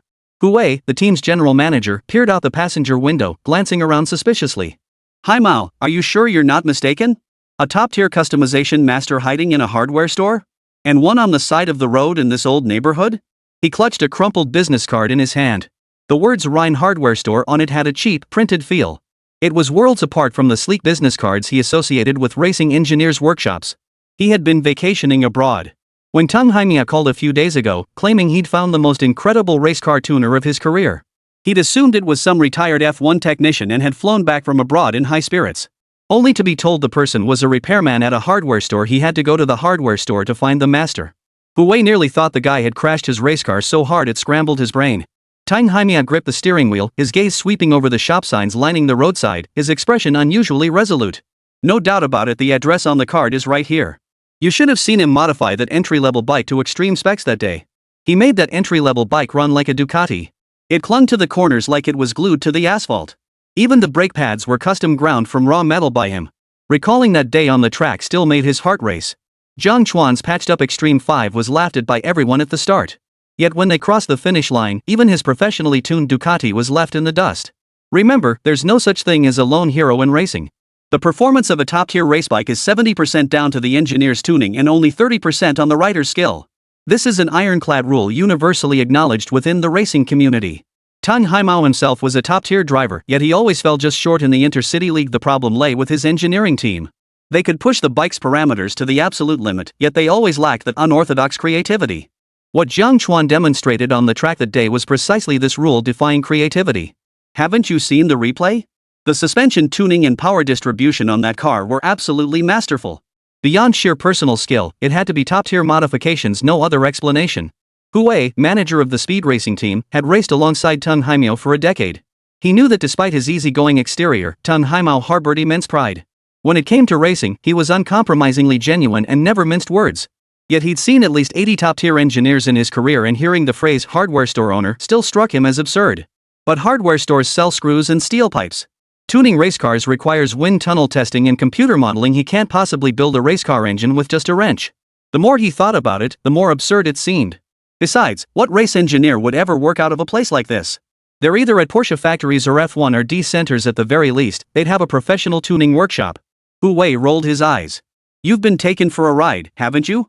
No sooner had the words left his mouth than Tang Haimao slammed on the brakes, bringing the Ferrari to a smooth halt by the roadside. He pointed to a shop diagonally ahead. Look. There it is. Hu Wei followed his gaze. A two-story building by the roadside displayed a faded wooden sign hanging above its entrance, carved with the words Rhine Hardware Store. The letters were crooked and uneven, radiating the rough charm of old-school craftsmanship. The display window wasn't filled with delicate racecar models, but instead crammed with AK-47s assembled from copper pipes and samurai swords strung together with gears. The most prominent spot held a wrench-shaped keychain. Is that it? Hu Wei's lips twitched. Forget tuning racecars, I doubt they could even change a tire. The display case is full of toy guns. Is the owner some kind of model enthusiast? Tang Haimao ignored his snark, knowing he'd just returned from abroad and hadn't yet grasped the owner's true capabilities. He pushed open the door and walked into the shop. As soon as they reached the entrance, they spotted a young guy in overalls holding his phone up for a selfie. Excuse me, is Jiang Chuan here? Tang Haimiao approached and asked. A Jia was in the middle of bragging to his group chat when he was abruptly interrupted. He turned to see a man in racing gear standing at the entrance, with a flashy red Ferrari parked behind him. He froze. Looking for Brother Jiang? Before he could finish speaking, Tang Haimiao's gaze had already swept past him, landing on Jiang Chuan at the workbench inside the shop. That yellow safety helmet was impossible to miss. Master Jiang. Tang Haimiao strode forward, his tone respectful. Startled by the greeting, Jiang Chuan looked up. Recognizing Tang Haimiao, he raised an eyebrow and set down the VR goggles he was holding. Mr. Tang? What brings you here? He remembered this Ducati riding racer distinctly, one of the few people he'd willingly exchange business cards with. Hu Wei, trailing behind, was utterly dumbfounded. He stared at Jiang Chuan for a long moment, then turned to look at Tang Haimiao. The young man before him looked no older than 25 or 26, with engine oil still smudged on his work shirt cuffs. He looked every bit an ordinary mechanic, not a shred of the aura of a top-tier engineer. Haimao, this is the tuning master you mentioned? Hu Wei couldn't help but tug at Tang Haimiao's sleeve, his voice lowered to a whisper. Are you sure? He looks younger than you. Racing car tuning isn't like building models. In this field, experience counts, the older, the better. Look at those F1 engineers overseas, every single one of them has gray hair. Even if he's young, he should have worked at Porsche or Ferraris or D-centers. Who hides in a hardware store corner welding goggles? That's such a huge contrast. Chapter 87, money can be earned later, but hardware must be sold. Tang Haimao ignored him, instead extending his hand warmly. Jiang Chuan wiped the solder from his hands and smiled. Just a few minor tweaks, Boss Tang. You flatter me. By the way, did you come specifically to buy hardware? Or are you here for repairs? It's not just a quick fix. Tang Haimao's tone turned earnest as he changed the subject. You know I'm the lead driver for the speed racing team. We have a national championship in 2 months. Our race car has been stuck at a power bottleneck. The engineering team has been tweaking it for 3 months without a breakthrough. I'd like to invite you to be our technical advisor, responsible for tuning the race car. Name your price. The moment he said this, the comments on a Jia's phone screen exploded. Holy crap! It's Tang Haimiao, the 3-time national champion. My dad watches his races every day. He's recruiting Brother Jiang as a race engineer? What a divine crossover. Brother Jiang not only builds models and drones, but he can tune race cars too? He's maxed out his skill points. Calm down, everyone. Didn't you see Brother Jiang didn't even bat an eye at that Ferrari? A boss is a boss. So Brother Jiang is switching from hardware store owner to race car engineer? I'm voting no. I want to see him build models. Jiang Chuan clearly hadn't expected this recruitment pitch. After a moment's pause, he replied, Racing engineer? I've never done that. Your skills are absolutely top-notch. Tang Haimao quickly added, no office hours, no punch cards, just provide the blueprint and join the team during races. Starting salary, 2 million yuan annually. Our team will fully support you, wind tunnel testing, material procurement, whatever you need, we'll provide. In his eyes, someone as talented as Jiang Chuan was utterly wasted working at this hardware store. Hu Wei winced listening from the sidelines. Technical advisors for top racing teams started at 7-figure annual salaries, not counting bonuses or equipment budgets. Tang Haimiao was practically emptying his coffers. But looking at Jiang Chuan's youthful face, he couldn't help but interject, Mr. Jiang, if I may be blunt, racing car modifications require specialized expertise. It's not as simple as modifying a motorcycle. I know. Jiang Chuan replied calmly. No, thank you, Mr. Tang.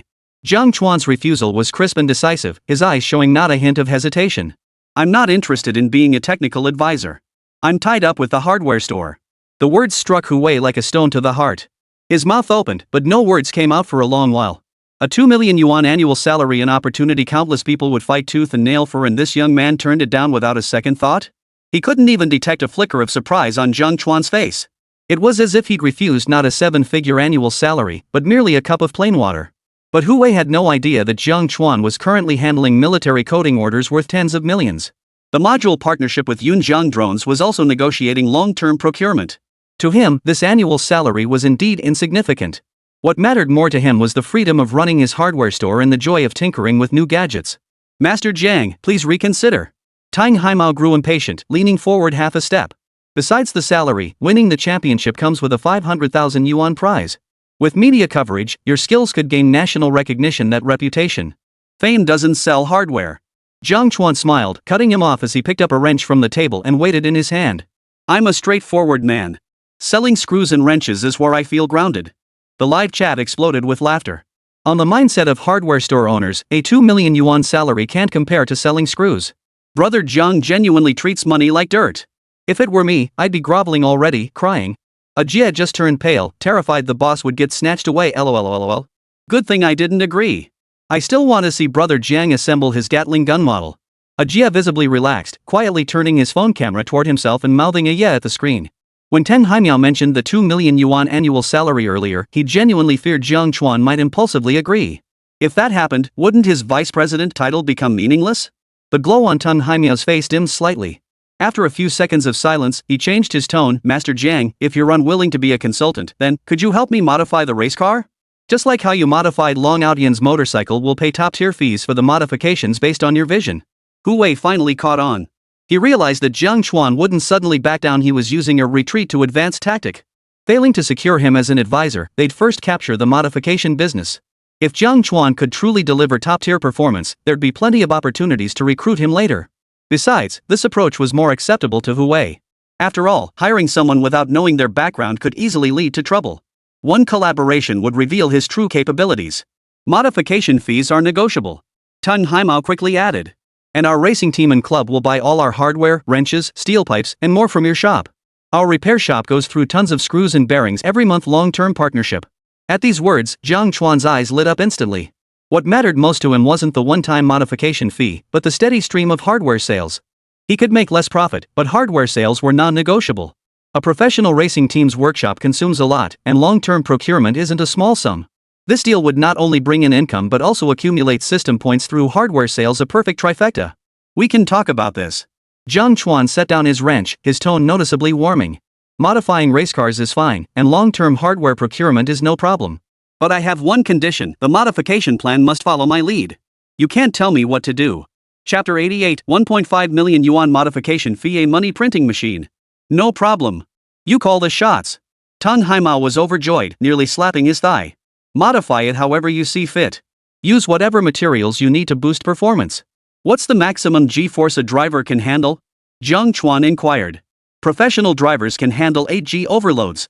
For top speed, theoretically over 300 km/h, but it all depends on the car's tuning.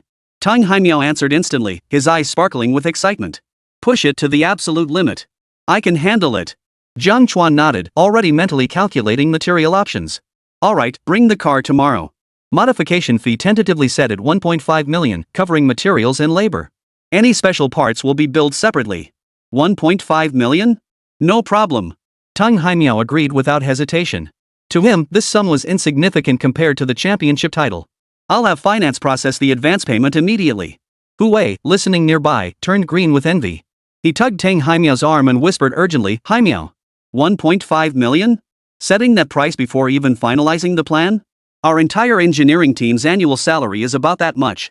Aren't you worried he'll botch the job? It wasn't that he was stingy with the money, he just thought the whole operation was absurd. A legitimate tuning shop would at least produce 3D models and conduct wind tunnel tests before quoting a price. Who just agrees to 1.5 million right off the bat? What if this hardware store owner just got lucky with the motorcycle mods? If they botched the race bike, that money would be down the drain. Tang Haimao slapped his hand away, his eyes sparkling with excitement. You don't get it. Anyone who can make the Extreme 5 faster than a Ducati has skills that can't be beat. Besides, the long-term supply of hardware parts is even more valuable. We'll source all our workshop consumables from him, guaranteed quality plus technical advice on the side. This money is well spent. The live stream chat exploded with envious comments flooding the screen. Is this what it feels like to be a big spender? Dropping 1.5 million on a bike upgrade without blinking? Brother Jiang makes money faster than a printing press. That mod costs more than my decade's salary, crying emoji. Manager who is practically jumping out of his skin, haha. What do you do when your boss is such a spendthrift? Online, waiting for answers.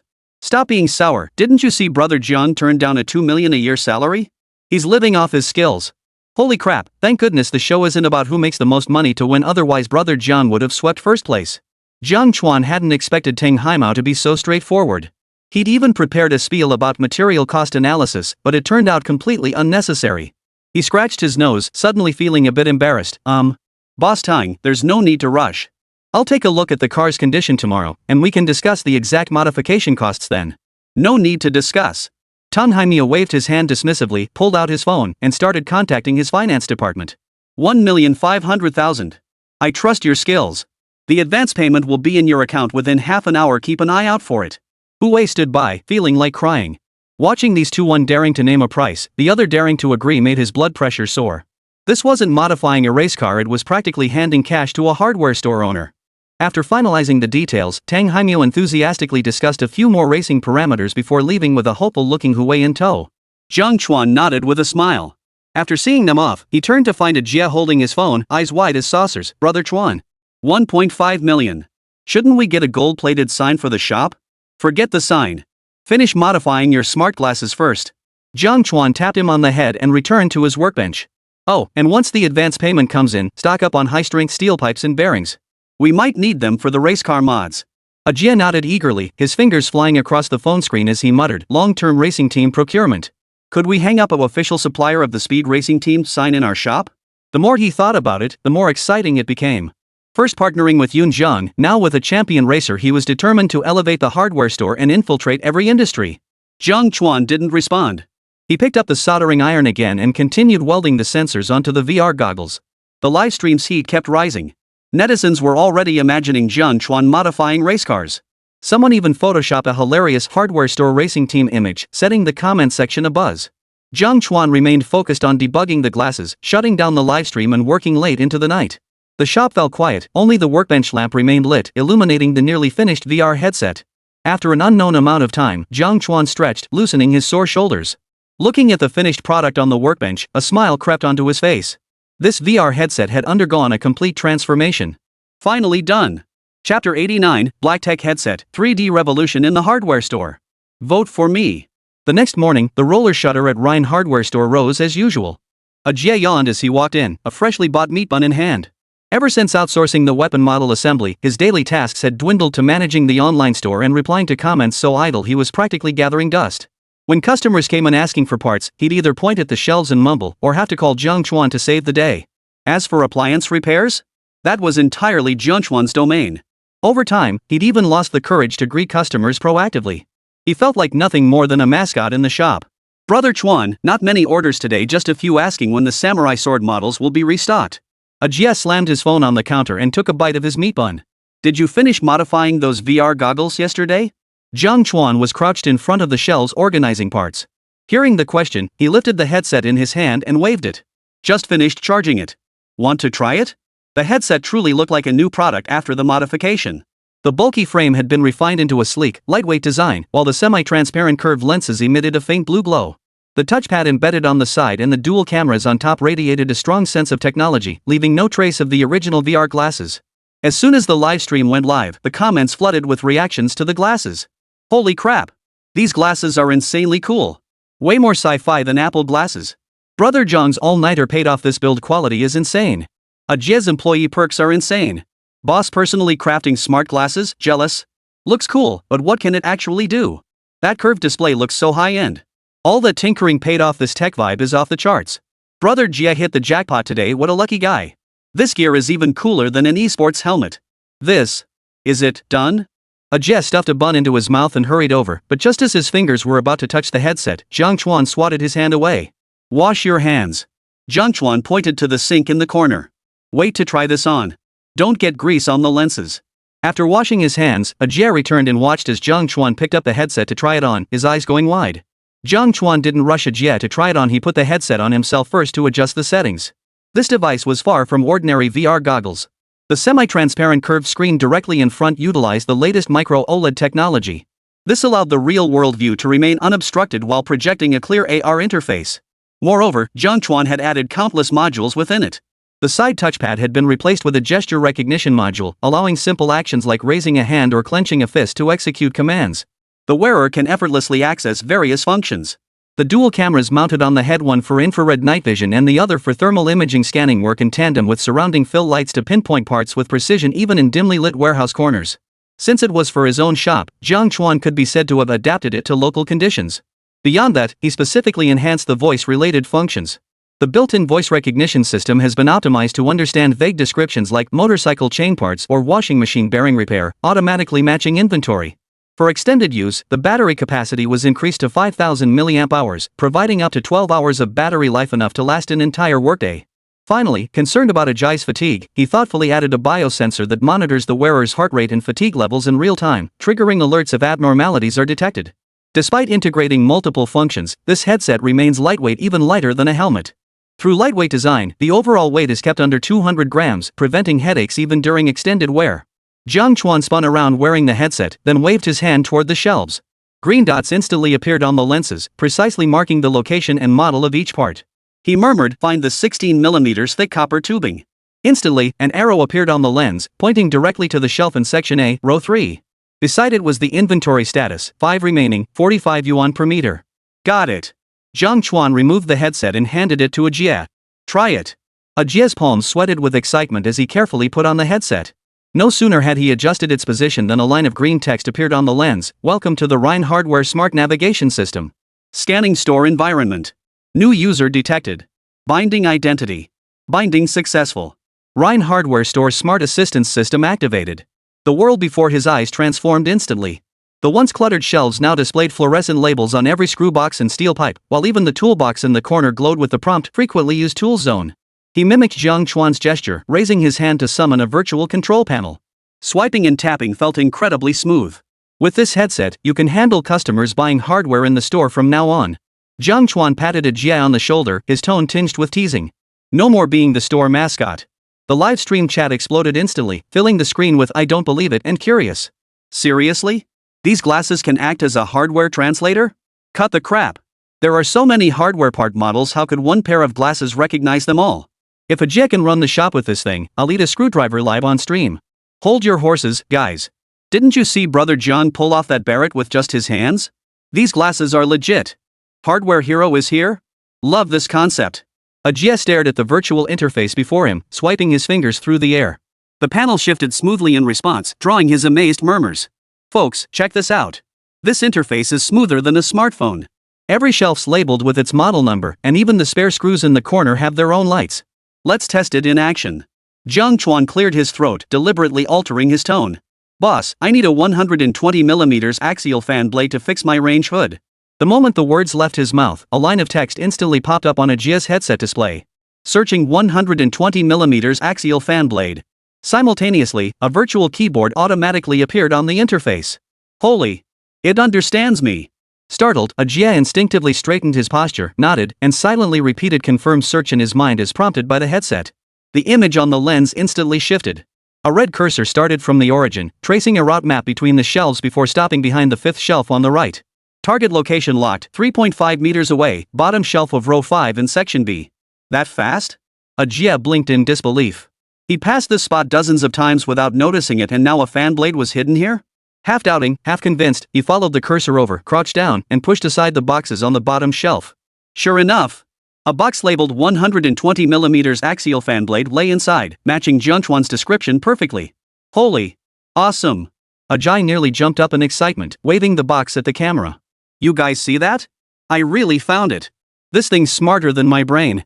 The live chat exploded with comments, scrolling so fast they blurred into a white haze. Holy! Holy! Holy! What kind of black tech is this? It's even more awesome than a supermarket barcode scanner. Ajie's shocked expression just now was priceless, like a monkey discovering a new continent. Brother Zhang's tech skills are a waste, not going to Huawei or Apple as our director. He actually made a hardware navigation device for employees. Who said they'd eat a screwdriver? Time to keep that promise. Suddenly feel like the hardware store owner downstairs needs this. He spends half an hour digging through parts every time. Now that's what technology changing lives really means. Hardware stores are getting this competitive? Jiang Chuan watched Ajie's stunned expression, a smile curling at the corner of his mouth. You think that's all? It's fine when knowledgeable customers give exact model numbers, but most people come in with vague descriptions like "my pipe burst" or "my screw came loose." Is voice recognition alone enough? Ajie's mouth fell open, recalling yesterday when an elderly woman held up a broken faucet valve core and asked for a small metal ring that screws on. Her description was incredibly abstract. He spent half an hour rummaging through the shelves before Jiang Chuan finally identified it as a 4-point valve core seal. He scratched his head. True. Most people don't know the model numbers. That's exactly the point. Jiang Chuan casually picked up a rusty section of galvanized pipe from the shelf, held it in front of Ajie, and deliberately deepened his voice to mimic a customer's tone. Hey, boss, my kitchen pipe burst. It's this thick. Got anything like this? No sooner had he finished speaking than Ajie's headset emitted a soft beep. A red scanning frame instantly appeared on the lens, locking onto the pipe in Jiang Chuan's hand. Seconds later, the frame turned green and a line of text appeared on the screen. Recognition successful. DN20 galvanized pipe 6-inch, suitable for household cold water piping. Chapter 90. The headset saves the day. The novice instantly becomes a hardware guru. The headset then automatically switched interfaces. A red cursor traced a route on the virtual map, finally settling on the third shelf from the left. Target inventory location, Zone A, Row 3, middle shelf. Remaining, 12 pieces. Unit price, 28 yuan meter. Holy crap! It can actually scan physical items? Ajie snapped his head up, his lenses nearly sliding off his nose. He rushed to the shelf with the pipe in hand, crouched down, and took a closer look. Sure enough, a bundle of identical galvanized pipes was stacked on the middle shelf of Zone A, Row 3. The model number on the label matched the one displayed on his headset perfectly. This is insane. He waved the pipe in front of the camera. Guys, check this out. This thing can scan actual objects. Just by scanning this old pipe in my hand, it instantly identifies the model and locates the inventory more reliable than Brother Chuan's memory. Jiang Chuan leaned against the workbench and added, it doesn't just scan physical items, I've also recorded a knowledge base. Like if someone says small part for fixing a bike chain, it automatically matches bike chain link. Or if they say metal plate for securing a table, it pops up corner bracket connector. It pinpoints items even with vague descriptions. Ajie took off his headset, staring at Jiang Chuan like he was looking at an alien. It's only been 2 days. You've already cobbled together this amazing tool? It even handles fuzzy searches? This thing is a lifesaver for hardware newbies. Ajie touched the headset on his head, his eyes filled with admiration. Brother Chuan, what's this thing called? It's incredible. The live stream chat exploded with mixed reactions of skepticism and awe. Seriously? It scans and identifies the model? This isn't pre-recorded, is it? Bro, cut the act. If this headset was that good, hardware store owners would be out of business. Calm down, haters. Brother Jiang can even mix invisible paint. How hard could it be to make a hardware navigation device? We need first-person view. I won't believe it until I see the lens feed. Wang Chai. My mom spent half an hour gesturing to the hardware store owner for a plug and switch last time. This thing would have solved it in minutes. Could it be, this headset is actually better than some e-commerce image search features? Ignoring the skepticism in the comments, Jiang Chuan pointed to the headset in Ajie's hands. This is the hardware positioning 3D headset. From now on, wear this when you meet customers. No need to call me for help anymore. Ajie immediately straightened his back and pounded his chest. Don't worry, Brother Chuan. I'll handle everything in the shop from now on. You just focus on your inventions, I'll keep an eye on the orders. Seeing Ajie's enthusiastic determination, Jiang Chuan finally exhaled in relief. With this headset, he wouldn't have to worry about leaving the shop unattended when handling military orders or modifying race cars. Ajie then turned to the live chat with excitement and shouted into the camera, want to see first-person view? I'll film it soon. This headset even tracks my heart rate. Just now I got so excited my heart rate shot up to 120. He shook his head as he spoke, and sure enough, a line of text popped up on his lenses. Current heart rate 118 BPM. Recommended to take a short break. The comments exploded with excitement. Waiting for proof. If it fails, I'm screenshotting this. Bro, you're brave. If this works, you'll be the first smart sales assistant in hardware. Suddenly this headset seems more practical than the drone module. Brother Jiang, any plans for mass production? The hardware store owner downstairs would definitely buy it. Moments later, the wind chime by the door tinkled. An uncle carrying a toolbox walked in. Seeing Brother Jia wearing the headset, he paused, his eyes filled with confusion. Young man, what's that you're wearing? Looks pretty unique. Ha, just a little gadget the boss gave me. Hey, what can I get for you? Jia immediately straightened his posture, mimicking Jiang Chuan's enthusiastic greeting. The virtual interface on his lenses swayed slightly with his movements. No sooner had he spoken than a line of text popped up on his headset display, activating customer service mode, preparing to record requirements. The man scratched his head and pointed to a severed wire in his toolbox. My living room light bulb isn't working. Probably the old wire snapped. I need to buy a new length of wire. The moment he finished speaking, a prompt suddenly appeared on Jia's headset. Customer request unclear. Suggest asking, intended use of wire? Usage scenario? Required length? Holy crap! It can prompt follow-up questions? Jia was startled and quickly asked as directed, "Sir, is this for connecting a light bulb? Like a regular ceiling light at home?" "Yep. Just regular lighting." The old man nodded repeatedly. The headset instantly refreshed the interface, displaying clear text on the lens, matching result, household lighting wire, recommended 1.5 mm superscript 2 copper core wire, voltage rating 250V, suitable for currents below 10A. With the price listed beside it, unit price, 3 yuan meter, recommended purchase, 2 meters for backup. Then 1.5 mm superscript 2 copper core wire will suffice for your lighting needs. Jia read the information aloud from the headset, then waved his hand in the air. A red cursor immediately appeared on the virtual map, location, section B, row 2, upper shelf. Unit price, 3 yuan meter. Stock, ample. Hold on, I'll get it right away. He followed the cursor to the right shelf, crouched down, and pushed aside the boxes on the bottom layer. Sure enough, he spotted a bundle labeled 1.5 mm superscript 2 copper core wire, its price tag matching the headset display exactly. "How many meters do you need?" Ajay pulled out the wire, and a length ruler automatically popped up on his headset lens, counting in real time as he pulled. 2 meters, please, the man said. Ajay cut the wire, and the headset immediately displayed, length 2.03 meters, amount due 6 yuan. He quoted the price, the man scanned to pay, and the entire transaction took less than 5 minutes. The entire transaction flowed seamlessly, even he found it hard to believe.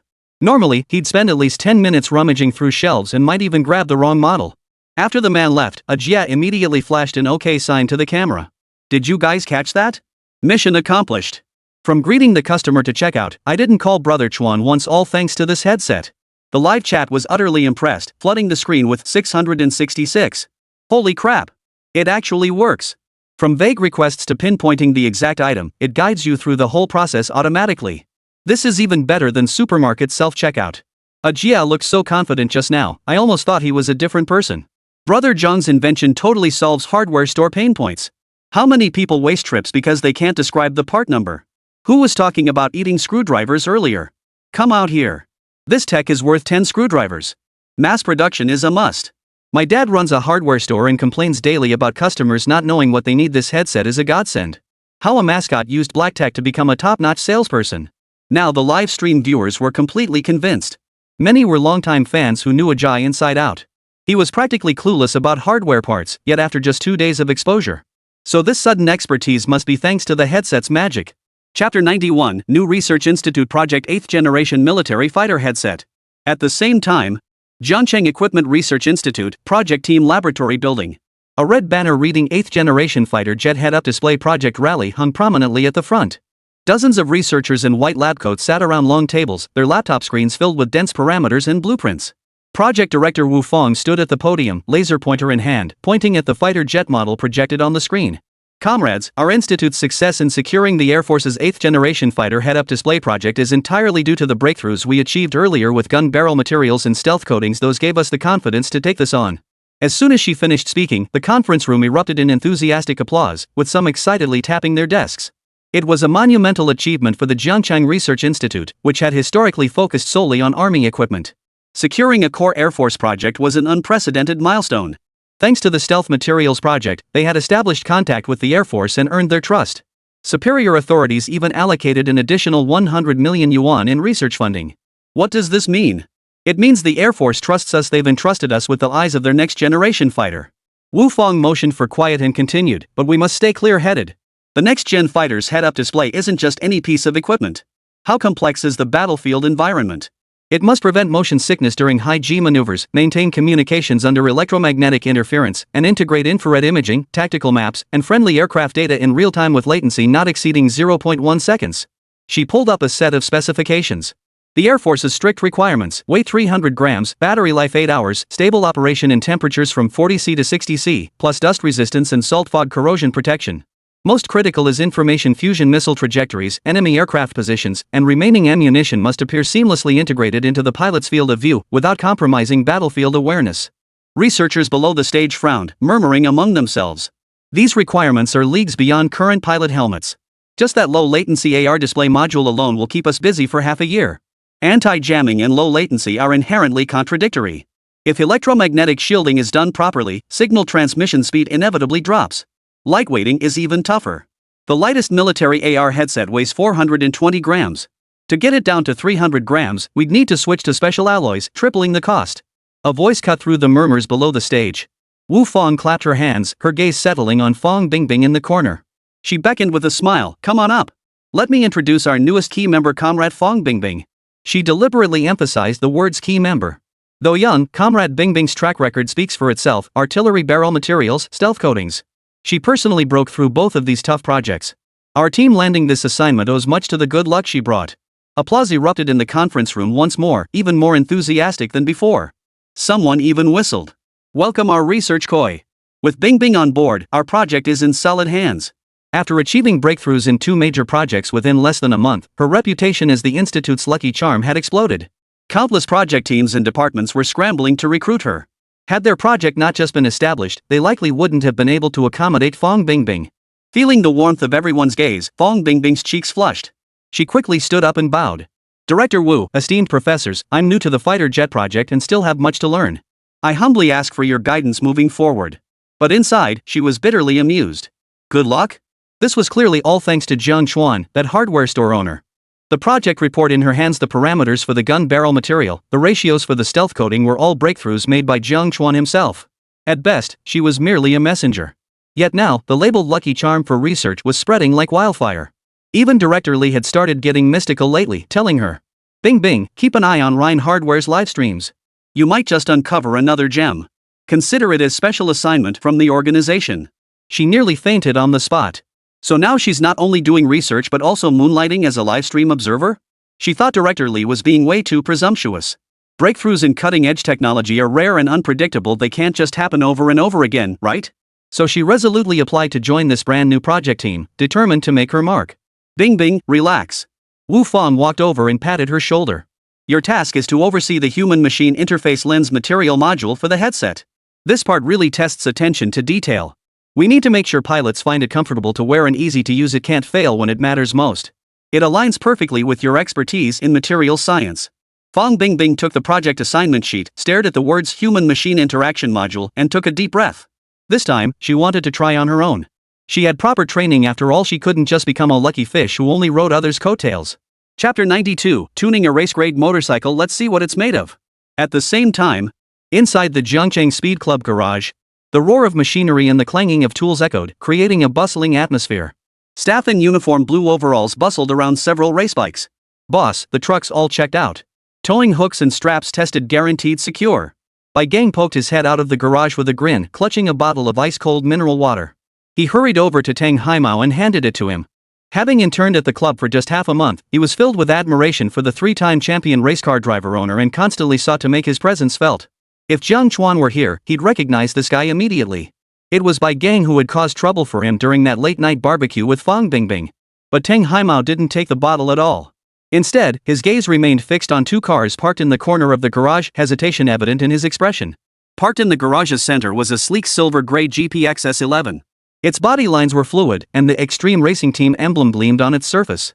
This was the team's newly acquired flagship race car, tuned for 3 months by a dedicated engineering team. Its performance was considered top-tier domestically. In the corner, however, sat the dark red R2. Its body was covered in fine scratches, and the emblem had faded slightly. Yet this was Tang Haimiao's old buddy from 2 seasons of racing, now relegated to a backup vehicle. "That one," Tang Haimiao declared suddenly, pointing at the R2. "Load this R2 onto the truck and send it to Rhine Hardware Store." "Boss," Chief Technician Old Joe hesitated, "the R2 is your warhorse. Are you really sending it to an outsider for modifications? What if they mess it up?" "If it breaks, Tang Haimiao replied calmly. "It's just an old car." Old Joe stopped mid-sentence. Having worked under Tang Haimao for 10 years, he knew exactly what this R2 meant to his boss. 3 years ago, a sponsor offered $3 million to acquire it for their collection, but he politely declined.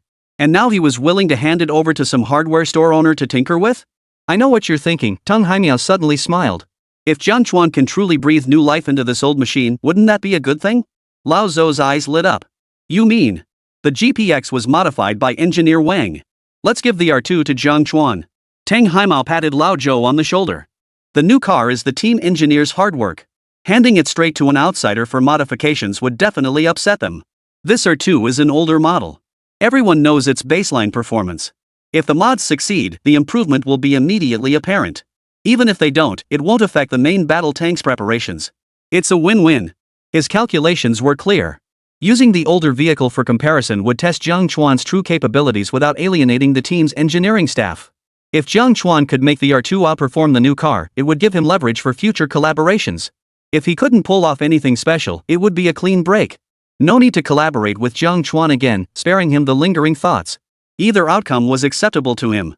So his anticipation grew a little more, his mind racing, and he came over early. Ever since being left in the dust by Jiang Chuan's extreme drifting on the track last time, he couldn't stop thinking about that raw, unorthodox creativity. Hurry up. Don't waste time. Tang Haimao offered no further explanation, turning toward the tool bench to inspect the tow rope. He still didn't take the bottled water Bai Gang offered. He left Bai Gang standing there. In his view, a mechanic's duty was to maintain the car and keep the tools ready. Rather than wasting energy currying favor with the boss, he'd rather focus on figuring out how to make the race car go faster. Bai Gang's eagerness to suck up right after starting his internship rubbed him the wrong way. Bai Gang's hand froze mid-air, the smile on his face instantly fading. He awkwardly withdrew his hand and stuffed the bottle into his own pocket. Right, I'll take care of it immediately. He wondered inwardly, the boss had seemed so enthusiastic just moments ago, why the sudden cold shoulder? Had he done something wrong? He'd only just started his internship. Landing a spot at a top-tier team like Extreme Racing Club was something he could brag about to his friends for half a year. He couldn't risk losing his job over some minor slip-up. Besides, he wasn't even officially hired yet. He had to find a way to stay, which was why he kept trying to curry favor. "Xiao Gang, what are you spacing out for? The truck's waiting." The old mechanic's shout echoed from the other end of the garage as they worked together to lift the race car onto a custom trailer. Coming. Bai Gang quickly responded, rushing over to help.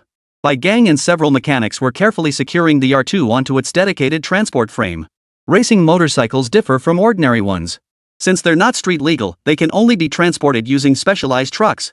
Each securing point must be precisely calibrated with a torque wrench, even the tire pressure adjusted to transport mode.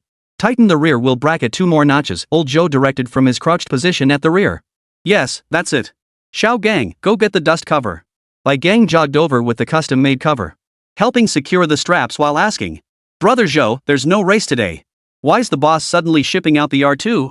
That's our star car, we treat it like royalty during maintenance." Old Joe lowered his voice mysteriously, "This car's going to the master tuner." "Modified?" Bai Gang's eyes widened. "Don't we have engineer Wang and his team? He was poached from an F1 team, top-tier tuning skills in the country. Why bring in outsiders?" Had. Old Joe winked with a hint of gossip. "You know that modified Extreme 5 that smashed the club record last week? That was this master's handiwork." Holy! Wang's wrench clattered to the floor. The one that even beat the boss's Ducati. Since their entire tech team was out of Jiangcheng at the time, they hadn't known the specifics, just that someone had broken the record. Plus, the rumors outside were too wild for them to believe until now. "Shoo!" Old Joe quickly hushed them. "Engineer Wang and the crew are right in the next workshop. And the boss said that bike's engine and suspension were all modified using hardware parts.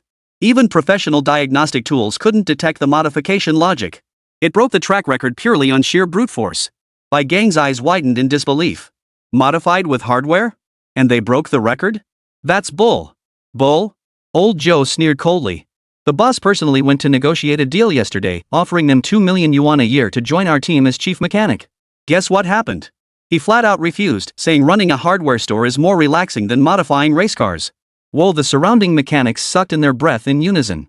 2 million? And he still won't do it? A young guy in charge of tires gasped. "Our chief engineer Wang only makes 1.5 million a year. This master is way too arrogant. He's got the credentials to back it up." Old Joe bent down, picked up a tow hook, and skillfully clipped it onto the racecar's chassis. The Extreme 5 he tuned accelerates from 0 to 100 km per hour 0.3 seconds faster than our GPX. That kind of skill is worth every penny. Hearing this, Bai Gang's scalp tingled. 2 million? Even if he earned 200k a year, he'd be over the moon. He'd practically treat this place like family. Goodness, if he had that kind of money, he could have fed the entire village's dogs a feast, yet here someone was outright dismissing it? Chapter 93, Bai Gang's defenses crumbled. "Go tighten those bolts. Come on, enough gossip. Let's go deliver the car together." Bai Gang immediately volunteered, "Brother Zhou, I'll deliver the car. It'll be a good chance to familiarize myself with the route." He had his own little plan in mind. Having grown up in Jiangcheng, many of his high school classmates worked nearby.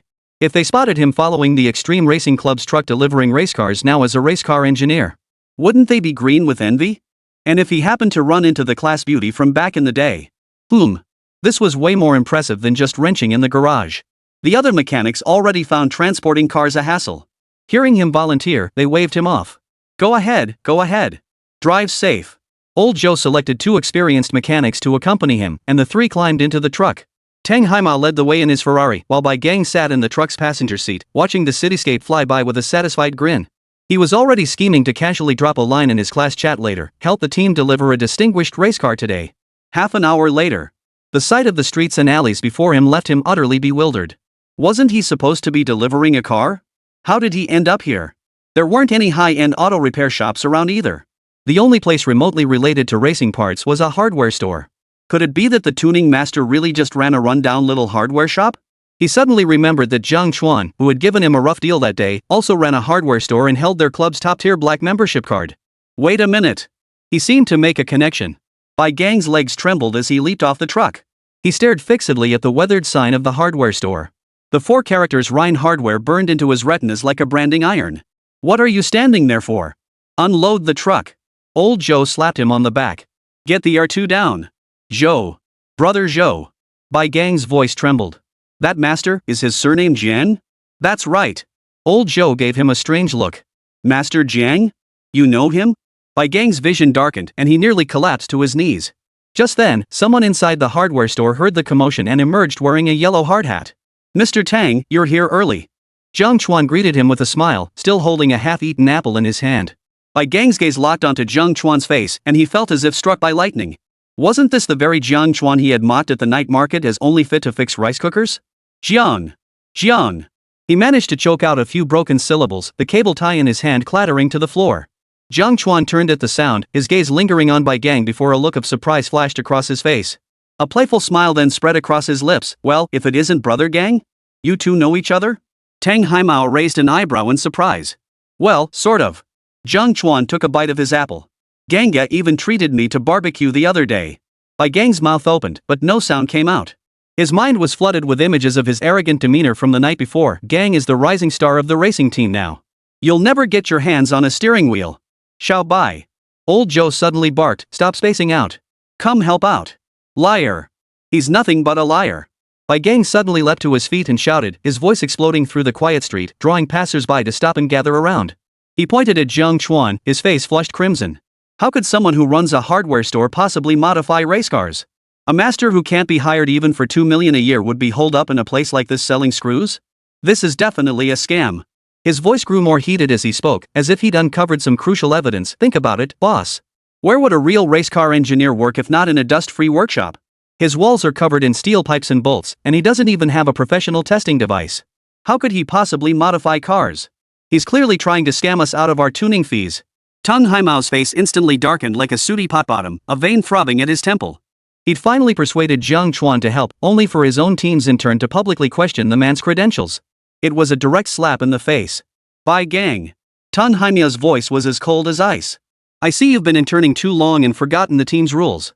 How dare you speak to a senior technician like that? Boss, I didn't say anything wrong. Bai Gang stubbornly stuck out his neck, his eyes fixed on Jiang Chuan. He's my high school classmate, a total bookworm.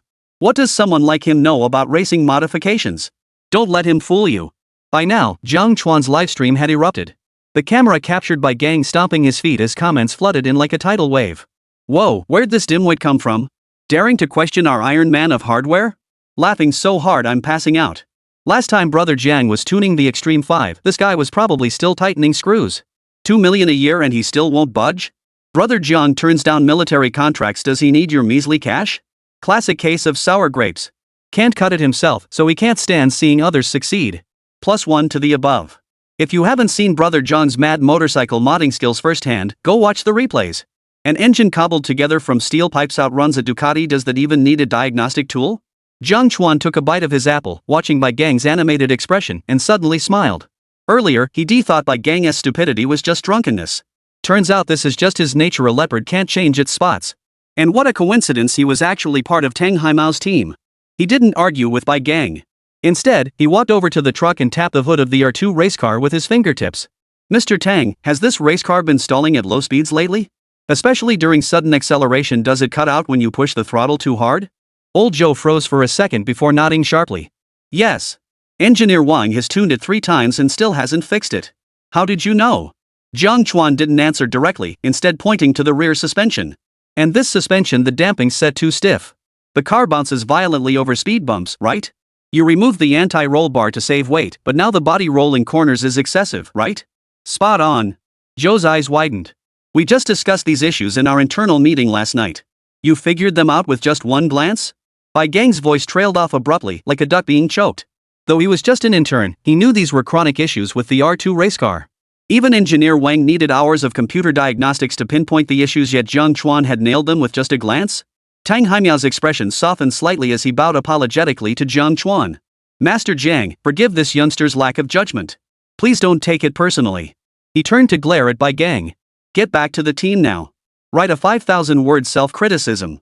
If it's not submitted tomorrow, you're out on your ass. That good for nothing, he never liked him to begin with. Now he'd ruined his plans. There was no way he could keep him on the team. But with so many people watching, he couldn't fire him outright. This was the best he could do. Bai Gang's face flushed alternately crimson and ashen.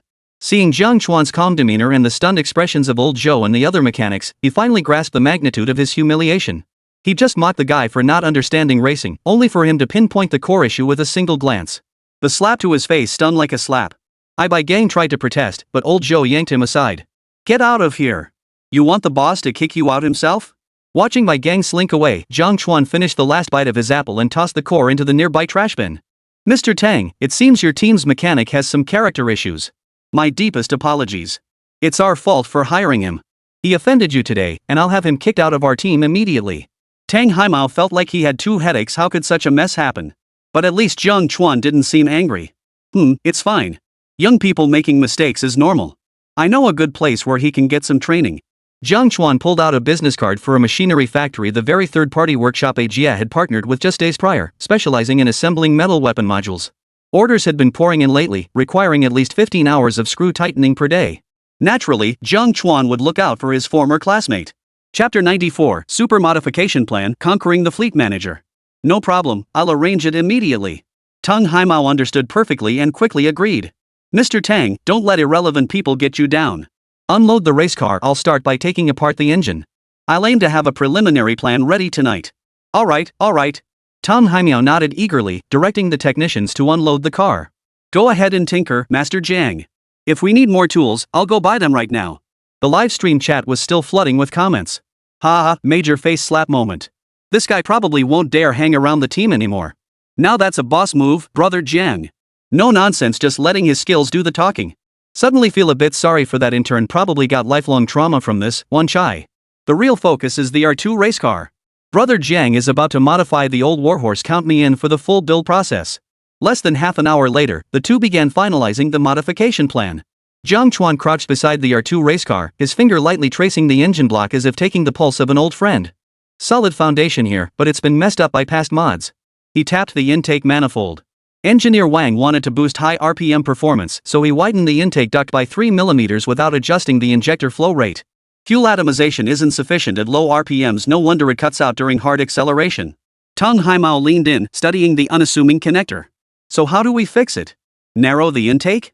No need. Jiang Chuan shook his finger, pulled a small notebook from his tool pocket, and sketched a rough diagram. Add a variable throttle. Use the narrow channel at low RPMs to ensure atomization, then automatically switch to the wide channel at high RPMs. That way, you get the best of both worlds. Old Zhou listened with wide eyes, nearly dropping his wrench. Master Jiang, doesn't tuning a variable throttle valve require computer modeling? Our team's equipment might not even be precise enough for calibration. No need for all that hassle. Jiang Chuan smiled and pointed to the shop's shelves. Just find an 8 mm diameter stainless steel tube, machine it into a stepped shape, drill a few flow guiding holes, and you can adjust it by hand. Tang Haimiao was thoroughly impressed, while manager Hu Wei stood by, utterly speechless. When engineer Wang modified the car, he wrote a 50-page report just for the design proposal. Yet Jiang Chuan, with just his hands and a few words, broke down the core issue with crystal clarity. Hu Wei now felt a pang of regret. During his first visit, he'd shared Bai Gang's skepticism and even tried to stop Tang Haimiao from making the advance payment. Thank goodness it was just a private conversation. I wasn't as clueless as Bai Gang. Now that I think about it, I could have slapped myself twice. I nearly blew it. What about the suspension? Tang Haimiao pressed. Can the roll issue be fixed? You remove the anti-roll bar and expect no roll? Jiang Chuan raised an eyebrow. I'll swap in a set of adjustable dampers and add a carbon fiber support plate to the chassis. It'll add less than 2 kilograms of weight but boost stiffness by 30%. He patted the race car's chassis. "Mark my words, it'll handle speed bumps like a breeze, even on gravel roads." In less than half an hour, Jiang Chuan had outlined modification plans for the engine, transmission, suspension, and braking systems. He even specified material grades and machining tolerances with crystal clarity. He avoided complex theories and intricate diagrams, instead gesturing directly at the car's components. Each suggestion hit the nail on the head. Tang Haimao grew increasingly excited as he listened, his hand trembling slightly as he gripped Jiang Chuan's. "Master Jiang, we'll modify it exactly as you say. Whatever materials or tools are needed, I'll have them delivered immediately. I've got most of the materials here." Jiang Chuan gestured toward the shop. Stainless steel tubing, carbon fiber plates, high-strength bolts, all readily available. Only the shock absorbers will require you to purchase a new set, specifically the nitrogen-filled damping type. "No problem. I'll place the order right now." Tang Haimao pulled out his phone and began contacting suppliers. "How soon do you need it delivered?" "About 2 weeks. Jiang Chuan estimated we'll need to remove the engine for cylinder rebearing, and the chassis support plate requires external machining. Rushing it risks sloppy work." "That's plenty of time." Tang Haimao nodded eagerly, his eyes brimming with anticipation. "Take your time with the modifications, no rush. We prioritize quality over speed." Gazing at the R2 race car before him, he felt profound relief at choosing Jiang Chuan for the modifications. This old man had found a kindred spirit in Jiang Chuan. "We won't disturb you while you work then." Tang Haimao took the machine shop business card Jiang Chuan handed him, carefully tucking it into his pocket. He'd settle accounts with Bai Gang first. "Don't worry about Bai Gang. I'll have him report for training as soon as I get back. I'll make sure he gets a proper workout." Jiang Chuan waves dismissively with a smile. "Don't be too hard on him. A little hardship teaches young people a lesson." Tang Haimao exchanged a few more pleasantries before leaving, glancing back every few steps. "Now that's a real technical heavyweight." Tang Haimao murmured to himself, his heart already filled with anticipation for the race in 2 weeks. He could already picture the old R2 roaring back to life on the track. After seeing Tang Haimao and his group off, Jiang Chuan rode his motorcycle to the warehouse and parked it there for the time being. After all, he still needed to have some special modified parts delivered by the manufacturer, which wouldn't happen anytime soon. Plus, he had a lot on his plate lately, which was why he'd scheduled the motorcycle's delivery for 2 weeks later. Currently, he had several major projects on his plate. Not only did he need to deliver the infrared module drones and stealth coatings, but the first batch of 3 gun barrels for the army was also due for delivery in just under a week. Most importantly, tomorrow night, the weekend, was the day He Chang would come to pick up his fishing rod, and the two would head out for a night of fishing together. He needed to wrap up his current tasks quickly to free up time and fully enjoy the angler's bliss. After seeing Tang Haimao off, Jiang Chuan pushed the R2 race car into the corner of the warehouse, covered it with a dustcloth, and turned to say to Ajia, "The shop's yours. I'm heading to the warehouse to push through some work." He then slipped on his noise-canceling headphones, tuning out the world around him to focus entirely on the modifications. Ajia, who had been studying the VR headset, immediately sat up straight upon hearing this. "Don't worry, Brother Chuan. With this magic tool here, everything will be absolutely fine." He'd spent the past while familiarizing himself with the headset and had finally grasped all its functions. He'd even discovered a screen sharing feature, meaning he could project the view into the livestream and share the perspective with viewers. He couldn't contain his excitement any longer. Facing the camera, he shouted enthusiastically, "Folks, the moment of magic is here. Today, I'll show you what true hardware store tech wizardry looks like. First-person view connection, let's go." Chapter 95, Warehouse Management Tool? You're using this for a hardware store? Ajia felt viewers wouldn't grasp how awesome this headset was without seeing the first-person view. He immediately grabbed a data cable, plugged one end into the interface of cameraman Xiao Zhang's camera, and connected the other end to the headset. He activated the headset's live streaming screen sharing feature, instantly switching the display to the view inside the headset. The live stream suddenly switched to first-person view. Viewers instantly saw the entire hardware store covered in a translucent blue grid, with fluorescent labels floating above each shelf. Screw section 3M, pipe fittings 2.5M right, repair zone. Parts on the shelves were marked with green dots, and virtual labels hovered over each section. Zone A, screws nuts. Zone B, pipes valves. Zone C, tools consumables. Even the ceiling lights were labeled energy-saving LED, 18W power. At that moment, everyone was utterly stunned, and the chat exploded instantly. Holy crap! This perspective is insane. Feels like playing a sci-fi game. Every single part has a label? That's way more advanced than supermarket e-price tags. Bro, move around. See if it updates your location in real time. Holy crap! AR navigation? Is this a hardware store or a sci-fi base? How much more black tech is the owner holding back? Ajia spun around triumphantly. The virtual tags in the camera feed smoothly transitioned with his movements, even pinpointing spare parts tucked away in shelf crevices. See that? 360-degree dead angle free scanning. Brother Jiang says this is the spatial memory feature. Even if I misplace a part, it automatically updates the coordinates. Just then, the wind chime by the door tinkled as an elderly woman carrying a vegetable basket walked in.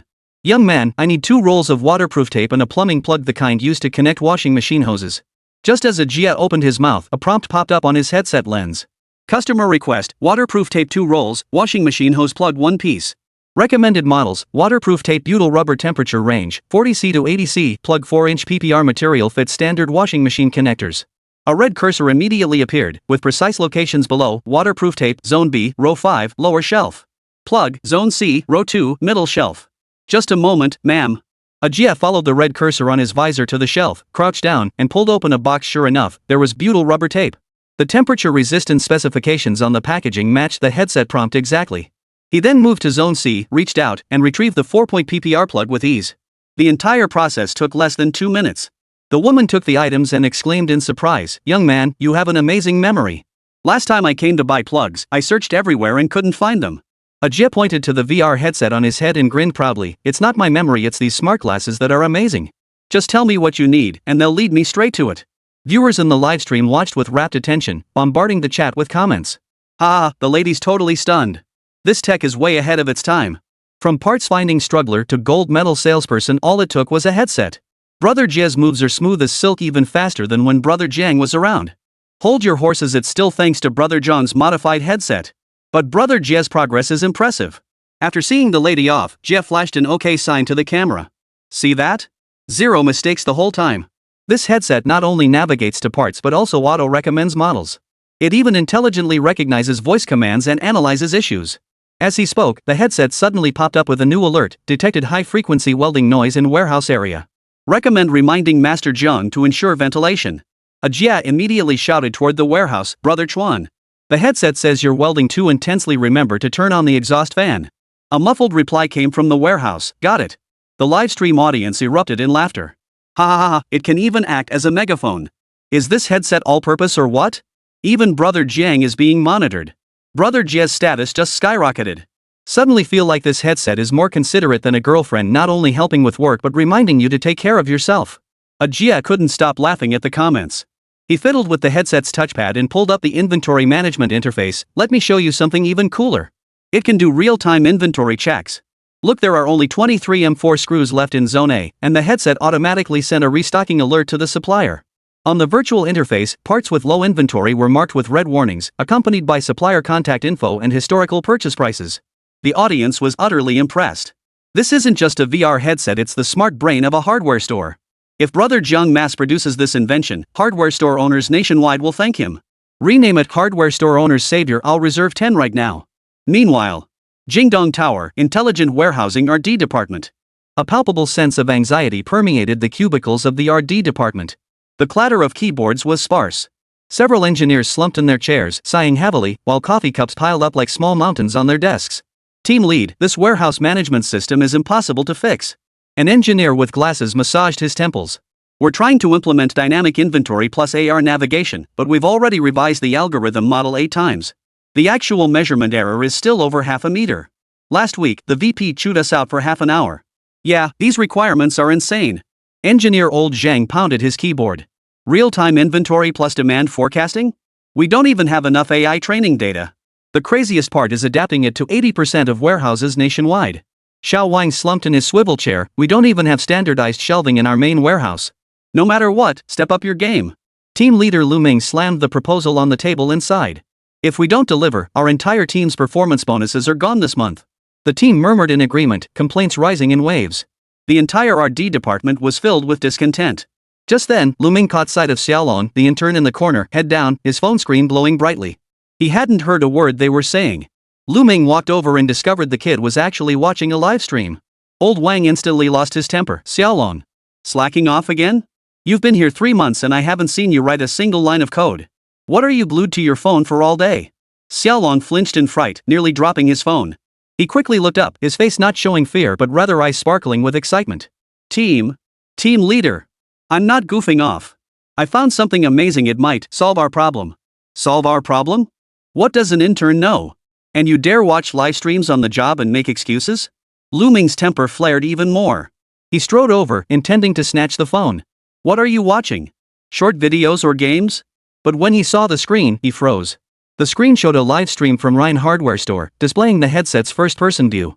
The entire hardware store was overlaid with a blue grid, with screws and pipes on the shelves marked with fluorescent tags. A red cursor moved smoothly across the virtual map, resembling a game interface. A pop-up notification appeared beside it, inventory low, only 23 M4 screws remaining.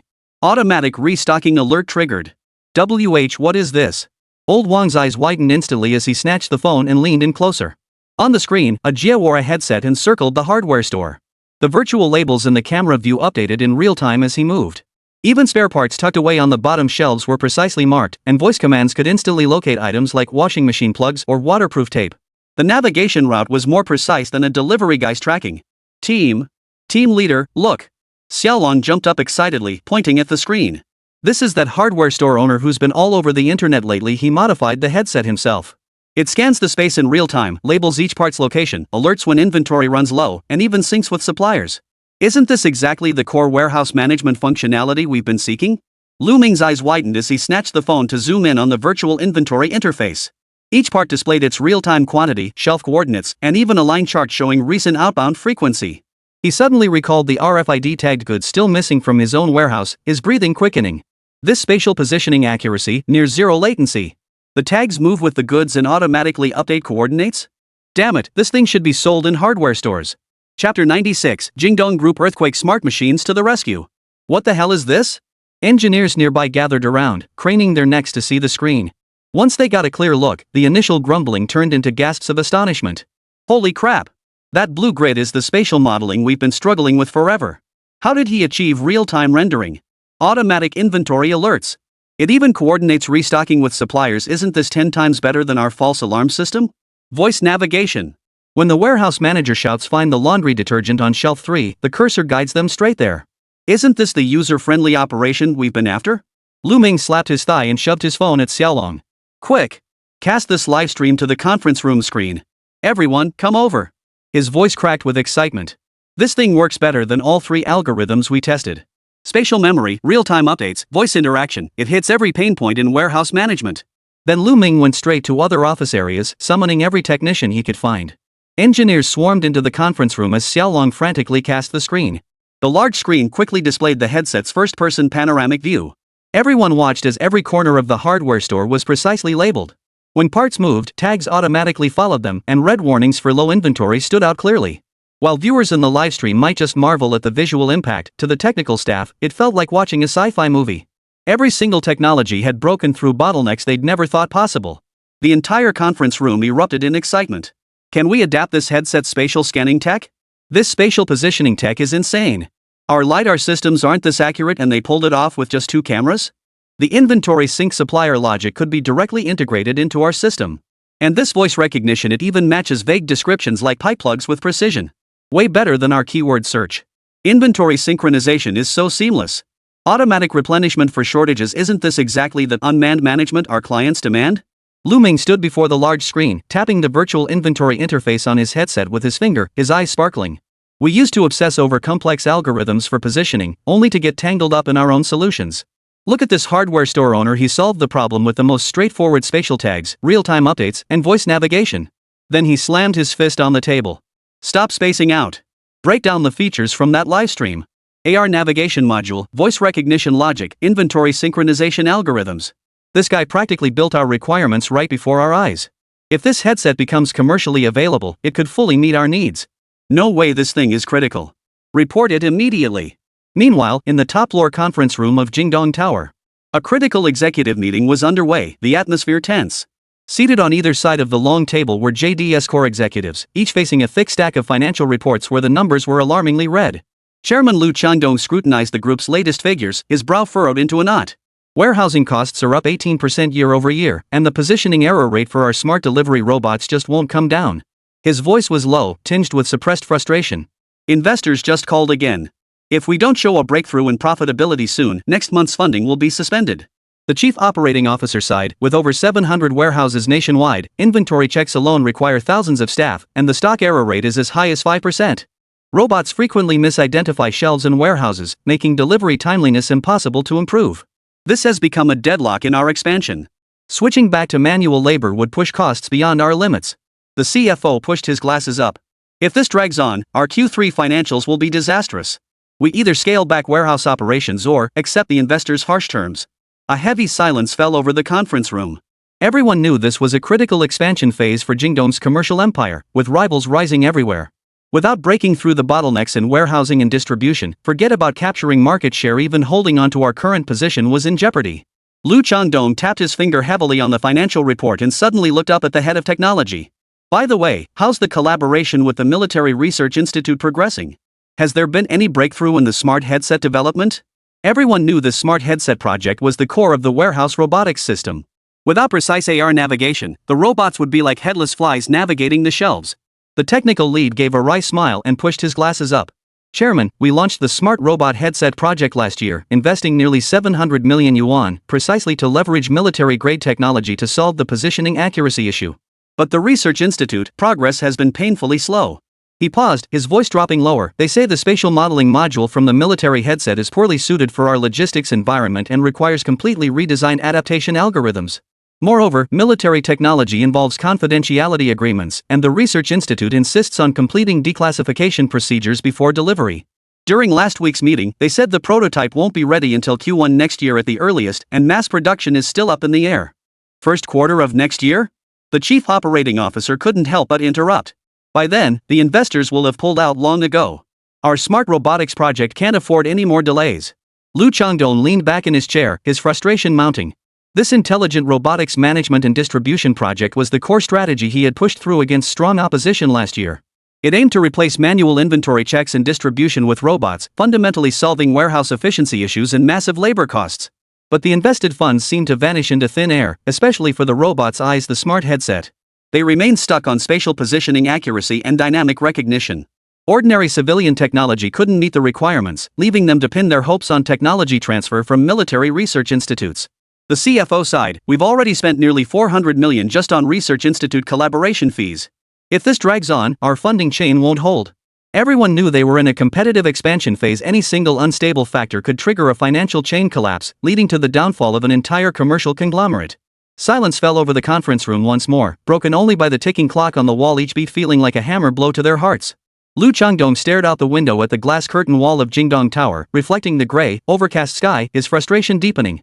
They had begged civilian teams, sought out military research institutes, and poured hundreds of millions into developing a smart headset. Yet they were stuck at the most critical stage, unable to even see a viable prototype.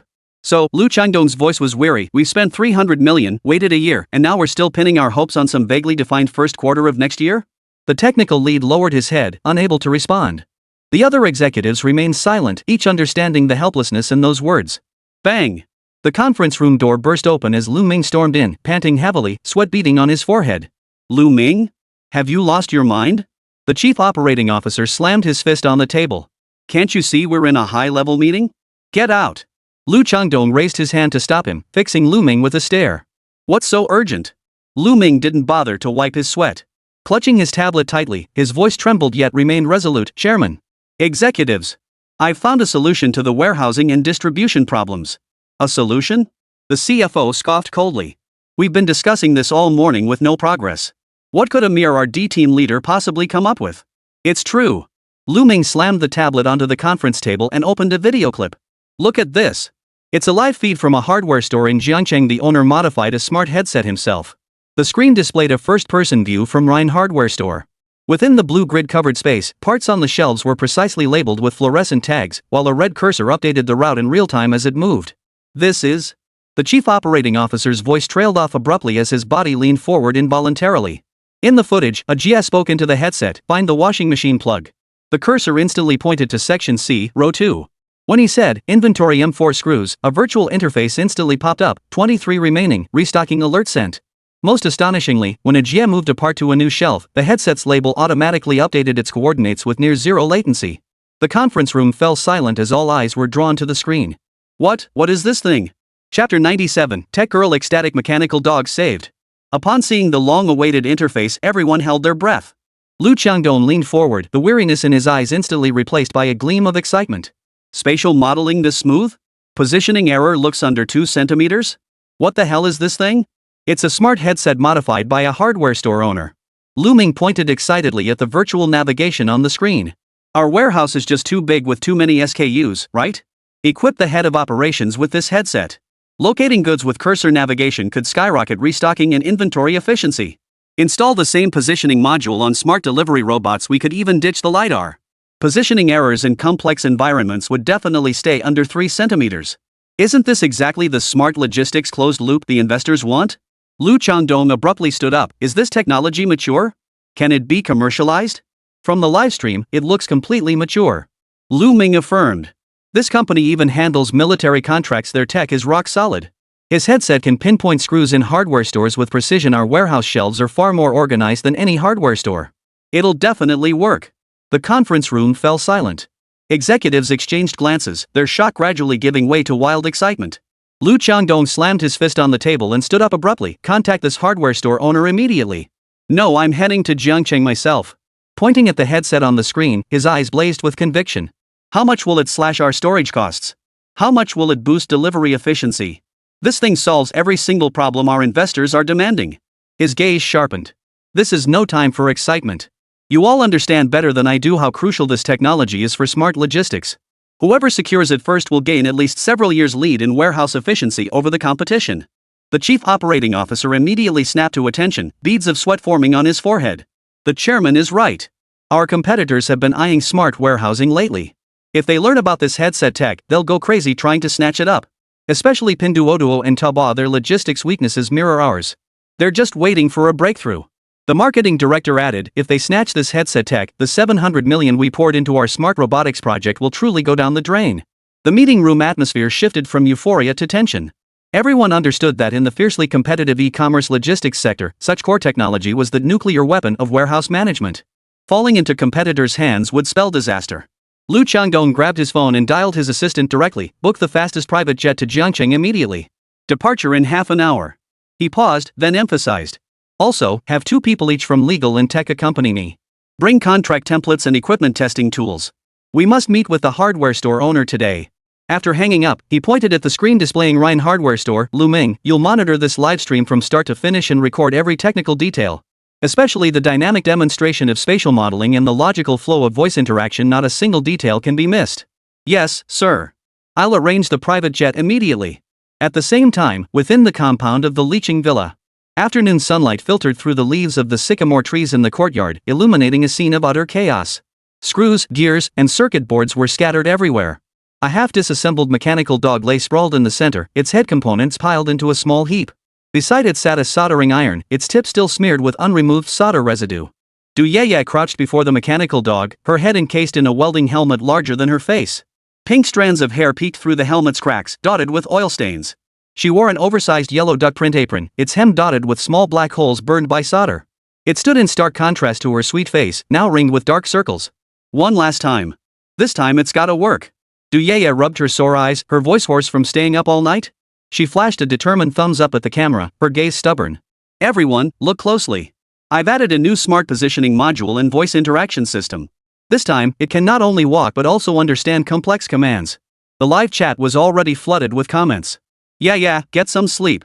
You've been up for 2 days straight. Those dark circles are practically dragging on the floor. This robot dog is a first-gen prototype. Even the military couldn't crack it. Why are you pushing yourself so hard? This is killing me. You've welded through your yellow duck apron. Get a new one. Your tech-savvy girl persona is crumbling. This isn't inventing, it's swinging a sledgehammer at metal. Du Yeye ignored the comments, her eyes fixed intently on the mechanical dog's head interface as she began welding. When her grandfather brought this retired mechanical dog back from the military base last week, it could only tremble in place, stumbling even when walking in a straight line, let alone understand commands. But Du Yeye refused to accept defeat. Driven by the stubborn determination of I won't sleep until I fix this, she disassembled and reassembled it over and over, grinding through more than 40 hours straight. Got it. She unplugged the soldering iron, removed her helmet, and shook out her hair, revealing a pale, excited face. She plugged the robotic dog back in and pressed the power button. The indicator light on its head clicked on, shifting from red to green. The moment of truth is here. Du Yeye took a deep breath and commanded the mechanical dog, circle around in place. The dog's motors hummed softly as its 4 metal legs began to move. Though its movements were stiff as a marionette, it truly began circling. The live chat exploded with 666. It's moving. It's actually moving. Yeah, is amazing. This dog couldn't even stand steadily before. It still wobbles like someone with a stroke, but it's made huge progress. Du Yeye's eyes lit up. Seizing the moment, she commanded, "Go fetch that little pebble over there." She pointed to a pebble 3 meters away, her voice brimming with anticipation. The robotic dog heard the command and abruptly turned, but its direction seemed uncalibrated. All 4 legs flailed wildly. Instead of moving toward the stone, it charged straight into the stone pedestal beside it.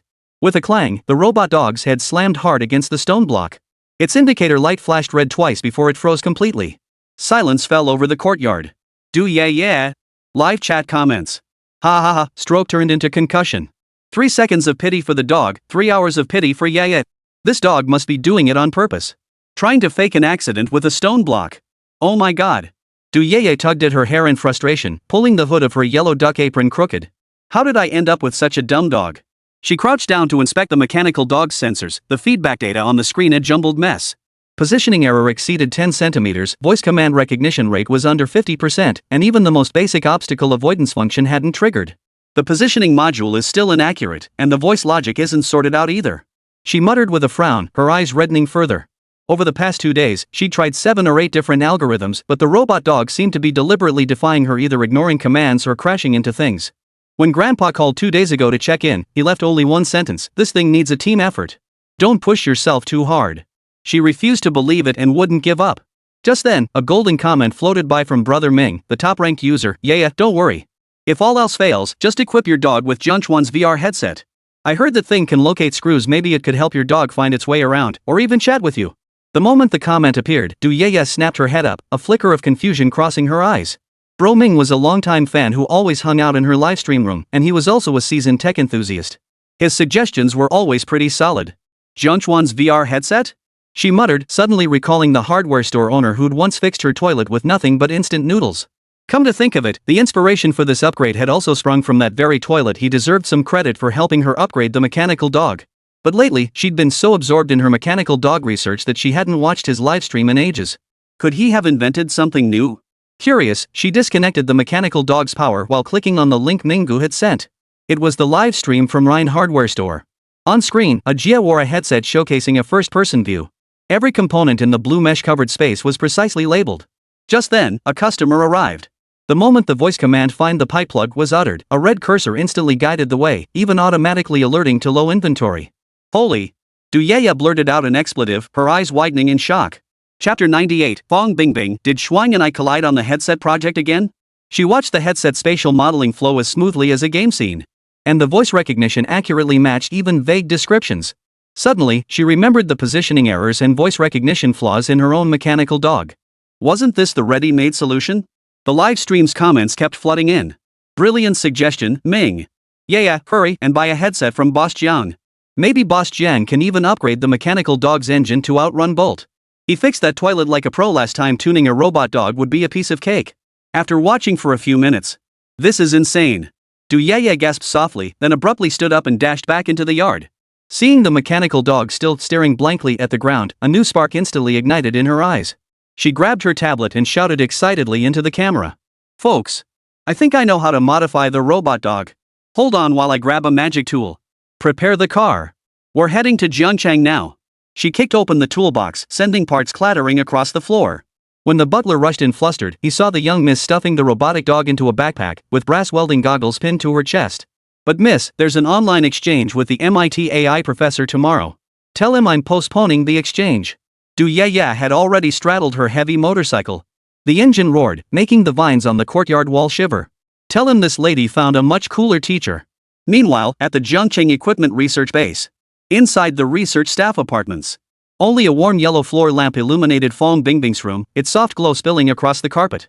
Fresh from her shower, her cotton pajamas hung loosely off her shoulders. Long strands of damp hair cascaded down her back, still carrying the lingering mist of the bath. Curled up on the sofa, she couldn't muster the energy to move. The exhaustion from 16 straight hours of work still etched itself on her face, prompting a silent sigh about how demanding the new project truly was. Finally, a chance to catch my breath. She gently massaged her temples and picked up her phone. The screen lit up. She tapped into Jiang Chuan's live stream clip, swiping her finger along the progress bar while silently hoping. Hope he doesn't pull off anything jaw-dropping again these next couple days. As a task personally assigned by Director Lee, she hadn't forgotten. And ever since that barbecue, Jiang Chuan's image kept popping into her mind. For some reason, she found herself wanting to watch his livestream. On screen, Jiang Chuan was crouched before a display shelf, adjusting his glasses while Jia filmed him with a phone. Fong Bingbing hadn't paid much attention at first. VR glasses were just civilian tech a world apart from what the military needed. But before long, her gaze was completely transfixed. In just one day, the VR glasses in his hands had undergone a dramatic transformation, nothing like their original form. Instead, they actually resembled the headset they were researching. What the hell? Could it be that coincidental? Overlapping with my research project again. Fong Bingbing's eyes widened. What on earth was a hardware store doing with this thing? She quickly pulled the progress bar forward, growing increasingly alarmed with each passing frame. The view switched to the headset's first-person perspective. A blue grid instantly covered the entire hardware store. Tens of thousands of screws, steel pipes, and parts were precisely labeled with fluorescent tags. Even spare nuts tucked in shelf crevices glowed with green dots. Find the 16mm copper pipe. As soon as Jia's voice faded, a red cursor instantly appeared, pointing directly to Section A, Row 3 with virtually zero delay. Ha! The positioning accuracy is this high? Fong Bingbing sat up straighter, pausing the screen with her finger. The hardware store was densely packed with metal parts, creating a complex electromagnetic reflection environment more chaotic than the interference fighter jets encounter at high altitudes. Yet this headset could pinpoint targets with precision, keeping errors within a single centimeter. This completely surpassed the target indication accuracy requirements for their fighter jet headsets. Instantly, she recalled the fighter jet headset parameters discussed by the project team that afternoon. Target indication accuracy was one of the core metrics for next-generation fighter jet headsets. It must achieve real-time target indication and fire control linkage within complex electromagnetic environments. Simply put, once a pilot locks onto an aerial target via the headset, it instantly parses the target's parameters, speed, altitude, threat level, and simultaneously transmit them to the onboard fire control system, enabling point-and-shoot beyond visual range combat. This functionality sounded straightforward, yet just the anti-jamming algorithms for target recognition had kept her team burning the midnight oil for 3 months without a complete breakthrough. She continued playing the video, watching Jia wearing the headset while attending to customers. The customer says, "I need to repair the washing machine's bearing." The headset immediately displays, match, 6204 deep groove ball bearing, location C-zone row 4, along with inventory status and recommended compatible models. Is this AI-assisted decision-making? Fong Bingbing's heart skipped a beat. The AI-assisted decision-making module in the fighter jet's head-up display was her project team's key new research focus. During aerial combat, pilots must process dozens of data points within 0.5 seconds: enemy aircraft position, missile range, fuel reserves, terrain elevation. The AI-assisted function in the headset filters critical information in real time to provide optimal decision recommendations. For example, enemy aircraft approaching 5 kilometers to port. Recommend climbing to evade and lock target. Fuel remaining at 30%. Recommend prioritizing return to base. This capability directly impacts pilot survival rates on the battlefield and represents one of the core competitive advantages of 8th-generation fighter jet heads-up displays. Yet on screen, Jiang Chuan's head-up display was already performing similar tasks. Instantly filtering targets from tens of thousands of parts, recommending models based on customer preferences, and even alerting to low inventory. Isn't this essentially a simplified version of target recognition and decision support in complex environments? Fong Bingbing's hands trembled as she watched, her fingers rapidly swiping the progress bar. When she saw the infrared sensor and night vision camera atop the headset, she could no longer sit still. To adapt for nighttime and complex weather combat, fighter jet headsets must integrate infrared thermal imaging and night vision capabilities. And Jiang Chuan's headset had them too? It can't be that coincidental. She murmured, oblivious to her nightgown slipping off her shoulder. The core functions of the fighter jet headset she was responsible for were essentially fourfold: precise target location and parameter analysis, interference resistance in complex environments, AI-assisted decision-making, and multimodal interaction. Jiang Chuan's smart headset 4 hardware store employees had somehow achieved all 4 core functions and in a lighter, more user-friendly design. If Director Li knew. Fong Bingbing pressed her forehead, confirming she wasn't dreaming, then found herself both amused and exasperated. Her reputation as a research lucky charm hadn't even settled in before Jiang Chuan once again precisely crashed into her project. Last time it was gun barrel materials and stealth coatings, this time it was the core headset technology itself. On the final screen, Jia was demonstrating the headset's fatigue monitoring feature, with the lens popping up a prompt, heart rate 118, recommend rest. Fong Bingbing's eyes narrowed sharply. This was identical in principle to the pilot status monitoring feature in fighter jet headsets. Their headsets required real-time monitoring of pilots' heart rate, breathing, and pupil dilation. Should it detect overload fatigue or impaired consciousness, it immediately triggers an alert and assists in adjusting flight posture. This was a critical safety feature. Had Jiang Chuan thought of it too? Chaos. This world is truly in chaos. Fang Bingbing said nothing, didn't even bother drying her hair. She quickly changed clothes and called Gu Changbai. Senior brother Gu. Hurry up. Jiang Chuan has made another technological breakthrough. After hanging up urgently, she immediately made a private call to team leader Wu Feng. Chapter 99, Jingdong giant Lu Changdong makes a surprise appearance, begging for collaboration. Feels great. Sold hardware to over 20 customers today without bothering Boss Jiang once. Ajia took off his 3D headset and triumphantly flashed a 20 hand gesture to the camera. Clutching today's sales list, it was densely filled with entries like pipe plugs 2, bearings 5, copper core wire 3, each marked with a small checkmark. The live chat immediately flooded with praise. Brother Jez made it big. From mascot to top selling staff. The headset deserves credit. But Brother Jez's progress is incredible. That interaction with the auntie today was so smooth. Brother John's goofing off in the warehouse while Brother Jia runs the show. This place is going public. Stop bragging, you guys. Watch out for Brother Jiang docking your pay. Jia grinned, about to brag some more, when suddenly, commotion erupted outside the store. Holy, someone on the street gasped. That license plate. 8,888? A leopard number? Jia froze, instinctively turning his head toward the entrance. A stretched black limousine glided slowly onto Rhine Street. Its gleaming body and tinted windows radiated an aura of commanding presence. Old Wang from the neighboring grocery shop leaned in, squinting as he appraised it. That's a Maybach, right? Must be worth millions. And that's just the start. Look at the driver's bodyguard black suit, sunglasses. The whole setup. The men playing chess nearby gathered around, their murmurs growing louder. The livestream camera happened to be pointed at the entrance, and the chat exploded instantly. What kind of big shot is making a surprise visit? Maybach plus leopard numbered license plate. Is he here to buy screws or take over the hardware store? The window's rolling down. Let me see who it is. Holy crap. It's Lu Changdong, founder of Jingdong. He's on my shipping labels every day. Why's an e-commerce giant at a Zhengcheng hardware store? First Yunjian's CEO, now Jingdong's founder. Brother John's hardware store is a real den of dragons and tigers. Jia was utterly dumbfounded. The rear door of the business van swung open.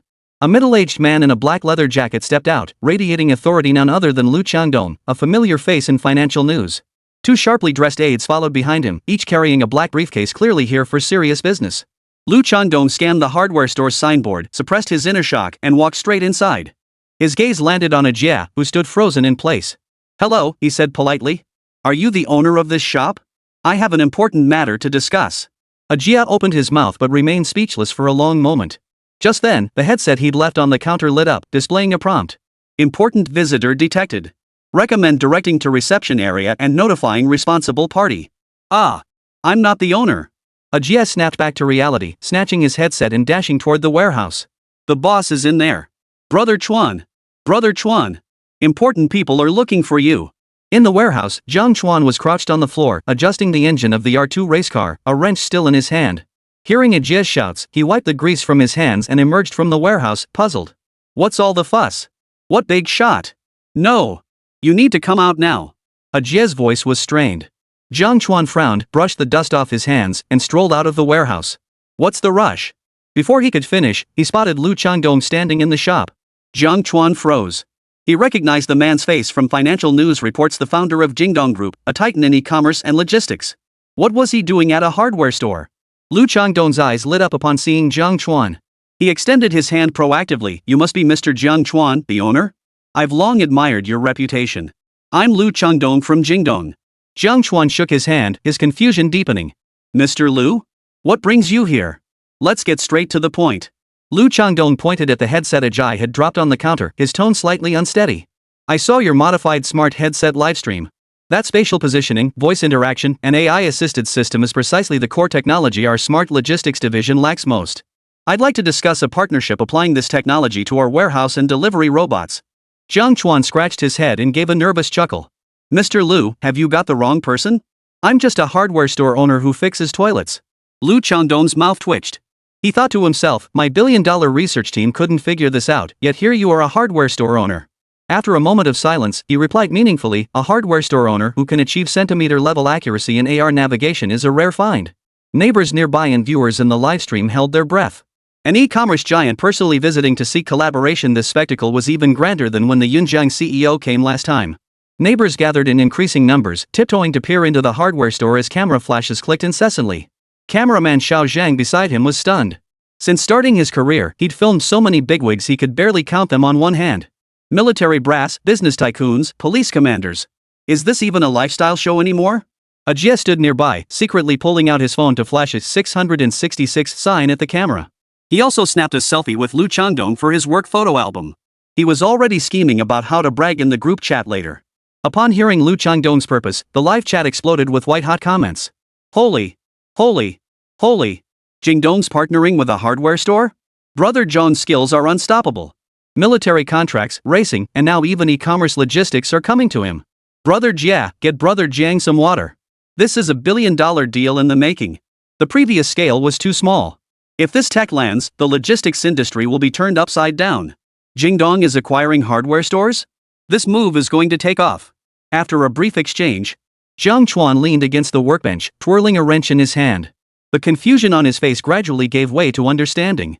He finally pieced together the whole story. Turns out this e-commerce giant had set its sights on the headset's three core technologies: spatial positioning, voice interaction, and AI assistance to optimize Jingdong's warehouse management and delivery robots. Mr. Lu, to be honest, this headset was just an auxiliary tool I made for our employees. I never imagined it would cause such a stir. Jiang Chuan set down the wrench with a smile. I won't sell the technology, it's my bread and butter. But we can discuss a partnership. I can provide you with a mature, scalable smart management system, essentially technology outsourcing, to help you implement it across warehouses and robotics. Lu Changdong's eyes lit up. He immediately pressed, outsourcing solution? How exactly would we collaborate? Cost is negotiable. The technical lead behind him had already pulled out a notebook, pen poised over the paper, ready to take notes. Jiang Chuan waved his hand. I haven't calculated the exact costs yet, but I have a few conditions. First, you must establish a dedicated stockpile warehouse for me in Jiangcheng. It doesn't need to be huge, just enough to hold my hardware parts. It must guarantee 24/7 access for immediate stock retrieval. As an owner aiming to grow and strengthen his hardware store, logistics was an unavoidable challenge for Jiang Chuan. With a major player coming to him, he saw this as an opportunity to make some strategic moves.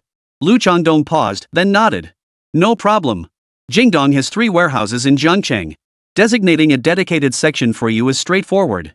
He hadn't expected Jiang Chuan's first demand to be a storage warehouse rather than money. This strategic thinking caught him off guard.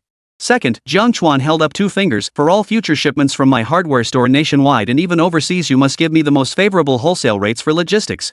At least 30% below market prices. He'd already calculated this. With a Jez video account going viral and online store orders surging, logistics costs were a major expense.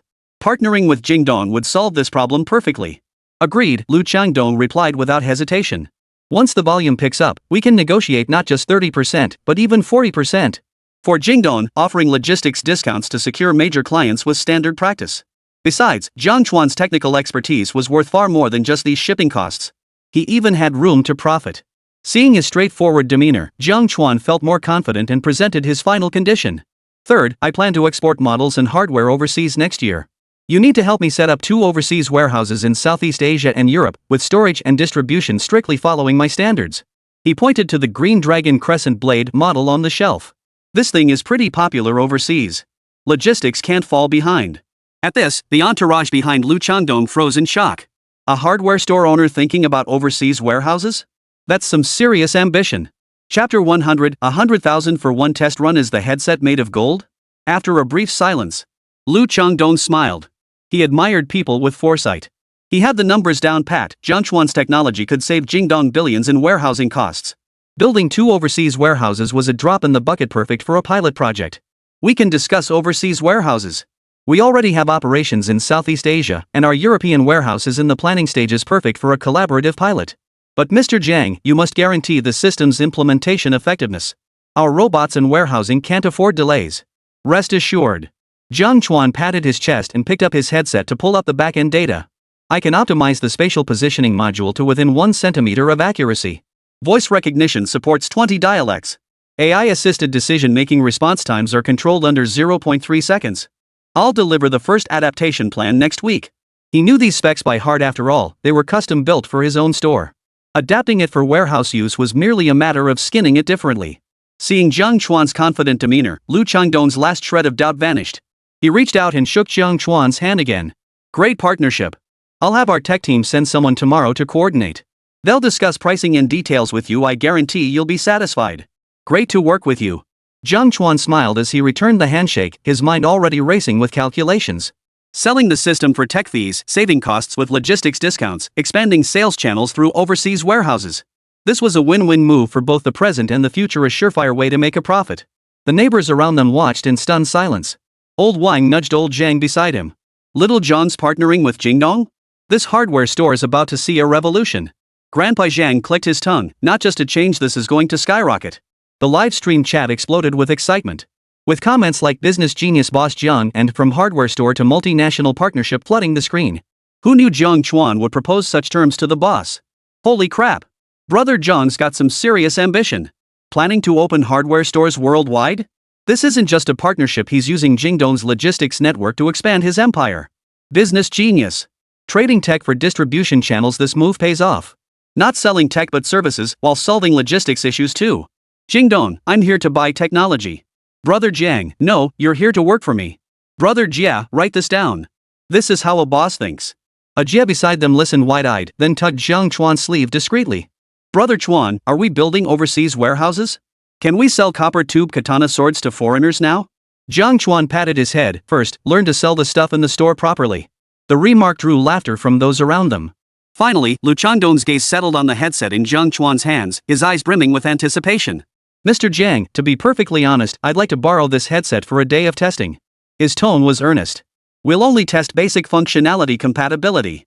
We won't disassemble or hack it, and we'll pay full compensation for any damage. Additionally, we're willing to pay 100,000 yuan as a trial fee, consider it the cost for borrowing it for a day. The technician behind him quickly added, we'll only test spatial positioning accuracy and voice response speed. The data will be strictly for internal compatibility evaluation and will never be disclosed.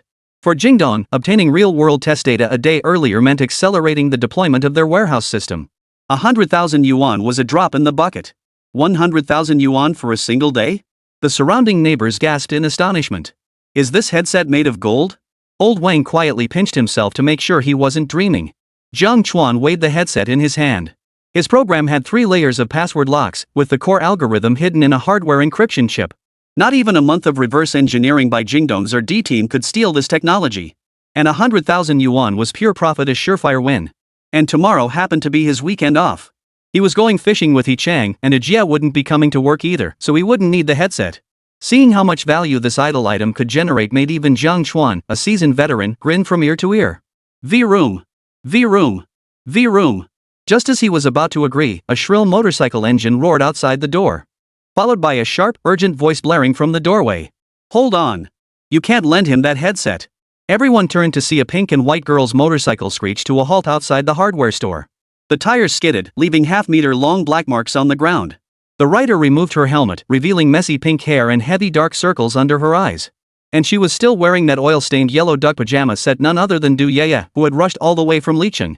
Holy crap, it's you? Jiang Chuan watched her disheveled state, his lips twitching. He instantly recalled the eccentric tech girl who'd brought a toilet for repair last week. She'd already seemed off the rails last time, and now she'd actually ridden a motorcycle here in her pajamas. Du Yeye paid no attention to anyone else, rushing into the shop clutching a slightly worn mechanical dog. The robot dog's ear was crooked, and its leg was wrapped in duct tape, clearly it had just been injured. She plopped the robot dog on the counter and pointed at the headset in Jiang Chuan's hands. I need to borrow this headset. Just lend it to me. Lu Changdong and his entourage froze in shock. Who was this girl who suddenly appeared, daring to snatch a partner's testing equipment while wearing pajamas? The live stream chat exploded instantly. Ah, the pajama night strikes. How come Yeye showed up in her pajamas? Thank goodness she didn't bring a toilet this time. Imagine fixing a toilet while eating instant noodles in front of Donga. That would have been a real mood killer. Isn't this the mechanical dog that crashed into the stone pillar this morning? Now it's bringing its injuries to beg for gear. Big shot Jingdong versus pajama girl. The headset showdown begins. Brother Jiang must be feeling the pressure pitted between an e-commerce giant and a tech-savvy girl. Why do you need to borrow the headset? Jiang Chuan pressed his hand to his forehead, feeling a bit helpless. This girl was already quite the handful last time she fixed the toilet. To put on my dog. Du Yeye held up the mechanical dog, her voice full of righteous indignation. It can't navigate properly and doesn't understand commands. This headset can scan screws and provide navigation. Put it on its head and it'll cure its brain clots. Her eyes pleaded with Jiang Chuan as she stared longingly at the headset in his hands, looking utterly pitiful. Mr. Jiang, look how pitiful it is. It got a concussion this morning and can't even walk in a straight line now. Your headset can locate screws, it must be able to navigate for him too. I'm a regular customer, just lend it to me for a day to fix its brain clot, and I'll come back to you next time I need a toilet repaired. She deliberately emphasized the words regular customer and gave Jiang Chuan's arm a gentle shake. Jiang Chuan was both amused and exasperated by her persistence. To borrow the headset, she even invoked her status as a toilet-fixing regular customer. Young lady, we borrowed this headset first and paid for it, the legal representative behind Lu Qiangdong couldn't help but interject. Fee? I'll pay it too. Du Yaya pulled out her phone and slammed it on the counter. I'll pay 100,000. No, 120,000. More than him. She couldn't wait after watching the livestream, racing halfway across the city on her motorcycle just to beat everyone else to borrowing the headset. Jiang Chuan watched the scene unfold before him on one side, the e-commerce giant in a sharp suit on the other, a girl in pajamas holding a mechanical dog. He was at a loss for words. Just then, another screech of brakes echoed. A military green jeep screeched to a halt outside the hardware store. The stop was sharp yet steady, clearly the work of someone familiar with the area. Everyone followed the sound of the brakes, another contender. Chapter 101, The Three Kingdoms of Hardware, Military, Civilian, and Enterprise Battle. Bang! The door swung open violently as Fong Bingbing leaped out, still clad in her standard issue uniform. Her military boots clattered on the pavement, yet her face bore an icy glare. She was clearly seething with pent-up anger. She had intended to present the project team's preliminary analysis to Wu Fong, expecting it to be taken seriously. She not only listed Jiang Chuan's headset spatial positioning and AI-assisted decision-making features one by one, but even presented live-streamed comparison clips to highlight its core metrics against fighter jet headsets. But Wu Fong, an authority in domestic headset development, didn't believe a hardware store owner could create equipment surpassing military technology. She was promptly reprimanded on the spot.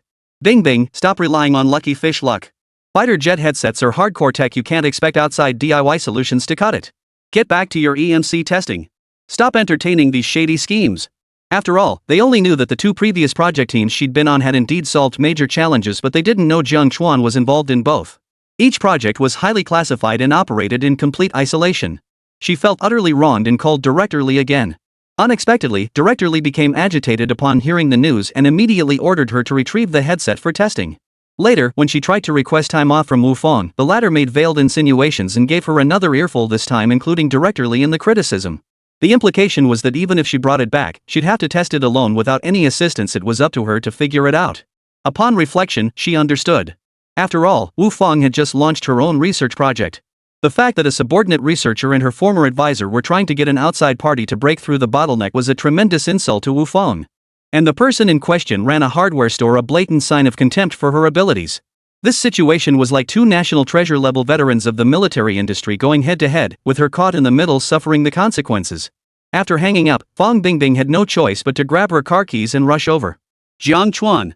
Jiang Chuan was already headache-inducing from Du Yaya's antics when that familiar voice made him shiver involuntarily. He looked up to see Fong Bingbing standing in the doorway. Beneath the brim of her military cap, her gaze was as cold as ice, a stark departure from her usual cool demeanor. She was clearly furious. His heart skipped a beat. It wasn't time to deliver the gun barrel materials and coatings yet. What was going on? The live stream viewers instantly recognized her, and the chat exploded with even more excitement. Holy crap! The military rep is here too. Did this headset really piss off the big shots? Sis Bing looks murderous. Who crossed her? First the e-commerce giants, then the tech prodigy, now the military's joining the fray. Headset, I've taken too much. Three-way power struggle. Jingdong, MechDog, and the military brother Jiang has to pick one today. Sis Bingbing must have watched the livestream. The fighter jet headset project needs to borrow this tech. Oh, welcome, researcher Fong. Jiang Chuan, catching his bearings, offered a warm welcome. After all, he hadn't done anything to feel guilty about. Fong Bingbing ignored the surrounding stares and walked straight up to Jiang Chuan. Her gaze swept over the mechanical dog on the counter and Lu Qiangdong's entourage before settling on the headset in Jiang Chuan's hands. She composed herself. I'm here because our military industry department is very interested in your headset. We've requested to borrow it for testing. Would you be willing to cooperate with us for a technical evaluation? Lu Qiangdong and Du Yaya both froze. The military wanted to borrow the headset? What kind of divine device was this headset that had e-commerce giants, tech enthusiasts, and the military all scrambling to get their hands on it? A chill ran down Lu Qiangdong's spine. The military was interested too? But when it came to the company's future, he wouldn't back down easily. Clearing his throat, he said, Ms. Fong, we're currently negotiating a commercial military integration project worth hundreds of millions. The fees have already been reserved. I'll pay double. Du Yaya shouted, holding her phone aloft, afraid of being outbid. Military borrowing takes priority. Fong Bingbing replied coldly, flashing her work ID. The spatial positioning and AI-assisted functions of this headset hold significant reference value for national defense projects. She was seething inside. Being criticized by Wu Fong was one thing, but now she had to compete with an e-commerce boss and a pajama-clad teenager for the equipment? The thought alone was infuriating. But the headset's technology was too crucial for the project. No matter how frustrating, she had to fight for it. She had to bring it back for testing, then prove it to Wu Fong and clear her own name. Jiang Chuan watched the three-way scramble unfolding before him, his head spinning. On one side stood the paying e-commerce giant, on another the haggling pajama-clad girl, and in the middle, the researcher radiating military authority. The headset in his hands suddenly felt like a hot potato. Damn it, the military, civilians, and commerce, they've all gathered here. Seriously, every one of you. Jiang Chuan held the headset aloft, his forehead throbbing. This is just a tool for finding screws for employees. How did it become such a hot commodity? It's crucial to us. The three spoke in unison, then exchanged glances, instantly heightening the tension. The neighbors around them were all stunned. Old Wang tugged at old Jiang and muttered. Is that headset a money tree, little Jiang? The military, big bosses, and young girls are all scrambling for it. I've never seen anything like this in my entire life. The live chat was buzzing with excitement. This was pure entertainment gold. Ha, headset, I'm just an innocent piece of hardware. Three kingdoms battle for the headset. Brother Jiang, announce the rules. Suggest an auction. Highest bidder wins. Military gets first dibs but must up the ante, Wang Chai. Sis Bing Zora is crushing. But Ye's 120k is tempting too. Big shot Jingdong says he's not short on cash. Jiang Chuan took a deep breath and raised the headset, enough arguing. Here's what we'll do. His gaze swept over Lu Changdong's eager face, Du Ye's pouting lips, and finally settled on Fong Bingbing's tense expression. Clearing his throat, Jiang Chuan's tone turned decisive, enough arguing. This headset will be loaned to researcher Fong first. The moment those words left his mouth, the shop fell silent. Jiang Chuan turned to Lu Changdong first. Mr. Lu, you need spatial positioning and AI adaptation data, correct? No need to borrow the headset. I'll work overtime tonight to extract the core algorithm model and build a test version compatible with the warehouse system. Just have your tech team connect directly to the server. It'll be more accurate than testing with the headset. He patted his chest. I guarantee your robots will be up and running first thing tomorrow morning. As for the 100,000 trial fee, you decide the amount. Consider it my goodwill gesture for this partnership. Lu Changdong's eyes lit up. Getting the algorithm model directly was far more practical than borrowing a headset. He nodded immediately. Great. Boss Jiang, you're a man of your word. We'll await your model. The tech team is on standby 24/7. Testing fees aren't an issue. Though they hadn't secured the headset, obtaining the core model made this deal even more worthwhile. Jiang Chuan then turned to the sullen Du Ye, pointing at the mechanical dog in her arms. Yeah, the issue with your dog isn't the positioning hardware, it's the gate algorithm and sensor calibration. Even if I gave you the headset, could you finish adapting the program within a day? Du Ye opened her mouth, then muttered uncertainly, I could learn. Don't bother. Jiang Chuan cut straight to the point. Once I finish the military tests, I'll take the positioning module from this headset and build you a simplified mechanical dog navigator. It'll be more useful than just lending you the headset. He pointed at the tape on the mechanical dog's leg. Fix its leg injury first. You'll get the navigator in 3 days. Du Ye's eyes lit up instantly. Really? You promise? Hearing custom navigator, she stopped fretting about borrowing the headset and obediently stood aside, hugging the mech dog. Jiang Chuan was right. Even if she had it for a while, she wouldn't be able to integrate it into the mechanical dog. Finally, Jiang Chuan turned to Fong Bingbing and handed her the headset. Researcher Fong, the headset is yours. I've set temporary permissions for the core data. You can test performance and transfer parameters, but don't disassemble the hardware. The encryption chip inside will be rendered useless if opened. Fong Bingbing accepted the headset, slightly surprised by Jiang Chuan's decision. A flicker of gratitude crossed her eyes. Thank you. I'll return it immediately after testing. The data will only be used for project reference and will never be leaked. She understood this was a favor from Jiang Chuan. After all, the military hadn't mentioned fees and had even cut in line to grab the equipment. All right. Jiang Chuan handed the headset to Fong Bingbing and clapped his hands. Everyone, you can go. I'm clocking out. Inside, he was already grinning from ear to ear. One technology sold to 3 parties. What a win. Chapter 102, a headset more comprehensive than fighter jet manuals? But Jiang Chuan had his own ulterior motives. Fong Bingbing was his bona fide longtime client. From the initial gun barrel material order to the later stealth coating collaboration, both major military contracts were secured through her connections. Not only did these deals make him a fortune, but more importantly, they opened up channels for military cooperation. For Jiang Chuan, Jingdong's logistics partnership and Du Ye's mechanical dog orders represented immediate profits, but the military's demands were the true long-term gold mine. Military projects demanded high technical standards, involved lengthy collaboration cycles, and granted access to more critical resources. This was crucial for his future expansion into high-end hardware materials and specialty parts markets. Besides, Fang Bingbing clearly came here with pent-up emotions, likely after facing setbacks in the project team. Helping her with this favor would not only solidify their partnership but also serve both professional and personal interests. Watching Fang Bingbing carefully pack the headset into the equipment case, Jiang Chuan's mind was already calculating the benefits. Borrowing a headset today meant a favor owed, but that debt could be repaid later through military contracts. No matter how he calculated it, this deal was a win. The neighbors around him couldn't fathom these intricate maneuvers. They simply marveled at how influential Jiang Chuan was, seeing even these industry giants deferring to his wishes. Old Wang marveled, young John's got real skills not just technically, but in managing people too. He's got all three sides covered. The live stream chat exploded with excitement, instantly hitting new peak engagement. Holy crap! Brother John's move was so badass.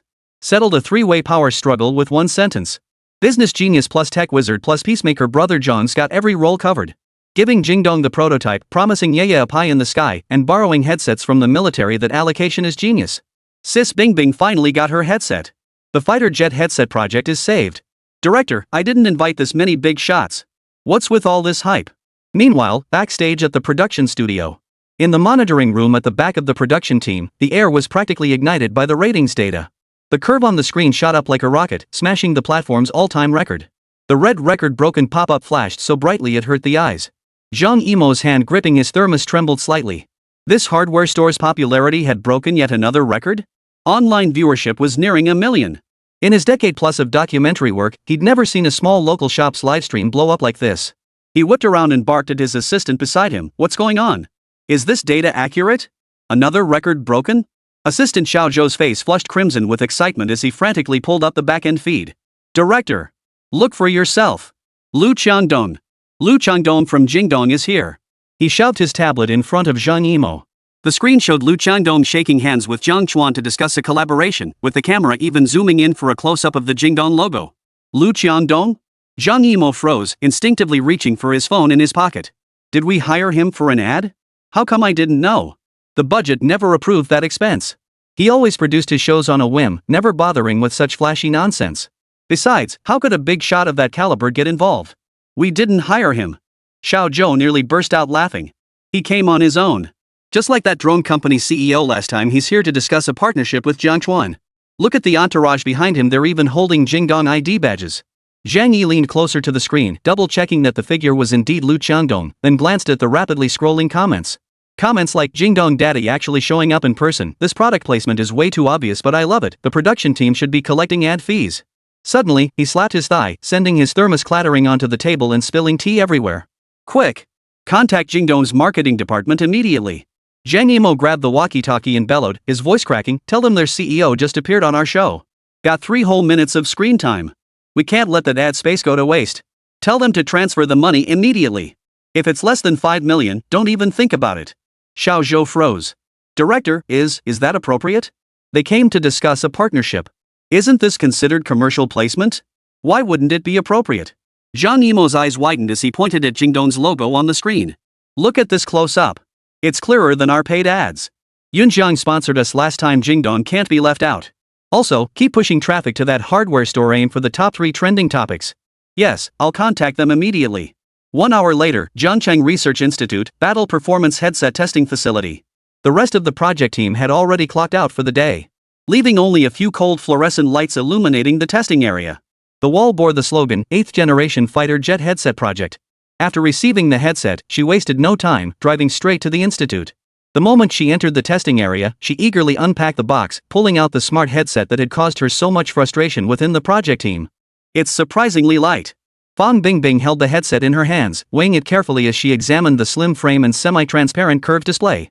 It was well known that the military's current test version headsets weighed nearly 500 grams just for the basic frame, not counting the infrared modules and data interfaces, and wearing them for half an hour caused a headache. Yet Jiang Chuan's headset, integrated with night vision, thermal imaging, and voice interaction, felt as light as ordinary safety goggles. She gently placed the headset on her head. There was no heavy pressure. The lenses fit snugly against her brow bone, and even the pressure on her temples was cleverly dispersed, making it far more comfortable than she had anticipated. Long-term wear felt effortless thanks to the soft, breathable inner lining that gently hugged her skin. She took a deep breath, adjusted the position, and pressed the power button. The lenses instantly illuminated, smoothly displaying the surrounding test site. A line of green text appeared, device initializing. Test environment detected. Switch to professional mode. Switch, Fong Bingbing ordered softly. The next second, the once empty laboratory transformed before her eyes. Walls, instruments, and workbenches were covered in blue mesh, with each device's model, parameters, and even operational status labeled with fluorescent tags. Infrared Thermal Imager Model, HT120, current temperature 25°C, operating normally, data server IP 192.168.1.102, memory usage 65%.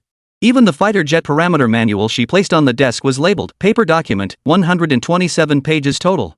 The recognition range isn't limited to hardware components.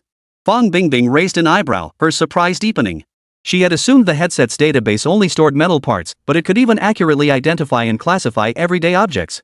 This implied its underlying recognition logic possessed remarkable versatility, likely capable of adapting to the complex environment of a fighter jet cockpit. But upon reflection, it made perfect sense. Jiang Chuan was famously known as the jack-of-all-trades repairman. He had to account for all manner of odd and unusual contraptions. She walked up to the simulated cockpit, a 1:1 replica of a fighter jet's cockpit used for testing. Its screens could simulate various aerial combat scenarios. It was also where they tested the headset's performance. She needed to issue commands to make the headset meet performance metrics and assist her in combat. Fortunately, the headset's advanced AI module could recognize her commands, saving her considerable effort. Though Wu Fong had refused assistance, she knew the testing procedure inside out. Today, she was determined to get results. Connect to the simulated cockpit system. She issued the command again, retrieving the data cable and plugging it in. The headset responded instantly, displaying a connection progress bar on the lenses. Seconds later, it showed connection successful.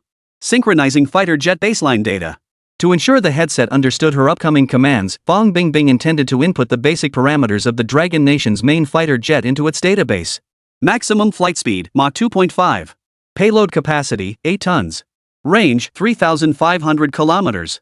But before she could begin inputting, the headset suddenly displayed a new interface, filled with rapidly scrolling text.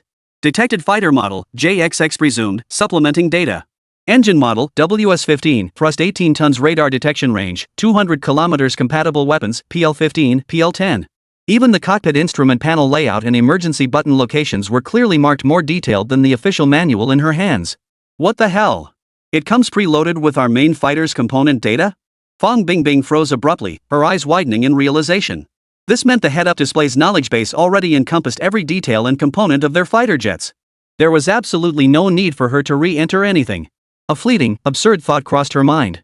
How could Jiang Chuan, a hardware store owner, know so much about fighter jets? Could he be a spy? Oh, wait, even a spy wouldn't know this much. Chapter 103, Defying the Heavens Test Data, AI Strategist. This Mr. Jiang always manages to scare the living daylights out of people. Fong Bingbing shook her head wryly. Most likely, it was just publicly available data scraped by his headset, but compiled with uncanny precision. Saves the hassle of data entry, which is quite convenient. She composed herself, settled into the simulated cockpit. Initiate air combat simulation scenario. Objective, intercept 2 enemy aircraft. Simulated altitude, 8,000 meters. Speed, Mach 1.2. Scene loading. 3, 2, 1, activate. The image on her lenses instantly shifted, seamlessly merging the simulated cockpit's electronic display with the headset's AR interface. The drab laboratory was replaced by a virtual sky of blue and white clouds, with distant cloud layers drifting slowly in the air currents. Even the refraction of sunlight felt so real it was like being there. Lock onto all external targets. Fong Bingbing gripped the control stick tightly and issued the order in a deep voice. The moment the words left her lips, a green radar interface suddenly popped up on the right side of her headset, its scan lines rotating in concentric circles. Within 2 seconds, 2 red diamond markers appeared at the edge of the interface, labeled Target 1, distance 152 kilometers, speed 1.2 Mach. Target 2, distance 148 kilometers, speed 1.1 Mach. Yet to her naked eye, the virtual sky revealed only 2 indistinct specks barely discernible without careful scrutiny. This is at least 150 kilometers away? Fong Bingbing's eyes widened in shock. It was important to note that even the military's most advanced prototype headsets could only lock onto targets within 50 kilometers in simulated environments without radar assistance, considered top-tier performance. Even the design standard for 8th-generation fighter jet headsets was only 70 kilometers. But Jiang Chuan's headset had more than doubled that lock on range. It had doubled their standards outright? She maneuvered the virtual fighter slowly, the red marker on the headset relentlessly tracking the target. Even when enemy aircraft executed evasive maneuvers, the marker tracked them with uncanny precision, as if it had eyes of its own. What astonished her even more was that when the third enemy aircraft suddenly emerged from behind the clouds, the headset locked onto it almost the instant it appeared. The radar interface automatically expanded, displaying 3 neatly aligned red markers. Even the predicted flight paths of the enemy aircraft were outlined in dashed lines. Multi-target lock. Response speed this fast? Fong Bingbing murmured to herself. Just as she was about to adjust the parameters, a line of yellow text suddenly popped up on the headset. Multiple target inventory detected, currently 3 items. Recommended priority, engage nearest target first. She paused, then burst out laughing. The headset had actually classified enemy aircraft as inventory parts and even offered a thoughtful priority processing prompt. It seemed Jiang Chuan hadn't entirely discarded the inventory logic he'd programmed into Ajie's tools. But her amusement was quickly replaced by a more intense shock. As she accelerated to within 100 kilometers, the headset automatically switched to the target details interface. Target 1, model presumed F-16, carrying 2 missiles, fuel reserve 60%. Target 2, estimated model Mirage 2000, simulated damage detected on left wing. Even the enemy aircraft's detailed status was analyzed with crystal clarity, surpassing the precision of the military's target identification systems. After conducting dozens of tests on lock-on speed and accuracy, Fong Bingbing moved on to the next test plan. Next, test missile interception. Fong Bingbing took a deep breath and switched the scenario command, simulate enemy aircraft launching missiles 2 missiles at Mach 3. Warning. Enemy missile launch detected. Speed 3.2 Mach, estimated intercept window 15 seconds. The headset instantly flashed a red alert, its lens edges pulsing crimson to simulate emergency visual cues. Immediately, a green trajectory line extended from the missile launch point to the virtual fighter's current position, clearly marking the collision time. Estimated impact, 12 seconds. Recommended action, right turn 30, climb to 9,000 meters, deploy heat-seeking decoys plus electronic jamming. The AI assistant's voice sounded urgently through the headset, simultaneously plotting an evasion path across the virtual sky, even marking the optimal timing for releasing the flares, 3 seconds later. Fong Bingbing executed the commands. The virtual fighter abruptly banked right and climbed, pressing the decoy release button precisely at the headset's indicated moment. 2 heat-seeking decoys, trailing orange-red exhaust plumes, detached from the fuselage. The green trajectory line on the headset immediately shifted course. The missiles were drawn toward the decoys, exploding just beside the fighter's wings. The virtual cockpit even simulated the sensation of air turbulence through haptic feedback. Automatically marked the intercept path? Even calculated the jamming timing? She watched the missile markers vanish from her visor, a cold sweat breaking out on her back. This real-time trajectory prediction and tactical guidance was precisely the core functionality their 8th-generation fighter jet heads-up display most desperately sought to master. Yet Jiang Chuan's hardware store headset had achieved it with such casual ease. Even a novice like her could dodge a hard-mode missile pursuit with these prompts. This is practically precognition. Her heart pounded like a drum. Missile trajectory prediction demanded immense real-time computing power their project team's supercomputer took 0.5 seconds to process. Yet this headset completed it instantly, with evasion timing precise to 0.1 second intervals?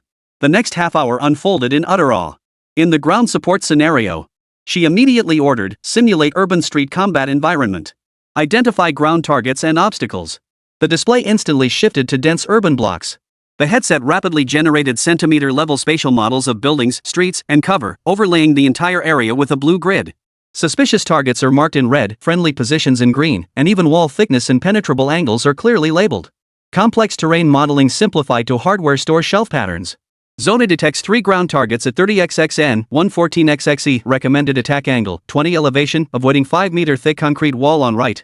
Zone B abandoned factory, recommended GB6 guided bomb, 92% destruction efficiency. Battlefield summary, open firing zone on the east flank, ambush risk on the west flank. Prioritize high threat targets. Fong Bingbing stared at the 3D battlefield model before her, suddenly recalling how the project team had to work around the clock for 3 months just to achieve a 1-meter accuracy model for urban combat situational awareness.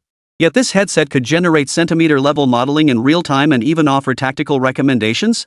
This wasn't just an auxiliary tool, it was a super strategist embedded in the headset. After an unknown duration, the final test concluded. Fong Bingbing removed the headset, her fingertips trembling. She walked to the test data screen, where dense parameters scrolled across the display. Target lock range, 150 kilometers, far exceeding the design standard of 70 kilometers. Multi-target lock capacity, simultaneously locks 8 targets, design standard, 5. Missile trajectory prediction delay 0.05 seconds, design standard 0.5 seconds. Ground modeling accuracy 1 cm, design standard 5 cm. AI assisted decision response 0.2 seconds, design standard 1 second.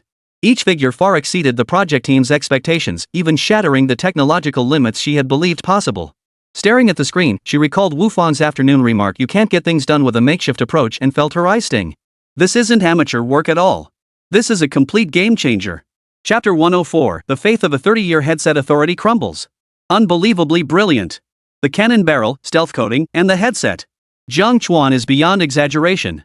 Fang Bingbing suppressed the shock surging within her, her heart now racing with excitement. After a moment's hesitation, she immediately pulled out her phone and opened the project group chat. She snapped a clear screenshot of the test display and sent the test data to the 8th generation fighter head-up display project group. She specifically tagged everyone, then singled out Wu Fang. "Director Wu, just tested the new headset. The data shows a slight improvement. For your reference." After sending the message, she exhaled deeply, leaning back against the simulated cockpit and massaging her aching temples. It was already 1 a.m., and the project team had been working all day. They should have been resting long ago. But for projects of this caliber, phones must remain on 24/7 on standby, set to special alerts, a professional instinct for defense projects. Everyone knew that any technological breakthrough could happen in the dead of night. Sure enough, less than 2 minutes after her message, the group chat exploded. The notification sounds rattled off like a machine gun. "Bing Bing, did you send the wrong image? Is this data from our headset? Target lock at 150 kilometers? Our design standard is only 70 kilometers. That's over double. Missile trajectory prediction delay 0.05 seconds? Our supercomputer takes 0.5 seconds. This must be cheating. Is the simulation pod data corrupted? Check the logs immediately. This data is fake, right? Target lock at 150 kilometers? Holy crap, Bing Bing, did you steal NASA's equipment?" Doubts erupted one after another. Even the most seasoned engineer couldn't help but fire off 3 exclamation marks. After all, this set of data was simply too absurd, so absurd it seemed fabricated. Fang Bingbing didn't rush to explain, simply stating that they'd understand once they came to see for themselves. Meanwhile, Wu Fang sat in the living room flipping through technical reports, burning the midnight oil to integrate new technical specifications. As the new project leader, the weight of responsibility on her shoulders was heavier than anyone else's.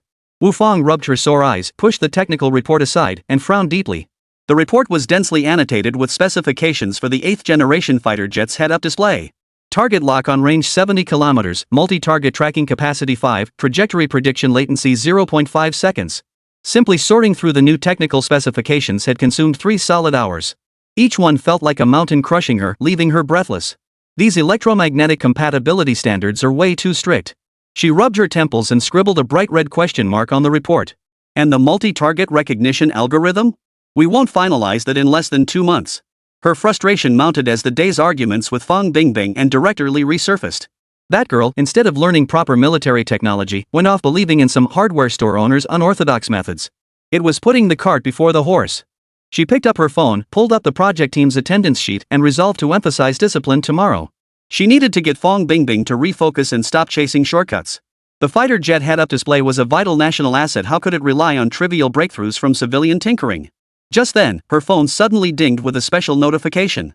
It was a mention from Fang Bingbing. Wu Fang frowned as she tapped it open, expecting another one of Fang Bingbing's reports about her folk discoveries in the group chat ready to shoot back. But when she saw the screenshot on the screen, her finger froze abruptly.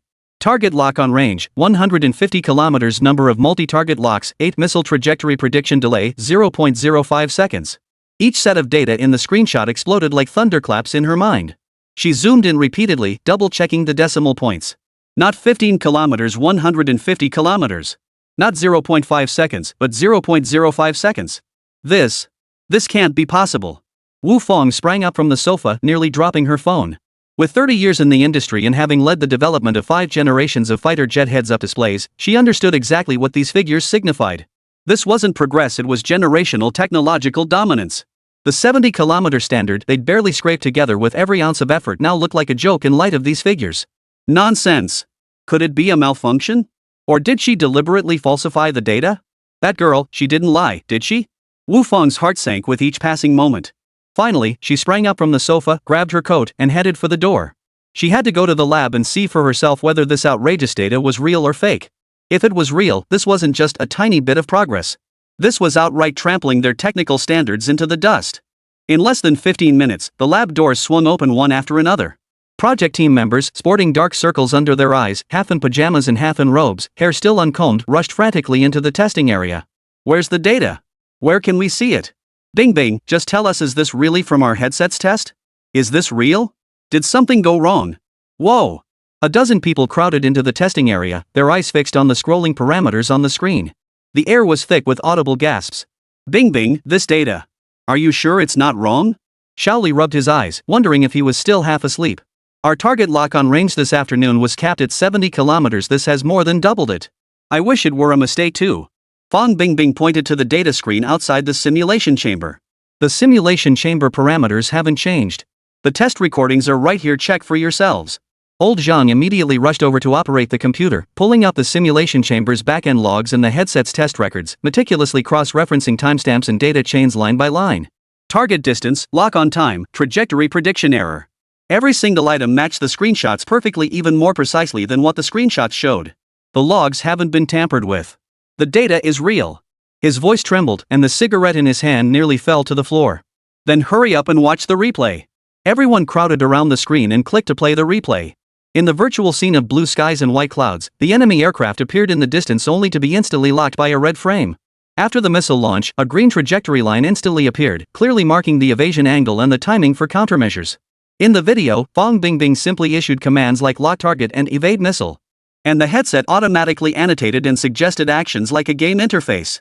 Even the most complex multi-target interception became as simple as ordering takeout. When the yellow text multi-target inventory suggests priority handling appears, everyone is stunned. Silence.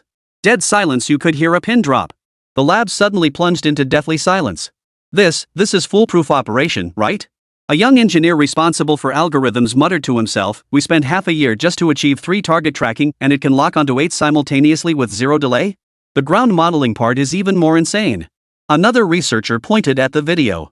Our models are considered excellent with a 1 meter margin of error, yet it achieves centimeter level accuracy? And it generates real-time tactical recommendations? Everyone now stared at Fong Bingbing with utter astonishment. Wu Fong, the team leader, remained silent for a long while.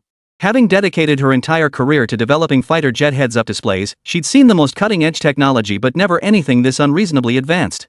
Its performance was overwhelming, but its simplicity was astonishing. It felt like a tailor-made cheat code for pilots. For a fleeting moment, her faith as a 30-year authority in the heads-up display field crumbled completely. Chapter 105, Super Target Tracking used to locate screws? She took a deep breath, walked up to Fong Bingbing, and fixed her gaze on the headset in her hands, her expression tinged with awkwardness. This is the headset you mentioned this afternoon, the one you brought from the civilian sector?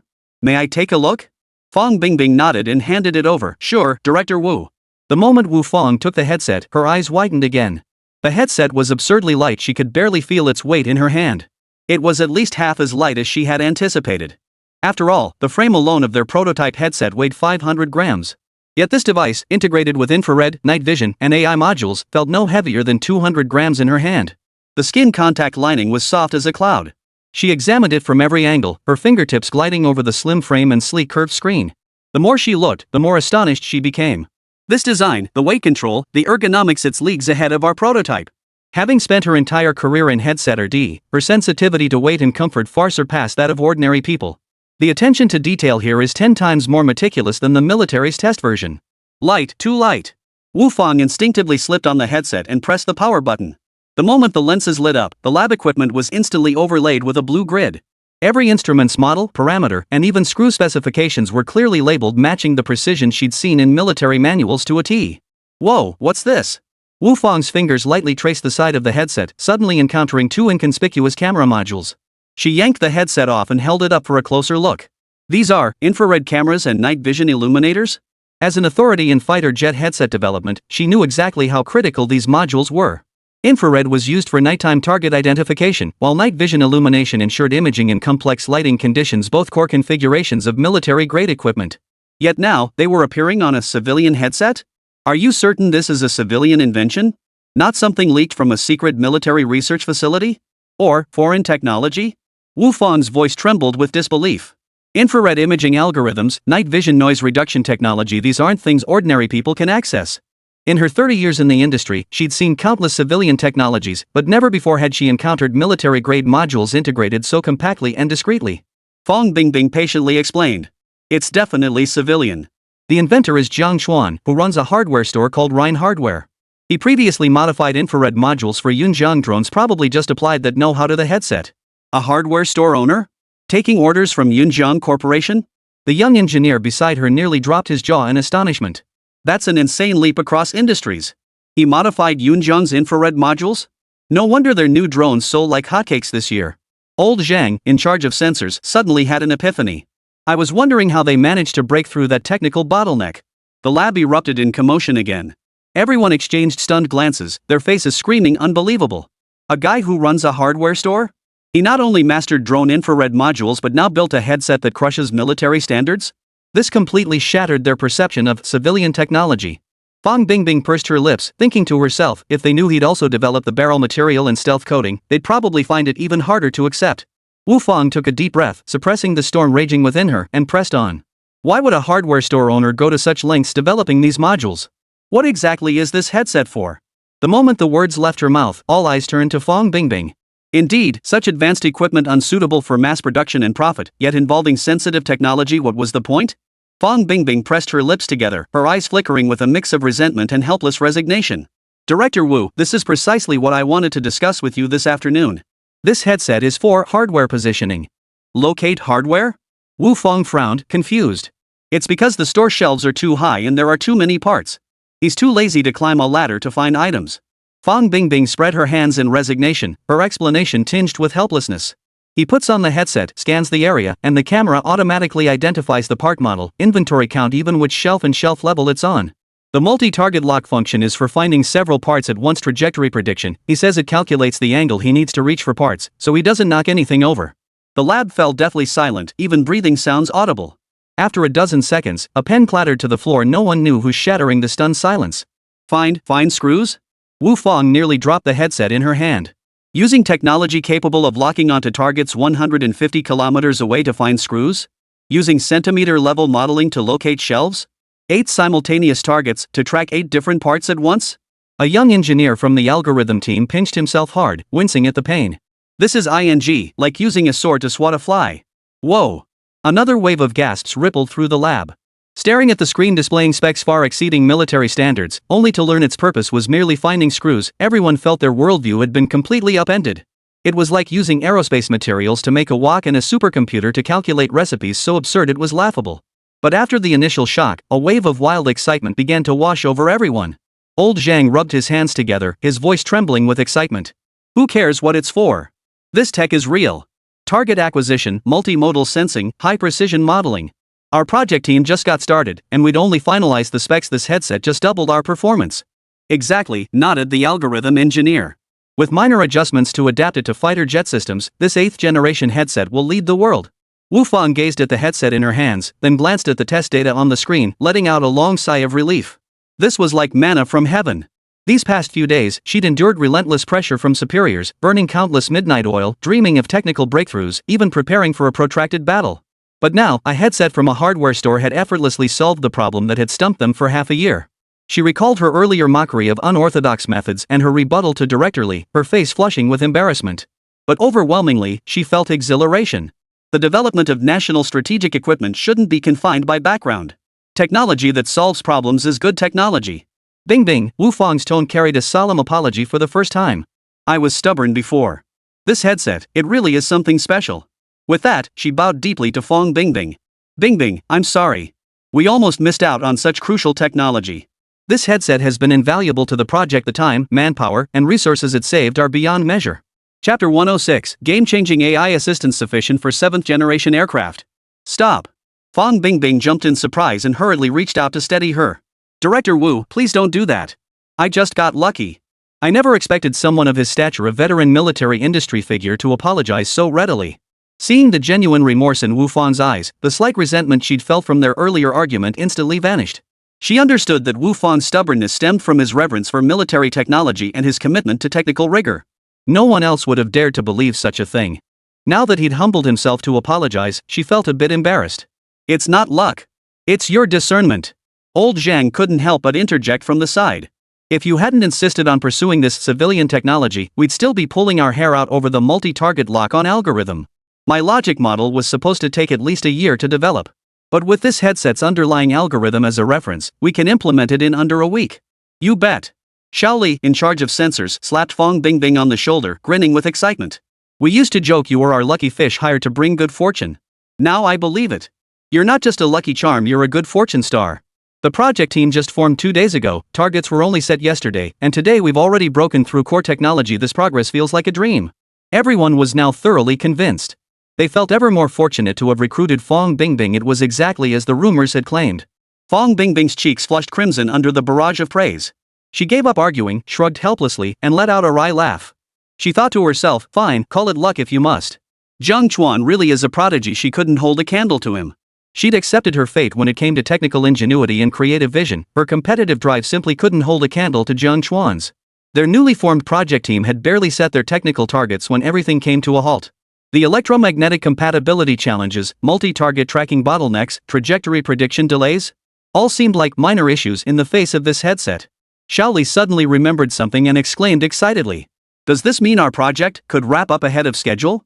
Submit this data as our achievement report. It'll definitely qualify for the annual Major Breakthrough Award. Old Jiang nodded in agreement, and that's not all. With this headset as our foundation, we can cut the prototype development cycle by more than half.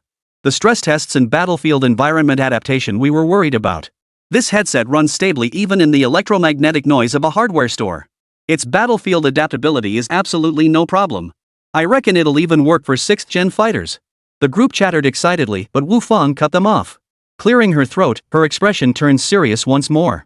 Alright, now that we have the core technology for this headset, hard metrics like target lock and trajectory prediction are basically achievable.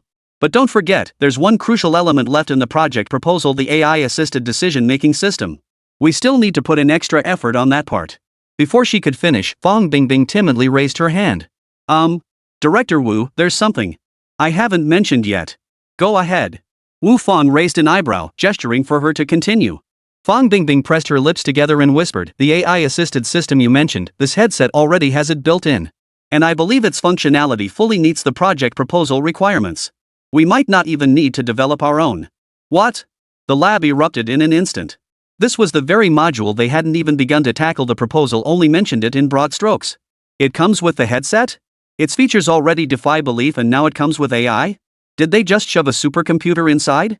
Sis Bingbing, you didn't misread it, right? The playback logs don't show any AI interactions.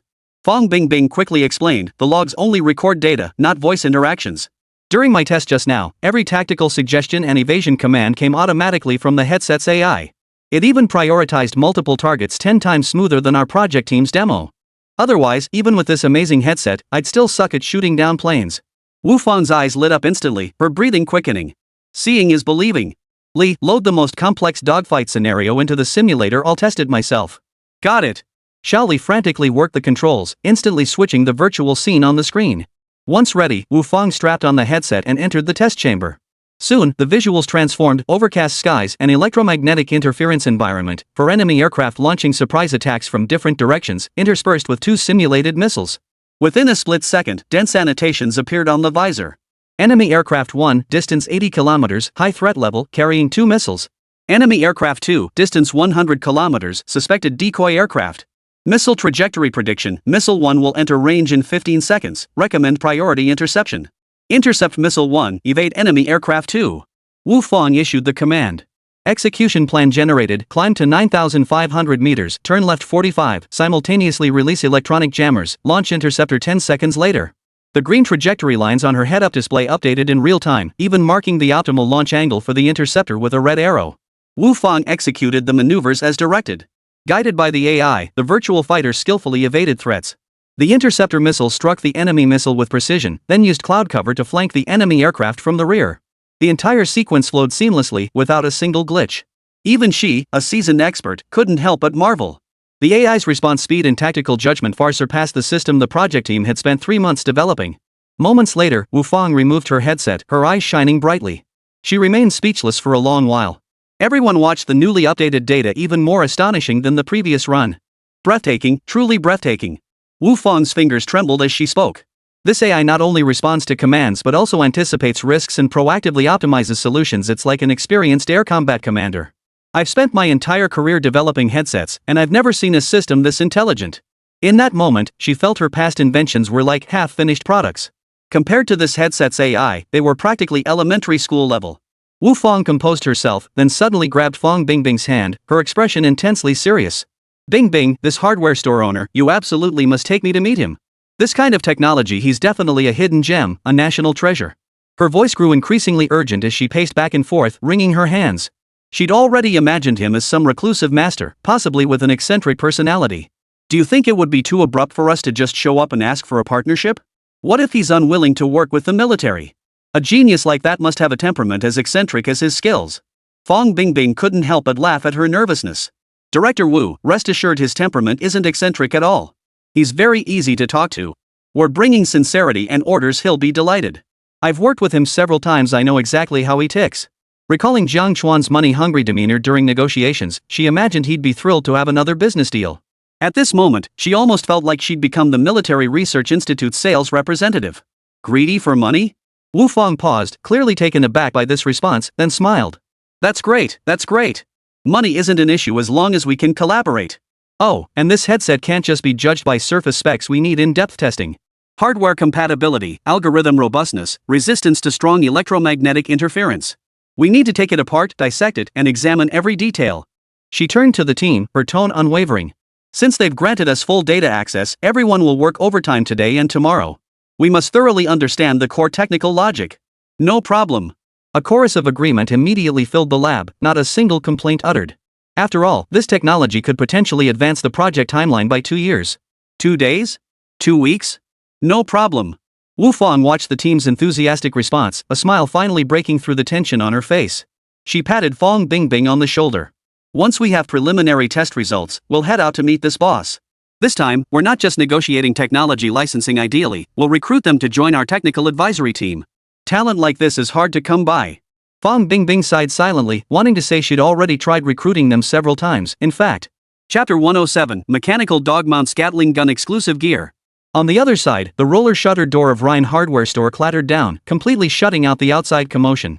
Jiang Chuan shut down the live streaming backend, the screen still displaying online viewers, 980,000. He casually rubbed his neck, seemingly oblivious to the fact that just moments ago, his headset had been fiercely contested by an e-commerce giant and a military researcher. Brother Chuan, you're just calling it a day? Jia, carrying a stack of parts to restock the shelves, looked puzzled. That traffic was insane. Lu Jingdong, military researchers, they were all here. If we'd kept streaming for another half hour, our store's followers would have hit 1 million. How could you just shut it down like that? He was still thinking about the hardware store goes public comments flooding the chat, convinced this buzz was free traffic delivered right to his doorstep. Jiang Chuan bent over tidying his workbench, not even lifting his head. Let things cool down. Having big shots blocking our door every day isn't good. He tapped his chest. Last week it was bye from Yunjiang, today Lu Changdong and Fong Bingbing showed up together. Keep this up, and my poor heart'll retire early. He patted Jia's shoulder. Keep it low-key. We run a hardware store, not a tech launch event. Especially Du Yeye, it took him a tremendous effort to finally send that stubborn girl away, leaving his mouth parched. Running a business is tough. Jia scratched his head and didn't argue. After all, Jiang Chuan's decisions always made sense. But just as he picked up the lock, Jiang Chuan called out, "Hold on, you're not off yet." Overtime. Ha? Overtime? Jia grimaced. Brother Chuan, I've got plans to game with friends tonight. I'll pay you triple overtime. Jiang Chuan placed the mechanical dog on the workbench and switched on the desk lamp. The light illuminated the worn metal joints of the little creature. Help me design a little thing. He pulled a 10mm stainless steel tube from the shelf, clamped it securely in the vise, and began filing the end. Make a mini Gatling gun in size 3. Use seamless tubing for the barrel, with a polished inner wall. It needs to smoothly fire 8mm screws. As he spoke, Jiang Chuan began sketching a rough draft. 5. A hardware Gatling gun? What the hell is that? Jia's eyes widened as he leaned in to stare at the pipe. Firing screws?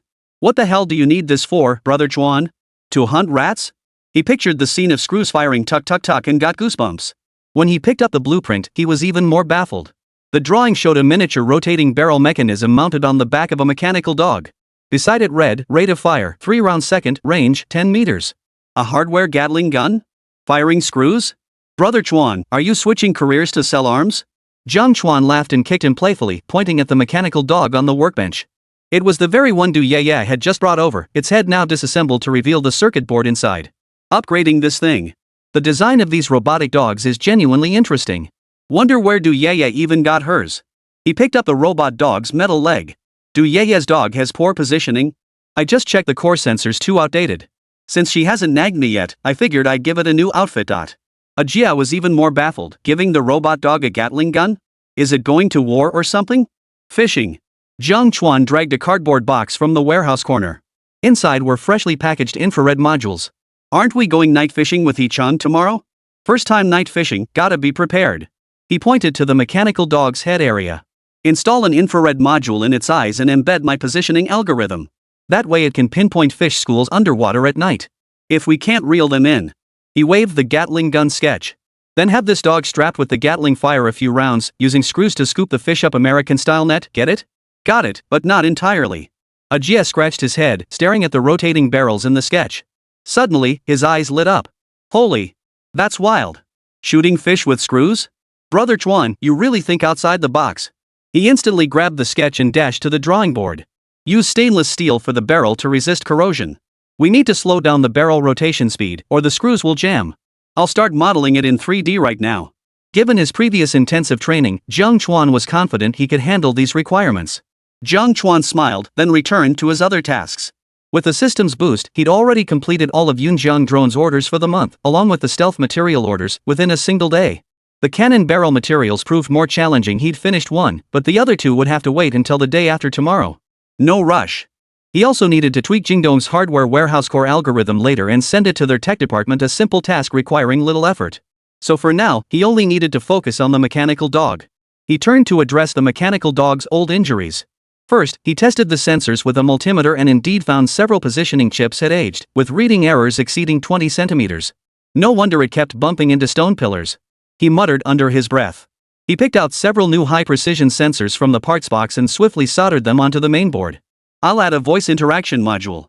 From now on, saying "find fish" will trigger an automatic scan, and fire will activate the Gatling gun. Jiang Chuan chatted with Ajia while implanting new algorithms into the mechanical dog. I tweaked the carbon fiber fishing rod too, added pressure sensors to the tip. Now it alerts in real time when a fish bites, synced to the robot dog's display. Ajia, busy printing the Gatling gun's rotating gears on a 3D printer, couldn't help but admire Jiang Chuan's ingenuity. This setup was nothing short of the ultimate angler's gear. He changed the tech guru taking on a tech-savvy apprentice? This combo will fish the pond dry during night sessions. Keep it low-key. Fishing is about the fun, not showing off. Later, Jiang Chuan replaced the mechanical dog's leg joints with damping bearings, solving the previous stiff walking issue. He also added a removable metal bracket to its back, perfectly designed to hold the hardware Gatling gun. As night deepened, the hardware shop echoed only with the low hum of the drill press and printer. Done. Ajia raised the welded Gatling barrel, waving it through the air. Done. Once we mount it on the robot dog's back frame, it'll be ready to go. Want to try it out? Jiang Chuan set down the soldering iron, placed the modified robot dog on the floor, took the barrel, clicked it into position on its back, and pressed the power button. The robot dog's indicator light shifted from red to green. Its infrared lens on the head flashed twice. Though its legs were still somewhat stiff, it walked steadily forward. Its head swiveled left and right to scan its surroundings, emitting a beep-beep detection sound. The screen flashed the message, infrared scan activated, detection range 10 meters. Jiang Chuan loaded a handful of screws into the Gatling's magazine and ordered, test fire. Bzzz. The rotating barrels shifted slightly. 3 screws shot out with whizzing sounds, embedding themselves precisely into the wooden board opposite, evenly spaced. The mechanical dog shook its head, and the screen flashed, test firing successful, hit rate 100%. Perfect. Ajia clapped his hands in laughter. When Du Yeye sees this dog, she'll be bowing to you on the spot. Jiang Chuan wiped the grease from his hands, watching the modified mechanical dog pace slowly around the shop with a hint of anticipation in his eyes. If Yi-chan can't outfish me tomorrow, he'll probably question his entire existence. Chapter 108, Western Air Force Showdown. No problem, no problem. Meanwhile, inside the Eastern Land Heavy Industry Military District headquarters, the atmosphere was as taut as a drawn bowstring. A massive electronic screen dominated an entire wall, broadcasting live footage of the cross-regional Air Force exercise. Blue represented the Eastern Theater Command, while red represented the Western Theater Command. The flight paths of fighter squadrons flickered as points of light across the screen, while radar scan lines spun in rapid, concentric circles. Du Sheng stood before the screen, his olive-drab uniform crisp and sharp, his gaze piercing. The operations officer beside him delivered a real-time report. Commander, our Falcon formation has entered the Red Team's air defense identification zone. Altitude 8,000 meters, speed Mach 1.5. Red team radar shows no anomalies. On the screen, 3JXX fighters from the Eastern Theater Command, painted in a new silver-gray coating, darted nimbly through the clouds. Meanwhile, the radar screen of the Western Theater Command remained blank. No enemy aircraft dots appeared, only the solitary blinking trajectory of their own fighter. They haven't detected us yet? A faint smile touched Du Yuesheng's lips.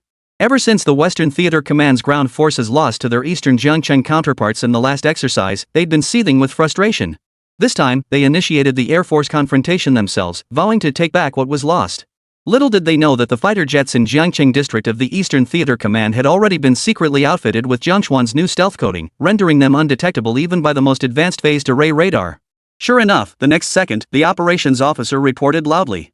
Falcon formation locks onto 3 red team fighters. Simulated missile launch. Red team undetected. All targets shot down. On the screen, the red team fighter jets' blips instantly turned into red X marks. Panicked shouts erupted over the Western Theater Command's command channel. Radar failure. Repeat, radar detected no targets. Within 2 hours, the exercise footage froze. All 8 red team fighter jets were shot down, with 0 losses for the Eastern Theater Command. The timer beside the screen displayed exercise terminated early, prompting applause throughout the command center. Bang! The command center door burst open as Deputy Commander Zhang Jianjun of the Western Theater Command Air Force stormed in, his cap askew. His face dark as iron, he pointed at the screen. "You must have rigged this. How could you not detect a single one?" He pointed at his staff officer. "Our Western Theater J-16 formation has a radar detection range of 200 kilometers. We never lost to the Northern Theater in our last exercise. You Eastern Theater must have used jamming equipment." His voice grew increasingly heated. "Last time the army won against you, we accepted that. But air power is our Western Theater's specialty. Last year's cross-theater exercises, our hit rate was #1. What kind of nonsense is this today? We didn't even see the enemy aircraft before they were all shot down. This exercise is invalid." Eastern Theater Air Force commander by phone, holding an unlit cigarette, strolled over leisurely and patted Zhao Gang on the shoulder. "Old Zhao, you win some, you lose some. The exercise rules are set in stone. The judging panel consists of third-party experts, no room for foul play." He nodded toward the screen. "Guess you could say our new gear is pretty darn effective." "New stuff? What new stuff?" Zhao Gang's eyes widened. "Did you guys get new radars? Or did the fighters get upgraded? Why wasn't I briefed?" Du Yuesheng finally stood up, walked to the screen, and pulled up a close-up view of the Eastern fighter jet. As the camera zoomed in, a matte gray coating covering the fighter's fuselage became clearly visible, blending almost seamlessly into the sky's backdrop under the sunlight. "It's neither radar nor an upgrade," he said proudly. "It's stealth coating. We've applied a new generation of stealth coating to the J-20, reducing its radar cross-section to below 0.01 square meters, weaker than the signal reflected by a single bird." "Stealth coating?" Zhao Gang froze, then shook his head. "Impossible. No existing stealth coating achieves that level of effectiveness. Even our latest prototype tested last year could only reduce the RCS to 0.1 square meters. This isn't standard military grade," Du Yuesheng explained with a smile. "It's a civilian technology we just acquired, a formula obtained through, well, special channels. Once applied, it not only absorbs radar waves but also adapts to ambient light for camouflage. Conventional radar becomes practically useless." He avoided mentioning Jiang Chuan's name, only vaguely hinting at the technology's origin. By phone added from the side. "During the drill, your radar station was as close as 30 kilometers to our fighter jet and still didn't detect it. This coating can fool even millimeter wave radar, let alone conventional pulse Doppler radar." Zhao Gang stared at the fighter coating on the screen, then glanced at the exercise data replay.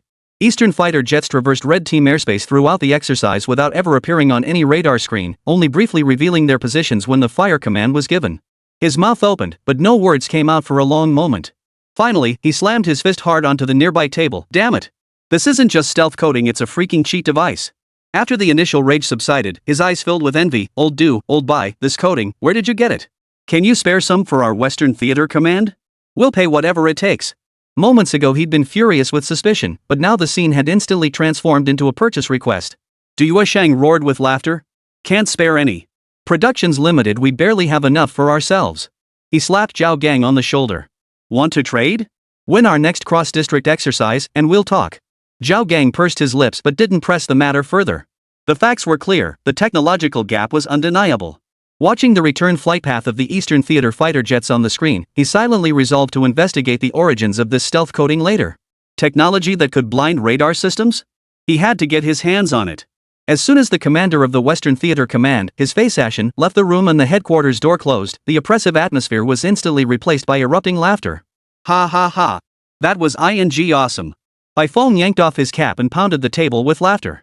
What a relief. Finally got that thorn out of my side. For 2 years, we've been getting outmaneuvered by the Army and Air Force. Today we've finally redeemed ourselves. The operations staff, their nerves finally relaxed, high-fived each other in celebration.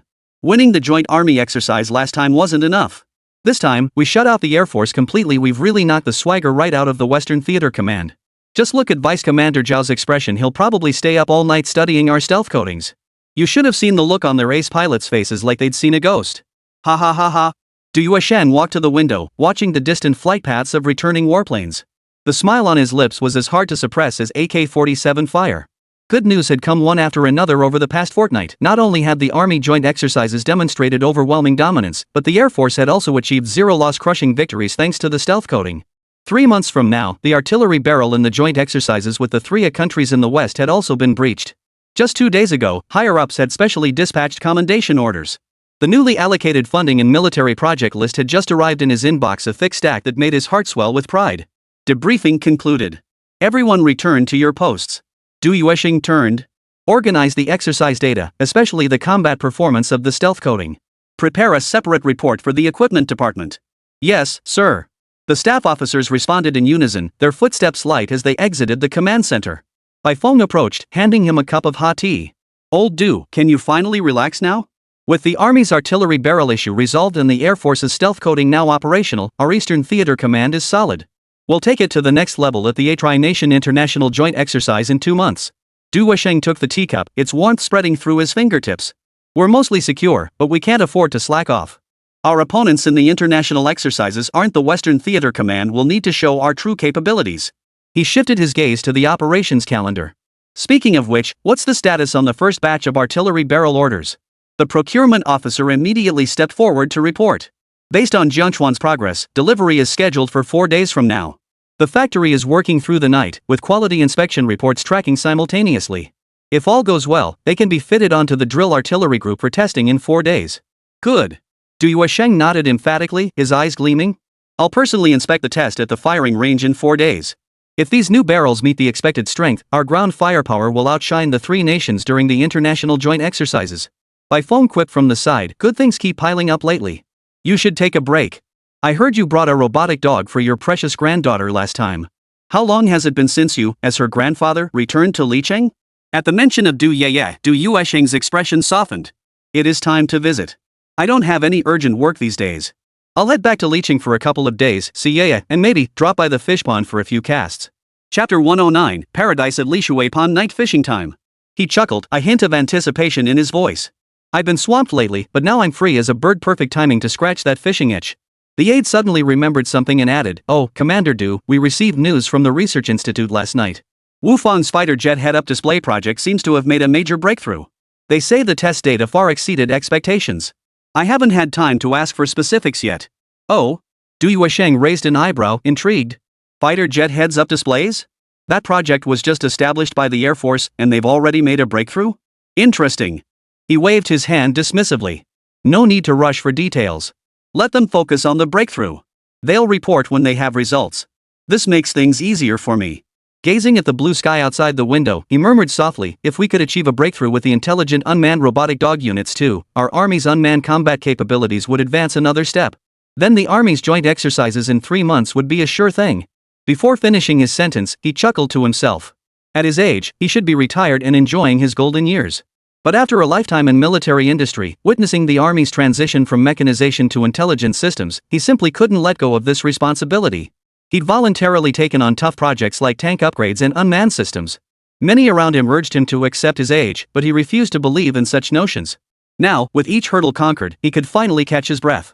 By the way, Commander Du, the staff officer said with a smile, those grass carp you reserved at the fish pond in Licheng after half a year of feeding, the biggest ones must weigh dozens of pounds by now. This trip back would be perfect for catching a few to try. Du Yuesheng sipped his hot tea, weariness in his eyes replaced by anticipation. Hopefully I'll catch a couple of big ones. Setting down his teacup, he picked up his coat. Let's go back to Licheng. See how Yaya's mechanical dog modifications are coming along, then head to the fish pond to unwind. Meanwhile, Jiang Chuan was roused by sunlight streaming through the window. He opened his eyes groggily and glanced at his phone. It was already 11 a.m., and the bright sun flooded the room with light. Thank goodness it's Sunday. He stretched lazily and rose from bed. According to the program's rules, Sundays were free days with no broadcasts, a godsend for him. 90% of streamers would kill to go nonstop all year round to boost their popularity, but Jiang Chuan was practically begging for his heat to cool down just to avoid having all kinds of big shots showing up at his shop every single day. He opened the live streaming backend to find his private inbox already overflowing with messages urging him to update. Bro, why aren't you streaming yet? Are we still testing the headset today? Did Big Shot Lu Changdong invite you out to dinner? Wang Chai. Is the mechanical dog fixed yet? I want to see Yaya pick up the goods. Jiang Chuan chuckled inside, casually marking all the messages as read. Instead of streaming, his mind was completely consumed by fishing. He'd worked on modifying the mechanical dog until dawn last night, just waiting for today's field test. He swiped open his banking app and saw a new deposit notification. Jingdong Technical Department transferred 100,000.00, remarks, headset testing fee. Wow, that was fast. Jiang Chuan raised an eyebrow and smiled. This 100,000 yuan came at just the right time, enough to cover Ajai's overtime pay and buy new fishing gear. After processing the notification, he noticed over a dozen missed calls, all from Du Yeye. Jiang Chuan didn't need to guess this little darling was surely worried about her mechanical dog. He dialed back, and the call was answered after just one ring. Brother Jiang. You finally picked up. Du Yeye's voice was urgent, firing off questions like a machine gun. How's the modification on my mechanical dog coming along? I stayed in Jiangcheng just for your dog. I'm staying at the hotel right next to your street. You didn't stream today, so you can focus on fixing my dog, right? Show me the progress. Jiang Chuan felt his temples throb under her barrage of questions, rubbing them helplessly. Sweetheart, calm down. I stayed up all night fixing it for you. Replaced the positioning module with a new one and upgraded the voice interaction system. Really? Du Yeye's voice shot up instantly, brimming with delight. Can I come pick it up now? No. Jiang Chuan quickly stopped her. We agreed on delivery in 3 days. I need to test it during this period. I'm going fishing tonight. Perfect chance to test the robot dog in complex environments, see how accurate its outdoor positioning is. He framed his fishing trip as work testing, his tone dead serious. A few seconds of silence followed on the other end before Du Yeye's voice came through. Touched, Brother Jiang, you're so responsible. Even taking the robot dog along for your fishing trip. She paused, then suddenly remembered something. Oh, there's a huge fish pond right near my place called Li Shui Pond. It's my grandfather's private pond. The fish are huge and plentiful, and since no outsiders bother us, the environment is perfect. Why don't you go fish there? A private pond? Jiang Chuan perked up. He'd been debating between He Chang's reservoir and a wild pond, but a private pond was clearly better suited for testing the mechanical dog. Can outsiders get in? I'll get you in for sure. Du Yeye patted her chest. My grandpa keeps that pond under tight security, most people can't even get in. There are grass carp and silver carp in there, the biggest ones probably weigh dozens of pounds. I guarantee you'll have a blast fishing. Jiang Chuan's interest was piqued. A private pond meant fewer people and more peace, perfect for testing the mechanical dog's infrared fish detection and the Gatling gun setup in real-world conditions. He readily agreed. All right, I'll discuss it with my friends, and switched to Li Shui Pond. Shortly after hanging up, Jiang Chuan sent a message to He Chang. 2 hours later, He Chang's booming voice echoed outside the door. Jiang Chuan. Ready yet? I'm taking you to the West City Reservoir. Today, I'll show you what a blitz really means. Jiang Chuan opened the door to find He Chang standing there with an oversized fishing bag slung over his shoulder, fully kitted out in sun protective gear and a fishing cap, the real deal. Bro, here's the thing. A friend recommended a private fishing pond called Li Shui Pond. They say the fishing's amazing there, and outsiders aren't even allowed in. Better than that West City Reservoir you mentioned? Li Shui Pond? He Chang's eyes widened instantly, nearly dropping his tackle bag. You mean the Li Shui Pond near Licheng? That place is legendary. The fish are all intensively farmed, and it hasn't been open to the public in decades. My fishing buddies talk about it every day, saying they'd die happy just to fish there once. He grabbed Jiang Chuan's arm excitedly. How did you get in? Do you know the pond owner? Yeah, my friend is the pond owner's granddaughter. Jiang Chuan nodded with a smile, not elaborating on Du Yeye's identity. He Chang's eyes lit up like light bulbs. What are we waiting for? Let's go. This private pond is 100 times better than the reservoir. Chapter 110, Fishing Paradise, livestream hits 1 million views. So this Li Shui Pond is this precious? Jiang Chuan watched He Chang's excited reaction and felt a bit surprised himself. He suddenly realized the tech-savvy girl Du Yeye was no ordinary person. A private pond that could excite such a seasoned angler must belong to someone extraordinary. But then again, it made sense. A girl who'd run halfway across town to fix a toilet and stay up all night modifying a robotic dog? It'd be weird if her family didn't have some special connections. Stop spacing out and pack your gear. He Chang shoved Jiang Chuan inside, his eyes fixed on the gear in the room. Where's that rod you promised to fix last time? That's my family heirloom, the Daiwa Skybow. I was heartbroken for half a month when the third section snapped. It had been with Jiang Chuan for nearly a week now, and he'd been thinking about it every single day. Jiang Chuan smiled as he pulled a long rod case from under the workbench, unzipping it. Here you go. Fixed. Inside the case lay a silver-gray fishing rod. The fracture in the third section completely vanished. The guides had been replaced with more durable ceramic ones, and even the fishing line was new, gleaming with a special matte black sheen under the light. Chang snatched the rod, running his fingers over the joint of the third section repeatedly. He then held it up to the light to inspect the guides, his eyes widening in astonishment. Holy! You really fixed it? This joint, not a single trace left. And this line feels sturdier than Dyneema. Never seen this material in China. Holding the rod, his eyes welled up with tears. This rod was like a family heirloom to him. Mr. Jiang, your craftsmanship, it's incredible. This line feels off too. I've never seen this kind of elasticity back home. Where'd you get it? Secret. Jiang Chuan raised an eyebrow and smiled. Have I ever broken a promise I made? Jiang Chuan patted his shoulder. But you promised to lend me this rod today. I'll need your guidance for night fishing later. No problem. Use it any time. Chang was utterly in awe of Jiang Chuan at that moment. He'd gladly let himself be used as bait, let alone just borrow the rod. After packing up their gear, Jiang Chuan loaded the modified mechanical dog into the trunk. The metal Gatling gun on the little guy's back was already loaded with screws, its infrared lens glowing red. A seriously cool-looking setup. Chang spotted the mechanical dog and tapped its metal shell curiously. So this is your new invention? Taking it fishing? Yeah, taking it out for a spin to test its outdoor performance. Jiang Chuan gave a mysterious smile, not elaborating on its functions. Techies are something else, even their dogs are mechanical. Chang chuckled and shook his head before starting the car. Jiang Chuan sat in the passenger seat and called Du Yea. We're on our way. Will you wait for us at the hotel entrance? Got it. I'll be right down.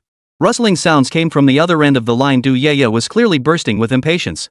When they picked her up, she was still wearing that yellow duck pajama jacket, clutching a small bucket, looking exactly like a little kid tagging along with grown-ups on an outing. Brother Jiang. Uncle Chang.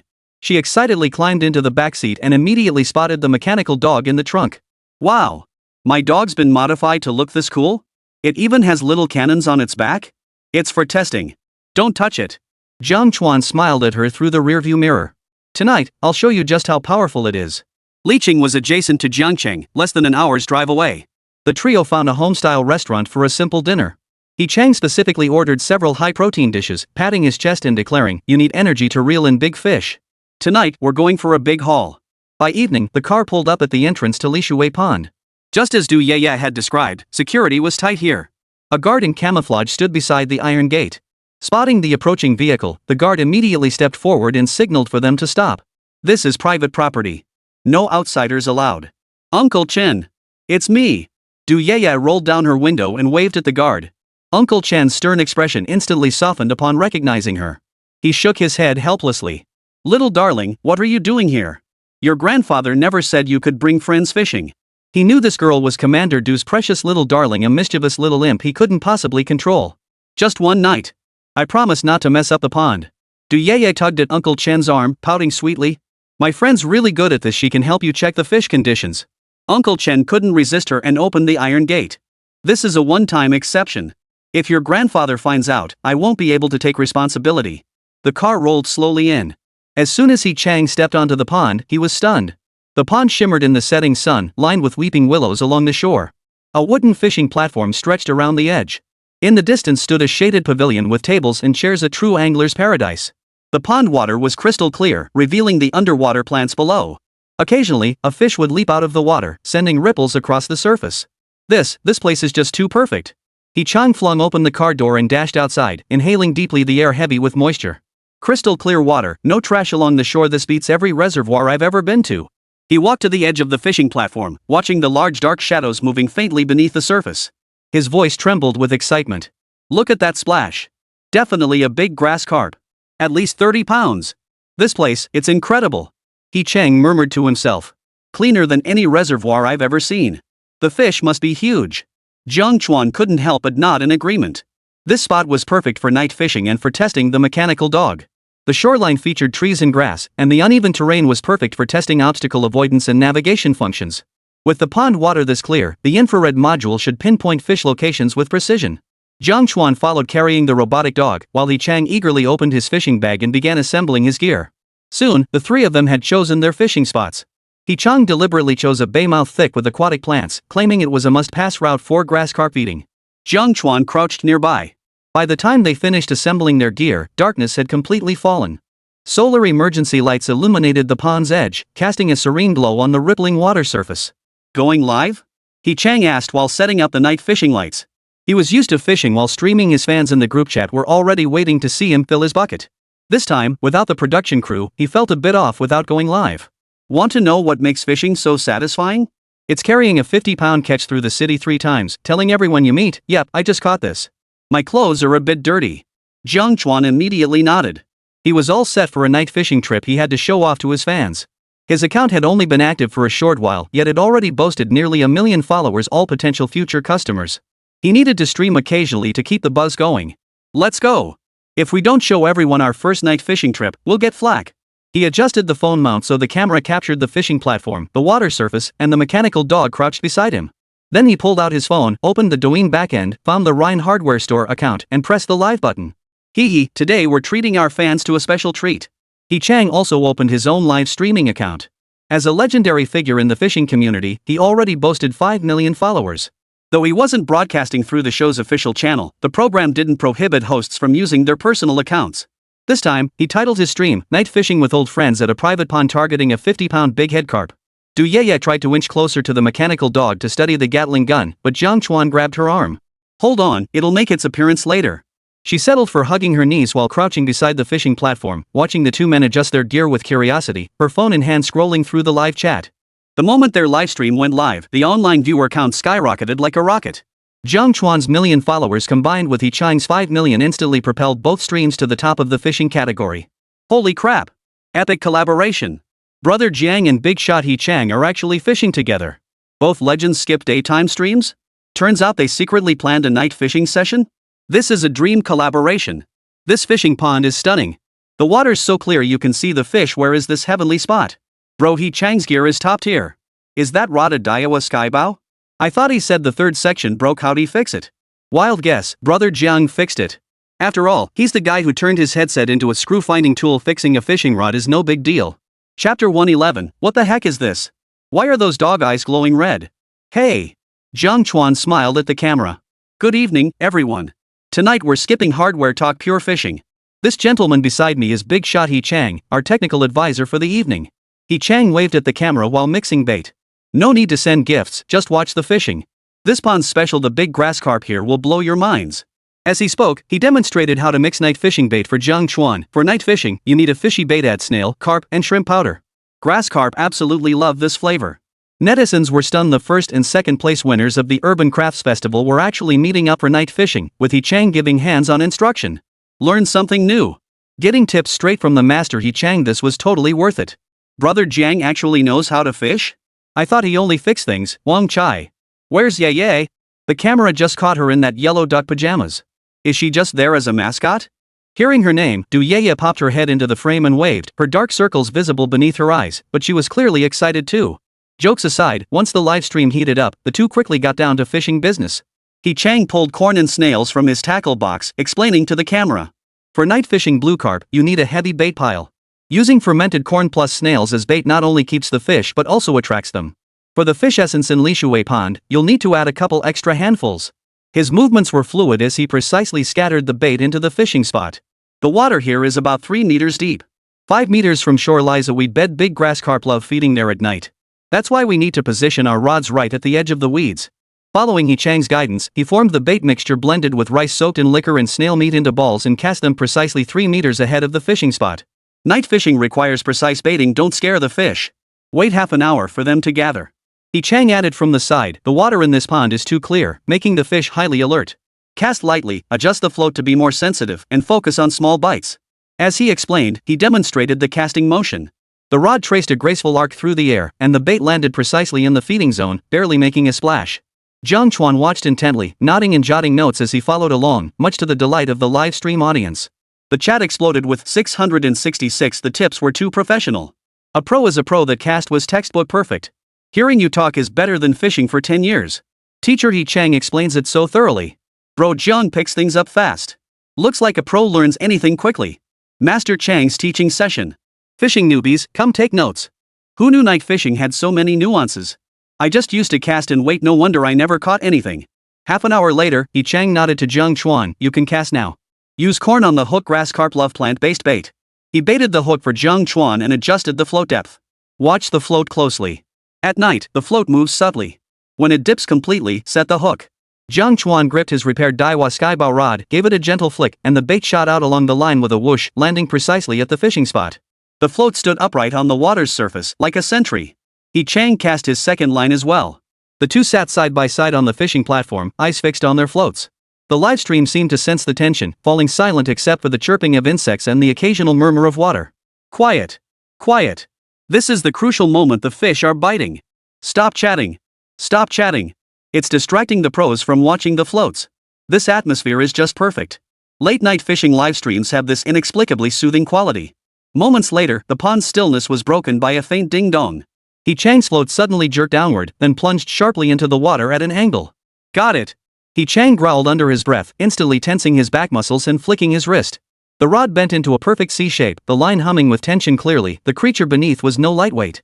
He planted his feet firmly apart, steadily reeling in line as the fish fought. At times he set the rod to absorb the strain, at others he flicked his wrist to adjust the angle. His movements flowed like water, clearly those of a seasoned angler. It's got some serious pull. Must be a grass carp. Chang stared at the water's surface, beads of sweat forming on his temples. Must be 7 or 8 pounds. He paced back and forth for 2 minutes, waiting until the fish exhausted itself and rolled onto its back before swiftly scooping it up with the landing net. A large, silver-scaled grass carp thrashed in the net, its scales shimmering under the light. Beautiful. Jiang Chuan couldn't help but clap, and the live chat exploded with comments. Holy crap! Boss Chang is awesome. He caught a fish that fast? That fish playing technique is so smooth. Textbook level skill. A 7 or 8 pound grass carp. Lishuatang's fish are truly plump. Chang placed the fish into the landing net, wiping sweat from his brow with a smile. The fish in this pond bite fiercely. That black float just now was a classic grass carp strike. See how I used my wrist strength when playing the fish? You can't just yank it, you have to work with the fish's power, or you'll snap the line. As he spoke, he demonstrated the technique to Jiang Chuan. Keep your wrist steady, power comes from your core like this. Jiang Chuan watched intently, committing the technique to memory. This kind of feel honed through experience was far harder to learn than textbook knowledge. As he pondered this, his rod suddenly twitched slightly, yet the float remained motionless. Don't panic, Chang cautioned from the side. Fish are extra cautious at night. Sometimes they test the line first. He was sharing his expertise. When suddenly, the tablet Jiang Chuan had placed nearby lit up. A red thermal imaging outline appeared on the screen. It was the mechanical dog's infrared scan. In the image, a dark shadow much larger than the grass carp earlier was swimming near the fishing spot, getting closer and closer to the hook. It's here! Jiang Chuan's low exclamation cut off Chang's voice. He sprang to his feet, gripped the rod tightly, and gently lowered his wrist. Almost simultaneously, the float jerked violently, then was dragged underwater by a tremendous force, bending the rod into a full moon shape. What power! It's a grass carp. Chang's eyes lit up. He hadn't expected it to actually bite. He quickly stood up to help with the landing net. Hold steady. Don't let it dive into the weeds. Jiang Chuan took a deep breath and mimicked Chang's technique, gently jerking his wrist to release tension as the fish thrashed. The thermal imaging on the tablet showed this fish was a full size larger than the grass carp earlier, now charging wildly underwater. The fishing line hummed with tension, and powerful jerks rippled through the rod, making even Jiang Chuan's arms go numb. That power, at least 15 pounds. Chang shouted excitedly from the side. Pull it left. Get it out of the weed zone. Jiang Chuan adjusted the rod as instructed, locked in a 10-minute tug of war with the monster fish. Only when the fish exhausted itself and rolled onto its back did Chang seize the moment, scooping it up with the landing net. A massive blue carp, nearly half a man's height, thrashed wildly in the net. It must have weighed 15 or 16 pounds. Jiang Chuan gasped for breath, his heart racing with both awe and delight. This was the thrill of night fishing, utterly exhilarating. He didn't notice at all that after the landing net was used. Chang's gaze locked onto the tablet resting on Jiang Chuan's calf and the mechanical dog beside it, its one eye glowing red. As if he'd seen a ghost. What the hell is this thing? You knew a fish was hooked just by looking at this thing? Chapter 112, Cyber fishing times have changed, bro. Seeing what just happened, the live stream chat exploded. Holy crap! John's got some serious luck catching a big blue carp on his first try? Wait. The camera just caught the tablet. What's that red outline? It's a drone. Could Brother Jiang be using the drone's infrared module to find fish? That's totally cheating. Holy crap. You can bring a vision hack to fishing? Is this how tech masters fish? He Chang, the pro, relying on experience. Brother Jiang, relying on infrared scanning. This is a total game changer. He Chang stared at Jiang Chuan's tablet and the robotic dog beside it, its infrared lens still flickering. He pointed at the thermal imaging display on the screen, his eyes wide as saucers. You're telling me this robot dog can scan fish schools underwater? Jiang Chuan nodded with a smile, patting the robot dog's head. I equipped it with an infrared module and spatial positioning algorithms. It can display fish locations and sizes in real time. That's why I was able to prepare in advance. I saw it detect a big fish earlier. Holy! I've been fishing for decades, and this is the first time I've seen anyone use a robotic dog for fishing. That's just too wild. He Chang slapped his thigh hard. So, we don't have to keep our eyes glued to the float and stay on edge anymore? Just scan the screen for red dots? He pointed at the thermal imaging display on the tablet, his voice dripping with disbelief. After decades of fishing, he never imagined he could win effortlessly like this. Jiang Chuan nodded with a smile. Theoretically, yes. Not only can it pinpoint fish schools, but it also predicts their movement patterns far more sensitive than human eyes watching a float. No sooner had he spoken than a small red dot suddenly lit up on the tablet. The outline of a palm-sized grass carp swam past the edge of the feeding spot, its direction clearly visible through the infrared thermal imaging. See? That fish is approaching the bait. It's about to rise and take the hook. Jiang Chuan pointed at the screen, tracing the red dot's path with a light tap. At this speed, it'll reach the hook area in 3 seconds. No sooner had he spoken than the float gently lifted, then plunged downward. Jiang Chuan flicked his wrist, instantly bending the rod into a curve as the line whipped taut. A grass carp was steadily hauled out of the water, its scales glistening silver under the night fishing lamp. Holy! We really got one. He Chang's eyes widened in disbelief as he leaned closer to the tablet. The speed and angle of that red dot's movement, it perfectly matched the fish's movements? He recalled his own fishing trips, where he'd even hold the rod while eating instant noodles. Terrified of missing a bite, he'd spend the entire day on edge. Times really have changed. He Chang muttered to himself. Watching Jiang Chuan effortlessly unhook, bait, and cast all while staring at the tablet was like he'd activated some kind of X-ray cheat. He felt his decades of fishing experience were nothing but a joke. The live stream audience was utterly stunned, realizing for the first time that thermal imaging was being used for fishing. Holy crap! This mechanical dog is a fishing god, right? The red dot moves and you hook a fish. It's even more awesome than a fish finder. Brother Chang totally lost his cool. On how I've been fishing my whole life only to get outclassed by a robot dog. Proposal, ban blacktack from fishing competitions. Otherwise, traditional anglers won't stand a chance. I saw the red dot's trajectory on the tablet. Predicting every move from swimming to biting like watching from God's perspective. Maxed out entertainment value. This isn't fishing, it's live tech-assisted fishing. Duyeye crouched beside the robotic dog, clapping excitedly as she watched the constantly shifting red dots on the screen. My dog is so amazing. It's even better than Grandpa's professional fish finder. She reached out to touch the robotic dog's infrared lens. The little guy seemed to sense the praise. The lens flashed red and emitted a soft beep beep.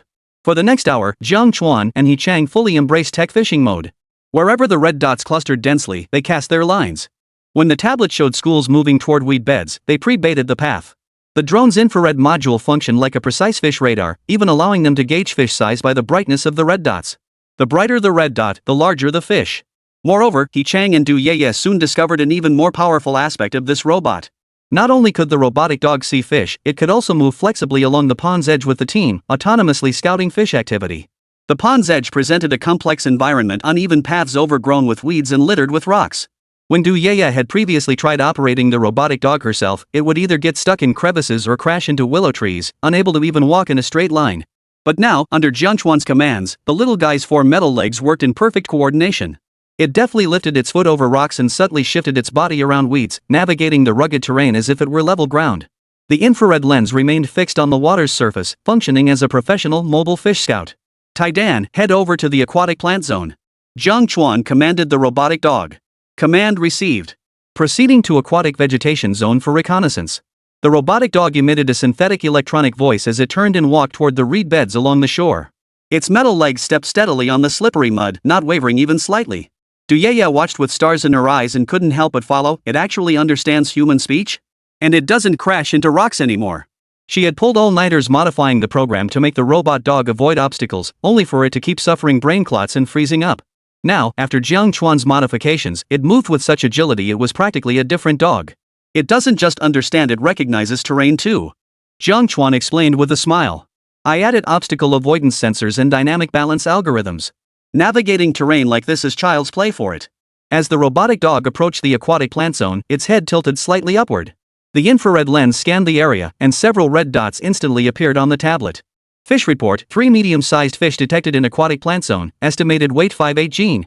The electronic voice chimed again, thoughtfully marking the optimal casting positions on the screen. Chang watched in amazement, reaching out to pet the robotic dog only to be deftly dodged by the little contraption. "This dog is a genius. It's more obedient than my real dog at home," he remarked to the camera. Fishing used to rely on experience, but now it's all about technology. The difference is huge.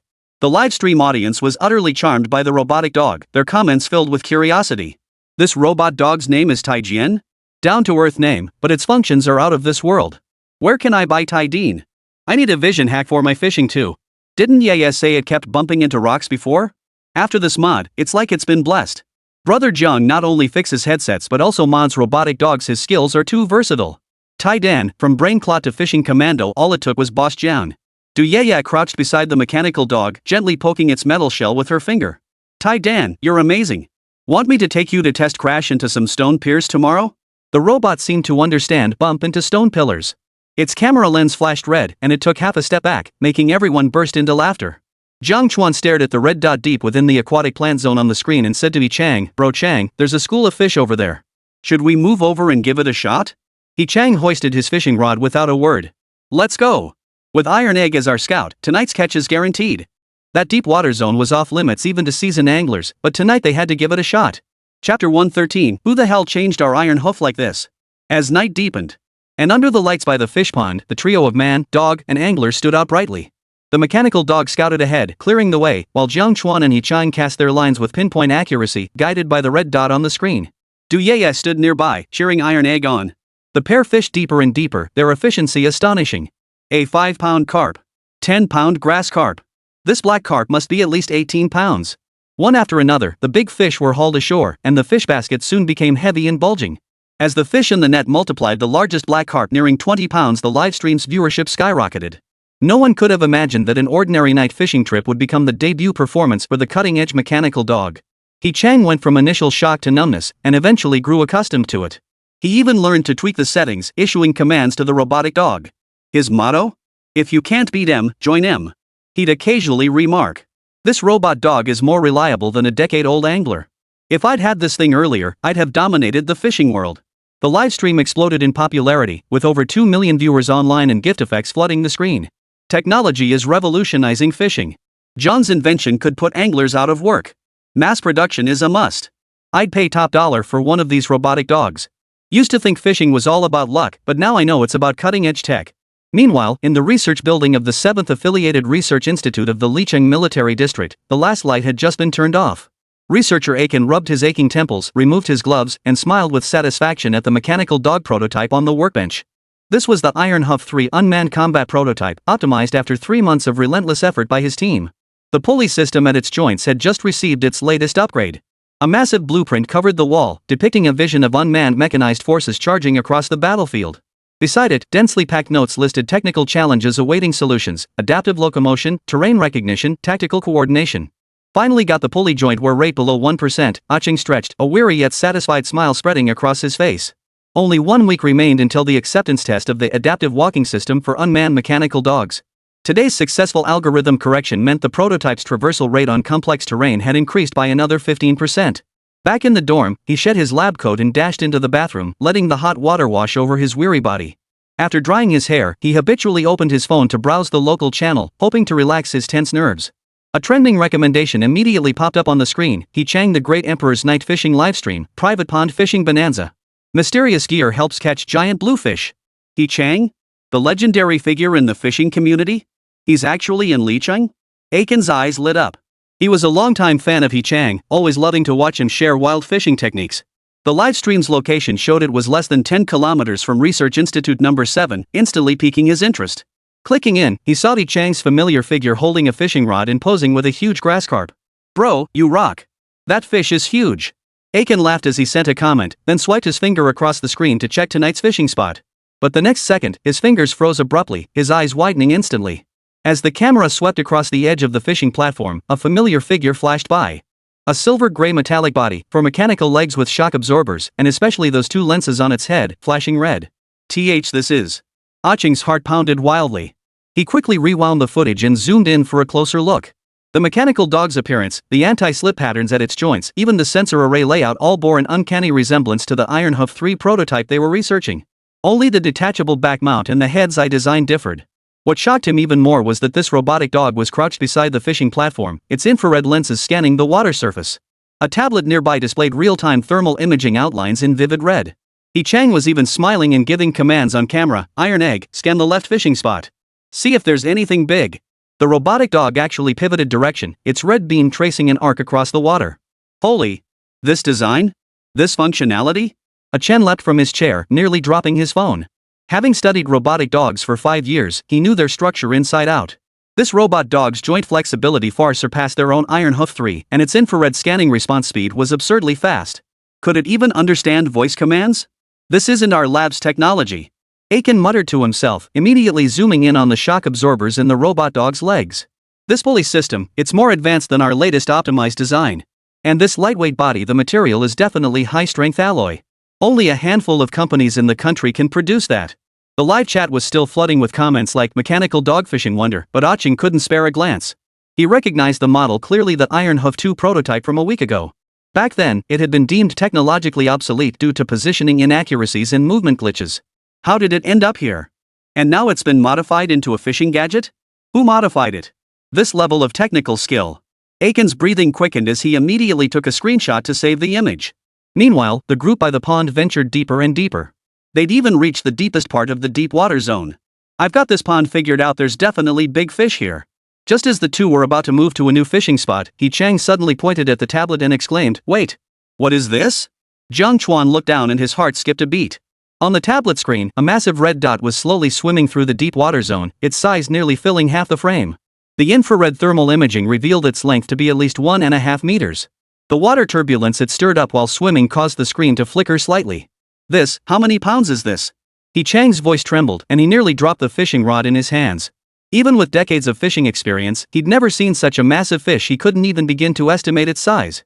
Jiang Chuan stared at the enormous red dot slowly approaching the fishing spot, his heart skipping a beat as he gripped his rod tighter.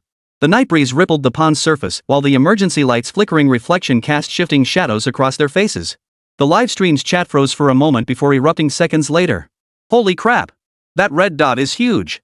It's almost too big for the screen. Is it a giant grass carp? Or some kind of water monster? Bro, cast your line. This is definitely pond-level legendary. The enormous red dot paused on the screen, seemingly sensing the bait's scent. It began to turn slowly, swimming toward the hook. Chapter 114, The Pond King Appears, a Fishing Career Record. Whoa! Both men sucked in their breath. And in the instant their eyes met, they saw the same fire burning in each other's gaze. Chang took a deep breath, his Adam's apple bobbing twice. For any angler, the ultimate dream in life is to land a record-breaking pond king. It wasn't just about the fish's weight, it was a career medal, a legend worth bragging about for a lifetime.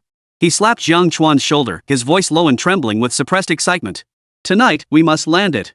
If this fish comes ashore, my entire fishing life won't have been in vain.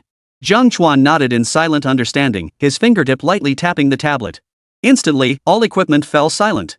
Not a single sound could disturb this cautious giant. He flashed Chang a quiet gesture, and both men instantly held their breath. Even Du Yeye was swept up in the tension, covering her mouth to stifle any sound. Only the infrared lens of the robotic dog continued its silent blinking. The massive red dot on the screen grew increasingly clear, even revealing the precise path of the fish's tail as it swayed. Chang crouched low, carefully pinching up fermented corn and snails. His movements were so light, as if afraid of disturbing the air itself, as he slowly replenished the bait at the spot. A fish this big is definitely cunning. We can't rush it. He mouthed to Jiang Chuan. Spread the bait thinly. Make it think food surrounds it, so it lets its guard down. And the bait must hit the water quietly, make it think it's naturally fallen food. Under Chang's skilled hands, the corn kernels barely splashed upon hitting the water, only a faint plop blending into the night breeze. The red dot on the screen paused briefly, as if discerning the bait's authenticity. Seconds later, it slowly resumed its movement, now only half a meter from the hook. On the screen, it became increasingly clear and distinct. Its form was enormous, its infrared outline full and rounded. The curve from head to tail nearly filled the entire screen, even the ripples created by its fins cutting through the water were clearly visible. Visually estimated at over a meter long, even the ripples disturbed by its fins were clearly visible when they spread. The live chat exploded with comments, a dense wall of text nearly obscuring the feed. Holy crap! That size is almost like a baby shark. Hold your breath. Don't startle it. Brother Chang and Brother Jiang are so calm. My hands would be shaking if it were me. Tai Dan's camera is shaking. Even he knows this fish is huge.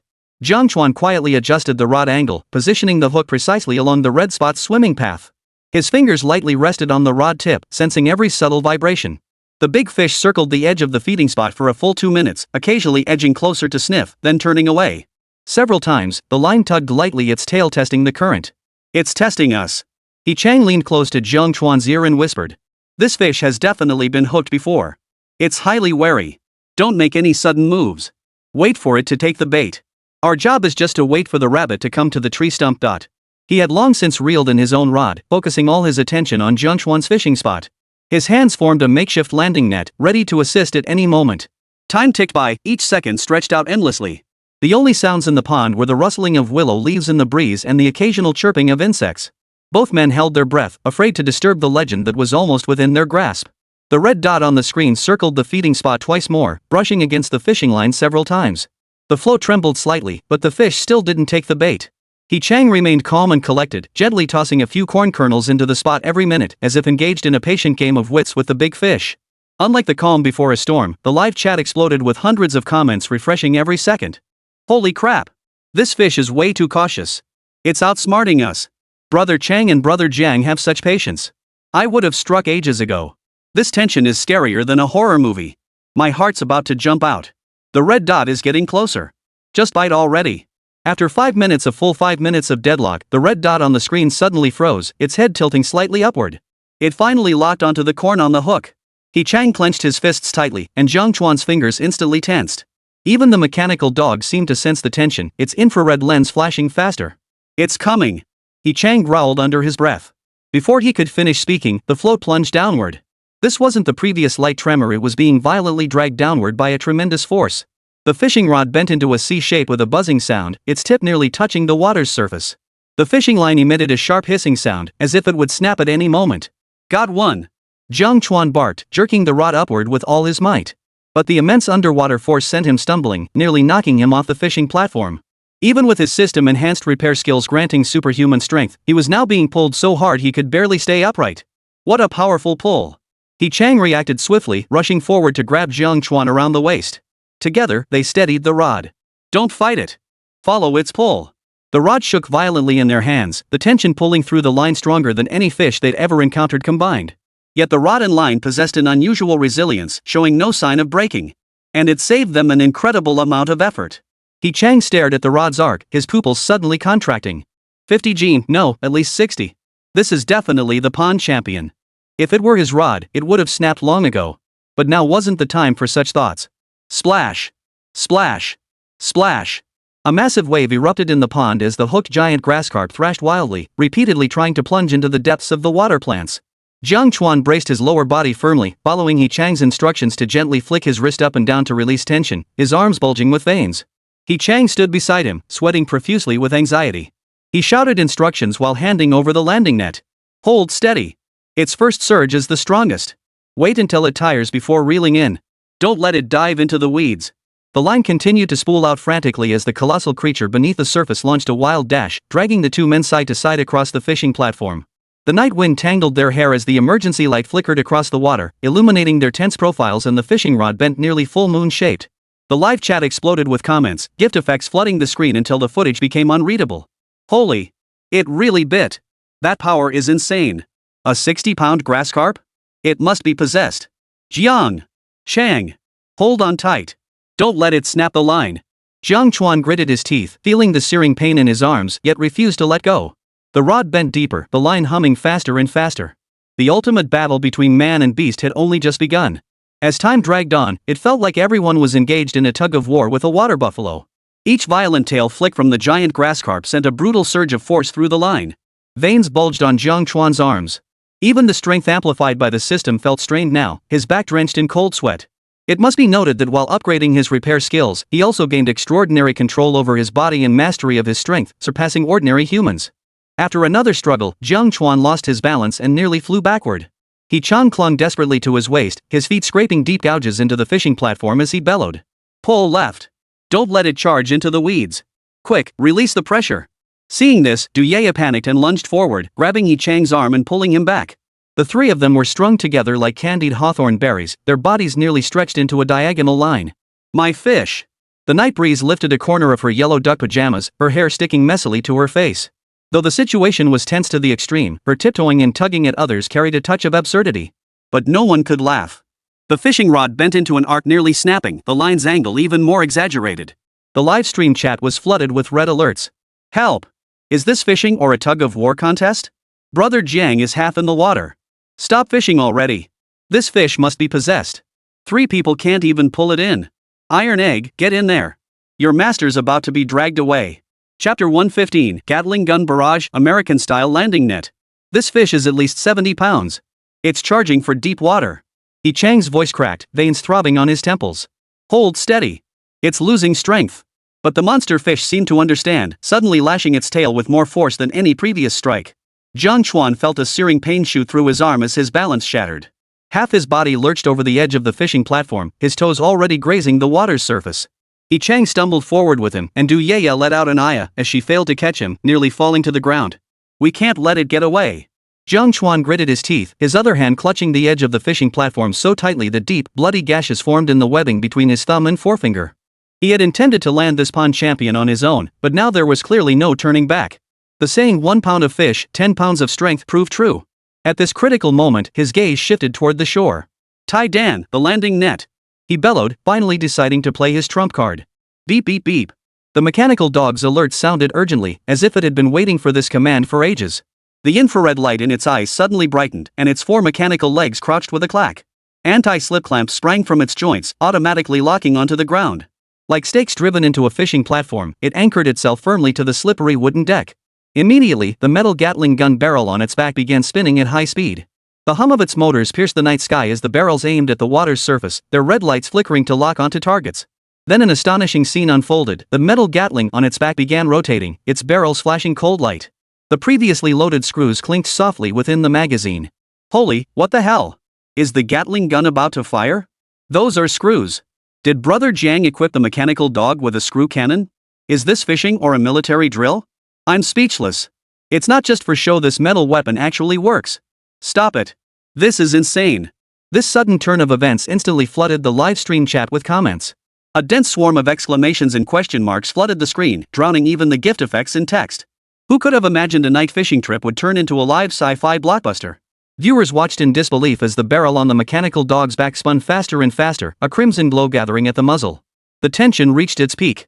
Target acquired. Jiang Chuan's voice came out breathless. Amidst the frenzy of comments, the infrared lens of the robotic dog Iron Egg locked onto the massive fish's position underwater. A green message popped up on the screen: target locked, fishtail area, distance 3 meters. Immediately, the rapidly spinning barrel emitted a high-pitched whine. 3 gleaming screws shot toward the water's surface with a sharp whistling sound. Plop! Plop! Plop! The screws landed precisely near the giant fish's tail, sending 3 dense splashes and violent tremors through the water. They struck the fish's spinal pressure points with deadly precision. This sudden impact threw the giant fish off balance like a deception tactic. Its full throttle charge halted abruptly, and the force behind its tail strike dissipated by more than half. Clearly stunned by this bizarre attack. Almost simultaneously, the churning spray abruptly ceased. Jiang Chuan and Yi Chang felt their rods suddenly lighten. The taut fishing line slackened, and the rods, bent like full moons, slowly snapped back into shape.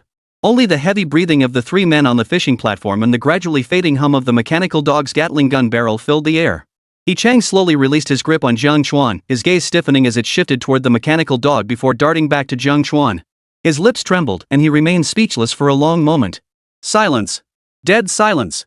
Finally, he pointed at the gun barrel still faintly rotating on the mechanical dog's back, his voice sounding as if he'd seen a ghost. You, that gun on your back, it's real? Firing screws? That's how you subdued the fish? He'd thought it was just a bluffing model, never expecting it to actually save lives in a critical moment. Du Yaya's mouth hung open too? Earlier, she'd been too busy pulling people to the surface to notice the robot dog's operation. Now, staring at the calm water surface and the screw marks left on the barrel, her eyes widened like copper bells. After a 3-second pause, the live stream's chat exploded. Dense streams of text nearly burst the screen. Holy! Holy! Holy! What the hell was that? A Gatling gun firing screws? What did I just witness? A mechanical dog firing a cannon? Is this fishing or a sci-fi movie? Giant fish, I just wanted to struggle a bit. How did I end up getting sprayed with screws? Bro, you're seriously bold. Bringing real firepower fishing. This move's something you'll brag about forever. Jiang Chuan leaned on the fishing platform, gasping for breath for a long while before finally catching his breath. Staring at the calm water, he finally let out a relieved laugh. He patted Yi Chang, who was still in a daze. What are you spacing out for? Scoop up the fish. The pond king's on shore. Yi Chang snapped out of his daze and tremblingly grabbed the landing net. Staring at the massive dark shadow slowly rising from the depths, his eyes held not just awe, but utter disbelief. He'd been fishing for 30 years, witnessing nets, electric shocks, even scoop nets used. But he'd never witnessed fishing with a Gatling-firing screwdriver. His worldview was about to be completely rewritten. Absurdly awesome. Upon receiving the command, Tiejian's infrared camera focused on the water below. Its mechanical arm slowly extended, hooked the end of the nylon line, and began pulling upward. The giant grass carp was gradually hauled out of the water. The moment its massive body broke the surface, all three men gasped in awe. This fish measured a full 1.6 meters long, its belly round and bulging, with scales larger than a palm. It must have weighed at least 80 gene. It sprawled across most of the fishing platform, its tail tip still twitching faintly. Its mouth opened and closed, splashing tiny droplets of water, yet it could no longer stir up big waves. Holy cow! Yi Chang edged closer, gesturing with his hands to gauge the fish's length. After a long moment, he managed to say, "This fish must weigh over 70 pounds. I've been fishing for 30 years and never dreamed of seeing a grass carp this big." He suddenly grabbed Jiang Chuan's arm, his eyes gleaming with fervor. "Jiang Chuan, are you selling this mechanical dog? I'll pay whatever it takes. Bring it fishing next time, and I'll become a legend in the angling world." Jiang Chuan chuckled, shaken by his excitement. "First, let's get this pond king into the truck." He patted Iron Egg's head. The little guy's infrared lens flashed, emitting a soft beep-beep sound, as if seeking praise. The live chat exploded with wild comments, gifs exploding like fireworks. "Holy! A mechanical dog firing Gatling screws to catch fish? I could brag about this for a year. Who said that Gatling gun was just for show? Come out and get beaten." Strong brother, I rely on experience versus Jiang brother, I rely on firepower, I'll gladly admit defeat. This isn't fishing, it's a black tech field test. Black tech fishing is the best. This move deserves to go down in fishing history. Bro Jiang, fishing? Nah, it's precision targeting. Iron Egg is applying to debut. I'd gladly buy it rockets. If this fish could talk, it'd probably be cursing. If you're so tough, take me on one-on-one, no guns. Chapter 116, Holy crap, Lishuatang sci-fi just happened. Meanwhile, at the Liqing Research Institute apartments, Aiken stared fixedly at his phone screen, his brain frozen as if someone had pressed pause, completely crashing on the spot. On the screen, the silver-gray mechanical dog crouched by the fish pond. The metal barrel on its back spun at high speed, firing screws with a whizzing sound toward the water surface.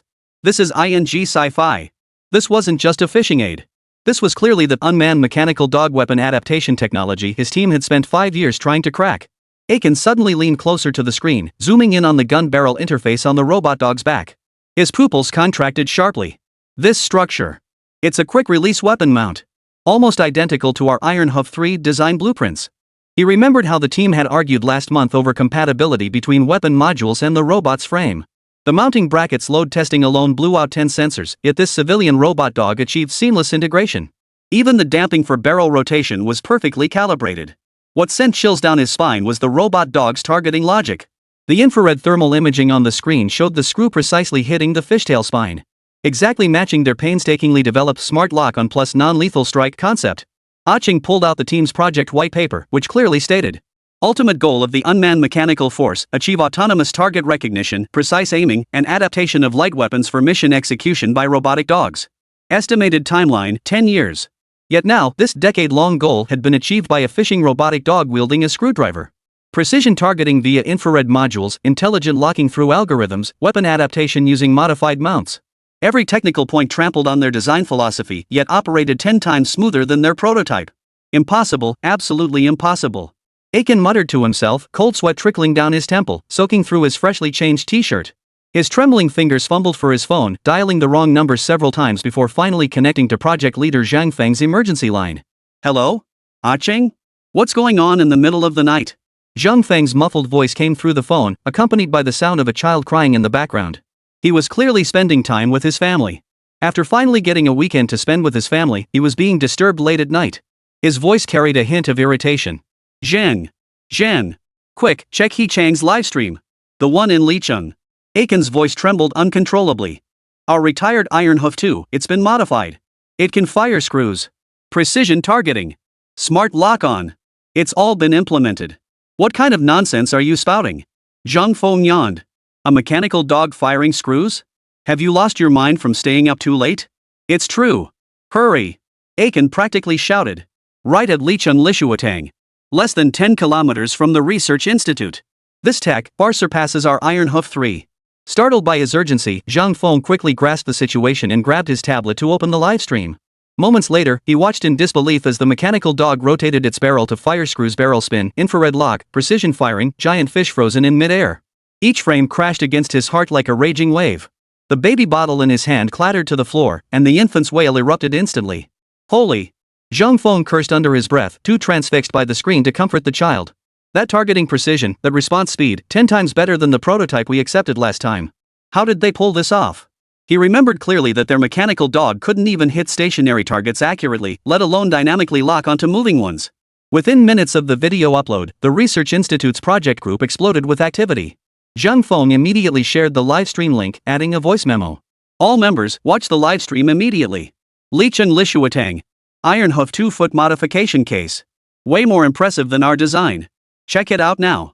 Dozens of messages instantly flooded the group. Holy crap! That mech dog is a modified Iron Hoof 2? How can it be this agile? The weapon module is so stable. Our mounts are still blowing up sensors. That algorithm.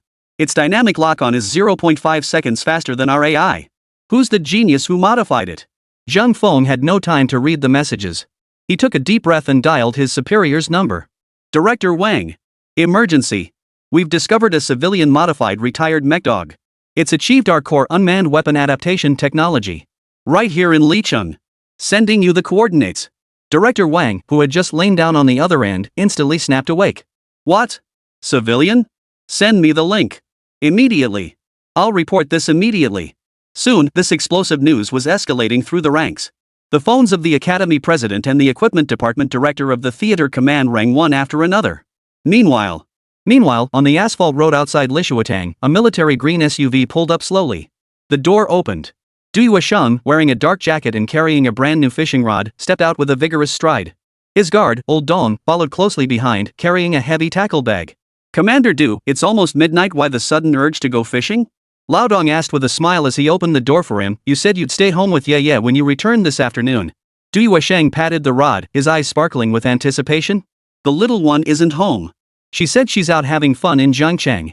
I figured I had nothing better to do, so I thought I'd come cast a line at the pond. He glanced toward the pond, where the faint glow of lights along the shore shimmered in the night. Haven't been here in 2 months. Those grass carp I've been raising must be fat as pigs by now. He'd specifically instructed the kitchen crew to save a spot, waiting to add tonight's big catch to the meal. After retiring several years ago, his greatest pleasure had been fishing here. He knew the pond's fish patterns better than the military district's battle maps. But with the theater short-staffed, he'd had to return to duty and shoulder heavy responsibilities. Now that he finally had a chance, he had to make the most of it. Old Dong smiled and nodded, about to open the car door for him. Uncle Chen at the gate had already recognized the license plate and hurried over to salute. Commander. How did you end up here? Couldn't sleep, thought I'd do some fishing. Du Yuesheng waved him off, signaling no need for formalities. Open the gate. Aye. Uncle Chen swiftly pulled open the iron gate but couldn't resist adding. You're here at just the right time, sir. Earlier this evening, your granddaughter Ye brought some friends to fish too. They're over by the deep water area. Ye? Du Yuesheng paused, surprised. Didn't she always find fishing boring? Why the sudden interest? In his memory, his granddaughter spent all day tinkering with tech gadgets, never showing any interest in fishing. Who knows? She said she brought friends to play. Uncle Chen chuckled, scratching his head. Those young folks were making quite a racket. I could still hear them inside just now. Du Yuesheng perked up, grabbing his fishing rod and heading toward the sound. Oh? I'll go check it out. That kid's probably up to her usual mischief. He waved to Old Dong. Wait by the door. I'll be right back. Old Dong hurried after him. Sir, I'll accompany you. The two walked along the path beside the pond. The fish pond was exceptionally quiet in the night, with only the rustling of willow leaves in the wind and faint shouts and splashes of water echoing from the distance. Du Yuesheng grew increasingly puzzled. Those sounds didn't resemble fishing at all, but rather tug of war? He quickened his pace, rounded a bend of weeping willows, and suddenly the scene at the deep water shore came into view. Under the emergency lights by the shore, 3 figures strained backward against a fishing rod bent into a startling C shape, the line humming with tension. One figure stood out in a bright yellow duckprint pajama set. Who else but Du Ye? She stood on tiptoe, her hands clutching a middle-aged man's arm so tightly her face flushed crimson. But what shocked him even more was the silver-gray robotic dog crouched on the shore. The infrared lens on its head flashed red, scanning the water's surface. Most absurdly, the mechanical dog had a rotating gun barrel mounted on its back. It whirred loudly now, firing several cold beams into the water with sharp whistles, sending up bursts of splashing droplets. That is... Du Yuesheng's footsteps abruptly halted, his pupils suddenly constricting. Chapter 117, Who the hell put a barrel on Iron Egg? Du Yuesheng rubbed his eyes hard. No, he wasn't seeing things. He recognized it clearly. The mechanical dog's silhouette was unmistakably that of the military retired Iron Hoof 2 prototype. Splash! The commotion in the water grew louder. A massive black shadow churned beneath the surface, sending waves crashing nearly to the shore. Jiang Chuan and He Chang strained together to pull the pole backward, while Du Yeye cheered them on beside them. The three figures stretched long in the lamplight, their silhouettes surreal and awe-inspiring against the backdrop of the mechanical dog firing screws with a thud-thud sound. Countless question marks formed in their minds. How did this dog end up here, modified to carry a gun barrel? And it was firing screws? What was the meaning of that red glow in its eyes? What on earth were these three doing? Du Yuesheng's fishing rod clattered to the ground as his mind froze. He'd lived most of his life, witnessed the military's most advanced research projects, and gone fishing countless times, yet he'd never encountered anything like this. His granddaughter was using a modified mechanical dog prototype to shoot fish with screws? Was this even fishing, or some kind of shooting test? Old Dong was equally dumbfounded, his mouth agape for a long moment before he could utter a word. Near the deep water shore, Jiang Chuan was bellowing orders for the mechanical dog to fire again. He was completely oblivious to the military district's highest-ranking official standing not far behind him, eyes wide as he stared at this mind-boggling spectacle, unable to recover for a long while. The night breeze carried the scent of water as ripples still danced across the pond, and the mechanical dog's barrel continued to rotate. But within Du Yuesheng's mind, a storm far more turbulent than the pond's ripples was already brewing. What the hell are these bastards doing? Get over there and check on the situation immediately. Meanwhile, on the other side, Jiang Chuan and He Chang crouched on the fishing platform, grinning as they examined the massive blue carp they'd just hauled ashore.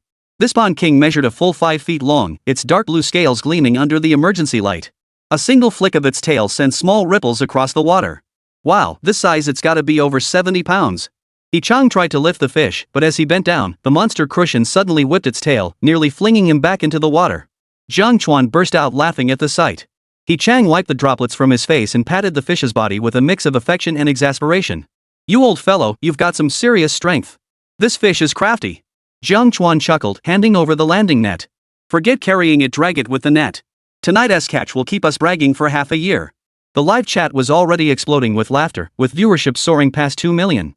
Gift effects exploded like fireworks. Brother Chang's fish hugging fail. This alone covers my laughs for a year. This fish must be possessed. It actually fought back. Bro Jiang, get Iron Egg on it. Give it a screwdriver massage. Tai Dan, just got off work, don't bother me. Du Yeye crouched beside the mechanical dog, stroking its still warm barrel with a look of pride. Tai Dan did us proud today. I'll get you the best screws as treats later. The mechanical dog seemed to understand, its infrared lens flickering as it emitted a soft beep beep. Just then, a commanding voice boomed from behind them like a thunderclap. Yeah. What are you doing here? Du Yeye froze, whirling around to see Du Yuesheng standing on the shore. His olive drab coat fluttered slightly in the night breeze, his face dark as storm clouds. The robotic dog nearly slipped from her grasp as she stammered. Grandfather? How did you get here? Didn't you say you were at a meeting at the research institute? Just finished up and came back to fish for a bit. Ended up catching you two messing around here. Du Yuesheng's gaze swept over the giant bluefish on the ground before settling on the mechanical dog. His brow furrowed deeper and deeper. This dog. What's going on? Where'd it get that barrel? And it's firing something? Before he could finish, Lao Dong had already stepped forward. Trained in professional confidentiality, he acted swiftly, grabbing the phone held by Jiang Chuan and He Chang to prevent Old Master Du from appearing on camera. The livestream instantly cut to underwater vegetation, leaving only a sea of question mark bullet comments. Holy! What's going on? Why can't we see anyone? That voice just now sounded so authoritative. Did the parents show up? I heard barrel and launch. Did someone report us? No. I haven't seen the Pond King weigh in yet. How come my own stream has a black screen meeting? Jiang Chuan and He Chang also stood up. Seeing the military insignia on Du Yuesheng's shoulders, their hearts skipped a beat. This old man radiated an overwhelming presence, clearly a big shot. Ignoring the blacked-out live stream, Du Yuesheng walked straight to the mechanical dog, bending down to examine it closely. When his fingers touched the gun barrel interface on its back and the anti-slip buckles on its legs, his breath caught. This is the Iron Hoof 2. Did you modify the prototype? Who modified it? And added weapon modules? I did. Du Yeye had intended to play along? But seeing her grandfather's interrogating gaze, she gave up. I didn't modify it. Du Yeye hastily waved her hands, pointing at Jiang Chuan and explaining, my friend did. It was him. Jiang Chuan. The hardware store owner I found when I went to Jiangqing to fix the toilet last time. He's really skilled. Jiang Chuan? Hardware store? Du Yuexing's gaze snapped toward Jiang Chuan. The name exploded like thunder in his mind. You're Jiang Chuan from Rhine Hardware? Jiang Chuan paused, then nodded. That's me. And you are? I'm with the Jiangqing Military District, coordinating military-industrial project partnerships. Du Yuexing's voice softened slightly, yet his gaze remained piercingly fixed on Jiang Chuan. Last month, I signed off on the test report for the gun barrel materials you delivered. This time, Jiang Chuan froze in place, unable to react for a long moment. He looked at the old commander before him, then glanced at Du Yeye sticking her tongue out beside him, finally piecing together the connection. The imposing old man before him, the military district's heavyweight, the head of his barrel material supplier, was actually Du Yeye's grandfather? What a small world. No wonder Du Yeye could casually enter this private fish pond. It was family property.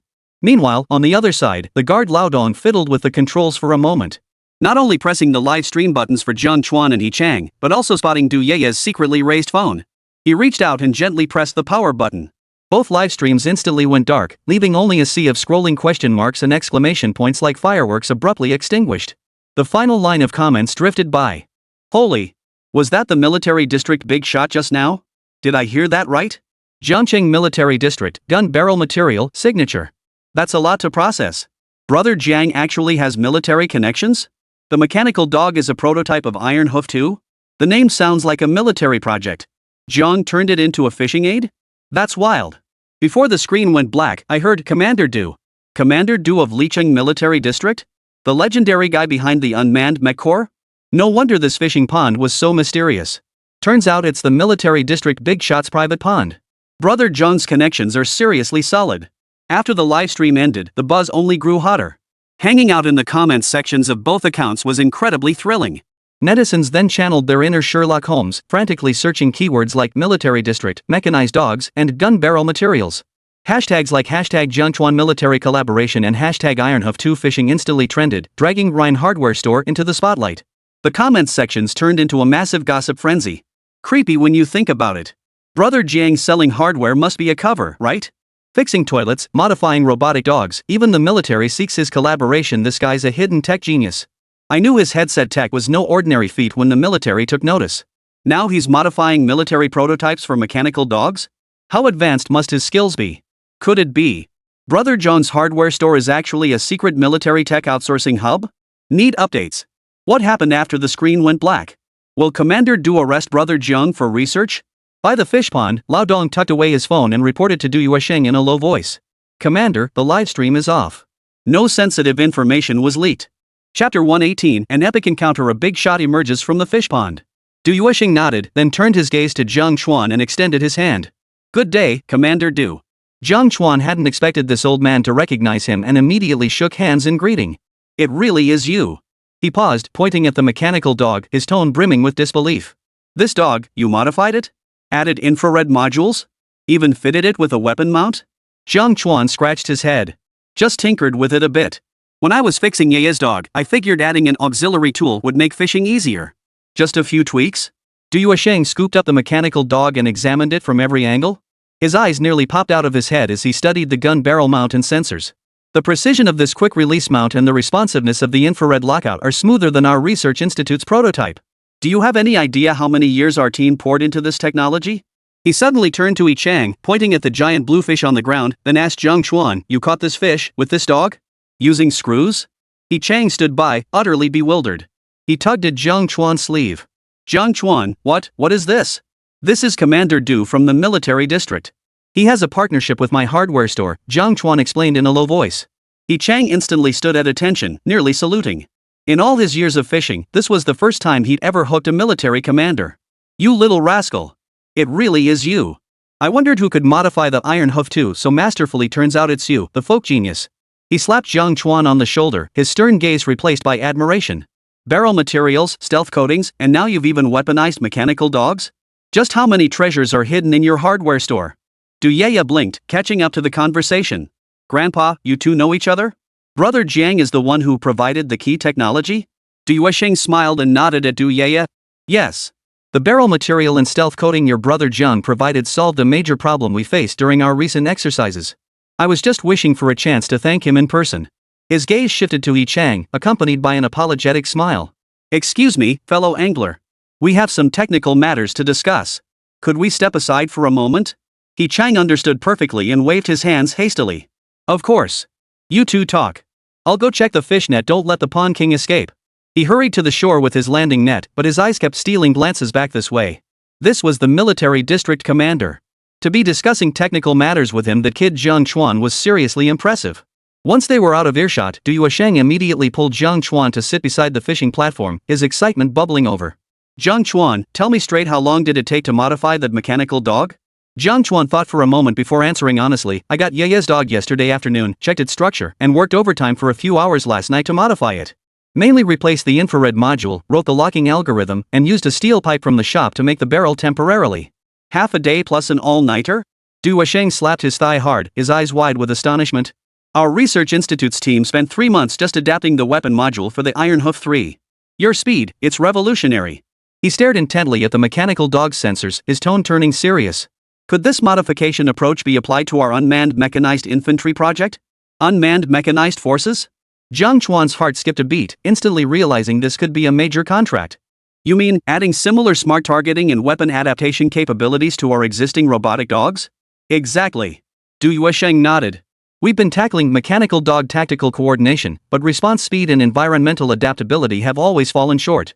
Your infrared targeting, dynamic obstacle avoidance, lightweight weapon mounts, and joint designs that adapt to complex terrain, these are precisely what we urgently need.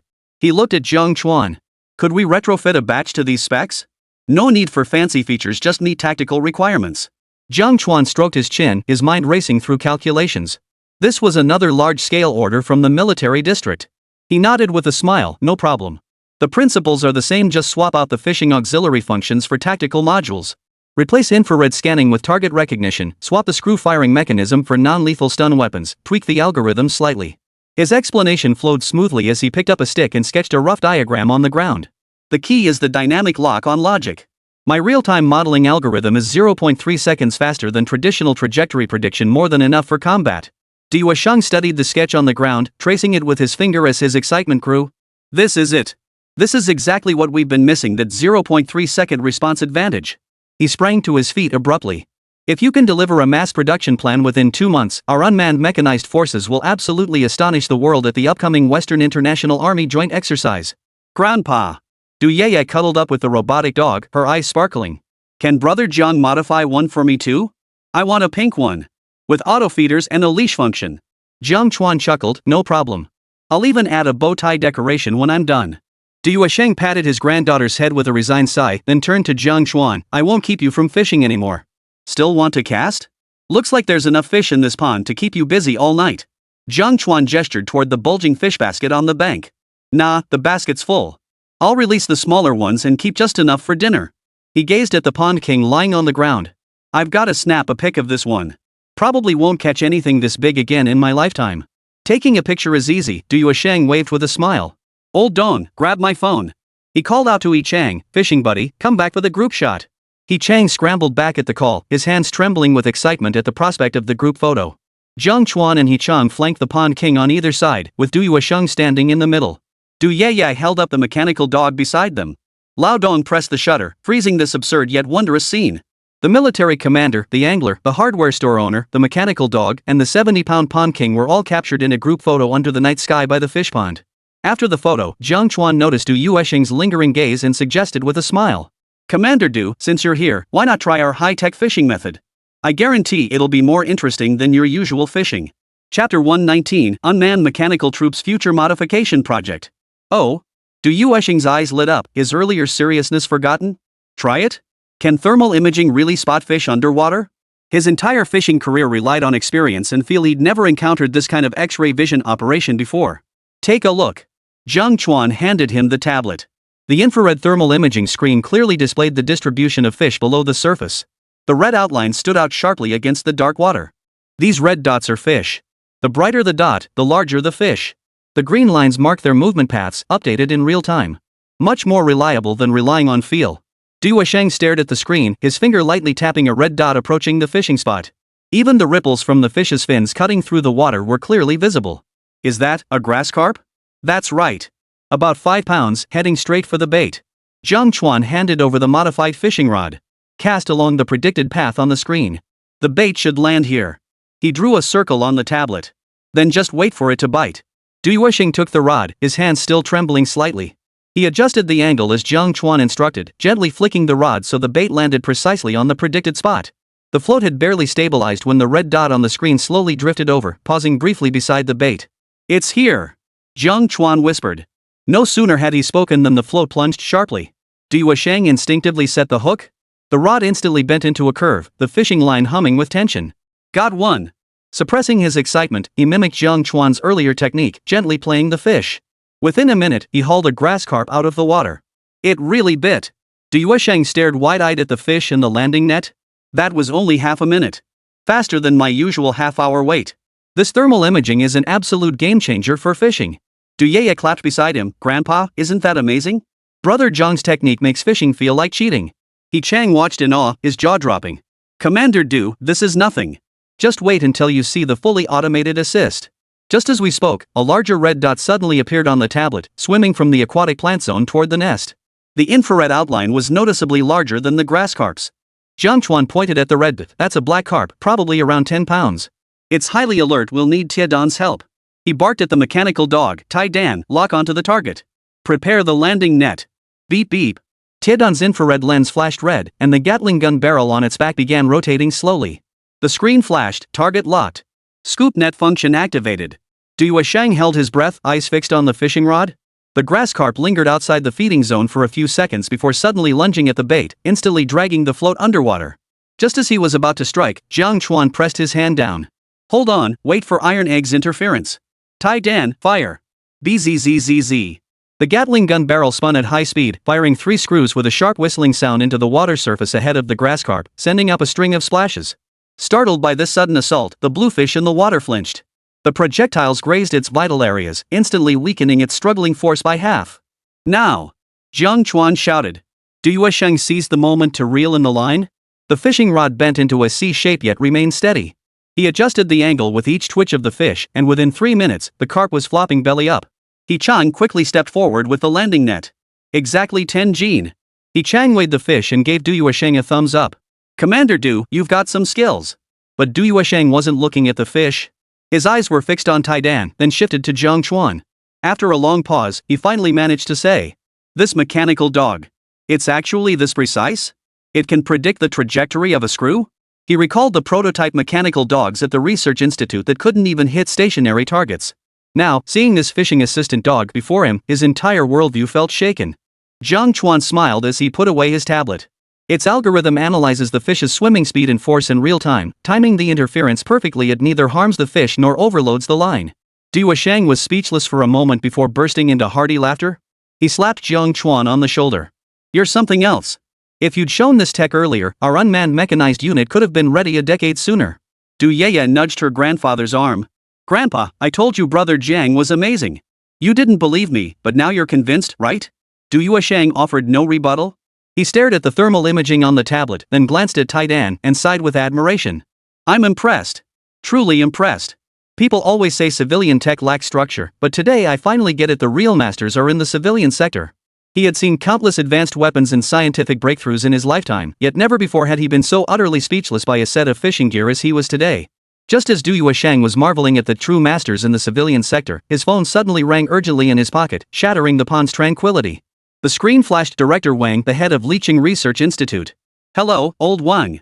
Duosheng pressed the answer button, his voice still tinged with the excitement of his recent catch. Director Wang's voice came through the line, high-pitched and excited, firing off words like a machine gun. Commander Du. Major discovery. Our researchers spotted the Iron Hoof 2 in a night fishing livestream. Someone modified a decommissioned prototype. They added infrared modules and weapon mounts, achieving dynamic lock-on accuracy 10 times higher than our original prototype. It can even fire screws to jam targets. This technological breakthrough is crucial. His voice grew increasingly frantic. We're tracking the stream's location. It's near Liqing's Lishui Pond. Do you know anyone in that area? Could you help contact the modifiers? This is vital for our unmanned mechanized core project. Duosheng hung up the phone and exchanged a peculiar look with the others. Then, with a meaningful pause, he interrupted the call. You're too late, old Wang. Ha! Director Wang froze. What do you mean too late? The Lishui pond you mentioned? That's my family's fish pond. Du Yuesheng's voice brimmed with smug satisfaction. And the modifier you mentioned? He's right beside me. Jiang Chuan from Rhine Hardware, our partner for barrel materials. That mechanical dog you mentioned? I'm holding it right now. Dead silence instantly filled the other end of the line, even breathing seemed to vanish. Seconds later, Director Wang's incredulous shriek pierced the air. What? That mechanical dog is with you? The modifier is Jiang Chuan? That's right. Du Yuesheng gave the mechanical dog in his arms a little shake. Not only did he modify the dog, but he used it to reel in a 70-pound pond king. He just demonstrated thermal imaging fishing to me. The technology up there is seriously impressive. He paused, his tone easing. Alright, I've already contacted him. I'll handle the follow-up cooperation. You don't need to investigate this. And don't bother me while I'm fishing. We'll discuss it tomorrow at work. Yes, sir. Commander Du, you go ahead. Director Wang's voice still trembled, clearly still reeling from the shock. Du Yuesheng hung up the phone. Seeing Jiang Chuan and He Chang struggling to suppress their laughter, he couldn't help but shake his head. What kind of situation is this? Fishing turns into a major technological discovery, even alerting the research institute. Jiang Chuan scratched his head. Never expected this mechanical dog would get so much attention. I just tinkered with it to help Yaya fish. A simple tweak that sets the research institute abuzz? Your simple is downright terrifying. Du Yuesheng patted his shoulder, his eyes brimming with admiration. Looks like we should come fishing more often. Who knows what other surprises we might reel in. He Chang listened in astonishment. This wasn't fishing, it was clearly fishing for technology. He'd never seen fishing stir up the military district or the research institute before. Today was truly eye-opening. Photos taken, fish caught. Du Yuesheng put away his phone and suggested, My place isn't far from here. Let's have the kitchen staff add a dish. Tonight, this pond king goes straight into our bellies. What do you say? Sounds great. He Chang was the first to respond. Getting to share this pond king with Commander Du and Boss Jiang? This alone makes my life worthwhile. Jiang Chuan nodded with a smile, better to comply than be disrespectful. Du Yuesheng immediately pulled out his phone to call his steward, old Zhang, get a big basin ready. We've brought back a 70-pound grass carp. We're having a feast tonight, stock up on extra liquor. After hanging up, he looked at the group, his stern gaze softening completely. Let's go home. I'll treat you to my kitchen cruise, cooking guaranteed fresher than any fish from the pond. Chapter 120, The higher the waves, the higher the price. By the time the car entered the compound of the Licheng military district, night had deepened. Patrolling sentries moved through the red brick-walled compound, where ancient locust trees cast shadowy silhouettes and a faint fragrance of locust blossoms lingered. Du Yuesheng's residence was a two-story house. Guards at the entrance had been waiting and, upon seeing the group carrying their massive catch, quickly took it to the kitchen. Old Zhang, clean the fish thoroughly and prepare it 3 ways. Fish head in tofu soup, braised middle section, and fried tail. Add extra ginger slices to cut the fishy smell. Du Yuesheng called out as he walked inside. The clatter of pots and pans soon echoed from the kitchen. The cooks were clearly prepared. The group followed into the house. The living room had an antique charm, with several cold dishes arranged on a rosewood table. A calligraphy scroll reading "Defend the Homeland" hung on the wall, flanked by several military-themed oil paintings. Jiang Chuan and He Chang sat on the sofa, gazing at the group photo of Du Yuesheng with soldiers on the wall. They couldn't help but marvel at the layers of history embedded in this courtyard. Sit down, don't be so formal, Du Yuesheng said, handing them teacups. My place is simple, nothing like fancy restaurants, but the kitchen staff's skills were honed in the army. I guarantee it's fresh. Before long, a steaming fish feast was served. The fish head in tofu soup was creamy white and rich, the braised fish chunks glistened with sauce, and the fried fish tails were golden and crispy. The aroma filled the room the moment it hit the table. Try it. These pond-raised fish aren't fed any feed, they grow solely on aquatic plants and snails. The texture is unlike anything else. Du Yuesheng served Jiang Chuan a piece of fish. Chef Zhang is our military district's god of food. He's unmatched when it comes to fish. Jiang Chuan took a bite. The fish was tender yet firm, the broth rich and savory. He couldn't help but nod. It's truly fresh, far superior to anything you'd find in restaurants. He Chang was practically slobbering over his plate, muttering as he ate, "This is the first time in my life I've had such a huge grass carp, and it's with Commander Du himself. Worth every bite." During the meal, Du Yuesheng shared stories from his life. Pointing to the military medals on the wall, he remarked with understated grace, "I've spent my entire life in military manufacturing, from tanks to drones, never straying from the word equipment. I was supposed to retire last year, but the Army's major equipment reform project hit a snag. Then higher-ups needed someone to handle the new gear, so I stepped in at the last minute and carried the load for another 6 months." He paused, turning to look at Jiang Chuan.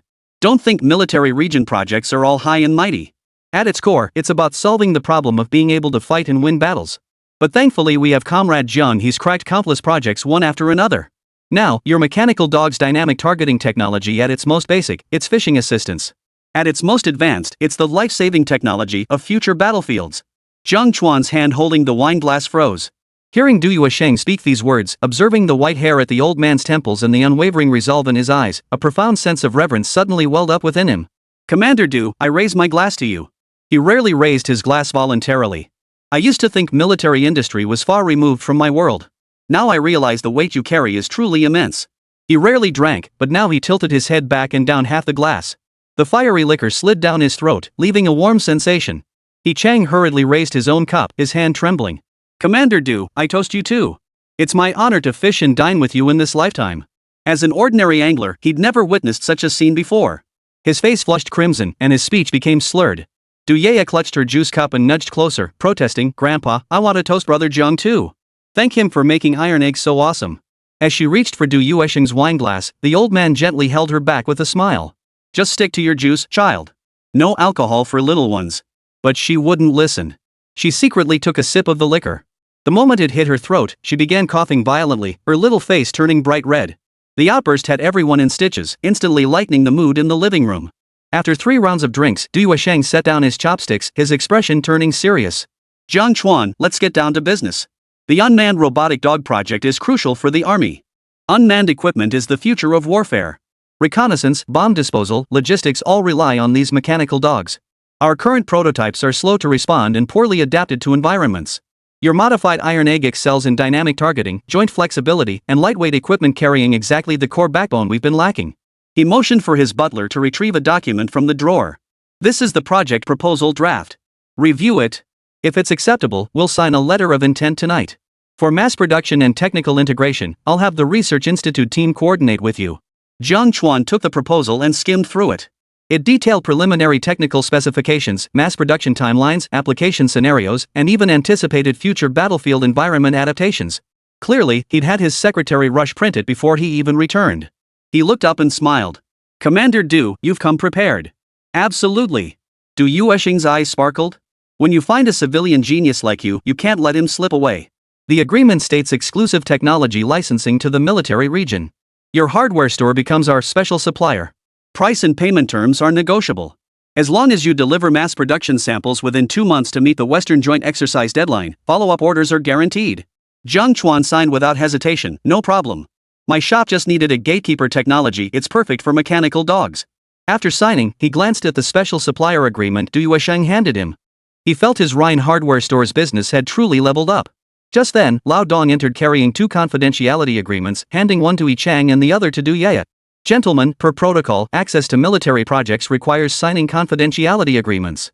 The words disclosure of information will result in criminal liability, with a maximum sentence of life imprisonment stood out prominently on the agreement. Yi Chang's hand trembled in fright, nearly dropping his pen.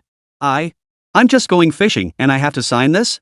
His eyes darted over the intimidating clauses as he muttered under his breath, if I'd known, I wouldn't have come to dinner. Du Yaya also frowned, poking the life imprisonment clause. Grandpa, even if I just groom a dog, will I go to jail? Du Yuesheng was both amused and exasperated. Relax, as long as you don't disclose technical details, it's just a formality. Only then did the two reluctantly sign. After signing, Du Yuesheng had the butler secure the agreement, then poured Jiang Chuan another glass of wine. From now on, you're family. If you run into any technical hurdles, come find me anytime. The military district's labs and workshops are at your disposal. Alright, it's getting late. I'll have Lao Dong drive you back. Du Yuesheng stood up, patting Jiang Chuan on the shoulder. Tomorrow, I'll have someone from the Research Institute meet with you at your shop. Let's get that mechanical dog prototype done as soon as possible. Jiang Chuan nodded. Rest assured, we'll deliver on time. The next morning at 10 o'clock, the rolling shutter door of Jiangqing's Rhine hardware store finally creaked open with a slow clatter. Yawning, Jiang Chuan pushed open the glass door, his eyes still red-rimmed from staying up late. He'd stayed up late chatting with Du Yuesheng the night before, had a few drinks, and had slept in a rare occurrence. Brother Chuan. You finally made it. A Jia poked his head out from behind the shelves, still clutching a stack of parts. Xiao Zhang and I have been waiting for you for 2 hours.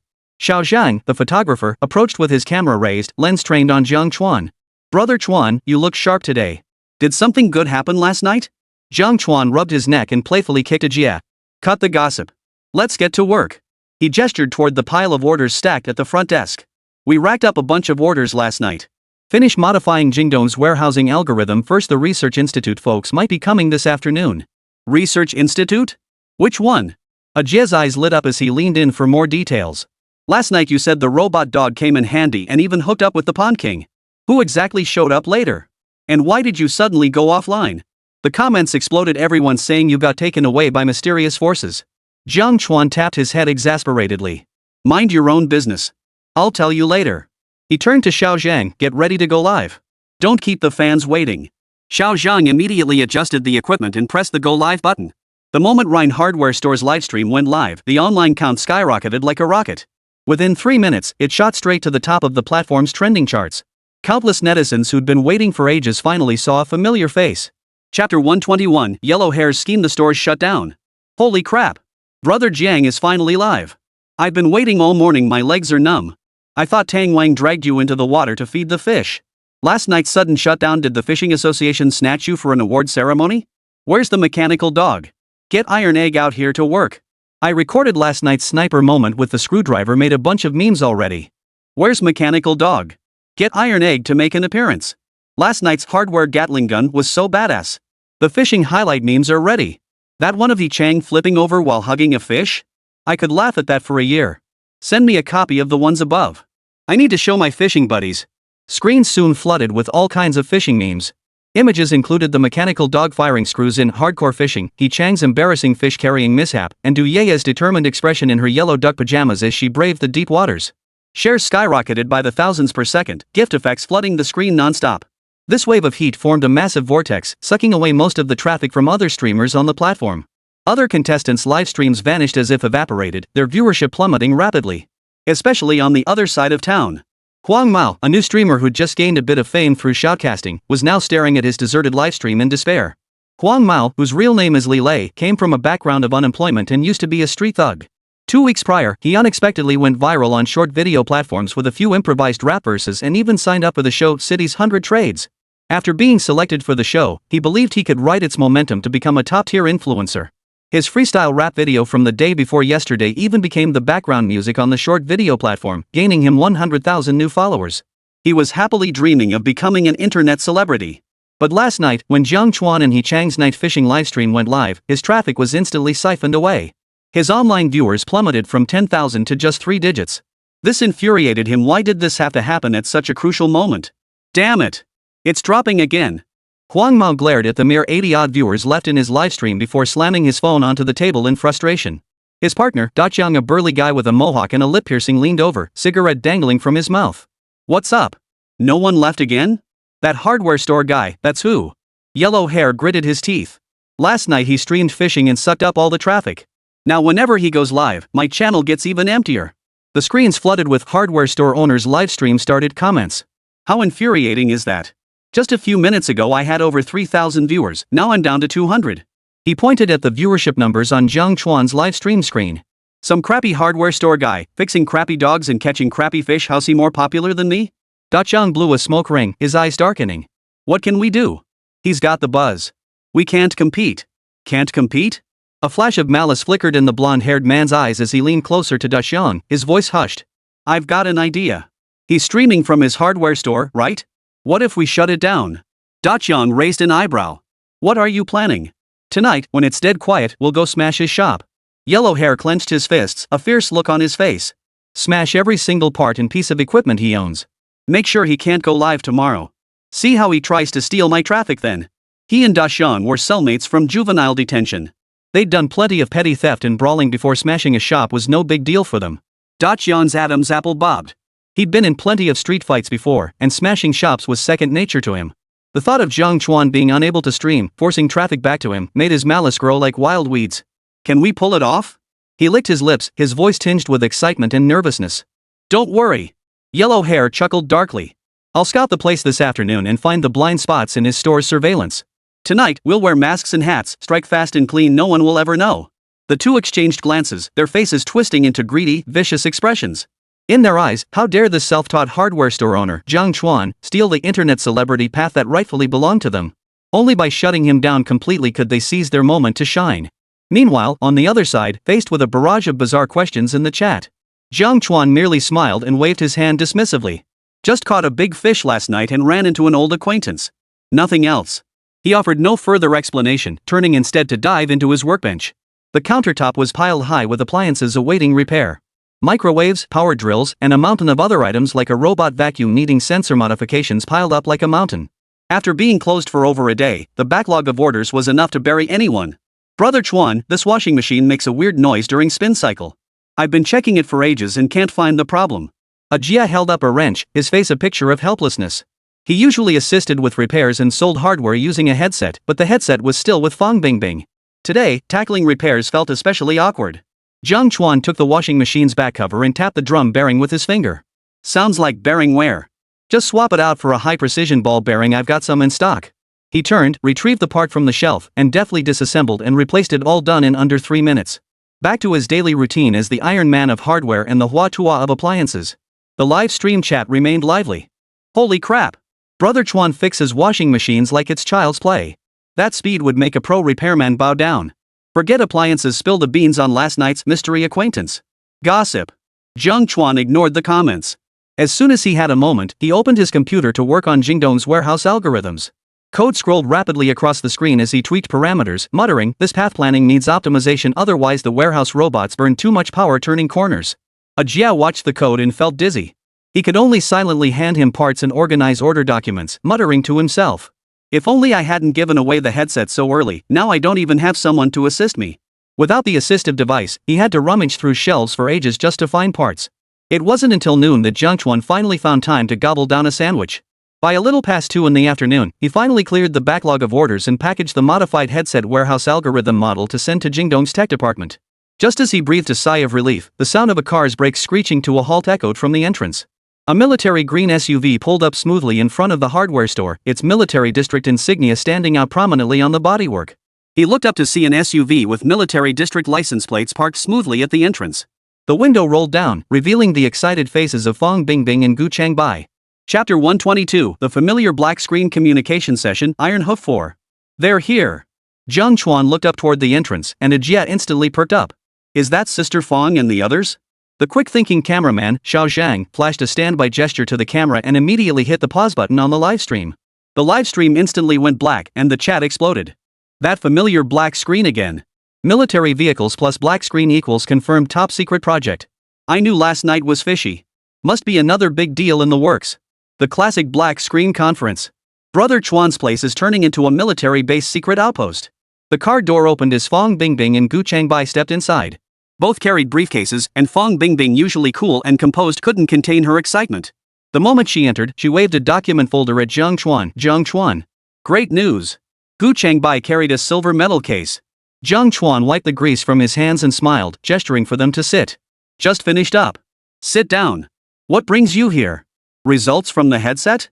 Results? That's putting it mildly. Fang Bingbing handed over the document folder and pulled out the project proposal inside. We tested the headset you modified overnight. Not only do all parameters fully meet the Air Force Tactical Headset Project standards, the night vision clarity and dynamic tracking speed even exceeded expectations by 30%. She pointed to the signature section on the proposal. This is the project acceptance report and the letter of intent. If you see no issues, sign it. For mass production and future tech upgrades, the Air Force has specifically designated you as their partner. Jiang Chuan took the proposal and flipped through it. It detailed the headset's technical specifications and collaboration terms, with the Air Force Equipment Department's official seal at the end. Similar to their previous barrel material collaboration. He picked up the pen and signed his name neatly in the signature section. No problem. Looking forward to a successful collaboration. Fang Bingbing then returned the headset to Jia, who visibly relaxed. If he hadn't gotten that headset back, he'd probably have been demoted back to being the hardware store's mascot. That's not all. Gu Changbai opened the silver metal case, revealing an unassembled prototype of a mechanical dog inside. Its metal skeleton was intricately crafted, with Iron Hoof 4 labels still affixed to the joints. That robotic dog you fished out last night has the Leeching Research Institute team in a complete frenzy. Pointing at the prototype, his tone brimmed with disbelief. We just got word this morning they held an emergency meeting overnight. They said your modified Iron Hoof 1 achieved at least 3 technical breakthroughs they'd been stuck on for half a year. Dynamic targeting algorithms, lightweight weapon mount adaptability, complex terrain obstacle avoidance response speed. Who knew you'd have time to upgrade the mechanical dog after finishing the headset? Fang Bingbing added, the Research Institute isn't even drafting project proposals based on the original concept anymore. They're using your modified unit as the prototype. Here's the new Iron Hoof 4 prototype. They sent it specifically for your modifications. Once you're done modifying it, they'll draft the final project proposal based on this. Based on my modifications? Jiang Chuan paused, picking up the prototype parts to weigh them.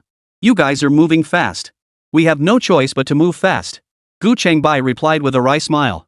You have no idea. This morning, Director Wang from Licheng Research Institute slammed his fist on the table during the meeting, saying 3 years of conceptual research couldn't match the tangible results a hardware store owner achieved in one night. Now the entire institute is waiting for your modification plan to turn unmanned mechanical dog tactical coordination from a concept into a viable project proposal. His gaze lingered on the prototype in Jiang Chuan's hands, his expression complex. They always say theory guides practice. But with you, practice is forcing theory. Using your modification prototype as the basis for a project proposal that's unprecedented in our institute's history. Fong Bingbing nodded from the side, pointing to the headset in the corner of the workbench. And this headset of yours, originally just an auxiliary project for the Air Force, turned out to be directly adaptable for tactical reconnaissance after your modifications. Now the Aerospace Bureau is asking if we can collaborate on the visual module for their space simulators. Jiang Chuan, your shop is practically becoming a military project incubator. Jiang Chuan chuckled as he placed the prototype on the workbench, tapping the mechanical dog's joints with his fingers. Go ahead and tinker with it. But just so we're clear, if you break it, you're paying for the repairs. You've never broken anything you've modified. Fong Bingbing declared confidently. Oh, and we've compiled the test data for a GS headset. The results exceeded expectations. Here's the report. We'll proceed directly with the mass production order. Ajia listened with eyes sparkling, leaning in to examine the prototype. Bro, is this dog even fancier than last time's Iron Egg? What can it do after the mod? Can it shoot screws to hunt birds? Shoot birds? Gu Chengbai chuckled. After modification, it's meant for missions in highlands and jungles, far more capable than just shooting birds. Jiang Chuan picked up the prototype and weighed it in his hand. The joint design was more intricate than Iron Egg's, clearly an upgraded version. Don't worry, I'll have it modified for you within a week. He was thoroughly familiar with mechanical structures. With his experience modifying Iron Egg, this prototype would be a breeze. Fong Bingbing sought his prompt agreement and smiled until her eyes crinkled. Then we won't bother you. Contact us once it's done. The Research Institute folks are hounding me daily for updates. After exchanging a few more pleasantries, they boarded the military vehicle, clutching the signed headset project agreement, and drove off in high spirits. As soon as the vehicle disappeared, Xiao Zhang lifted the curtain and peered out. Brother Chuan, done already? The chat's going wild. They're calling you the guy who fixes hardware by day and builds military tech by night, and some are even guessing you're a secret arms dealer. Meanwhile, in the darkened livestream room, fans were still flooding the chat. I'll bet 50 cents. He's definitely modifying that mechanical dog. Military project confirmed. Brother Chuan is turning his hardware store into a defense tech park. Can't wait for the stream. I want to see the new mechanical dog. This time the Gatling gun better be rocket propelled. Dog head emoji. Jiang Chuan chuckled and waved off Xiao Zhang's teasing, his gaze already fixed on the silver box left behind by Gu Chengbai. He slipped on gloves and carefully extracted the Iron Hoof 4 prototype, setting it on the workbench. This prototype was vastly superior to Du Yeye's Iron Hoof 2. Its metal skeleton used lightweight alloys, the bearings at the joints were extremely precise, and the sensor array had 3 full rows more than Iron Egg. Even the circuit interfaces were waterproofed. Jiang Chuan's finger traced the interface on the mechanical dog's back. With a gentle flick, the modular casing clicked open, revealing the neatly arranged circuit boards within. It was a far more pleasing sight than Iron Egg's patchwork quilt internal structure. Solid foundation. Jiang Chuan raised an eyebrow, excitement in his eyes. Way better than Yeye's old model. Tons of room for upgrades. Ajia leaned in, feeling the prototype's mechanical leg. These joints look sturdy. Could we fit a more powerful Gatling gun? Think bigger. Jiang Chuan grabbed a screwdriver and began disassembling the sensor module. Its base algorithms are newer than Iron Egg's. I can layer dynamic targeting software directly on top. The joint bearings have high enough precision, no need to swap parts, just tweak the damping parameters. Forget a Gatling gun, we could even mount a mortar. And this power module, it's 30% larger than Iron Egg's. Carrying tactical gear won't be a problem. He sketched on his tablet as he spoke. Perfect timing to upgrade Iron Egg's optimization plan. Add dual mode switching. Use silent mode for routine reconnaissance, then switch to tactical mode when encountering threats. The live stream had resumed, and as viewers watched Jiang Chuan gesturing at the mechanical dog prototype, the chat exploded with excitement. Holy crap! A new dog! Is this an upgraded version of Iron Egg? Brother Chuan's eyes are sparkling. This is gonna be huge. Tactical mode? Sounds badass. Is it gonna have real guns? Wang Chai. Jiang Chuan ignored the comments, fully absorbed in the modification.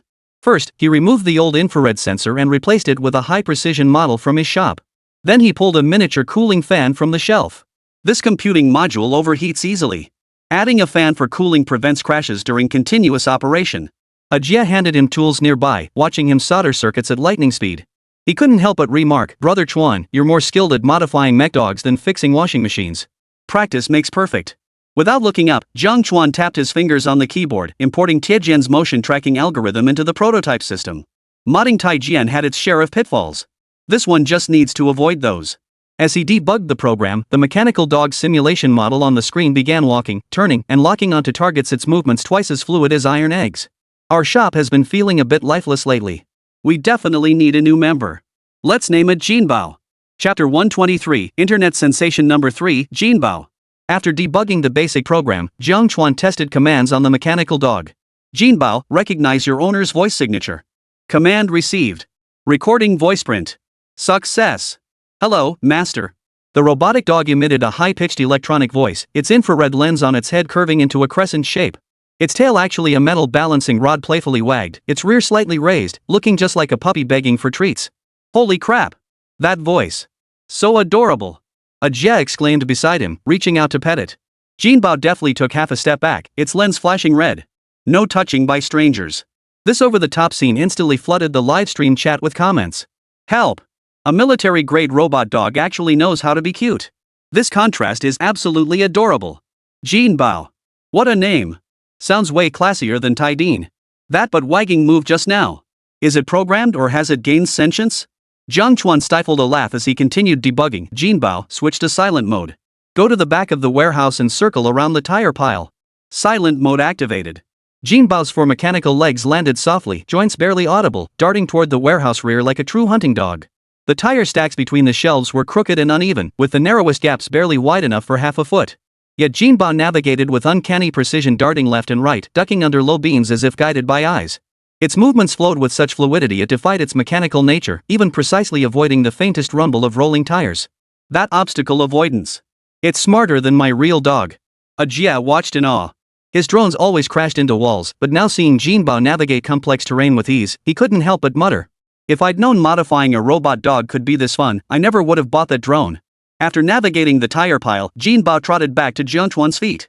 The camera flashed. Mission complete, master, praise me. Well done. Jiang Chuan patted its metal head, then turned to Jia and said, double-check the tactical mode interface connectors. Jinbao's back featured multiple modular slots, designed to accommodate various light weapon models. But obviously, this wasn't the place for a demonstration. Only basic testing could be done for now. Jia leaned in for a closer look. The anti-slip grooves along the slot edges were far more intricate than those on Iron Egg. He couldn't help but marvel. This craftsmanship, could it even hold a mortar securely? Cut the nonsense. Jiang Chuan tapped him on the head. It's primarily for reconnaissance and non-lethal deterrence. If you really want to mount weapons, you'll need to modify it at the military district lab.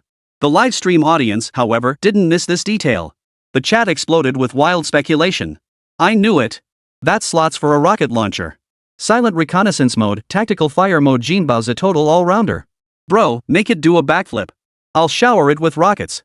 Jiang Chuan chuckled and ignored the comments, gesturing for Jinbao to interact with the camera. Say hi to everyone.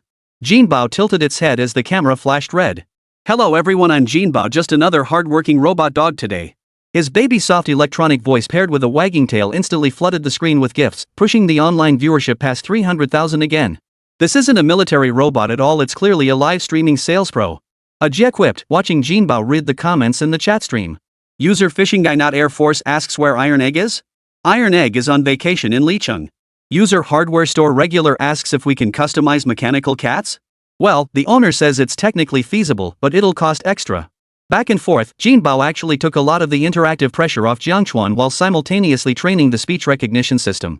Seeing Jinbao running smoothly, Jiang Chuan turned his attention to the other corner of the workbench. The motorcycle Tang Haimao had delivered was still waiting for modifications. It wasn't until 6 in the evening that Jiang Chuan finished modifying the motorcycle's fuel system. As he stood up, he noticed Jinbao crouched in front of the livestream camera, using its infrared lens to flash a heart sign at the viewers. While the chat was flooded with cries of, "We don't want Jinbao to go home." Alright, that's it for today. Jiang Chuan shut down the stream. Jinbao immediately scampered to his feet, and the camera flashed. Is Master going home? Did Jinbao do a good job today? Very good. Tomorrow I'll install new sensors for you. Jiang Chuan ruffled its head, feeling quite satisfied with this upgraded mechanical dog.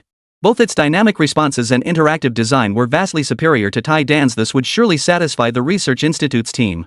Holding the headset, Ajia watched Jinbo obediently crouch on the charging dock and couldn't help but marvel. Brother Chuan, we've got VR headsets and robotic dogs in the shop now. Shouldn't we get a mech next? Jiang Chuan smiled as he locked the door.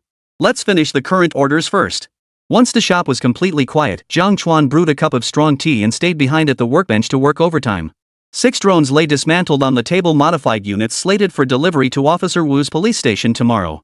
The Yunjiang collaboration model sold like hotcakes. Once this batch is done, the fire department and rescue teams will probably be pushing for more orders. Jiang Chuan mused while calibrating the sensors. Data from Yunjiang's last shipment showed their co-branded drones sold out immediately upon release. Now, major government agencies were scrambling to secure supplies.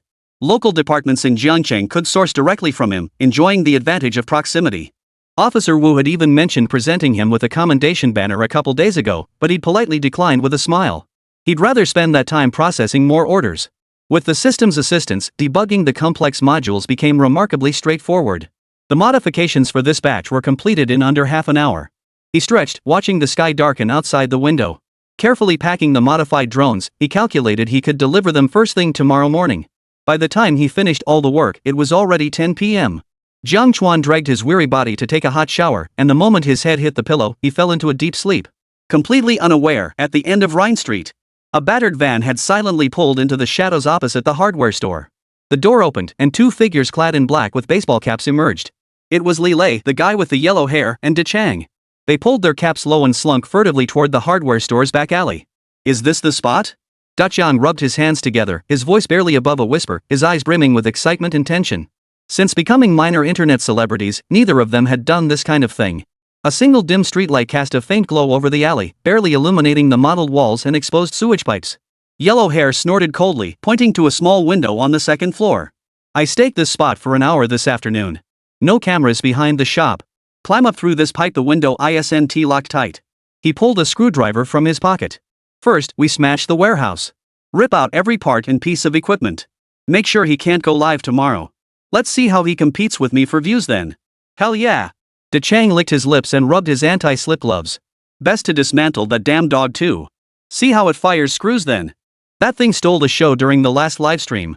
The two exchanged glances, their eyes flashing with a hint of ruthlessness. Yellow hair grabbed the rusty sewer pipe first and scrambled up with nimble hands and feet, Da Jiang following close behind. The pipe groaned with each creak, but thankfully the dead of night kept the neighbors quiet. Reaching the second floor window, Yellow hair gently pried it open with a screwdriver. The window swung up with a satisfying click. Keep it down. Yellow hair flipped over and jumped in first. Landing on an empty cardboard box, he made a soft rustling sound. He flinched in fright. After waiting a few seconds with no sound, he waved to Da Jiang below. Come in quick. Da Jiang clumsily climbed in. The two men groped their way toward the warehouse by the dim light of their phone screens. The warehouse door wasn't locked, it swung open with a push. Inside, it was crammed with boxes of parts, metal pipes, and unassembled equipment. The air was thick with the smell of oil and metal. Wow, this dump sure has a lot of stuff. Da Jiang shone his phone light around and spotted a pile of drone parts in the corner. He spat in disgust. A crappy hardware store hoarding all this junk? It's an eyesore. Holy, these look like Yunjiang drones, they're worth a fortune. Yellow hair's eyes lit up. Thankfully he'd brought a burlap sack. He'd heard these things could fetch over 10,000 yuan. Just 2 of them would cover his costs. He then pulled a wrench from his pocket, his face twisted into a menacing grimace. Cut the crap, let's do this. Smash the workbench first, then dump all the parts on the floor. He raised the wrench, ready to smash the precision instruments beside him, the very workbench Jiang Chuan had used earlier that day to calibrate the golden treasure. Just then, a faint electronic alert sounded from deep within the warehouse. Beep beep beep, unauthorized intrusion detected. Security mode activated. Chapter 124, Hunt Time. The mechanical dog catches the thief. The sound was faint, yet it echoed distinctly in the silent warehouse. Huang Mao and Da Xiang froze instantly, their wrenches clattering to the floor. What was that? Da Jiang's voice trembled as his phone screen instinctively illuminated the source of the sound. In the shadows of the warehouse, a silver-gray figure slowly rose to its feet. The normally soft infrared lenses now glowed with 2 crimson beams, like the eyes of a predator in the darkness, locked firmly on them. Warning, unauthorized intrusion. Leave immediately. Repeat, unauthorized intrusion. Leave immediately. The cold electronic voice replaced the daytime's baby soft tone, carrying an undeniable force of intimidation. Huang Mao and De Chang's legs buckled in terror, their phones clattering to the floor. As the screen shattered, they caught a full glimpse of the figure. It was Jinbao, the mechanical dog Jiang Chuan had been debugging earlier that day. From the modular slots on Jinbao's back, a row of cold, gleaming metal components had emerged, clearly not meant for cuteness. In the darkness, its crimson eyes grew brighter and brighter. Jinbao crouched slightly, assuming an attack stance. Huang Mao and Da Xiang felt a chill crawl up their spines from the soles of their feet to the tops of their heads, leaving them too stunned to even scream. The air in the warehouse seemed to freeze solid, filled only by Jinbao's low mechanical hum and the two men's frantic heartbeats. Holy, run! Beep beep beep, remote alarm triggered. Contacting local police station. The moment Jinbao's icy electronic voice faded, it was already advancing toward them on its mechanical legs. Its crimson lens locked onto the foreheads of Yellow Hair and Big Strong. With each step, its metal joints clicked sharply, punctuating the silent warehouse with a rhythm as relentless as a death knell. Run! Run now! Yellow Hair reacted first, yanking the petrified De Chang toward the warehouse exit.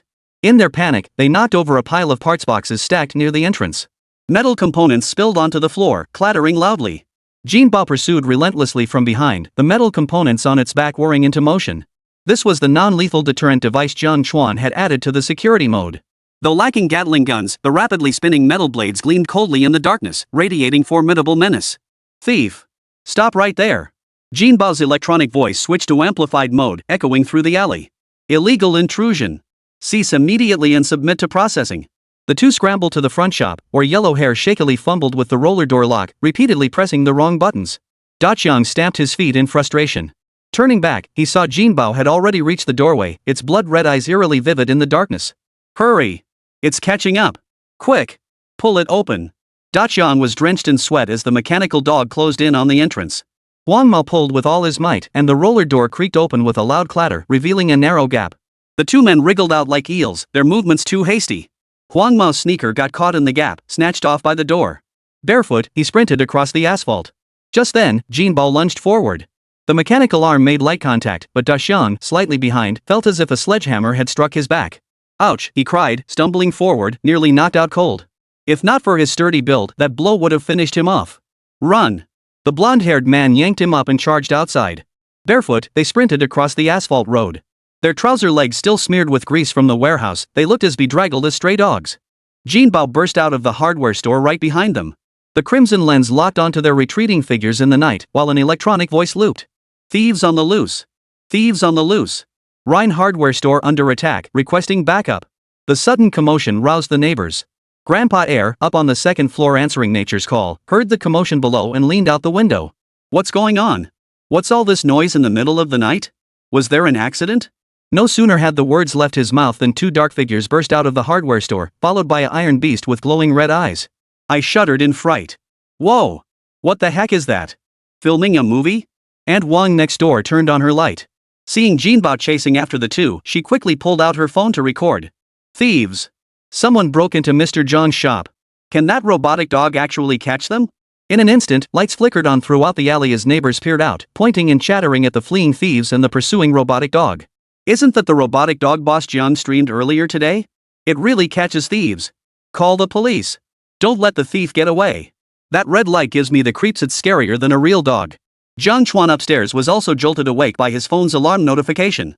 Groggily, he fumbled for his phone. The screen displayed in bold. Security alert, intrusion detected at Rhine hardware store warehouse. Jinbao has initiated pursuit mode. He shot awake, flung back the covers, and sat up, sleepiness replaced by rage. Damn it, someone dared touch my store? He tapped open Jinbao's remote control interface, his fingers swiping rapidly. Switch to high-efficiency pursuit mode. Activate sonic deterrence. Downstairs, Jinbao received the command and accelerated abruptly. Motors in its joints emitted a sharp hum while releasing high-frequency sound waves. Though harmless, the sound was enough to unsettle anyone. Already panicked and scrambling, Huang Mao and Da Xiang stumbled even more under the sonic assault. Da Xiang even stumbled into a roadside drain, landing face first in the mud. I can't run anymore. Da Xiang collapsed on the ground, trembling in terror as Jinbao's crimson eyes closed in. Yellow Hair was also panting heavily from the chase, leaning against a wall to catch his breath. He glanced back to see the mechanical dog closing in to within 3 meters. Its spinning metal components whirred as the cold electronic voice echoed again. Cease evasion. Await police intervention. Chapter 125, Life or Death Speed, Fast Furious. Seeing Daxiang fall to the ground, Wang Mao's eyes flashed with ruthlessness. He couldn't spare a thought for his companion. You block it yourself. He violently shook off Daxiang's hand and spat venomously, don't blame me. You're just dead weight. With that, he turned and sprinted toward the truck lurking in the shadows. Before Daxiang could react, the blonde-haired man had already yanked open the truck door, fumbling frantically to insert the key and turn the ignition. The engine sputtered to life with two chugging sounds. Watching Jinbao closing in while Huang Mao prepared to flee, he cursed furiously, you son of a... You sold me out. But before he could finish, neighbors armed with mops and brooms closed in. Aunt Wang shoved her phone in his face. Freeze! The police are on their way. Daxiang collapsed to the ground, paralyzed by the fury in the surrounding eyes, drained of any will to resist. After successfully starting the truck, Yellow Hair watched Daxiang pinned to the ground in the rearview mirror. His eyes burned with hatred as he glared at Jinbao chasing after him. Damn it! A worthless dog dares to chase me. He yanked the steering wheel hard. The truck's tires screeched against the pavement as it barreled straight toward Jinbao. Run you over, you piece of junk. Just as the truck was about to strike, Jinbao suddenly made an astonishing move. All four mechanical legs crouched down violently, metal joints folding into a flat angle. Its entire body slid along the ground, like a silver shuttle darting beneath the truck's undercarriage. With a clang, the truck's rear wheels nearly crushed its tail. Yet Jinbao landed unscathed, spun around, and resumed the chase, its crimson lens locked dead on the truck's rear. Holy! That dog can crawl under cars? Neighbors in the alley stared in disbelief, forgetting to keep filming with their phones. Is this a damn mechanical dog or a Transformers robot? Uncle Air, leaning out the window, slapped his thigh. Mr. Zhang's dog is modified like a god. It's even better than a police dog. Holy! It dodged that?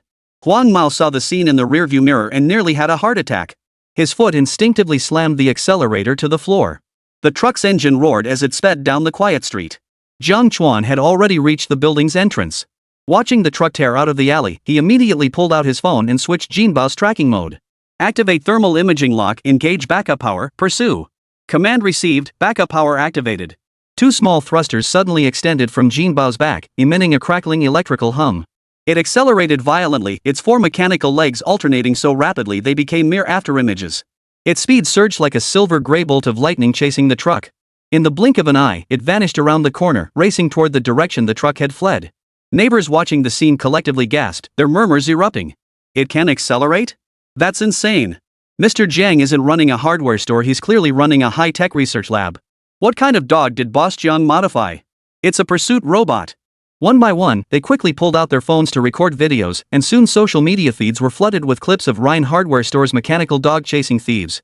Meanwhile, in the duty room of Jiangcheng Police Station, Officer Wu was organizing last week's case reports on his computer. A drone model sat on the desk, a scaled-down version of the first batch of modified drones. Thanks to the infrared module Jiang Chuan had modified, they had solved 3 missing child cases last week and even rescued a lost hiker. The station chief was planning to present Jiang Chuan with a commendation banner. Right now, he was calculating that once the second batch of drones arrived tomorrow, he could fully equip the patrol teams in his jurisdiction. Buzz. The alarm system suddenly blared urgently. An alert popped up on the screen, Rhine Hardware Store. Immediately after, a high-pitched electronic voice crackled through the walkie-talkie. Robbery in progress at Rhine Hardware Store. Suspect fleeing in white van, license plate, identifying. Request immediate backup. Officer Wu sprang from his chair, dropping the pen in his hand. That alarm.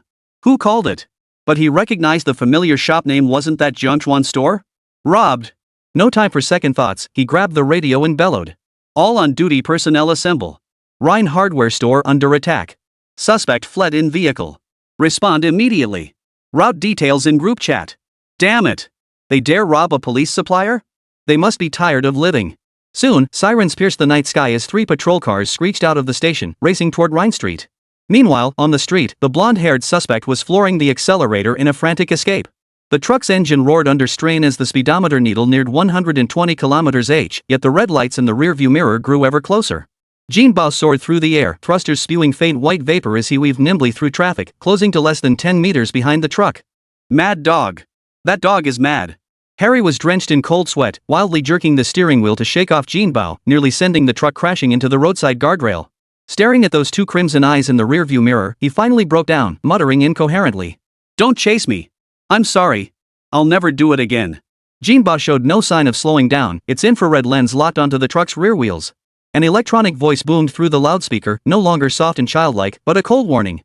The suspect vehicle is about to be intercepted. Stop immediately. But at this point, how could the blonde-haired driver dare to stop? After charging onto the main road, an absurd and perilous chase soon unfolded. The dilapidated truck driven by the punk careened wildly like a rabid dog. 10 meters behind it, Jingbao's limbs flailed wildly as the white vapor from his back thrusters streaked through the night air, leaving ghostly trails. The crimson infrared lens flickered, while the metallic clank of joints clashing mingled with the hiss of thrusters, an eerie cacophony echoing through the silent streets. Get out of the way! Get out of the way! A couple strolling by the roadside scrambled onto the sidewalk in terror, dropping their ice cream cones onto the pavement. An uncle on an electric scooter jerked the handlebars, narrowly avoiding the curb. Turning back, he saw that the pursuing vehicle was a mechanical dog with glowing red eyes, leaving him speechless with his mouth agape. Passing private cars slowed down to avoid the scene. Drivers rolled down their windows, utterly stunned by the surreal spectacle of a truck fleeing, chased by a mechanical dog. Phone cameras instinctively trained on the chase. What's going on? Is this a sci-fi movie shoot? A robotic dog chasing a truck? Has Boss Jones' golden retriever turned into a demon? Check the news. Rhine hardware store robbed robotic dog chase thief 3 blocks. Meanwhile, at a street corner less than 100 meters from the chase route, Jiang's famously sentimental top male streamer was live streaming with his phone.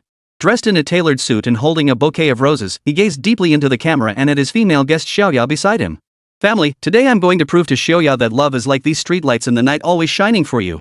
Over 30,000 viewers were online in the live stream, with comments flooding the screen, so heartfelt. The god of deep emotion. Just as Xiaoya reached for the roses, a sudden gale howled past. Huang Mao's truck careened out of control onto the sidewalk. Its wheels splashed through puddles, drenching A's from head to toe. Right behind it, Jinbao's vehicle lifted off the ground. The jetpack's airflow whipped up Xiaoya's skirt with a whoosh, causing her to scream, clutch her dress, and crouch down. Holy! What the hell? The wind blew the roses from Aja's hands, and his phone camera shook violently. Just in time, the camera captured the truck's taillights, Jinbao's fleeting silver-gray silhouette, and the white vapor spewing from the thrusters. The livestream fell into dead silence, with bullet comments frozen for a full 3 seconds. The next second, the chat exploded, a dense wall of text completely obscuring the screen. What did I just see? A truck? A mechanical dog? That was Jinbao just now. Boss John's robot dog chasing a thief. A heartfelt livestream suddenly turns into a chase scene? That twist has me speechless. Xiaoya's skirt. Sorry, but that's hilarious. Aja, I'm streaming romance and you're acting like it's Fast Furious? Chapter 126, researcher from Chuan City, Jiangcheng is way too wild. What the heck is this? Aja couldn't care less about his heartfelt script anymore, completely oblivious to his suit being soaked through. He abruptly swiveled his phone camera, relentlessly tracking that silver-gray silhouette. Everyone, look! It's actually chasing us. This robot dog runs faster than a car. On the screen, Jinbao's limbs flashed like afterimages. White vapor from its back thrusters trailed long streaks under the streetlights, while its crimson infrared eyes, like 2 homing missiles, locked onto the truck's rear. The truck weaved erratically in an S pattern along the main road, transforming the scene into an absurd late-night race. The live stream's online viewers surged rapidly, with bullet comments flooding the screen like a tidal wave. This speed is insane. Faster than my electric scooter. Jinbao's little legs are moving so fast I can't even see them. Did they put rocket launchers on this robot dog? Ajia, don't stop. Keep filming. This traffic is going to make you legendary. There's an intersection up ahead. That truck's about to run a red light. Chase it, Ajia. I'm tipping rockets betting the robot dog can catch up. Meanwhile, on the cross-city overpass, a black SUV cruised smoothly. Inside, 4 figures wore dark blue lab coats, their silver Longchuan Heavy Industries emblems gleaming under the overhead lights. The atmosphere felt stiflingly dull from the fatigue of the long journey. We're finally almost in Jiangcheng. Old Zhou, the technical lead from the Naval Equipment Department in Chuancheng, rubbed his temples. Clutching a project list in his hand, he had circled entries like aircraft carrier arresting cable material and destroyer stealth coating repeatedly. Headquarters says the Jiangcheng Research Institute has cracked 3 material barriers in a week. Their stealth coating even enabled optical stealth for Western Theater Command aircraft. That efficiency is off the charts. Who knows if it's the land nurturing exceptional talent or divine intervention? Why can't we get such good fortune? A young engineer in glasses at the back of the room pushed his frames up, his voice brimming with anticipation. Team leader Zhou, our destroyer's radar cross-section has always been stubbornly high. If we could use this stealth coating, we'd never have to worry about satellite reconnaissance during naval exercises. The driver, a retired naval officer, chimed in. It's not just stealth. We're still stuck on high-strength tensile materials for carrier arresting cables. Even the Army's made breakthroughs in gun barrel materials. We can't afford to fall behind. He glanced at the navigation system. We'll be at the Research Institute in half an hour. We can meet with the head researcher first thing tomorrow morning. Another researcher in a jacket chimed in. I hear these technologies are the result of a collective breakthrough by the Institute. We need to finalize the cooperation before the Air Force does, or else the core parameters will be shared again. A low chuckle rippled through the car, tinged with the urgency unique to researchers. Ever since hearing about Jiang Chuan's new stealth coding invention 2 days prior, they'd set off immediately, racing here without pause. Only later did they learn that within a single week, this facility had consecutively cracked 3 S-level military projects, a feat that left them green with envy. After all, the burden on the Navy Equipment Department's shoulders was even heavier than that of the Army and Air Force. With the nation's first domestically built aircraft carrier, the Liaoyang, nearing its launch, the entire naval equipment system was racing toward this historic moment. Yet the bottleneck of core technology loomed like a mountain, weighing heavily on their hearts. The carrier arresting cable, for instance, stands as one of the most intractable hurdles. The seemingly ordinary steel cable must withstand the tens of tons of impact force generated by a carrier-based aircraft landing in just a few seconds. Its abrasion resistance, tensile toughness, and fatigue resistance must all meet the most extreme standards. This technology had long been monopolized by Western nations. Domestic laboratories tackled the problem repeatedly for years, but consistently stumbled on the issue of cable rupture under extreme load. Each failure meant a setback in the aircraft carrier's sea trial schedule. Beyond arresting wires, the stealth coding for destroyers also presents a formidable challenge. In modern naval warfare, radar cross-section directly determines a vessel's survivability. Existing coatings either lack seawater corrosion resistance or deliver unstable stealth performance, often failing in complex sea conditions.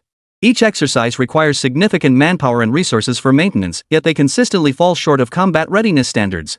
Not to mention the dynamic obstacle avoidance algorithms for carrier-based unmanned reconnaissance drones, pressure-resistant materials for deep-sea detection equipment, and high-temperature-resistant blades for carrier-based aircraft engines. These seemingly specialized technical points are in fact interconnected. Any single failure could compromise the comprehensive combat effectiveness of the Liaoyang-class frigate. Western embargoes on such core technologies are as impenetrable as a fortress. They cannot be purchased, nor can they be reverse-engineered. The only option is to start from scratch and develop them independently. Precisely for this reason, when news broke that Jiang Chuan had rapidly overcome major hurdles like stealth coatings and gun barrel materials, everyone at the Navy Equipment Department was on edge. No matter what, the priority now was to secure the stealth coating materials. Just then, a shrill screech of brakes and a chorus of startled shouts erupted from the bridge ahead. Old Joe frowned and leaned forward. What's going on? Traffic jam? The driver slowed down and pointed toward the auxiliary lane below the bridge. Not a traffic jam. Looks like a car chase? The four followed his gaze. Below, on the auxiliary lane, a beat-up truck was recklessly running red lights, its tires screeching and sending wisps of smoke into the air. 10 meters behind it, a silver-gray figure sprinted with all 4 limbs off the ground. A faint white mist trailed from its back, while 2 crimson beams of light from its head glowed intensely in the night, like a predator poised to strike. Is that a dog? The bespectacled engineer froze. No, it's a mechanical dog? Holy crap, what the hell is going on? Old Joe sat bolt upright, his eyes locked on the frantic figure. What had they just witnessed? A mechanical dog was actually chasing the car, staging a life or death race. All 4 legs are metal joints, with thrusters on its back. Its agility is 10,000 times smoother than our prototype carrier-based reconnaissance robot. What shocked them even more was that the mechanical dog could precisely dodge roadside barriers, even anticipating the truck's trajectory during sharp turns, maintaining a constant pursuit distance of about 10 meters. A red beam swept across the truck's rear as an electronic voice faintly echoed through the night wind. Target acquired. Pursuit initiated. A scene straight out of a sci-fi movie unfolded before their very eyes. Dead silence instantly fell inside the black SUV. Old Joe's project list clattered onto the floor mat. He opened his mouth, but no words came out for a long while. It took him several seconds to finally blurt out. Is the folkways of Jiang Chuan this wild? Using mechanical dogs to chase thieves? Before he could finish, he suddenly slapped his thigh, his eyes flashing with insight. Wait! Isn't the dynamic obstacle avoidance and high-speed pursuit capability of these robotic dogs exactly what our carrier-based reconnaissance robots lack? Exactly. The bespectacled engineer instantly caught on. For moving between decks and compartments, our ship-based robots desperately need this kind of agility and load-bearing capacity. If this dog can chase down a truck, adapting to a ship's environment should be a breeze. Without a second thought, the driver yanked the steering wheel. Turn around. Follow it. We need to find out who invented this robotic dog. The SUV's tires screeched as they sped off in pursuit of the mechanical dog's direction. The 4 passengers inside craned their necks, tense yet exhilarated, like gossip-hungry onlookers chasing a scandal. Beyond the stealth material, they'd unexpectedly discovered another breakthrough project. Meanwhile, on the service road, the blonde-haired driver was on the verge of breaking down. Watching Jingdong close in through the rearview mirror, he slammed the accelerator, oblivious to the heavy truck suddenly emerging from the intersection ahead. The headlights of that 100-ton king pierced the night like 2 sharp blades, bearing down on him. Holy! Huang Mao was terrified out of his wits and jerked the steering wheel violently. If they collided, he'd likely be turned into mincemeat. But in the next instant, the battered truck careened out of control toward the overpass guardrail. With a thunderous crash, 3 sections of the barrier snapped clean off. Half the truck hung over the edge of the bridge, its tires spinning wildly in midair. Gravel rained down from beneath the vehicle, falling into a deep pile of rocks several meters below. Help! Help! Huang Mao clutched the steering wheel tightly, blood streaming from his head, terrified out of his wits. Help! Someone, please help me! He could even see the jagged rocks below. One more jolt, and the entire vehicle would plunge into the abyss. Chapter 127, Fishing Mode Activated, Super Towing. Captain Wu. Accident on the elevated ramp ahead. A truck's hanging off the bridge. Sirens blared, growing louder as 3 police cars screeched to a halt. An officer pointed at the truck dangling mid-air, his voice trembling. Officer Wu leaped from his vehicle. The sight of the truck dangling over the edge instantly drained the color from his face. Most of the bridge guardrail had been smashed through, and the truck's center of gravity was tilted outward. The slightest vibration could send it plummeting. Conventional rescue equipment couldn't even get close. Quick! Set up the caution tape. Call the fire department and a crane. Officer Wu barked into his radio, but as he stared at the precariously swaying truck, he knew deep down that by the time rescue equipment arrived, the truck would likely be wrecked and the occupants dead. Quick! Get the rescue ropes. Find an anchor point. But the guardrail was destroyed, leaving no stable anchor points nearby. The officers tugged at the rope several times, but couldn't get close to the swaying truck. Frustrated, they paced anxiously. No way! It's too dangerous. One touch could send us tumbling down. In the livestream, Aja's camera focused on the truck suspended on the bridge. Viewers surged past 500,000, and the scrolling comments sent chills down spines. Oh my god! It's going to fall. Hurry up and save him. Even if he's a thief, don't let him die. This is terrifying, seriously. At that moment, Jiang Chuan was watching the phone screen through Jinbao's shared view. The truck hung suspended mid-air, and the blonde-haired thief's cries were clearly audible. His brow furrowed. Though the blonde-haired man was a thief, his crime didn't warrant death. If someone actually died, not only would the aftermath be troublesome, but he wouldn't be able to live with himself. But now, with time running out, there was no one who could save him. Just then, Jiang Chuan remembered the fishing mode he had designed for Jinbao. Ever since reviewing Gangden's night fishing session the day before yesterday, Jiang Chuan realized that even if they hooked a big fish, it would be difficult to reel it in. So he designed a rope pulling function. This could be used to haul the truck. He immediately commanded his phone, Jinbao, switch to fishing mode. Deploy the side compartment steel cable and haul the truck up like you're reeling in a fish. Command received. Fishing mode activated. Side compartment steel cable ready. Jinbao's electronic voice regained its composure as it halted its pursuit. It maneuvered around to the opposite side of the suspended truck. Suddenly, 2 metal launchers sprang from its dorsal wings, their black muzzles aimed at the truck's rear bumper. Fire! Whoosh! 2 steel cables shot out with a shrill whine, precisely wrapping around the truck's rear bumper at its load-bearing points. The locking mechanisms at the cable ends clicked into place. Jinbao's limbs tensed violently, its metal feet pressing 4 distinct indentations into the concrete ground. Its center of gravity shifted downward, anchoring itself like a nail driven into the ground. The cables instantly tightened, steadying the swaying truck. Holy! Officer Wu and the other officers gaped in shock, forgetting to pull the rescue ropes in their hands. They stared at the half-human hype-mechanical dog, which had single-handedly pulled the suspended truck to a halt with just its 4 legs. The steel cable stretched taut behind it, its metal joints creaking under the strain, yet it didn't budge an inch. The live stream exploded with excitement, gift effects flooding the screen like fireworks. Holy! This robot dog can actually save lives? Damn, that's insane. Its strength is off the charts. From chasing thieves to rescue missions. This dog is all-purpose. Chuan, tell Jinbao to pull harder. Don't let the truck fall. How many functions did Boss Jiang actually install in this dog? The black SUV that had just reached the intersection came to a halt. Old Joe and his team members pushed open the doors and stood dumbfounded by the roadside. They stared at Jinbao's taut steel cable, the indentations pressed into its paw pads, and the truck it was holding steady. Once again, their throats felt like they had rocks lodged in them, leaving them speechless for a long while. This pulling force, it must be able to hold at least half a ton, right? Such a thin rope can hold it. This rope, no more than 10 millimeters in diameter, yet it's holding up a half-suspended truck, supporting at least half a ton. The sample we tested in the lab would have snapped at this diameter. The bespectacled engineer snapped out of his daze, pulling out his phone to frantically photograph the steel cable. Team leader Zhou, look at the weave pattern on this steel cable. It's not your ordinary wire rope. It must contain high-strength fibers, and the structure is entirely new. Its tensile strength and abrasion resistance are absolutely top-tier. It's more than just steel. Old Wang pointed at Jinbao's paw, which had left an indentation. The load-bearing structure design of this mechanical dog is incredible. The weight is evenly distributed across all four legs, with the center of gravity lowered to military-grade stability. The car erupted in excitement. Old Joe stared intently at Jingbao's retreating figure, his eyes shifting from awe to fervor. Find it. We must find its owner. Even if we have to steal it, we'll get our hands on this technology. Just then, Jingdong beneath the bridge began slowly retracting the steel cable. Its mechanical arm guided the cable back inch by inch, hydraulic cylinders at the joints trembling slightly yet maintaining steady tension. The truck body dangling over the bridge gradually straightened, its right tire finally regaining contact with the bridge deck with a screeching scrape. It's stable. Officer Wu shouted, leading the officers to cautiously approach the truck. Huang Mao had long since collapsed in the driver's seat, his face deathly pale. Still trembling as the officers pulled him out, he pleaded.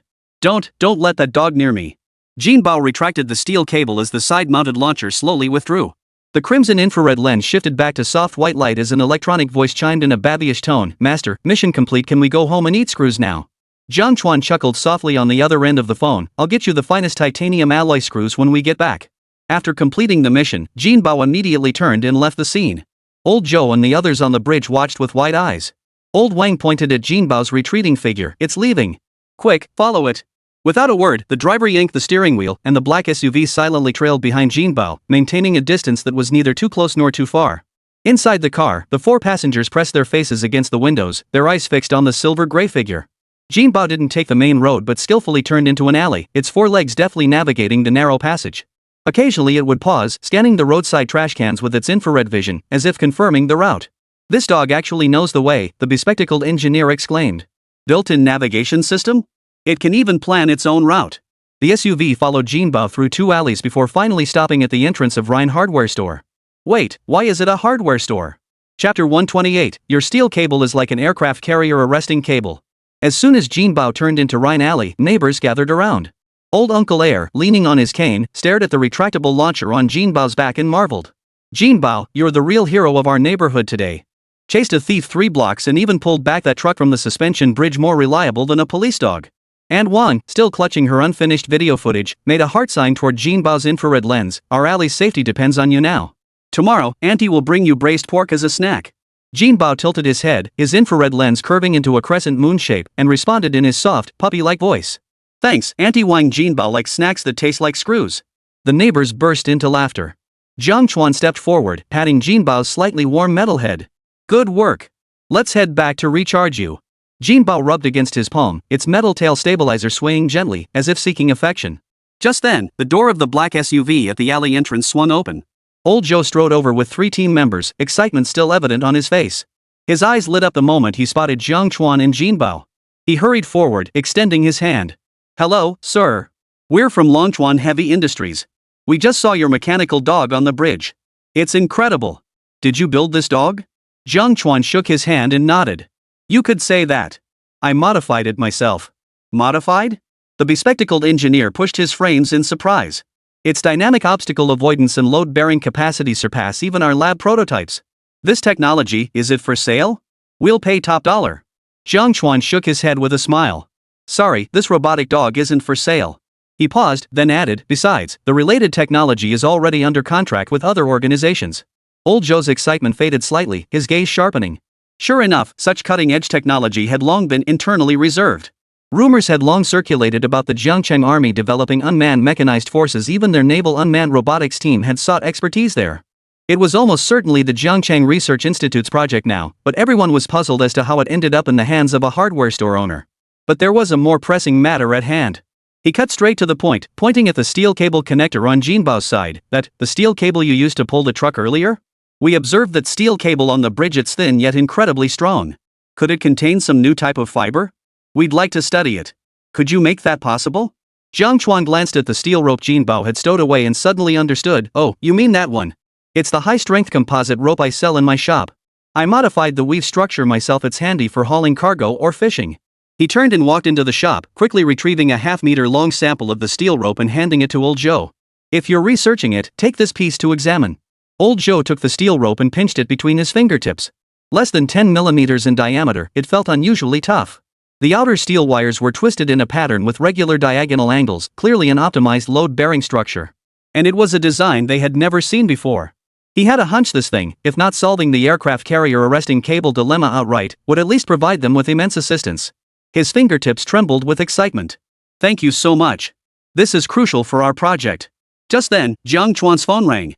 It was Officer Wu calling. Jiang Chuan, are you available now? Come to the police station to give a statement. Both burglars have been apprehended. I'll be right there. Jiang Chuan hung up, nodded to old Zhou and the others, and said, I'll head to the station first. You guys keep chatting. He patted Jinbao's head. Stay here and charge up nicely. Wait for me to come back. Jinbao responded with 2 beeps, turned, and walked into the store, hopping onto the charging dock by himself. Watching Jiang Chuan's retreating figure, old Zhou gripped the steel cable in his hand and addressed his team. Let's go. To the Zhangcheng Research Institute. First, we'll send the steel cable to the lab for analysis. And while we're at it, let's ask them what the hell is going on with this mechanical dog. The black SUV roared to life again, speeding toward the Zhangcheng Research Institute. Half an hour later, the black SUV pulled up smoothly at the entrance of the Zhangcheng Research Institute. Old Zhou, clutching the steel cable, practically jogged into the main building. His team members followed closely behind, too frantic to even wipe the sweat from their temples. Director Li. Is Director Li here? Old Zhou shouted the moment he entered the lobby, his voice tinged with uncontrollable urgency. Director Li, who was organizing documents in his office, heard the call and hurried out. Spotting old Zhou, he smiled and extended his hand. Old Zhou? How did you get here so fast? I thought it was scheduled for tomorrow. His words were cut short as old Zhou grabbed his arm. Cut the pleasantries. Is the lab available? Do we have a universal testing machine? Is the torsion testing equipment operational? Zhou's words came in rapid succession as he waved the steel cable sample back and forth. It's urgent. Critical testing for aircraft carrier arresting cables. Director Li was taken aback by his intensity and asked in confusion, what kind of steel cable is so urgent? Aren't you here to discuss stealth coatings? No time to explain, see for yourself. He caught a glimpse of the video looping on the researcher's phone behind old Zhou. It showed the silver-gray mechanical dog towing the suspension bridge truck. Zhou then quickly summarized the incident that had just occurred on the overpass. Director Li's eyes widened instantly. Isn't this the modified prototype of Iron Hoof 4? We just delivered it to Jiang Chuan today. How did it end up hauling a truck? Forget about the robot dog for now. Old Zhou shoved the steel cable into Director Li's hands. Quick! This is the steel cable the mechanical dog used to haul the truck. Feel the material, the weave, it's extraordinary. We suspect it could break through the load-bearing bottleneck of the barrier cables.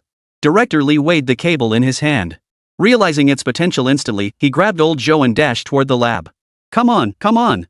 The universal testing machine just got calibrated, and the torsion testers sitting idle. Researchers from the institute were drawn by the commotion and gathered around. Seeing the mechanical dog and steel cable in the video, murmurs erupted instantly. Isn't that the robotic dog Boss Jiang modified? It can actually pull a truck? That cable looks thin, can it really handle half a ton? Director Li, what are we testing here? Is this related to aircraft carrier arresting cables? Inside the lab, old Zhou's team members had already deftly secured the steel cable to the universal testing machine. This large silver-gray apparatus could simulate tensile tests ranging from 0 to 50 tons. With real-time stress-strain curves displayed on its screen, a powerhouse for testing high-strength materials at the Research Institute. The adjacent torsion tester precisely measured material fatigue resistance under twisting forces, its pointer twitching slightly on the dial as it awaited the start command. Begin! Start with the ultimate tensile strength test. Old Zhou stood before the control panel, palms slightly sweaty. Director Li and the team members gathered around the screen, holding their breath. The operator pressed the start button.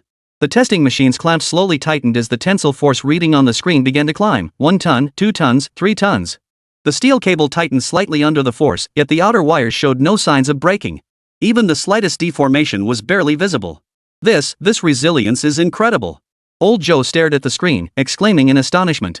Our latest sample of the arresting cable started showing localized fractures at just 3 tons of tension. The readings kept climbing, 4 tons, 4.5 tons, 5 tons. When the reading stabilized at 5.2 tons, a faint clack finally echoed from the outer layer of the steel cable. The operator immediately halted the machine. The stress curve on the screen remained smooth, showing no abrupt drop. This meant the cable maintained stable tensile performance even under extreme load. 5.2 tons, exclaimed the young engineer with glasses, his voice trembling with excitement. And this is only 10 millimeters in diameter. It's 60% lighter than our thickest laboratory sample of arresting cables, yet it has 30% higher load capacity. This material's performance surpasses even our latest interceptor cable prototype. He snapped his head up to stare at old Zhou, disbelief etched in his eyes. This? Jiang Chuan called this ordinary stock from his shop? The bespectacled engineer pulled up a microscopic image of the cable, pointing to its core fiber structure. Look at how the carbon fibers and steel wires are composite. The stress distribution is perfectly uniform. He must have optimized the weaving algorithm. This technical barrier, it'll take us at least half a year to fully grasp it. Old Joe took a deep breath, feeling a tingling sensation on his scalp. He had come to test it with a let's-see attitude, never expecting this unassuming steel cable to actually meet aircraft carrier arresting cable standards. Turning to Director Lee, his tone was solemn. Old Lee, who exactly is this Jiang Chuan? He modifies mechanical dogs beyond belief, and now even a rope he sells solves our critical bottleneck problem? Director Lee gave a wry smile and pulled up Jiang Chuan's file. You might not believe this, but he's the owner of Rhine Hardware Store. He just finished modifying our mechanical dog prototype last week and provided the technical know-how for the gun barrel material and stealth coating. What? Old Joe and the team members exclaimed in unison. He developed the stealth coating too? And that's not all. Director Lee pulled out Jiang Chuan's project records. The Army's unmanned mechanical dog project, the Air Force's tactical headsets, all his technology. Half of our institute's breakthroughs are connected to him. This left everyone speechless. What the hell? You've cracked 3 major projects here, all thanks to some civilian hardware store owner. Chapter 129, Delivering Gun Barrel Materials, a tough nut to crack.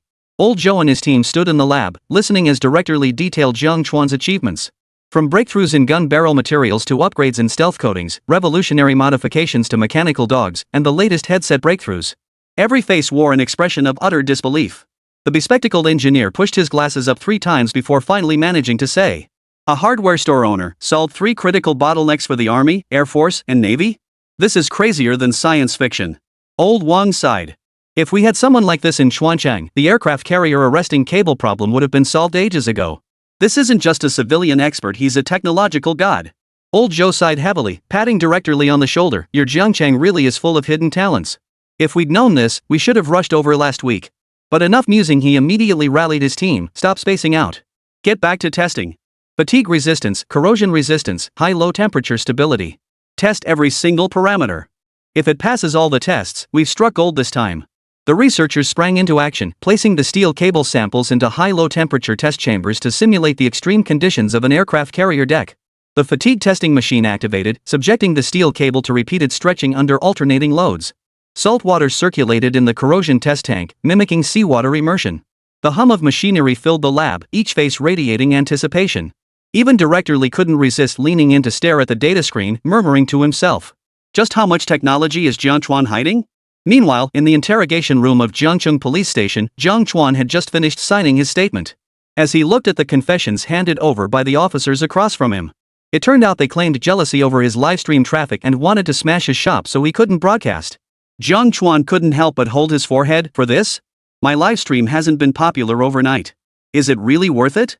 Officer Wu approached with a cup of hot water and handed it to him. These 2 are repeat offenders. They've been stealing chickens and dogs before. This time they got bold enough to smash your shop. Thankfully, your mechanical dog caught them red-handed with the evidence. Recalling the chase footage from earlier, he couldn't help but give him a thumbs up. Mr. Jiang, that dog of yours is seriously impressive. Chasing cars, saving people, and providing security, it's way more reliable than our patrol robots. Jiang Chuan took the cup and smiled. Just a lucky break. It wasn't luck. Officer Wu sat down and said earnestly. I just reported this to headquarters.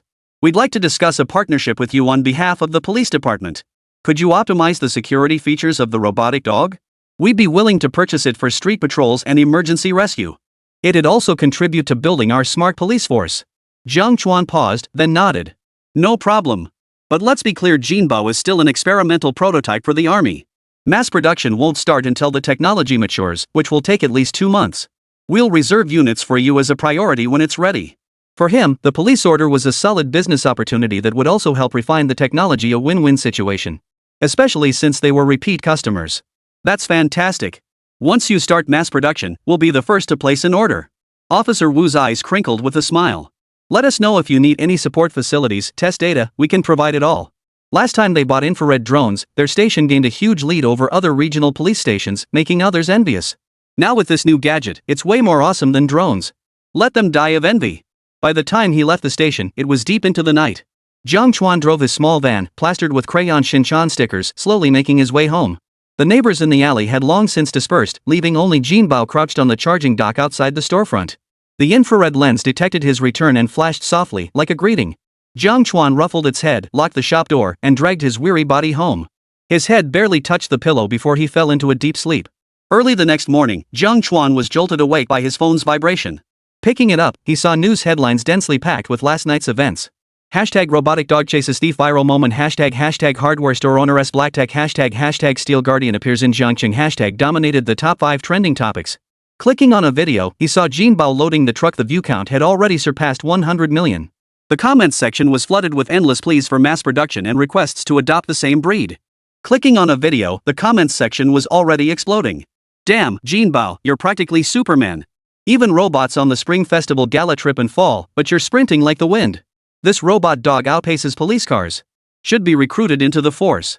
The hardware store owner is the real tech genius here. Modding dogs, crafting ropes, sourcing materials, he can do it all. Where can I buy the same steel cable as Jingdong's?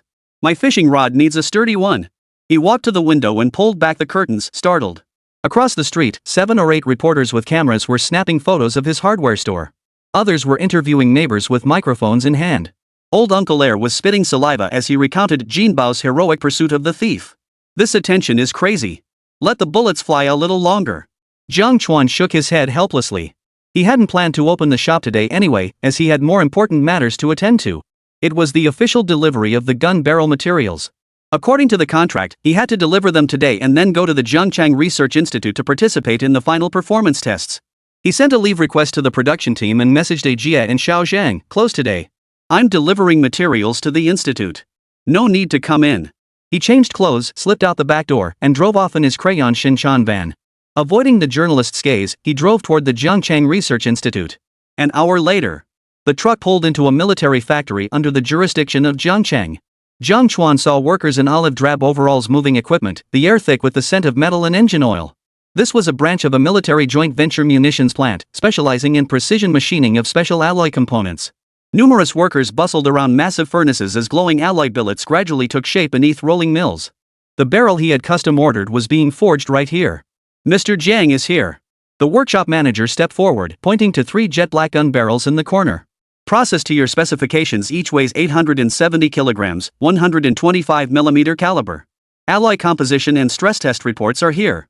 He handed over a thick inspection report, densely packed with data, bearing a red approved stamp on the final page. Jiang Chuan donned gloves and circled the barrel for inspection. He scrutinized the cold metal walls, then tapped the rifling at the muzzle. The bore finish meets standards, and the alloy welds are flawless. He picked up a caliper to measure the wall thickness, noting the deviation was within 0.2 millimeters. Satisfied, he nodded. All right, load it up. Head to the testing area at the Equipment Research Institute. Half an hour later, the truck carrying the barrel rolled into the Zhangcheng Equipment Research Institute. As soon as Jiang Chuan stepped off the vehicle, Director Li approached him, dark circles heavy under his eyes, followed by Fong Bingbing and Gu Changbai, both equally weary-looking. You finally made it. Director Li yawned, the red veins in his eyes clearly visible. I didn't sleep a wink last night. That crew from Chuancheng went wild testing your steel cables in the lab, and I had to supervise the whole process. This black tech of yours is driving us crazy. After some conversation, Jiang Chuan learned that the Longchuan Heavy Industries Research Institute team had actually come looking for them. It turned out they'd encountered his mechanical dog en route, leading to all that commotion. Jiang Chuan rubbed his nose. The steel cable test results were okay? More than just okay. Fong Bingbing handed him a report. Preliminary test data is in its fatigue resistance is 40% higher than our latest arresting cable samples. Old Joe and the team are pushing for emergency procurement right now. They want to use it for aircraft carrier deck testing. Gu Changbai pushed his glasses up and added. Your mechanical dog video went viral too. The Army Equipment Department called this morning, demanding we submit a mass production plan ASAP. The Western Joint Exercise wants priority deployment. Director Li slapped Jiang Chuan on the shoulder, his expression instantly lighting up with excitement. Enough talk. Let's go to the tank testing area. Today's star is your gun barrel. He rubbed his hands together, his eyes sparkling with anticipation. This has been our toughest challenge for 3 years. Whether we can break foreign monopolies depends on today. Chapter 130, Tank Cold Weather Testing Shocking Performance. The group traversed the tree-lined paths of the Research Institute, arriving at the tank testing area. Several camouflage Type 99 tanks stood parked here, their barrels raised high, their tracks leaving exaggerated grooves in the ground. Test Area Supervisor Lai was already waiting. Dressed in camouflage fatigues with a walkie-talkie clipped to his waist, he immediately approached Jiang Chuan and his team. Director Li, Mr. Jiang, the equipment is all set up. We're just waiting for the gun barrels to arrive. Team Leader Lai, thank you for your hard work. Jiang Chuan shook his hand. The alloy formula for this barrel has been optimized. Its high temperature resistance and chamber pressure tolerance should meet the standards. Captain Lai patted the barrel, gauging its weight. Looks solid. We've prepared live fire testing with the latest armor-piercing rounds, following combat standards. Ready to give it a shot? Of course. Jiang Chuan nodded. We're here to test its limits. Hold nothing back. Director Li chimed in with a smile. Old Lai, if this test passes, your tank battalion's upgrade plan could be accelerated. Captain Lai's eyes lit up. Then we must conduct rigorous testing. The guys are all waiting for those new barrels. Workers carefully hoisted the gun barrel onto the tank with a crane. Calibrating angles, connecting circuits, each step was executed with pinpoint precision. Jiang Chuan stood on the observation platform, watching the barrel fit seamlessly into the tank's hull. He couldn't help but feel a surge of anticipation. This was the alloy formula he'd spent 2 months optimizing. Whether it could withstand real combat would be determined by the upcoming live fire test. Ready. A quarter of an hour later. The atmosphere on the observation deck of the tank testing area felt even heavier than the air at the firing range. This is the lightweight high-caliber barrel our army has been waiting 3 years for. Material strength, chamber pressure resistance, service life, everything hinges on this test. Director Li clenched his fists, while Captain Lai repeatedly checked the walkie-talkie signal. Many tank companies present recalled the fiasco from half a year prior. It had also been preparation for the high-altitude joint exercises. During the test firing of the new barrel, the gun suddenly jammed on the 30th consecutive shot. The scorching shell lodged in the rifling, nearly causing a barrel explosion. It took 3 hours to finally extract the shell, not only delaying preparations for the joint exercises but also leaving the team with egg on their faces in front of sister units. Then, during the competition with Longguo, they encountered the same problem, drawing considerable ridicule from their media. If we have another mishap this time, the army's reputation will be utterly ruined. Captain Lai whispered to Director Li, his gaze fixed on the new barrel being installed. Jiang Chuan stood at the edge of the observation platform, watching soldiers wrap the barrel in thermal insulation and connect it to a low-temperature circulation machine. First, simulate a high-altitude environment of -25°C. He instructed the test engineer. Lower the barrel temperature to 20°C before starting the test. That's the typical temperature at dawn on the plateau. The engineer nodded and pressed the start button for the cryogenic test chamber. The silver-white chamber began cooling, and the temperature reading on the display steadily dropped. 10°C, 0°C, 10°C. A layer of frost quickly formed on the barrel's surface. The crowd on the observation deck held their breath. Everyone knew extreme cold was metal's nemesis. It increased alloy brittleness, making cracks likely with the slightest mishap. Temperature target reached. The engineer's shout broke the silence. Captain Lai ordered into the intercom, Phase 1 test, single-shot firing at low temperature. Load the 105mm fin-stabilized discarding sabot armor-piercing round. Inside the tank turret, the loader moved swiftly, feeding the freeze-coated projectile into the barrel. The gunner locked onto the distant composite target plate through the sighting scope, while the observation platform's screen displayed real-time thermal imaging of the barrel's interior. The barrel's inner walls glowed uniformly blue in the low temperatures, showing no abnormal frosting. 3 layers of target plates stood on a hillside far across the firing range.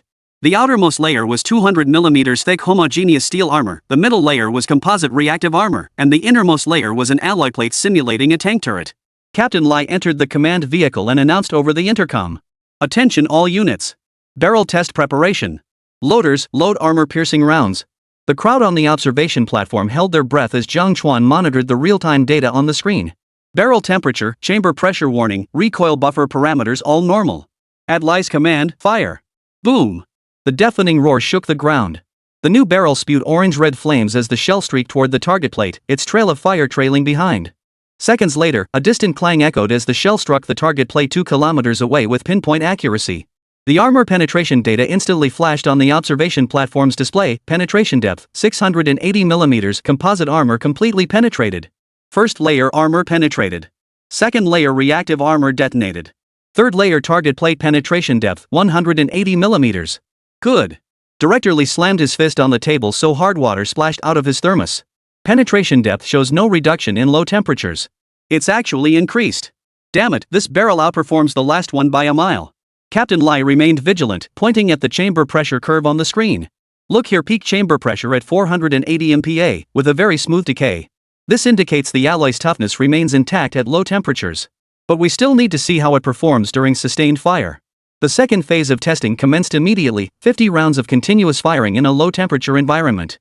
This simulated the combat scenario of high-altitude patrols. When encountering an enemy armored squad, suppressive fire must be delivered within a short time frame. Second round. Fire. Third round. Fire. The cannon blasts echoed in rapid succession, rolling like muffled thunder across the firing range. With each shot, the observation platform's screen flashed a new set of data: chamber pressure, muzzle velocity, barrel temperature, recoil force. Jiang Chuan stared at the barrel pressure decay curve. The blue line remained steadily within the safety threshold, showing no sharp fluctuations. By the 30th shot, Captain Lai's Adam's apple visibly bobbed. The last jam had occurred precisely at this point. He instinctively leaned forward, watching the live feed on the screen. The shell fired smoothly. The barrel recoiled and returned, the entire process flowing seamlessly without a single hitch. 30 rounds, no issues. The gunner's voice crackled over the radio, tinged with palpable excitement. A low murmur of cheers erupted from the observation deck. Chapter 131, This is a tank barrel adapted for outer space. Director Li exhaled deeply and smiled at Jiang Chuan. Now that's real skill. Last time that barrel hit 30 rounds, the chamber pressure was nearly dropping below the standard value. This new alloy of yours is truly durable. By the 50th round of continuous firing, the barrel temperature had risen to 80 C. The frost had long since melted, and fine droplets of water beaded along the barrel walls. Yet the thermal imaging screen showed the barrel's internal temperature distribution remained uniformly stable, with no red spots indicating localized overheating. Cease fire. Inspect the barrel. Captain Lai ordered. Soldiers immediately approached to disassemble the barrel and inspect the rifling with an endoscope. The rifling is intact, no wear. No deformation in the muzzle brake. Recoil mechanism oil leak test negative. As the reports came in one after another, the researchers on the observation deck couldn't help but applaud. A young engineer wearing glasses flipped through the data manual and exclaimed. 50 rounds of continuous firing at low temperatures, with a barrel pressure decay rate of only 7%. That's 30% higher than our design standards. Mr. Zhang's alloy formula is practically tailor-made for high-altitude environments. But the testing wasn't over yet. Team leader Lai pointed toward the distant moving target range. Phase 3, rapid fire testing simulating high-altitude vibration conditions. Drive the tank onto the moving platform at 20 km/h and fire 20 rounds continuously to test accuracy and stability under vibration. This was the most combat-realistic test. The complex terrain of the plateau meant that the jolting of the tank during off-road driving could affect the stability of the gun barrel, easily leading to ricochets or accuracy deviations. The soldiers drove the tank onto the moving platform, its tracks grinding over steel plates simulating a gravel road. The hull shook violently, the gun barrel swaying left and right like reeds in the wind. Moving target. Range 1,500 meters, speed 30 km/h. Captain Lai's voice carried a note of tension. The gunner locked onto the target through the stabilized fire control system, the crosshairs on the screen clamping down on the center of the moving target. Fire! The shell screamed through the air, striking the bullseye with pinpoint accuracy. The precision analysis report popped up on the observation platform, impact point deviation 0.5 meters, meeting special grade precision standards. Second round. Fire! Third round. Fire! The tank on the mobile platform jolted with each movement, yet its barrel seemed to have eyes. Every shell landed squarely at the target's center. When the 20th shell struck the bullseye, the soldiers on the observation platform erupted in cheers. Even the usually stern Captain Lai pumped his fist in triumph. The final phase of extreme testing was the most anticipated yet nerve-wracking segment for everyone. Firing 150 rounds continuously at room temperature simulated high-intensity combat conditions, monitoring barrel pressure decay, wear, and overheating. This was the ultimate test of barrel reliability, a stage unreachable even during the jam incidents 6 months prior. Even the most advanced barrels from the Eagle Nation would be scrapped under such conditions. Load. Initiate continuous firing mode. Captain Lai's voice carried the resolve of a man with his back against the wall. Boom! Boom! Boom! The rapid succession of gunfire echoed like firecrackers, the air at the firing range vibrating with heat.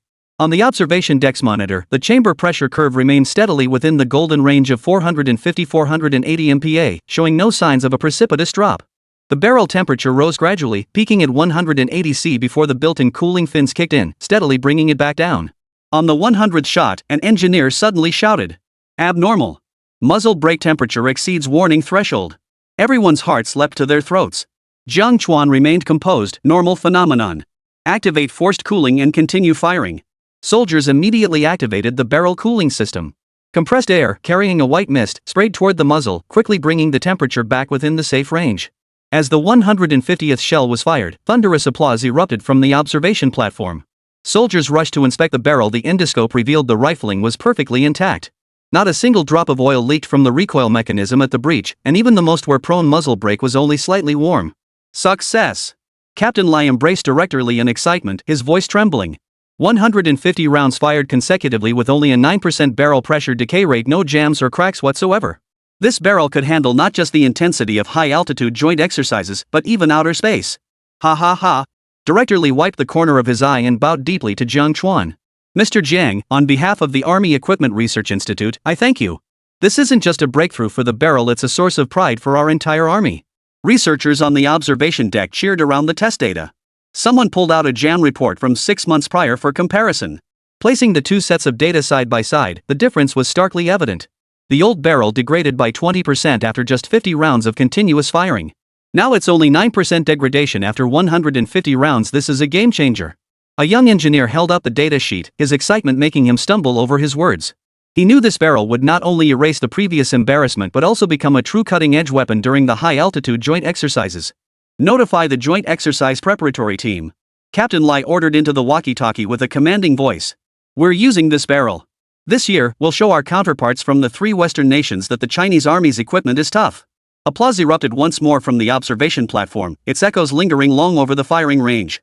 Jiang Chuan watched the still-smoking barrel on the firing range, his taut nerves finally relaxing.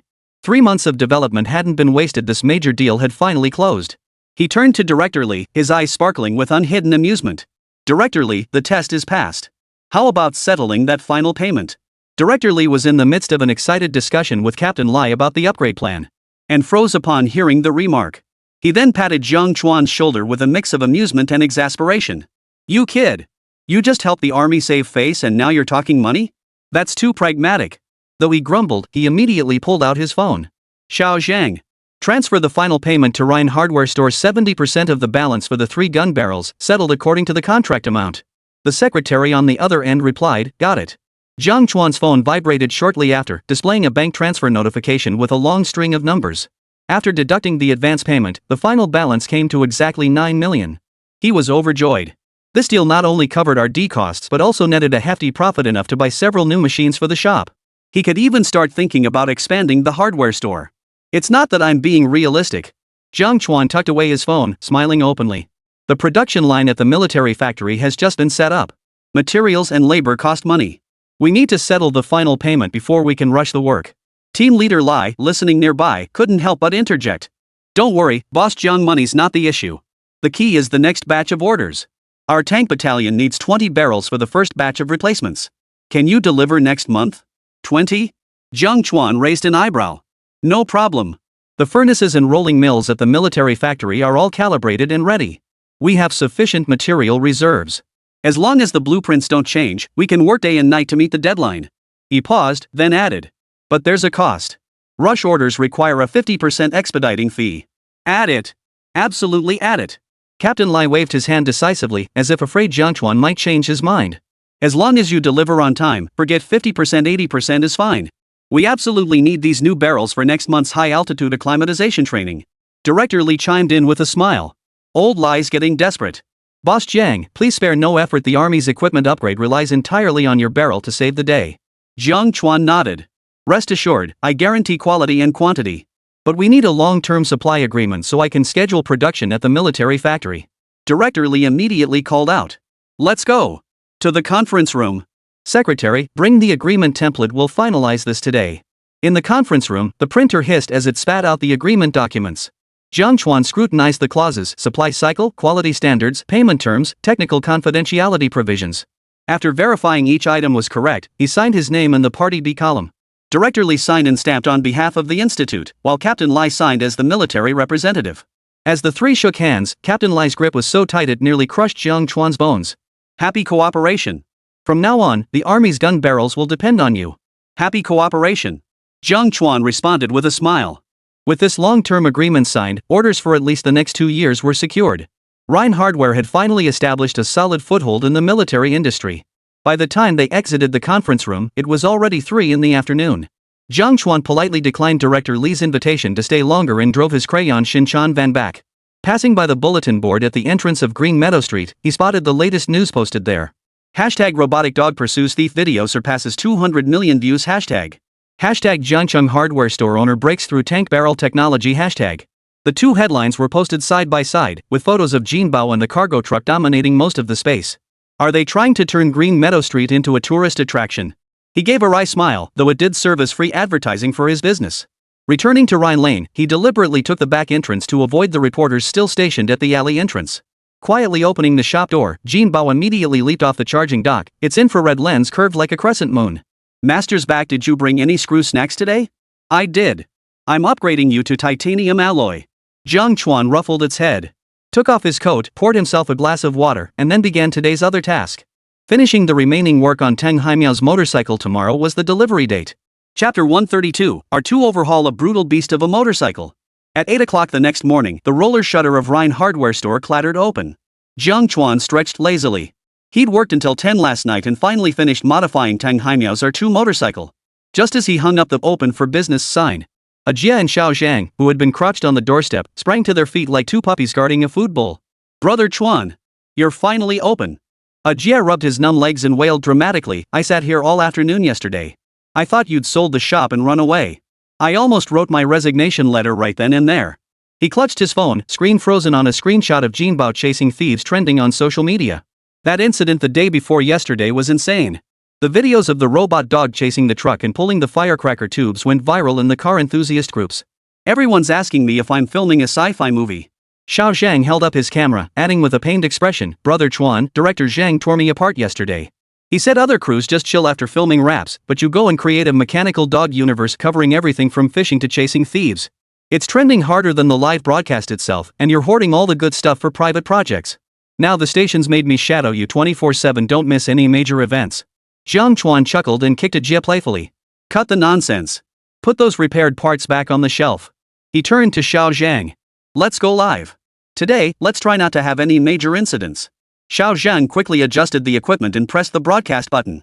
Within moments, tens of thousands flooded the livestream. Comments flooded the screen like a tidal wave. Boss Jiang is finally back in business. If you didn't start streaming, I'd have pitched a tent outside the hardware store. Where's Jinbao? Bring out the mechanical dog. I want to see it perform the truck chasing stunt. Brother Chuan, come clean. Are you secretly a military tech mogul? Those gun barrels, robot dogs, and steel cables, all cutting-edge tech. Jiang Chuan rubbed his temples in frustration at the barrage of questions, then snapped his fingers. Jinbao, come out and greet your guests. Jinbao leapt off its charging dock, its infrared lens curving into a crescent shape. In a baby-soft voice, it greeted the camera. Hello everyone, I'm Jinbao. Today my owner replaced my screws with titanium alloy ones. They're super crunchy to bite. No one could have guessed this was the same ferocious beast that had chased 3 blocks that night. It even wagged its metallic tail and formed a heart-shaped light pattern in front of the camera. The bullet chat instantly melted with cuteness, finally taking the brunt of the fire for Jiang Chuan. Roar! Roar! Roar! Just then, the roar of engines echoed from the alley entrance. A red Ferrari sports car, followed by a truck, slowly pulled up at the entrance of Rhine Alley. The door swung open, and Teng Haimiao leaped out in his racing suit, followed by team manager Hu Wei. Both men couldn't hide their excitement.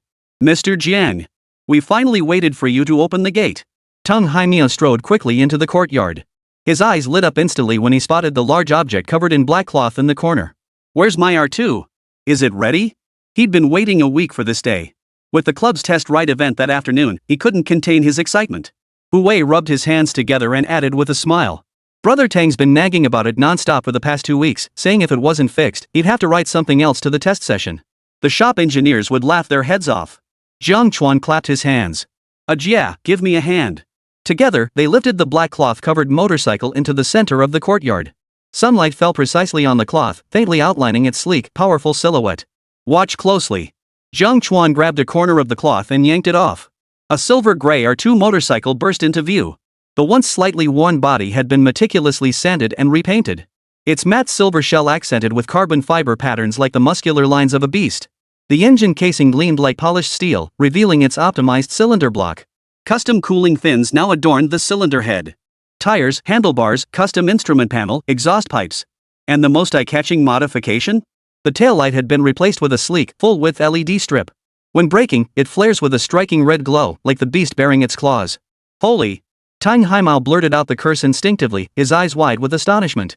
As a 3-time championship-winning rider, his sensitivity to motorcycles far surpassed that of ordinary people. This R2 had been his trusty steed for 5 years. Every scratch and dent on its body was etched into his memory. Yet the car before him now retained the soul of the R2 while radiating a revolutionary, brutal aesthetic. He ran his hand over the engine casing, his fingertips tracing the subtle texture. This cylinder block, did you switch to high-strength alloy? Yeah, added a special formula. Fatigue resistance is up 40%. Jiang Chuan nodded. The cooling fins have been redesigned with optimized angles, reducing air resistance by 20% and improving heat dissipation efficiency during high-speed riding. He straddled the bike, twisted the throttle, and the engine roared with a deep growl. Unlike the typical raucous noise of a standard racing bike, it was a powerful hum that made the ground vibrate slightly. The steering damping on the handlebars has been adjusted more responsive at low speeds, more stable at high speeds. Jiang Chuan hopped off and pointed to the rear wheel. The tires are a civilian version of military-grade hot melt rubber. They offer 30% better grip than your original tires and resist slipping in the rain. Upon seeing this uniquely modified motorcycle, the live stream chat exploded with comments. Holy crap! This bike is insane. Way cooler than a supercar. Brother Chuan must be a master tuner held back by hardware. His aesthetic sense is insane. Listen to that engine roar. Sounds like it can really fly. Tongue, give it a spin. Old buddy.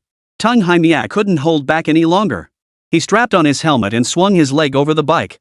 Feet planted firmly on the ground, he took a deep breath and twisted the throttle. Roar! The engine's roar instantly surged, the bike leaning forward slightly as powerful torque nearly made the rear wheel spin. He tested the steering, the handlebars responded as smoothly as his own arms. The lean angle through corners felt smoother than ever, with no hint of stiffness. Awesome! Tang Haimio removed his helmet, his eyes sparkling. This feel smoother than my custom race bike. Mr. Jiang, your tuning philosophy just blew me away. This is the real track beast. Hu filmed the scene beside him, exclaiming excitedly. This R2 is gonna blow everyone away at the afternoon test ride. Jiang Chuan smiled as he handed over the keys. Don't forget to settle the final payment. The rush fee is as we discussed earlier. Paid. Absolutely paid. Tang Haimao took the keys, then ran his hand over the motorcycle's fuel tank. Mr. Jiang, I'll be coming to you for all my bike mods from now on. Not just mine. If the club brothers hear about your skills, orders will flood your shop. I'll take that as a compliment. Jiang Chuan waved his hand with a smile. If it really works out, remember to give me a shout out. I'll just mention it during the live test this afternoon. After all, a recommendation from you, the champion racer, carries more weight than my own sales pitch. This was the renowned 3-time championship racer, the kind whose endorsements typically started at millions. If he could get free promotion from him, who knows how much it would boost his business. No problem. Tung Haimiao patted his chest. The afternoon test session will be streamed live anyway. I'll make sure your customization skills get plenty of screen time. He ran his fingers over the motorcycle's fuel tank, his admiration impossible to hide. This R2 mod is exactly my style. I've gotta show those old timers what it can do this afternoon. Hu chuckled beside him, urging, Brother Tang, we should go now. If we delay any longer, we'll miss the start of the test session. The two men called to their crew, carefully hoisting the R2 motorcycle onto the truck. Before leaving, Tung Haimia turned back and waved at Jiang Chuan. Wait for my good news. Half an hour later, the truck arrived at the Zhengchang Racing Club.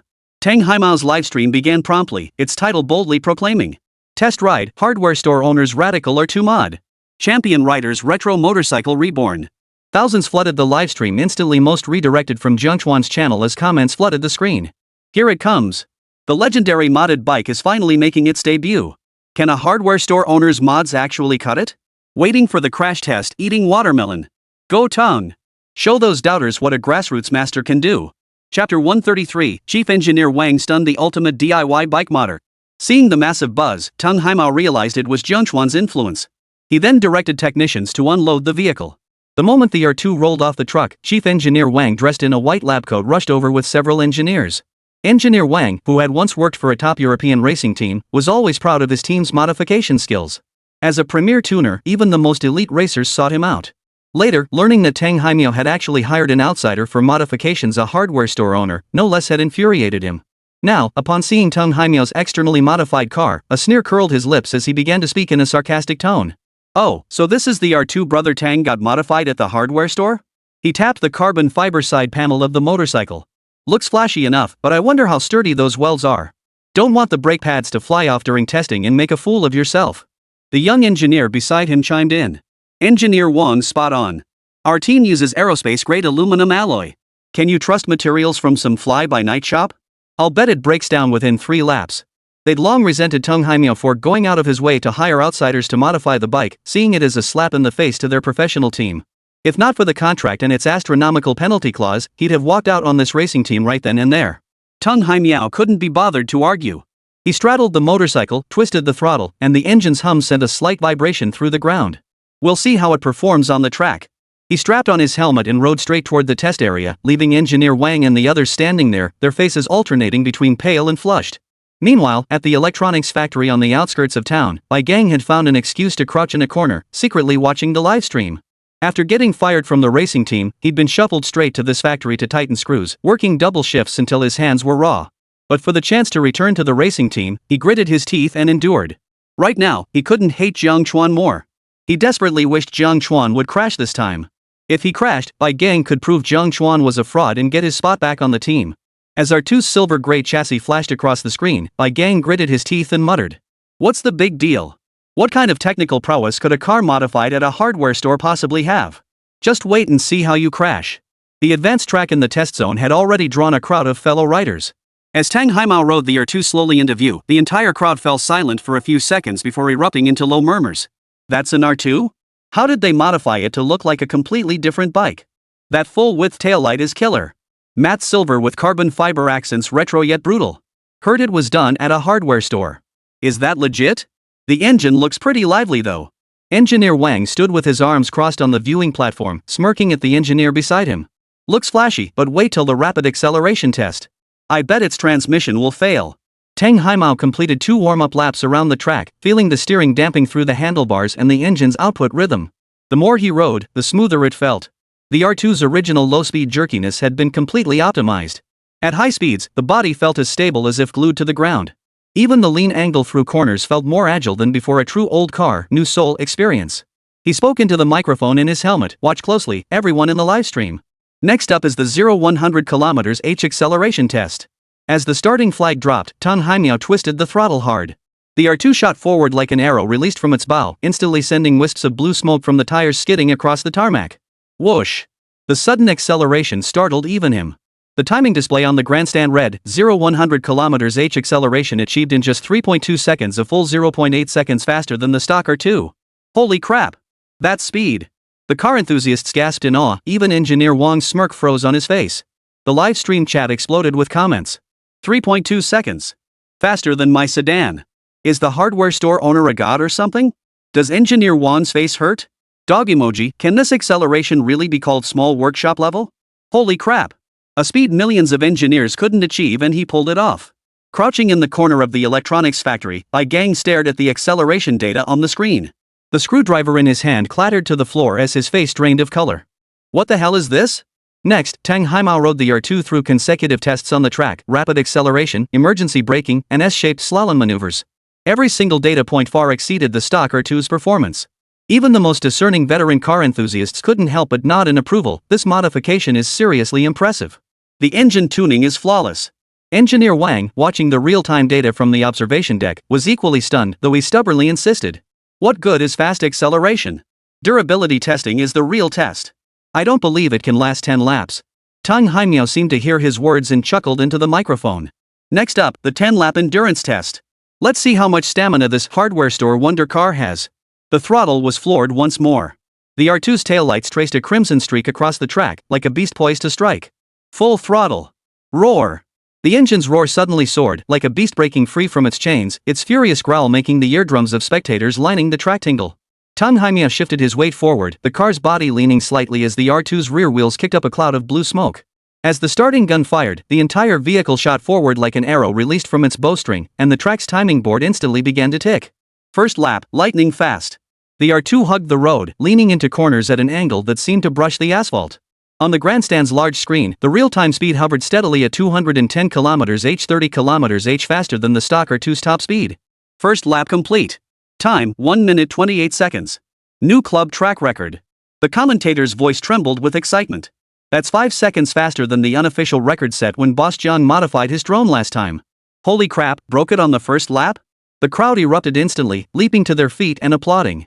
Engineer Wang's arms tightened around his chest as he too couldn't stay seated. This, the endurance test measures stability. One fast lap doesn't mean anything. On the second lap, Tang Haimao let loose completely. The engine's roar grew deeper and more powerful. His braking point through the corners was half a second later than the first lap, and the weight transfer felt as smooth as flowing clouds. As he crossed the finish line, the clock froze at 1 minute 23 seconds, a full 5 seconds faster. Holy! 1 minute 23 seconds. That's approaching world-class circuit race times. An old enthusiast in the grandstands couldn't help but curse. This is a modified vintage bike, not a professional race machine. Behind engineer Wang, a young engineer quietly pulled out his phone, snapping a photo of the real-time data on the screen, his fingers trembling. Engineer Wang shot him a fierce glare but said nothing, his eyes fixed intently on the silver-gray figure on the track, his atoms apple-bobbing. His mind was in turmoil. Is this really the same motorcycle he'd been modifying for over a decade? How could it possibly have this kind of performance? Chapter 134, Hardcore Advertising, Upgrading the Hardware Base. Tang Haimao was completely in the zone now. This bike felt like it had been tuned to his very soul. Lap 3, lap 4. The R2 showed no sign of slowing down. Each lap consistently clocking in around 1 minute 25 seconds. The bike carved through corners with ruler-straight precision, even the smoke from the tires scraping the asphalt maintained the same perfect arc. Inside Tang Haimiao's helmet, the team mechanic's exclamation crackled through his earpiece. Engine temperature normal. Brake disc temperature stable. This setup can run 10 laps. Crouching in the corner of the electronics factory, Bai Gang was utterly dumbfounded. With each pass of the R2 across the finish line on his screen, his face paled another shade. Impossible. This can't be. He muttered to himself, his hands calloused from tightening screws slamming hard against the wall. Bai Gang. Slacking off during work hours watching live streams? Finished tightening those screws yet? The team leader's furious shout exploded behind him, nearly knocking Bai Gang's phone from his grasp. The foreman, a burly man in his 50s, still clutched a wrench in his hand. Spotting Bai Gang crouched in the corner, staring blankly at his phone, he immediately grabbed his ear. I told you to tighten screws, not watch car races. Don't you want your performance bonus this month? Ow ow ow. Forgive me, foreman. Gritting his teeth in pain, Bai Gang was forced to stand up. His eyes caught the live stream just as Tang Haimiao crossed the finish line of the 10th lap. The time displayed 1 minute 21 seconds stunned like needles. The sky had fallen. Still watching? The team leader gave his ear another sharp twist and dragged him toward the assembly line. Electronics factories don't keep slackers. You're working overtime tonight, no sleep for you. Meanwhile, the live stream chat had long since turned into a sea of red, gift effects exploding like fireworks non-stop. Holy crap! 7 laps. Speed hasn't dropped at all. Is this a modified motorcycle or a Transformers robot? Does Wang Engineer's face hurt? Still calling this a small workshop job? Wang Chai. Hardware store miracle car confirmed. Boss Jiang, open a tuning shop already. I'll be the first to sign up. My mods make my bike crash, but his breaks world records. Lap 10, Tang Haimiao's throttle remained twisted to the max, not budging an inch. The R2's full-width taillights traced a continuous red streak across the track, its engine still roaring with no sign of fatigue. As it crossed the finish line, the clock displayed 1 minute 21 seconds. The 10-lap average time was 1 minute 24 seconds, a full 10 seconds faster than the club record that had stood for 3 years. The car barely came to a stop before Tang Haimiao ripped off his helmet, his face glistening with sweat but beaming with a radiant smile. He hopped off the bike and patted the R2's fuel tank. The metal shell was warm but not hot to the touch. Jiang Chuan's cooling fin design worked flawlessly, completely fixing the previous flaws. On the viewing platform, engineer Wang opened his mouth but remained speechless for a long moment. The engineers behind him exchanged glances, their earlier teasing stuck in their throats. Finally, they could only lower their heads in awkward silence. A young engineer muttered under his breath. This engine tuning, it's smoother than the European solution we're using. Engineer Wang cleared his throat sharply and turned toward the lounge, his retreating figure radiating an indescribable sense of defeat. Tang Haimiao snatched the microphone handed to him by a staff member and shouted excitedly into the camera. Guys! Did you see that? This is the car modified by Boss Jiang from Rhine Hardware. He pointed the camera at the R2. A 5-year-old car, but after tuning, it's even more powerful than my custom race car. Engine tuning, cooling design, grip optimization, pure hardcore craftsmanship. He gave the camera a thumbs up, his tone earnest. Stop asking me where I got it modified. Rhine Hardware Store. Boss Jiang. A true master in the community. Next time I modify a car, I'm going back to him, no one can talk me out of it. The livestream instantly flooded with Rhine Hardware Store comments, pushing online viewers past 100,000. Bullet chats exploded with save the address, need contact info, and Mr. Jiang, post the link now. Track site enthusiasts gathered around, running their hands over the R2's carbon fiber side panels, chattering in unison. Seriously, a hardware store did this? Does the owner take private jobs? Can he work on my Ducati? Money's no object. Is this the same tuner who did that guy's bike at Longguo last time? That's insane. Meanwhile, inside Rhine Hardware Store, a Jia rushed into the yard holding his phone, his voice trembling with excitement. Bro! It's insane. Tang's R2 just smashed the record. 10-lap average of 1 minute 24 seconds, 10 seconds faster than the world record. He shoved his phone screen right in front of Jiang Chuan, clearly showing Tang Haimiao hyping it up wildly with a microphone in the livestream. Jiang Chuan was debugging Jinbao's new sensor when he glanced at the phone after hearing the news. The screen was flooded with comments from Rhine Hardware Store, and even his own livestream had attracted a surge of new viewers. He raised an eyebrow, a faint smile curling his lips. Tanhaimia sure is honest, his advertising is spot on. No sooner had he spoken than his phone began to ding-dong incessantly. Back-end order notifications flooded in like a tidal wave, all inquiries about motorcycle modifications and custom high-strength parts. Some enthusiasts even placed modification deposits outright, with notes stating, waiting for Boss Jiang's schedule. Brother Chuan, look. Ajia scrolled through the back-end data, his eyes wide as saucers. In just half an hour, we've got over 50 racing-related inquiries. Some even asked if we could modify car engines, saying they'd pay top dollar. Jiang Chuan swiped through his phone, watching the order count climb steadily. He nodded with satisfaction. Looks like we can branch out into a new business line.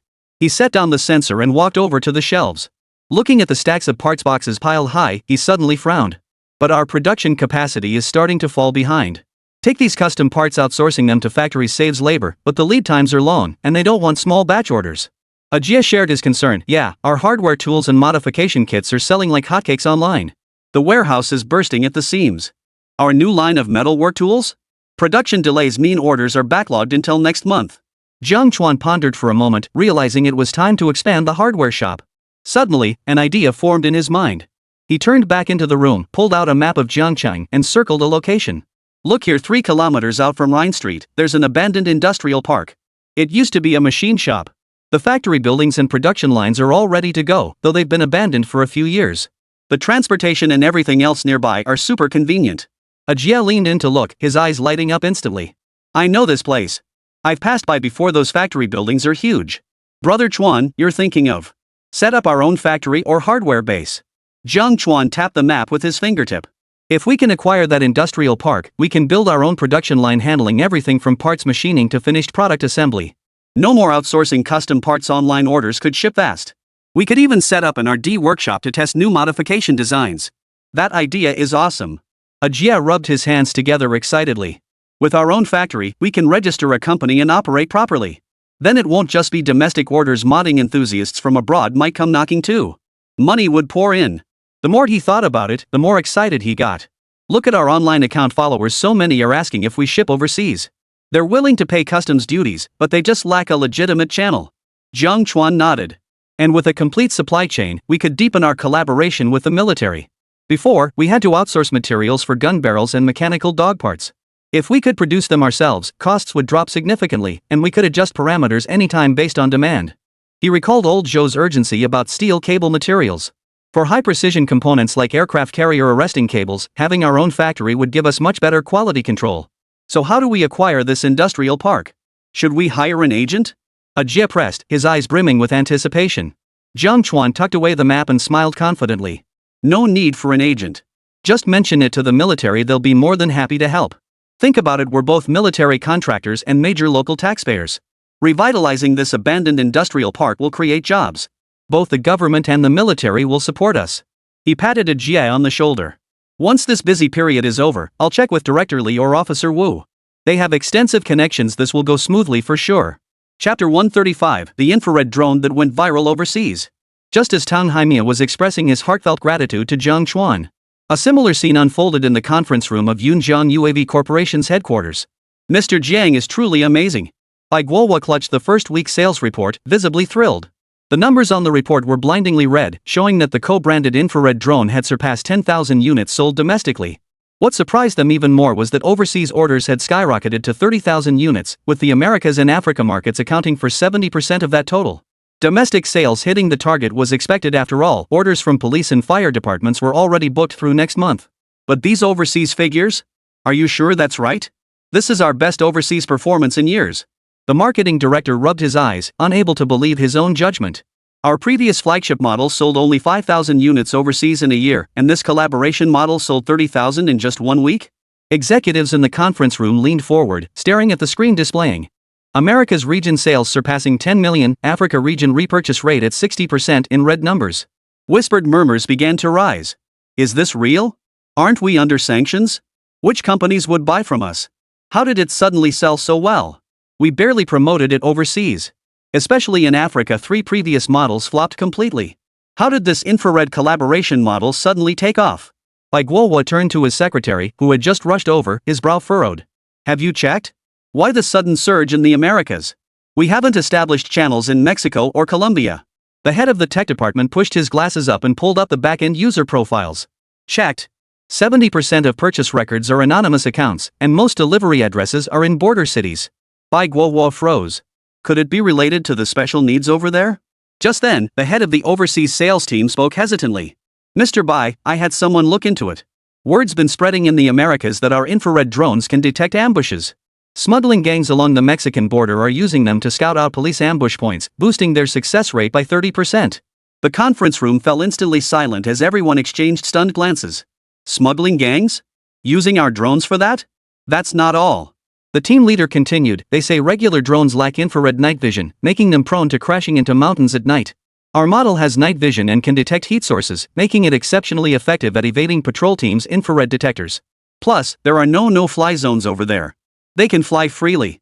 After this analysis, everyone finally understood why. It's no secret that the border between the Eagle Nation and Mexico has long been plagued by smuggling issues.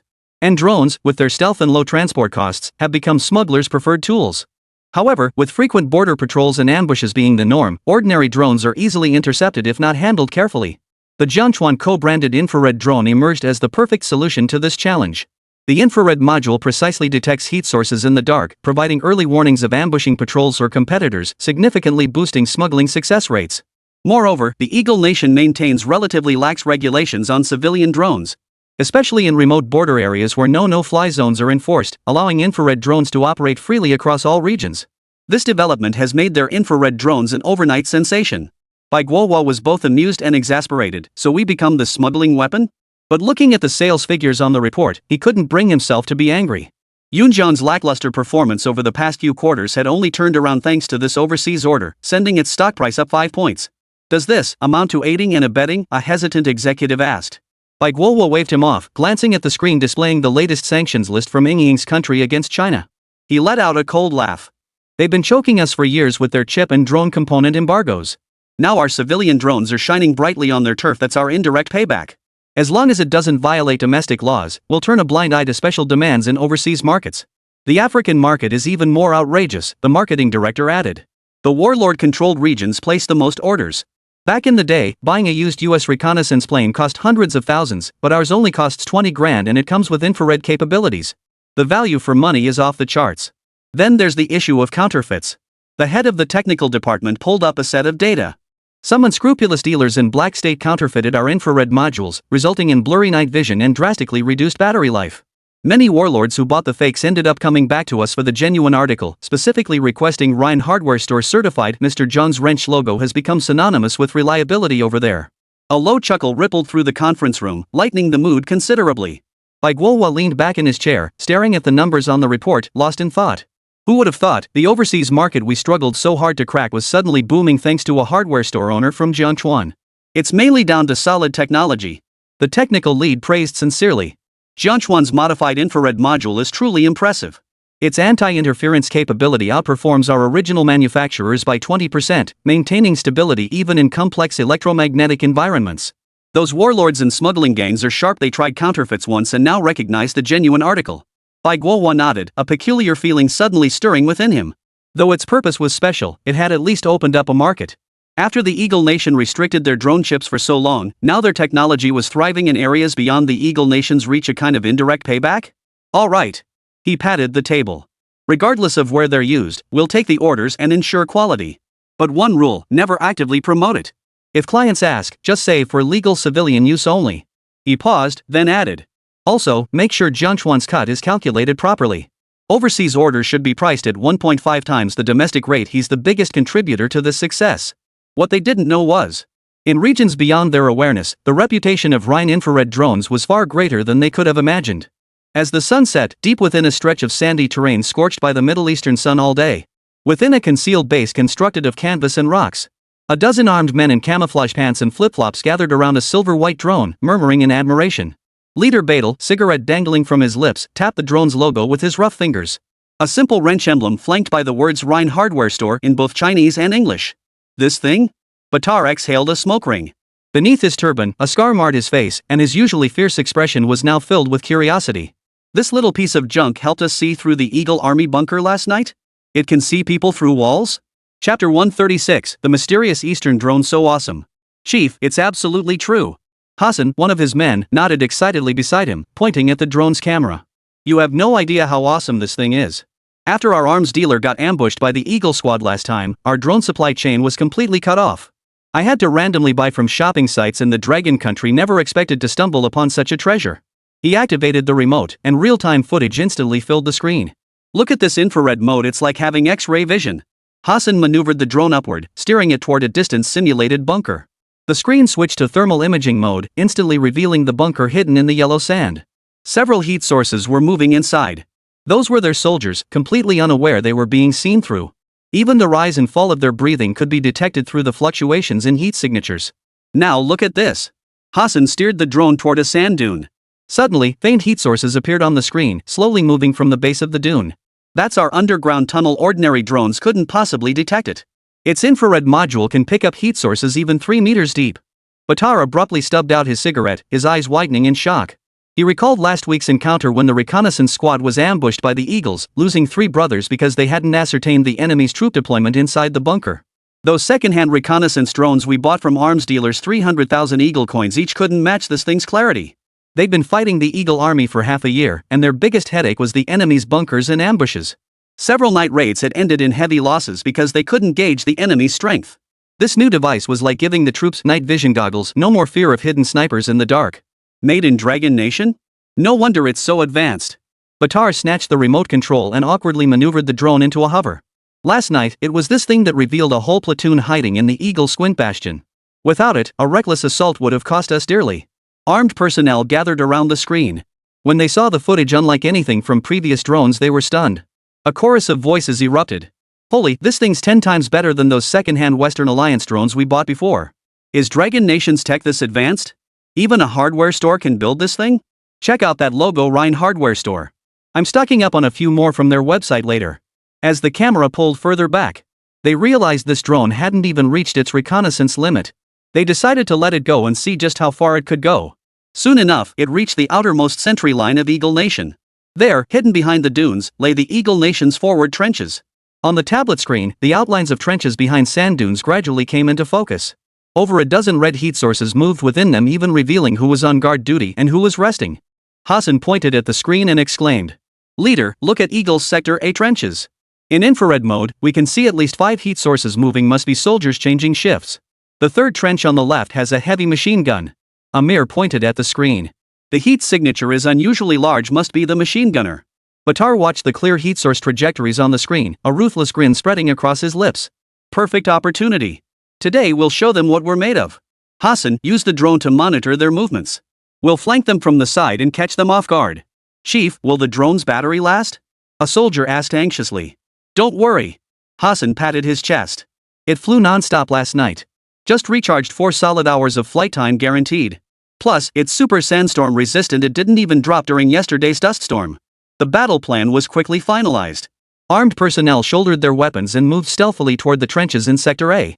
Hassan remained at base camp, operating the drone and transmitting real-time infrared thermal imagery, monitoring every move of the Eagle Nation soldiers.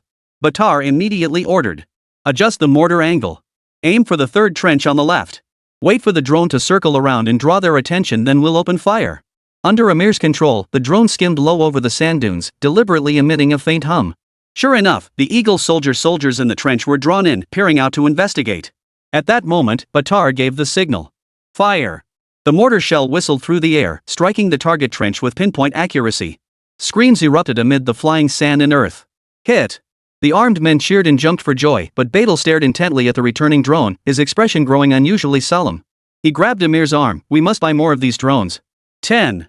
No, 20. Once this battle is over. Batar ordered Hassan, by any means necessary, gold, oil, even trading camels, make him our exclusive supplier. This significance was too immense for them. Inside Yunjiang Drone's conference room, the team was still buzzing about the explosive growth in overseas sales. They debated how to formulate tailored sales strategies for these unique international markets, along with risk mitigation measures, to avoid giving the Eagle Nation any leverage. Just then, thud! Chief Technology Officer Du suddenly burst in, clutching a black object. The excitement on his face now was even more exaggerated than when he'd been looking at the financial reports earlier, his glasses even sliding askew on his nose. "We did it! We did it!" Director Du slammed the object in his arms onto the conference table, his voice trembling. Everyone turned to see a strangely shaped drone lying on the table. Entirely black, it lacked the traditional propellers of most drones, instead featuring several pairs of lightweight, gossamer thin flapping wings. When deployed, it resembled an enlarged dragonfly, its body lines flowing as if naturally formed. A sci-fi and biomimetic vibe hit them instantly. "What is this?" The unsuspecting marketing director froze in surprise. "A new model? Why does it look like a dragonfly?" "They actually built it." Bai Guohua sprang from his chair, strode to the table, and carefully lifted the drone. His eyes widened in astonishment. "Is this the biomimetic drone design I gave you last time?" "Yes. That's the one." Director Du nodded vigorously, his voice brimming with pride. "Our team worked non-stop for 3 weeks, putting in over 700 hours straight, and finally got the first prototype up and running. We just ran some preliminary tests in the lab, and the results are absolutely insane." The conference room fell silent instantly, every gaze fixated on the Dragonfly drone. They'd been tracking that military tender project for 3 months. It demanded the drone achieve high precision hovering under intense electromagnetic interference in complex airflow conditions, while maintaining noise levels below 60 decibels. For traditional propeller drones, this was nearly impossible. Previous models submitted for testing couldn't even achieve half-meter level hovering, let alone low noise. This was precisely their crucial entry point into the military sector. Then came that night when Jiang Chuan suddenly sent this revised proposal to their private email. Bai Guohua immediately assigned the technical department to work day and night to overcome the challenges and bring it to life. They soon discovered that even though all the parameters and design outcomes were already documented, the manufacturing process demanded extremely high precision. At one point, they truly believed it couldn't be built. Building on the success of the infrared drone, now his expectations for this project were sky high. "How are the test results?" Bai Guohua asked anxiously. He gently flicked the drone's flapping wings. The film-like material withstood his touch without warping. It truly matched the design specifications. Chapter 137, Beyond the Clouds, a Decade of Design Philosophy. "We've just completed preliminary testing." Director Du quickly pulled up the test report on his tablet and projected it onto the screen. Hover stability far exceeded expectations. Under simulated level 3 wind gust conditions in the lab, its hovering deviation didn't exceed 3 mm. "Yes, you heard that right, 3 mm. 3 mm? A collective gasp filled the conference room. The engineers from the technical department erupted in astonishment. "Impossible. Traditional drones barely achieve 10 cm precision in calm conditions. Staying stable within half a meter during a Category 3 gale is already top-tier performance." "What does millimeter-level hovering mean?" "It means it can hover for maintenance on high-voltage power lines, precisely navigate dense urban buildings, and even hover on window ledges for military reconnaissance." "How did they solve inertial control?" "Inertial compensation is the hardest part for flapping wing drones. One misstep and it drifts away." Bai Guohua couldn't believe it either. He knew all too well the significance of these figures. During hovering, a drone's body inertia, airflow turbulence, and electromagnetic interference all cause drift. Especially for small drones, with their light weight and weak wind resistance, achieving 10 cm level stability is already considered top tier in the industry. Millimeter level hovering means it can precisely remain stationary in confined spaces like building gaps or tunnels. It could even hover steadily before a target window for reconnaissance, a capability tailor-made for military counterterrorism and hostage rescue scenarios. Globally, civilian drones capable of millimeter level hovering are extremely rare. In the military sector, only the US Black Widow reconnaissance drone barely achieves 5 cm level stability, yet ours has pushed it down to 2.8 mm. Director Du gestured excitedly. "Jiang Chuan's biomimetic flapping wing design is simply brilliant. The flapping frequency adjusts in real time based on airflow, just like a real dragonfly. By deforming the wings to counteract inertia, it minimizes deviation to this incredible degree. And noise and wind resistance too," Director Du added, pulling up another set of data. "We measured noise levels 60% lower than traditional multi-rotor drones, at just 35 decibels. That's equivalent to the sound of pages turning in a library. Aerodynamic drag is reduced by 50%. What does that mean? With the same battery capacity, flight endurance increases by 40%. In strong wind conditions, interference resistance doubles. It can fly stably even in 8-force winds." A collective gasp filled the conference room. A noise level of 35 decibels enables the drone to conduct close reconnaissance without alerting targets, critical for military stealth operations. The 50% reduction in wind resistance addresses the critical issue of traditional drones losing control in complex terrain like mountainous areas or urban high-rise wind fields.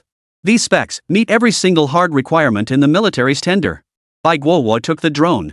He recalled the military tender half a year ago, where evaluators had demanded high-precision hovering with strict standards, a capability they had previously been unable to achieve. Now, thanks to Jiang Chuan's design, they had made a breakthrough. Guohua suddenly remembered a critical question: what about payload capacity? That's a hard requirement in the military tender. They require a minimum payload capacity of 50 kilograms for reconnaissance equipment. Our previous models could only handle up to 30 kilograms. This biomimetic drone. Director Du's excitement faded slightly, replaced by a hint of regret as he scratched his head. Well, that part is indeed a bit of a fly in the ointment. The meeting room fell instantly silent. High-precision hovering and low noise are important, but without sufficient payload capacity, the military simply won't adopt it. Reconnaissance missions require carrying infrared cameras, signal repeaters, and even small jamming devices. 50 kilograms is the bare minimum.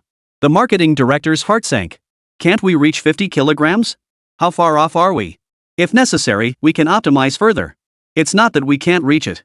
Director Du suddenly changed the subject, unable to hold back a laugh as he pointed to the numbers on the test report. It's not as staggering as you imagined. Preliminary tests show stable payload capacity at 80 kilograms, with a maximum load limit of 100 kilograms. 80 kilograms? Guohua nearly dropped the drone from his hands, his eyes widening like copper bells. Say that again? How much? 80 kilograms. Director Du emphasized. We hung an 80-kilogram counterweight beneath the frame, and it still hovered stably and maneuvered flexibly. The load-bearing structure of the flapping wings is far stronger than we anticipated. The conference room erupted in excitement as engineers from the technical department high-fived each other. Holy crap! 80 kilograms. That's 50% higher than the payload limit of traditional multi-rotor drones. The military wanted 50 kilograms, but were delivering 80 kilograms. That extra capacity will let them pack in so much more reconnaissance gear. Director Du, your previous team's models maxed out at 30 kilograms. This is nearly triple that. Director Du's face flushed as he scratched his head. This is all thanks to this unique structural design. He added titanium alloy stiffeners at the root of the flapping wings and optimized the airflow channels. This reduces self-weight while boosting load-bearing efficiency. Even we find it hard to believe when replicating it. Guohua pressed his forehead, both exasperated and amused. That regretful look of yours nearly gave me a heart attack. 80 kilograms and you call it a minor flaw? Director Du, your subtle insults are top-notch. He raised the drone and addressed the executives. With specs like this, if we can't win the military tender, we might as well all quit. Amid the laughter, Director Du suddenly remembered something and asked, Mr. Bai, I never dared to ask before who actually submitted this design proposal? At the last meeting, you only mentioned external experts. But now, with this performance, it's absolutely top-tier military-grade quality. We need to establish solid cooperation with them. The conference room fell instantly silent, all eyes fixed on Guohua. Several executives perked up their ears. Who could be the genius behind designing such a revolutionary model? Guohua took a deep breath. He hadn't mentioned it earlier because it was Jiang Chuan's private email to him, and he wasn't sure if it would even come to fruition. Guohua felt it was his duty to maintain confidentiality. But now that it had proven so astonishingly groundbreaking, keeping it under wraps was impossible. Under everyone's gaze, he slowly spoke. It's Mr. Jiang from Rhine Hardware Store. Jiang Chuan. What? The marketing director nearly dropped his tablet in shock. You mean that Jiang who mods mechanical dogs and sells hardware parts? He modified that infrared drone last time too? And now he designed this bionic drone? Is he a hardware store owner or a military designer?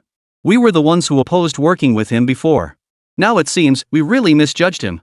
The vice president of production, who had been the most vocal opponent, scratched his head, his face flushed. I used to say civilian tech can't be trusted, but now it seems his skills are sharper than our professional teams. I'm impressed. Guohua observed the reactions inside. When I asked him for improvement suggestions, it was just a formality.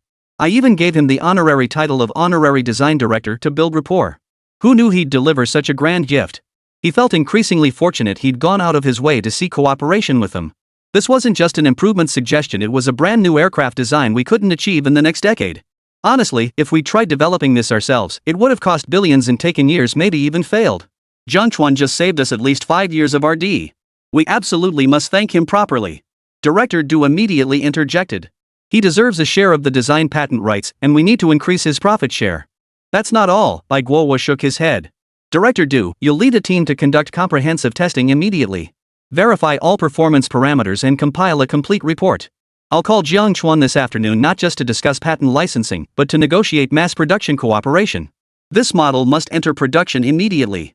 The military can't wait, and our chance to capture the defense market is even more urgent. Arrange in-depth testing immediately. Guohua made the decision decisively. Test maximum endurance, interference resistance in complex electromagnetic environments, multi-aircraft coordination. Test every metric the military might care about. In 3 days, I'm taking this to the military for a briefing. Director Du nodded firmly, no problem. Our team will work through the night tonight to ensure a complete test report is ready. Chapter 138, The Drone Guru arrives. Sign here. Mr. Bai, when should we meet with Mr. Jiang? I want to go right now. Leave the testing to them.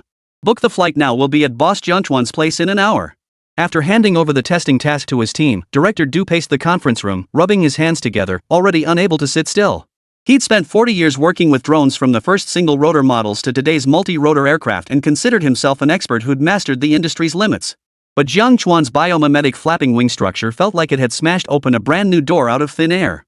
Every detail precisely targeted the blind spots of traditional designs, of veritable dimensional attack.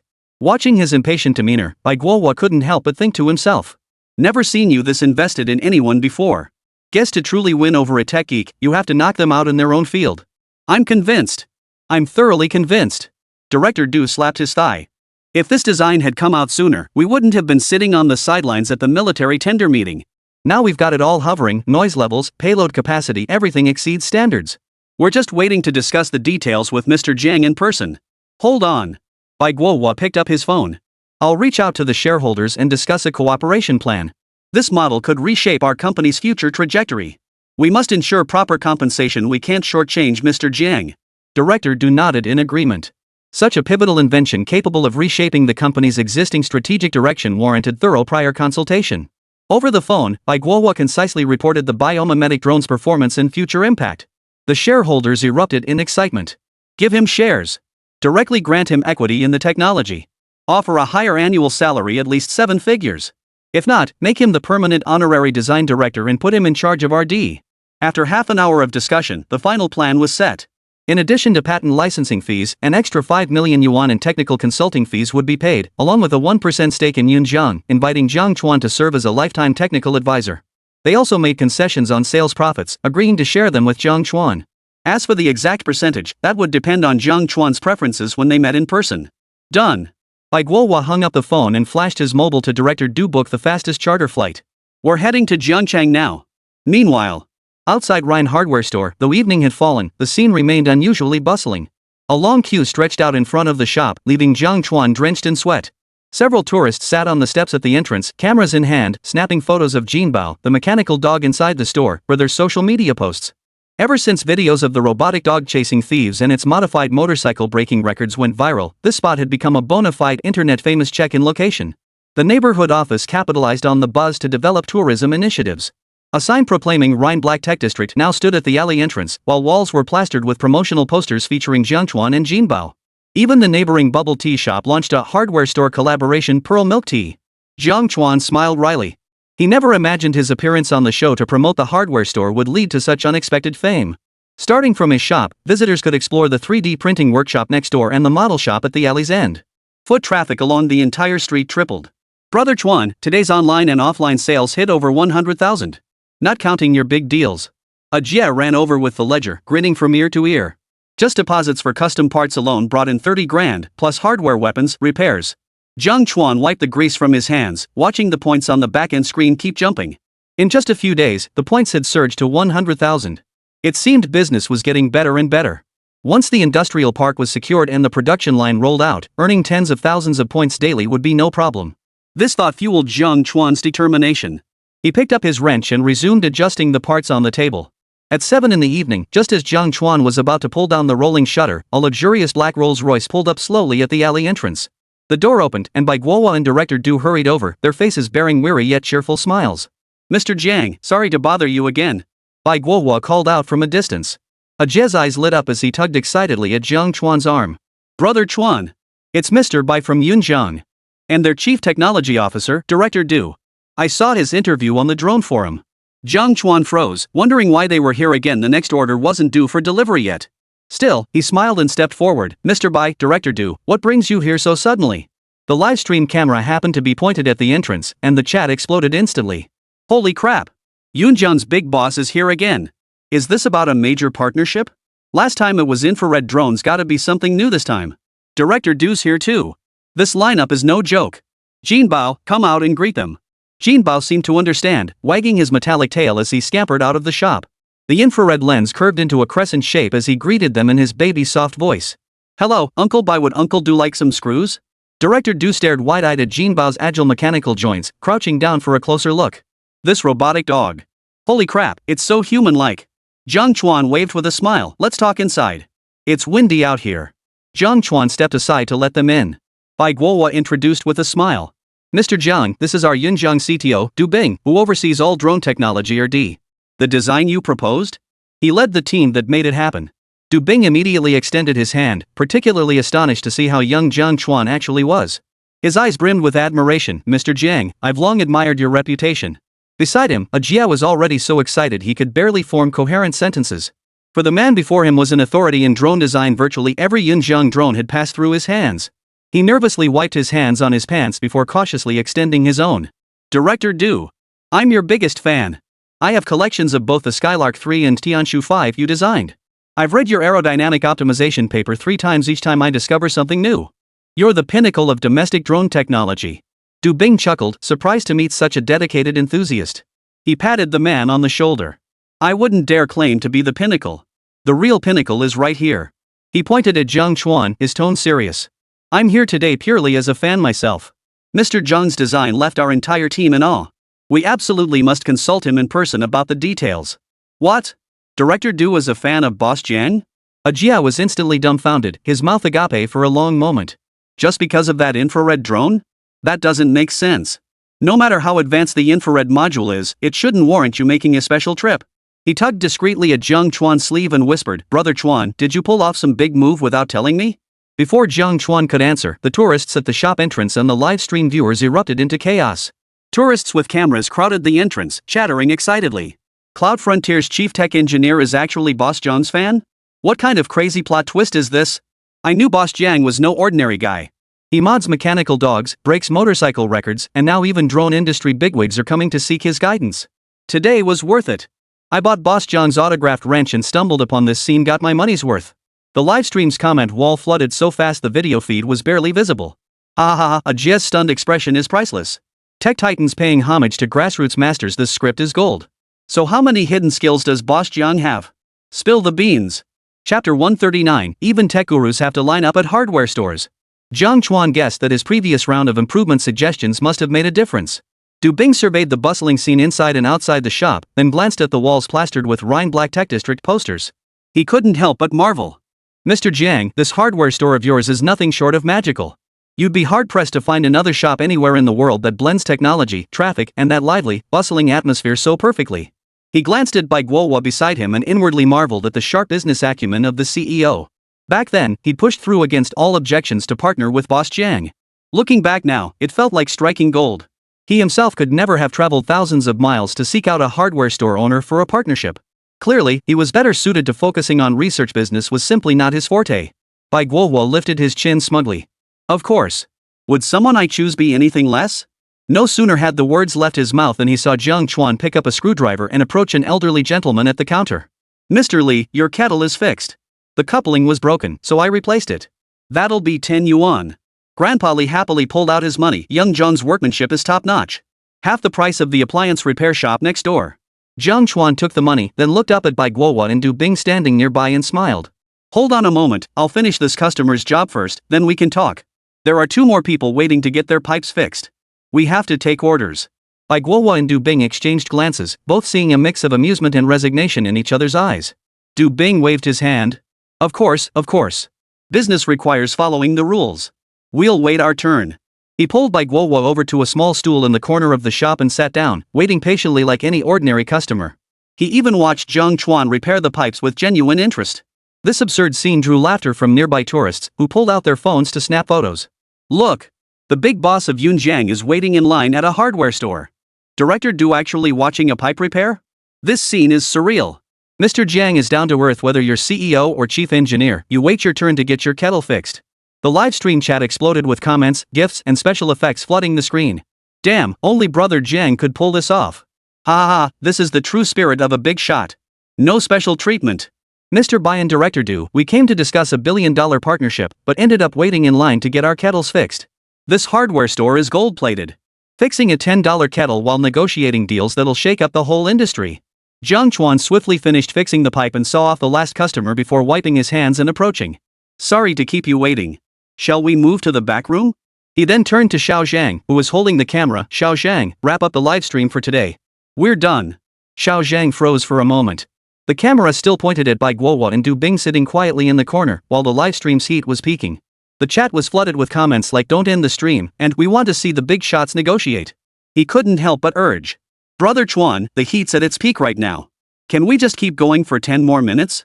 So many fans are sending rockets begging for overtime. No, let's get down to business. He waved to the camera. That's all for today, everyone. Boss Jiang has important matters to discuss.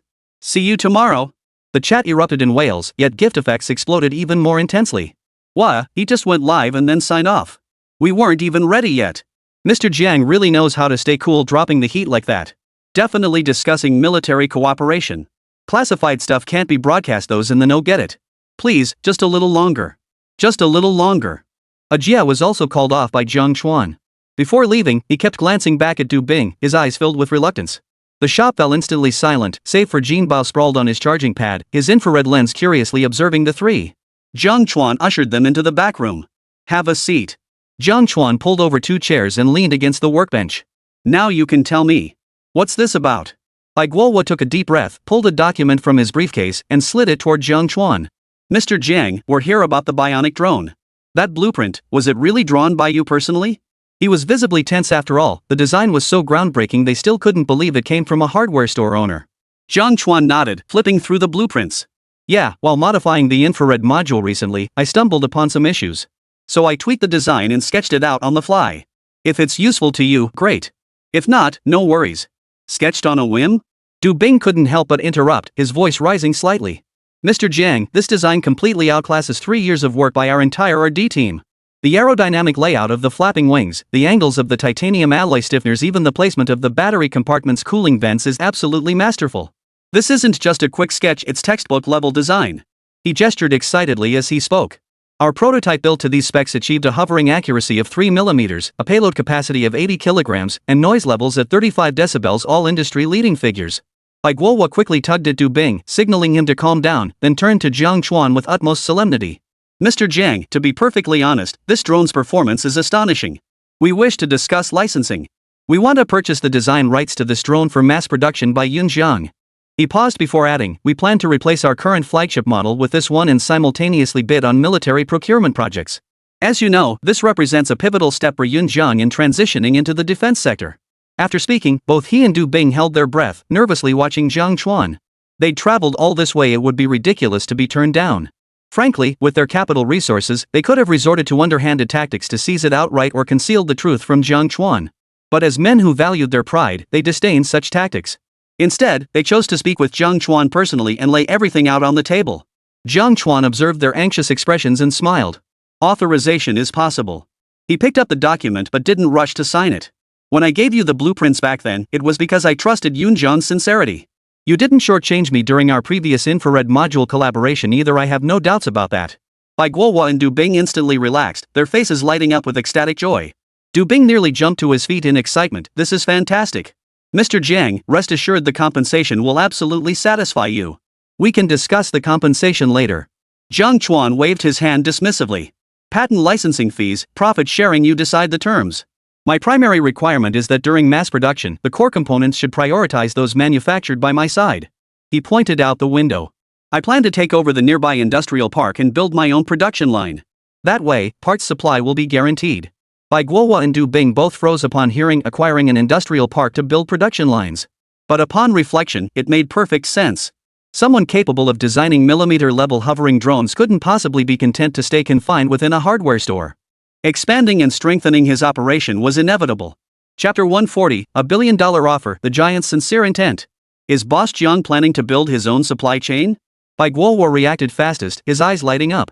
Have you picked a location for the industrial park yet? If there's anything Yunjiang can assist with, just say the word. Site approvals, equipment procurement, we can lend a hand. In mere moments, he'd already calculated his own strategy. If Jiang Chuan could produce its core components independently, it would not only ensure consistent quality during mass drone production but also firmly control the supply chain, preventing core technology from leaking out.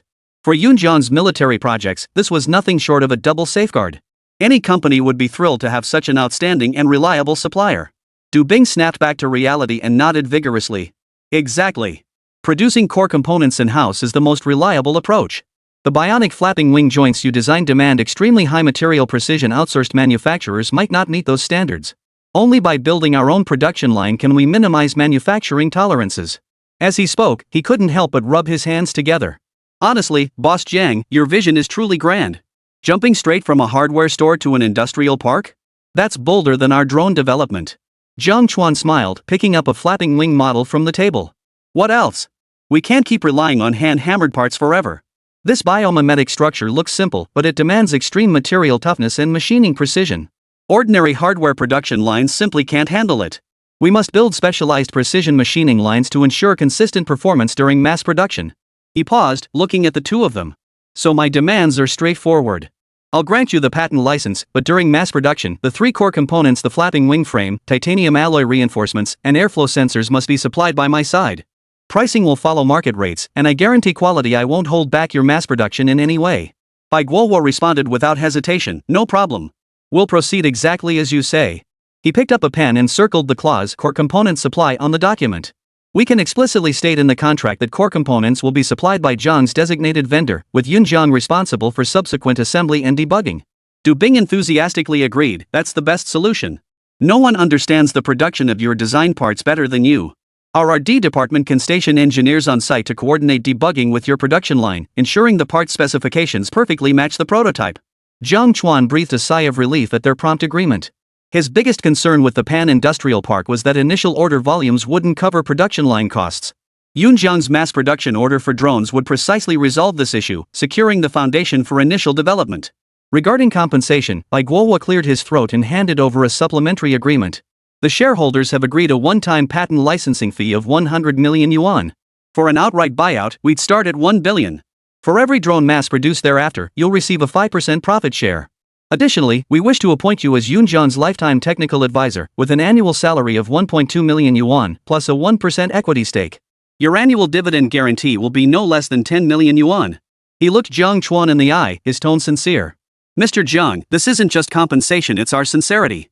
Yunjiang seeks a long-term partnership with you not just for this drone model, but for future aircraft designs and specialized equipment R&D. We hope you'll be involved.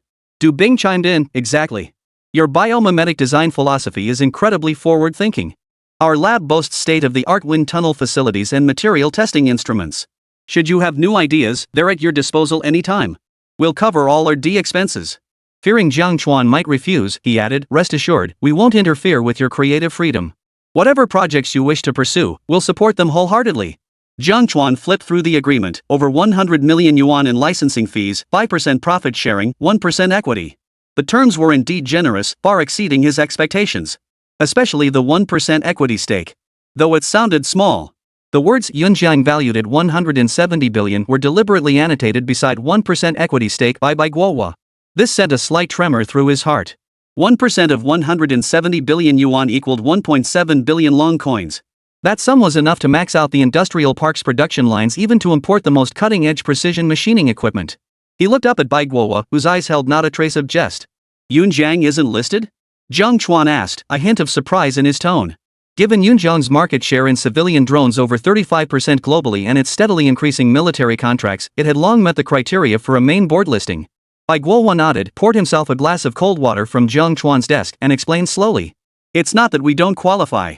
I just haven't agreed to it. He set down the glass, his tone growing serious. Mr. Jiang, as a tech expert, you might not fully grasp the power of capital. Going public may seem like a way to raise capital, but for tech companies, it can sometimes be a double-edged sword. First, capital is intensely profit-driven. Bai Guowo counted on his fingers. Once listed, shareholders fixate on quarterly reports and annual profit growth rates. R&D spending becomes a constant target of scrutiny. If you spend 3 years perfecting a drone, investors will pressure you. Can't you release a simplified version in 6 months to raise funds? When you propose investing heavily in cutting-edge biomimetic flapping wing technology, they'll demand, when will this generate revenue? He looked at Du Bing, who added with deep resonance, last year, we wanted to increase our R&D budget by 20%. Just explaining to investors why we need to spend 50 million to build a wind tunnel took 3 months. If we were public, investments with no immediate returns would never pass shareholder approval. Bai Guohua chimed in, Yunjiang has survived this long precisely because we've stubbornly stuck to our guns on technology. Take our collaboration with you. How many people opposed it back then? They said, what does a hardware store owner know about drones? If we went public, the stock price would plummet the next day, and the board would kick me out immediately. Jiang Chuan nodded in understanding. Coming from a technical background, he understood the principle that slow and steady work yields the finest results.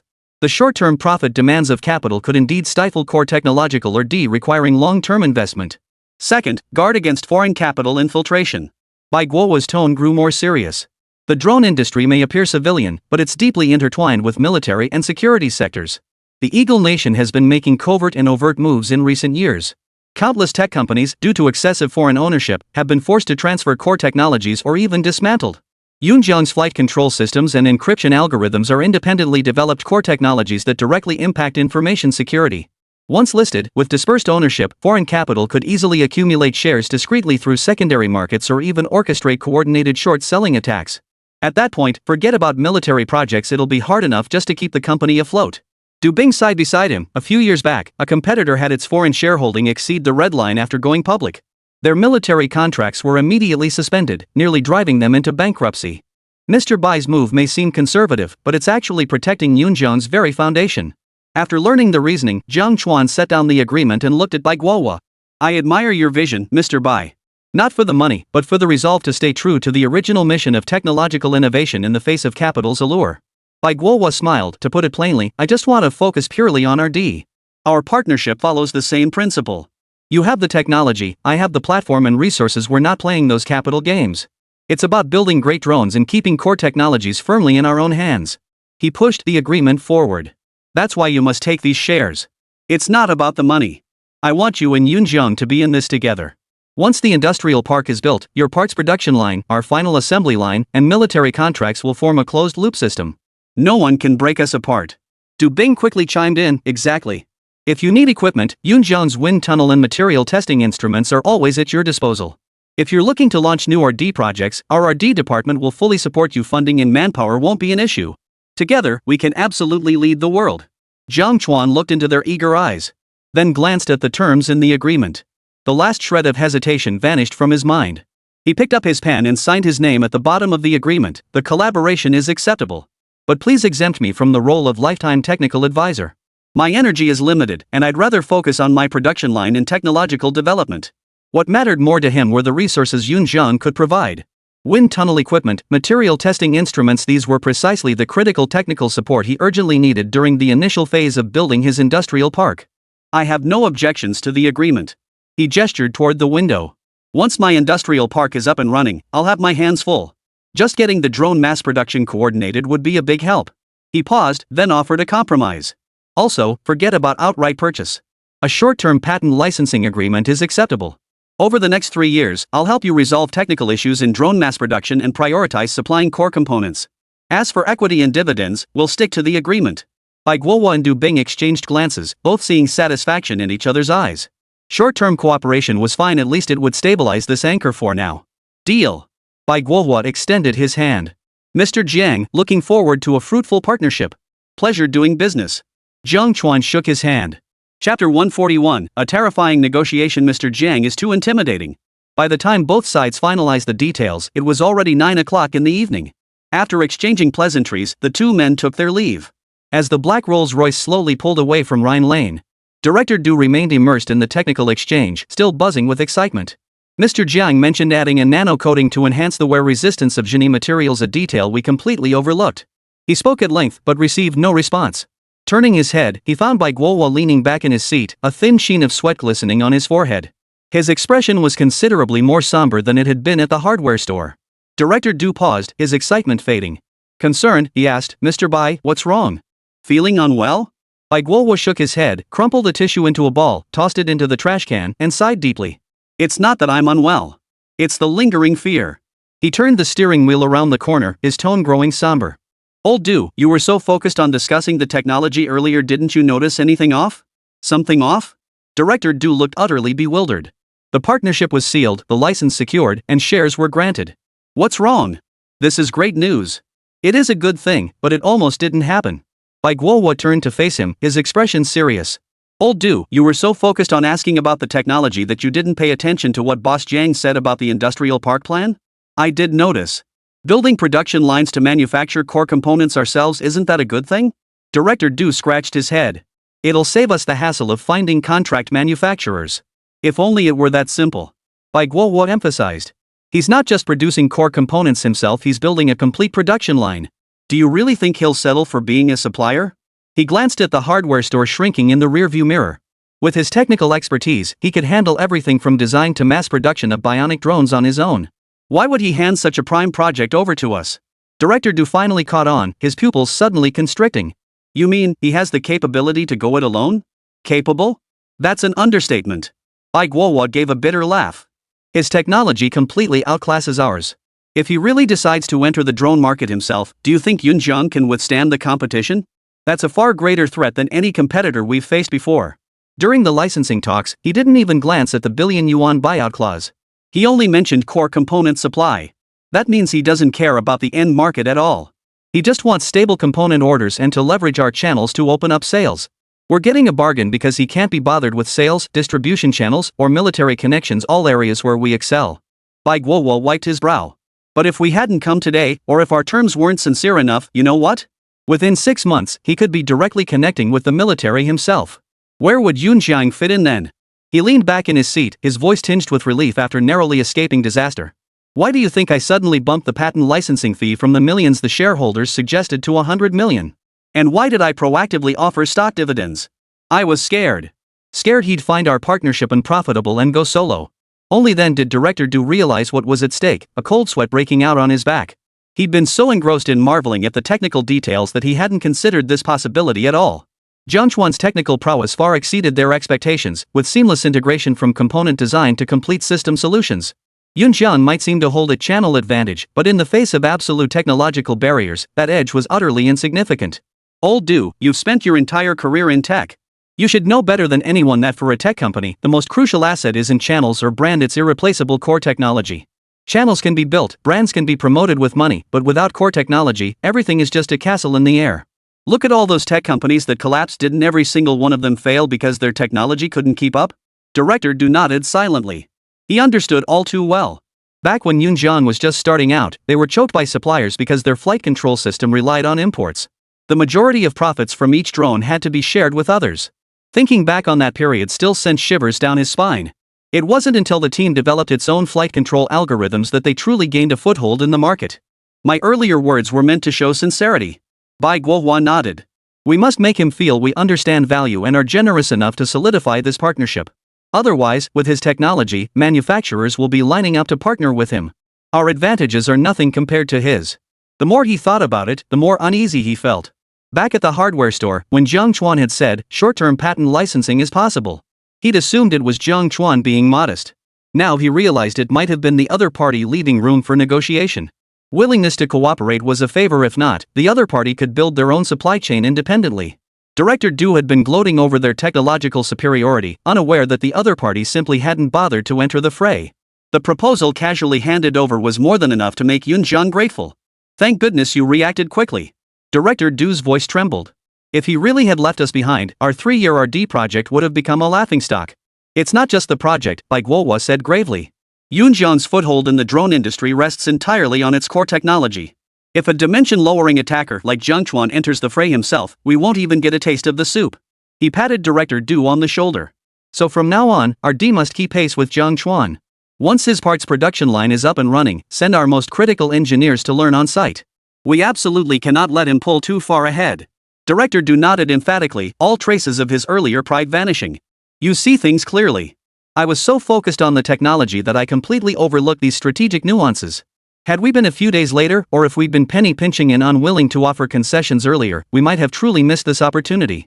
The Rolls-Royce glided smoothly back toward the hotel, yet the cabin lacked the earlier excitement. The two executives were left with only a sense of surviving a close call. After seeing off by Guo and Director Du, the roller shutter of Rhine Hardware closed once more. Jiang Chuan turned back to his workbench. Jinbao had already hopped off the charging dock, brushing against his hand with its infrared lens and asking in a babyish voice. Master, did they come to buy screws? You could say that. They bought a big screw solution. Jiang Chuan smiled and rubbed its metal head. He had actually noticed by Guo's concerns, though the man had no idea Jiang already had 2 or 3 military projects on his plate. Add in the drones, and he'd likely work himself to death. He certainly wasn't short on military collaborations. Why not just hand everything else over to Jiang and focus solely on producing components? How much simpler would that be? Then Jiang Chuan's gaze fell on the mechanical dog parts in the corner of the workbench. These were Jingbao's upgrade modules. He had to finish debugging them tonight. He picked up a screwdriver and unscrewed the cover plate on Jingbao's back, revealing the dense network of circuits and sensors within. Jingdong lay quietly on the workbench, the infrared lens gently rotating with his movements as if assisting in the calibration. Final item, thermal imaging tracking optimization.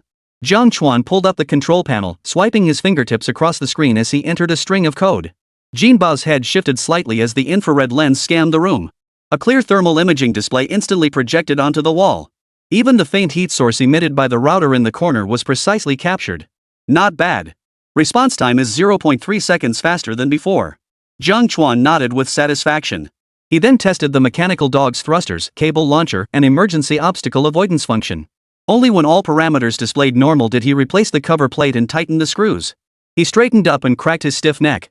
Outside the window, the night had deepened into an impenetrable darkness. Looking at the debugged Jingdong, Jiang Chuan exhaled a long breath. He walked to the window and gazed at the Rhine-Black Tech District sign beyond the alley, feeling more than ever that the decision to acquire the industrial park was urgent. Only by establishing his own production line could he handle the growing volume of custom orders, especially the long-term collaborations with the military and Yunxiang. Production capacity had to keep pace. He picked up his phone, scrolled to Du Yuesheng's contact, and sent a message. Jinbao's upgrade debugging is complete. All functions meet specifications. You can pick it up tomorrow morning. The reply came swiftly. Got it. We'll be there on time tomorrow. Thanks for your hard work, Comrade Jiang. Chapter 142, The Magical Aircraft Carrier Arresting Cable, a Windfall from Heaven. Meanwhile, in the large laboratory of Chuancheng Longship Heavy Industries, fluorescent tubes hummed, illuminating walls covered in test data and screens displaying pulsating curves. Over a dozen researchers crowded around a massive tensile testing machine, each with bloodshot eyes and stubble-covered chins, clearly having pulled an all-nighter. Yet none showed weariness. Instead, their eyes gleamed with intense excitement. The final test results are in. Director Zhou held up a freshly printed test report, his voice brimming with excitement. Maximum load capacity, 32 tons. Fatigue resistance test, 300 cycles without fracture. Performance degradation rate at 30C, only 5%. He slammed the report onto the table. This steel cable meets all specifications. Mass producing it with these specs will make it the perfect arresting cable for our Liaoning aircraft carrier. Meets standards? The young researcher closest to the testing machine snapped his head up. Team leader Zhou, could you repeat that? This cable can truly serve as an aircraft carrier arresting cable? Absolutely true. Director Zhou raised the report and waved it before the group. Simulations show that arresting cables made from this steel rope can withstand the 80-ton impact force during carrier aircraft landings. Its abrasion resistance and tensile toughness both meet the highest grade standards. That's 30% stronger than our previous failed samples. It meets the standards. It really meets the standards. Young researcher Xiaolong jumped up in excitement. The lab erupted in pent-up cheers, fists clapped, fists pounded tables, and even the senior researchers' eyes welled up. They had been stuck on this arresting cable for 5 whole years. Though not their own breakthrough, its significance was immense. The carrier arresting cable is the lifeline for carrier-based aircraft landing. A qualified cable must withstand the immense impact force of a carrier-based aircraft landing within 3 seconds while possessing exceptional fatigue resistance and low temperature tolerance. Although China's first aircraft carrier, the Liaoning, had already been launched, the arresting wire remained the final piece of the puzzle. Without qualified arresting wires, carrier-based aircraft cannot land safely, rendering the carrier's combat capability meaningless. Xiaolong, contact Captain Zheng Bin of the Liaoning immediately. Director Zhou wiped his face, his tone urgent. Tell him the lifeline issue has been resolved. Have him come immediately, bringing the squadron commander with him. Xiaolong scrambled to dial the number. Everyone understood what this news meant for Zhang Bin and the entire carrier team. Half an hour later, a military green jeep screeched to a halt at the base entrance, stopping directly before the laboratory doors. Peering out, they saw a burly man in navy uniform, his shoulders bearing the insignia of a colonel, striding purposefully toward them. It was Zhang Bin, captain of the Liaoning aircraft carrier. Behind him followed another officer in uniform, Zhao Feng, the squadron commander of the carrier-based aircraft group. Both men bore the dust of a hurried journey, their eyes urgent. Old Zhou. You finally brought me some good news. Zhang Bin charged straight to the test rig upon entering, his gaze locking onto the silver-gray steel cable. Is this the life-saving cable you mentioned? Known for his stern demeanor, he now held back a smile that was harder to suppress than an AK-47. Behind him followed Zhao Feng, the carrier-based aircraft group commander. This ace pilot had shed his usual composure. The arresting cable directly determined the fate of dozens of carrier-based aircraft under his command. He was more anxious than anyone. Director Zhou stepped forward, handing over the test report. Captain Jiang, Squadron Leader Zhao, see for yourselves.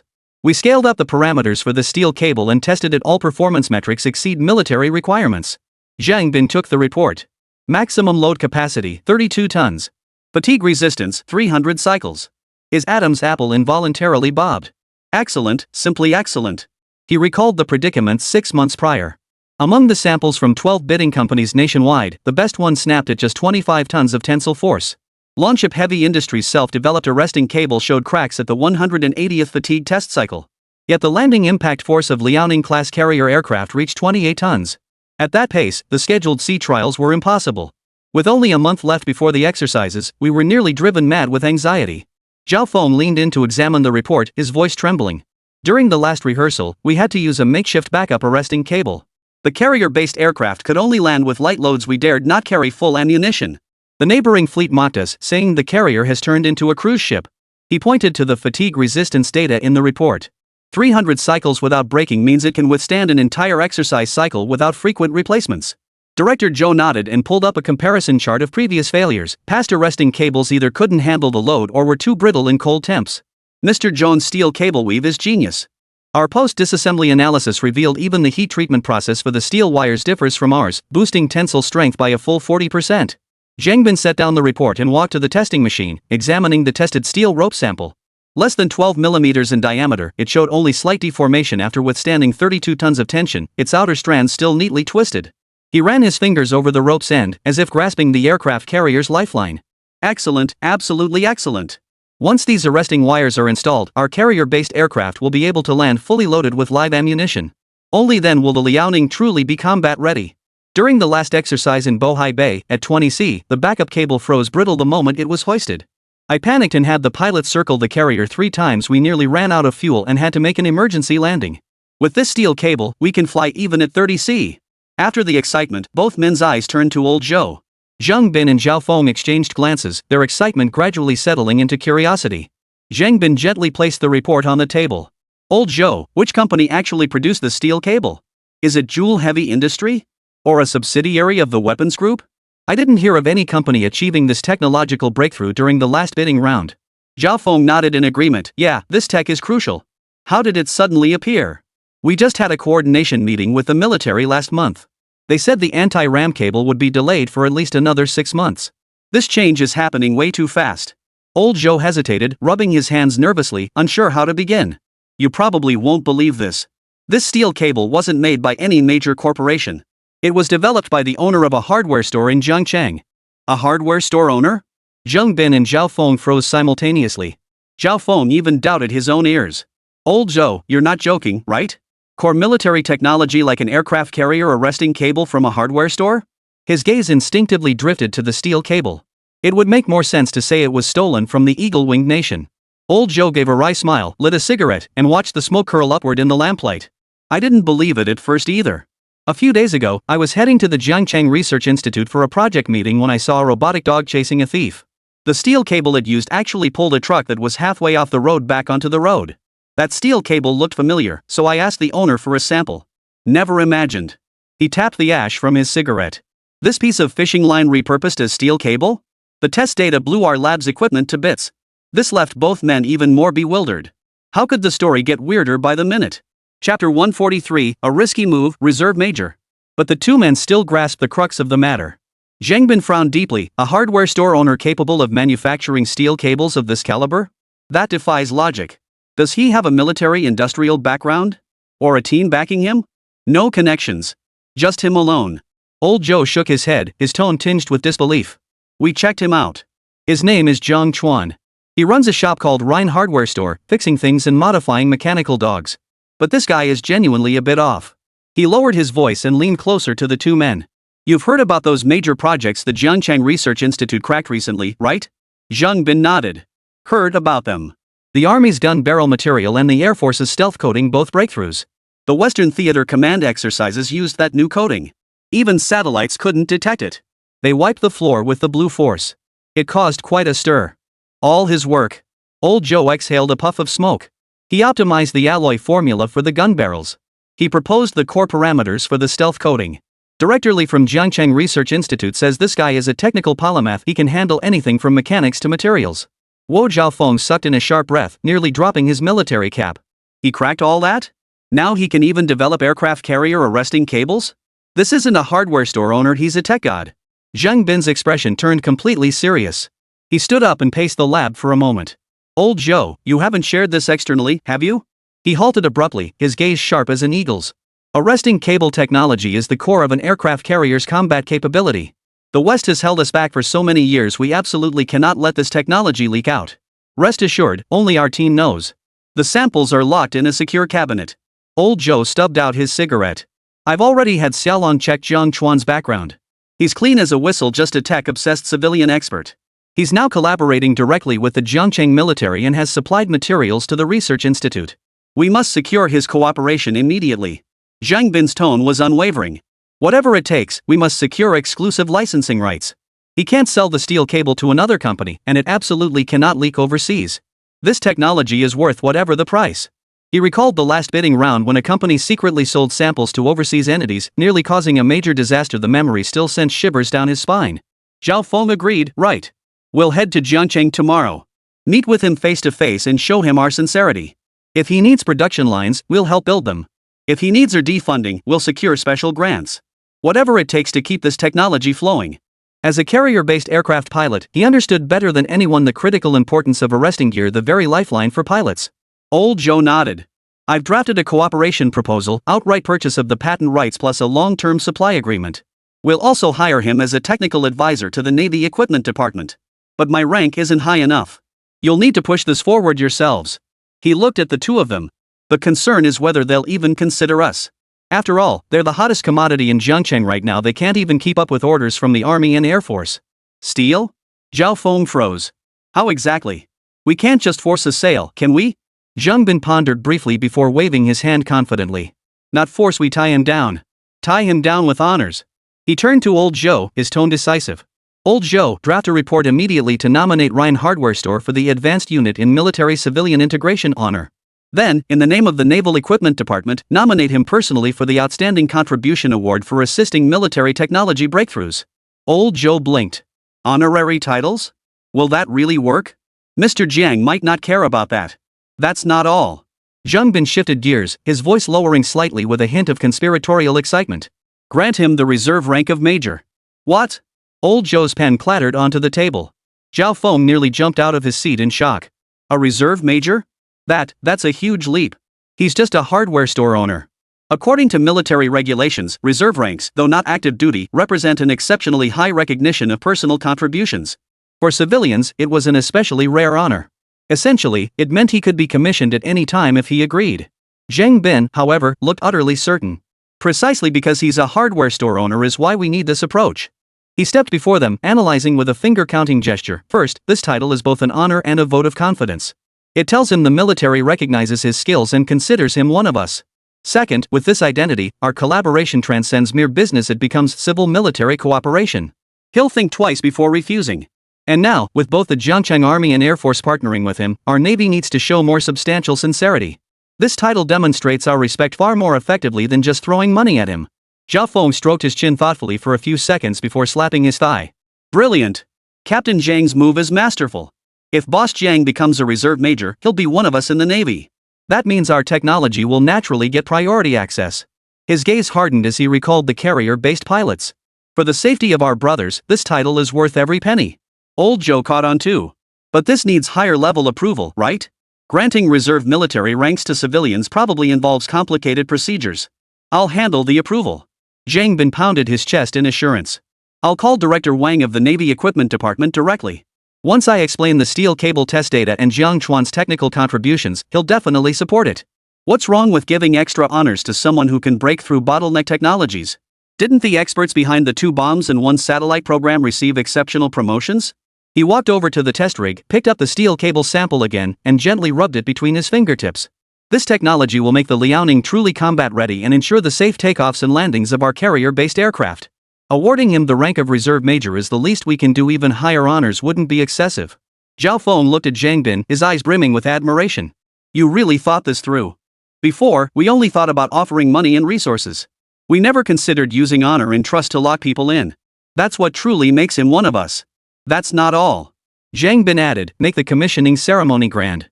Invite the leadership from the Jiangcheng military region to attend, and bring in the media too. Rest first. Tomorrow we'll accompany you to Jiangcheng. The trip will take a whole day. Don't let your old bones fall apart on the road. Now I can finally get a good night's sleep. I'll go prepare the car. Zhao Feng immediately turned and walked away with a spring in his step. Old Zhou, he patted Director Zhou's shoulder before leaving. Once the arresting gear is installed and the first carrier-based aircraft lands, I'll treat you to a celebratory toast on the flight deck. Old Zhou smiled, the bloodshot in his eyes softening with warmth. It's a deal. Invite Boss Jiang too, he deserves this celebratory toast more than anyone. Chapter 144, Old Master Do, watch me dig you out. Early the next morning, as the Rhine hardware store opened its doors, Jiang Chuan was bending over to tidy the shelves when he heard the crisp roar of an engine from the alley entrance. He assumed it was someone from Du Yuesheng's Liqing Affiliated Research Institute arriving. But when he looked up, he saw only a bright pink convertible sports car slowly pulling up and stopping at the shop entrance. That color, that model, it looked familiar no matter how he looked at it. The door opened, and a figure in a white dress stepped out, her high-heeled sandals clicking against the pavement as the hem swayed gently with her movements. Jiang Chuan froze, nearly dropping the wrench in his hand. Who else could it be but Du Yaya? But the Du Yaya before him was a world apart from the one who last appeared in a yellow duck pajama set, clutching a toilet bowl for repairs. Her once tangled hair was now pulled back into a sleek ponytail. And for the first time, she wore light makeup.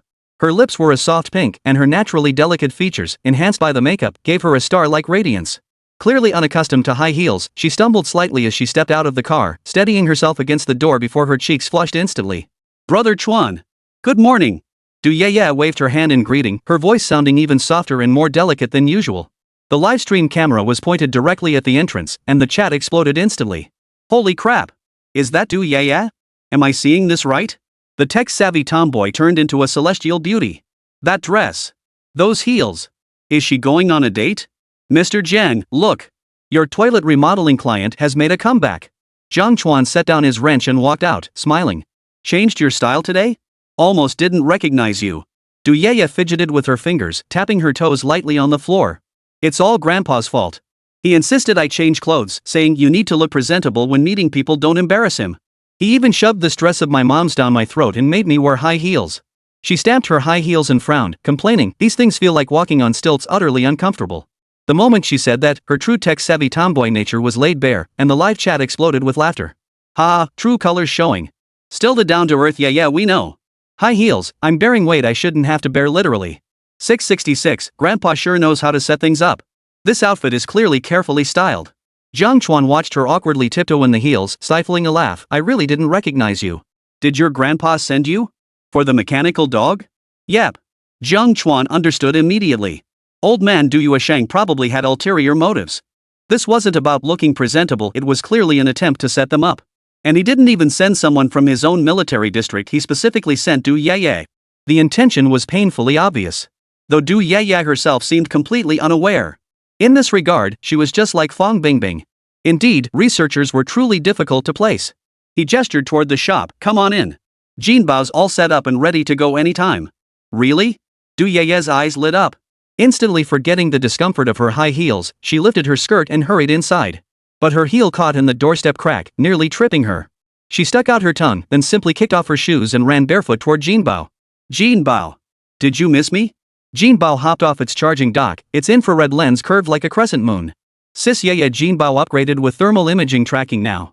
Really? Let me see. Du Yaya crouched down, hugging Jinbao's metal head tightly as her fingers tapped its sensors. Did they modify the anti-interference module? Last time, my iron egg kept crashing in electromagnetic environments. She instantly switched back to tech mode, firing off rapid-fire questions. What model gyroscope are you using? How much did the battery life improve? Did the steel cable launcher's range increase? Jiang Chuan leaned against the doorframe, watching her with a mix of amusement and exasperation. Sure enough, no matter how ladylike her attire, she remained that tech-obsessed girl at heart. The live stream audience was in stitches, immediately shipping the pair. LOL, their day turned into a tech seminar. Brother Chuan, I prepared a bunch of polite small talk, but you're hitting me with algorithms? This is how hardcore tech couples roll. Jiang Chuan patiently answered her questions. As the sun climbed overhead and customers began trickling into the shop, he finally had to speak up. Yeah, if you don't leave soon, I won't be able to run my business. He gestured toward customers peering in at the doorway. They're waiting to get their stuff fixed. Only then did Yeah snap out of it. Reluctantly letting go of Jingdong, she slipped on her high heels and stood up. Alright, I'll take Jingdong home now. Chuan, you gotta let me know when you tinker with something new next time. As she reached the doorway, she suddenly remembered something and turned back, batting her eyelashes. Oh, and my grandpa said he'll invite you over for dinner next time. Thanks for fixing his robot dog. Jiang Chuan. Sure enough, the old man always saved his best moves for last. After seeing Ye and Jingdong still cradled in her arms, Jiang Chuan watched the pink sports car vanish into the distance, shaking his head helplessly. Just as he turned, he spotted a Jie approaching with his phone held up, a mischievous grin on his face. Brother Chuan, Miss Du's outfit today clearly means she's into you. Grandpa Du Yuesheng's assist was pretty obvious. Jiang Chuan slapped him on the back, cut the gossip. Get back to work. A Jia kept muttering, Brother Chuan, look at the comments flooding in there saying you two are a perfect match. He glanced at the scrolling together comments on the phone screen, then bent down to pick up a screw from the floor. My career's on the rise. Women only slow down my screw tightening speed. A Jia covered his mouth to stifle a giggle, but Jiang Chuan had already turned to greet a customer. Uncle Zhang, fixing the pipes, right? Here, hand me the wrench. This thing's way more reliable than a date. A new comment instantly flooded the livestream. Got at the hardware store is Brother Chuan's true love. But he didn't notice that in the corner of the alley, inside a black sedan, Du Yuesheng was nodding while peering through binoculars. She looks stunning in that skirt. This has potential. The butler in the passenger seat sighed, rubbing his forehead. Sir, this kind of peeping isn't exactly proper. Du Yuesheng lowered his binoculars and snorted at the passenger seat. Peeping? This is called strategic observation. My granddaughter's wearing a skirt in public for the first time, don't I have to keep an eye on her? He pointed at the hardware store fading in the rearview mirror. Look at Ye's eyes just now, they lit up when she was talking to Jiang Chuan. If that's not promising, what is? The butler shook his head helplessly. Sir, you saw it yourself. Miss Du spent the entire time discussing mechanical dog specifications with Mr. Jiang. She didn't even notice the dust on her skirt. That hardly looks like flirting. He paused, then added, besides, Mr. Jiang seemed pretty calm about it, like he wasn't thinking along those lines at all. Calm is good. Du Yuesheng tapped the armrest, her face radiating the confidence of someone who'd been there. That's called a master's duel. Stop at the right moment. Jiang Chuan is a tech geek, and Ye is a tech enthusiast. They hit it off perfectly. Their connection starts with technology. You think they're like young kids, all lovey-dovey all day? They discuss algorithms and modify robotic dogs. That's the pinnacle of building a relationship. He grew more and more pleased with himself. My granddaughter is so beautiful, and she shares his interests. It's only a matter of time before they fall for each other. The butler chuckled at his antics. You even postponed the research institute handover just to set them up, insisting Miss Du come personally. Aren't you worried about delaying the project? It won't. Du Yuesheng waved his hand dismissively. With Jinbao the robotic dog, our unmanned mechanization project can finally become a reality. The butler nodded in agreement. Indeed, Mr. Zhang's technology is crucial. Our entire unmanned mechanization vision depends on him. That's precisely why we must tie him down. A shrewd gleam flashed in Du Yuesheng's eyes. It's not just about Ye's future, we must secure this technical talent firmly. Once the project kicks off, I'll invite Jiang Chuan to serve as a technical consultant under the guise of collaboration. He'll be shuttling to the military district daily. With Ye constantly in his sight, opportunities will come naturally. He rubbed his hands together. Then I'll invite him over for dinner. I'll cook myself and show off my skills. I'm sure we'll bring them together. Haha, Master Du, you're brilliant. Unbeknownst to the two, a discreet black car was parked outside Green Meadow Street. Inside sat a man wearing a mask and a baseball cap, seething with anger. Well, I knew it. That's why Ye hasn't contacted me in so long. She's been swept off her feet by some other man. Chapter 145, My museum can't compete with a hardware store? Outside Green Meadow Street, Wu Juanhao abruptly ripped off his mask, revealing a face twisted with fury. He glared intently toward the direction of the Rhine hardware store. Well, I knew it. I kept wondering why Ye hasn't replied to my messages these past few days. Turns out she's been swept off her feet by this other guy. His subordinate in the passenger seat shrank back in fear, not daring to respond. Wu Juanhao was a somewhat well-known tech enthusiast in Zhangcheng. Leveraging family connections, he'd opened a National Defense Technology Museum with over 500,000 followers, earning him a degree of fame within the circle. He'd been pursuing Du Ye for over half a year, gifting her presents, treating her to meals, inviting her to tour his museum. He'd tried every trick in the book. Yet Du Ye remained lukewarm toward him, while showing such keen interest in a hardware store owner. How could he possibly swallow his pride? My museum is packed with decommissioned radars and armored vehicle models I sourced from abroad, yet she's never once visited. Wu Juanhao slammed his fist hard against the car window. And now she's off to some godforsaken hardware store, grinning like an idiot? Does she even see me? Especially seeing her wearing a skirt to meet Jiang Chuan, her eyes sparkling as they discussed mechanical dogs, so engrossed she didn't even notice her high heels catching on the doorframe. Wasn't this a clear sign she'd been lured away by some other guy? Boss, calm down. Maybe she just came to pick something up. His subordinate cautiously urged him, quickly pulling out his phone. I'll look into it right now. What's the deal with this hardware store owner? Half an hour later, the subordinate handed over the phone, trembling. Boss, this owner seems to be no ordinary person. The screen displayed clips from Jiang Chuan's show and screenshots of trending topics. Hashtags like hashtag hardware Iron Man, hashtag home appliance healer, hashtag government subsidy buster crowded the feed. The video showed Jiang Chuan modifying mechanical dogs and repairing appliances at a dizzying pace. What the hell is this? Wu Juanhao snatched the phone, his fingers sliding harder and harder across the screen. DIY blogger? Appliance repair guy? And damn it, the CEOs of Jingdong and Yunjiang actually came to visit him? Has the production team lost their minds, hiring so many plants? Seeing the nicknames netizens gave Jiang Chuan, jealousy made his eyes red. What could he possibly fix in that shabby little shop? It's obviously scripted. His subordinate quickly added, not just that his modified robotic dog Jinbao is a massive hit.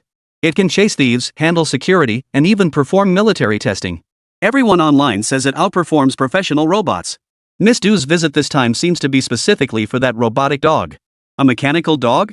Wu Juanhao snorted derisively, his eyes filled with contempt. My museum has retired bomb disposal robots on display 10 times more advanced than his crappy dog. Yeah, actually likes this kind of thing? He suddenly remembered something, his expression darkening further.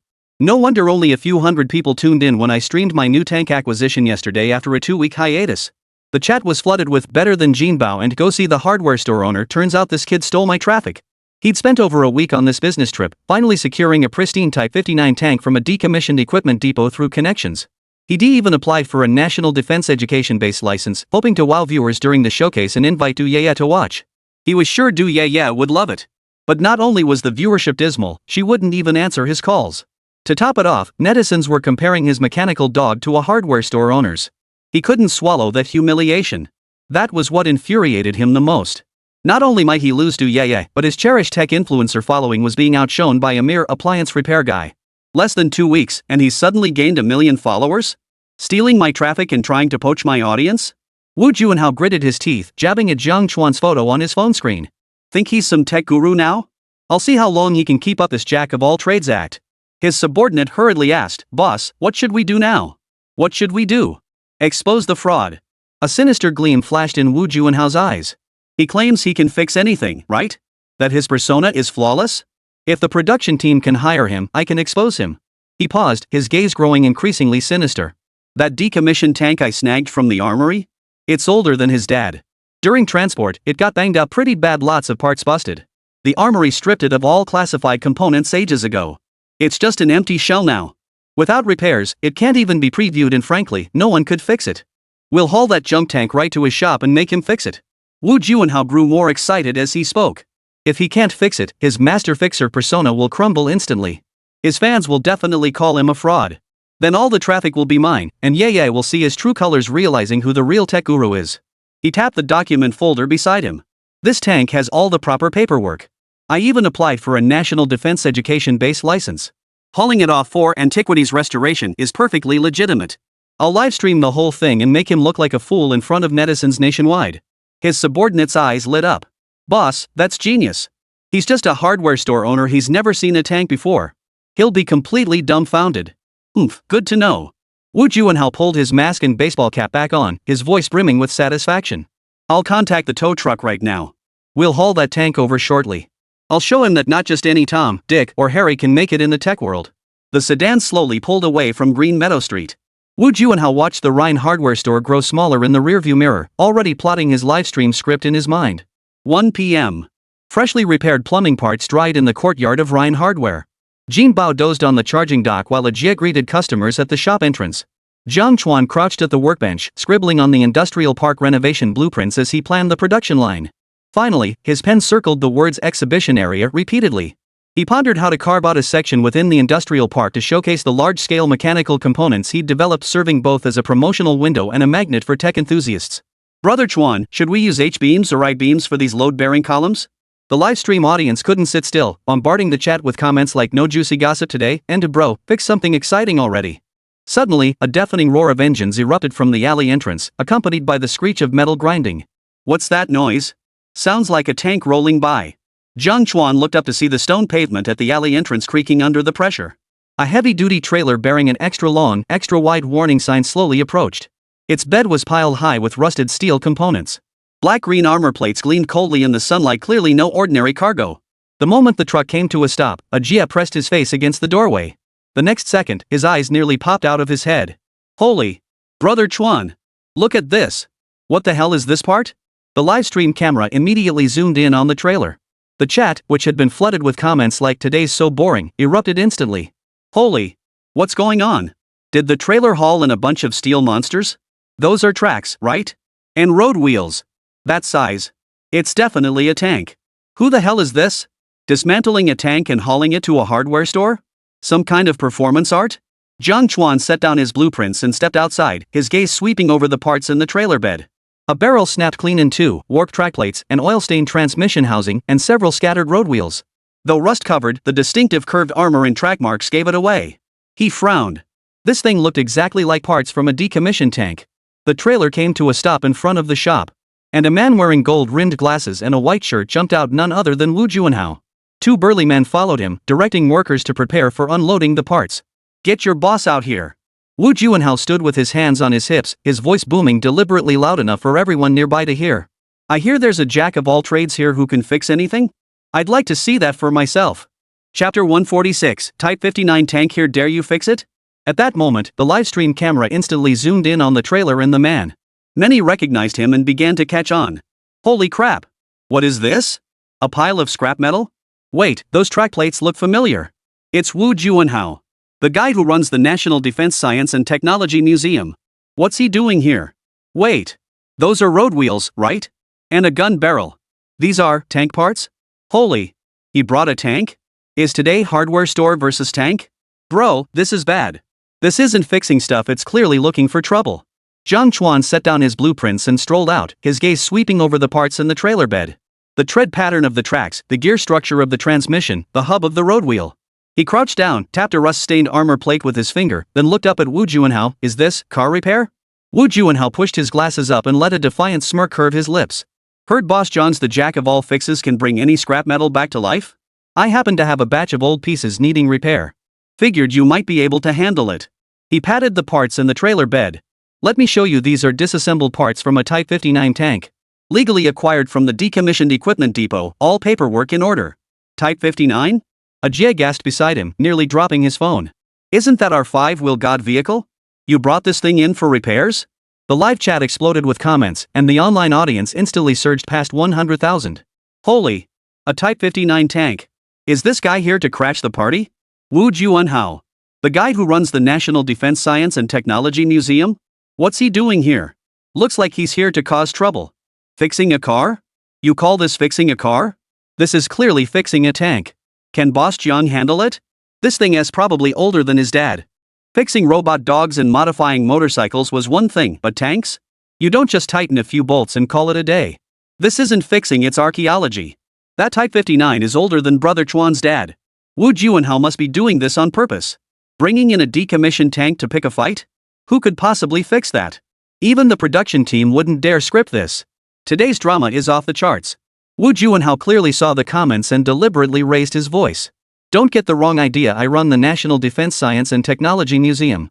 This tank was acquired as an exhibit. Unfortunately, it got damaged during transport, parts scattered everywhere. Several repair shops refused to take it on. I heard Boss Jiang is a master craftsman, he even optimized the military's mechanical dogs and Yunjiang drones. So here I am, asking for help. His words implied that Jiang Chuan's previous military-industrial collaboration was just a gimmick. Jiang Chuan didn't miss the smug look in his eyes. This wasn't a request for help, it was clearly an investigation into fraud. The Type 59 tank, though outdated, featured complex structures. Its transmission system, suspension, and armor welding all required specialized skills. Forget a regular hardware store, even a specialized military repair shop would need a team to restore it. And in this state of disrepair? Even the Type 59's original designers would shake their heads. Wu Juanhao was certain he couldn't fix it. I can't take this job, Jiang Chuan stated flatly, turning to head back into the shop. He had no interest in wasting time with this sort of person. Tank repairs weren't exactly a breadwinner. What? Boss Jiang giving up already? Wu Juanhao immediately goaded him, or is it that the jack-of-all-trades persona only dares to fix appliances and tinker with mechanical dogs? You chicken out when faced with the real deal? He deliberately looked into the live stream camera. The viewers are watching. If you can't fix it, don't say I didn't give you a chance. The live chat comments began to divide. Wu Juanhao is too mean. This is clearly just picking on him. Can't blame him if he can't fix it. A tank isn't a bicycle. I'll bet 50 cents Boss Jiang will take it. He's the type who thrives on a challenge. Sitting here waiting for Boss Jiang to prove him wrong. Fixing a tank at a hardware store, just thinking about it is thrilling. Jiang Chuan's footsteps faltered as a sudden thought struck him. He turned to Wu Juanhao, his gaze settling on the legal paperwork he'd mentioned earlier. You said this tank has legal paperwork? And a National Defense Education Base license? Of course. All paperwork is in order. Ready for inspection anytime. Wu Juanhao, expecting him to make excuses, waved the document folder triumphantly. Otherwise, do you think I'd dare haul tank parts onto the streets? Jiang Chuan's eyes lit up. When planning the industrial park, he'd been troubled by the lack of qualifications to host large-scale machinery exhibitions. Securing a National Defense Education Base license would not only allow him to openly showcase his self-developed military-grade components but also qualify him for government subsidies, a win-win situation. Repairing tanks was a hassle, but if it meant securing that license, it was absolutely worth it. Given his current standing, the military would certainly make it happen if he asked. But Jiang Chuan didn't want to owe anyone favors for nothing. If they came knocking later demanding favors, it'd be hard to refuse. Besides, tank repair itself was already a sensational endeavor. Success would undoubtedly elevate Rhine Hardware's profile to new heights, providing perfect publicity for the upcoming industrial park launch. By then, not just local car enthusiasts and military buffs, but even military personnel would take notice of his technical prowess. I'll take the job. Jiang Chuan suddenly spoke up, but I have conditions. Wu Juanhao froze, clearly caught off guard by his acceptance. Name your price, any amount is acceptable as long as you fix it. In his view, Jiang Chuan was just putting on airs. Once the repair hit a snag halfway through, he'd have the perfect opportunity to expose his true colors. Money is secondary. Jiang Chuan shook his head, his gaze sharp as he fixed it on Wu Juanhao. First, you must either secure me an equivalent license for your National Defense Education Base or transfer it to me. I needed to host a machinery exhibition at the industrial park. Second, the repaired tank must be displayed here for a month as promotional material.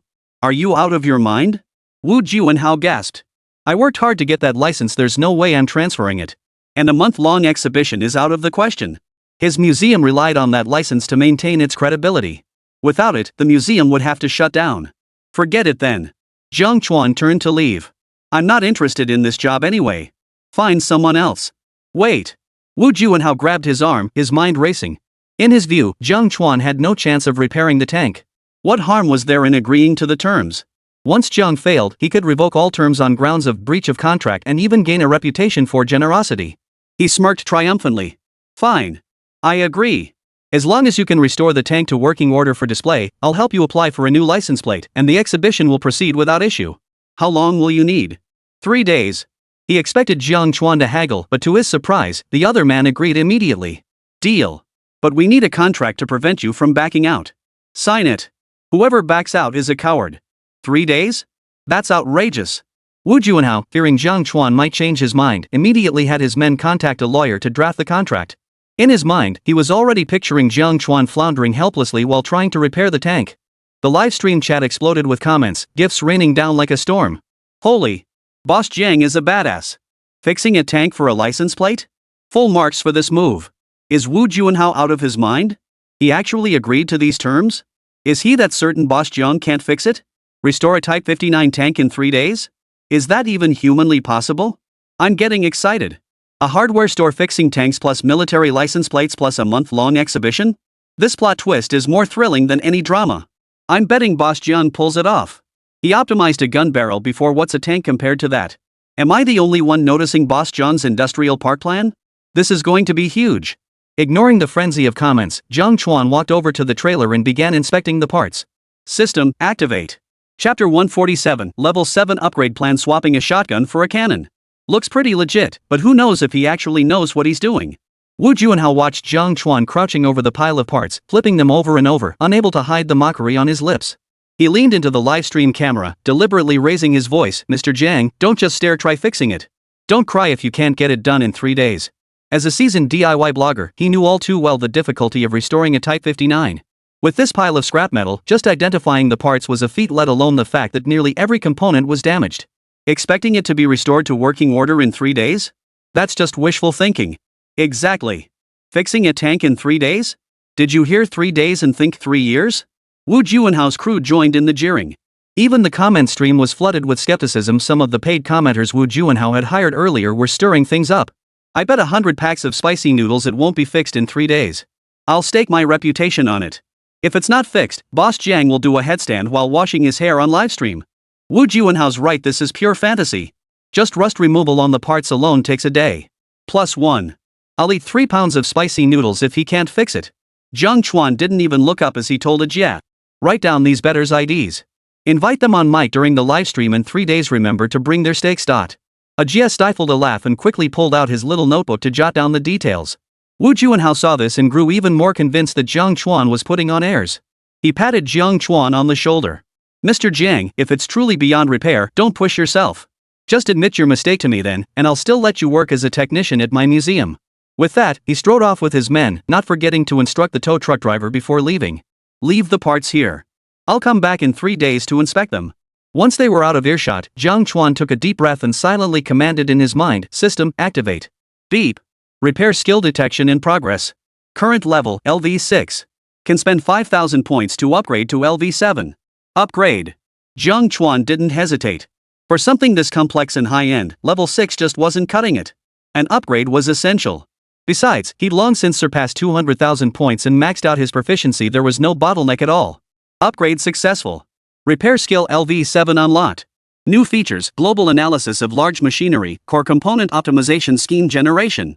Instantly, the tank parts before him seemed infused with a data soul, as various parameters cascaded through his mind like a waterfall. Equipment name, Type 59-1 medium tank decommissioned. Core modules, power plant 12V water-cooled diesel engine, transmission system fixed shaft gearbox, suspension system torsion bar. Current integrity, 11%. Total components, crankshaft, flywheel, cylinder head gasket, drive gear ring, suspension torsion bars 3. Total 23 items. Reparable components, track sprockets 70% rusted, gun barrel minor deformation, driver's cab dashboard. Total 15 items. Jiang Chuan stared at the 11% integrity reading and couldn't help but gasp. This isn't just a few dents, it looks like it rolled down a mountain.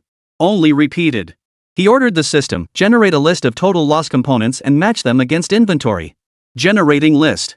Crankshaft compatible model, Type 59 dedicated, flywheel custom required, cylinder head gasket high pressure resistant.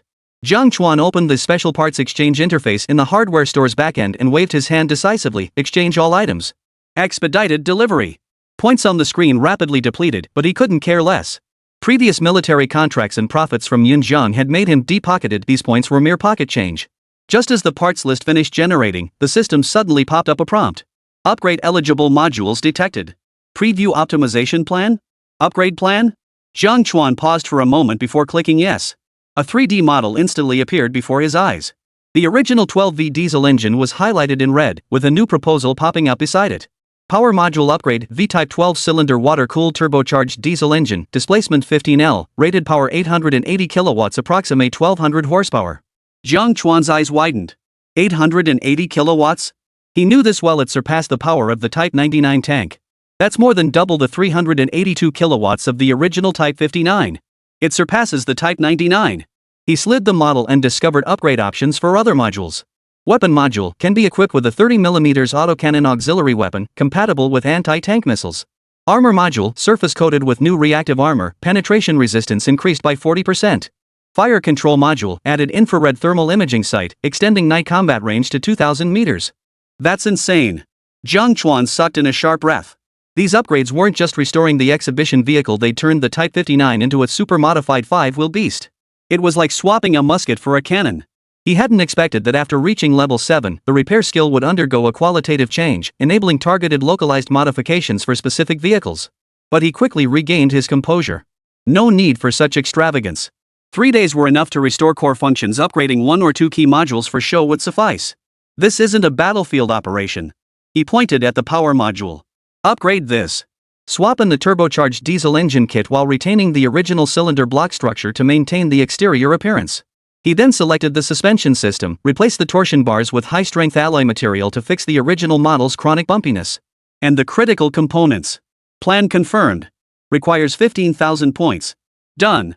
Jiang Chuan stood up, brushed the dust off his hands, and said to the stunned Jie, Sort the parts into piles. Power systems on the left, transmission systems on the right. Take the rusted parts to the rust removal shop next door first. Jie swallowed hard. Brother Chuan, you really think you can fix this in 3 days? This is a tank. Jiang Chuan smiled, mentally visualizing the clear 3D blueprint in his mind. To me, it's just a giant piece of scrap metal. Not 3 days in 1 day, I'll show Wu Ju and how what a true master mechanic looks like.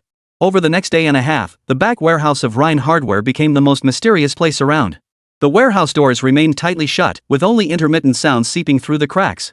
At times, something was being struck heavily, producing clanging metallic clashes. Then the hiss of welding would flare up, accompanied by blue sparks flashing through the crack. Occasionally, the whoosh of an air pump could be heard, as if inflating some large component. Outside, photographer Xiao Zhang stood guard at the warehouse entrance, camera lens pressed against the door. Viewers in the live stream chat were on the edge of their seats. What's going on in there? Are they forging iron? Sounds like they're welding tank tracks. Could Brother Chuan really be assembling a tank by hand? Jie just went in. Ask him. Jie had just been called in by Jiang Chuan to hand him a wrench. When he came out, he looked stunned, with engine oil smeared across his forehead. He leaned close to the camera and whispered, I can't say. You wouldn't believe me anyway. But seriously, it's insane. Be specific. Is he fixing the engine? The live chat pressed. Jie scratched his head and said mysteriously. All I can say is I just helped carry a new part heavy as hell, covered in gears. Brother Chuan called it the heart of the transmission. Those in the know get it. With that, he hurried back into the warehouse to assist, leaving behind a screen full of, and even more intense curiosity. For over a day, Jiang Chuan hadn't stepped out of the warehouse. When a regular customer came to get his washing machine repaired, Jie could only apologize, Brother Chuan is busy. Could you come back tomorrow? Even when the neighborhood committee director came to deliver the tech district plaque, he was drawn by the commotion inside the warehouse. He peered through the door crack for ages. What big project is little Jiang working on? It's louder than a construction site. The suspense kept the live stream's heat soaring. Viewers multiplied by the hour, some even set alarms to refresh the stream every 60 minutes. Others roped in friends for relay stakeouts, terrified of missing the pivotal moment. Viewers surged from 100,000 to 500,000, with comments flooding like a waterfall. My mom asked why I've been staring at a warehouse door for 3 hours. I told her I'm waiting for a tank to spawn. Could it be that Brother Chuan actually sold the parts for scrap and is now inside making up stories? No way. That look on Jie's face doesn't lie. I bet he's modding the tank. It's happening. I've got my partner glued to the livestream 24/7. Kick me awake at the first sign of movement. Finally, at noon the next day, the warehouse door opened. Chapter 148, the Type 59 metal tank makes its grand debut. The warehouse door slid open with a clatter as Jiang Chuan emerged. His work clothes were caked in grease, clearly the result of a grueling battle. Yet his eyes shone with astonishing brilliance. The moment he stood steady, he flashed a wide grin at the camera, revealing 2 rows of pearly whites. Got it done. The live stream exploded with excitement as comments flooded the screen. Done? What's done? You don't mean the tank's done already? It's only been a day. Brother Chuan's out. Quick, let me see the tank. Covered in grease, clearly been through a tough battle. Don't tell me it's just a model. Trolls, come out and bash it. Betters, are you ready? I've already got my stool set up. Sure enough, a few sarcastic comments slipped in. Putting on a show? Making a movie? Fixing a tank in a day and a half? Trying to fool kids? Did they just find a manufacturer to slap on some decals and show up with a photo op? Impressive. Could have played it safe for a few more days, but you showed up the next day. Guess you knew the outcome wouldn't change, huh? Jiang Chuan glanced at the comments, unfazed. Instead, he pulled out his phone. What's the rush? Just let the client inspect it personally, then we'll know. He dialed the number Wu Juanhao had left, put it on speaker, and the clear voice came through. Mr. Wu, sobered up yet? Your tank's fixed. No need to wait 3 days, we nailed it in a day and a half. Come check it out. Meanwhile, Wu Juanhao sat in his National Defense Technology Museum, staring at the popularity curve for Jiang Chuan's livestream on his phone screen, so furious his fingers trembled. Ever since he went looking for trouble yesterday. The Rhine Hardware store livestream's concurrent viewers had steadily surpassed 500,000. The screen was flooded with comments like waiting for the tank reveal and countdown to tank repair, with fans even organizing a tank restoration countdown event. It was nothing like he had anticipated. Useless. A bunch of useless trash. He slammed his phone onto the table and roared at the paid comment leader beside him. I paid you 50 grand to flood the comments with negative reviews, and what do I get? His popularity's skyrocketing faster than a rocket. Your show-off and scammer comments didn't even make a splash. The troll leader cowered, too scared to utter a word. Who could have imagined netizens would be this obsessed with a warehouse door panel? Jiang Chuan never showed his face throughout the entire livestream. Relying solely on the clanging sounds from the warehouse and Ajia's few teasing remarks, he managed to whip up enough buzz to become a top-tier sensation. What stung Wu Juanhao even more was his own museum livestream's pitifully low viewership. After his outburst yesterday, he rushed back to the museum and deliberately displayed the newly acquired armored vehicle, hoping to divert some traffic. The livestream peaked at a mere 2,000 viewers. While the chat was flooded with stinging comments like "better go to a hardware store to fix tanks" and "is this armored vehicle even as cool as a tank?" Why? Wu Juanhao yanked at his hair in frustration. This is a legitimate national defense museum with legally retired military equipment. His place is just a crappy hardware store. Why does he get more attention than me? He couldn't fathom what people found so fascinating about staring at warehouse doors for over a day. Just then, his subordinate's phone rang. After answering, his expression changed, and he hurriedly handed it to Wu Juanhao. "Boss, it's from Jiang Chuan." Wu Juanhao took a deep breath, took the phone, and deliberately lowered his voice, feigning calmness. "Hello?" Jiang Chuan's voice came through the line hoarse yet full of vigor. "Mr. Wu, your tank's fixed. We wrapped it up in a day and a half. Come check it out. Don't be late, I've got other jobs this afternoon." "Repaired?" Wu Juanhao nearly choked on his own laughter, his temper flaring instantly. "Jiang Chuan, don't bull me. Fixing a Type 59 in a day and a half? Do you take me for a 3-year-old? Listen, don't try any tricks. If a single part is missing or the work is shoddy, I'm calling the cops to shut you down."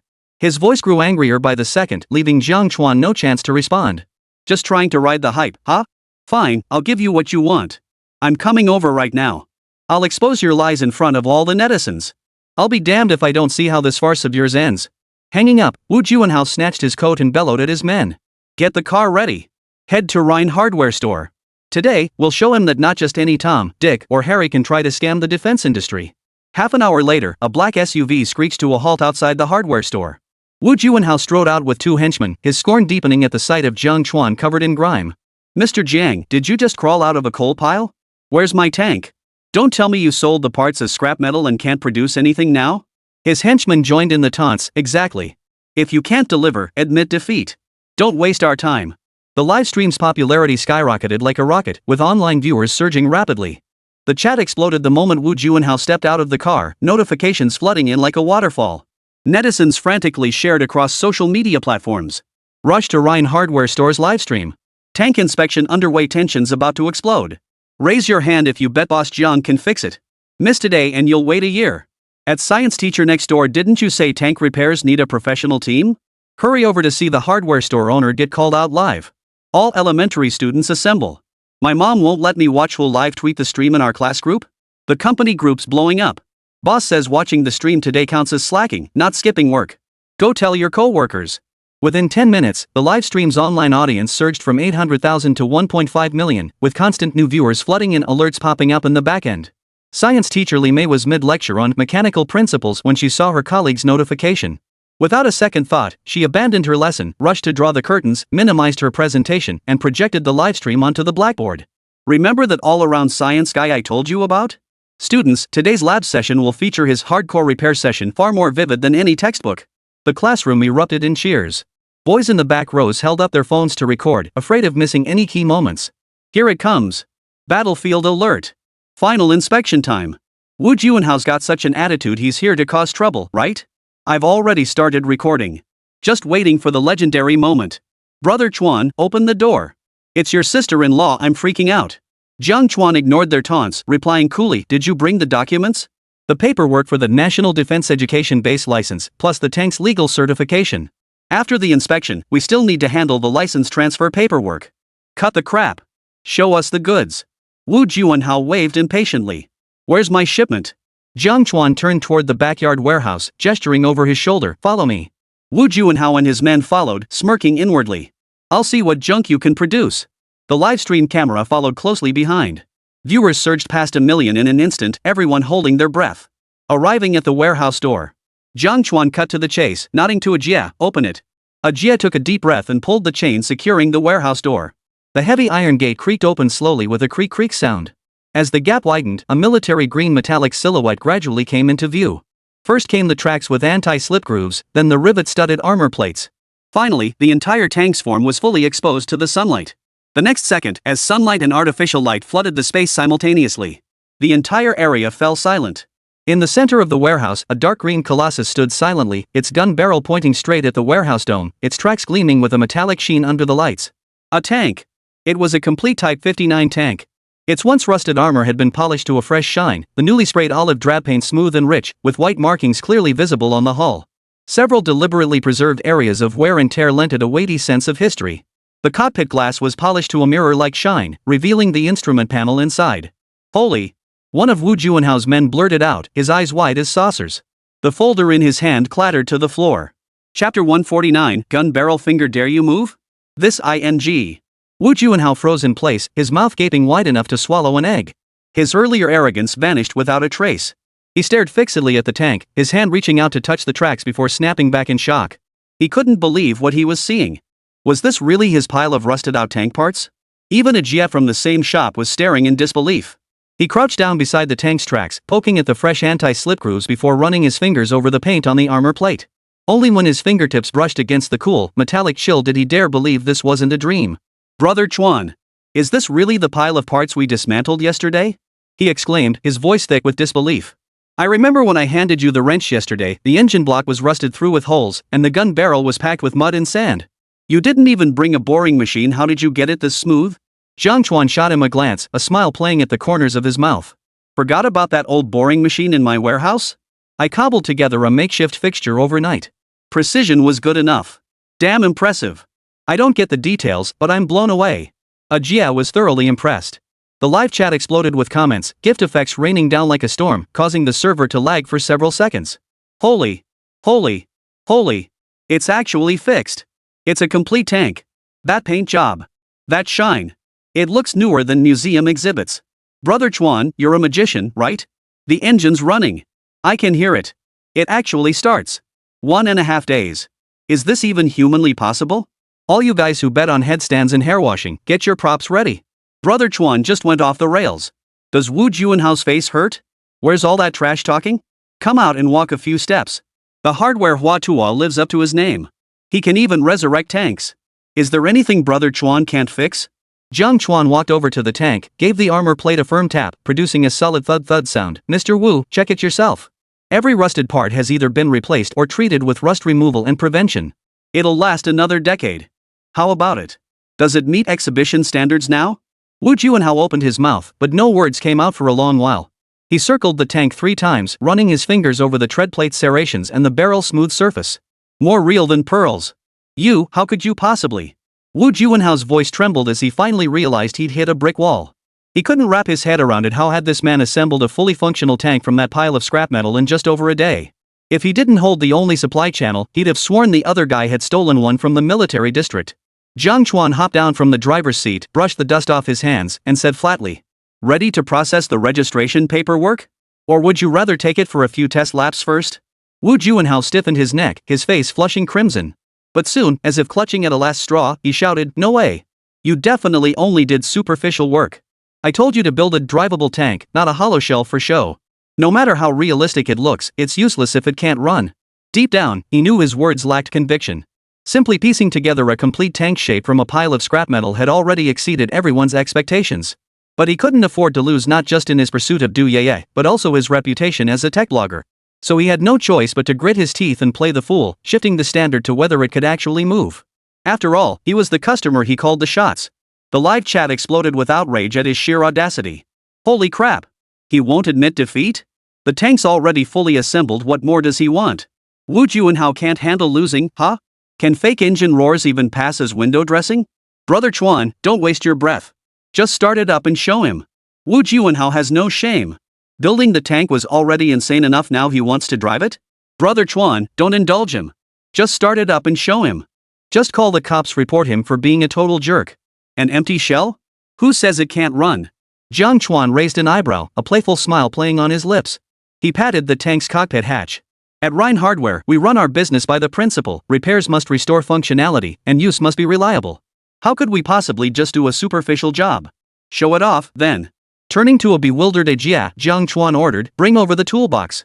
Let's show Mr. Wu what real workmanship looks like." As soon as Jia handed over the toolbox, Jiang Chuan deftly climbed into the cockpit, pulled the lever, and turned the key. Roar! A deep, muffled roar erupted as the tank's engine ignited instantly. The gauges on the dashboard shot up, stabilizing at idle speed. A wisp of faint blue smoke billowed from the exhaust pipe, carrying the distinctive, heavy scent of diesel fuel. Unlike the raucous vibrations of the original Type 59, this sound was deep and steady, making the ground tremble slightly. Yet there was no jarring noise. It was like a primordial beast awakening. Wu Juanhao startled, instinctively taking half a step back, his eyes wide with astonishment. This engine's sound was definitely not synthesized in a recording studio. Is that a turbocharger? Wu Juanhao, who knew a thing or two about mechanics, sensed something was off. Did you swap out the engine? How else would it run? Jiang Chuan leaned against the warehouse doorframe, arms crossed, and chuckled. V12 turbocharged kit.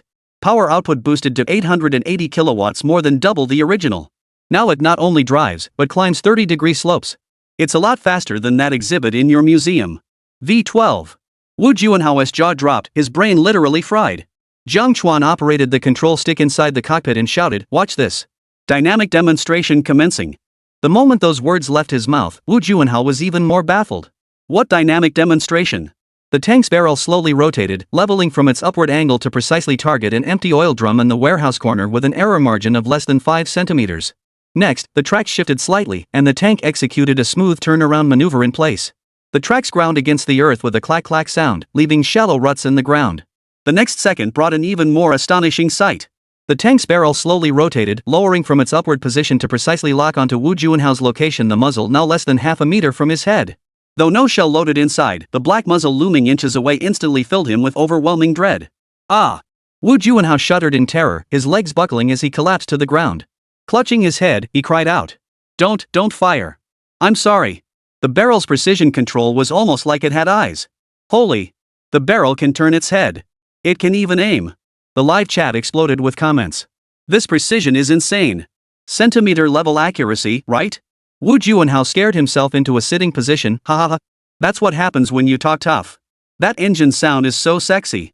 This is definitely a real tank that can move. Brother Chuan, don't fire. Wu Juanhao isn't worth a single shell. Boss Jiang, touch that I fixed your tank? Wu Juanhao, I wouldn't dare move. I wouldn't dare move. Chapter 150, Country Love Story, Tank Sightseeing. Believe me now? Jiang Chuan opened the hatch and peered out at Wu Juanhao sprawled on the ground. What else do you need to see? Hill climbing? Water fording? Or a couple laps around the track? Wu Juanhao was helped up by his men, his legs still trembling as he muttered. So what if it can drive? Maybe it can only go in a straight line. Well then, how about a little joyride? Jiang Chuan patted the passenger seat of the tank. Come on, Mr. Wu, want to test drive your showroom model? Yeah, hop in. Oh no. Get on the tank. Wu Juanhao dared not get in. He scrambled to his feet, stammering, no need. That won't do. Jiang Chuan jumped out of the car and grabbed his arm. We agreed on a test drive, you have to experience it yourself. Yeah, come help him up. Yeah, already itching to join in, scrambled up the tracks and shouted excitedly. Brother Chuan, I'll be the gunner. Wu Juanhao was half dragged, half pulled into the passenger seat by Jia, his face turning pale. I'm afraid of heights. No, wait, I'm afraid of tanks. Jia scrambled excitedly into the rear compartment. Jiang Chuan half dragged, half pushed the trembling Wu Juanhao into the passenger seat before returning to the driver's seat. Hold on tight, he shouted, maneuvering the tank slowly out of Rhine Alley.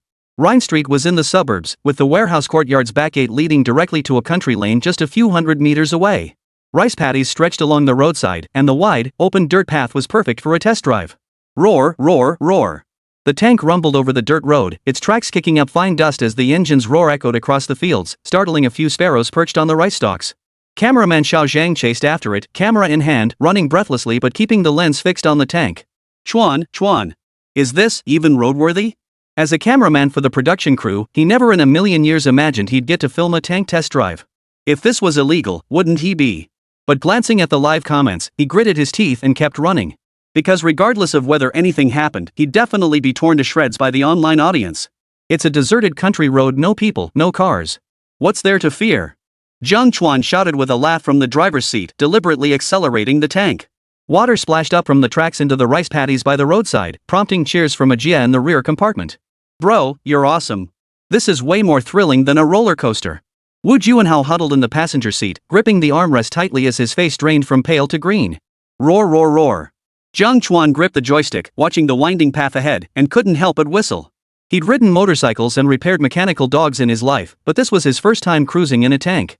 The feeling was undeniably hardcore. The tank's roar mingled with the engine's rumble, echoing across the fields. Rice paddies along the road rustled in the wind stirred by the tracks, creating an absurd yet striking contrast with this olive-drab steel beast. The visual impact was off the charts. The live stream's online viewers had already surged past 2 million, with comments flooding in like a waterfall. Holy crap! He's actually driving it on the road. The hardware store owner taking a tank for a spin. I could brag about this for a year. There's a rice paddy up ahead. Brother Chuan, don't drive the tank into the field. Wu Juanhao's facial expressions are going haywire, haha. From cocky to terrified in the space of a tank. This is the real country love story, the hardware store owner taking his love rival for a tank ride. Jiang Chuan gripped the joystick, occasionally turning the steering wheel as his control grew increasingly smooth. The tank deftly avoided roadside ditches. With the upgraded suspension system, the bumpiness was noticeably reduced. Even Wu Juanhao in the passenger seat had shifted from terrified to stunned, mechanically gripping the armrest. Old lady up ahead. A Jia yelled from the rear compartment, pointing at a figure on the field ridge. Jiang Chuan slowed down. A small old woman wearing a straw hat and carrying a bamboo basket was bent over, weeding. Hearing the roar of the engine, she slowly straightened up. The moment she looked up, her movements froze. Her bamboo basket clattered to the ground, spilling cucumbers everywhere. Her mouth hung open, the weeding sickle still clutched in her hand. She muttered. Good heavens! What is this? Has the tractor turned into a monster? Jiang Chuan poked his head out from the cab, waving with a smile. Old Wang, don't be scared. We're filming a show. The little old lady finally recognized Jiang Chuan from the hardware store. Patting her chest, she gasped for breath. Little Jian? What are you doing driving this iron beast out? You scared me half to death. I thought the sky had fallen and dropped a monster. She pointed at the tank tracks. Don't crush my rice plants with that thing, they're just starting to sprout. Don't worry. I'll pay for any damage. Jiang Chuan maneuvered the tank toward the center of the road, smoothly passing along the edge of the field. The live stream chat exploded with laughter. Granny, I was just picking some beans, how did I end up meeting a tank? Brother Chuan, just taking a daily cruise. No need to panic. Grandma Wang's expression is priceless. She looks like she saw an alien. Tractor spirit is so vivid. That description gets full marks from me. Bro, stop the truck. Don't scare the old lady to death. High energy warning ahead. Cows up front. Sure enough, around the bend, an old man herding cattle appeared at the intersection, none other than Old Manly from Rhine Lane. He was leading a yellow ox toward the fields. The moment the ox caught the diesel fumes from the tank, it suddenly bellowed moo and bristled. Its front legs lifted off the ground as it backed away in fright, nearly wrenching the reins from Old Man Li's grasp. What's the matter? Grandpa Li yanked hard on the reins and looked up, freezing in place. A military green tank was rolling toward him, its tracks rumbling over the road beneath his feet. As a veteran, he instantly recognized the iconic 5-wheel pattern, Type 59. Grandpa Li's face drained of color. He dropped the reins and sprinted home, shouting as he ran. War's breaking out? They've even brought out this old junk. Old woman. Quick, find my military uniform. I'm heading to the battlefield. Left unattended, the ox bolted along the field ridge, nearly charging into the rice paddies. Grandpa Li. Stop running. It's me. Jiang Chuan quickly leaned out and shouted, we're filming a show. There's no war. Only then did Old Man Li halt, turning to stare at Jiang Chuan atop the tank, then back at the tank itself, his face frozen in disbelief. Little Jiang? What are you doing with this old thing? It's been decommissioned for years, how'd you even get it running? As he drew closer, he scrutinized it. Wait, this gun barrel, these tracks, they look newer than the ones I saw back in the day. Did you modify it, you kid? You've got sharp eyes, Grandpa. Jiang Chuan nodded with a smile. Upgraded the engine and suspension. Just driving it for fun. Old Li finally relaxed, patting his chest. You scared the hell out of me. When I saw this tank roll out, I thought the front lines were in trouble. He gazed at the tank, nostalgia flickering in his eyes. Back in the army, I used to drive this exact model. It was a real pain back then, but you've done a great job modifying it, it sounds so much smoother now. The live chat flooded with comments, this brings back memories. Is Grandpa Li a veteran? This plot twist is genius. They're even bringing out this piece of junk, ha ha ha. That veteran's rant is so spot on. From taking it to the battlefield to praising the mod's Uncle Li's journey is hilarious.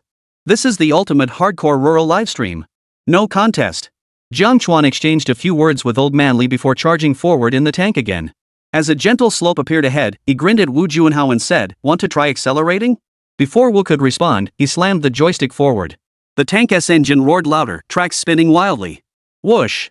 It surged up the slope, kicking up a trail of dust. A Jai in the rear compartment shrieked excitedly, Brother Chuan. We're flying. Wu Juanhao clenched his eyes shut, his fingers turning white as he gripped the handrails, muttering incoherently, slow down, slow down. The tank circled wildly along the country road, crushing ridges, charging up slopes, and even drifting across an open field. Its tracks carved 2 deep grooves in the mud before it finally rolled back toward Rhine Alley. Back at the warehouse entrance, Jiang Chuan brought the tank to a stop. Jia hopped down, still buzzing with excitement. "Mr. Wu, is it up to standard? It drives, turns, and climbs slopes. Does that count as fixed?" Wu Juanhao was helped down, his legs buckling so badly he nearly knelt on the ground, his face ashen. Gazing at the imposing tank before him and recalling his earlier arrogance, he finally grasped the gravity of the situation. This was no longer about a bet. The other party had uncovered something that was an absolute military secret. The situation had spiraled far beyond his control. Wu Juanhao trembled as he fumbled for his phone, repeatedly dialing the wrong number before finally connecting to the contact labeled second uncle. He was the most powerful figure in their family, the man who had made it possible for Wu to open his museum and acquire this tank. His voice trembled uncontrollably as he stammered. Uncle. It's bad. Chapter 151, oh no, the same guy fixes tanks and aircraft carriers? Meanwhile, in the corridor outside a conference room at the Jiangcheng government office building, Lu Wei, director of the resources department, had just wrapped up a 3-hour coordination meeting. Clutching his thermos, he staggered toward the break room. Today, a big shot from Chuancheng had arrived, ostensibly to facilitate a military-industrial cooperation project between Longship Heavy Industries and Jiangcheng. As the resource coordination lead, he'd been busy since morning, his voice nearly hoarse. He'd heard there was a major field inspection event planned for later, and he'd have to accompany the officials. His phone suddenly vibrated in his pocket, the screen flashing Wu Juanhao. Lu Wei frowned. That nephew of his was always stirring up trouble. He had a bad feeling about this. "Hello? What is it?" "I'm busy," Lu Wei answered, his voice slightly hoarse. "Uncle Lu. It's a big deal." Wu Juanhao's voice trembled like a sieve on the other end. "That Type 59 tank you got me last time, it's moving. It's running. It's moving?" Lu Wei paused, then snorted derisively, leaning against the corridor railing and massaging his temples. "You drunk? I watched the military equipment department dismantle that pile of parts myself. All classified components were removed, the engine block is cracked, it's scrap metal. How could it possibly move? Trying to find another excuse to ask for money?" He assumed Wu Juanhao was throwing another spoiled brat tantrum, either trying to extort cash or needing him to bail him out of trouble. "It's true, uncle." Wu Juanhao was on the verge of tears. "That hardware store owner fixed it. He's a master mechanic. Not only does it run, but he modified the engine. It can climb hills and drift. It's trending all over the internet right now, you gotta see it." The hardware store owner? Fixing tanks? Lu Wei found it even more absurd. "Wu Juanhao, let me tell you this, stop messing around with nonsense like this. That tank is a retired exhibit I painstakingly secured from the equipment department, all paperwork in order. If you dare cause trouble and blow this out of proportion, I won't be responsible for your actions." He recalled how he'd pulled strings through 3 layers of connections just to get these parts for his nephew's museum exhibit. If anything went wrong, his position as director would be on the line. It's not messing around. It actually works. He's driving the tank around the countryside. Wu Juanhao's voice cracked with emotion. "Second uncle, believe me, this can't stay hidden." "Enough." Lu Wei's head was pounding from the shouting. Just as he was about to hang up, a colleague's voice echoed from the end of the corridor. "Director Lu. Vice Mayor Li wants you to come immediately. The leaders from Chuancheng are all in the conference room." Lu Wei's heart tightened. Official business took precedence, he had no time for his nephew's nonsense. He growled into the phone, "I'm busy. Handle it yourself. Don't cause me any more trouble." With that, he slammed the phone down, stuffed it back into his pocket, straightened his tie, took a deep breath, and headed toward the main conference room. He didn't notice that as he hung up, Wu Juanhao's words, "It was Jiang Chuan from Rhine Hardware who fixed it," drifted down the corridor on the wind, but failed to reach his ears. The main conference room was tense, its long table packed with people on both sides. At the head sat 2 men in mouse suits. One, with graying hair but piercing eyes, was Director Zhou of Longchuan Heavy Industries. The other, broad-shouldered and thick-backed, sat with perfect posture, Captain Zhang Bin of the Liaoning aircraft carrier. These two were the big shots from Chuan City, specifically dispatched to coordinate resources for the mass production of the carrier's arresting gear. They were also there to summon Jiangcheng's leadership to present Jiang Chuan with his medal, aiming to win over hearts and minds. As Lu Wei pushed open the door, Vice Mayor Li smiled and introduced him. "Director Zhou, Captain Zhang, this is Lu Wei from our resources department. He will be responsible for coordinating the site and materials for our subsequent collaboration." "Director Lu, it's a pleasure to meet you." Director Zhou stood to shake hands, his gaze lingering on Lu's face for a moment, finding him vaguely familiar. Zhang Bin also rose, his handshake firm and steady. "Director Lu, we appreciate your efforts.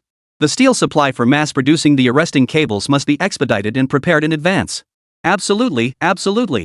Lu Wei responded promptly, though his heart was pounding. Dragon Ship Heavy Industries and the aircraft carrier project were national-level key initiatives that demanded absolute precision. He never imagined he'd suddenly receive word that a private figure in his own Jiang Chuan had cracked the relevant technical challenges. Even the military district's top brass had traveled thousands of miles to personally summon their government officials and facilitate the collaboration. Truth be told, they were riding on the coattails of this civilian genius. It seemed his career resume was about to gain another golden entry. After taking his seat, he listened as Director Zhou outlined the policy support details for mass-producing the arresting cables. When Director Zhou mentioned that the core technology is provided by a local supplier in Jiangchang, with the technical solution optimized by a private expert, his heart skipped a beat. The term private expert felt oddly familiar. But he didn't dwell on it, focusing instead on engaging with the senior officials. Midway through the meeting, Zhang Bin set down his documents. His gaze swept across the Jiangchang officials present as he spoke solemnly. This breakthrough in aircraft carrier arresting cable technology is largely thanks to Jiangchang's private sector experts. Talents who can solve critical bottlenecks for national defense must be generously rewarded. Director Zhou nodded in agreement beside him. Exactly. We've coordinated with the Navy Equipment Department and plan to confer the rank of Reserve Colonel upon this technical expert, a recognition of civilian technical capabilities by the military. He turned to Vice Mayor Li. Mayor Li, please coordinate with Jiangchang to gather the media. We'll organize a simple award ceremony. First, to express our gratitude to the talent, and second, to showcase the achievements of military-civilian integration. Deputy Mayor Li beamed with delight, waving his hands eagerly. It's our honor. This is a source of pride for Jiangchang. We must make it a grand occasion. He turned to his staff and ordered, contact the publicity department immediately. Invite all the city's major media outlets, we're doing a live broadcast. Lu Wei sat nearby, his unease growing. The phrases civilian expert and technological breakthrough stung him like needles, a nagging sense of unease settling in. Just as he was about to ask about the expert's identity, Zhang Bin urged. No time to waste. Keep the award ceremony simple. We want to meet this talent as soon as possible and express our gratitude in person. He and Director Zhou had been traveling all day and were exhausted. They needed to get things done quickly. Right. Vice Mayor Li immediately stood up. Let's go now. The car is ready. He walked over to Lu Wei, patted his shoulder, and said cheerfully, Director Lu, come with us. Let me show you the hidden talents of Jiangchang. You won't believe this, the genius who cracked aircraft carrier technology runs a small hardware store. A hardware store? Lu Wei's thermos clattered onto the conference table, spilling half its contents. He snapped his head up, eyes wide as saucers. Mayor Li, which hardware store are you talking about? Deputy Mayor Li was startled by his reaction and chuckled playfully. What? Director Lu is interested too? It's the Rhine hardware store on Rhine Lane. The owner is Jiang Chuan, young but incredibly talented. Not only did he invent the aircraft carrier arresting cable, but he also collaborates with our local research institute. Rhine Hardware. Jiang Chuan. Lu Wei murmured the two names, feeling the world spinning. He finally understood his nephew's frantic cries on the phone weren't nonsense. Could he really be repairing tanks? This hardware store owner who repairs tanks and the civilian genius who cracked the aircraft carrier arresting cable technology were actually the same person. Chapter 152, Shut down your live stream, take it to jail. Zhang Bin noticed his deathly pale face and asked with concern, Director Lu, are you okay? I'm fine. Beads of sweat instantly formed on Lu Wei's forehead. His mind was filled with Wu Juanhao's words, he's cruising around the countryside in a tank, the whole internet is streaming it. Meanwhile, the military district bigwigs and city leaders before him were jubilantly preparing to award this master a medal.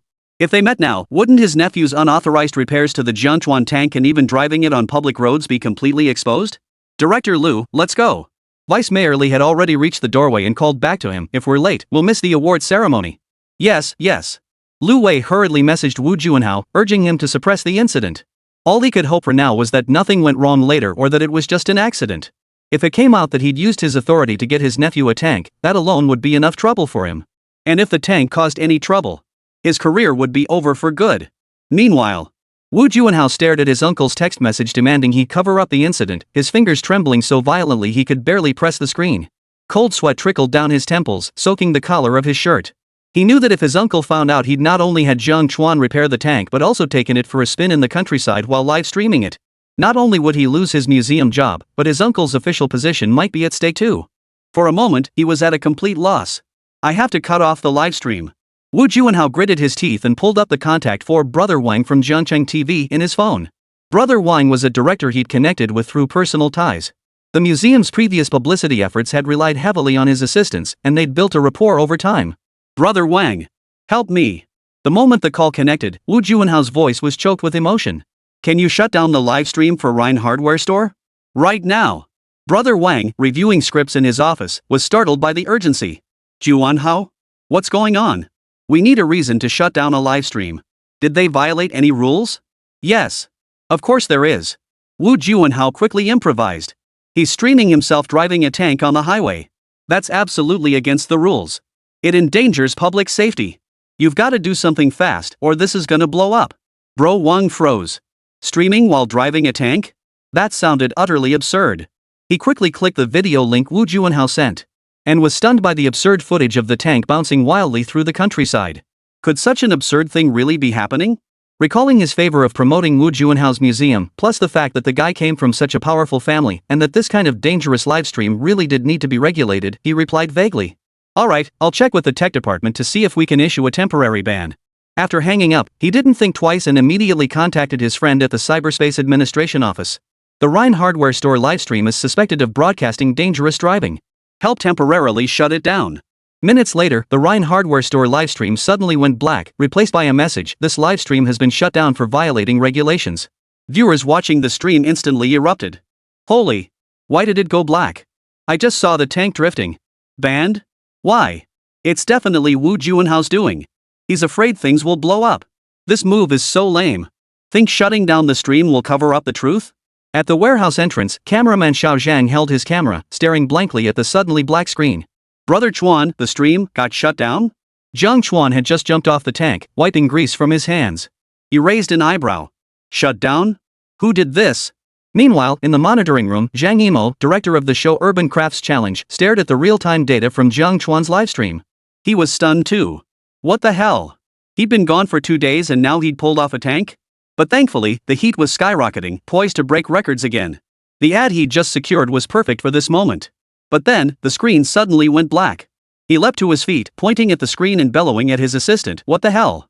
The signal's gone? The assistant frantically contacted the platform. The platform says, it's a notice from the Jiangqing Cyberspace Administration. They claim our show is suspected of illegal activities and demand the live stream be shut down indefinitely. Otherwise, they'll cancel the entire program. Illegal? Zhang Yimou was so furious he slammed the script onto the table. We're filming a modified car test drive on an empty lot in the suburbs. No disturbance, no violations. What law are we breaking? In his decades of work making documentaries, appearing on CCTV, this was the first time a local cyberspace administration had pulled such a stunt. But as the saying goes, a mighty dragon can't overpower a local snake. Director, the cyberspace administration people are here. Right at the entrance. The production assistant rushed in to report, his face pale. Zhang Yimou stormed to the entrance, where 2 uniformed officers stood with stern expressions. Director Zhang, we received a complaint. Your program is broadcasting dangerous driving with military equipment, violating cybersecurity regulations. Cease filming immediately and cooperate with our investigation. Military equipment? Dangerous driving? Zhang Yimou scoffed coldly, pointing at the tank on the screen. This is a decommissioned exhibit with all proper documentation. We're testing it on deserted suburban roads with villagers witnessing the entire process. Where's the danger? Where's the violation? He pulled out his phone and opened the previously filmed permit. We have legitimate filming authorization. On what grounds are you shutting down our livestream? On what grounds are you suspending my program? The staff member, intimidated by his forceful stance, stammered, We received a report alleging unauthorized modification of military equipment and operation in public areas. Modified? That's restoration. Meanwhile, on the other side, Wu Juanhao's friend Brother Wang also received the news. Hearing that the shutdown targeted a live broadcast by the CCTV production team directed by none other than Zhang Yimou, he broke out in a cold sweat. Damn it, the person they'd crossed was a big shot like this? His act of chivalry had landed him in the big boss's crosshairs. After this incident, he was definitely finished. Damn it, Juanhao. He immediately called Wu Juanhao, his voice brimming with fury. Are you ING with me? That CCTV show. Do you have any idea what shutting down their live broadcast means? But the guy didn't even pick up. Chapter 153, you wanted a photo? What the hell's that tank behind you? Inside the hardware store at that moment, Jiang Chuan stared at Wu Juanhao, his anger boiling over for the first time. He still clutched the freshly signed tank repair contract in his hand, the ink barely dry when his livestream got shut down. This livestream was his window to showcase his skills in the hardware store's primary online traffic source. He received dozens of inquiries daily just for custom parts. Getting banned was like cutting off his livelihood. To cut off someone's livelihood was tantamount to murdering their parents. Who dared to try and knock him off his feet? Wu Juanhao, this is downright unfair. Jiang Chuan's voice turned icy as he slammed the contract onto the tank tracks with a sharp thud. I treated you like a valued customer, stayed up late fixing your tank, and even streamed the results live. And you turn around and get my stream banned? He pointed at the blacked out camera. This livestream is my livelihood. Unblock it. Now. Ajie stomped his feet in frustration beside him. Exactly. Brother Chuan was being kind to you, how could you do this? And the license transfer in the contract, fulfill it immediately. Wu Juanhao took a half step back under Jiang Chuan's intimidating presence, yet he put on a tough front, barking with feigned bravado, unblock? Dream on. Pointing at the tank, he remained stubborn. You illegally modified decommissioned military equipment and drove it on public roads that's already against the law. I'm being generous not to call the cops on you. And you think you can stream this? Get ready for jail. At this point, he could only shift all the blame onto Jiang Chuan. After all, the modifications were his doing, and the tank was his to drive. He had absolutely nothing to do with it. Illegal? Jiang Chuan laughed bitterly, slamming the repair list and the tank's legal paperwork down in front of him. Read it yourself. Every modification is within the approved scope and you provided the specs. We drove on deserted rural roads in the suburbs, with villagers witnessing the entire journey. What law says you can't modify an exhibit? But you're the one messing with my business. We need to settle this. The gathered villagers joined in the commotion. Little Zhong's a good guy. He didn't crush any crops with his tank. Why shut down his livestream? That guy with glasses is just looking for trouble. Damn it, the guy's got such great skills, he even fixed your big iron contraption for you. Are you trying to bite the hand that feeds you? Even old lady Wang, who had been scared earlier, hobbled over with her cane. I'll vouch for him. Xiao Jiang drove slowly and didn't cause any trouble. Cameraman Xiao Zhang, holding his black screen camera, was sweating buckets. Mr. Wu, you need to get the Cyberspace Administration to lift the ban immediately. This is a CCTV program. If this blows up, it'll be impossible to contain. He could imagine the backlash if the show were pulled at such a critical moment, not to mention the director, but the audience would tear him apart. Wu Juanhao's face flushed red, then paled as everyone spoke, his heart racing with panic and anger. Yet stubbornly, he refused to back down. I refuse to understand. Go ahead and call the police if you dare. Let's see who they arrest. And forget about any museum paperwork. If you dare do something illegal like this, who's going to transfer it to you? He pulled out his phone, pretending to dial a number, though his hands were trembling. He dared not actually call the police. If they arrived and uncovered his tank deal through connections, the trouble would be far worse. Just as the standoff reached a tense, hair-trigger moment, a deafening clamor of gongs and drums suddenly erupted from distant Rhine Alley. Dong dong chang. Dong dong chang. The sounds grew louder as they approached, mingled with faint firecrackers, shattering the rural tranquility. Everyone froze, turning their heads toward the source of the noise. Jiang Chuan frowned. What's going on? Is someone having a wedding? Ajie stood on tiptoe to peer ahead. Doesn't seem like it. The drumming's too precise, more like an honor guard? Wu Juanhao was also bewildered, his hand holding his phone frozen mid-air. Where's that drumming coming from? Why's there a commotion at this hour? The drum beats grew louder, and they could even hear people chanting slogans, vaguely phrases like "Welcome the leaders" and "Military-civilian integration." Villagers gathered at the warehouse entrance murmured among themselves, could it be officials from higher up? Looks like a government motorcade. Jiang Chuan was puzzled too.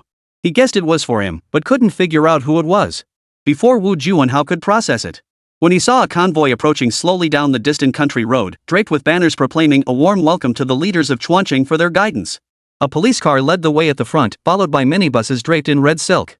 A drum and gong troupe marched alongside the convoy, beating their instruments with great enthusiasm. As the convoy drew nearer, Zhang Bin, vice mayorly, and Lu Wei, his expression slightly off, sat in the first minibus. The window rolled down, and Zhang Bin's gaze locked onto the tank at the warehouse entrance. His eyes lit up instantly. Wu Juanhao followed the convoy's direction with his gaze. And his eyes widened when he saw Lu Wei's face on the minibus. How did my second uncle end up here? The deafening clamor of gongs and drums filled the air as the convoy came to a halt before the warehouse entrance. Zhang Bin and Vice Mayor Li pushed open the door and stepped out. Their eyes swept past the crowd, landing squarely on Jiang Chuan, their faces breaking into warm smiles. Director Zhou? What brings you here? Jiang Chuan watched the figure stepping out of the first minibus, his eyes narrowing slightly. The gray-haired elder leading the way was none other than Director Zhou from Longchuan Heavy Industries, who had previously come to purchase special steel cables. Behind him followed the broad-shouldered, sturdy Zhang Bin, along with a middle-aged man beaming with smiles. Jiang Chuan recognized him as Vice Mayor Li of Jiangcheng. Jiang Chuan quickly stepped forward to greet them, already guessing their purpose: likely progress on the aircraft carrier arresting cable project. Director Zhou clasped his hand, his smile deepening until the wrinkles at the corners of his eyes crinkled together. Mr. Jiang, we've come bearing good news. He stepped aside to introduce the man behind him. Allow me to introduce Captain Zhang Bin of the Liaoning aircraft carrier. He's here specifically to express gratitude for your contributions to the Navy. Jiang Bin stepped forward, saluting with military precision, his voice booming like a bell. Mr. Jiang, thank you for optimizing the arresting gear technology. It finally allows our carrier-based aircraft to take off and land safely at full load. You've made a tremendous contribution to national defense.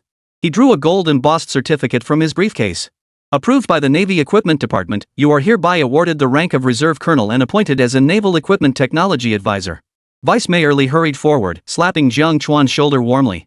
Young Jiang, you've brought great honor to our city.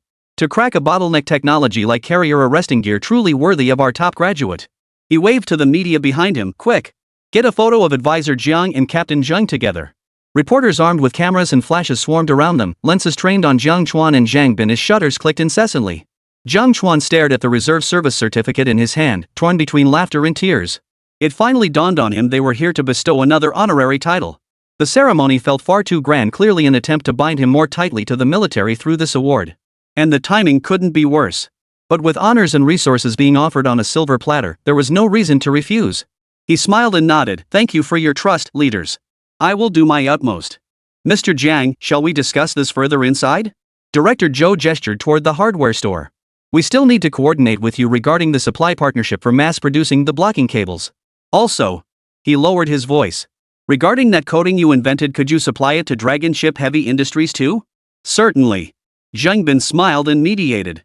Alright, let's keep the award ceremony brief.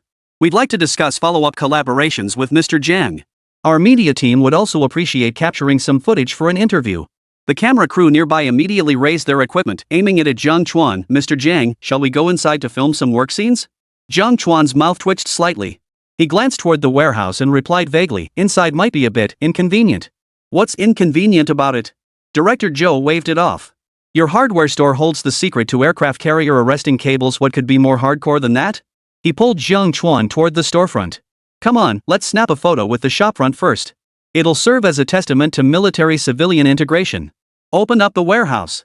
How can you run a business without opening the doors? Jiang Chuan pursed his lips, knowing it was pointless to hide it. Fine.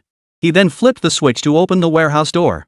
Vice Mayor Li and Jiang Bin gathered around as media cameras focused on the trio, with the warehouse door of Rhine Hardware Store as their backdrop. Director Zhou slung his arm around Jiang Chuan's shoulder and laughed. 1, 2, 3, cheese. Click. But as the warehouse door rose, the photographer across the way suddenly gasped, ah! The camera nearly slipped from his grasp as his eyes widened like saucers. Pointing behind Jiang Chuan and Director Zhou, his voice trembled. Behind you. Behind you. Director Zhou frowned. What's the matter? It's just a photo. Is it really necessary to get so worked up? Vice Mayor Li and Jiang Bin also sensed something amiss and turned to look in the direction the photographer was pointing. The warehouse door slowly rose, revealing the scene inside. The next second, everyone froze. Inside the warehouse, a military green Type 59 tank stood silently, its gun barrel pointing straight at the ceiling. It formed an absurd yet shocking contrast with the Rhine Hardware Store sign at the entrance. In that group photo taken moments ago, Jiang Chuan and Director Zhou had been smiling in front of the store with the steel beast lurking menacingly in the background. Holy! An unnamed reporter blurted out the expletive, plunging the scene into deathly silence. Jiang Bin, as an aircraft carrier captain who had seen countless heavy weapons, now stared wide-eyed at the tank, speechless. He never imagined that the hardware store owner who had conquered the aircraft carrier arresting gear would have a fully operational decommissioned tank hidden in his warehouse. Deputy Mayor Li's smile froze on his face. He glanced from the tank to Jiang Chuan, his lips twitching. Little Jiang, you've got this thing stashed away in your warehouse? Director Zhou was utterly dumbfounded. His last visit had revealed only steel cables and spare parts, never this spectacle. He turned to Jiang Chuan, his tone shifting completely. You repair tanks? Jiang Chuan scratched his nose, sounding resigned. Just fixed a decommissioned exhibit for a client. Haven't had time to send it off yet. Chapter 154, Epic Level PR Masterclass. The mayor goes all out. Ladies and gentlemen, we are now at the location that has recently taken the internet by storm, Rhine Hardware Store. A TV host, standing slightly apart, spoke eloquently into the camera. The lens captured the Rhine Hardware Store sign and the group photo. Unbeknownst to them, the warehouse door slowly rose. The seemingly ordinary hardware store hides countless legends. From specialized steel cables capable of hoisting tons to Jiang Chuan, the civilian master who cracked the bottleneck technology of aircraft carrier arresting cables, each story leaves netizens in awe, exclaiming, "Genius lies in the people." He raised his microphone and stepped toward the camera, his voice swelling with emotion. Today we have the honor of witnessing Mr. Jiang Chuan being awarded the rank of Reserve Colonel. Presented personally by the Mayor and General Jiang Bin. This is the ultimate testament to how ordinary professions create extraordinary value. Before he could finish, the warehouse doors behind him swung fully open. The host instinctively turned around. The next second, his hand holding the microphone froze mid-air, and the smile on his face instantly froze. Beneath the hardware store sign, Jiang Chuan, freshly promoted to reserve colonel, stood center stage, flanked by the aircraft carrier captain and the deputy mayor. Behind them in the warehouse, a Type 59 tank stood silently, its barrel reflecting the lights like a towering, terrifying green giant. The camera continued rolling. His wide-eyed stare, slightly parted lips, and the sudden appearance of the military green steel colossus in the frame all made their way onto the live broadcast. This is. The host's voice trembled, his decade of professional composure completely shattered in that moment. Staring at the Type 59 tank in the warehouse, its barrel pointing straight at the ceiling, his mind went blank. This wasn't in the script. How could a tank be hidden in the hardware store warehouse that had gone viral across the internet? A deathly silence hung over the scene, broken only by the faint hum of the camera rolling. The cameraman's hands shook as he held the equipment, the lens swaying between Jiang Chuan, the officials, and the tank, completely forgetting where to focus. The dead silence lingered for a full 5 seconds. Until Vice Mayor Li cleared his throat abruptly, breaking the awkwardness. Ahem. Deputy Mayor Li reacted swiftly, grabbing Jiang Chuan, who was still scratching his head helplessly, and instantly plastering a warm smile on his face. He addressed the camera in a clear voice. Ladies and gentlemen, you saw correctly. This is the special surprise for our commendation event. This retired tank exhibit is a live national defense technology education demonstration we've prepared in collaboration with Mr. Jiang Chuan. He patted Jiang Chuan on the shoulder, his tone resolute. Through such hardcore exhibits, we hope to convey to everyone. National defense innovation knows no boundaries. Even in humble places like hardware stores, the strength to protect our homeland can emerge. Every young person should follow Comrade Jiang Chuan's example, dedicating themselves to research in their own field. That is true patriotic responsibility. The host snapped out of his daze and quickly raised the microphone to interject. Absolutely. Mayor Li is so right. Mr. Jiang Chuan not only serves the nation through technology, but also embodies the truth that ordinary positions need not be mediocre through his actions. Now let's quickly interview Mr. Jiang. Mr. Jiang, seeing this national defense education scene, what message would you like to share with our young friends? The camera swiftly panned to Jiang Chuan, skillfully avoiding the tanks in the warehouse. Jiang Chuan smiled in agreement. Innovation knows no scale, and perseverance always pays off. I hope everyone can diligently pursue excellence in their own fields. Scattered applause rippled through the room, yet the journalists kept staring at the tanks, their expressions screaming, that was way too forced. Director Zhou and Zhang Bin exchanged glances, both seeing shock and resignation in each other's eyes. Deputy Mayor Li's improvisational skills were such a waste not to be put to use as a screenwriter. But they knew better than to undermine him now. Zhang Bin picked up the thread with a smile. Mr. Jiang, what a thoughtful idea. Displaying decommissioned military equipment is truly an excellent approach to national defense education. Inside, however, question marks were exploding. Who am I? Where am I? Where the hell did this tank come from? Stored in a warehouse? Is this even legal? After the brief interview concluded, Vice Mayor Li exchanged a knowing glance with Zhang Bin and Director Zhou. The three of them silently led Jiang Chuan and the senior officials into the store. The moment the door closed, shielding them from the media and villagers outside, Director Zhou couldn't help but lower his voice and let out a curse. Old Li, your smooth talk is truly unmatched. My heart nearly jumped out of my chest just now. Zhang Bin's expression turned grave, verging on shock he couldn't contain, as his gaze fixed on Jiang Chuan. Hold your praise. What the hell was that tank? What was going on? Wait, what's that sound? Before he could finish, a faint tremor rippled through the air, a low hum like an engine running, radiating from the ground. Why does it feel like the earth is trembling? Zhang Bin's expression hardened as he reached out to touch the tank's engine compartment. It was warm to the touch. Holy, what the hell? This tank, it's still running? The others were stunned. They'd thought an empty shell was already unbelievable enough, but you actually started it up. Jiang Chuan nodded helplessly. Just finished a test drive. The engine hasn't fully shut down yet. Test drive? Director Zhou nearly bit his tongue. You drove this thing outside?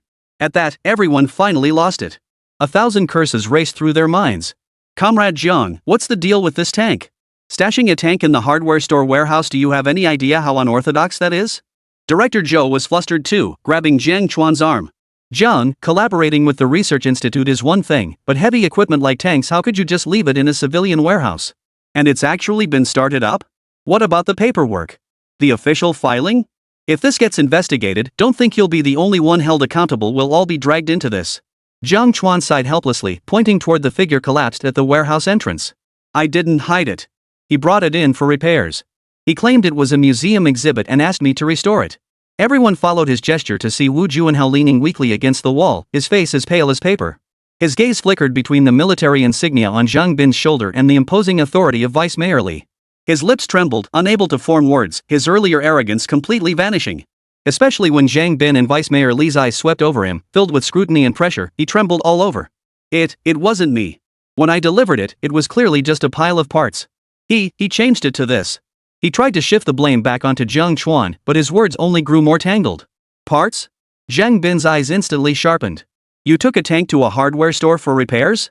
And claimed it was a museum exhibit? Didn't you get it from some military base?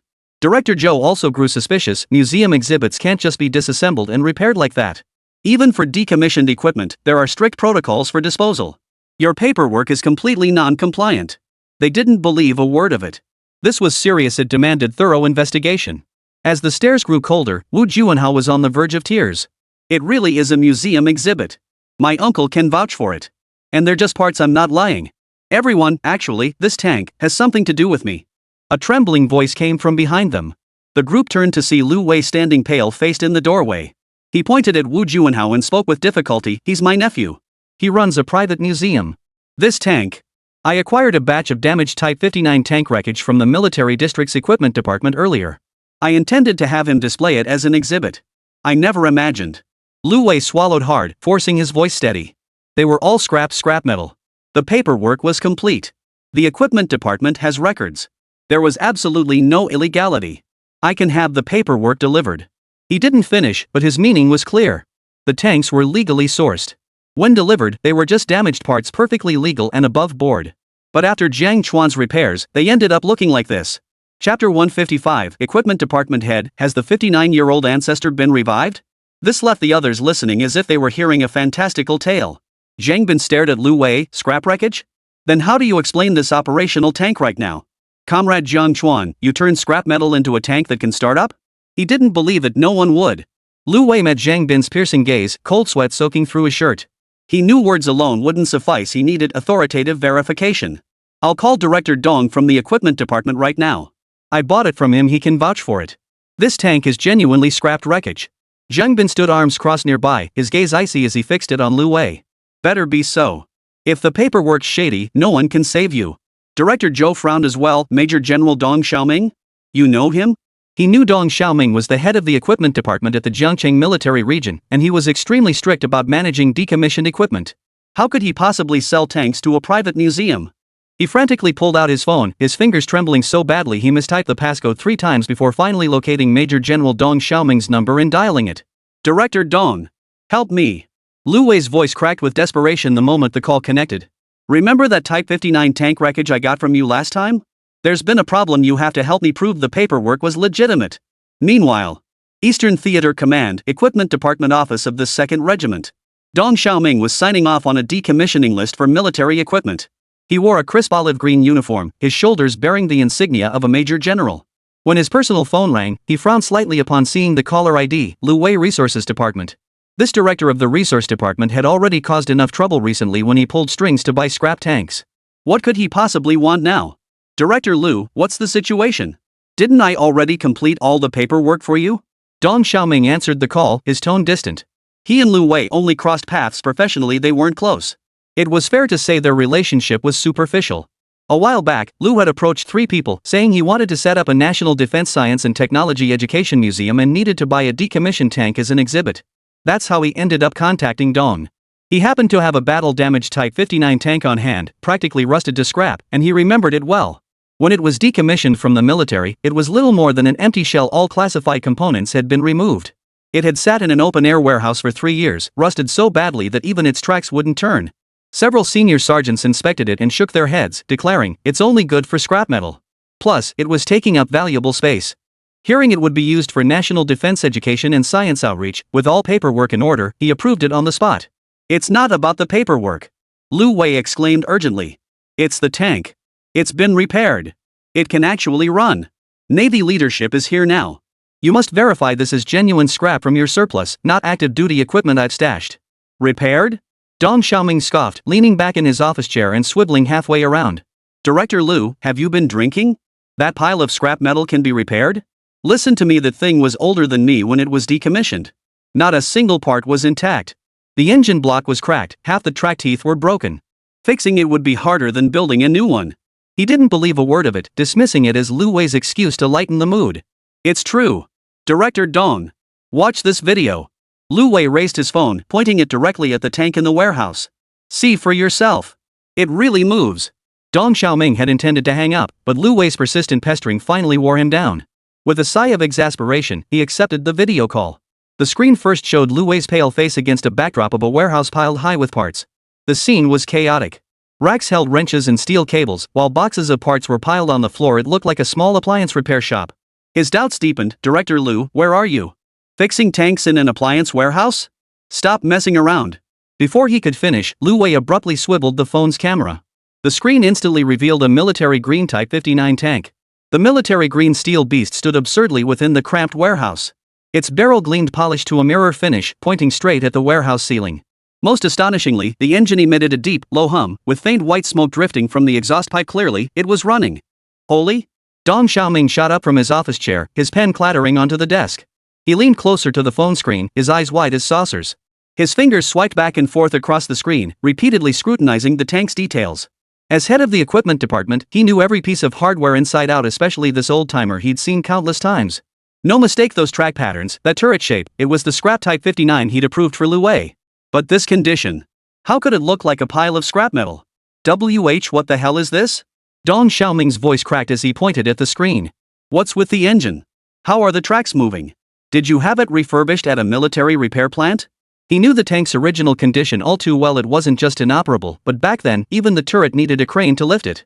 Just then, a figure in military uniform stepped into view. It was Zhang Bin. He saluted the screen. Minister Dong, good day. This is Zhang Bin, captain of the Liaoning aircraft carrier. We are currently at Rhine Hardware Store, confirming on site that this tank is fully operational. The engine, tracks, and suspension system are all in perfect working order.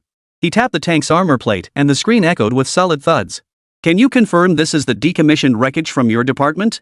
Dong Xiaoming glanced at Zhang Bin's shoulder insignia, then studied the tank's operational details on the screen. His mind buzzed.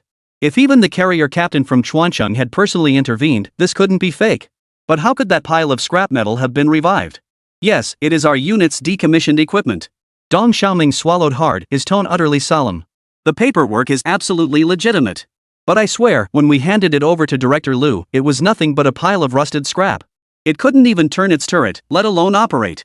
This was actually repaired at this hardware store? He pointed at the wrenches and welding machine in the warehouse corner on the screen, his face filled with disbelief. Jiang Chuan had quietly moved closer to the camera and smiled at the screen. Director Dong, this is Jiang Chuan, owner of the hardware store. I just optimized this tank a bit, replaced some wear and tear parts. Not a major overhaul. Just tweaked it? Dong Xiaoming nearly choked on his breath. The engine block cracked. The tracks snapped. You just casually fixed that? Our regiment's armorer wasn't exactly eager to take it in for repairs. He fiddled with it for half a month and still couldn't come up with a plan. He suddenly snapped to attention, as if recalling something astonishing. Wait, you're Jiang Chuan, the one who cracked the gun barrel material problem? 2 weeks prior, a major incident had rocked the entire Army equipment department. The Research Institute had made a breakthrough in gun barrel materials, forcing even their own department to replace all tanks according to delivery schedules. A special task force was even established to coordinate the effort. Upon inquiry, they learned the breakthrough had come from a civilian hardware store owner. The entire department was stunned and deeply impressed. Now, it all came flooding back to him. That's me. Jiang Chuan nodded helplessly. How could fixing a tank lead to such a huge commotion? So it turned out he was actually famous? Chapter 156, it's truly just to meet customer needs. It really is you. Dong Xiaoming stared at the tank on the screen, then looked at Jiang Chuan. Suddenly realizing something, his tone shifted. No wonder you could turn scrap metal into this. Comrade Jiang, your skills are simply incredible. He addressed the camera solemnly. Captain Jiang, mayorly, I can attest to the legitimate origin of this tank. It was indeed a scrapped wreck in its original state. Restoring it to this condition is entirely Comrade Zhang's doing. No sooner had Dong Xiaoming finished speaking than everyone's phones pinged with photos he'd sent. Deputy Mayor Li opened the images first. The next second, he sucked in a sharp breath and handed his phone to Zhang Bin beside him. Take a look. I can't believe my eyes. The scene in the photos stood in stark contrast to the steel colossus in the warehouse. The first image showed the tank as it was transported out of the military district warehouse. Its olive drab hull had rusted to a reddish-brown hue, the track snapped into several pieces, and the turret sat crookedly wedged atop the hull. The engine hatch was missing, exposing the oil-stained, rust-covered wreckage beneath a heap of abandoned scrap metal. A red scrap seal was still affixed to the hull, its edges blurred by weathering. The second photo shows it during transport. The truck bed was piled high with scattered parts, track links, gears, springs strewn across the floor. The largest component was half a turret, its barrel riddled with holes, clearly a classified part that had been deliberately sabotaged. Below the photo was a note from the equipment department: classified components have been removed, the remaining wreckage holds no military value. The third photo shows the inspection form Lu Wei took upon receiving the wreckage, clearly stating, tank wreckage consists of 137 pieces, no intact structures, irreparable. It also bore the signatures of Lu Wei and the warehouse manager for confirmation. Jiang Bin flipped through the photos one by one, his brow furrowing deeper with each image. Finally, he looked up at the tank in the warehouse, its barrel gleaming, its engine still humming, and remained speechless for a long while. After hanging up the phone, the office fell into a deathly silence. Jiang Bin, Director Zhou, and Vice Mayor Li exchanged stunned glances, their eyes filled with astonishment as they looked at Jiang Chuan. Not only could he replicate an aircraft carrier arresting cable, but now he could even revive a scrap tank. The skills of this hardware store owner were beyond comprehension. Lu Wei slumped to the floor, finally letting out a sigh of relief. The paperwork was legal, the blame had been shifted, and his official hat was temporarily saved. As everyone stared at him like he was an alien, Jiang Chuan shrugged. Well, it's all about meeting our customers' diverse needs. The client requested restoration to display condition, so I modified it. The engine was only started for testing, it never hit the road. He gestured toward the repair list and paperwork on the table. Every modification is documented. I just had a heated argument with him as the owner. I have to satisfy the customer, right? The air in the warehouse seemed to freeze solid. Just to satisfy the customer, you went and resurrected the damn tank? So if I asked you to fix an aircraft carrier, could you build a second one? Soon, Jiang Bin, Director Zhou, and Deputy Mayor Li's gazes all landed on the repair list Jiang Chuan was pointing at. Director Zhou stepped forward first, picking up the densely scribbled A4 sheet. His eyebrow twitched violently as soon as he scanned the opening lines. This is the repair breakdown you compiled? The handwriting on the list was neat and precise, with each modification clearly marked with model numbers, specifications, and reasons for replacement. From engine block repairs to track tooth optimizations, even the hydraulic system's seal model numbers were clearly documented. Jiang Bin leaned closer, his gaze immediately locking onto the power system column. When he saw engine model 59-2 improved in-house cylinder block reinforcement technology, followed by the power specifications, the aircraft carrier captain sucked in a sharp breath. Holy! That power! 1200 horsepower? He turned to Jiang Chuan. Comrade Jiang, you didn't miswrite that, did you? The original Type 59 engine only had a max output of 520 horsepower, that's about the level of our Navy's current landing craft main engines. You've more than doubled that? Director Zhou pointed at the suspension system modification line, his finger trembling. And this? You used high-strength titanium alloy springs? This material was only successfully developed by Longship Heavy Industries last month. It hasn't even been mass-produced for naval vessels yet, and you're already installing it on tanks? And this coating? The one you mentioned for the Air Force last time? It can even be used on tank armor? Just a quick tweak. The client wanted the exhibit to withstand outdoor storage, so I added a corrosion-resistant coating. The powertrain was indeed upgraded, otherwise, how could it function as an exhibit after restoration? My scalp tingled. After reviewing the repair list, the group finally accepted the reality. Deputy Mayor Li rubbed his temples, glancing toward the warehouse still trembling in the distance. He glanced at Wu Juanhao, who was nearly collapsed from fright, and Lu Wei, whose face was etched with tension. Finally, his gaze settled on Jiang Bin and Director Zhou. This matter, keep it under wraps for now. He lowered his voice. Comrade Jiang Chuan has just performed a major service. It's not the right time to make this public. As for Wu Juanhao, have him expedite the necessary paperwork. The tank will be temporarily held by the equipment department. Keep this quiet, it could cause trouble. Jiang Bin pondered for a moment before nodding. Understood. But the engines must be shut down immediately and the tanks sealed for inspection. Comrade Lu Wei, regarding your nephew's case, you must coordinate closely with the equipment department moving forward. If any issues arise, you will be held accountable. Lu Wei nodded frantically. Yes. I'll handle it immediately. Right away. Wu Juanhao slumped on the ground, staring at the group of high-ranking officials he'd only ever seen on the news. The gravity of his transgression finally sank in, and a damp patch began to form at the hem of his trousers. Just as the tension in the warehouse eased slightly with the leader's decision, Jiang Chuan sighed silently. He looked at the tank, freshly repaired and about to be taken over by the military, and felt a pang of regret. He had hoped to use this hardcore exhibit to boost the hardware store's display area, but now that seemed out of the question. But soon, his gaze fell upon Wu Juanhao, sprawled on the ground, and Lu Wei, wearing a fawning expression. His eyes narrowed slightly. This debt couldn't just be forgiven. The license for the National Defense Education Base couldn't be lost. It was crucial to the exhibition area plan for his industrial park. He had to secure it. While waiting for Zhang Bin to arrange for soldiers to seal the tank, Jiang Chuan strolled leisurely toward Lu Wei. Minister Lu, there's something I need to discuss with you. Lu Wei's heart skipped a beat. He immediately stood at attention. Mr. Jiang, please speak. Whatever I can do, I'll do without question. After witnessing the tank's resurrection, he no longer harbored any trace of underestimation toward Jiang Chuan, only profound respect remained. This was a technical genius who commanded the respect of even the aircraft carrier captain and the Minister of Equipment. Whether he could keep his position likely depended entirely on this man's attitude. Jiang Chuan pointed to the contract on the table, the one Wu Juanhao had torn up and then pieced back together. My nephew and I had a contract. He hired me to repair the tank on the condition that he transfer the license for the National Defense Science and Technology Education Museum to me. Now you want us to take custody of the tank. What about that license? Surely it can't just be scrapped. Zhang Bin and Director Zhou exchanged glances. They both understood Jiang Chuan's technical value. There was no need to stand in the way of this small favor. Only then did Lu Wei recall this matter. Glancing at the contract in Jiang Chuan's hand and then at his terrified nephew, who dared not utter a word, how could he hesitate even for a moment? He immediately pounded his chest emphatically. Mr. Jiang, you're joking. Transferring this license to you is absolutely the best choice. You have the expertise and the commitment. Running a national defense education exhibition is the perfect fit. Giving you this license is putting it to its best use. I'll have the paperwork delivered immediately. We'll complete the transfer today. Chapter 157, Finalizing the Contract, Hardcore Advertising. Fearing Jiang Chuan might change his mind, he turned and barked at Wu Juanhao. What are you standing around for? Hand over the license paperwork now. Boss Jiang is doing you a favor by taking this over. Wu Juanhao dared not disobey. He quickly pulled a stack of documents from his bag, handed them to Jiang Chuan with both hands, and whispered in a voice barely louder than a mosquito's buzz. Mr. Jiang, the paperwork is all here. Jiang Chuan took the documents, glanced through them, and nodded in satisfaction. With this license, he could now legitimately pursue hardcore science popularization. No more wasted effort. With the license settled, Jiang Chuan's gaze returned to Wu Juanhao, a meaningful smile curling his lips. I hear you're a DIY blogger too, Mr. Wu? Enjoy tinkering with mechanical parts?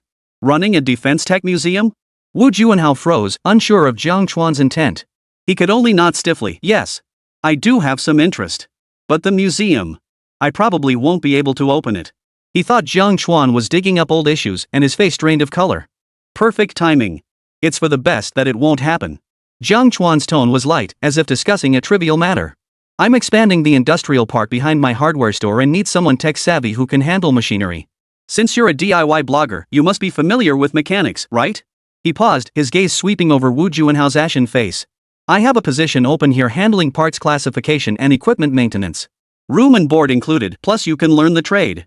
If you're interested, you can start tomorrow. This little punk dared to smash my shop sign. He deserves to be sent to that hardware weapons electronics factory to tighten screws, keeping my gang company. Besides, if his factory got off the ground, he'd need manpower. This guy would be perfect. Anyone could tell this wasn't a job offer. It was clearly a sentence to re-education through labor, meant to temper his temper. But how could Wu Juanhao dare refuse? He was just thankful his uncle hadn't skinned him alive this time instead of sending him to jail. Glancing at his uncle's livid expression, he nodded like a bobblehead. Thank you, Boss Jiang. I'll learn diligently. Lu Wei breathed a sigh of relief and chimed in. Exactly. Learning from Boss Jiang is his good fortune. If he misbehaves later, Boss Jiang, feel free to discipline him. He was eager for his nephew to learn something from Jiang Chuan and mend their relationship, hoping to prevent future trouble. With Jiang Chuan's endorsement, it seemed this matter was finally closed. The commotion in the warehouse had barely subsided when Director Zhou finally remembered the core purpose of his visit. He pulled a thick contract from his briefcase and handed it to Jiang Chuan, his tone instantly turning serious. Mr. Jiang, let's get down to business. Your contributions to the technological breakthrough in aircraft carrier arresting gear are invaluable. Here is the cooperation agreement we've drafted for your review. Jiang Chuan accepted the contract as he had anticipated. Their grand arrival was likely for this very purpose. Director Zhou added from the side, don't underestimate these steel cables. For our Navy, this breakthrough is nothing short of a lifeline. Our team had been stuck on this for 5 years, testing over 100 designs without meeting the standards. Your off-the-cuff modification to the cable surpassed military standards by 30%. Calling you the good luck charm of the Navy wouldn't be an exaggeration. Zhang Bin nodded in agreement, recalling the previous predicament where carrier-based aircraft couldn't land fully loaded. His tone grew solemn. With this arresting cable, the Liaoning-class carrier finally possesses genuine combat capability and can be launched on schedule. If this technology leaks out, the consequences would be unimaginable. He shifted his gaze to Jiang Chuan. By the way, did you patent the steel cable? Jiang Chuan froze, scratching his head. Patent? No. It's just the steel cable we used for lifting heavy objects at the shop. I tweaked the parameters on a whim. Never thought about it. You didn't apply? Director Zhou and Jiang Bin both widened their eyes in shock, and the room fell instantly silent. Director Zhou pressed his forehead, a mix of exasperation and amusement evident. Our team spent 5 years grinding away at this technical hurdle, and you tinkered with it casually without patenting it? If someone copies this, the losses would be enormous. Our D-team at Dragon Boat Heavy Industries had worked themselves bald over this technology, only for the actual inventor to treat the patent as trivial. Jiang Chuan looked at their stunned expressions, feeling somewhat innocent. The shop's been crazy busy, I just didn't get around to it. Besides, who'd want this thing anyway? The military, maybe? You can't say that. Jiang Bin said sternly. This technology involves national defense security. You must apply for a patent, specifically a defense patent, and prevent any leaks. We'll handle it for you, no paperwork required. He couldn't let such crucial technology slip away. Even if Jiang Chuan himself didn't value it, the military had to keep a tight rein on it. Director Zhou took over, pointing to the contract. There are 2 cooperation models. First, a patent buyout, we pay you a lump sum patent fee upfront. The second is long-term supply. You produce the chafing cables to military standards, and we purchase them per unit. Your previous supply to the Zhangcheng Research Institute earned excellent reputation, high quality and fast delivery. We trust your reliability. Jiang Chuan flipped to the pricing clause in the contract. His eyes lit up when he saw procurement price per arresting cable, 300,000 yuan. An aircraft carrier requires at least 4 arresting wires, plus spare inventory, easily dozens or even hundreds. This was a major business opportunity. It would be perfect for kickstarting production at his upcoming industrial park. Without hesitation, he closed the contract. Option 2, it is we're supplying. Wise choice. Director Zhou exhaled in relief. We need a stable supplier, and you need orders to support your industrial park. Win-win. Jiang Bin added with a smile, the price is negotiable. As long as the quality meets standards, the military won't shortchange its heroes. But Jiang Chuan suddenly shifted his tone, turning to both men with a sly grin. Cooperation is fine, but I have an additional condition. Go ahead. Jiang Bin and Director Zhou exchanged puzzled glances. Once the contract is signed, does that make me the military supplier for the Liaoping? Jiang Chuan confirmed. Of course, and a core supplier. Director Zhou nodded. Then the Liaoning's National Day sea trials will be broadcast live in full, correct? Jiang Chuan pressed. Jiang Bin nodded. Yes. The maiden voyage of China's first domestically built aircraft carrier is akin to a naval parade. The entire nation will be watching. Companies and individuals who have made outstanding contributions will be invited aboard for the ceremony. He suddenly caught on. You want? Exactly. Jiang Chuan smiled openly. Add me to the guest list and include Rhine Hardware Store too. During the trial run broadcast, when the camera pans over the supplier list, give our shop a close-up. Consider it free advertising for my shop, no need to spend money on promotions. Advertising for a hardware store? During the aircraft carrier trial run broadcast? Director Zhou and Jiang Bin stared in disbelief, while Vice Mayor Li stood dumbfounded beside them. Who'd ever seen such a stunt? Using an aircraft carrier's trial run as a billboard for a hardware store? That idea was even wilder than restoring tanks. Jiang Chuan declared with righteous indignation. This is all about military-civilian integration. Let everyone see that a civilian hardware store can supply core components for an aircraft carrier. How inspiring. Besides, my arresting gear is top-notch. What's wrong with getting some exposure? Jiang Bin met Director Zhou's exasperated gaze as he considered Jiang Chuan's eager eyes and the arresting gear's critical importance. Reluctantly, he conceded. Fine. But we can only add your name to the technical support units list. Close-ups, that depends on the live broadcast schedule. Deal. Jiang Chuan signed the contract with gusto, his heart bursting with joy. Advertising during the carrier's sea trials livestream? That kind of exposure was far more impressive than fixing tanks. Chapter 158. If tanks can be revived, what about missile vehicles? Meanwhile, in the equipment department office of the 2nd Regiment, Eastern Theater Command. After ending the video call with Lu Wei, Dong Xiaoming stared at the footage of tanks charging through the countryside on his phone, his scalp prickling with dread. He snatched the encrypted internal phone from his desk and dialed the highest priority command line. Connect me to plant 813. Have Zhu Kuan come to my office immediately. Whatever he's fixing, tell him to run over here. The duty officer on the other end paused in surprise. Factory A13 was the Armored Forces direct repair facility, and Zhu Kuan was its living fossil. With 23 years of service, the tanks he'd repaired could line up from the factory grounds to the barracks. Even major generals addressed him respectfully as Old Sergeant. To order him to run over this must be a major emergency? Barely 5 minutes later, the office door burst open with a bang. A middle-aged man with dark skin and the shoulder insignia of a master sergeant with 4 bars on his shoulders burst in, his cap askew. This was Zhu Kuan, the ace technician of Factory A13. Remember, generals are a dime a dozen in the military, but master sergeants are a rare breed. Director Dong, what's the urgency? I'm in the middle of swapping out the 99A's transmission. Shu Kuan wiped sweat from his face, his voice hoarse from the workshop. Dong Xiaoming cut straight to the point, shoving his phone into Zhu Kuan's hands. Take a look yourself, old sergeant. Zhu Kuan took the phone with a skeptical look. A massive, olive drab tank. A Type 59 tank? The next second, his eyes widened in shock. Holy, a moving Type 59 tank. It wasn't that Type 59 tanks were rare, but operational ones were few and far between. After so many years of equipment upgrades, the entire military no longer had any old Type 59s in active service. What shocked him even more was the video's background. The fleeting glimpse of a hardware store sign, stacked wrenches, and welding machines clearly marked it as an appliance repair shop. Shu Kuan's eyes widened so much he nearly dropped his phone. That background, a civilian workshop? Did they get this Type 59 from somewhere civilian? All active duty Type 59s had long been decommissioned and dismantled. How could one possibly appear in such a place? He pressed the phone to his ear, cranking the volume to maximum. The engine's roar instantly became crystal clear. Shu Kuan's brow furrowed deeply as his fingers tapped out a rhythm. It was his habitual gesture for diagnosing engine faults by sound. For over 2 decades, from the Type 59 to the 99A, his skill in diagnosing by sound had saved countless pieces of equipment from the scrap heap. Something's wrong. Dead wrong. Shu Kuan's voice dropped, his eyes filled with confusion. A standard Type 59's 12150L diesel engine sounds like a tractor when starting, chugging and rattling with a tremor. Under load, it spews black smoke, and the noise carries half a kilometer. But listen to this. He held the phone to Dong Xiaoming's ear. Deep and muffled like a distant thunderclap, not a single extraneous noise. The RPM is as steady as our new generators.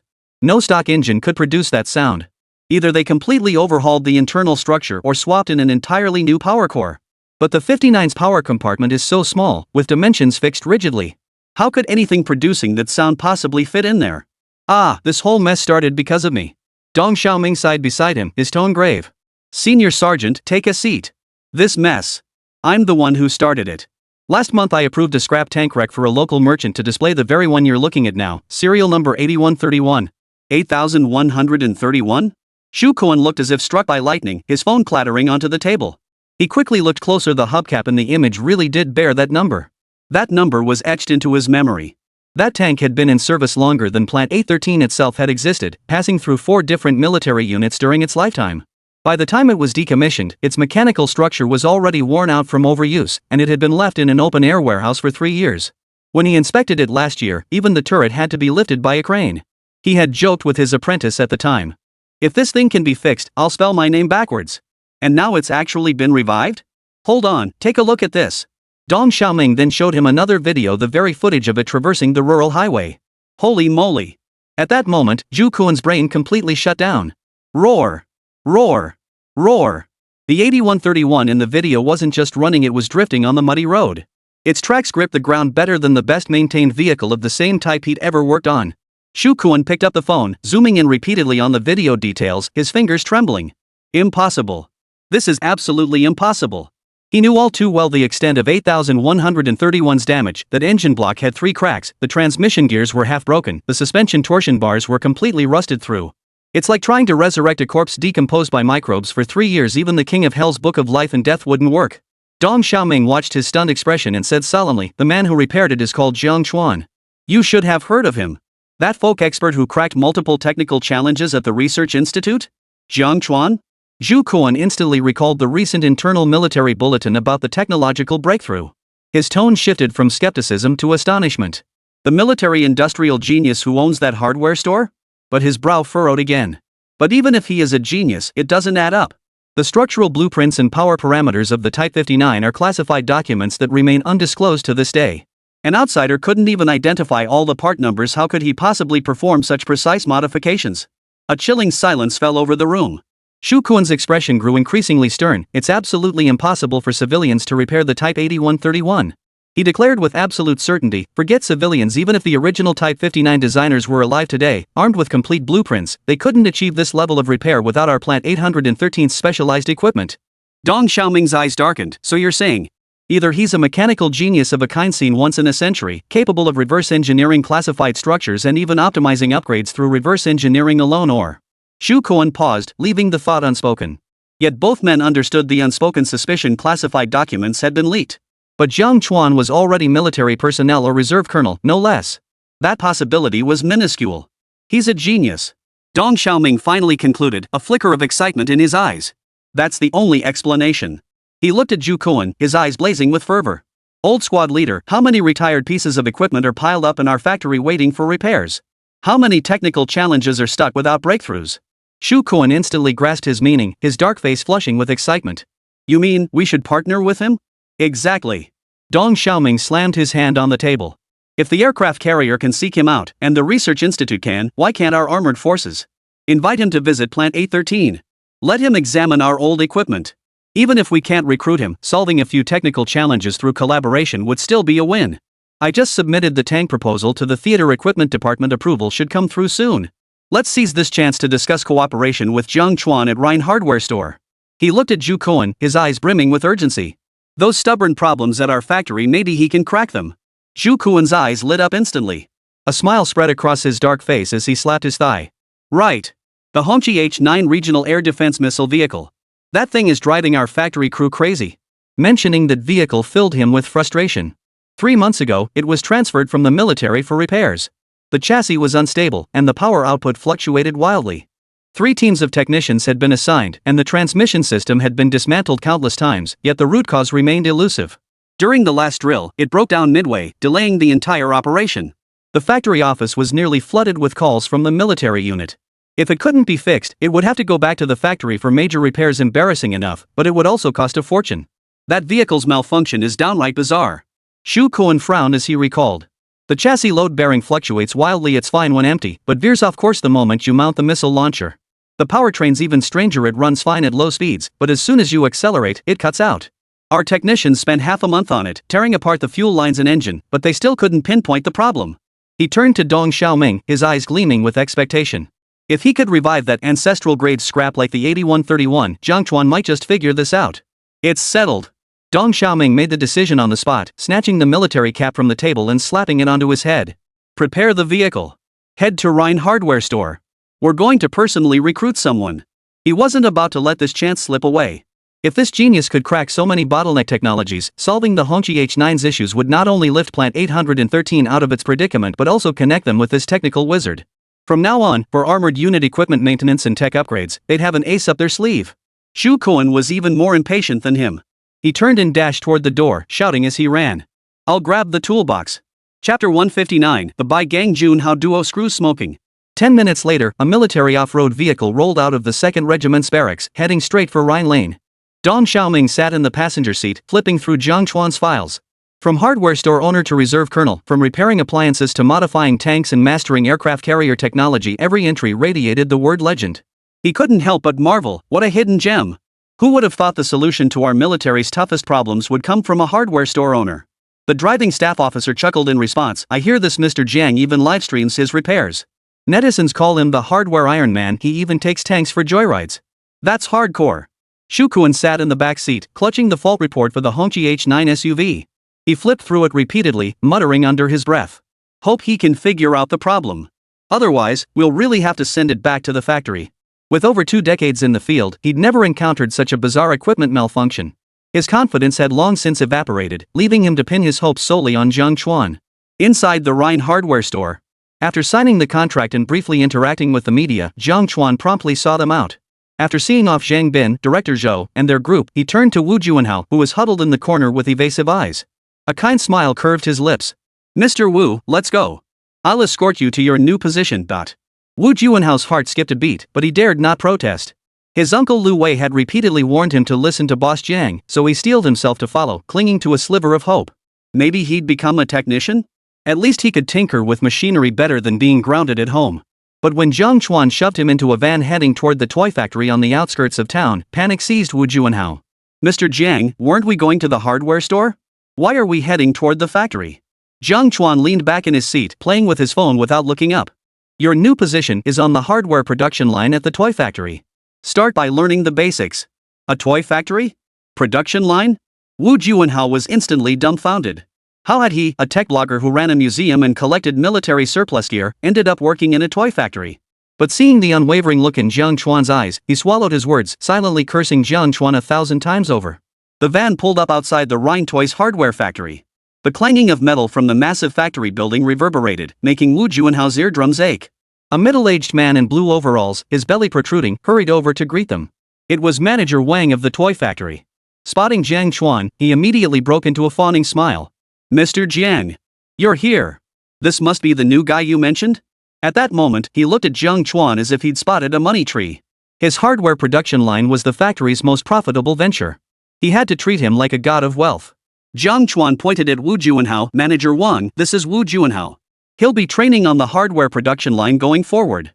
No salary is required, the key is to cultivate him properly. Understood. Understood. Manager Wang's eyes lit up. Getting extra manpower without paying wages? That's a rare opportunity. The last one was also introduced by Boss Jiang, and now another one had arrived. He slapped Wu Juanhao's shoulder so hard it made him wince. You're a sharp young man. Come with me, let's get you familiar with the production line first. As Manager Wang pushed him toward the factory building, Wu Juanhao's heart brimmed with resentment and anger. He'd never even touched a factory, let alone the robot vacuum at home. And now he was supposed to work on the production line? Before he could protest, Manager Wang had already led him to the end workstation of the hardware production area. Learn from this guy over there. Start with hammering screws and stamping logos. Wu Juanhao followed Manager Wang's pointing gesture. There sat a man with dark circles under his eyes and a pallid complexion, mechanically hammering screws. His fingers were wrapped in several layers of band-aids, none other than Bai Gang, the man Jiang Chuan had exiled here earlier. Bai Gang caught sight of Wu Juanhao, a flicker of shared misfortune passing through his eyes, but he dared not speak. He'd been working back-to-back shifts for nearly 2 weeks now, hammering thousands of screws daily during 12-hour stints. His hands were numb, and he barely had the strength to lift his eyelids. What are you standing around for? A foreman in a red vest, his face a mass of bulging muscles, suddenly approached, wrench in hand. New guy? Get to work. Stop slacking off. Seeing Wu Juanhao in his clean shirt and gold-rimmed glasses, he knew immediately he was a connection hire. But Boss Jiang had specifically ordered strict enforcement, so he dared not cut corners. No matter who it was, this was his turf. Before Wu Juanhao could react, a sharp smack echoed as the foreman's hand landed on his back, sending him stumbling. What are you spacing out for? Never seen a factory before? Get to work hammering those molds. Imprint the Rhine logo on every single part, not a single one can be crooked. You dare hit me? Wu Juanhao clutched his stinging back, his face flushing crimson with rage. Do you know who I am? My uncle is. I don't care who your uncle is. The team leader smacked him on the head again, even harder than before. Here, you're just a screw-tapping worker. Everyone under Boss Jiang works this hard and you dare act all high and mighty? Wu Juanhao was utterly dumbfounded. In all his years, he'd never been slapped, hardly anyone had ever raised their voice at him. But seeing the wrench the foreman brandished in his hand, and the warning glare from Bai Gang beside him, stopped talking back. He gritted his teeth, picked up the mold, and clumsily stamped the logo onto the part. Not hard enough. The logo's blurry. Do it again. The team leader stood watching, occasionally kicking his stool. Hurry up. Bai Gang stamps 2,000 a day. You need to stamp at least 1,000 today before you can clock out. Tears welled in Wu Juanhao's eyes. His fingers stung painfully the moment they touched the cold mold, but the team leader's gaze was like a knife piercing him. He had no choice but to grit his teeth and keep hammering. 1 strike, 2 strikes, 3 strikes. Bai Gang nudged him discreetly with his elbow and whispered, "Don't talk back. Just endure it. When I first started, I was like this too. Now I can hammer 2,500 a day." The exhaustion in his eyes was impossible to hide, yet he still gave Wu Juanhao an encouraging look. They were all under Boss Jiang's special attention, forced to find solace in each other. Outside the factory, Manager Wang watched Wu Juanhao diligently hammering screws on the monitor. Satisfied, he pulled out his phone and messaged Jiang Chuan. "Mr. Jiang, your new hires are hardworking. I've assigned them to the production line for training. Rest assured, I'll ensure they grow thoroughly." Jiang Chuan received the message while writing to Factory A13. He nodded with satisfaction at his phone screen. Inside the factory, Wu Juanhao stared at the crooked logo on his hand and listened to the team leader's scolding, his heart already dead inside. Holding his face, he hammered screws while tears fell, consumed by a single thought. If only I hadn't messed with Jiang Chuan back then. Chapter 160. We agreed to fix cars, so why is it a red flag missile vehicle? A quarter of an hour later. Jiang Chuan had just seen Wu Juanhao off and returned to the entrance of the Rhine hardware store. He saw Jia running toward him, phone in hand, his face beaming with joy. "Brother Chuan. The live stream's back up. The Cyberspace Administration even called to apologize just now, saying it was a misjudgment. They pushed us to the trending list and gave us a dedicated green channel for live streaming." Cameraman Xiao Zhang joined them, wiping sweat from his forehead with a sigh of relief, finally back online. "The director nearly blew up my phone earlier. Now we can keep shooting." The moment he pointed his camera at Jiang Chuan, the live stream's online viewers began surging wildly. From 500,000 viewers before the blackout, it instantly surged to 800,000, with bullet comments flooding in like a waterfall. Brother Chuan's back. Tell us about the medal ceremony. That group photo just now had me cracking up. Our mayor clearly had no idea. He looked terrified. Colonel Jiang. We'll have to call you Colonel Jiang from now on. Conquering an aircraft carrier arresting cable? That's insane. The Cyberspace Administration apologized? Wu Juanhao's face must be swollen from the embarrassment. Just saw the military convoy escorting you back. Tell us what's next. What else will you repair? Fighter jets? Jiang Chuan glanced at the cheers in the live chat, gave a helpless smile, and waved at the camera. Everyone, cut the hype. Colonel this, Colonel that, I'm still just Jiang Chuan, the guy who fixes things. He pointed at the hardware store sign, taking the chance to plug his business. But since we're trending, I've got an announcement. Our Rhine hardware store will host a Hardware Tech Experience Day soon, showcasing some of our large-scale hardware repairs. Interested folks can keep an eye out. Also, our custom parts service is launching soon. We handle military-grade steel and mechanical modifications. Business owners with needs can DM me directly. The chat exploded with excitement. Given Jiang Chuan's style, this was bound to be at least as impressive as that tank we just saw. Hardware Tech Experience Day? Will there be tanks? I'm going. Brother Chuan, this ad came out of nowhere, but I love it. Where's the location? I'm booking a ticket to Jiangchang right now. Just as Jiang Chuan finished chatting with viewers, a familiar rumbling echoed from the distance. Not the roar of tank engines, but the distinctive deep rumble of military off-road vehicles. A Jia stood on tiptoe to peer ahead, his eyes suddenly widening. Brother Chuan. Another convoy. Even bigger than the mayor's last time. Jiang Chuan looked up to see 5 military off-road vehicles lined up in a row, slowly coming to a stop in front of the store. The lead vehicle bore a sign reading Equipment Department, Jiangcheng's 2nd Regiment. The doors opened and Dong Xiaoming stepped out, dressed in crisp uniform. Behind him followed Zhu Kuan, carrying a toolbox and looking excited, along with several technicians in work uniforms. Mr. Jiang, sorry to disturb you. Dong Xiaoming smiled as he entered, his gaze sweeping over the live streaming camera. He waved to the audience and said, "Never expected you'd still be streaming, Boss Jiang. Perfect timing to show everyone the lively scene of our military-civilian integration." The chat exploded instantly. Holy crap! Another military big shot. What's he here for? Negotiating a partnership? That dark-skinned guy looks super tough. His shoulder insignia says Master Sergeant, right? The legendary king of soldiers. Brother Chuan's connections are insane. Just sent off the aircraft carrier captain, and now the equipment department head shows up. Jiang Chuan turned off the live stream camera and stood up to greet them. Minister Dong, you guys moved fast. Hearing Jiang Chuan's words, Dong Xiaoming gave him a playful glare. You've restored the decommissioned tank into a drivable battle-damaged modified version. The whole internet is streaming tank rides. How could we not hurry? If we'd been any slower, you might have even fitted missiles onto that tank. Jiang Chuan shrugged, feigning innocence. I was just restoring an exhibit. Never imagined it would cause such a stir. He turned his gaze to Zhu Kuan standing behind Dong Xiaoming. And who might this be? Let me introduce you. Dong Xiaoming pulled Zhu Kuan forward. Sergeant First Class Zhu Kuan from Factory A13, a living legend in our armored forces. He heard you restored 8131 and insisted on coming to see it for himself. Zhu Kuan immediately stepped forward, his dark face brimming with excitement as he grasped Jiang Chuan's hand. Mr. Jiang, it's a pleasure to finally meet you. I know that car inside out. How you managed to turn it around is nothing short of amazing. Before Jiang Chuan could respond, he was already pulling him toward the warehouse. Quick, show me the tank. I want to see how you modified the turbocharger. Pushing open the warehouse door, the Type 59 tank stood silently in the center, its olive-drab armor gleaming coldly under the lights. Zhu Kuan circled the tank 3 times, tapping the tracks one moment, then crouching by the engine compartment to listen to its mechanics, all the while exclaiming in awe. This welding! This gear meshing! Smoother than our factory's top welders. He reached out to touch the tank's suspension system. Did they replace the torsion bars with new material? The feel is completely different.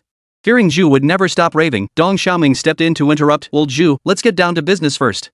Turning to Jiang Chuan, he adopted a serious tone. Mr. Jiang, we've come seeking your assistance. The equipment department has a vehicle with a faulty chassis. We've had several teams of technicians look at it, but none could diagnose the problem. We'd like you to take a look. Jiang Chuan froze for a moment before realizing, another repair job? What kind of vehicle? But the moment he heard the request, he was inclined to agree. The equipment department wasn't just any ordinary unit. It handled maintenance for the entire military's armored vehicles, and weapon systems, wielding authority over the approval of military-grade materials and the allocation of specialized equipment. On a larger scale, they even handled the disposal of decommissioned military equipment and provided testing support for new weapon systems. When he eventually set up his industrial park to produce military components, he'd inevitably need to interact with the equipment department. For instance, applying for special steel quotas or registering heavy-duty machining equipment. Having this connection would save him a lot of red tape. Even our own Hongqi vehicles have chassis rattles and veer off course at high speeds. Dong Xiaoming said casually, "You've worked on tank suspensions, this little issue should be a piece of cake for you." A Hongqi? That really is a minor issue. Jiang Chuan breathed a sigh of relief. His level 7 repair skill handling a civilian sedan's chassis was practically a walk in the park. No problem. When should I come? Right now? Dong Xiaoming's eyes lit up. The car's at the base. We've already arranged transportation. So urgent? Jiang Chuan paused, having just seen off one group only to be asked to leave again. But considering the weight of the equipment department, he nodded. Alright, I'll just lock up and head out. A Jia, standing nearby, immediately wore a pouty expression like a child left behind. Brother Jiang, why are you leaving again? We fixed tanks this morning, received medals at noon, and now you're off to repair the red flag in the afternoon. This shop really falls apart without you. He clung to the doorframe, looking utterly forlorn, like a shopkeeper left to mourn his master. Last time you went to fix the gun barrel, I had to repair 10 washing machines by myself. How long will you be gone this time? Jiang Chuan patted his shoulder and teased with a smile, with you here, I can rest easy. Maybe I'll bring you dinner when I get back. With that, he followed Dong Xiaoming and Zhu Kuan out the door, leaving a Jia standing there sighing at the empty shop. Inside the warehouse, logistics personnel from the equipment department were already bustling about. They carefully dismantled the tank's barrel and used a heavy-duty crane to lift the tank onto a flatbed trailer. This viral tank would be temporarily transported back to the base for safekeeping. Its fate would be decided after higher-ups completed their review. Half an hour later, Jiang Chuan followed Dong Xiaoming and his group to a remote base outside Jiangchang. As he stepped out of the vehicle, he couldn't help but shiver. Far from the city, the area was surrounded by towering poplar trees. The wind rustled through the trees, carrying a mingled scent of engine oil and earth, a stark contrast to the bustling Rhine alley. The vehicles are parked here? Jiang Chuan scanned the surroundings.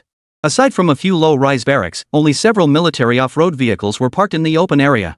There was no sign of the red flag car. Dong Xiaoming shook his head and pointed toward the nearby helipad. Not here.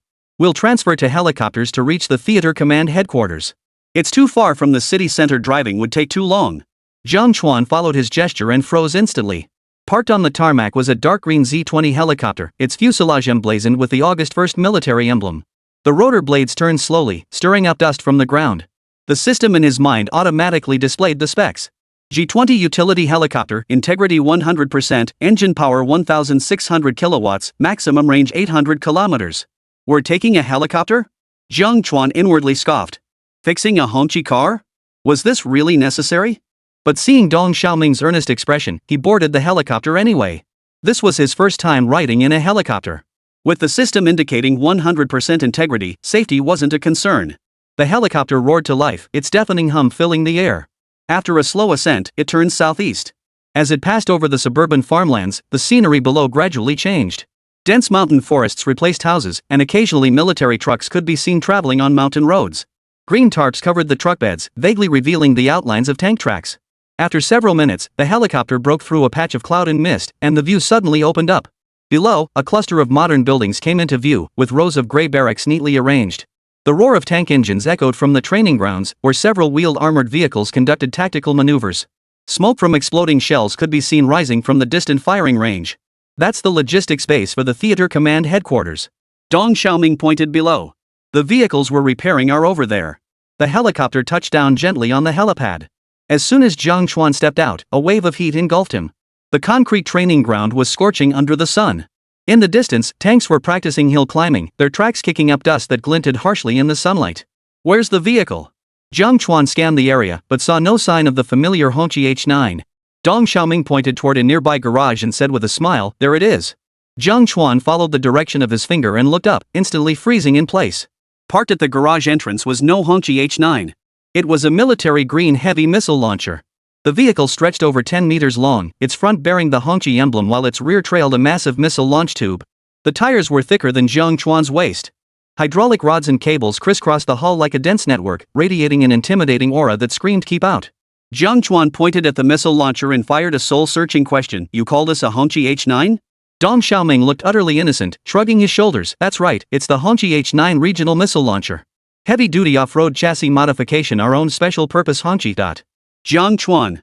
Chapter 161, 2 tricks? More like 200. Jiang Chuan stared at the massive olive-drab behemoth, his Adam's apple bobbing. The 10-meter-long hull resembled a coiled steel serpent, its military green paintwork crisscrossed with hydraulic rods like vertebrae. Thick missile launch tubes pointed skyward at an angle, while gravel from the training ground still clung to the tire treads. This wasn't some civilian Hongqi H9, it was a mobile arsenal capable of hauling missiles. Jiang Chuan sighed helplessly. So the Hongqi H9 Dong Xiaoming mentioned was a special reinforced edition? Minister Dong, I bet this Hongqi has a bigger displacement than my old Type 59 tank. You guys actually dared to hand over a national strategic asset for me to fix? Jiang Chuan circled the missile vehicle, his tone teasing. Dong Xiaoming waved his hand with a smile. The missile system is fine, it's just the chassis and hydraulics that need fixing.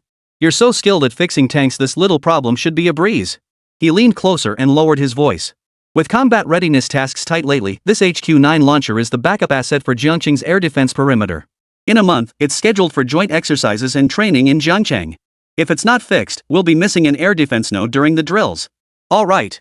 Jiang Chuan nodded, then suddenly had an idea and changed the subject. But I have one condition. In about a week, I'm hosting a hardware tech experience day. If you get this special purpose red flag fixed, it'll be heading straight to Jiangcheng for the exercises. Could you swing by my shop first to help draw some crowds? I've already secured the temporary special equipment pass and the National Defense Education permit. All I need now is a hardcore exhibit. Dong Xiaoming froze, exchanging a look with Zhu Kuan. This kid sure has some nerve. But then again, after repairs, it was already slated for delivery to the Jiangcheng training grounds. Passing through your area is just a detour. But we've agreed just one day, and we'll need to send 2 soldiers to guard it. After all, without Jiang Chuan, this vehicle wouldn't be fixed in a week, not even in a month. Deal. Jiang Chuan agreed readily, rolled up his sleeves, and turned toward the launcher vehicle. After taking just a few steps, a young man in gray work clothes stepped in front of him. The young man was in his early 20s, about the same height as Jiang Chuan, with a badge pinned to his chest reading 813 Factory Intern Technician. He clutched a thick stack of maintenance reports, his brow furrowed so deeply it could trap a mosquito. He was Lin Feng, Zhu Kuan's apprentice, newly assigned to Plant 813 this year. He was quite talented, having disassembled this missile vehicle at least 5 times to troubleshoot its malfunction, yet he still hadn't found the root cause. Today he heard they'd brought in an outside civilian to fix it. What a joke! The man before him had fair skin and looked like a recent college graduate, hardly the type to fix missile vehicles. He had just come from the repair shop and knew nothing about Jiang Chuan's work on tanks. He only knew this man had made a breakthrough in critical technology at the Research Institute. But no matter how important, could he possibly be qualified to fix a Hongqi missile vehicle?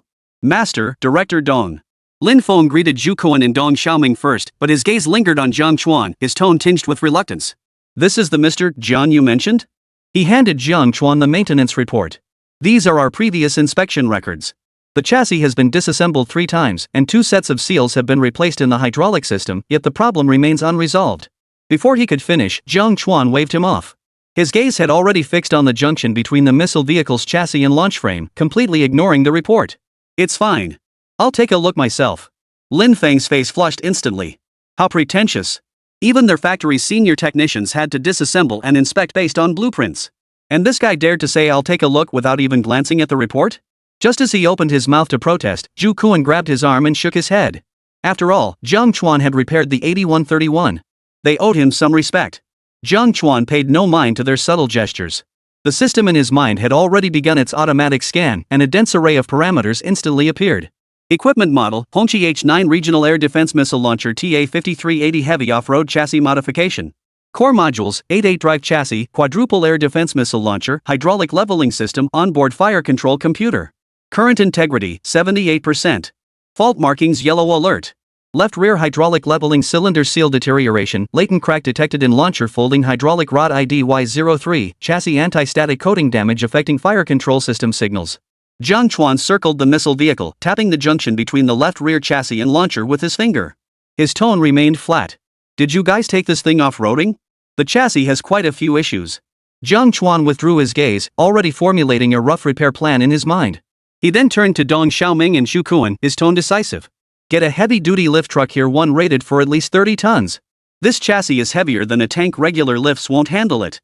He paused, then added, also prepare an oscilloscope, a military OBD scanner, a resistance tester, and a coil starter. The list of specialized equipment left even Zhu Kuan momentarily stunned. These were all standard equipment for repairing heavy machinery at Plant 813. Jiang Chuan listed them with precision, showing no signs of being an amateur. But Lin Feng beside him couldn't hold back any longer. He stepped forward. Are you out of your mind? You want to start tearing the vehicle apart just from glancing at it? He pointed at the missile vehicle's chassis, his voice boiling with anger. We've taken this chassis apart 3 times. We've inspected every hydraulic line and leveling cylinder. We didn't miss a single millimeter-sized crack. You won't even look at the maintenance records before ordering parts removed? Who's responsible if something gets wrecked? He shoved the report closer to Jiang Chuan, the pages nearly poking his face. Buddy, at least glance at the records. Just glance at it. At least you'll know which areas we've already investigated. Stop messing around. What, trying to diagnose it from thin air? He thought Jiang Chuan was just spouting nonsense, trying to bluff his way through. Shu Kuan quickly stepped in to pull him back. Xiao Lin. Don't be impulsive. Boss Jiang has experience. Let's follow his lead first. Master. Lin Feng shook off Zhu Kuan's hand, his eyes reddening. We've pulled 3 all-nighters on this machine. Replaced 2 sets of hydraulic seals, spent 2 days just on debugging. How dare he dismiss all our work the moment he walks in? He glared at Jiang Chuan, his voice thick with stubborn defiance. If you can't pinpoint the exact fault, I'll never call this equipment operational today. Shu Kuan frowned, his tone cautious. Mr. Jiang, perhaps we should review the report? Or maybe we should lift the chassis and run it through the flaw detector? If we misdiagnose it in damage parts during disassembly, that'd be a real headache. Though he trusted Jiang Chuan's tank repair skills, missile vehicles were far more intricate than tanks. There was no room for carelessness. Rigorous precision is paramount in technical work, so why did Jiang Chuan seem so careless now? Jiang Chuan chuckled softly. In his rush for efficiency, he hadn't considered their concerns. The report? Does it say the left rear hydraulic leveling cylinder seal is leaking? After loading the launcher, the pressure can't hold, causing it to drift off course. The folding hydraulic rod on the launch frame has a hidden crack. A few more shakes and it'll snap. Plus, the connecting shaft for the lateral stabilizer bar is worn out, and the anti-static coating is damaged. If these aren't fixed, forget high-speed operation. It won't even hold level for long at a standstill. Jiang Chuan rattled off a litany of faults in one breath, leaving everyone stunned into silence. Silence. Dead silence. Dong Xiaoming, Zhu Kuan, and Lin Feng all froze, their eyes filled with disbelief. Lin Kuan was especially stunned. Jiang Chuan's lengthy explanation sounded like made-up nonsense. Yet it matched the maintenance records almost perfectly in many places, even more precisely. You see? After 2 factory technicians came to repair it, they both suspected the hydraulic leveling system was faulty, but couldn't pinpoint the exact issue. You figured it out without disassembling it? Dong Xiaoming was the first to react, pointing at the left rear chassis. We took it apart 3 times before discovering the crack in the hydraulic rod. Hidden cracks require specialized flaw detectors to detect. Jiang Chuan just walked around the car. How could he possibly spot it? Damn it all to hell. Lin Feng stared at Jiang Chuan, then glanced down at the maintenance report in his hand. Jiang Chuan's claims the leak in the left rear leveling cylinder and the crack in the Y03 hydraulic rod exactly matched the blind spot in the report labeled suspected anomaly, but no specific issue detected. The moment he realized this, his initial resistance gave way to shock. He immediately shouted to the other crew members. What the hell are you all standing around for? Get the 30-ton lift truck here. And bring over the oscilloscope and the military OBD scanner. He practically shouted the order, his voice thick with urgency. As a rising star technician at Plant A13, he had his pride. But the scene before him, Jiang Chuan circling the vehicle 3 times and pinpointing the exact fault they'd missed after 3 disassemblies. This wasn't just a civilian expert, he was a mechanical wizard. Damn, I'm impressed. Even if he were an idiot, he'd recognize the other guy's skill. No wonder his master in Dong Xiaoming had specially dispatched a helicopter to fetch him, treating him like a prized treasure. He wasn't just skilled, he was a master of 200 trades. Jiang Chuan, too, wore a faint yet dignified smile that radiated supreme sophistication. What's the point of living? It's all about putting on a little show now and then to spice up the dull grind. Seeing Lin Feng's look of complete admiration, the upcoming repairs would likely see him wholeheartedly assisting him. Chapter 162, Radar Command Vehicle. Bring them all over. I'll handle it. Shu Kuan couldn't help but chuckle at his apprentice's complete turnaround. Why didn't you just do this earlier? Get moving. Lin Feng gave a quick reply and turned to dash toward the equipment storage room, leaving the repair order behind. Who had time to read reports now? Every word Jiang Chuan said was more reliable than the data in the report. He turned to Dong Xiaoming and Shu Kuan and said, once the equipment arrives, raise the chassis first. Focus on inspecting the left rear leveling cylinder and the Y03 hydraulic rod. Other issues can be investigated simultaneously. Got it. Dong Xiaoming was now completely convinced by Jiang Chuan and immediately dispatched soldiers to coordinate priority equipment dispatch. Half an hour later, a large, bright yellow lift truck slowly rolled in. Its hydraulic arms extended, securely supporting the missile vehicle's chassis. An oscilloscope and military OBD scanner were rolled alongside. Lin Feng crouched on the ground, a flaw detector probe in hand, his eyes brimming with anticipation. He intended to personally verify the fall point Jiang Chuan had identified. Activate the lift. Raise it slowly 50 centimeters off the ground. Jiang Chuan directed the operator, his gaze fixed on the left rear chassis. The lift rose steadily, gradually revealing the structure beneath the chassis. Lin Feng brought the flaw detector probe close to the leveling cylinder interface.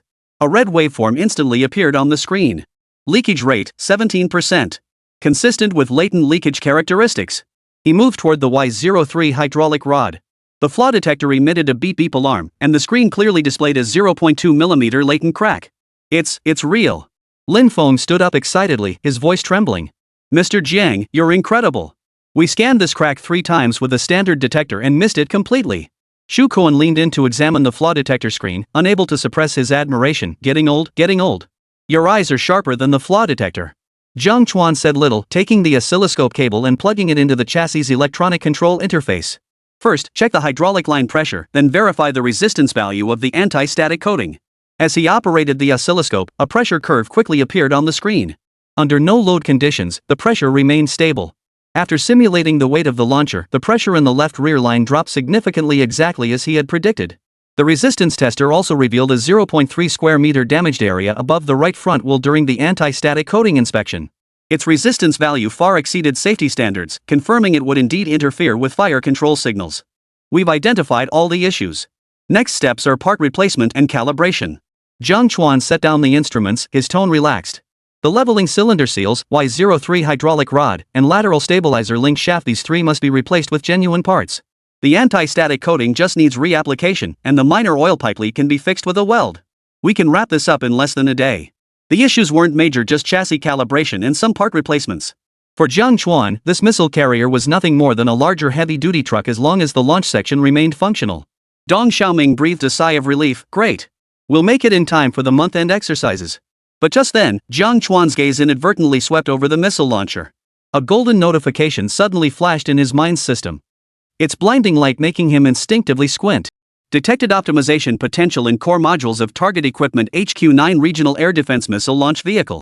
Triggering exclusive upgrade permission for LV-7 maintenance skill. Generating upgrade options. Option 1, Enhanced HQ-9 with Integrated Quantum Radar. Upgrade original H-200 Phased Array Radar to Quantum Enhanced Phased Array Radar. Target radar cross-section detection threshold reduced from 1.8 to 0.01, enabling effective identification of stealth targets like the F-117 0.025 and F-35 0.06. Introduction of multifunctional interceptor modules extends interception range from 120 km to 180 km, enabling simultaneous tracking of 8 aerial targets. Warhead upgraded to segmented fragmentation warhead, boosting kill efficiency by 40%. The Seeker's anti-jamming capability has been enhanced to withstand 12 types of active jamming and 8 types of passive jamming, achieving a 98% hit rate in complex electromagnetic environments. Should the HQ-9 Integrated Quantum Radar Enhanced version upgrade be selected? Upgrade requires simultaneous adaptation of radar vehicle and command vehicle data links.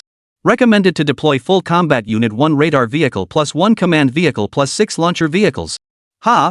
Jiang Chuan froze in place, astonishment nearly spilling from his mind.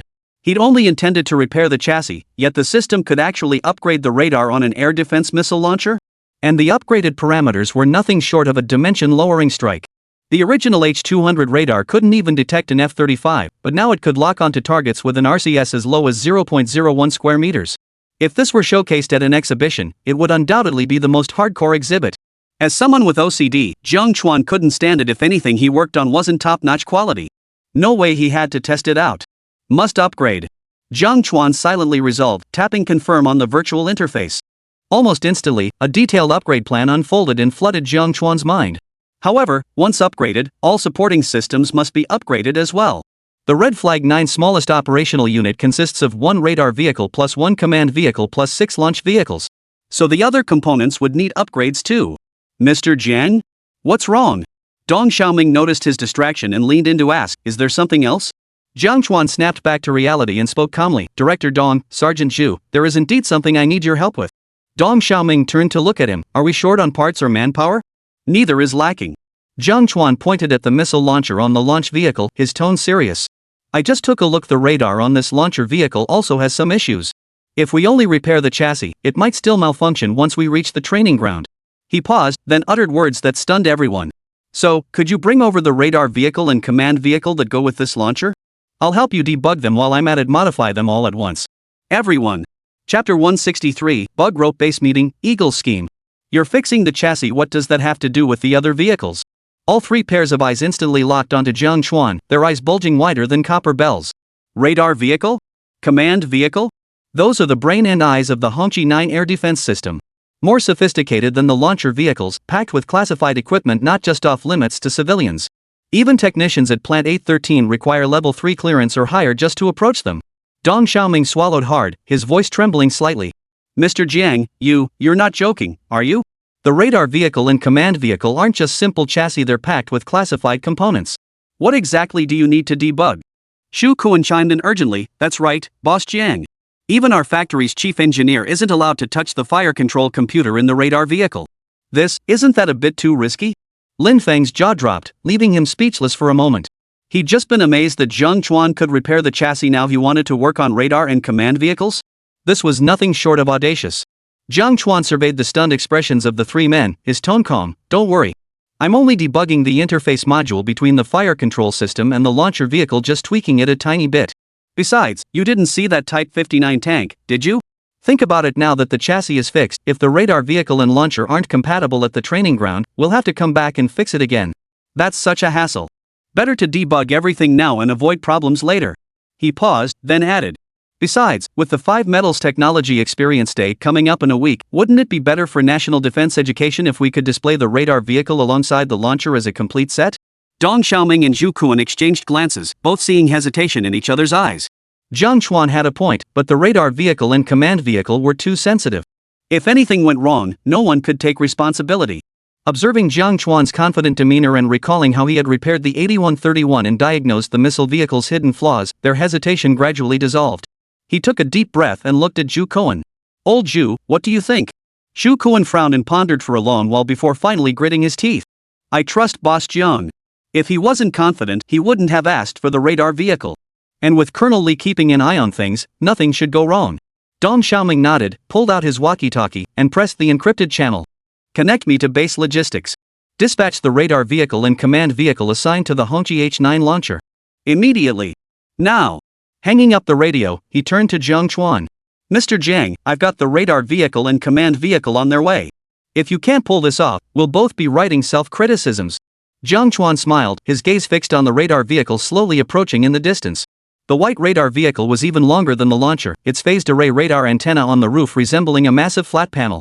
It instantly sparked Jiang Chuan's desire to modify it. "Don't worry. I'll make sure your HQ-9s perform better than brand new ones." Meanwhile, 1 hour earlier. Pacific Ocean, third island chain of Yazwa. Inside the underground command center of the Wormrope base. The cold glow of the monitor illuminated Admiral Kenneth's deeply wrinkled face. A cigar clamped between his fingers, smoke curling around his fingers, his gaze fixed on the screen displaying the Dragon Nation Navy's movement map. A blue dot representing the Liaoning aircraft carrier moved slowly in coastal waters, marked beside it in red text, expected to be formally launched in 1 month. This was the latest satellite footage they had acquired today. "General, urgent intelligence." The aide strode into the command room, handing over an encrypted file with a grave tone. "The Dragon Nation Navy has recently intensified coastal patrols. This morning, they detained 2 Philippine Coast Guard vessels, citing illegal intrusion into the exclusive economic zone. Admiral Kenneth took the file, skimmed it briefly, and tossed it onto the table with a cold snort. "The Philippines are useless. They can't even defend their own waters and still need our backing." He glanced at the officers beside him, his tone dripping with contempt. "But Longguo is getting bolder by the day. A carrier without arresting gear, and they dare hold a launch ceremony? Do they plan to have their carrier-based aircraft dive straight into the sea?" The remark sparked a burst of laughter throughout the command center. Every officer present knew that an aircraft carrier's arresting gear was a lifeline-level technology. Long Nation had been stuck at this stage for years, with even their intelligence agencies concluding it would take at least 2 more years to achieve a breakthrough. "General, could there be an unexpected issue?" A major cautiously spoke up. "I heard the intelligence department intercepted some important news today. Apparently a hardware store owner cracked some military technology. Could it be related to arresting gear? A hardware store owner?" General Kenneth snorted derisively, flicking ash from his cigar. "Major, have you been away from the mainland too long? You actually believe such rumors? Probably just the War Planning Bureau spreading smokescreens to puff themselves up. This is even more absurd than that seaweed submarine nonsense. The high-strength alloys and precision cushioning systems required for an arresting cable, how could a civilian workshop possibly manage that? He paused, his tone turning serious. But Dragon Nation's grandstanding launching an aircraft carrier, detaining that Philippine monkey ship clearly aims to flex its presence in Asia-Pacific. We can't let them have it so easily. So your suggestion is? A flicker of excitement crossed the aide's eyes. Admiral Kenneth remained silent, Walked to the massive strategic map, and slammed his finger down on their base at Chongqing. This core node within the first island chain served as a crucial stronghold for containing Dragon Nation's naval and air forces. What is our duty? To hold the island chain and keep the Dragon Nation's forces trapped in our coastal waters. The Philippines are our adopted sons. Their ships were seized, we must retaliate. Not only retaliate, make the Dragon Nation understand who truly rules these waters. He turned to face the group, a sinister smile curling his lips. That batch of an ALQ-99 electronic warfare jamming radars delivered the day before yesterday, haven't we tested them yet? Let's use them to practice on the Dragon Nation. The officers in the command room instantly lit up. They all remembered the incident on the Korean peninsula 3 years ago. Using outdated electronic warfare equipment, they had generated dozens of simulated fighter jet intrusion signals. This had panicked the northern theater of the Dragon Nation, prompting the emergency scramble of over 30 fighter jets and triggering a level 1 alert. Only to discover it was an electronic illusion, making an international laughingstock of themselves. Now, with the upgraded ALQ-99, the results would be even more astonishing. General, are you suggesting? A lieutenant colonel stood up excitedly, recreating Operation Phantom from 3 years ago? Absolutely. This time, the system has been upgraded. The new Phantom signal generator can simulate the stealth flight paths of F-35s and B-2s, and even forge the radar signals of an aircraft carrier strike group. A flash of ruthlessness flickered in Admiral Kenneth's eyes. Our target this time is the coastal district of Longguo's Chuancheng, including key military bases in surrounding major cities. That's where their Longship Heavy Industries headquarters is located, and also where the Liaoning aircraft carrier is being built. On the eve of their carrier's launch, we'll unleash a virtual airstrike to throw their air defense systems into complete chaos and plunge all of Chuancheng into panic. He walked to the electronic sand table and pulled up the air defense deployment map of Chuancheng. With the ALQ-99 upgraded, it can simulate the stealth signals of F-35s and B-2s while jamming radar frequencies, making their air defense systems unable to distinguish between real and fake targets. We just need to activate the jamming from the bug rope base to blanket the skies over Chuan City. Then, he spread his hands, his tone dripping with sarcasm. They'll either scramble fighters for nothing or watch helplessly as stealth fighters invade. Either way, it'll be a humiliation for their national defense capabilities. Let them tremble in fear, doubting their own defense capabilities. Their aircraft carrier launch will be overshadowed, maybe even delayed. Brilliant, General, his aide exclaimed excitedly. This will cast a shadow over the Dragon Nation's aircraft carrier launch ceremony, exposing the fragility of their air defense systems to the entire world. Execute immediately. Admiral Kenneth set down his cigar. Form a temporary electronic warfare unit. You're in charge, Major. He pointed at the Major who had raised objections earlier. You have 24 hours to debug all equipment. At midnight tonight, initiate Operation Phantom. Target the air defense identification zone over Chuan City. I want their radar screens flooded with intruder aircraft signals. Aye, sir. The technical officer saluted, turned, and strode out of the command center to relay the classified order. Inside the command center, General Kenneth stared at the map of Chuan City displayed on the screen, a smug grin spreading across his face. So Long Nation wants to build aircraft carriers? Wants to break through the island chain? I'll show them that their defenses are nothing but a sieve when faced with electronic warfare. His aide approached cautiously. General, what if the Dragon Nation sees through this? See through it? Admiral Kenneth scoffed. Their radar technology is still stuck a decade behind. They have no capability to counter our new electronic warfare systems. Even if they do, we can instantly cut the signal, leaving them with no evidence. Then it'll just look like they overreacted, even more embarrassing. Brilliant, General. Other officers sprang into action as classified orders streamed through encrypted channels to every combat unit. Admiral Kenneth turned his gaze back to the Liaoning aircraft carrier on the screen, a smug smile curling his lips. A carrier without arresting cables, coupled with a chaotic air defense system. Dragon Nation, your launch ceremony is destined to become a laughingstock. Chapter 164, I wouldn't even dare play with my toy cars like this. Meanwhile, the workshop of Repair Shop 813 was now packed with people. Dong Xiaoming and Zhu Kuan stood with over a dozen technicians from the factory, surrounding the radar vehicle and command vehicle that had been dismantled into a mess of scattered parts. Their expressions collectively froze, like a group of villagers staring at aliens. Whoosh, whoosh, whoosh. Jiang Chuan wore gray overalls borrowed from Jiang Chuan, sleeves rolled up to his elbows, a welding torch clenched in his hand. Sparks sizzled and spattered onto the radar modules, emitting a shrill sound. At his feet lay piles of dismantled radar transmitters, hydraulic hoses. Even the fire control computer casing from the command vehicle had been stripped off, revealing a dense web of internal wiring. Oldly, you've seen it all. When we repair armored vehicles, can we really fix them like this? A young technician tugged at the sleeve of the seasoned mechanic beside him, his voice trembling. He clutched the maintenance manual in his hand, or a red warning read, radar module, no welding. No unauthorized disassembly. Open flames are strictly prohibited.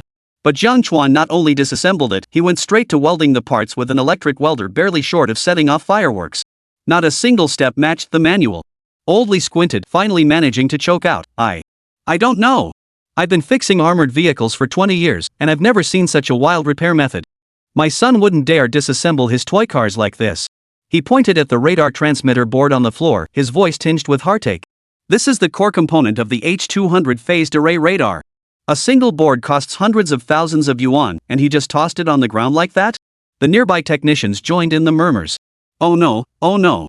If this radar vehicle gets wrecked, our whole factory will have to pay for it. Holy crap, I saw him cut the command vehicle's wiring earlier, saying it'll be easier to rewire this way. How the hell is he even going to reconnect that? Why aren't Director Dong and Foreman Zhu stepping in? If this keeps up, we'll all end up writing self-criticisms. Dong Xiaoming and Zhu Kuan stood at the back of the crowd, their expressions even more grim than the technicians. Zhu Kuan clutched a wrench, several times wanting to rush forward to stop him, but Dong Xiaoming pulled him back each time. Just wait, just wait. Dong Xiaoming muttered to himself, his heart pounding. He was kicking himself now. If he'd known Jiang Chuan maintenance was this unhinged, he never would have brought the radar vehicle and command vehicle over. But since he'd invited them himself, he'd have to see it through even if it killed him.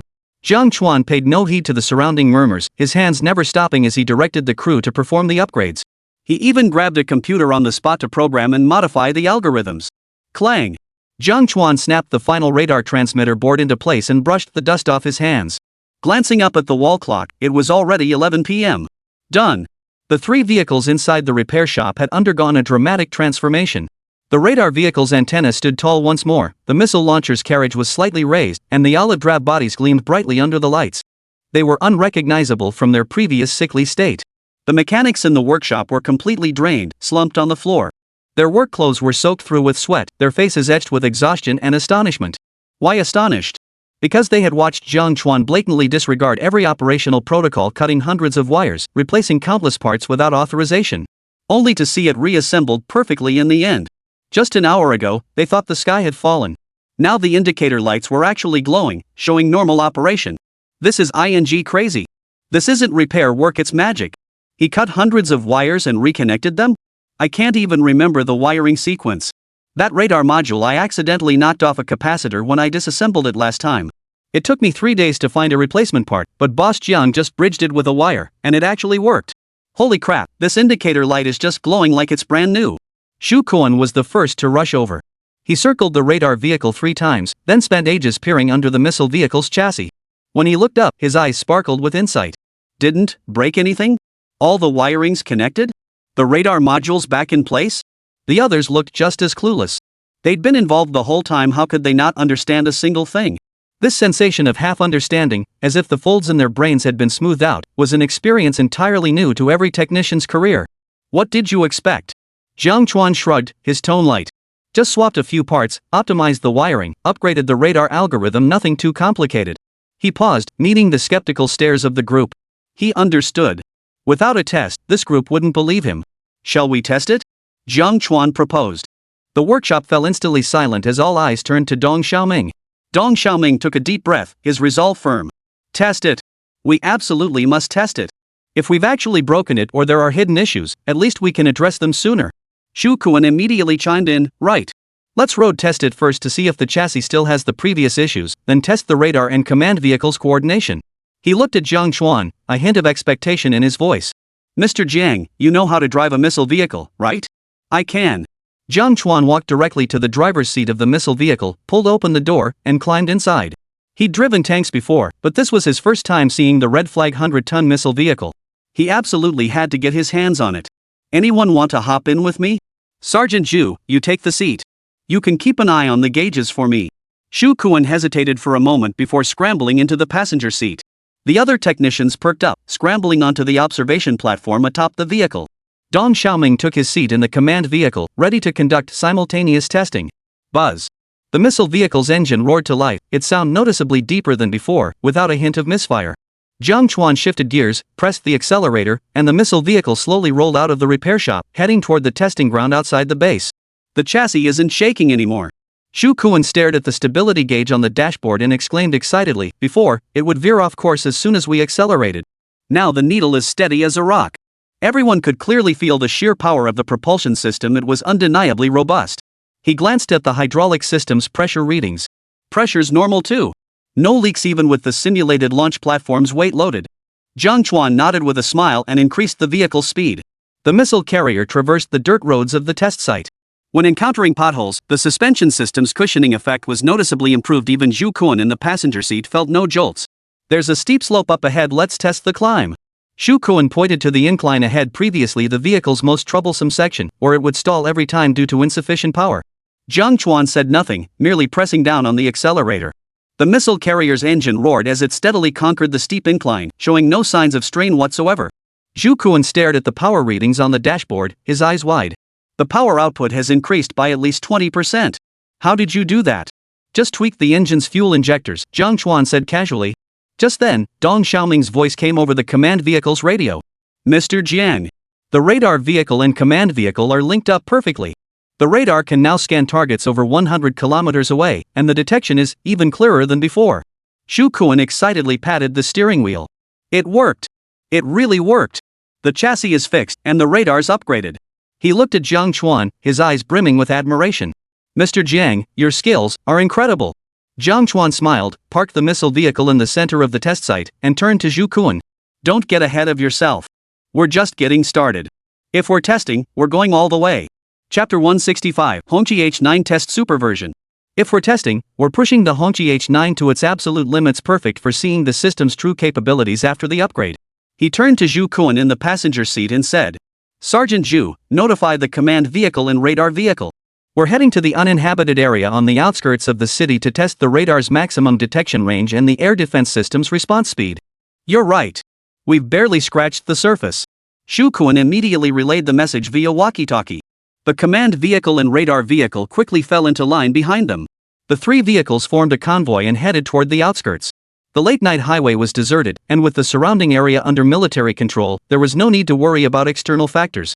Roar! Roar! Roar!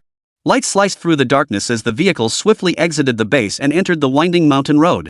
The Hongqi H9 standard air defense range is 120 kilometers, with a detection radius of up to 150 kilometers for high-altitude targets.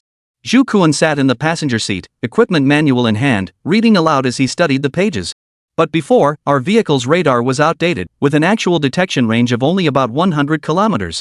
It also had a particularly low identification rate for low-altitude targets, often mistaking birds for drones. Jiang Chuan nodded, glancing up at the radar antenna on the vehicle's roof. Today we're restoring it to full capacity. Director Dong, is the command vehicle ready to simulate target signals? Dong Xiaoming's voice came through the walkie-talkie, ready. We're connected to the base's simulation signal source, capable of generating virtual flight paths for F-16s and F-35s, plus low-altitude drone signals. We can start testing immediately. Good. First, test the maximum detection range. No sooner had Jiang Chuan finished speaking than a technician's shout echoed from the radar vehicle. Radar has acquired target signal. Distance, 140 kilometers. It's the simulated signal of an F-35 stealth fighter. Xu Kuan sat bolt upright, dropping the manual from his hands. 140 kilometers? Previously, we could only detect up to 80 kilometers, and stealth targets were completely undetectable. His voice trembled as he stared at the radar data on the dashboard. 100% identification rate. It's even analyzing the F-35 stealth coding parameters. Did they replace the radar? No replacement. Just added a quantum enhancement module and optimized the signal processing algorithm. Jiang Chuan said casually, his foot never leaving the accelerator as he continued driving toward the target signal. Target distance 100 kilometers. Command vehicle has synchronized lock. Dong Xiaoming's voice carried excitement. The launch parameters for the anti-aircraft missile have been calculated. We're ready to simulate launch at any moment. Jiang Chuan smiled. Test low-altitude targets next. Simulated drone signal at 50 meters altitude, 100 kilometers per hour. Within seconds, shouts came from the radar vehicle. Low altitude target acquired. Range 50 kilometers. Altitude 50 meters. Identified as small drone, no false alarm. Holy! Xu Kuan stared at the target trajectory on the instrument panel, his eyes wide. Previously, targets at this altitude were completely invisible to radar. Now it not only detects them but precisely identifies the type. Mr. Jiang, this upgrade is beyond comprehensive. Jiang Chuan said nothing, merely pulling the vehicle to the roadside. He deployed the radar vehicle and command vehicle into formation, simulating an actual combat air defense setup. Now, test the response time. Jiang Chuan said into the walkie-talkie. Director Dong, release 3 target signals simultaneously, a high-altitude F-35, a low-altitude drone, and a cruise missile signal. See if the system can lock onto all 3 simultaneously. Roger.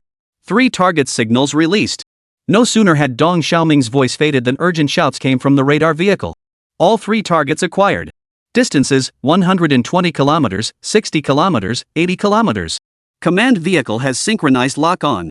Missile launch channel open. Response time, 0.5 seconds. 0.5 seconds? Xu Kuan was utterly dumbfounded. Previously, the response time was at least 5 seconds, and sometimes we'd miss the lock-on window due to data delays. Now it's only 0.5 seconds? This damn thing outperforms even a brand new HQ-9B. Jiang Chuan chuckled as he tapped the steering wheel. This is the level the Hongqi H9 should have. Right, let's test its anti-jamming capability. Throw an electronic warfare interference signal at it and see if the radar goes haywire. Dong Xiaoming immediately gave the order. Simulate an ALQ-99 electronic warfare jamming signals. Max out the intensity. Seconds later, the radar vehicle technician shouted, jamming signal overlaid. But the radar remains unaffected. Target lock on normal. Mr. Jiang, this anti-jamming capability is incredibly strong. Before, any interference would cause the radar to black out, but now it can actually shield the jamming signal. Jiang Chuan understood perfectly and nodded with satisfaction. As expected, a system product is always top-notch. This was the quantum radar's advantage. Ordinary electronic warfare jamming was utterly useless against it. He spoke into the walkie-talkie, test complete. Pack up and return to base. Everyone burst into laughter, with Lin Feng even giving him an enthusiastic bear hug. The problem that had plagued their equipment department was solved in a single day, and they'd even achieved a major upgrade along the way. Who wouldn't be thrilled? The 3 vehicles then reformed into a column and headed toward Plant 813. Inside the cabin, Xu Kuan kept reviewing the radar data, muttering to himself. 140 kilometer detection range, 0.5 second response time, 100% recognition rate. This isn't just fixed, it's been upgraded to top-tier specs. Dong Xiaoming sat in the command vehicle, eyes glued to the test report on the screen, his smile stretching from ear to ear. With this upgraded Hongqi H9, their armored unit would undoubtedly take first place in the joint exercises at month's end. But less than 10 minutes into the drive, suddenly, beep, beep, beep. Without warning, the shrill alarm blared once more from the early warning system. Chapter 166, Enemy Forces Approaching from Chuancheng Direction. Beep beep beep. Beep beep beep. Wave after wave of shrill electronic alarms suddenly erupted from the missile vehicle's dashboard, instantly piercing the relaxed atmosphere of the return journey. The driver up front slammed on the brakes in shock. What the hell? Xu Kuan, who had been rubbing his eyes sore from staring at the data, froze for half a second upon hearing the alarm. He then tapped the edge of the dashboard, a lingering smile still on his lips. Ah, it must be that fatso Wang at the base messing up again. He was all flustered during the test earlier. He must have forgotten to turn off the simulated signal source. He didn't even cancel the emergency alert, trying to give us a scare. As he spoke, he reached out to press the alarm cancel button on the dashboard. But just as his fingertips were about to touch the button, Jiang Chuan suddenly raised his hand and firmly gripped Xu Kuan's wrist. Xu Kuan's hand froze mid-air. He turned to Jiang Chuan in confusion. Mr. Jiang? What's wrong? That look made his heart skip a beat. The man who had been relaxed moments ago, patting the steering wheel and saying, "It's not that complicated," now wore no trace of a smile. "Don't touch it." Jiang Chuan's voice was low and heavy with gravity. It's not a simulated signal. Not? Xu Kuan froze. Then what could it be? Surely not. Before he could finish, Dong Xiaoming's voice cut him off. Dong Xiaoming had already pulled out his walkie-talkie and shouted into it, "Engineer Wang. Engineer Wang. Come in. Did you guys forget to turn off the analog signal source? Our missile vehicle's alarm is going off non-stop and it's the highest alert level. Shut it down immediately." A crackling static filled the walkie-talkie before Engineer Wang from the testing team answered, his voice still drowsy. "Director Dong? That can't be. We pulled the main switch on the simulated signal source half an hour ago. The equipment's powered down and packed away, even the monitors are off. How could there still be a signal? What did you say? Dong Xiaoming froze. Go check again. Did the main switch not fully disconnect? Or did someone accidentally hit the power button? I'm on it. The walkie-talkie crackled with Engineer Wang's hurried footsteps and his shouts for help. Xiao Li. Go check the main power switch for the signal source in the distribution room. Quick. Look carefully. Seconds later, Xiao Li's urgent voice came through. Engineer Wang. The main switch is off. The knife switch is fully pulled. All the indicator lights on the equipment are dark, no power at all. Bull. We've got a level 1 emergency alert here. All these red dots on the dashboard, you guys must have messed up. Did some clueless intern mess with it? Engineer Wang's voice grew even more panicked over the walkie-talkie, trembling with urgency. Director Dong. It really isn't on. Everything is absolutely fine on our end. Is there a malfunction with your equipment? Like a faulty connection causing a false alarm? Dong Xiaoming hung up the walkie-talkie, his face turning ashen in an instant. Standing beside the command vehicle's door, he stared at the red warning lights flashing on the nearby missile launcher, his voice trembling slightly. Base says the signal source was lost long ago. The equipment's already packed up. Now everyone was on edge. A young technician swallowed hard, his voice weak. It wasn't activated? Then what's with this alarm? What's going on? Our vehicle was just repaired, right? No one answered him. Only the missile vehicle's alarm continued to beep steadily. Each beep felt like a hammer blow to their hearts, slowly chipping away at the joy of the successful test until it turned into a creeping unease. Could it be, our Hongqi H9 has a problem? Shu Kuan stepped out of the passenger seat and walked over to Jiang Chuan. Staring at the fluctuating readings on the dashboard, he whispered. Mr. Jiang, are you sure it's not a hardware malfunction? I checked all the wiring connections during the daytime inspection. Jiang Chuan didn't look up, his gaze fixed on the screen. He pulled up the signal source's precise coordinates, his finger hovering over 3123N, 11856 E, the direction of Chuan City's airspace. Less than 250 kilometers from their current location. He tapped signal characteristics, and a string of complex code flashed across the screen. It wasn't the encrypted format commonly used for simulated signals at their base. Instead, it carried an unfamiliar, highly aggressive pulse pattern. This isn't a malfunction. Jiang Chuan slowly straightened up and turned to look at Dong Xiaoming and Shu Kuan. The streetlights flickered on and off as everyone saw his serious expression for the first time. Simulated signals have fixed frequency thresholds and are marked with a drill-specific watermark, but this signal has neither. He paused, his gaze sweeping over their panicked faces before settling on Dong Xiaoming. His voice dropped lower, yet each word rang clear. It's a real signal from Chuan City. An external enemy is attacking. Chapter 167, Secondary Electromagnetic Suppression, Electronic Pods. At the same time, inside the electronic warfare module at Chongqing Base, red indicator lights flashed frantically. The screen was covered in blue ripples representing the electromagnetic interference coverage area, rapidly expanding outward from the base toward Longguo's Chuancheng. The technical officer in charge of operations stared at the screen, reporting excitedly. Reporting to the general. The first pulse interference has taken effect. Coverage has reached 200 kilometers. Satellite signals and ship communications along the southeastern coast of Longguo have been disrupted. General Kenneth stood in the center of the module, twirling a tactical pen in his hand. His smile twisted into a grimace as he watched the red dots on the screen, each representing a lost contact target. They couldn't withstand even the first wave? Longguo's air defense system is still stuck at a decade-old level. His aide handed him a real-time combat report. General, reconnaissance aircraft report multiple fisheries enforcement vessels and Coast Guard ships conducting night training along the Dragon Nation coast have sent distress signals. Communications are intermittent, and even their positioning data is skewed. Signals from some low-altitude early warning satellites have also been jammed by us, temporarily preventing normal data transmission. It's likely the distress signals weren't even sent. Excellent. Admiral Kenneth clenched his tactical pen tightly, his eyes darkening with malice. But that's not enough. We don't want interference, we want paralysis. Throw their air defense command system into chaos, make them believe they're about to face a massive air assault. He turned to the officer in charge of fighter dispatch and ordered, have the F-35 squadron load an ALQ-250 electronic pods and take off immediately.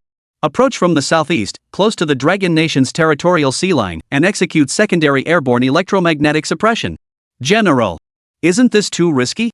The F-35s approaching the territorial sea line will likely be detected by Dragon Nation's radar, the aide urgently cautioned. Moreover, releasing high-power signals from the electronic pods at high altitude may cover a wide area, but it also risks exposing our position. Detected? Admiral Kenneth snorted derisively, pointing at the disrupted satellite signals on the screen. Their low-altitude early warning satellites are already disabled, and their ground radars were thrown into chaos by our first wave of jamming. How could they possibly detect us? Even if they did, by the time their fighters scramble for interception, our electronic pods will have completed suppression and will be long gone. He paused, his tone laced with sarcasm. Besides, what if they did detect us? We're merely conducting routine training in international airspace. Would they dare open fire? The officer in charge of fighter dispatch immediately saluted. F-35 scrambling immediately. Estimated arrival in designated airspace in 10 minutes. Outside the cabin, searchlights flashed along the runway. An F-35 fighter jet, carrying a bulky electronic pod, roared its engines as it taxied slowly toward the runway. Following the tower's takeoff clearance, the fighters ascended one after another, trailing pale blue contrails as they headed toward Longguo's Chuancheng. Electronic pod power calibration complete.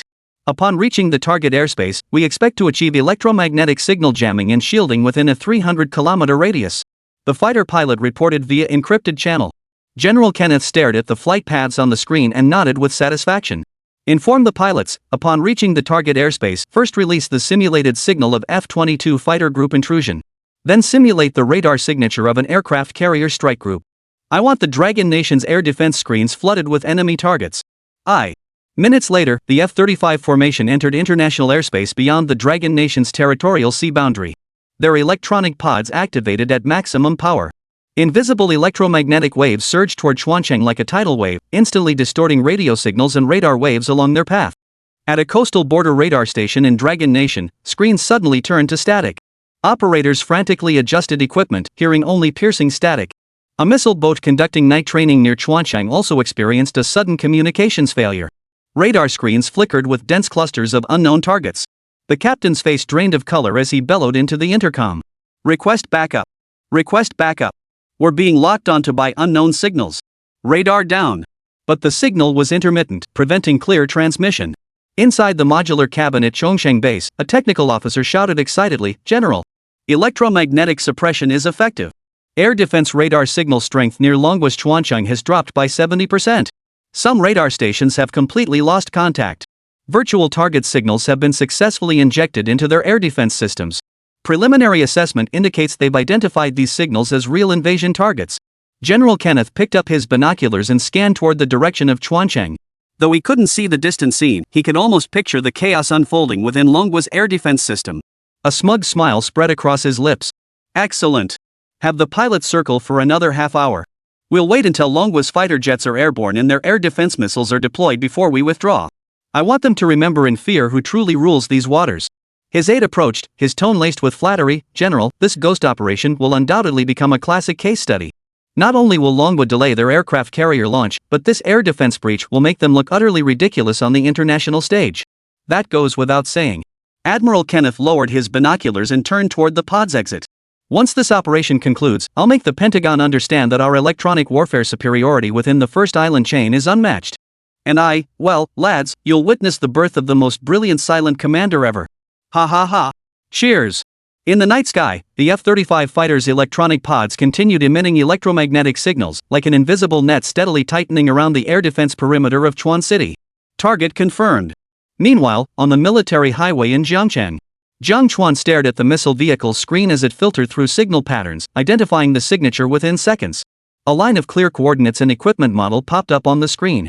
An ALQ-250 electronic pod. Signal originates near the first island chain's worm rope base airspace, currently approaching the outer edge of Longguo's territorial waters. It's the Eagle's F-35 fighter, equipped with an electronic pod. Together with the base's electronic equipment, it's launching jamming signals specifically targeting Chuancheng. Chuancheng hasn't prepared defenses yet. Notify them immediately. Jiang Chuan said coldly. "Whoa. How did you know? We're over 100 kilometers away from there." Everyone gasped in shock. Dong Xiaoming instantly understood. Damn white wolves. They know the Liaoping is about to launch. They're trying to cripple our air defense systems with electronic jamming to create panic. They didn't have time to wonder how their missile truck knew ahead of them. Dong Xiaoming's expression darkened instantly. He grabbed the walkie-talkie and bellowed, "Quick! Connect to the emergency channel of the 4th Regiment of the Chuancheng Naval Forces. They're currently stationed at the Linhai Military District. They must be the primary target of this electronic attack." Shu Kuan stamped his foot in frustration beside him. "The 4th Naval Regiment? The unit responsible for escorting the Liaoning? If their communications and radar get jammed, the final sea trials before the carrier's launch will have to be halted. A crackling static filled the walkie-talkie. After a full 30 seconds, the command channel of the 4th Naval Regiment finally came through. Dong Xiaoming bellowed into the microphone. Commander Wu. This is Dong Xiaoming from the Jiangcheng Equipment Department. You're under electronic attack from the Eagles. F-35 squadrons carrying electronic pods are approaching the territorial sea line. Activate your anti-jamming contingency plan immediately. Half a minute earlier. In the command center of the Lini Naval District, Commander Wu Guorong was reviewing naval training data reports, a satisfied smile on his face. The screen displayed that during today's naval training, the newly installed carrier arresting gear had successfully completed 12 consecutive carrier-based aircraft takeoff and landing tests, 0 errors, 0 malfunctions. Adjutants beside him excitedly debated. Commander, with this arresting gear, the Liaoning will be combat-ready the moment it launches. Ha ha ha. We even detained a Philippine Coast Guard vessel today.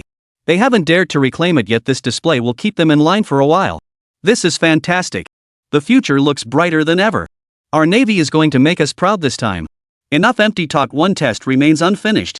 Wu Guorong chuckled as he rubbed his shoulders, about to order an additional night landing drill.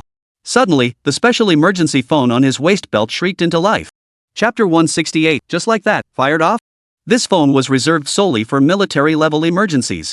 His heart skipped a beat. Who could be calling this late? He answered immediately, Wu Guorong here. What's the matter? Dong Xiaoming's urgent voice came through the line. Major General Wu. Hurry! Your base is under electronic attack. A squadron of Eagle Wing F-35s equipped with electronic pods is approaching just outside our territorial waters. They're specifically targeting your air defense and communication systems. Deploy defenses immediately. Electronic attack? Wu Guorong furrowed his brow, his tone tinged with doubt. Director Dong, are you sure you're not mistaken? Our communications are normal here. Radar shows no anomalies. Naval training is proceeding as usual. Before he could finish, the command center's alarm suddenly blared. Whoa! Red warning lights instantly illuminated, and the sea training data on the screens vanished, replaced by chaotic static. The radar monitoring officer leapt to his feet, his voice trembling. Commander! We're in trouble. Radar failure. All airspace targets vanished, nothing but dense interference signals. Communications are down too. Another staff officer clutched the walkie-talkie, his face ashen. We've lost contact with the naval vessels at sea. Even the base's internal wired communications are filled with static.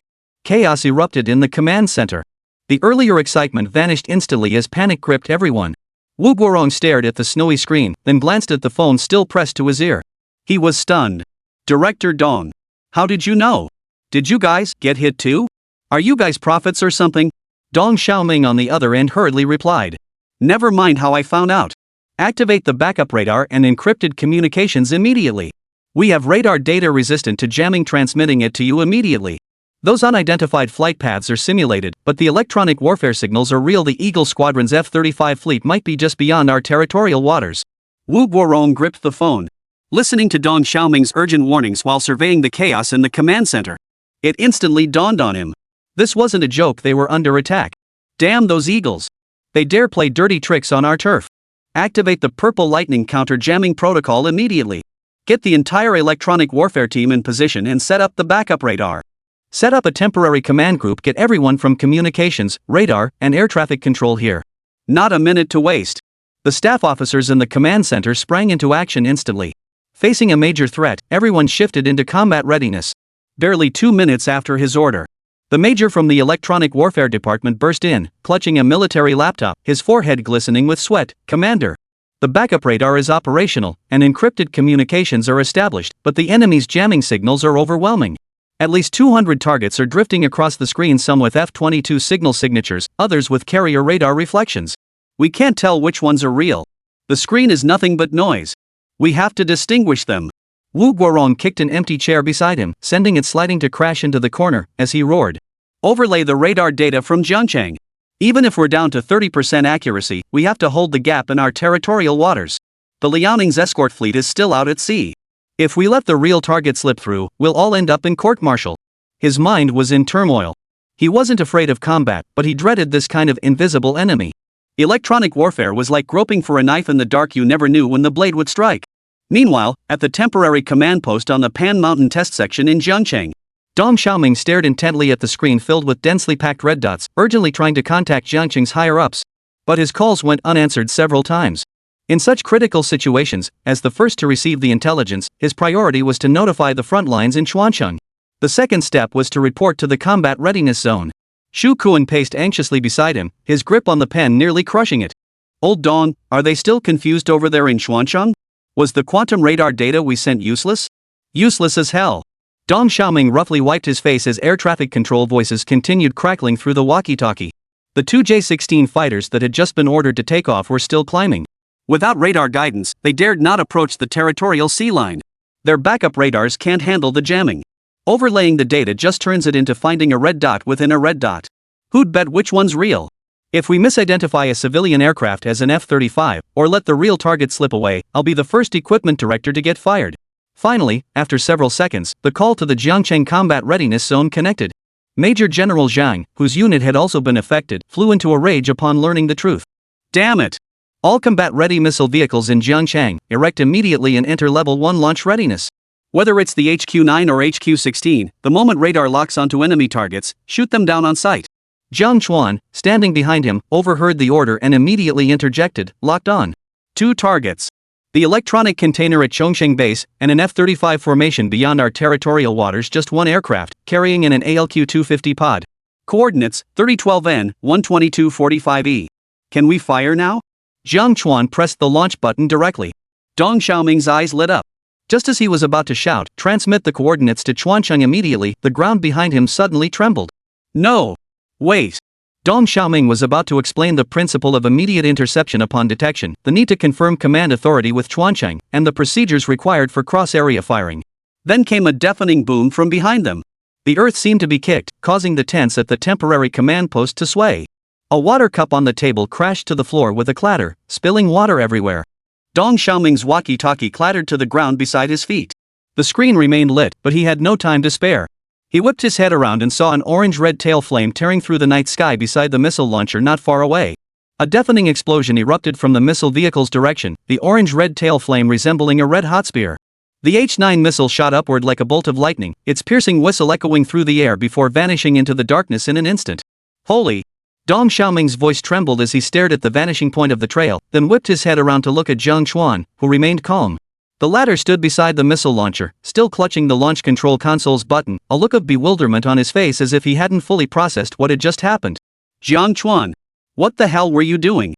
Dong Xiaoming lunged forward, grabbing Jiang Chuan's arm. Who gave you permission to launch? The surrounding technicians were already dumbfounded. Those who had been gathered around watching the radar data moments ago now stood frozen in place. Everyone instinctively looked up at the night sky, only to see a single point of light vanish in an instant. It just launched? Chapter 169, Missiles at 10,000 meters are terrifying. Jiang Chuan was momentarily stunned by the question and reflexively retorted. Didn't you say it yourself? Emergency launch, shoot on sight. I've locked onto the target and reported the coordinates, isn't that what you meant? That's the principle. It's a slogan. It doesn't mean you should just press the button. Dong Xiaoming's voice cracked, and the expressions of those around him turned utterly grim. If something went wrong, they'd all be accomplices facing life in prison. The soldier in charge of the missile vehicle gaped at the empty launch rail, his legs buckling until he nearly collapsed to the ground. If something went wrong here, he'd be stuck in jail for the rest of his life. Do you even know the procedures here? Launch and shoot down is the principle. It's the slogan. Dong Xiaoming was on the verge of tears as he pointed toward the missile's trajectory. Do you have any idea how many procedures are involved? First, you report to the Theater Air Defense Command to confirm if the target crossed the border or if it was a friendly force misidentified. Then coordinate with civilian flights in the surrounding airspace to avoid accidental strikes. And you just went ahead and fired? Shu Kuan finally snapped out of it, his face drained of color as he added, this is live ammunition. Not training rounds. What if it misses and lands in a civilian area? And we're the Jiangcheng Combat Readiness Zone, they're the Chuancheng Navy. Cross-zone firing requires reporting to the Theater Joint Command and obtaining authorization before firing. Real or fake? Beep, I see. Jiang Chuan, Omega. He stared at his hands, then looked up at the night sky. The missile was long gone, only its whistling echo lingered in his ears. He was a bit dazed. They'd already shown their true colors, and the order had come down. Wasn't this just going straight for his throat? Was this still the same young man full of vigor and passion, with a heart for his country and people? Seeing everyone's mournful faces, he felt like he'd been set up. But Jiang Chuan remained completely unflustered. The missiles launched by his upgraded radar system would never miss their target. And with his intelligent route planning, there was absolutely no chance of collision with any existing objects. Rest assured, Director Dong. The fire control radar I designed will lock on with pinpoint accuracy. There won't be any misfires. No accidents will occur. I'll believe that when pigs fly. The open sea off Chuancheng is a million miles away from here. Can our Hongqi missiles really reach that far? You're pulling my leg. Dong Xiaoming immediately picked up the shattered phone, frantically swapped it for another device, and dialed the emergency line to the theater command headquarters. Report. Emergency. Near Jiangcheng Plant 813, a Hongqi H-9 missile vehicle has accidentally launched an air defense missile. Target is an F-35 beyond our territorial waters. Request immediate coordination with Chuan City Basin airborne fighters for evasion. The theater commander's furious roar came through the line. Dong Xiaoming. Have you lost your minds? Who authorized this unauthorized launch? Report the missile trajectory immediately. I'm coordinating with Air Traffic Control and the Ministry of Foreign Affairs right now. Jiang Chuan sighed silently behind him. Why didn't they believe it? Meanwhile, on the other end. Jingdong. The cabin lights on China Airlines Flight CZ8207 slowly dimmed. It was late at night. Most passengers were sound asleep, leaning back in their seats. Only a few scattered lights remained on, illuminating the gentle movements of a parent patting their child's back. The aircraft glided steadily at 10,000 meters, heading straight for Jiangcheng, with less than half an hour remaining before landing. In the cockpit, Captain Zhou stared intently at the instrument panel, his brow slightly furrowed. Suddenly, the ground control signal on the screen fluctuated. The green communication bar plummeted from full strength to 1/3, accompanied by a crackling static noise. Strange. There shouldn't be signal interference in this airspace. He adjusted the communication frequency while addressing the co-pilot. Switch to the backup channel. Contact Jiangcheng Tower and ask if there's an issue with the ground equipment. The co-pilot pressed the button and tried 3 backup channels, but the signal remained intermittent. Captain, it doesn't seem to be a ground issue. There's something unusual about the electromagnetic signals around us. It feels like electronic interference? Old Joe paused, then chuckled. Stop speculating. I've flown this route for 10 years and never encountered interference. Probably high-altitude thunderstorm clouds. Let's head 2 degrees further south to avoid the potential interference zone. Gripping the control column, he gently adjusted the heading as the aircraft smoothly altered its flight path. Just then, Old Joe caught a glimpse out the right porthole. A blinding orange-red light suddenly burst from behind the clouds, accompanied by a piercing whistle as it streaked past at incredible speed. The light, trailing a white vapor trail, bore no resemblance to ordinary lightning or navigation lights. It looked more like a missile. Holy! What the hell is that? Old Joe gripped the control stick tightly, his heart leaping into his throat. In his 20 years of flying, weathering typhoons and plowing through cumulonimbus clouds, he'd never witnessed anything like this. The object was less than a kilometer from the aircraft, its exhaust heat wave seemingly palpable through the porthole. In an instant, it vanished into the eastern night sky. Damn it! The co-pilot's face drained of color, his trembling finger pointing out the window. See, Captain. Is that a missile? Keep it down. Old Joe immediately lowered his voice, forcing himself to stay calm. Check the aircraft status first. See if there's any damage. He scanned the instrument panel quickly. Thankfully, all parameters were normal, with no fault alarms. That was terrifying. What the hell was that? The military fired missiles at us. Don't they know we're on a flight path? Both men felt a chill run down their spines. But the scene they just witnessed had left a deep shadow in his mind. Missiles at 10,000 meters altitude? Unheard of. Chapter 170, Mom, someone's setting off fireworks outside the plane. Inside the cabin, the little boy sitting by the window, Dodo, suddenly woke up, rubbing his eyes. Peering through the window, he caught sight of the orange-red light streaking rapidly across the distance. Excitedly, he tapped his mother's arm. Mom! Mom! Look! Someone's setting off fireworks in the sky. They're so bright and long. Dodo's voice wasn't loud, but it carried distinctly in the quiet cabin. Passengers awakened by the commotion shot disapproving glances around. The woman in the row ahead frowned and muttered. What's wrong with this child? Making noise this late at night, and the parents don't even discipline him? Dodo's mother flushed, quickly covering her son's mouth and whispering sternly. Stop talking nonsense. How could there be fireworks that high up in the sky? You must have seen wrong. Go back to sleep, you have school tomorrow. How many times have I told you to be quiet? Look, you've woken up everyone. As she spoke, she glanced out the window in the direction her son was pointing, still thinking to herself, this kid just imagines things. The next second, her eyes suddenly widened in shock. A blinding white light suddenly flashed past the western side of the cabin, instantly illuminating the entire interior. The dim cabin was suddenly bathed in light as if at midday, startling everyone awake. Sleepy-eyed, they looked up. What is that? Someone pointed out the window, their voice tinged with terror. A white band of light streaked rapidly overhead, trailing faint smoke in its wake. Its speed was so great that its outline remained indistinct. The blinding light carried an oppressive force, as if it would collide with them any second. Is that a missile? Holy! A middle-aged man who frequently watched military news suddenly shouted, his voice trembling. I've seen this on military channels. That's exactly what an anti-aircraft missile looks like. The light from the tail thrusters. The words exploded like thunder within the cabin. The previously quiet passengers instantly panicked. What's happening? Why are there missiles? Are we in trouble? No. It's Qixi Festival today. I'm supposed to meet my girlfriend. I can't die. Why is this happening? Finally, after countless attempts, the captain's headset crackled with a clear signal. It was the Jiangchuan Military Airport Control Tower. CZ-6218, CZ-6218, this is Jiangchuan Military Airport Tower. We just launched an air defense missile to intercept an unidentified target. The missile trajectory has been confirmed safe and poses no threat to your aircraft. Maintain your current heading. We will guide you to an alternate landing approach. Hearing this, Li Wei and the co-pilot exhaled heavily, their backs soaked through with cold sweat. Li Wei responded into the microphone, copy that, CZ-6218 understood. Thank you for the guidance. He turned to the co-pilot and said, thank goodness nothing happened. If we'd actually collided, we'd be the villains for all time. Inside the cabin, the flight attendants had also received the tower's message and quickly explained to the passengers, ladies and gentlemen, that was a routine military air defense drill. The missile trajectory was precisely calculated and absolutely safe. There's no need for concern. The aircraft is operating normally. Please remain calm. We'll be arriving at Jiangchuan Airport shortly. The passengers gradually quieted down, though the terror hadn't yet faded from their faces. Daodu's mother clutched her son, her heart still pounding wildly. That scared the life out of me. I thought I'd never see my husband again. Chapter 171, One Shot, One Kill. Explosions are art. Above the eastern waters of Longguo, the night was as dark as ink. Charles maneuvered the F-35 fighter jet with lightning agility. The ALQ-250 electronic pod beneath his wing continued emitting electromagnetic signals. The display read, jamming coverage, 320 kilometers. Dragon Nation air defense radar signal strength steadily declining. A mocking smile curled his lips. Releasing the control stick with his left hand, he quipped over the comm channel to his teammates far away.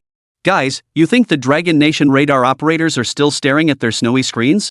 This place is safer than my backyard. His superior's booming laughter crackled over the calm. Charles, don't get too cocky. Watch out for enemy fighters locking onto us. Locked on? Charles snorted derisively, yanking the stick hard. His fighter traced a graceful arc through the sky, diving into low-altitude maneuvers. I've been circling here for half an hour without a single radar lock signal. If they can spot me, I'll eat my helmet. Recalling his teammates' recent reconnaissance mission near the Dragon Nation's coastline, his defiance only grew. This time, he wasn't just here to complete the jamming mission. He wanted to get even closer, ideally snapping photos of the Dragon Nation naval base to brag about over drinks back home. The fighter descended steadily, drawing ever closer to the Dragon Nation's territorial waters. Fishing lights on the sea surface became clearly visible. Charles activated the fighter's optical reconnaissance equipment, aimed the lens toward the coastline, and was about to press the shutter button when his peripheral vision suddenly caught a flash in the distant night sky. A blinding orange-red light shot up from below the horizon, trailing a long plume of flame like a meteor hurtling toward him at breakneck speed. What the hell is that? Charles's smile froze instantly, his heart clenching violently. He thought it might be a Dragon Nation fighter taking off, but the light speed was far too fast. It simply couldn't be a fighter's flight path. He considered it a civilian aircraft's navigation lights, but the brightness and trajectory of that tail flame were unmistakably those of a missile. Warning! Warning! High-speed approaching target detected. Suspected anti-aircraft missile. The fighter's radar warning system suddenly blared a shrill alarm, red warning lights flashing frantically in the cockpit. What? Cold sweat instantly beaded on Charles's forehead as he frantically yanked the control stick while simultaneously pressing the electronic countermeasures button. Damn it! How could there be a missile? Didn't they fail to detect me? The electronic pod instantly switched to maximum power, releasing a barrage of infrared decoy flares. White decoys scattered through the air like dandelion seeds, attempting to confuse the incoming missile. Charles watched the missile closing in at high speed, his pupils suddenly contracting. The distinct Hongqi insignia on the missile's body flashed across the night sky like a death notice, shattering all his remaining hope in an instant. Impossible. We're still 50 kilometers from the Dragon Nation coastline. How could a red flag missile reach this far? He roared, his fingers frantically manipulating the control stick, trying to force the fighter jet into an evasive maneuver. But the missile was too fast. Its orange-red tail flame grew larger before his eyes, nearly engulfing the entire cockpit, leaving no room for evasion. Warning! Missile at 1,000 meters. 500 meters. 300 meters. The radar warning system's shrill alert screeched like nails on a metal sheet. Charles could even feel the missile's engine heat wash over him. Knowing evasion was impossible, he slammed the ejection seat button. Boom! The ejection hatch blew open instantly, hurling Charles and the seat out of the cockpit. A white parachute rapidly unfurled against the night sky. Just as the airflow propelled him skyward, the corner of his eye caught the S-400 missile striking the F-35's fuselage with pinpoint accuracy. Boom! A deafening explosion echoed through the night sky. An orange-red fireball instantly illuminated the sea for miles around. The intense heat wave sent shockwaves dozens of meters high, even scattering distant clouds. The F-35's fuselage shattered into countless fragments. Its wings, like Charles hung suspended in midair, staring down at the burning wreckage below, his body shaking violently. In all his years as an ace pilot, executing countless high-risk missions, he had never come this close to death. Had he been just 0.1 seconds slower, he would have been incinerated along with the fighter. They really do have missiles that can hit this far. He muttered, his voice thick with despair. His earlier arrogance vanished completely as he plummeted toward the sea. Only when the icy seawater surged into his nostrils did he snap out of his daze. Help! Help! Meanwhile, aboard the Dragon Nation Navy's Jiang vessel, less than 20 kilometers from the explosion site, Captain Zhao Weidong stared at the radar screen, his face ashen. The electronic warfare interference had just crippled the ship's entire radar system. The screen was blanketed in static, and the communication channels crackled with nothing but hiss. Still not restored? Zhao Weidong slammed his fist on the console. Outside, a thunderstorm raged, rain pelting the deck with a deafening clatter that only added to his agitation. Keep rebooting. Rip the radar apart if you have to, but get that signal back online. The base in Chuancheng is counting on our surveillance data. Lieutenant Li stood beside him, wrench in hand, sweat beading on his forehead. Captain, we've rebooted 5 times already. Still nothing. It seems the electronic warfare jamming is too strong. The radar's core module is locked. Useless. Zhao Weidong cursed, about to head to the radar room himself when Xiao Li suddenly grabbed his arm. Captain. Look at the sky. There's a missile. What missile? Stop wasting my time. Zhao Weidong impatiently shook off Xiao Li's hand and looked up in the direction Xiao Li was pointing. The next second, his eyes widened in shock, and the walkie-talkie in his hand clattered to the floor. In the night sky, an orange-red missile trail sliced through the rain curtain like an enraged fire dragon, streaking straight toward the distant night sky. Immediately after, a deafening boom echoed, and a massive fireball erupted over the distant sea. The blinding light even outshone the thunderstorm's lightning. Half the wing billowed black smoke as it plummeted from the sky, crashing into the water with a massive splash. This is... Zhao Weidong gaped, speechless for a long moment, his face etched with utter disbelief. In his 20 years of military service, this was the first time he'd witnessed a missile shoot down an enemy aircraft right before his eyes without any firing orders. Captain! Captain! Did we shoot them down? Xiao Li's voice trembled with both shock and joy. Is that our air defense missile? But we haven't received any firing orders. Before Zhao Weidong could process it, the console emitted a faint beep. The radar screen, previously blanketed in static, suddenly returned to normal. Green signal bars filled the display once more, and a clear voice came over the communication channel. Zhou Shan. This is the Theater Air Defense Command. Enemy units detected breaching our perimeter. Execute full alert protocols immediately. Alert? Zhao Weidong was dumbfounded. But, the enemy was already taken down. What are we patrolling for? Chapter 172, is it not a joy to have friends come from afar? Did they get it wrong? Zhao Weidong gripped the walkie-talkie, his voice still tinged with bewilderment. War Zone Command. This is the Zhou Shan. Our vessel visually confirmed a missile hitting its target, likely downing an enemy fighter. Debris is burning on the sea surface at coordinates 3012N, 12245E, approximately 48 kilometers from our territorial sea boundary. A few seconds of silence followed on the other end before the theater staff officer's stunned voice cut in. What? Shot down an enemy aircraft? Hull 315, did you fire? We never authorized any shots. It wasn't us who fired. Zhao Weidong hurriedly explained, his eyes fixed on the dark smoke drifting on the distant sea. Our radar was jammed by electronic interference just now, we couldn't even see the target. Some unknown missile just took the enemy aircraft down. A missile from who knows where. The command center's voice carried disbelief. A flurry of urgent discussion followed, then a new order came through, urgent notice. A Hongqi H-9 missile vehicle near Jiangcheng Factory 813 previously misfired a live round, targeting enemy units in the airspace near your vessel. Accidental launch? Zhao Weidong nearly dropped his radio again. You mean, this missile came from Jiangcheng? The straight line distance from Jiangcheng to here is at least 500 kilometers.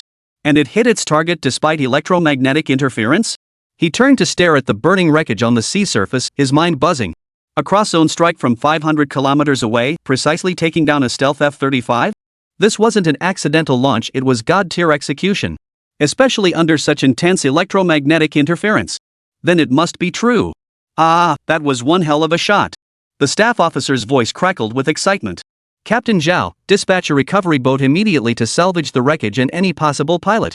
The F-35's technical data is too critical, we absolutely cannot let the Eagles get their hands on it. Understood. Mission accomplished. Zhao Weidong hung up the intercom, slammed his fist on the console, and his stunned expression transformed into wild elation. Captain! It's an F-35. Lieutenant Li exclaimed, utterly thrilled. This is hard currency. Just the engine tech alone will keep us studying for half a year. Don't just stand there. Move. Zhao Weidong snapped back to reality, stomping on the radio without even picking it up. He bellowed, notify the deck squadron. Lower the lifeboats. Bring cutting tools and signal jammers. Prioritize salvaging the fighter wreckage, especially the engine and electronic pods. Communications officer, contact nearby Coast Guard vessels. Have them assist with perimeter security to prevent the eagle-eyed rescue crews from approaching. Aye. The entire ship erupted in excitement. The frustration from the radar jam had instantly transformed into exhilaration. Who could have imagined that an electronic warfare crisis would turn into the unexpected windfall of salvaging fifth-generation fighter wreckage? When did the missile systems in Jiangchuan become so formidable? Buzz buzz buzz. Cranes on the deck sprang into action. 2 lifeboats, carrying fully armed sailors, sped toward the burning wreckage. The rain continued to fall, gradually dousing the oil fires on the sea surface and revealing the charred wreckage of the fighter jet. Though the Eagle insignia on the wing was charred beyond recognition, the F-35 model designation remained faintly visible. Captain! It's an F-35. It really is an F-35. The sailor on the boat shouted excitedly over the radio, we found the pilot. He's struggling in the water, still yelling help. Zhao Weidong stood on the bridge, observing the pilot in his orange survival suit through binoculars. A cold smile touched his lips. Don't rush. Salvage the wreckage first. He'll be fine later. Stay safe. Don't let him get away. Minutes later, Charles was hauled onto the boat by the sailors. Soaked to the bone, his face deathly pale, hair matted and tangled from seawater, he kept muttering it can't be. Only when he saw the Dragon Nation sailors aboard the boat did he abruptly realize he was a prisoner. He struggled to resist, but the sailors held him down firmly. Calm down. A sailor slapped his shoulder with a teasing tone. You were pretty cocky up there in the sky, weren't you? Why aren't you flying now? Charles glared at the sailor, shouting incoherently, you're violating international law. I'm an Eagle pilot, you must release me immediately. International law? The sailor laughed. Your F-35's conducting electronic jamming near our territorial waters, and you dare talk about international law? Come aboard for a cup of hot tea first. As Charles was escorted onto the deck of the Zhoushan, sailors from across the ship gathered around. Seeing this blonde-haired, blue-eyed prisoner and glancing at the wreckage of the F-35 being hoisted by a crane in the distance, they nearly split their sides laughing. Ha ha ha ha. This is the F-35? The Eagle's most advanced stealth fighter? And we took it down with a single missile. 500 kilometers. To hit it from Jiang Chuan under electronic jamming at that range? That tech is insane. The Eagle Nation must be crying now. With the F-35 wreckage in our hands, their stealth technology is doomed. Indeed, friends from afar bring joy. Stop laughing. Let's calm him down first. Zhao Weidong walked over and nudged Charles's leg. Take him to the interrogation room. Find out the Eagle Squadron's mission objectives and if there are other squadrons. Oh, and get him some dry clothes, don't let him freeze. We're a civilized force, not savages. That may be true, but the sailors escorting Charles to the interrogation room still enthusiastically gave him a seawater scrub. They washed his face with seawater, euphemistically calling it removing grease from his body. Charles shivered uncontrollably from the cold but dared not resist. He could only watch helplessly as the sailors hoisted the wreckage of his F-35 piece by piece onto the deck, his heart aching as if it were bleeding. That was his aircraft, the pride of the Eagle Air Force, now reduced to trophy for the Dragon Nation Navy. Zhao Weidong approached Charles, sizing him up with a sneer. Pilot Charles, right? Having a blast up there, huh? Why so quiet now? Charles stiffened his neck and reluctantly turned his head away, only to be gently nudged by a nearby sailor. The captain's asking you a question. Answer properly. The crew even enthusiastically brought dry towels to wipe the water off him. But their hands were heavy-handed, wiping him so hard he grimaced in pain, yet dared not resist. Captain, we've located the core components of the fighter wreckage, including the radar module and engine fragments. The petty officer in charge of salvage rushed over to report, cradling a charred black device in his hands. Preliminary checks by the tech department indicate some chips inside can still extract data. Zhao Weidong took the device, studied its intricate circuitry, and laughed heartily. Excellent. Absolutely brilliant. Secure these wreckage and the prisoner. We're heading back to port. This time, our Zhoushan has truly distinguished itself. Notify headquarters, wreckage and pilot secured. Requesting specialized team for handover. Zhao Weidong picked up the new walkie-talkie, his voice brimming with confidence. Let's go back to port. Chapter 173, You're a bloody genius, kid. Along the national highway outside Jiangcheng, behind the hastily erected security perimeter, Dong Xiaoming and Zhu Kuan stood with a group of technicians, all gathered around the radar vehicle screen. Their expressions grew increasingly grim. The screen clearly displayed the missile's flight path. The technicians from Plant 813 huddled around the missile vehicle's trajectory screen, holding their breath. Dong Xiaoming stared at the relentlessly extending missile trajectory on the screen, his fingers tracing crosses over his chest as he muttered under his breath. Please don't hit anything. Please don't strike civilian targets. Just fall into the sea. Zhu Kuan leaned close to the screen, eyes wide as saucers. When the trajectory crossed a civilian flight path, he gasped, covering his mouth in shock. Flight CZ-8207 was right on that path. It can't have collided, can it? The veteran tracking the trajectory beside him trembled violently, his heart pounding in his throat. Watching the missile's trajectory fly clear of the civilian flight path, everyone finally breathed a sigh of relief. It didn't hit. The missile veered away from the flight path and is now heading toward the Chuancheng air defense zone. It crossed the air defense zone. Thank goodness. Thank goodness it's heading out to sea. No civilian facilities were hit. Zhu Kuan wiped the cold sweat from his forehead, his voice still trembling. When he saw the missile crossing the civilian flight path just now, his heart nearly leapt out of his chest, terrified that a passenger plane might be hit. Now, seeing the trajectory extend out over the ocean, he finally breathed a sigh of relief. Lin Feng, however, remained tense, his eyes glued to the red dot on the screen as he muttered under his breath. Please, don't cause any trouble. Even if it falls into the sea, it'd be a mess if it hit a fishing boat. His fingers trembled as he pulled out his phone to message his family, mentally preparing to write a self-criticism and face disciplinary action. Just then, the red dot on the radar screen abruptly stopped. A glaring over indicator popped up beside it, freezing the previously extending trajectory in an instant. What's going on? Dong Xiaoming leapt to his feet, pointing at the screen, his voice cracking. Why did the trajectory stop? And over? Did the missile explode? What did it hit? Zhu Kuan leaned in, his face turning pale. Over signals target termination. It's not the missile exploding, it's the missile hitting something. He turned to the others, his voice laced with despair. It's over. This is truly over. If it hit a fishing boat, we're all going down. Lin Feng's face drained of color as his legs buckled, and he leaned against the missile launcher. I'm not even married yet. I don't want to go to jail. The others panicked too. Some crouched on the ground wailing, others frantically pulled out wallets, trying to leave money for their families. Chaos erupted. Jiang Chuan, however, stood nearby, a cigarette dangling between his fingers. He smoked leisurely, watching the chaos unfold before him, utterly speechless.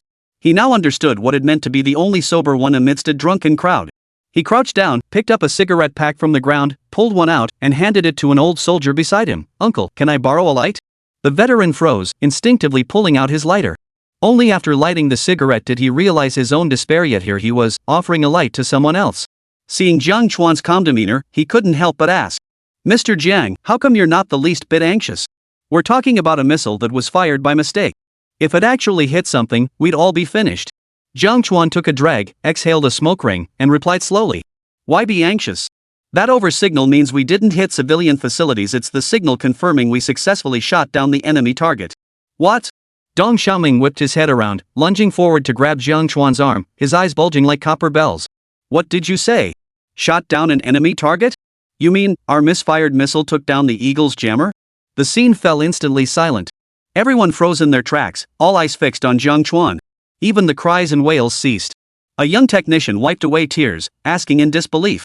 Boss Jiang, you're not joking, right? That's over 500 kilometers. And under electronic jamming? How could it possibly hit the target? Jiang Chuan shrugged, crouched by the roadside, and took another drag on his cigarette. What else? Did you think the missile just stopped in the ocean to play? He pointed at the radar vehicle's screen. Look, there's a small target down text right next to the over signal. You just didn't notice it. Everyone hurried back to the screen, squinting to look, and there it was. In the corner of the screen, small text read, target destroyed, signal source eliminated. They just hadn't noticed it earlier in the panic. This is real? Zhu Kuan rubbed his eyes, still unable to believe it. We actually took down the Eagle's jammer? That's an F-35 we're talking about. Jiang Chuan nodded, looking perfectly matter-of-fact. The starting point is here, the end point connects to the enemy. From here to there, it's just a straight line. Why is this so hard for you to grasp? The next second, beep beep beep. Their green signal lights flashed back on, signifying all interference had vanished. Holy! Silence! Dead silence! The scene instantly fell into a dead silence where you could hear a pin drop. Everyone stared at Jiang Chuan as if he were an alien. Dong Xiaoming gaped, speechless for a long moment. Just moments ago, he'd been dreading prison time, and now he was being told that the misfired missile hadn't caused any trouble, it had actually shot down an enemy stealth fighter? After a full 30 seconds, the trembling veteran finally fumbled for his cigarette case, pulled out a cigarette, and handed it to Jiang Chuan. "Mr. Jiang, you knew it could be shot down?" "I knew," Jiang Chuan replied, accepting the cigarette. The veteran promptly lit it for him. Jiang took a drag and slowly exhaled a smoke ring. "The radar and fire control systems I upgraded could hit targets 300 kilometers away, let alone 500. But you guys wouldn't believe me, you just had to panic." Only then did the others realize what had happened. Their earlier fear was instantly replaced by wild elation. Shu Kuan grabbed Jiang Chuan's arm, his excitement rendering him incoherent. "Mr. Jiang, you're incredible. That was an F-35. The most advanced stealth fighter the Eagles have. And you took it down with a single misfired missile. Yeah. We won't have to rot in jail. We've even earned a major achievement." The technicians swarmed around Jiang Chuan, their worried expressions vanishing as they grinned from ear to ear. Just then, everyone's communicators simultaneously lit up with green lights.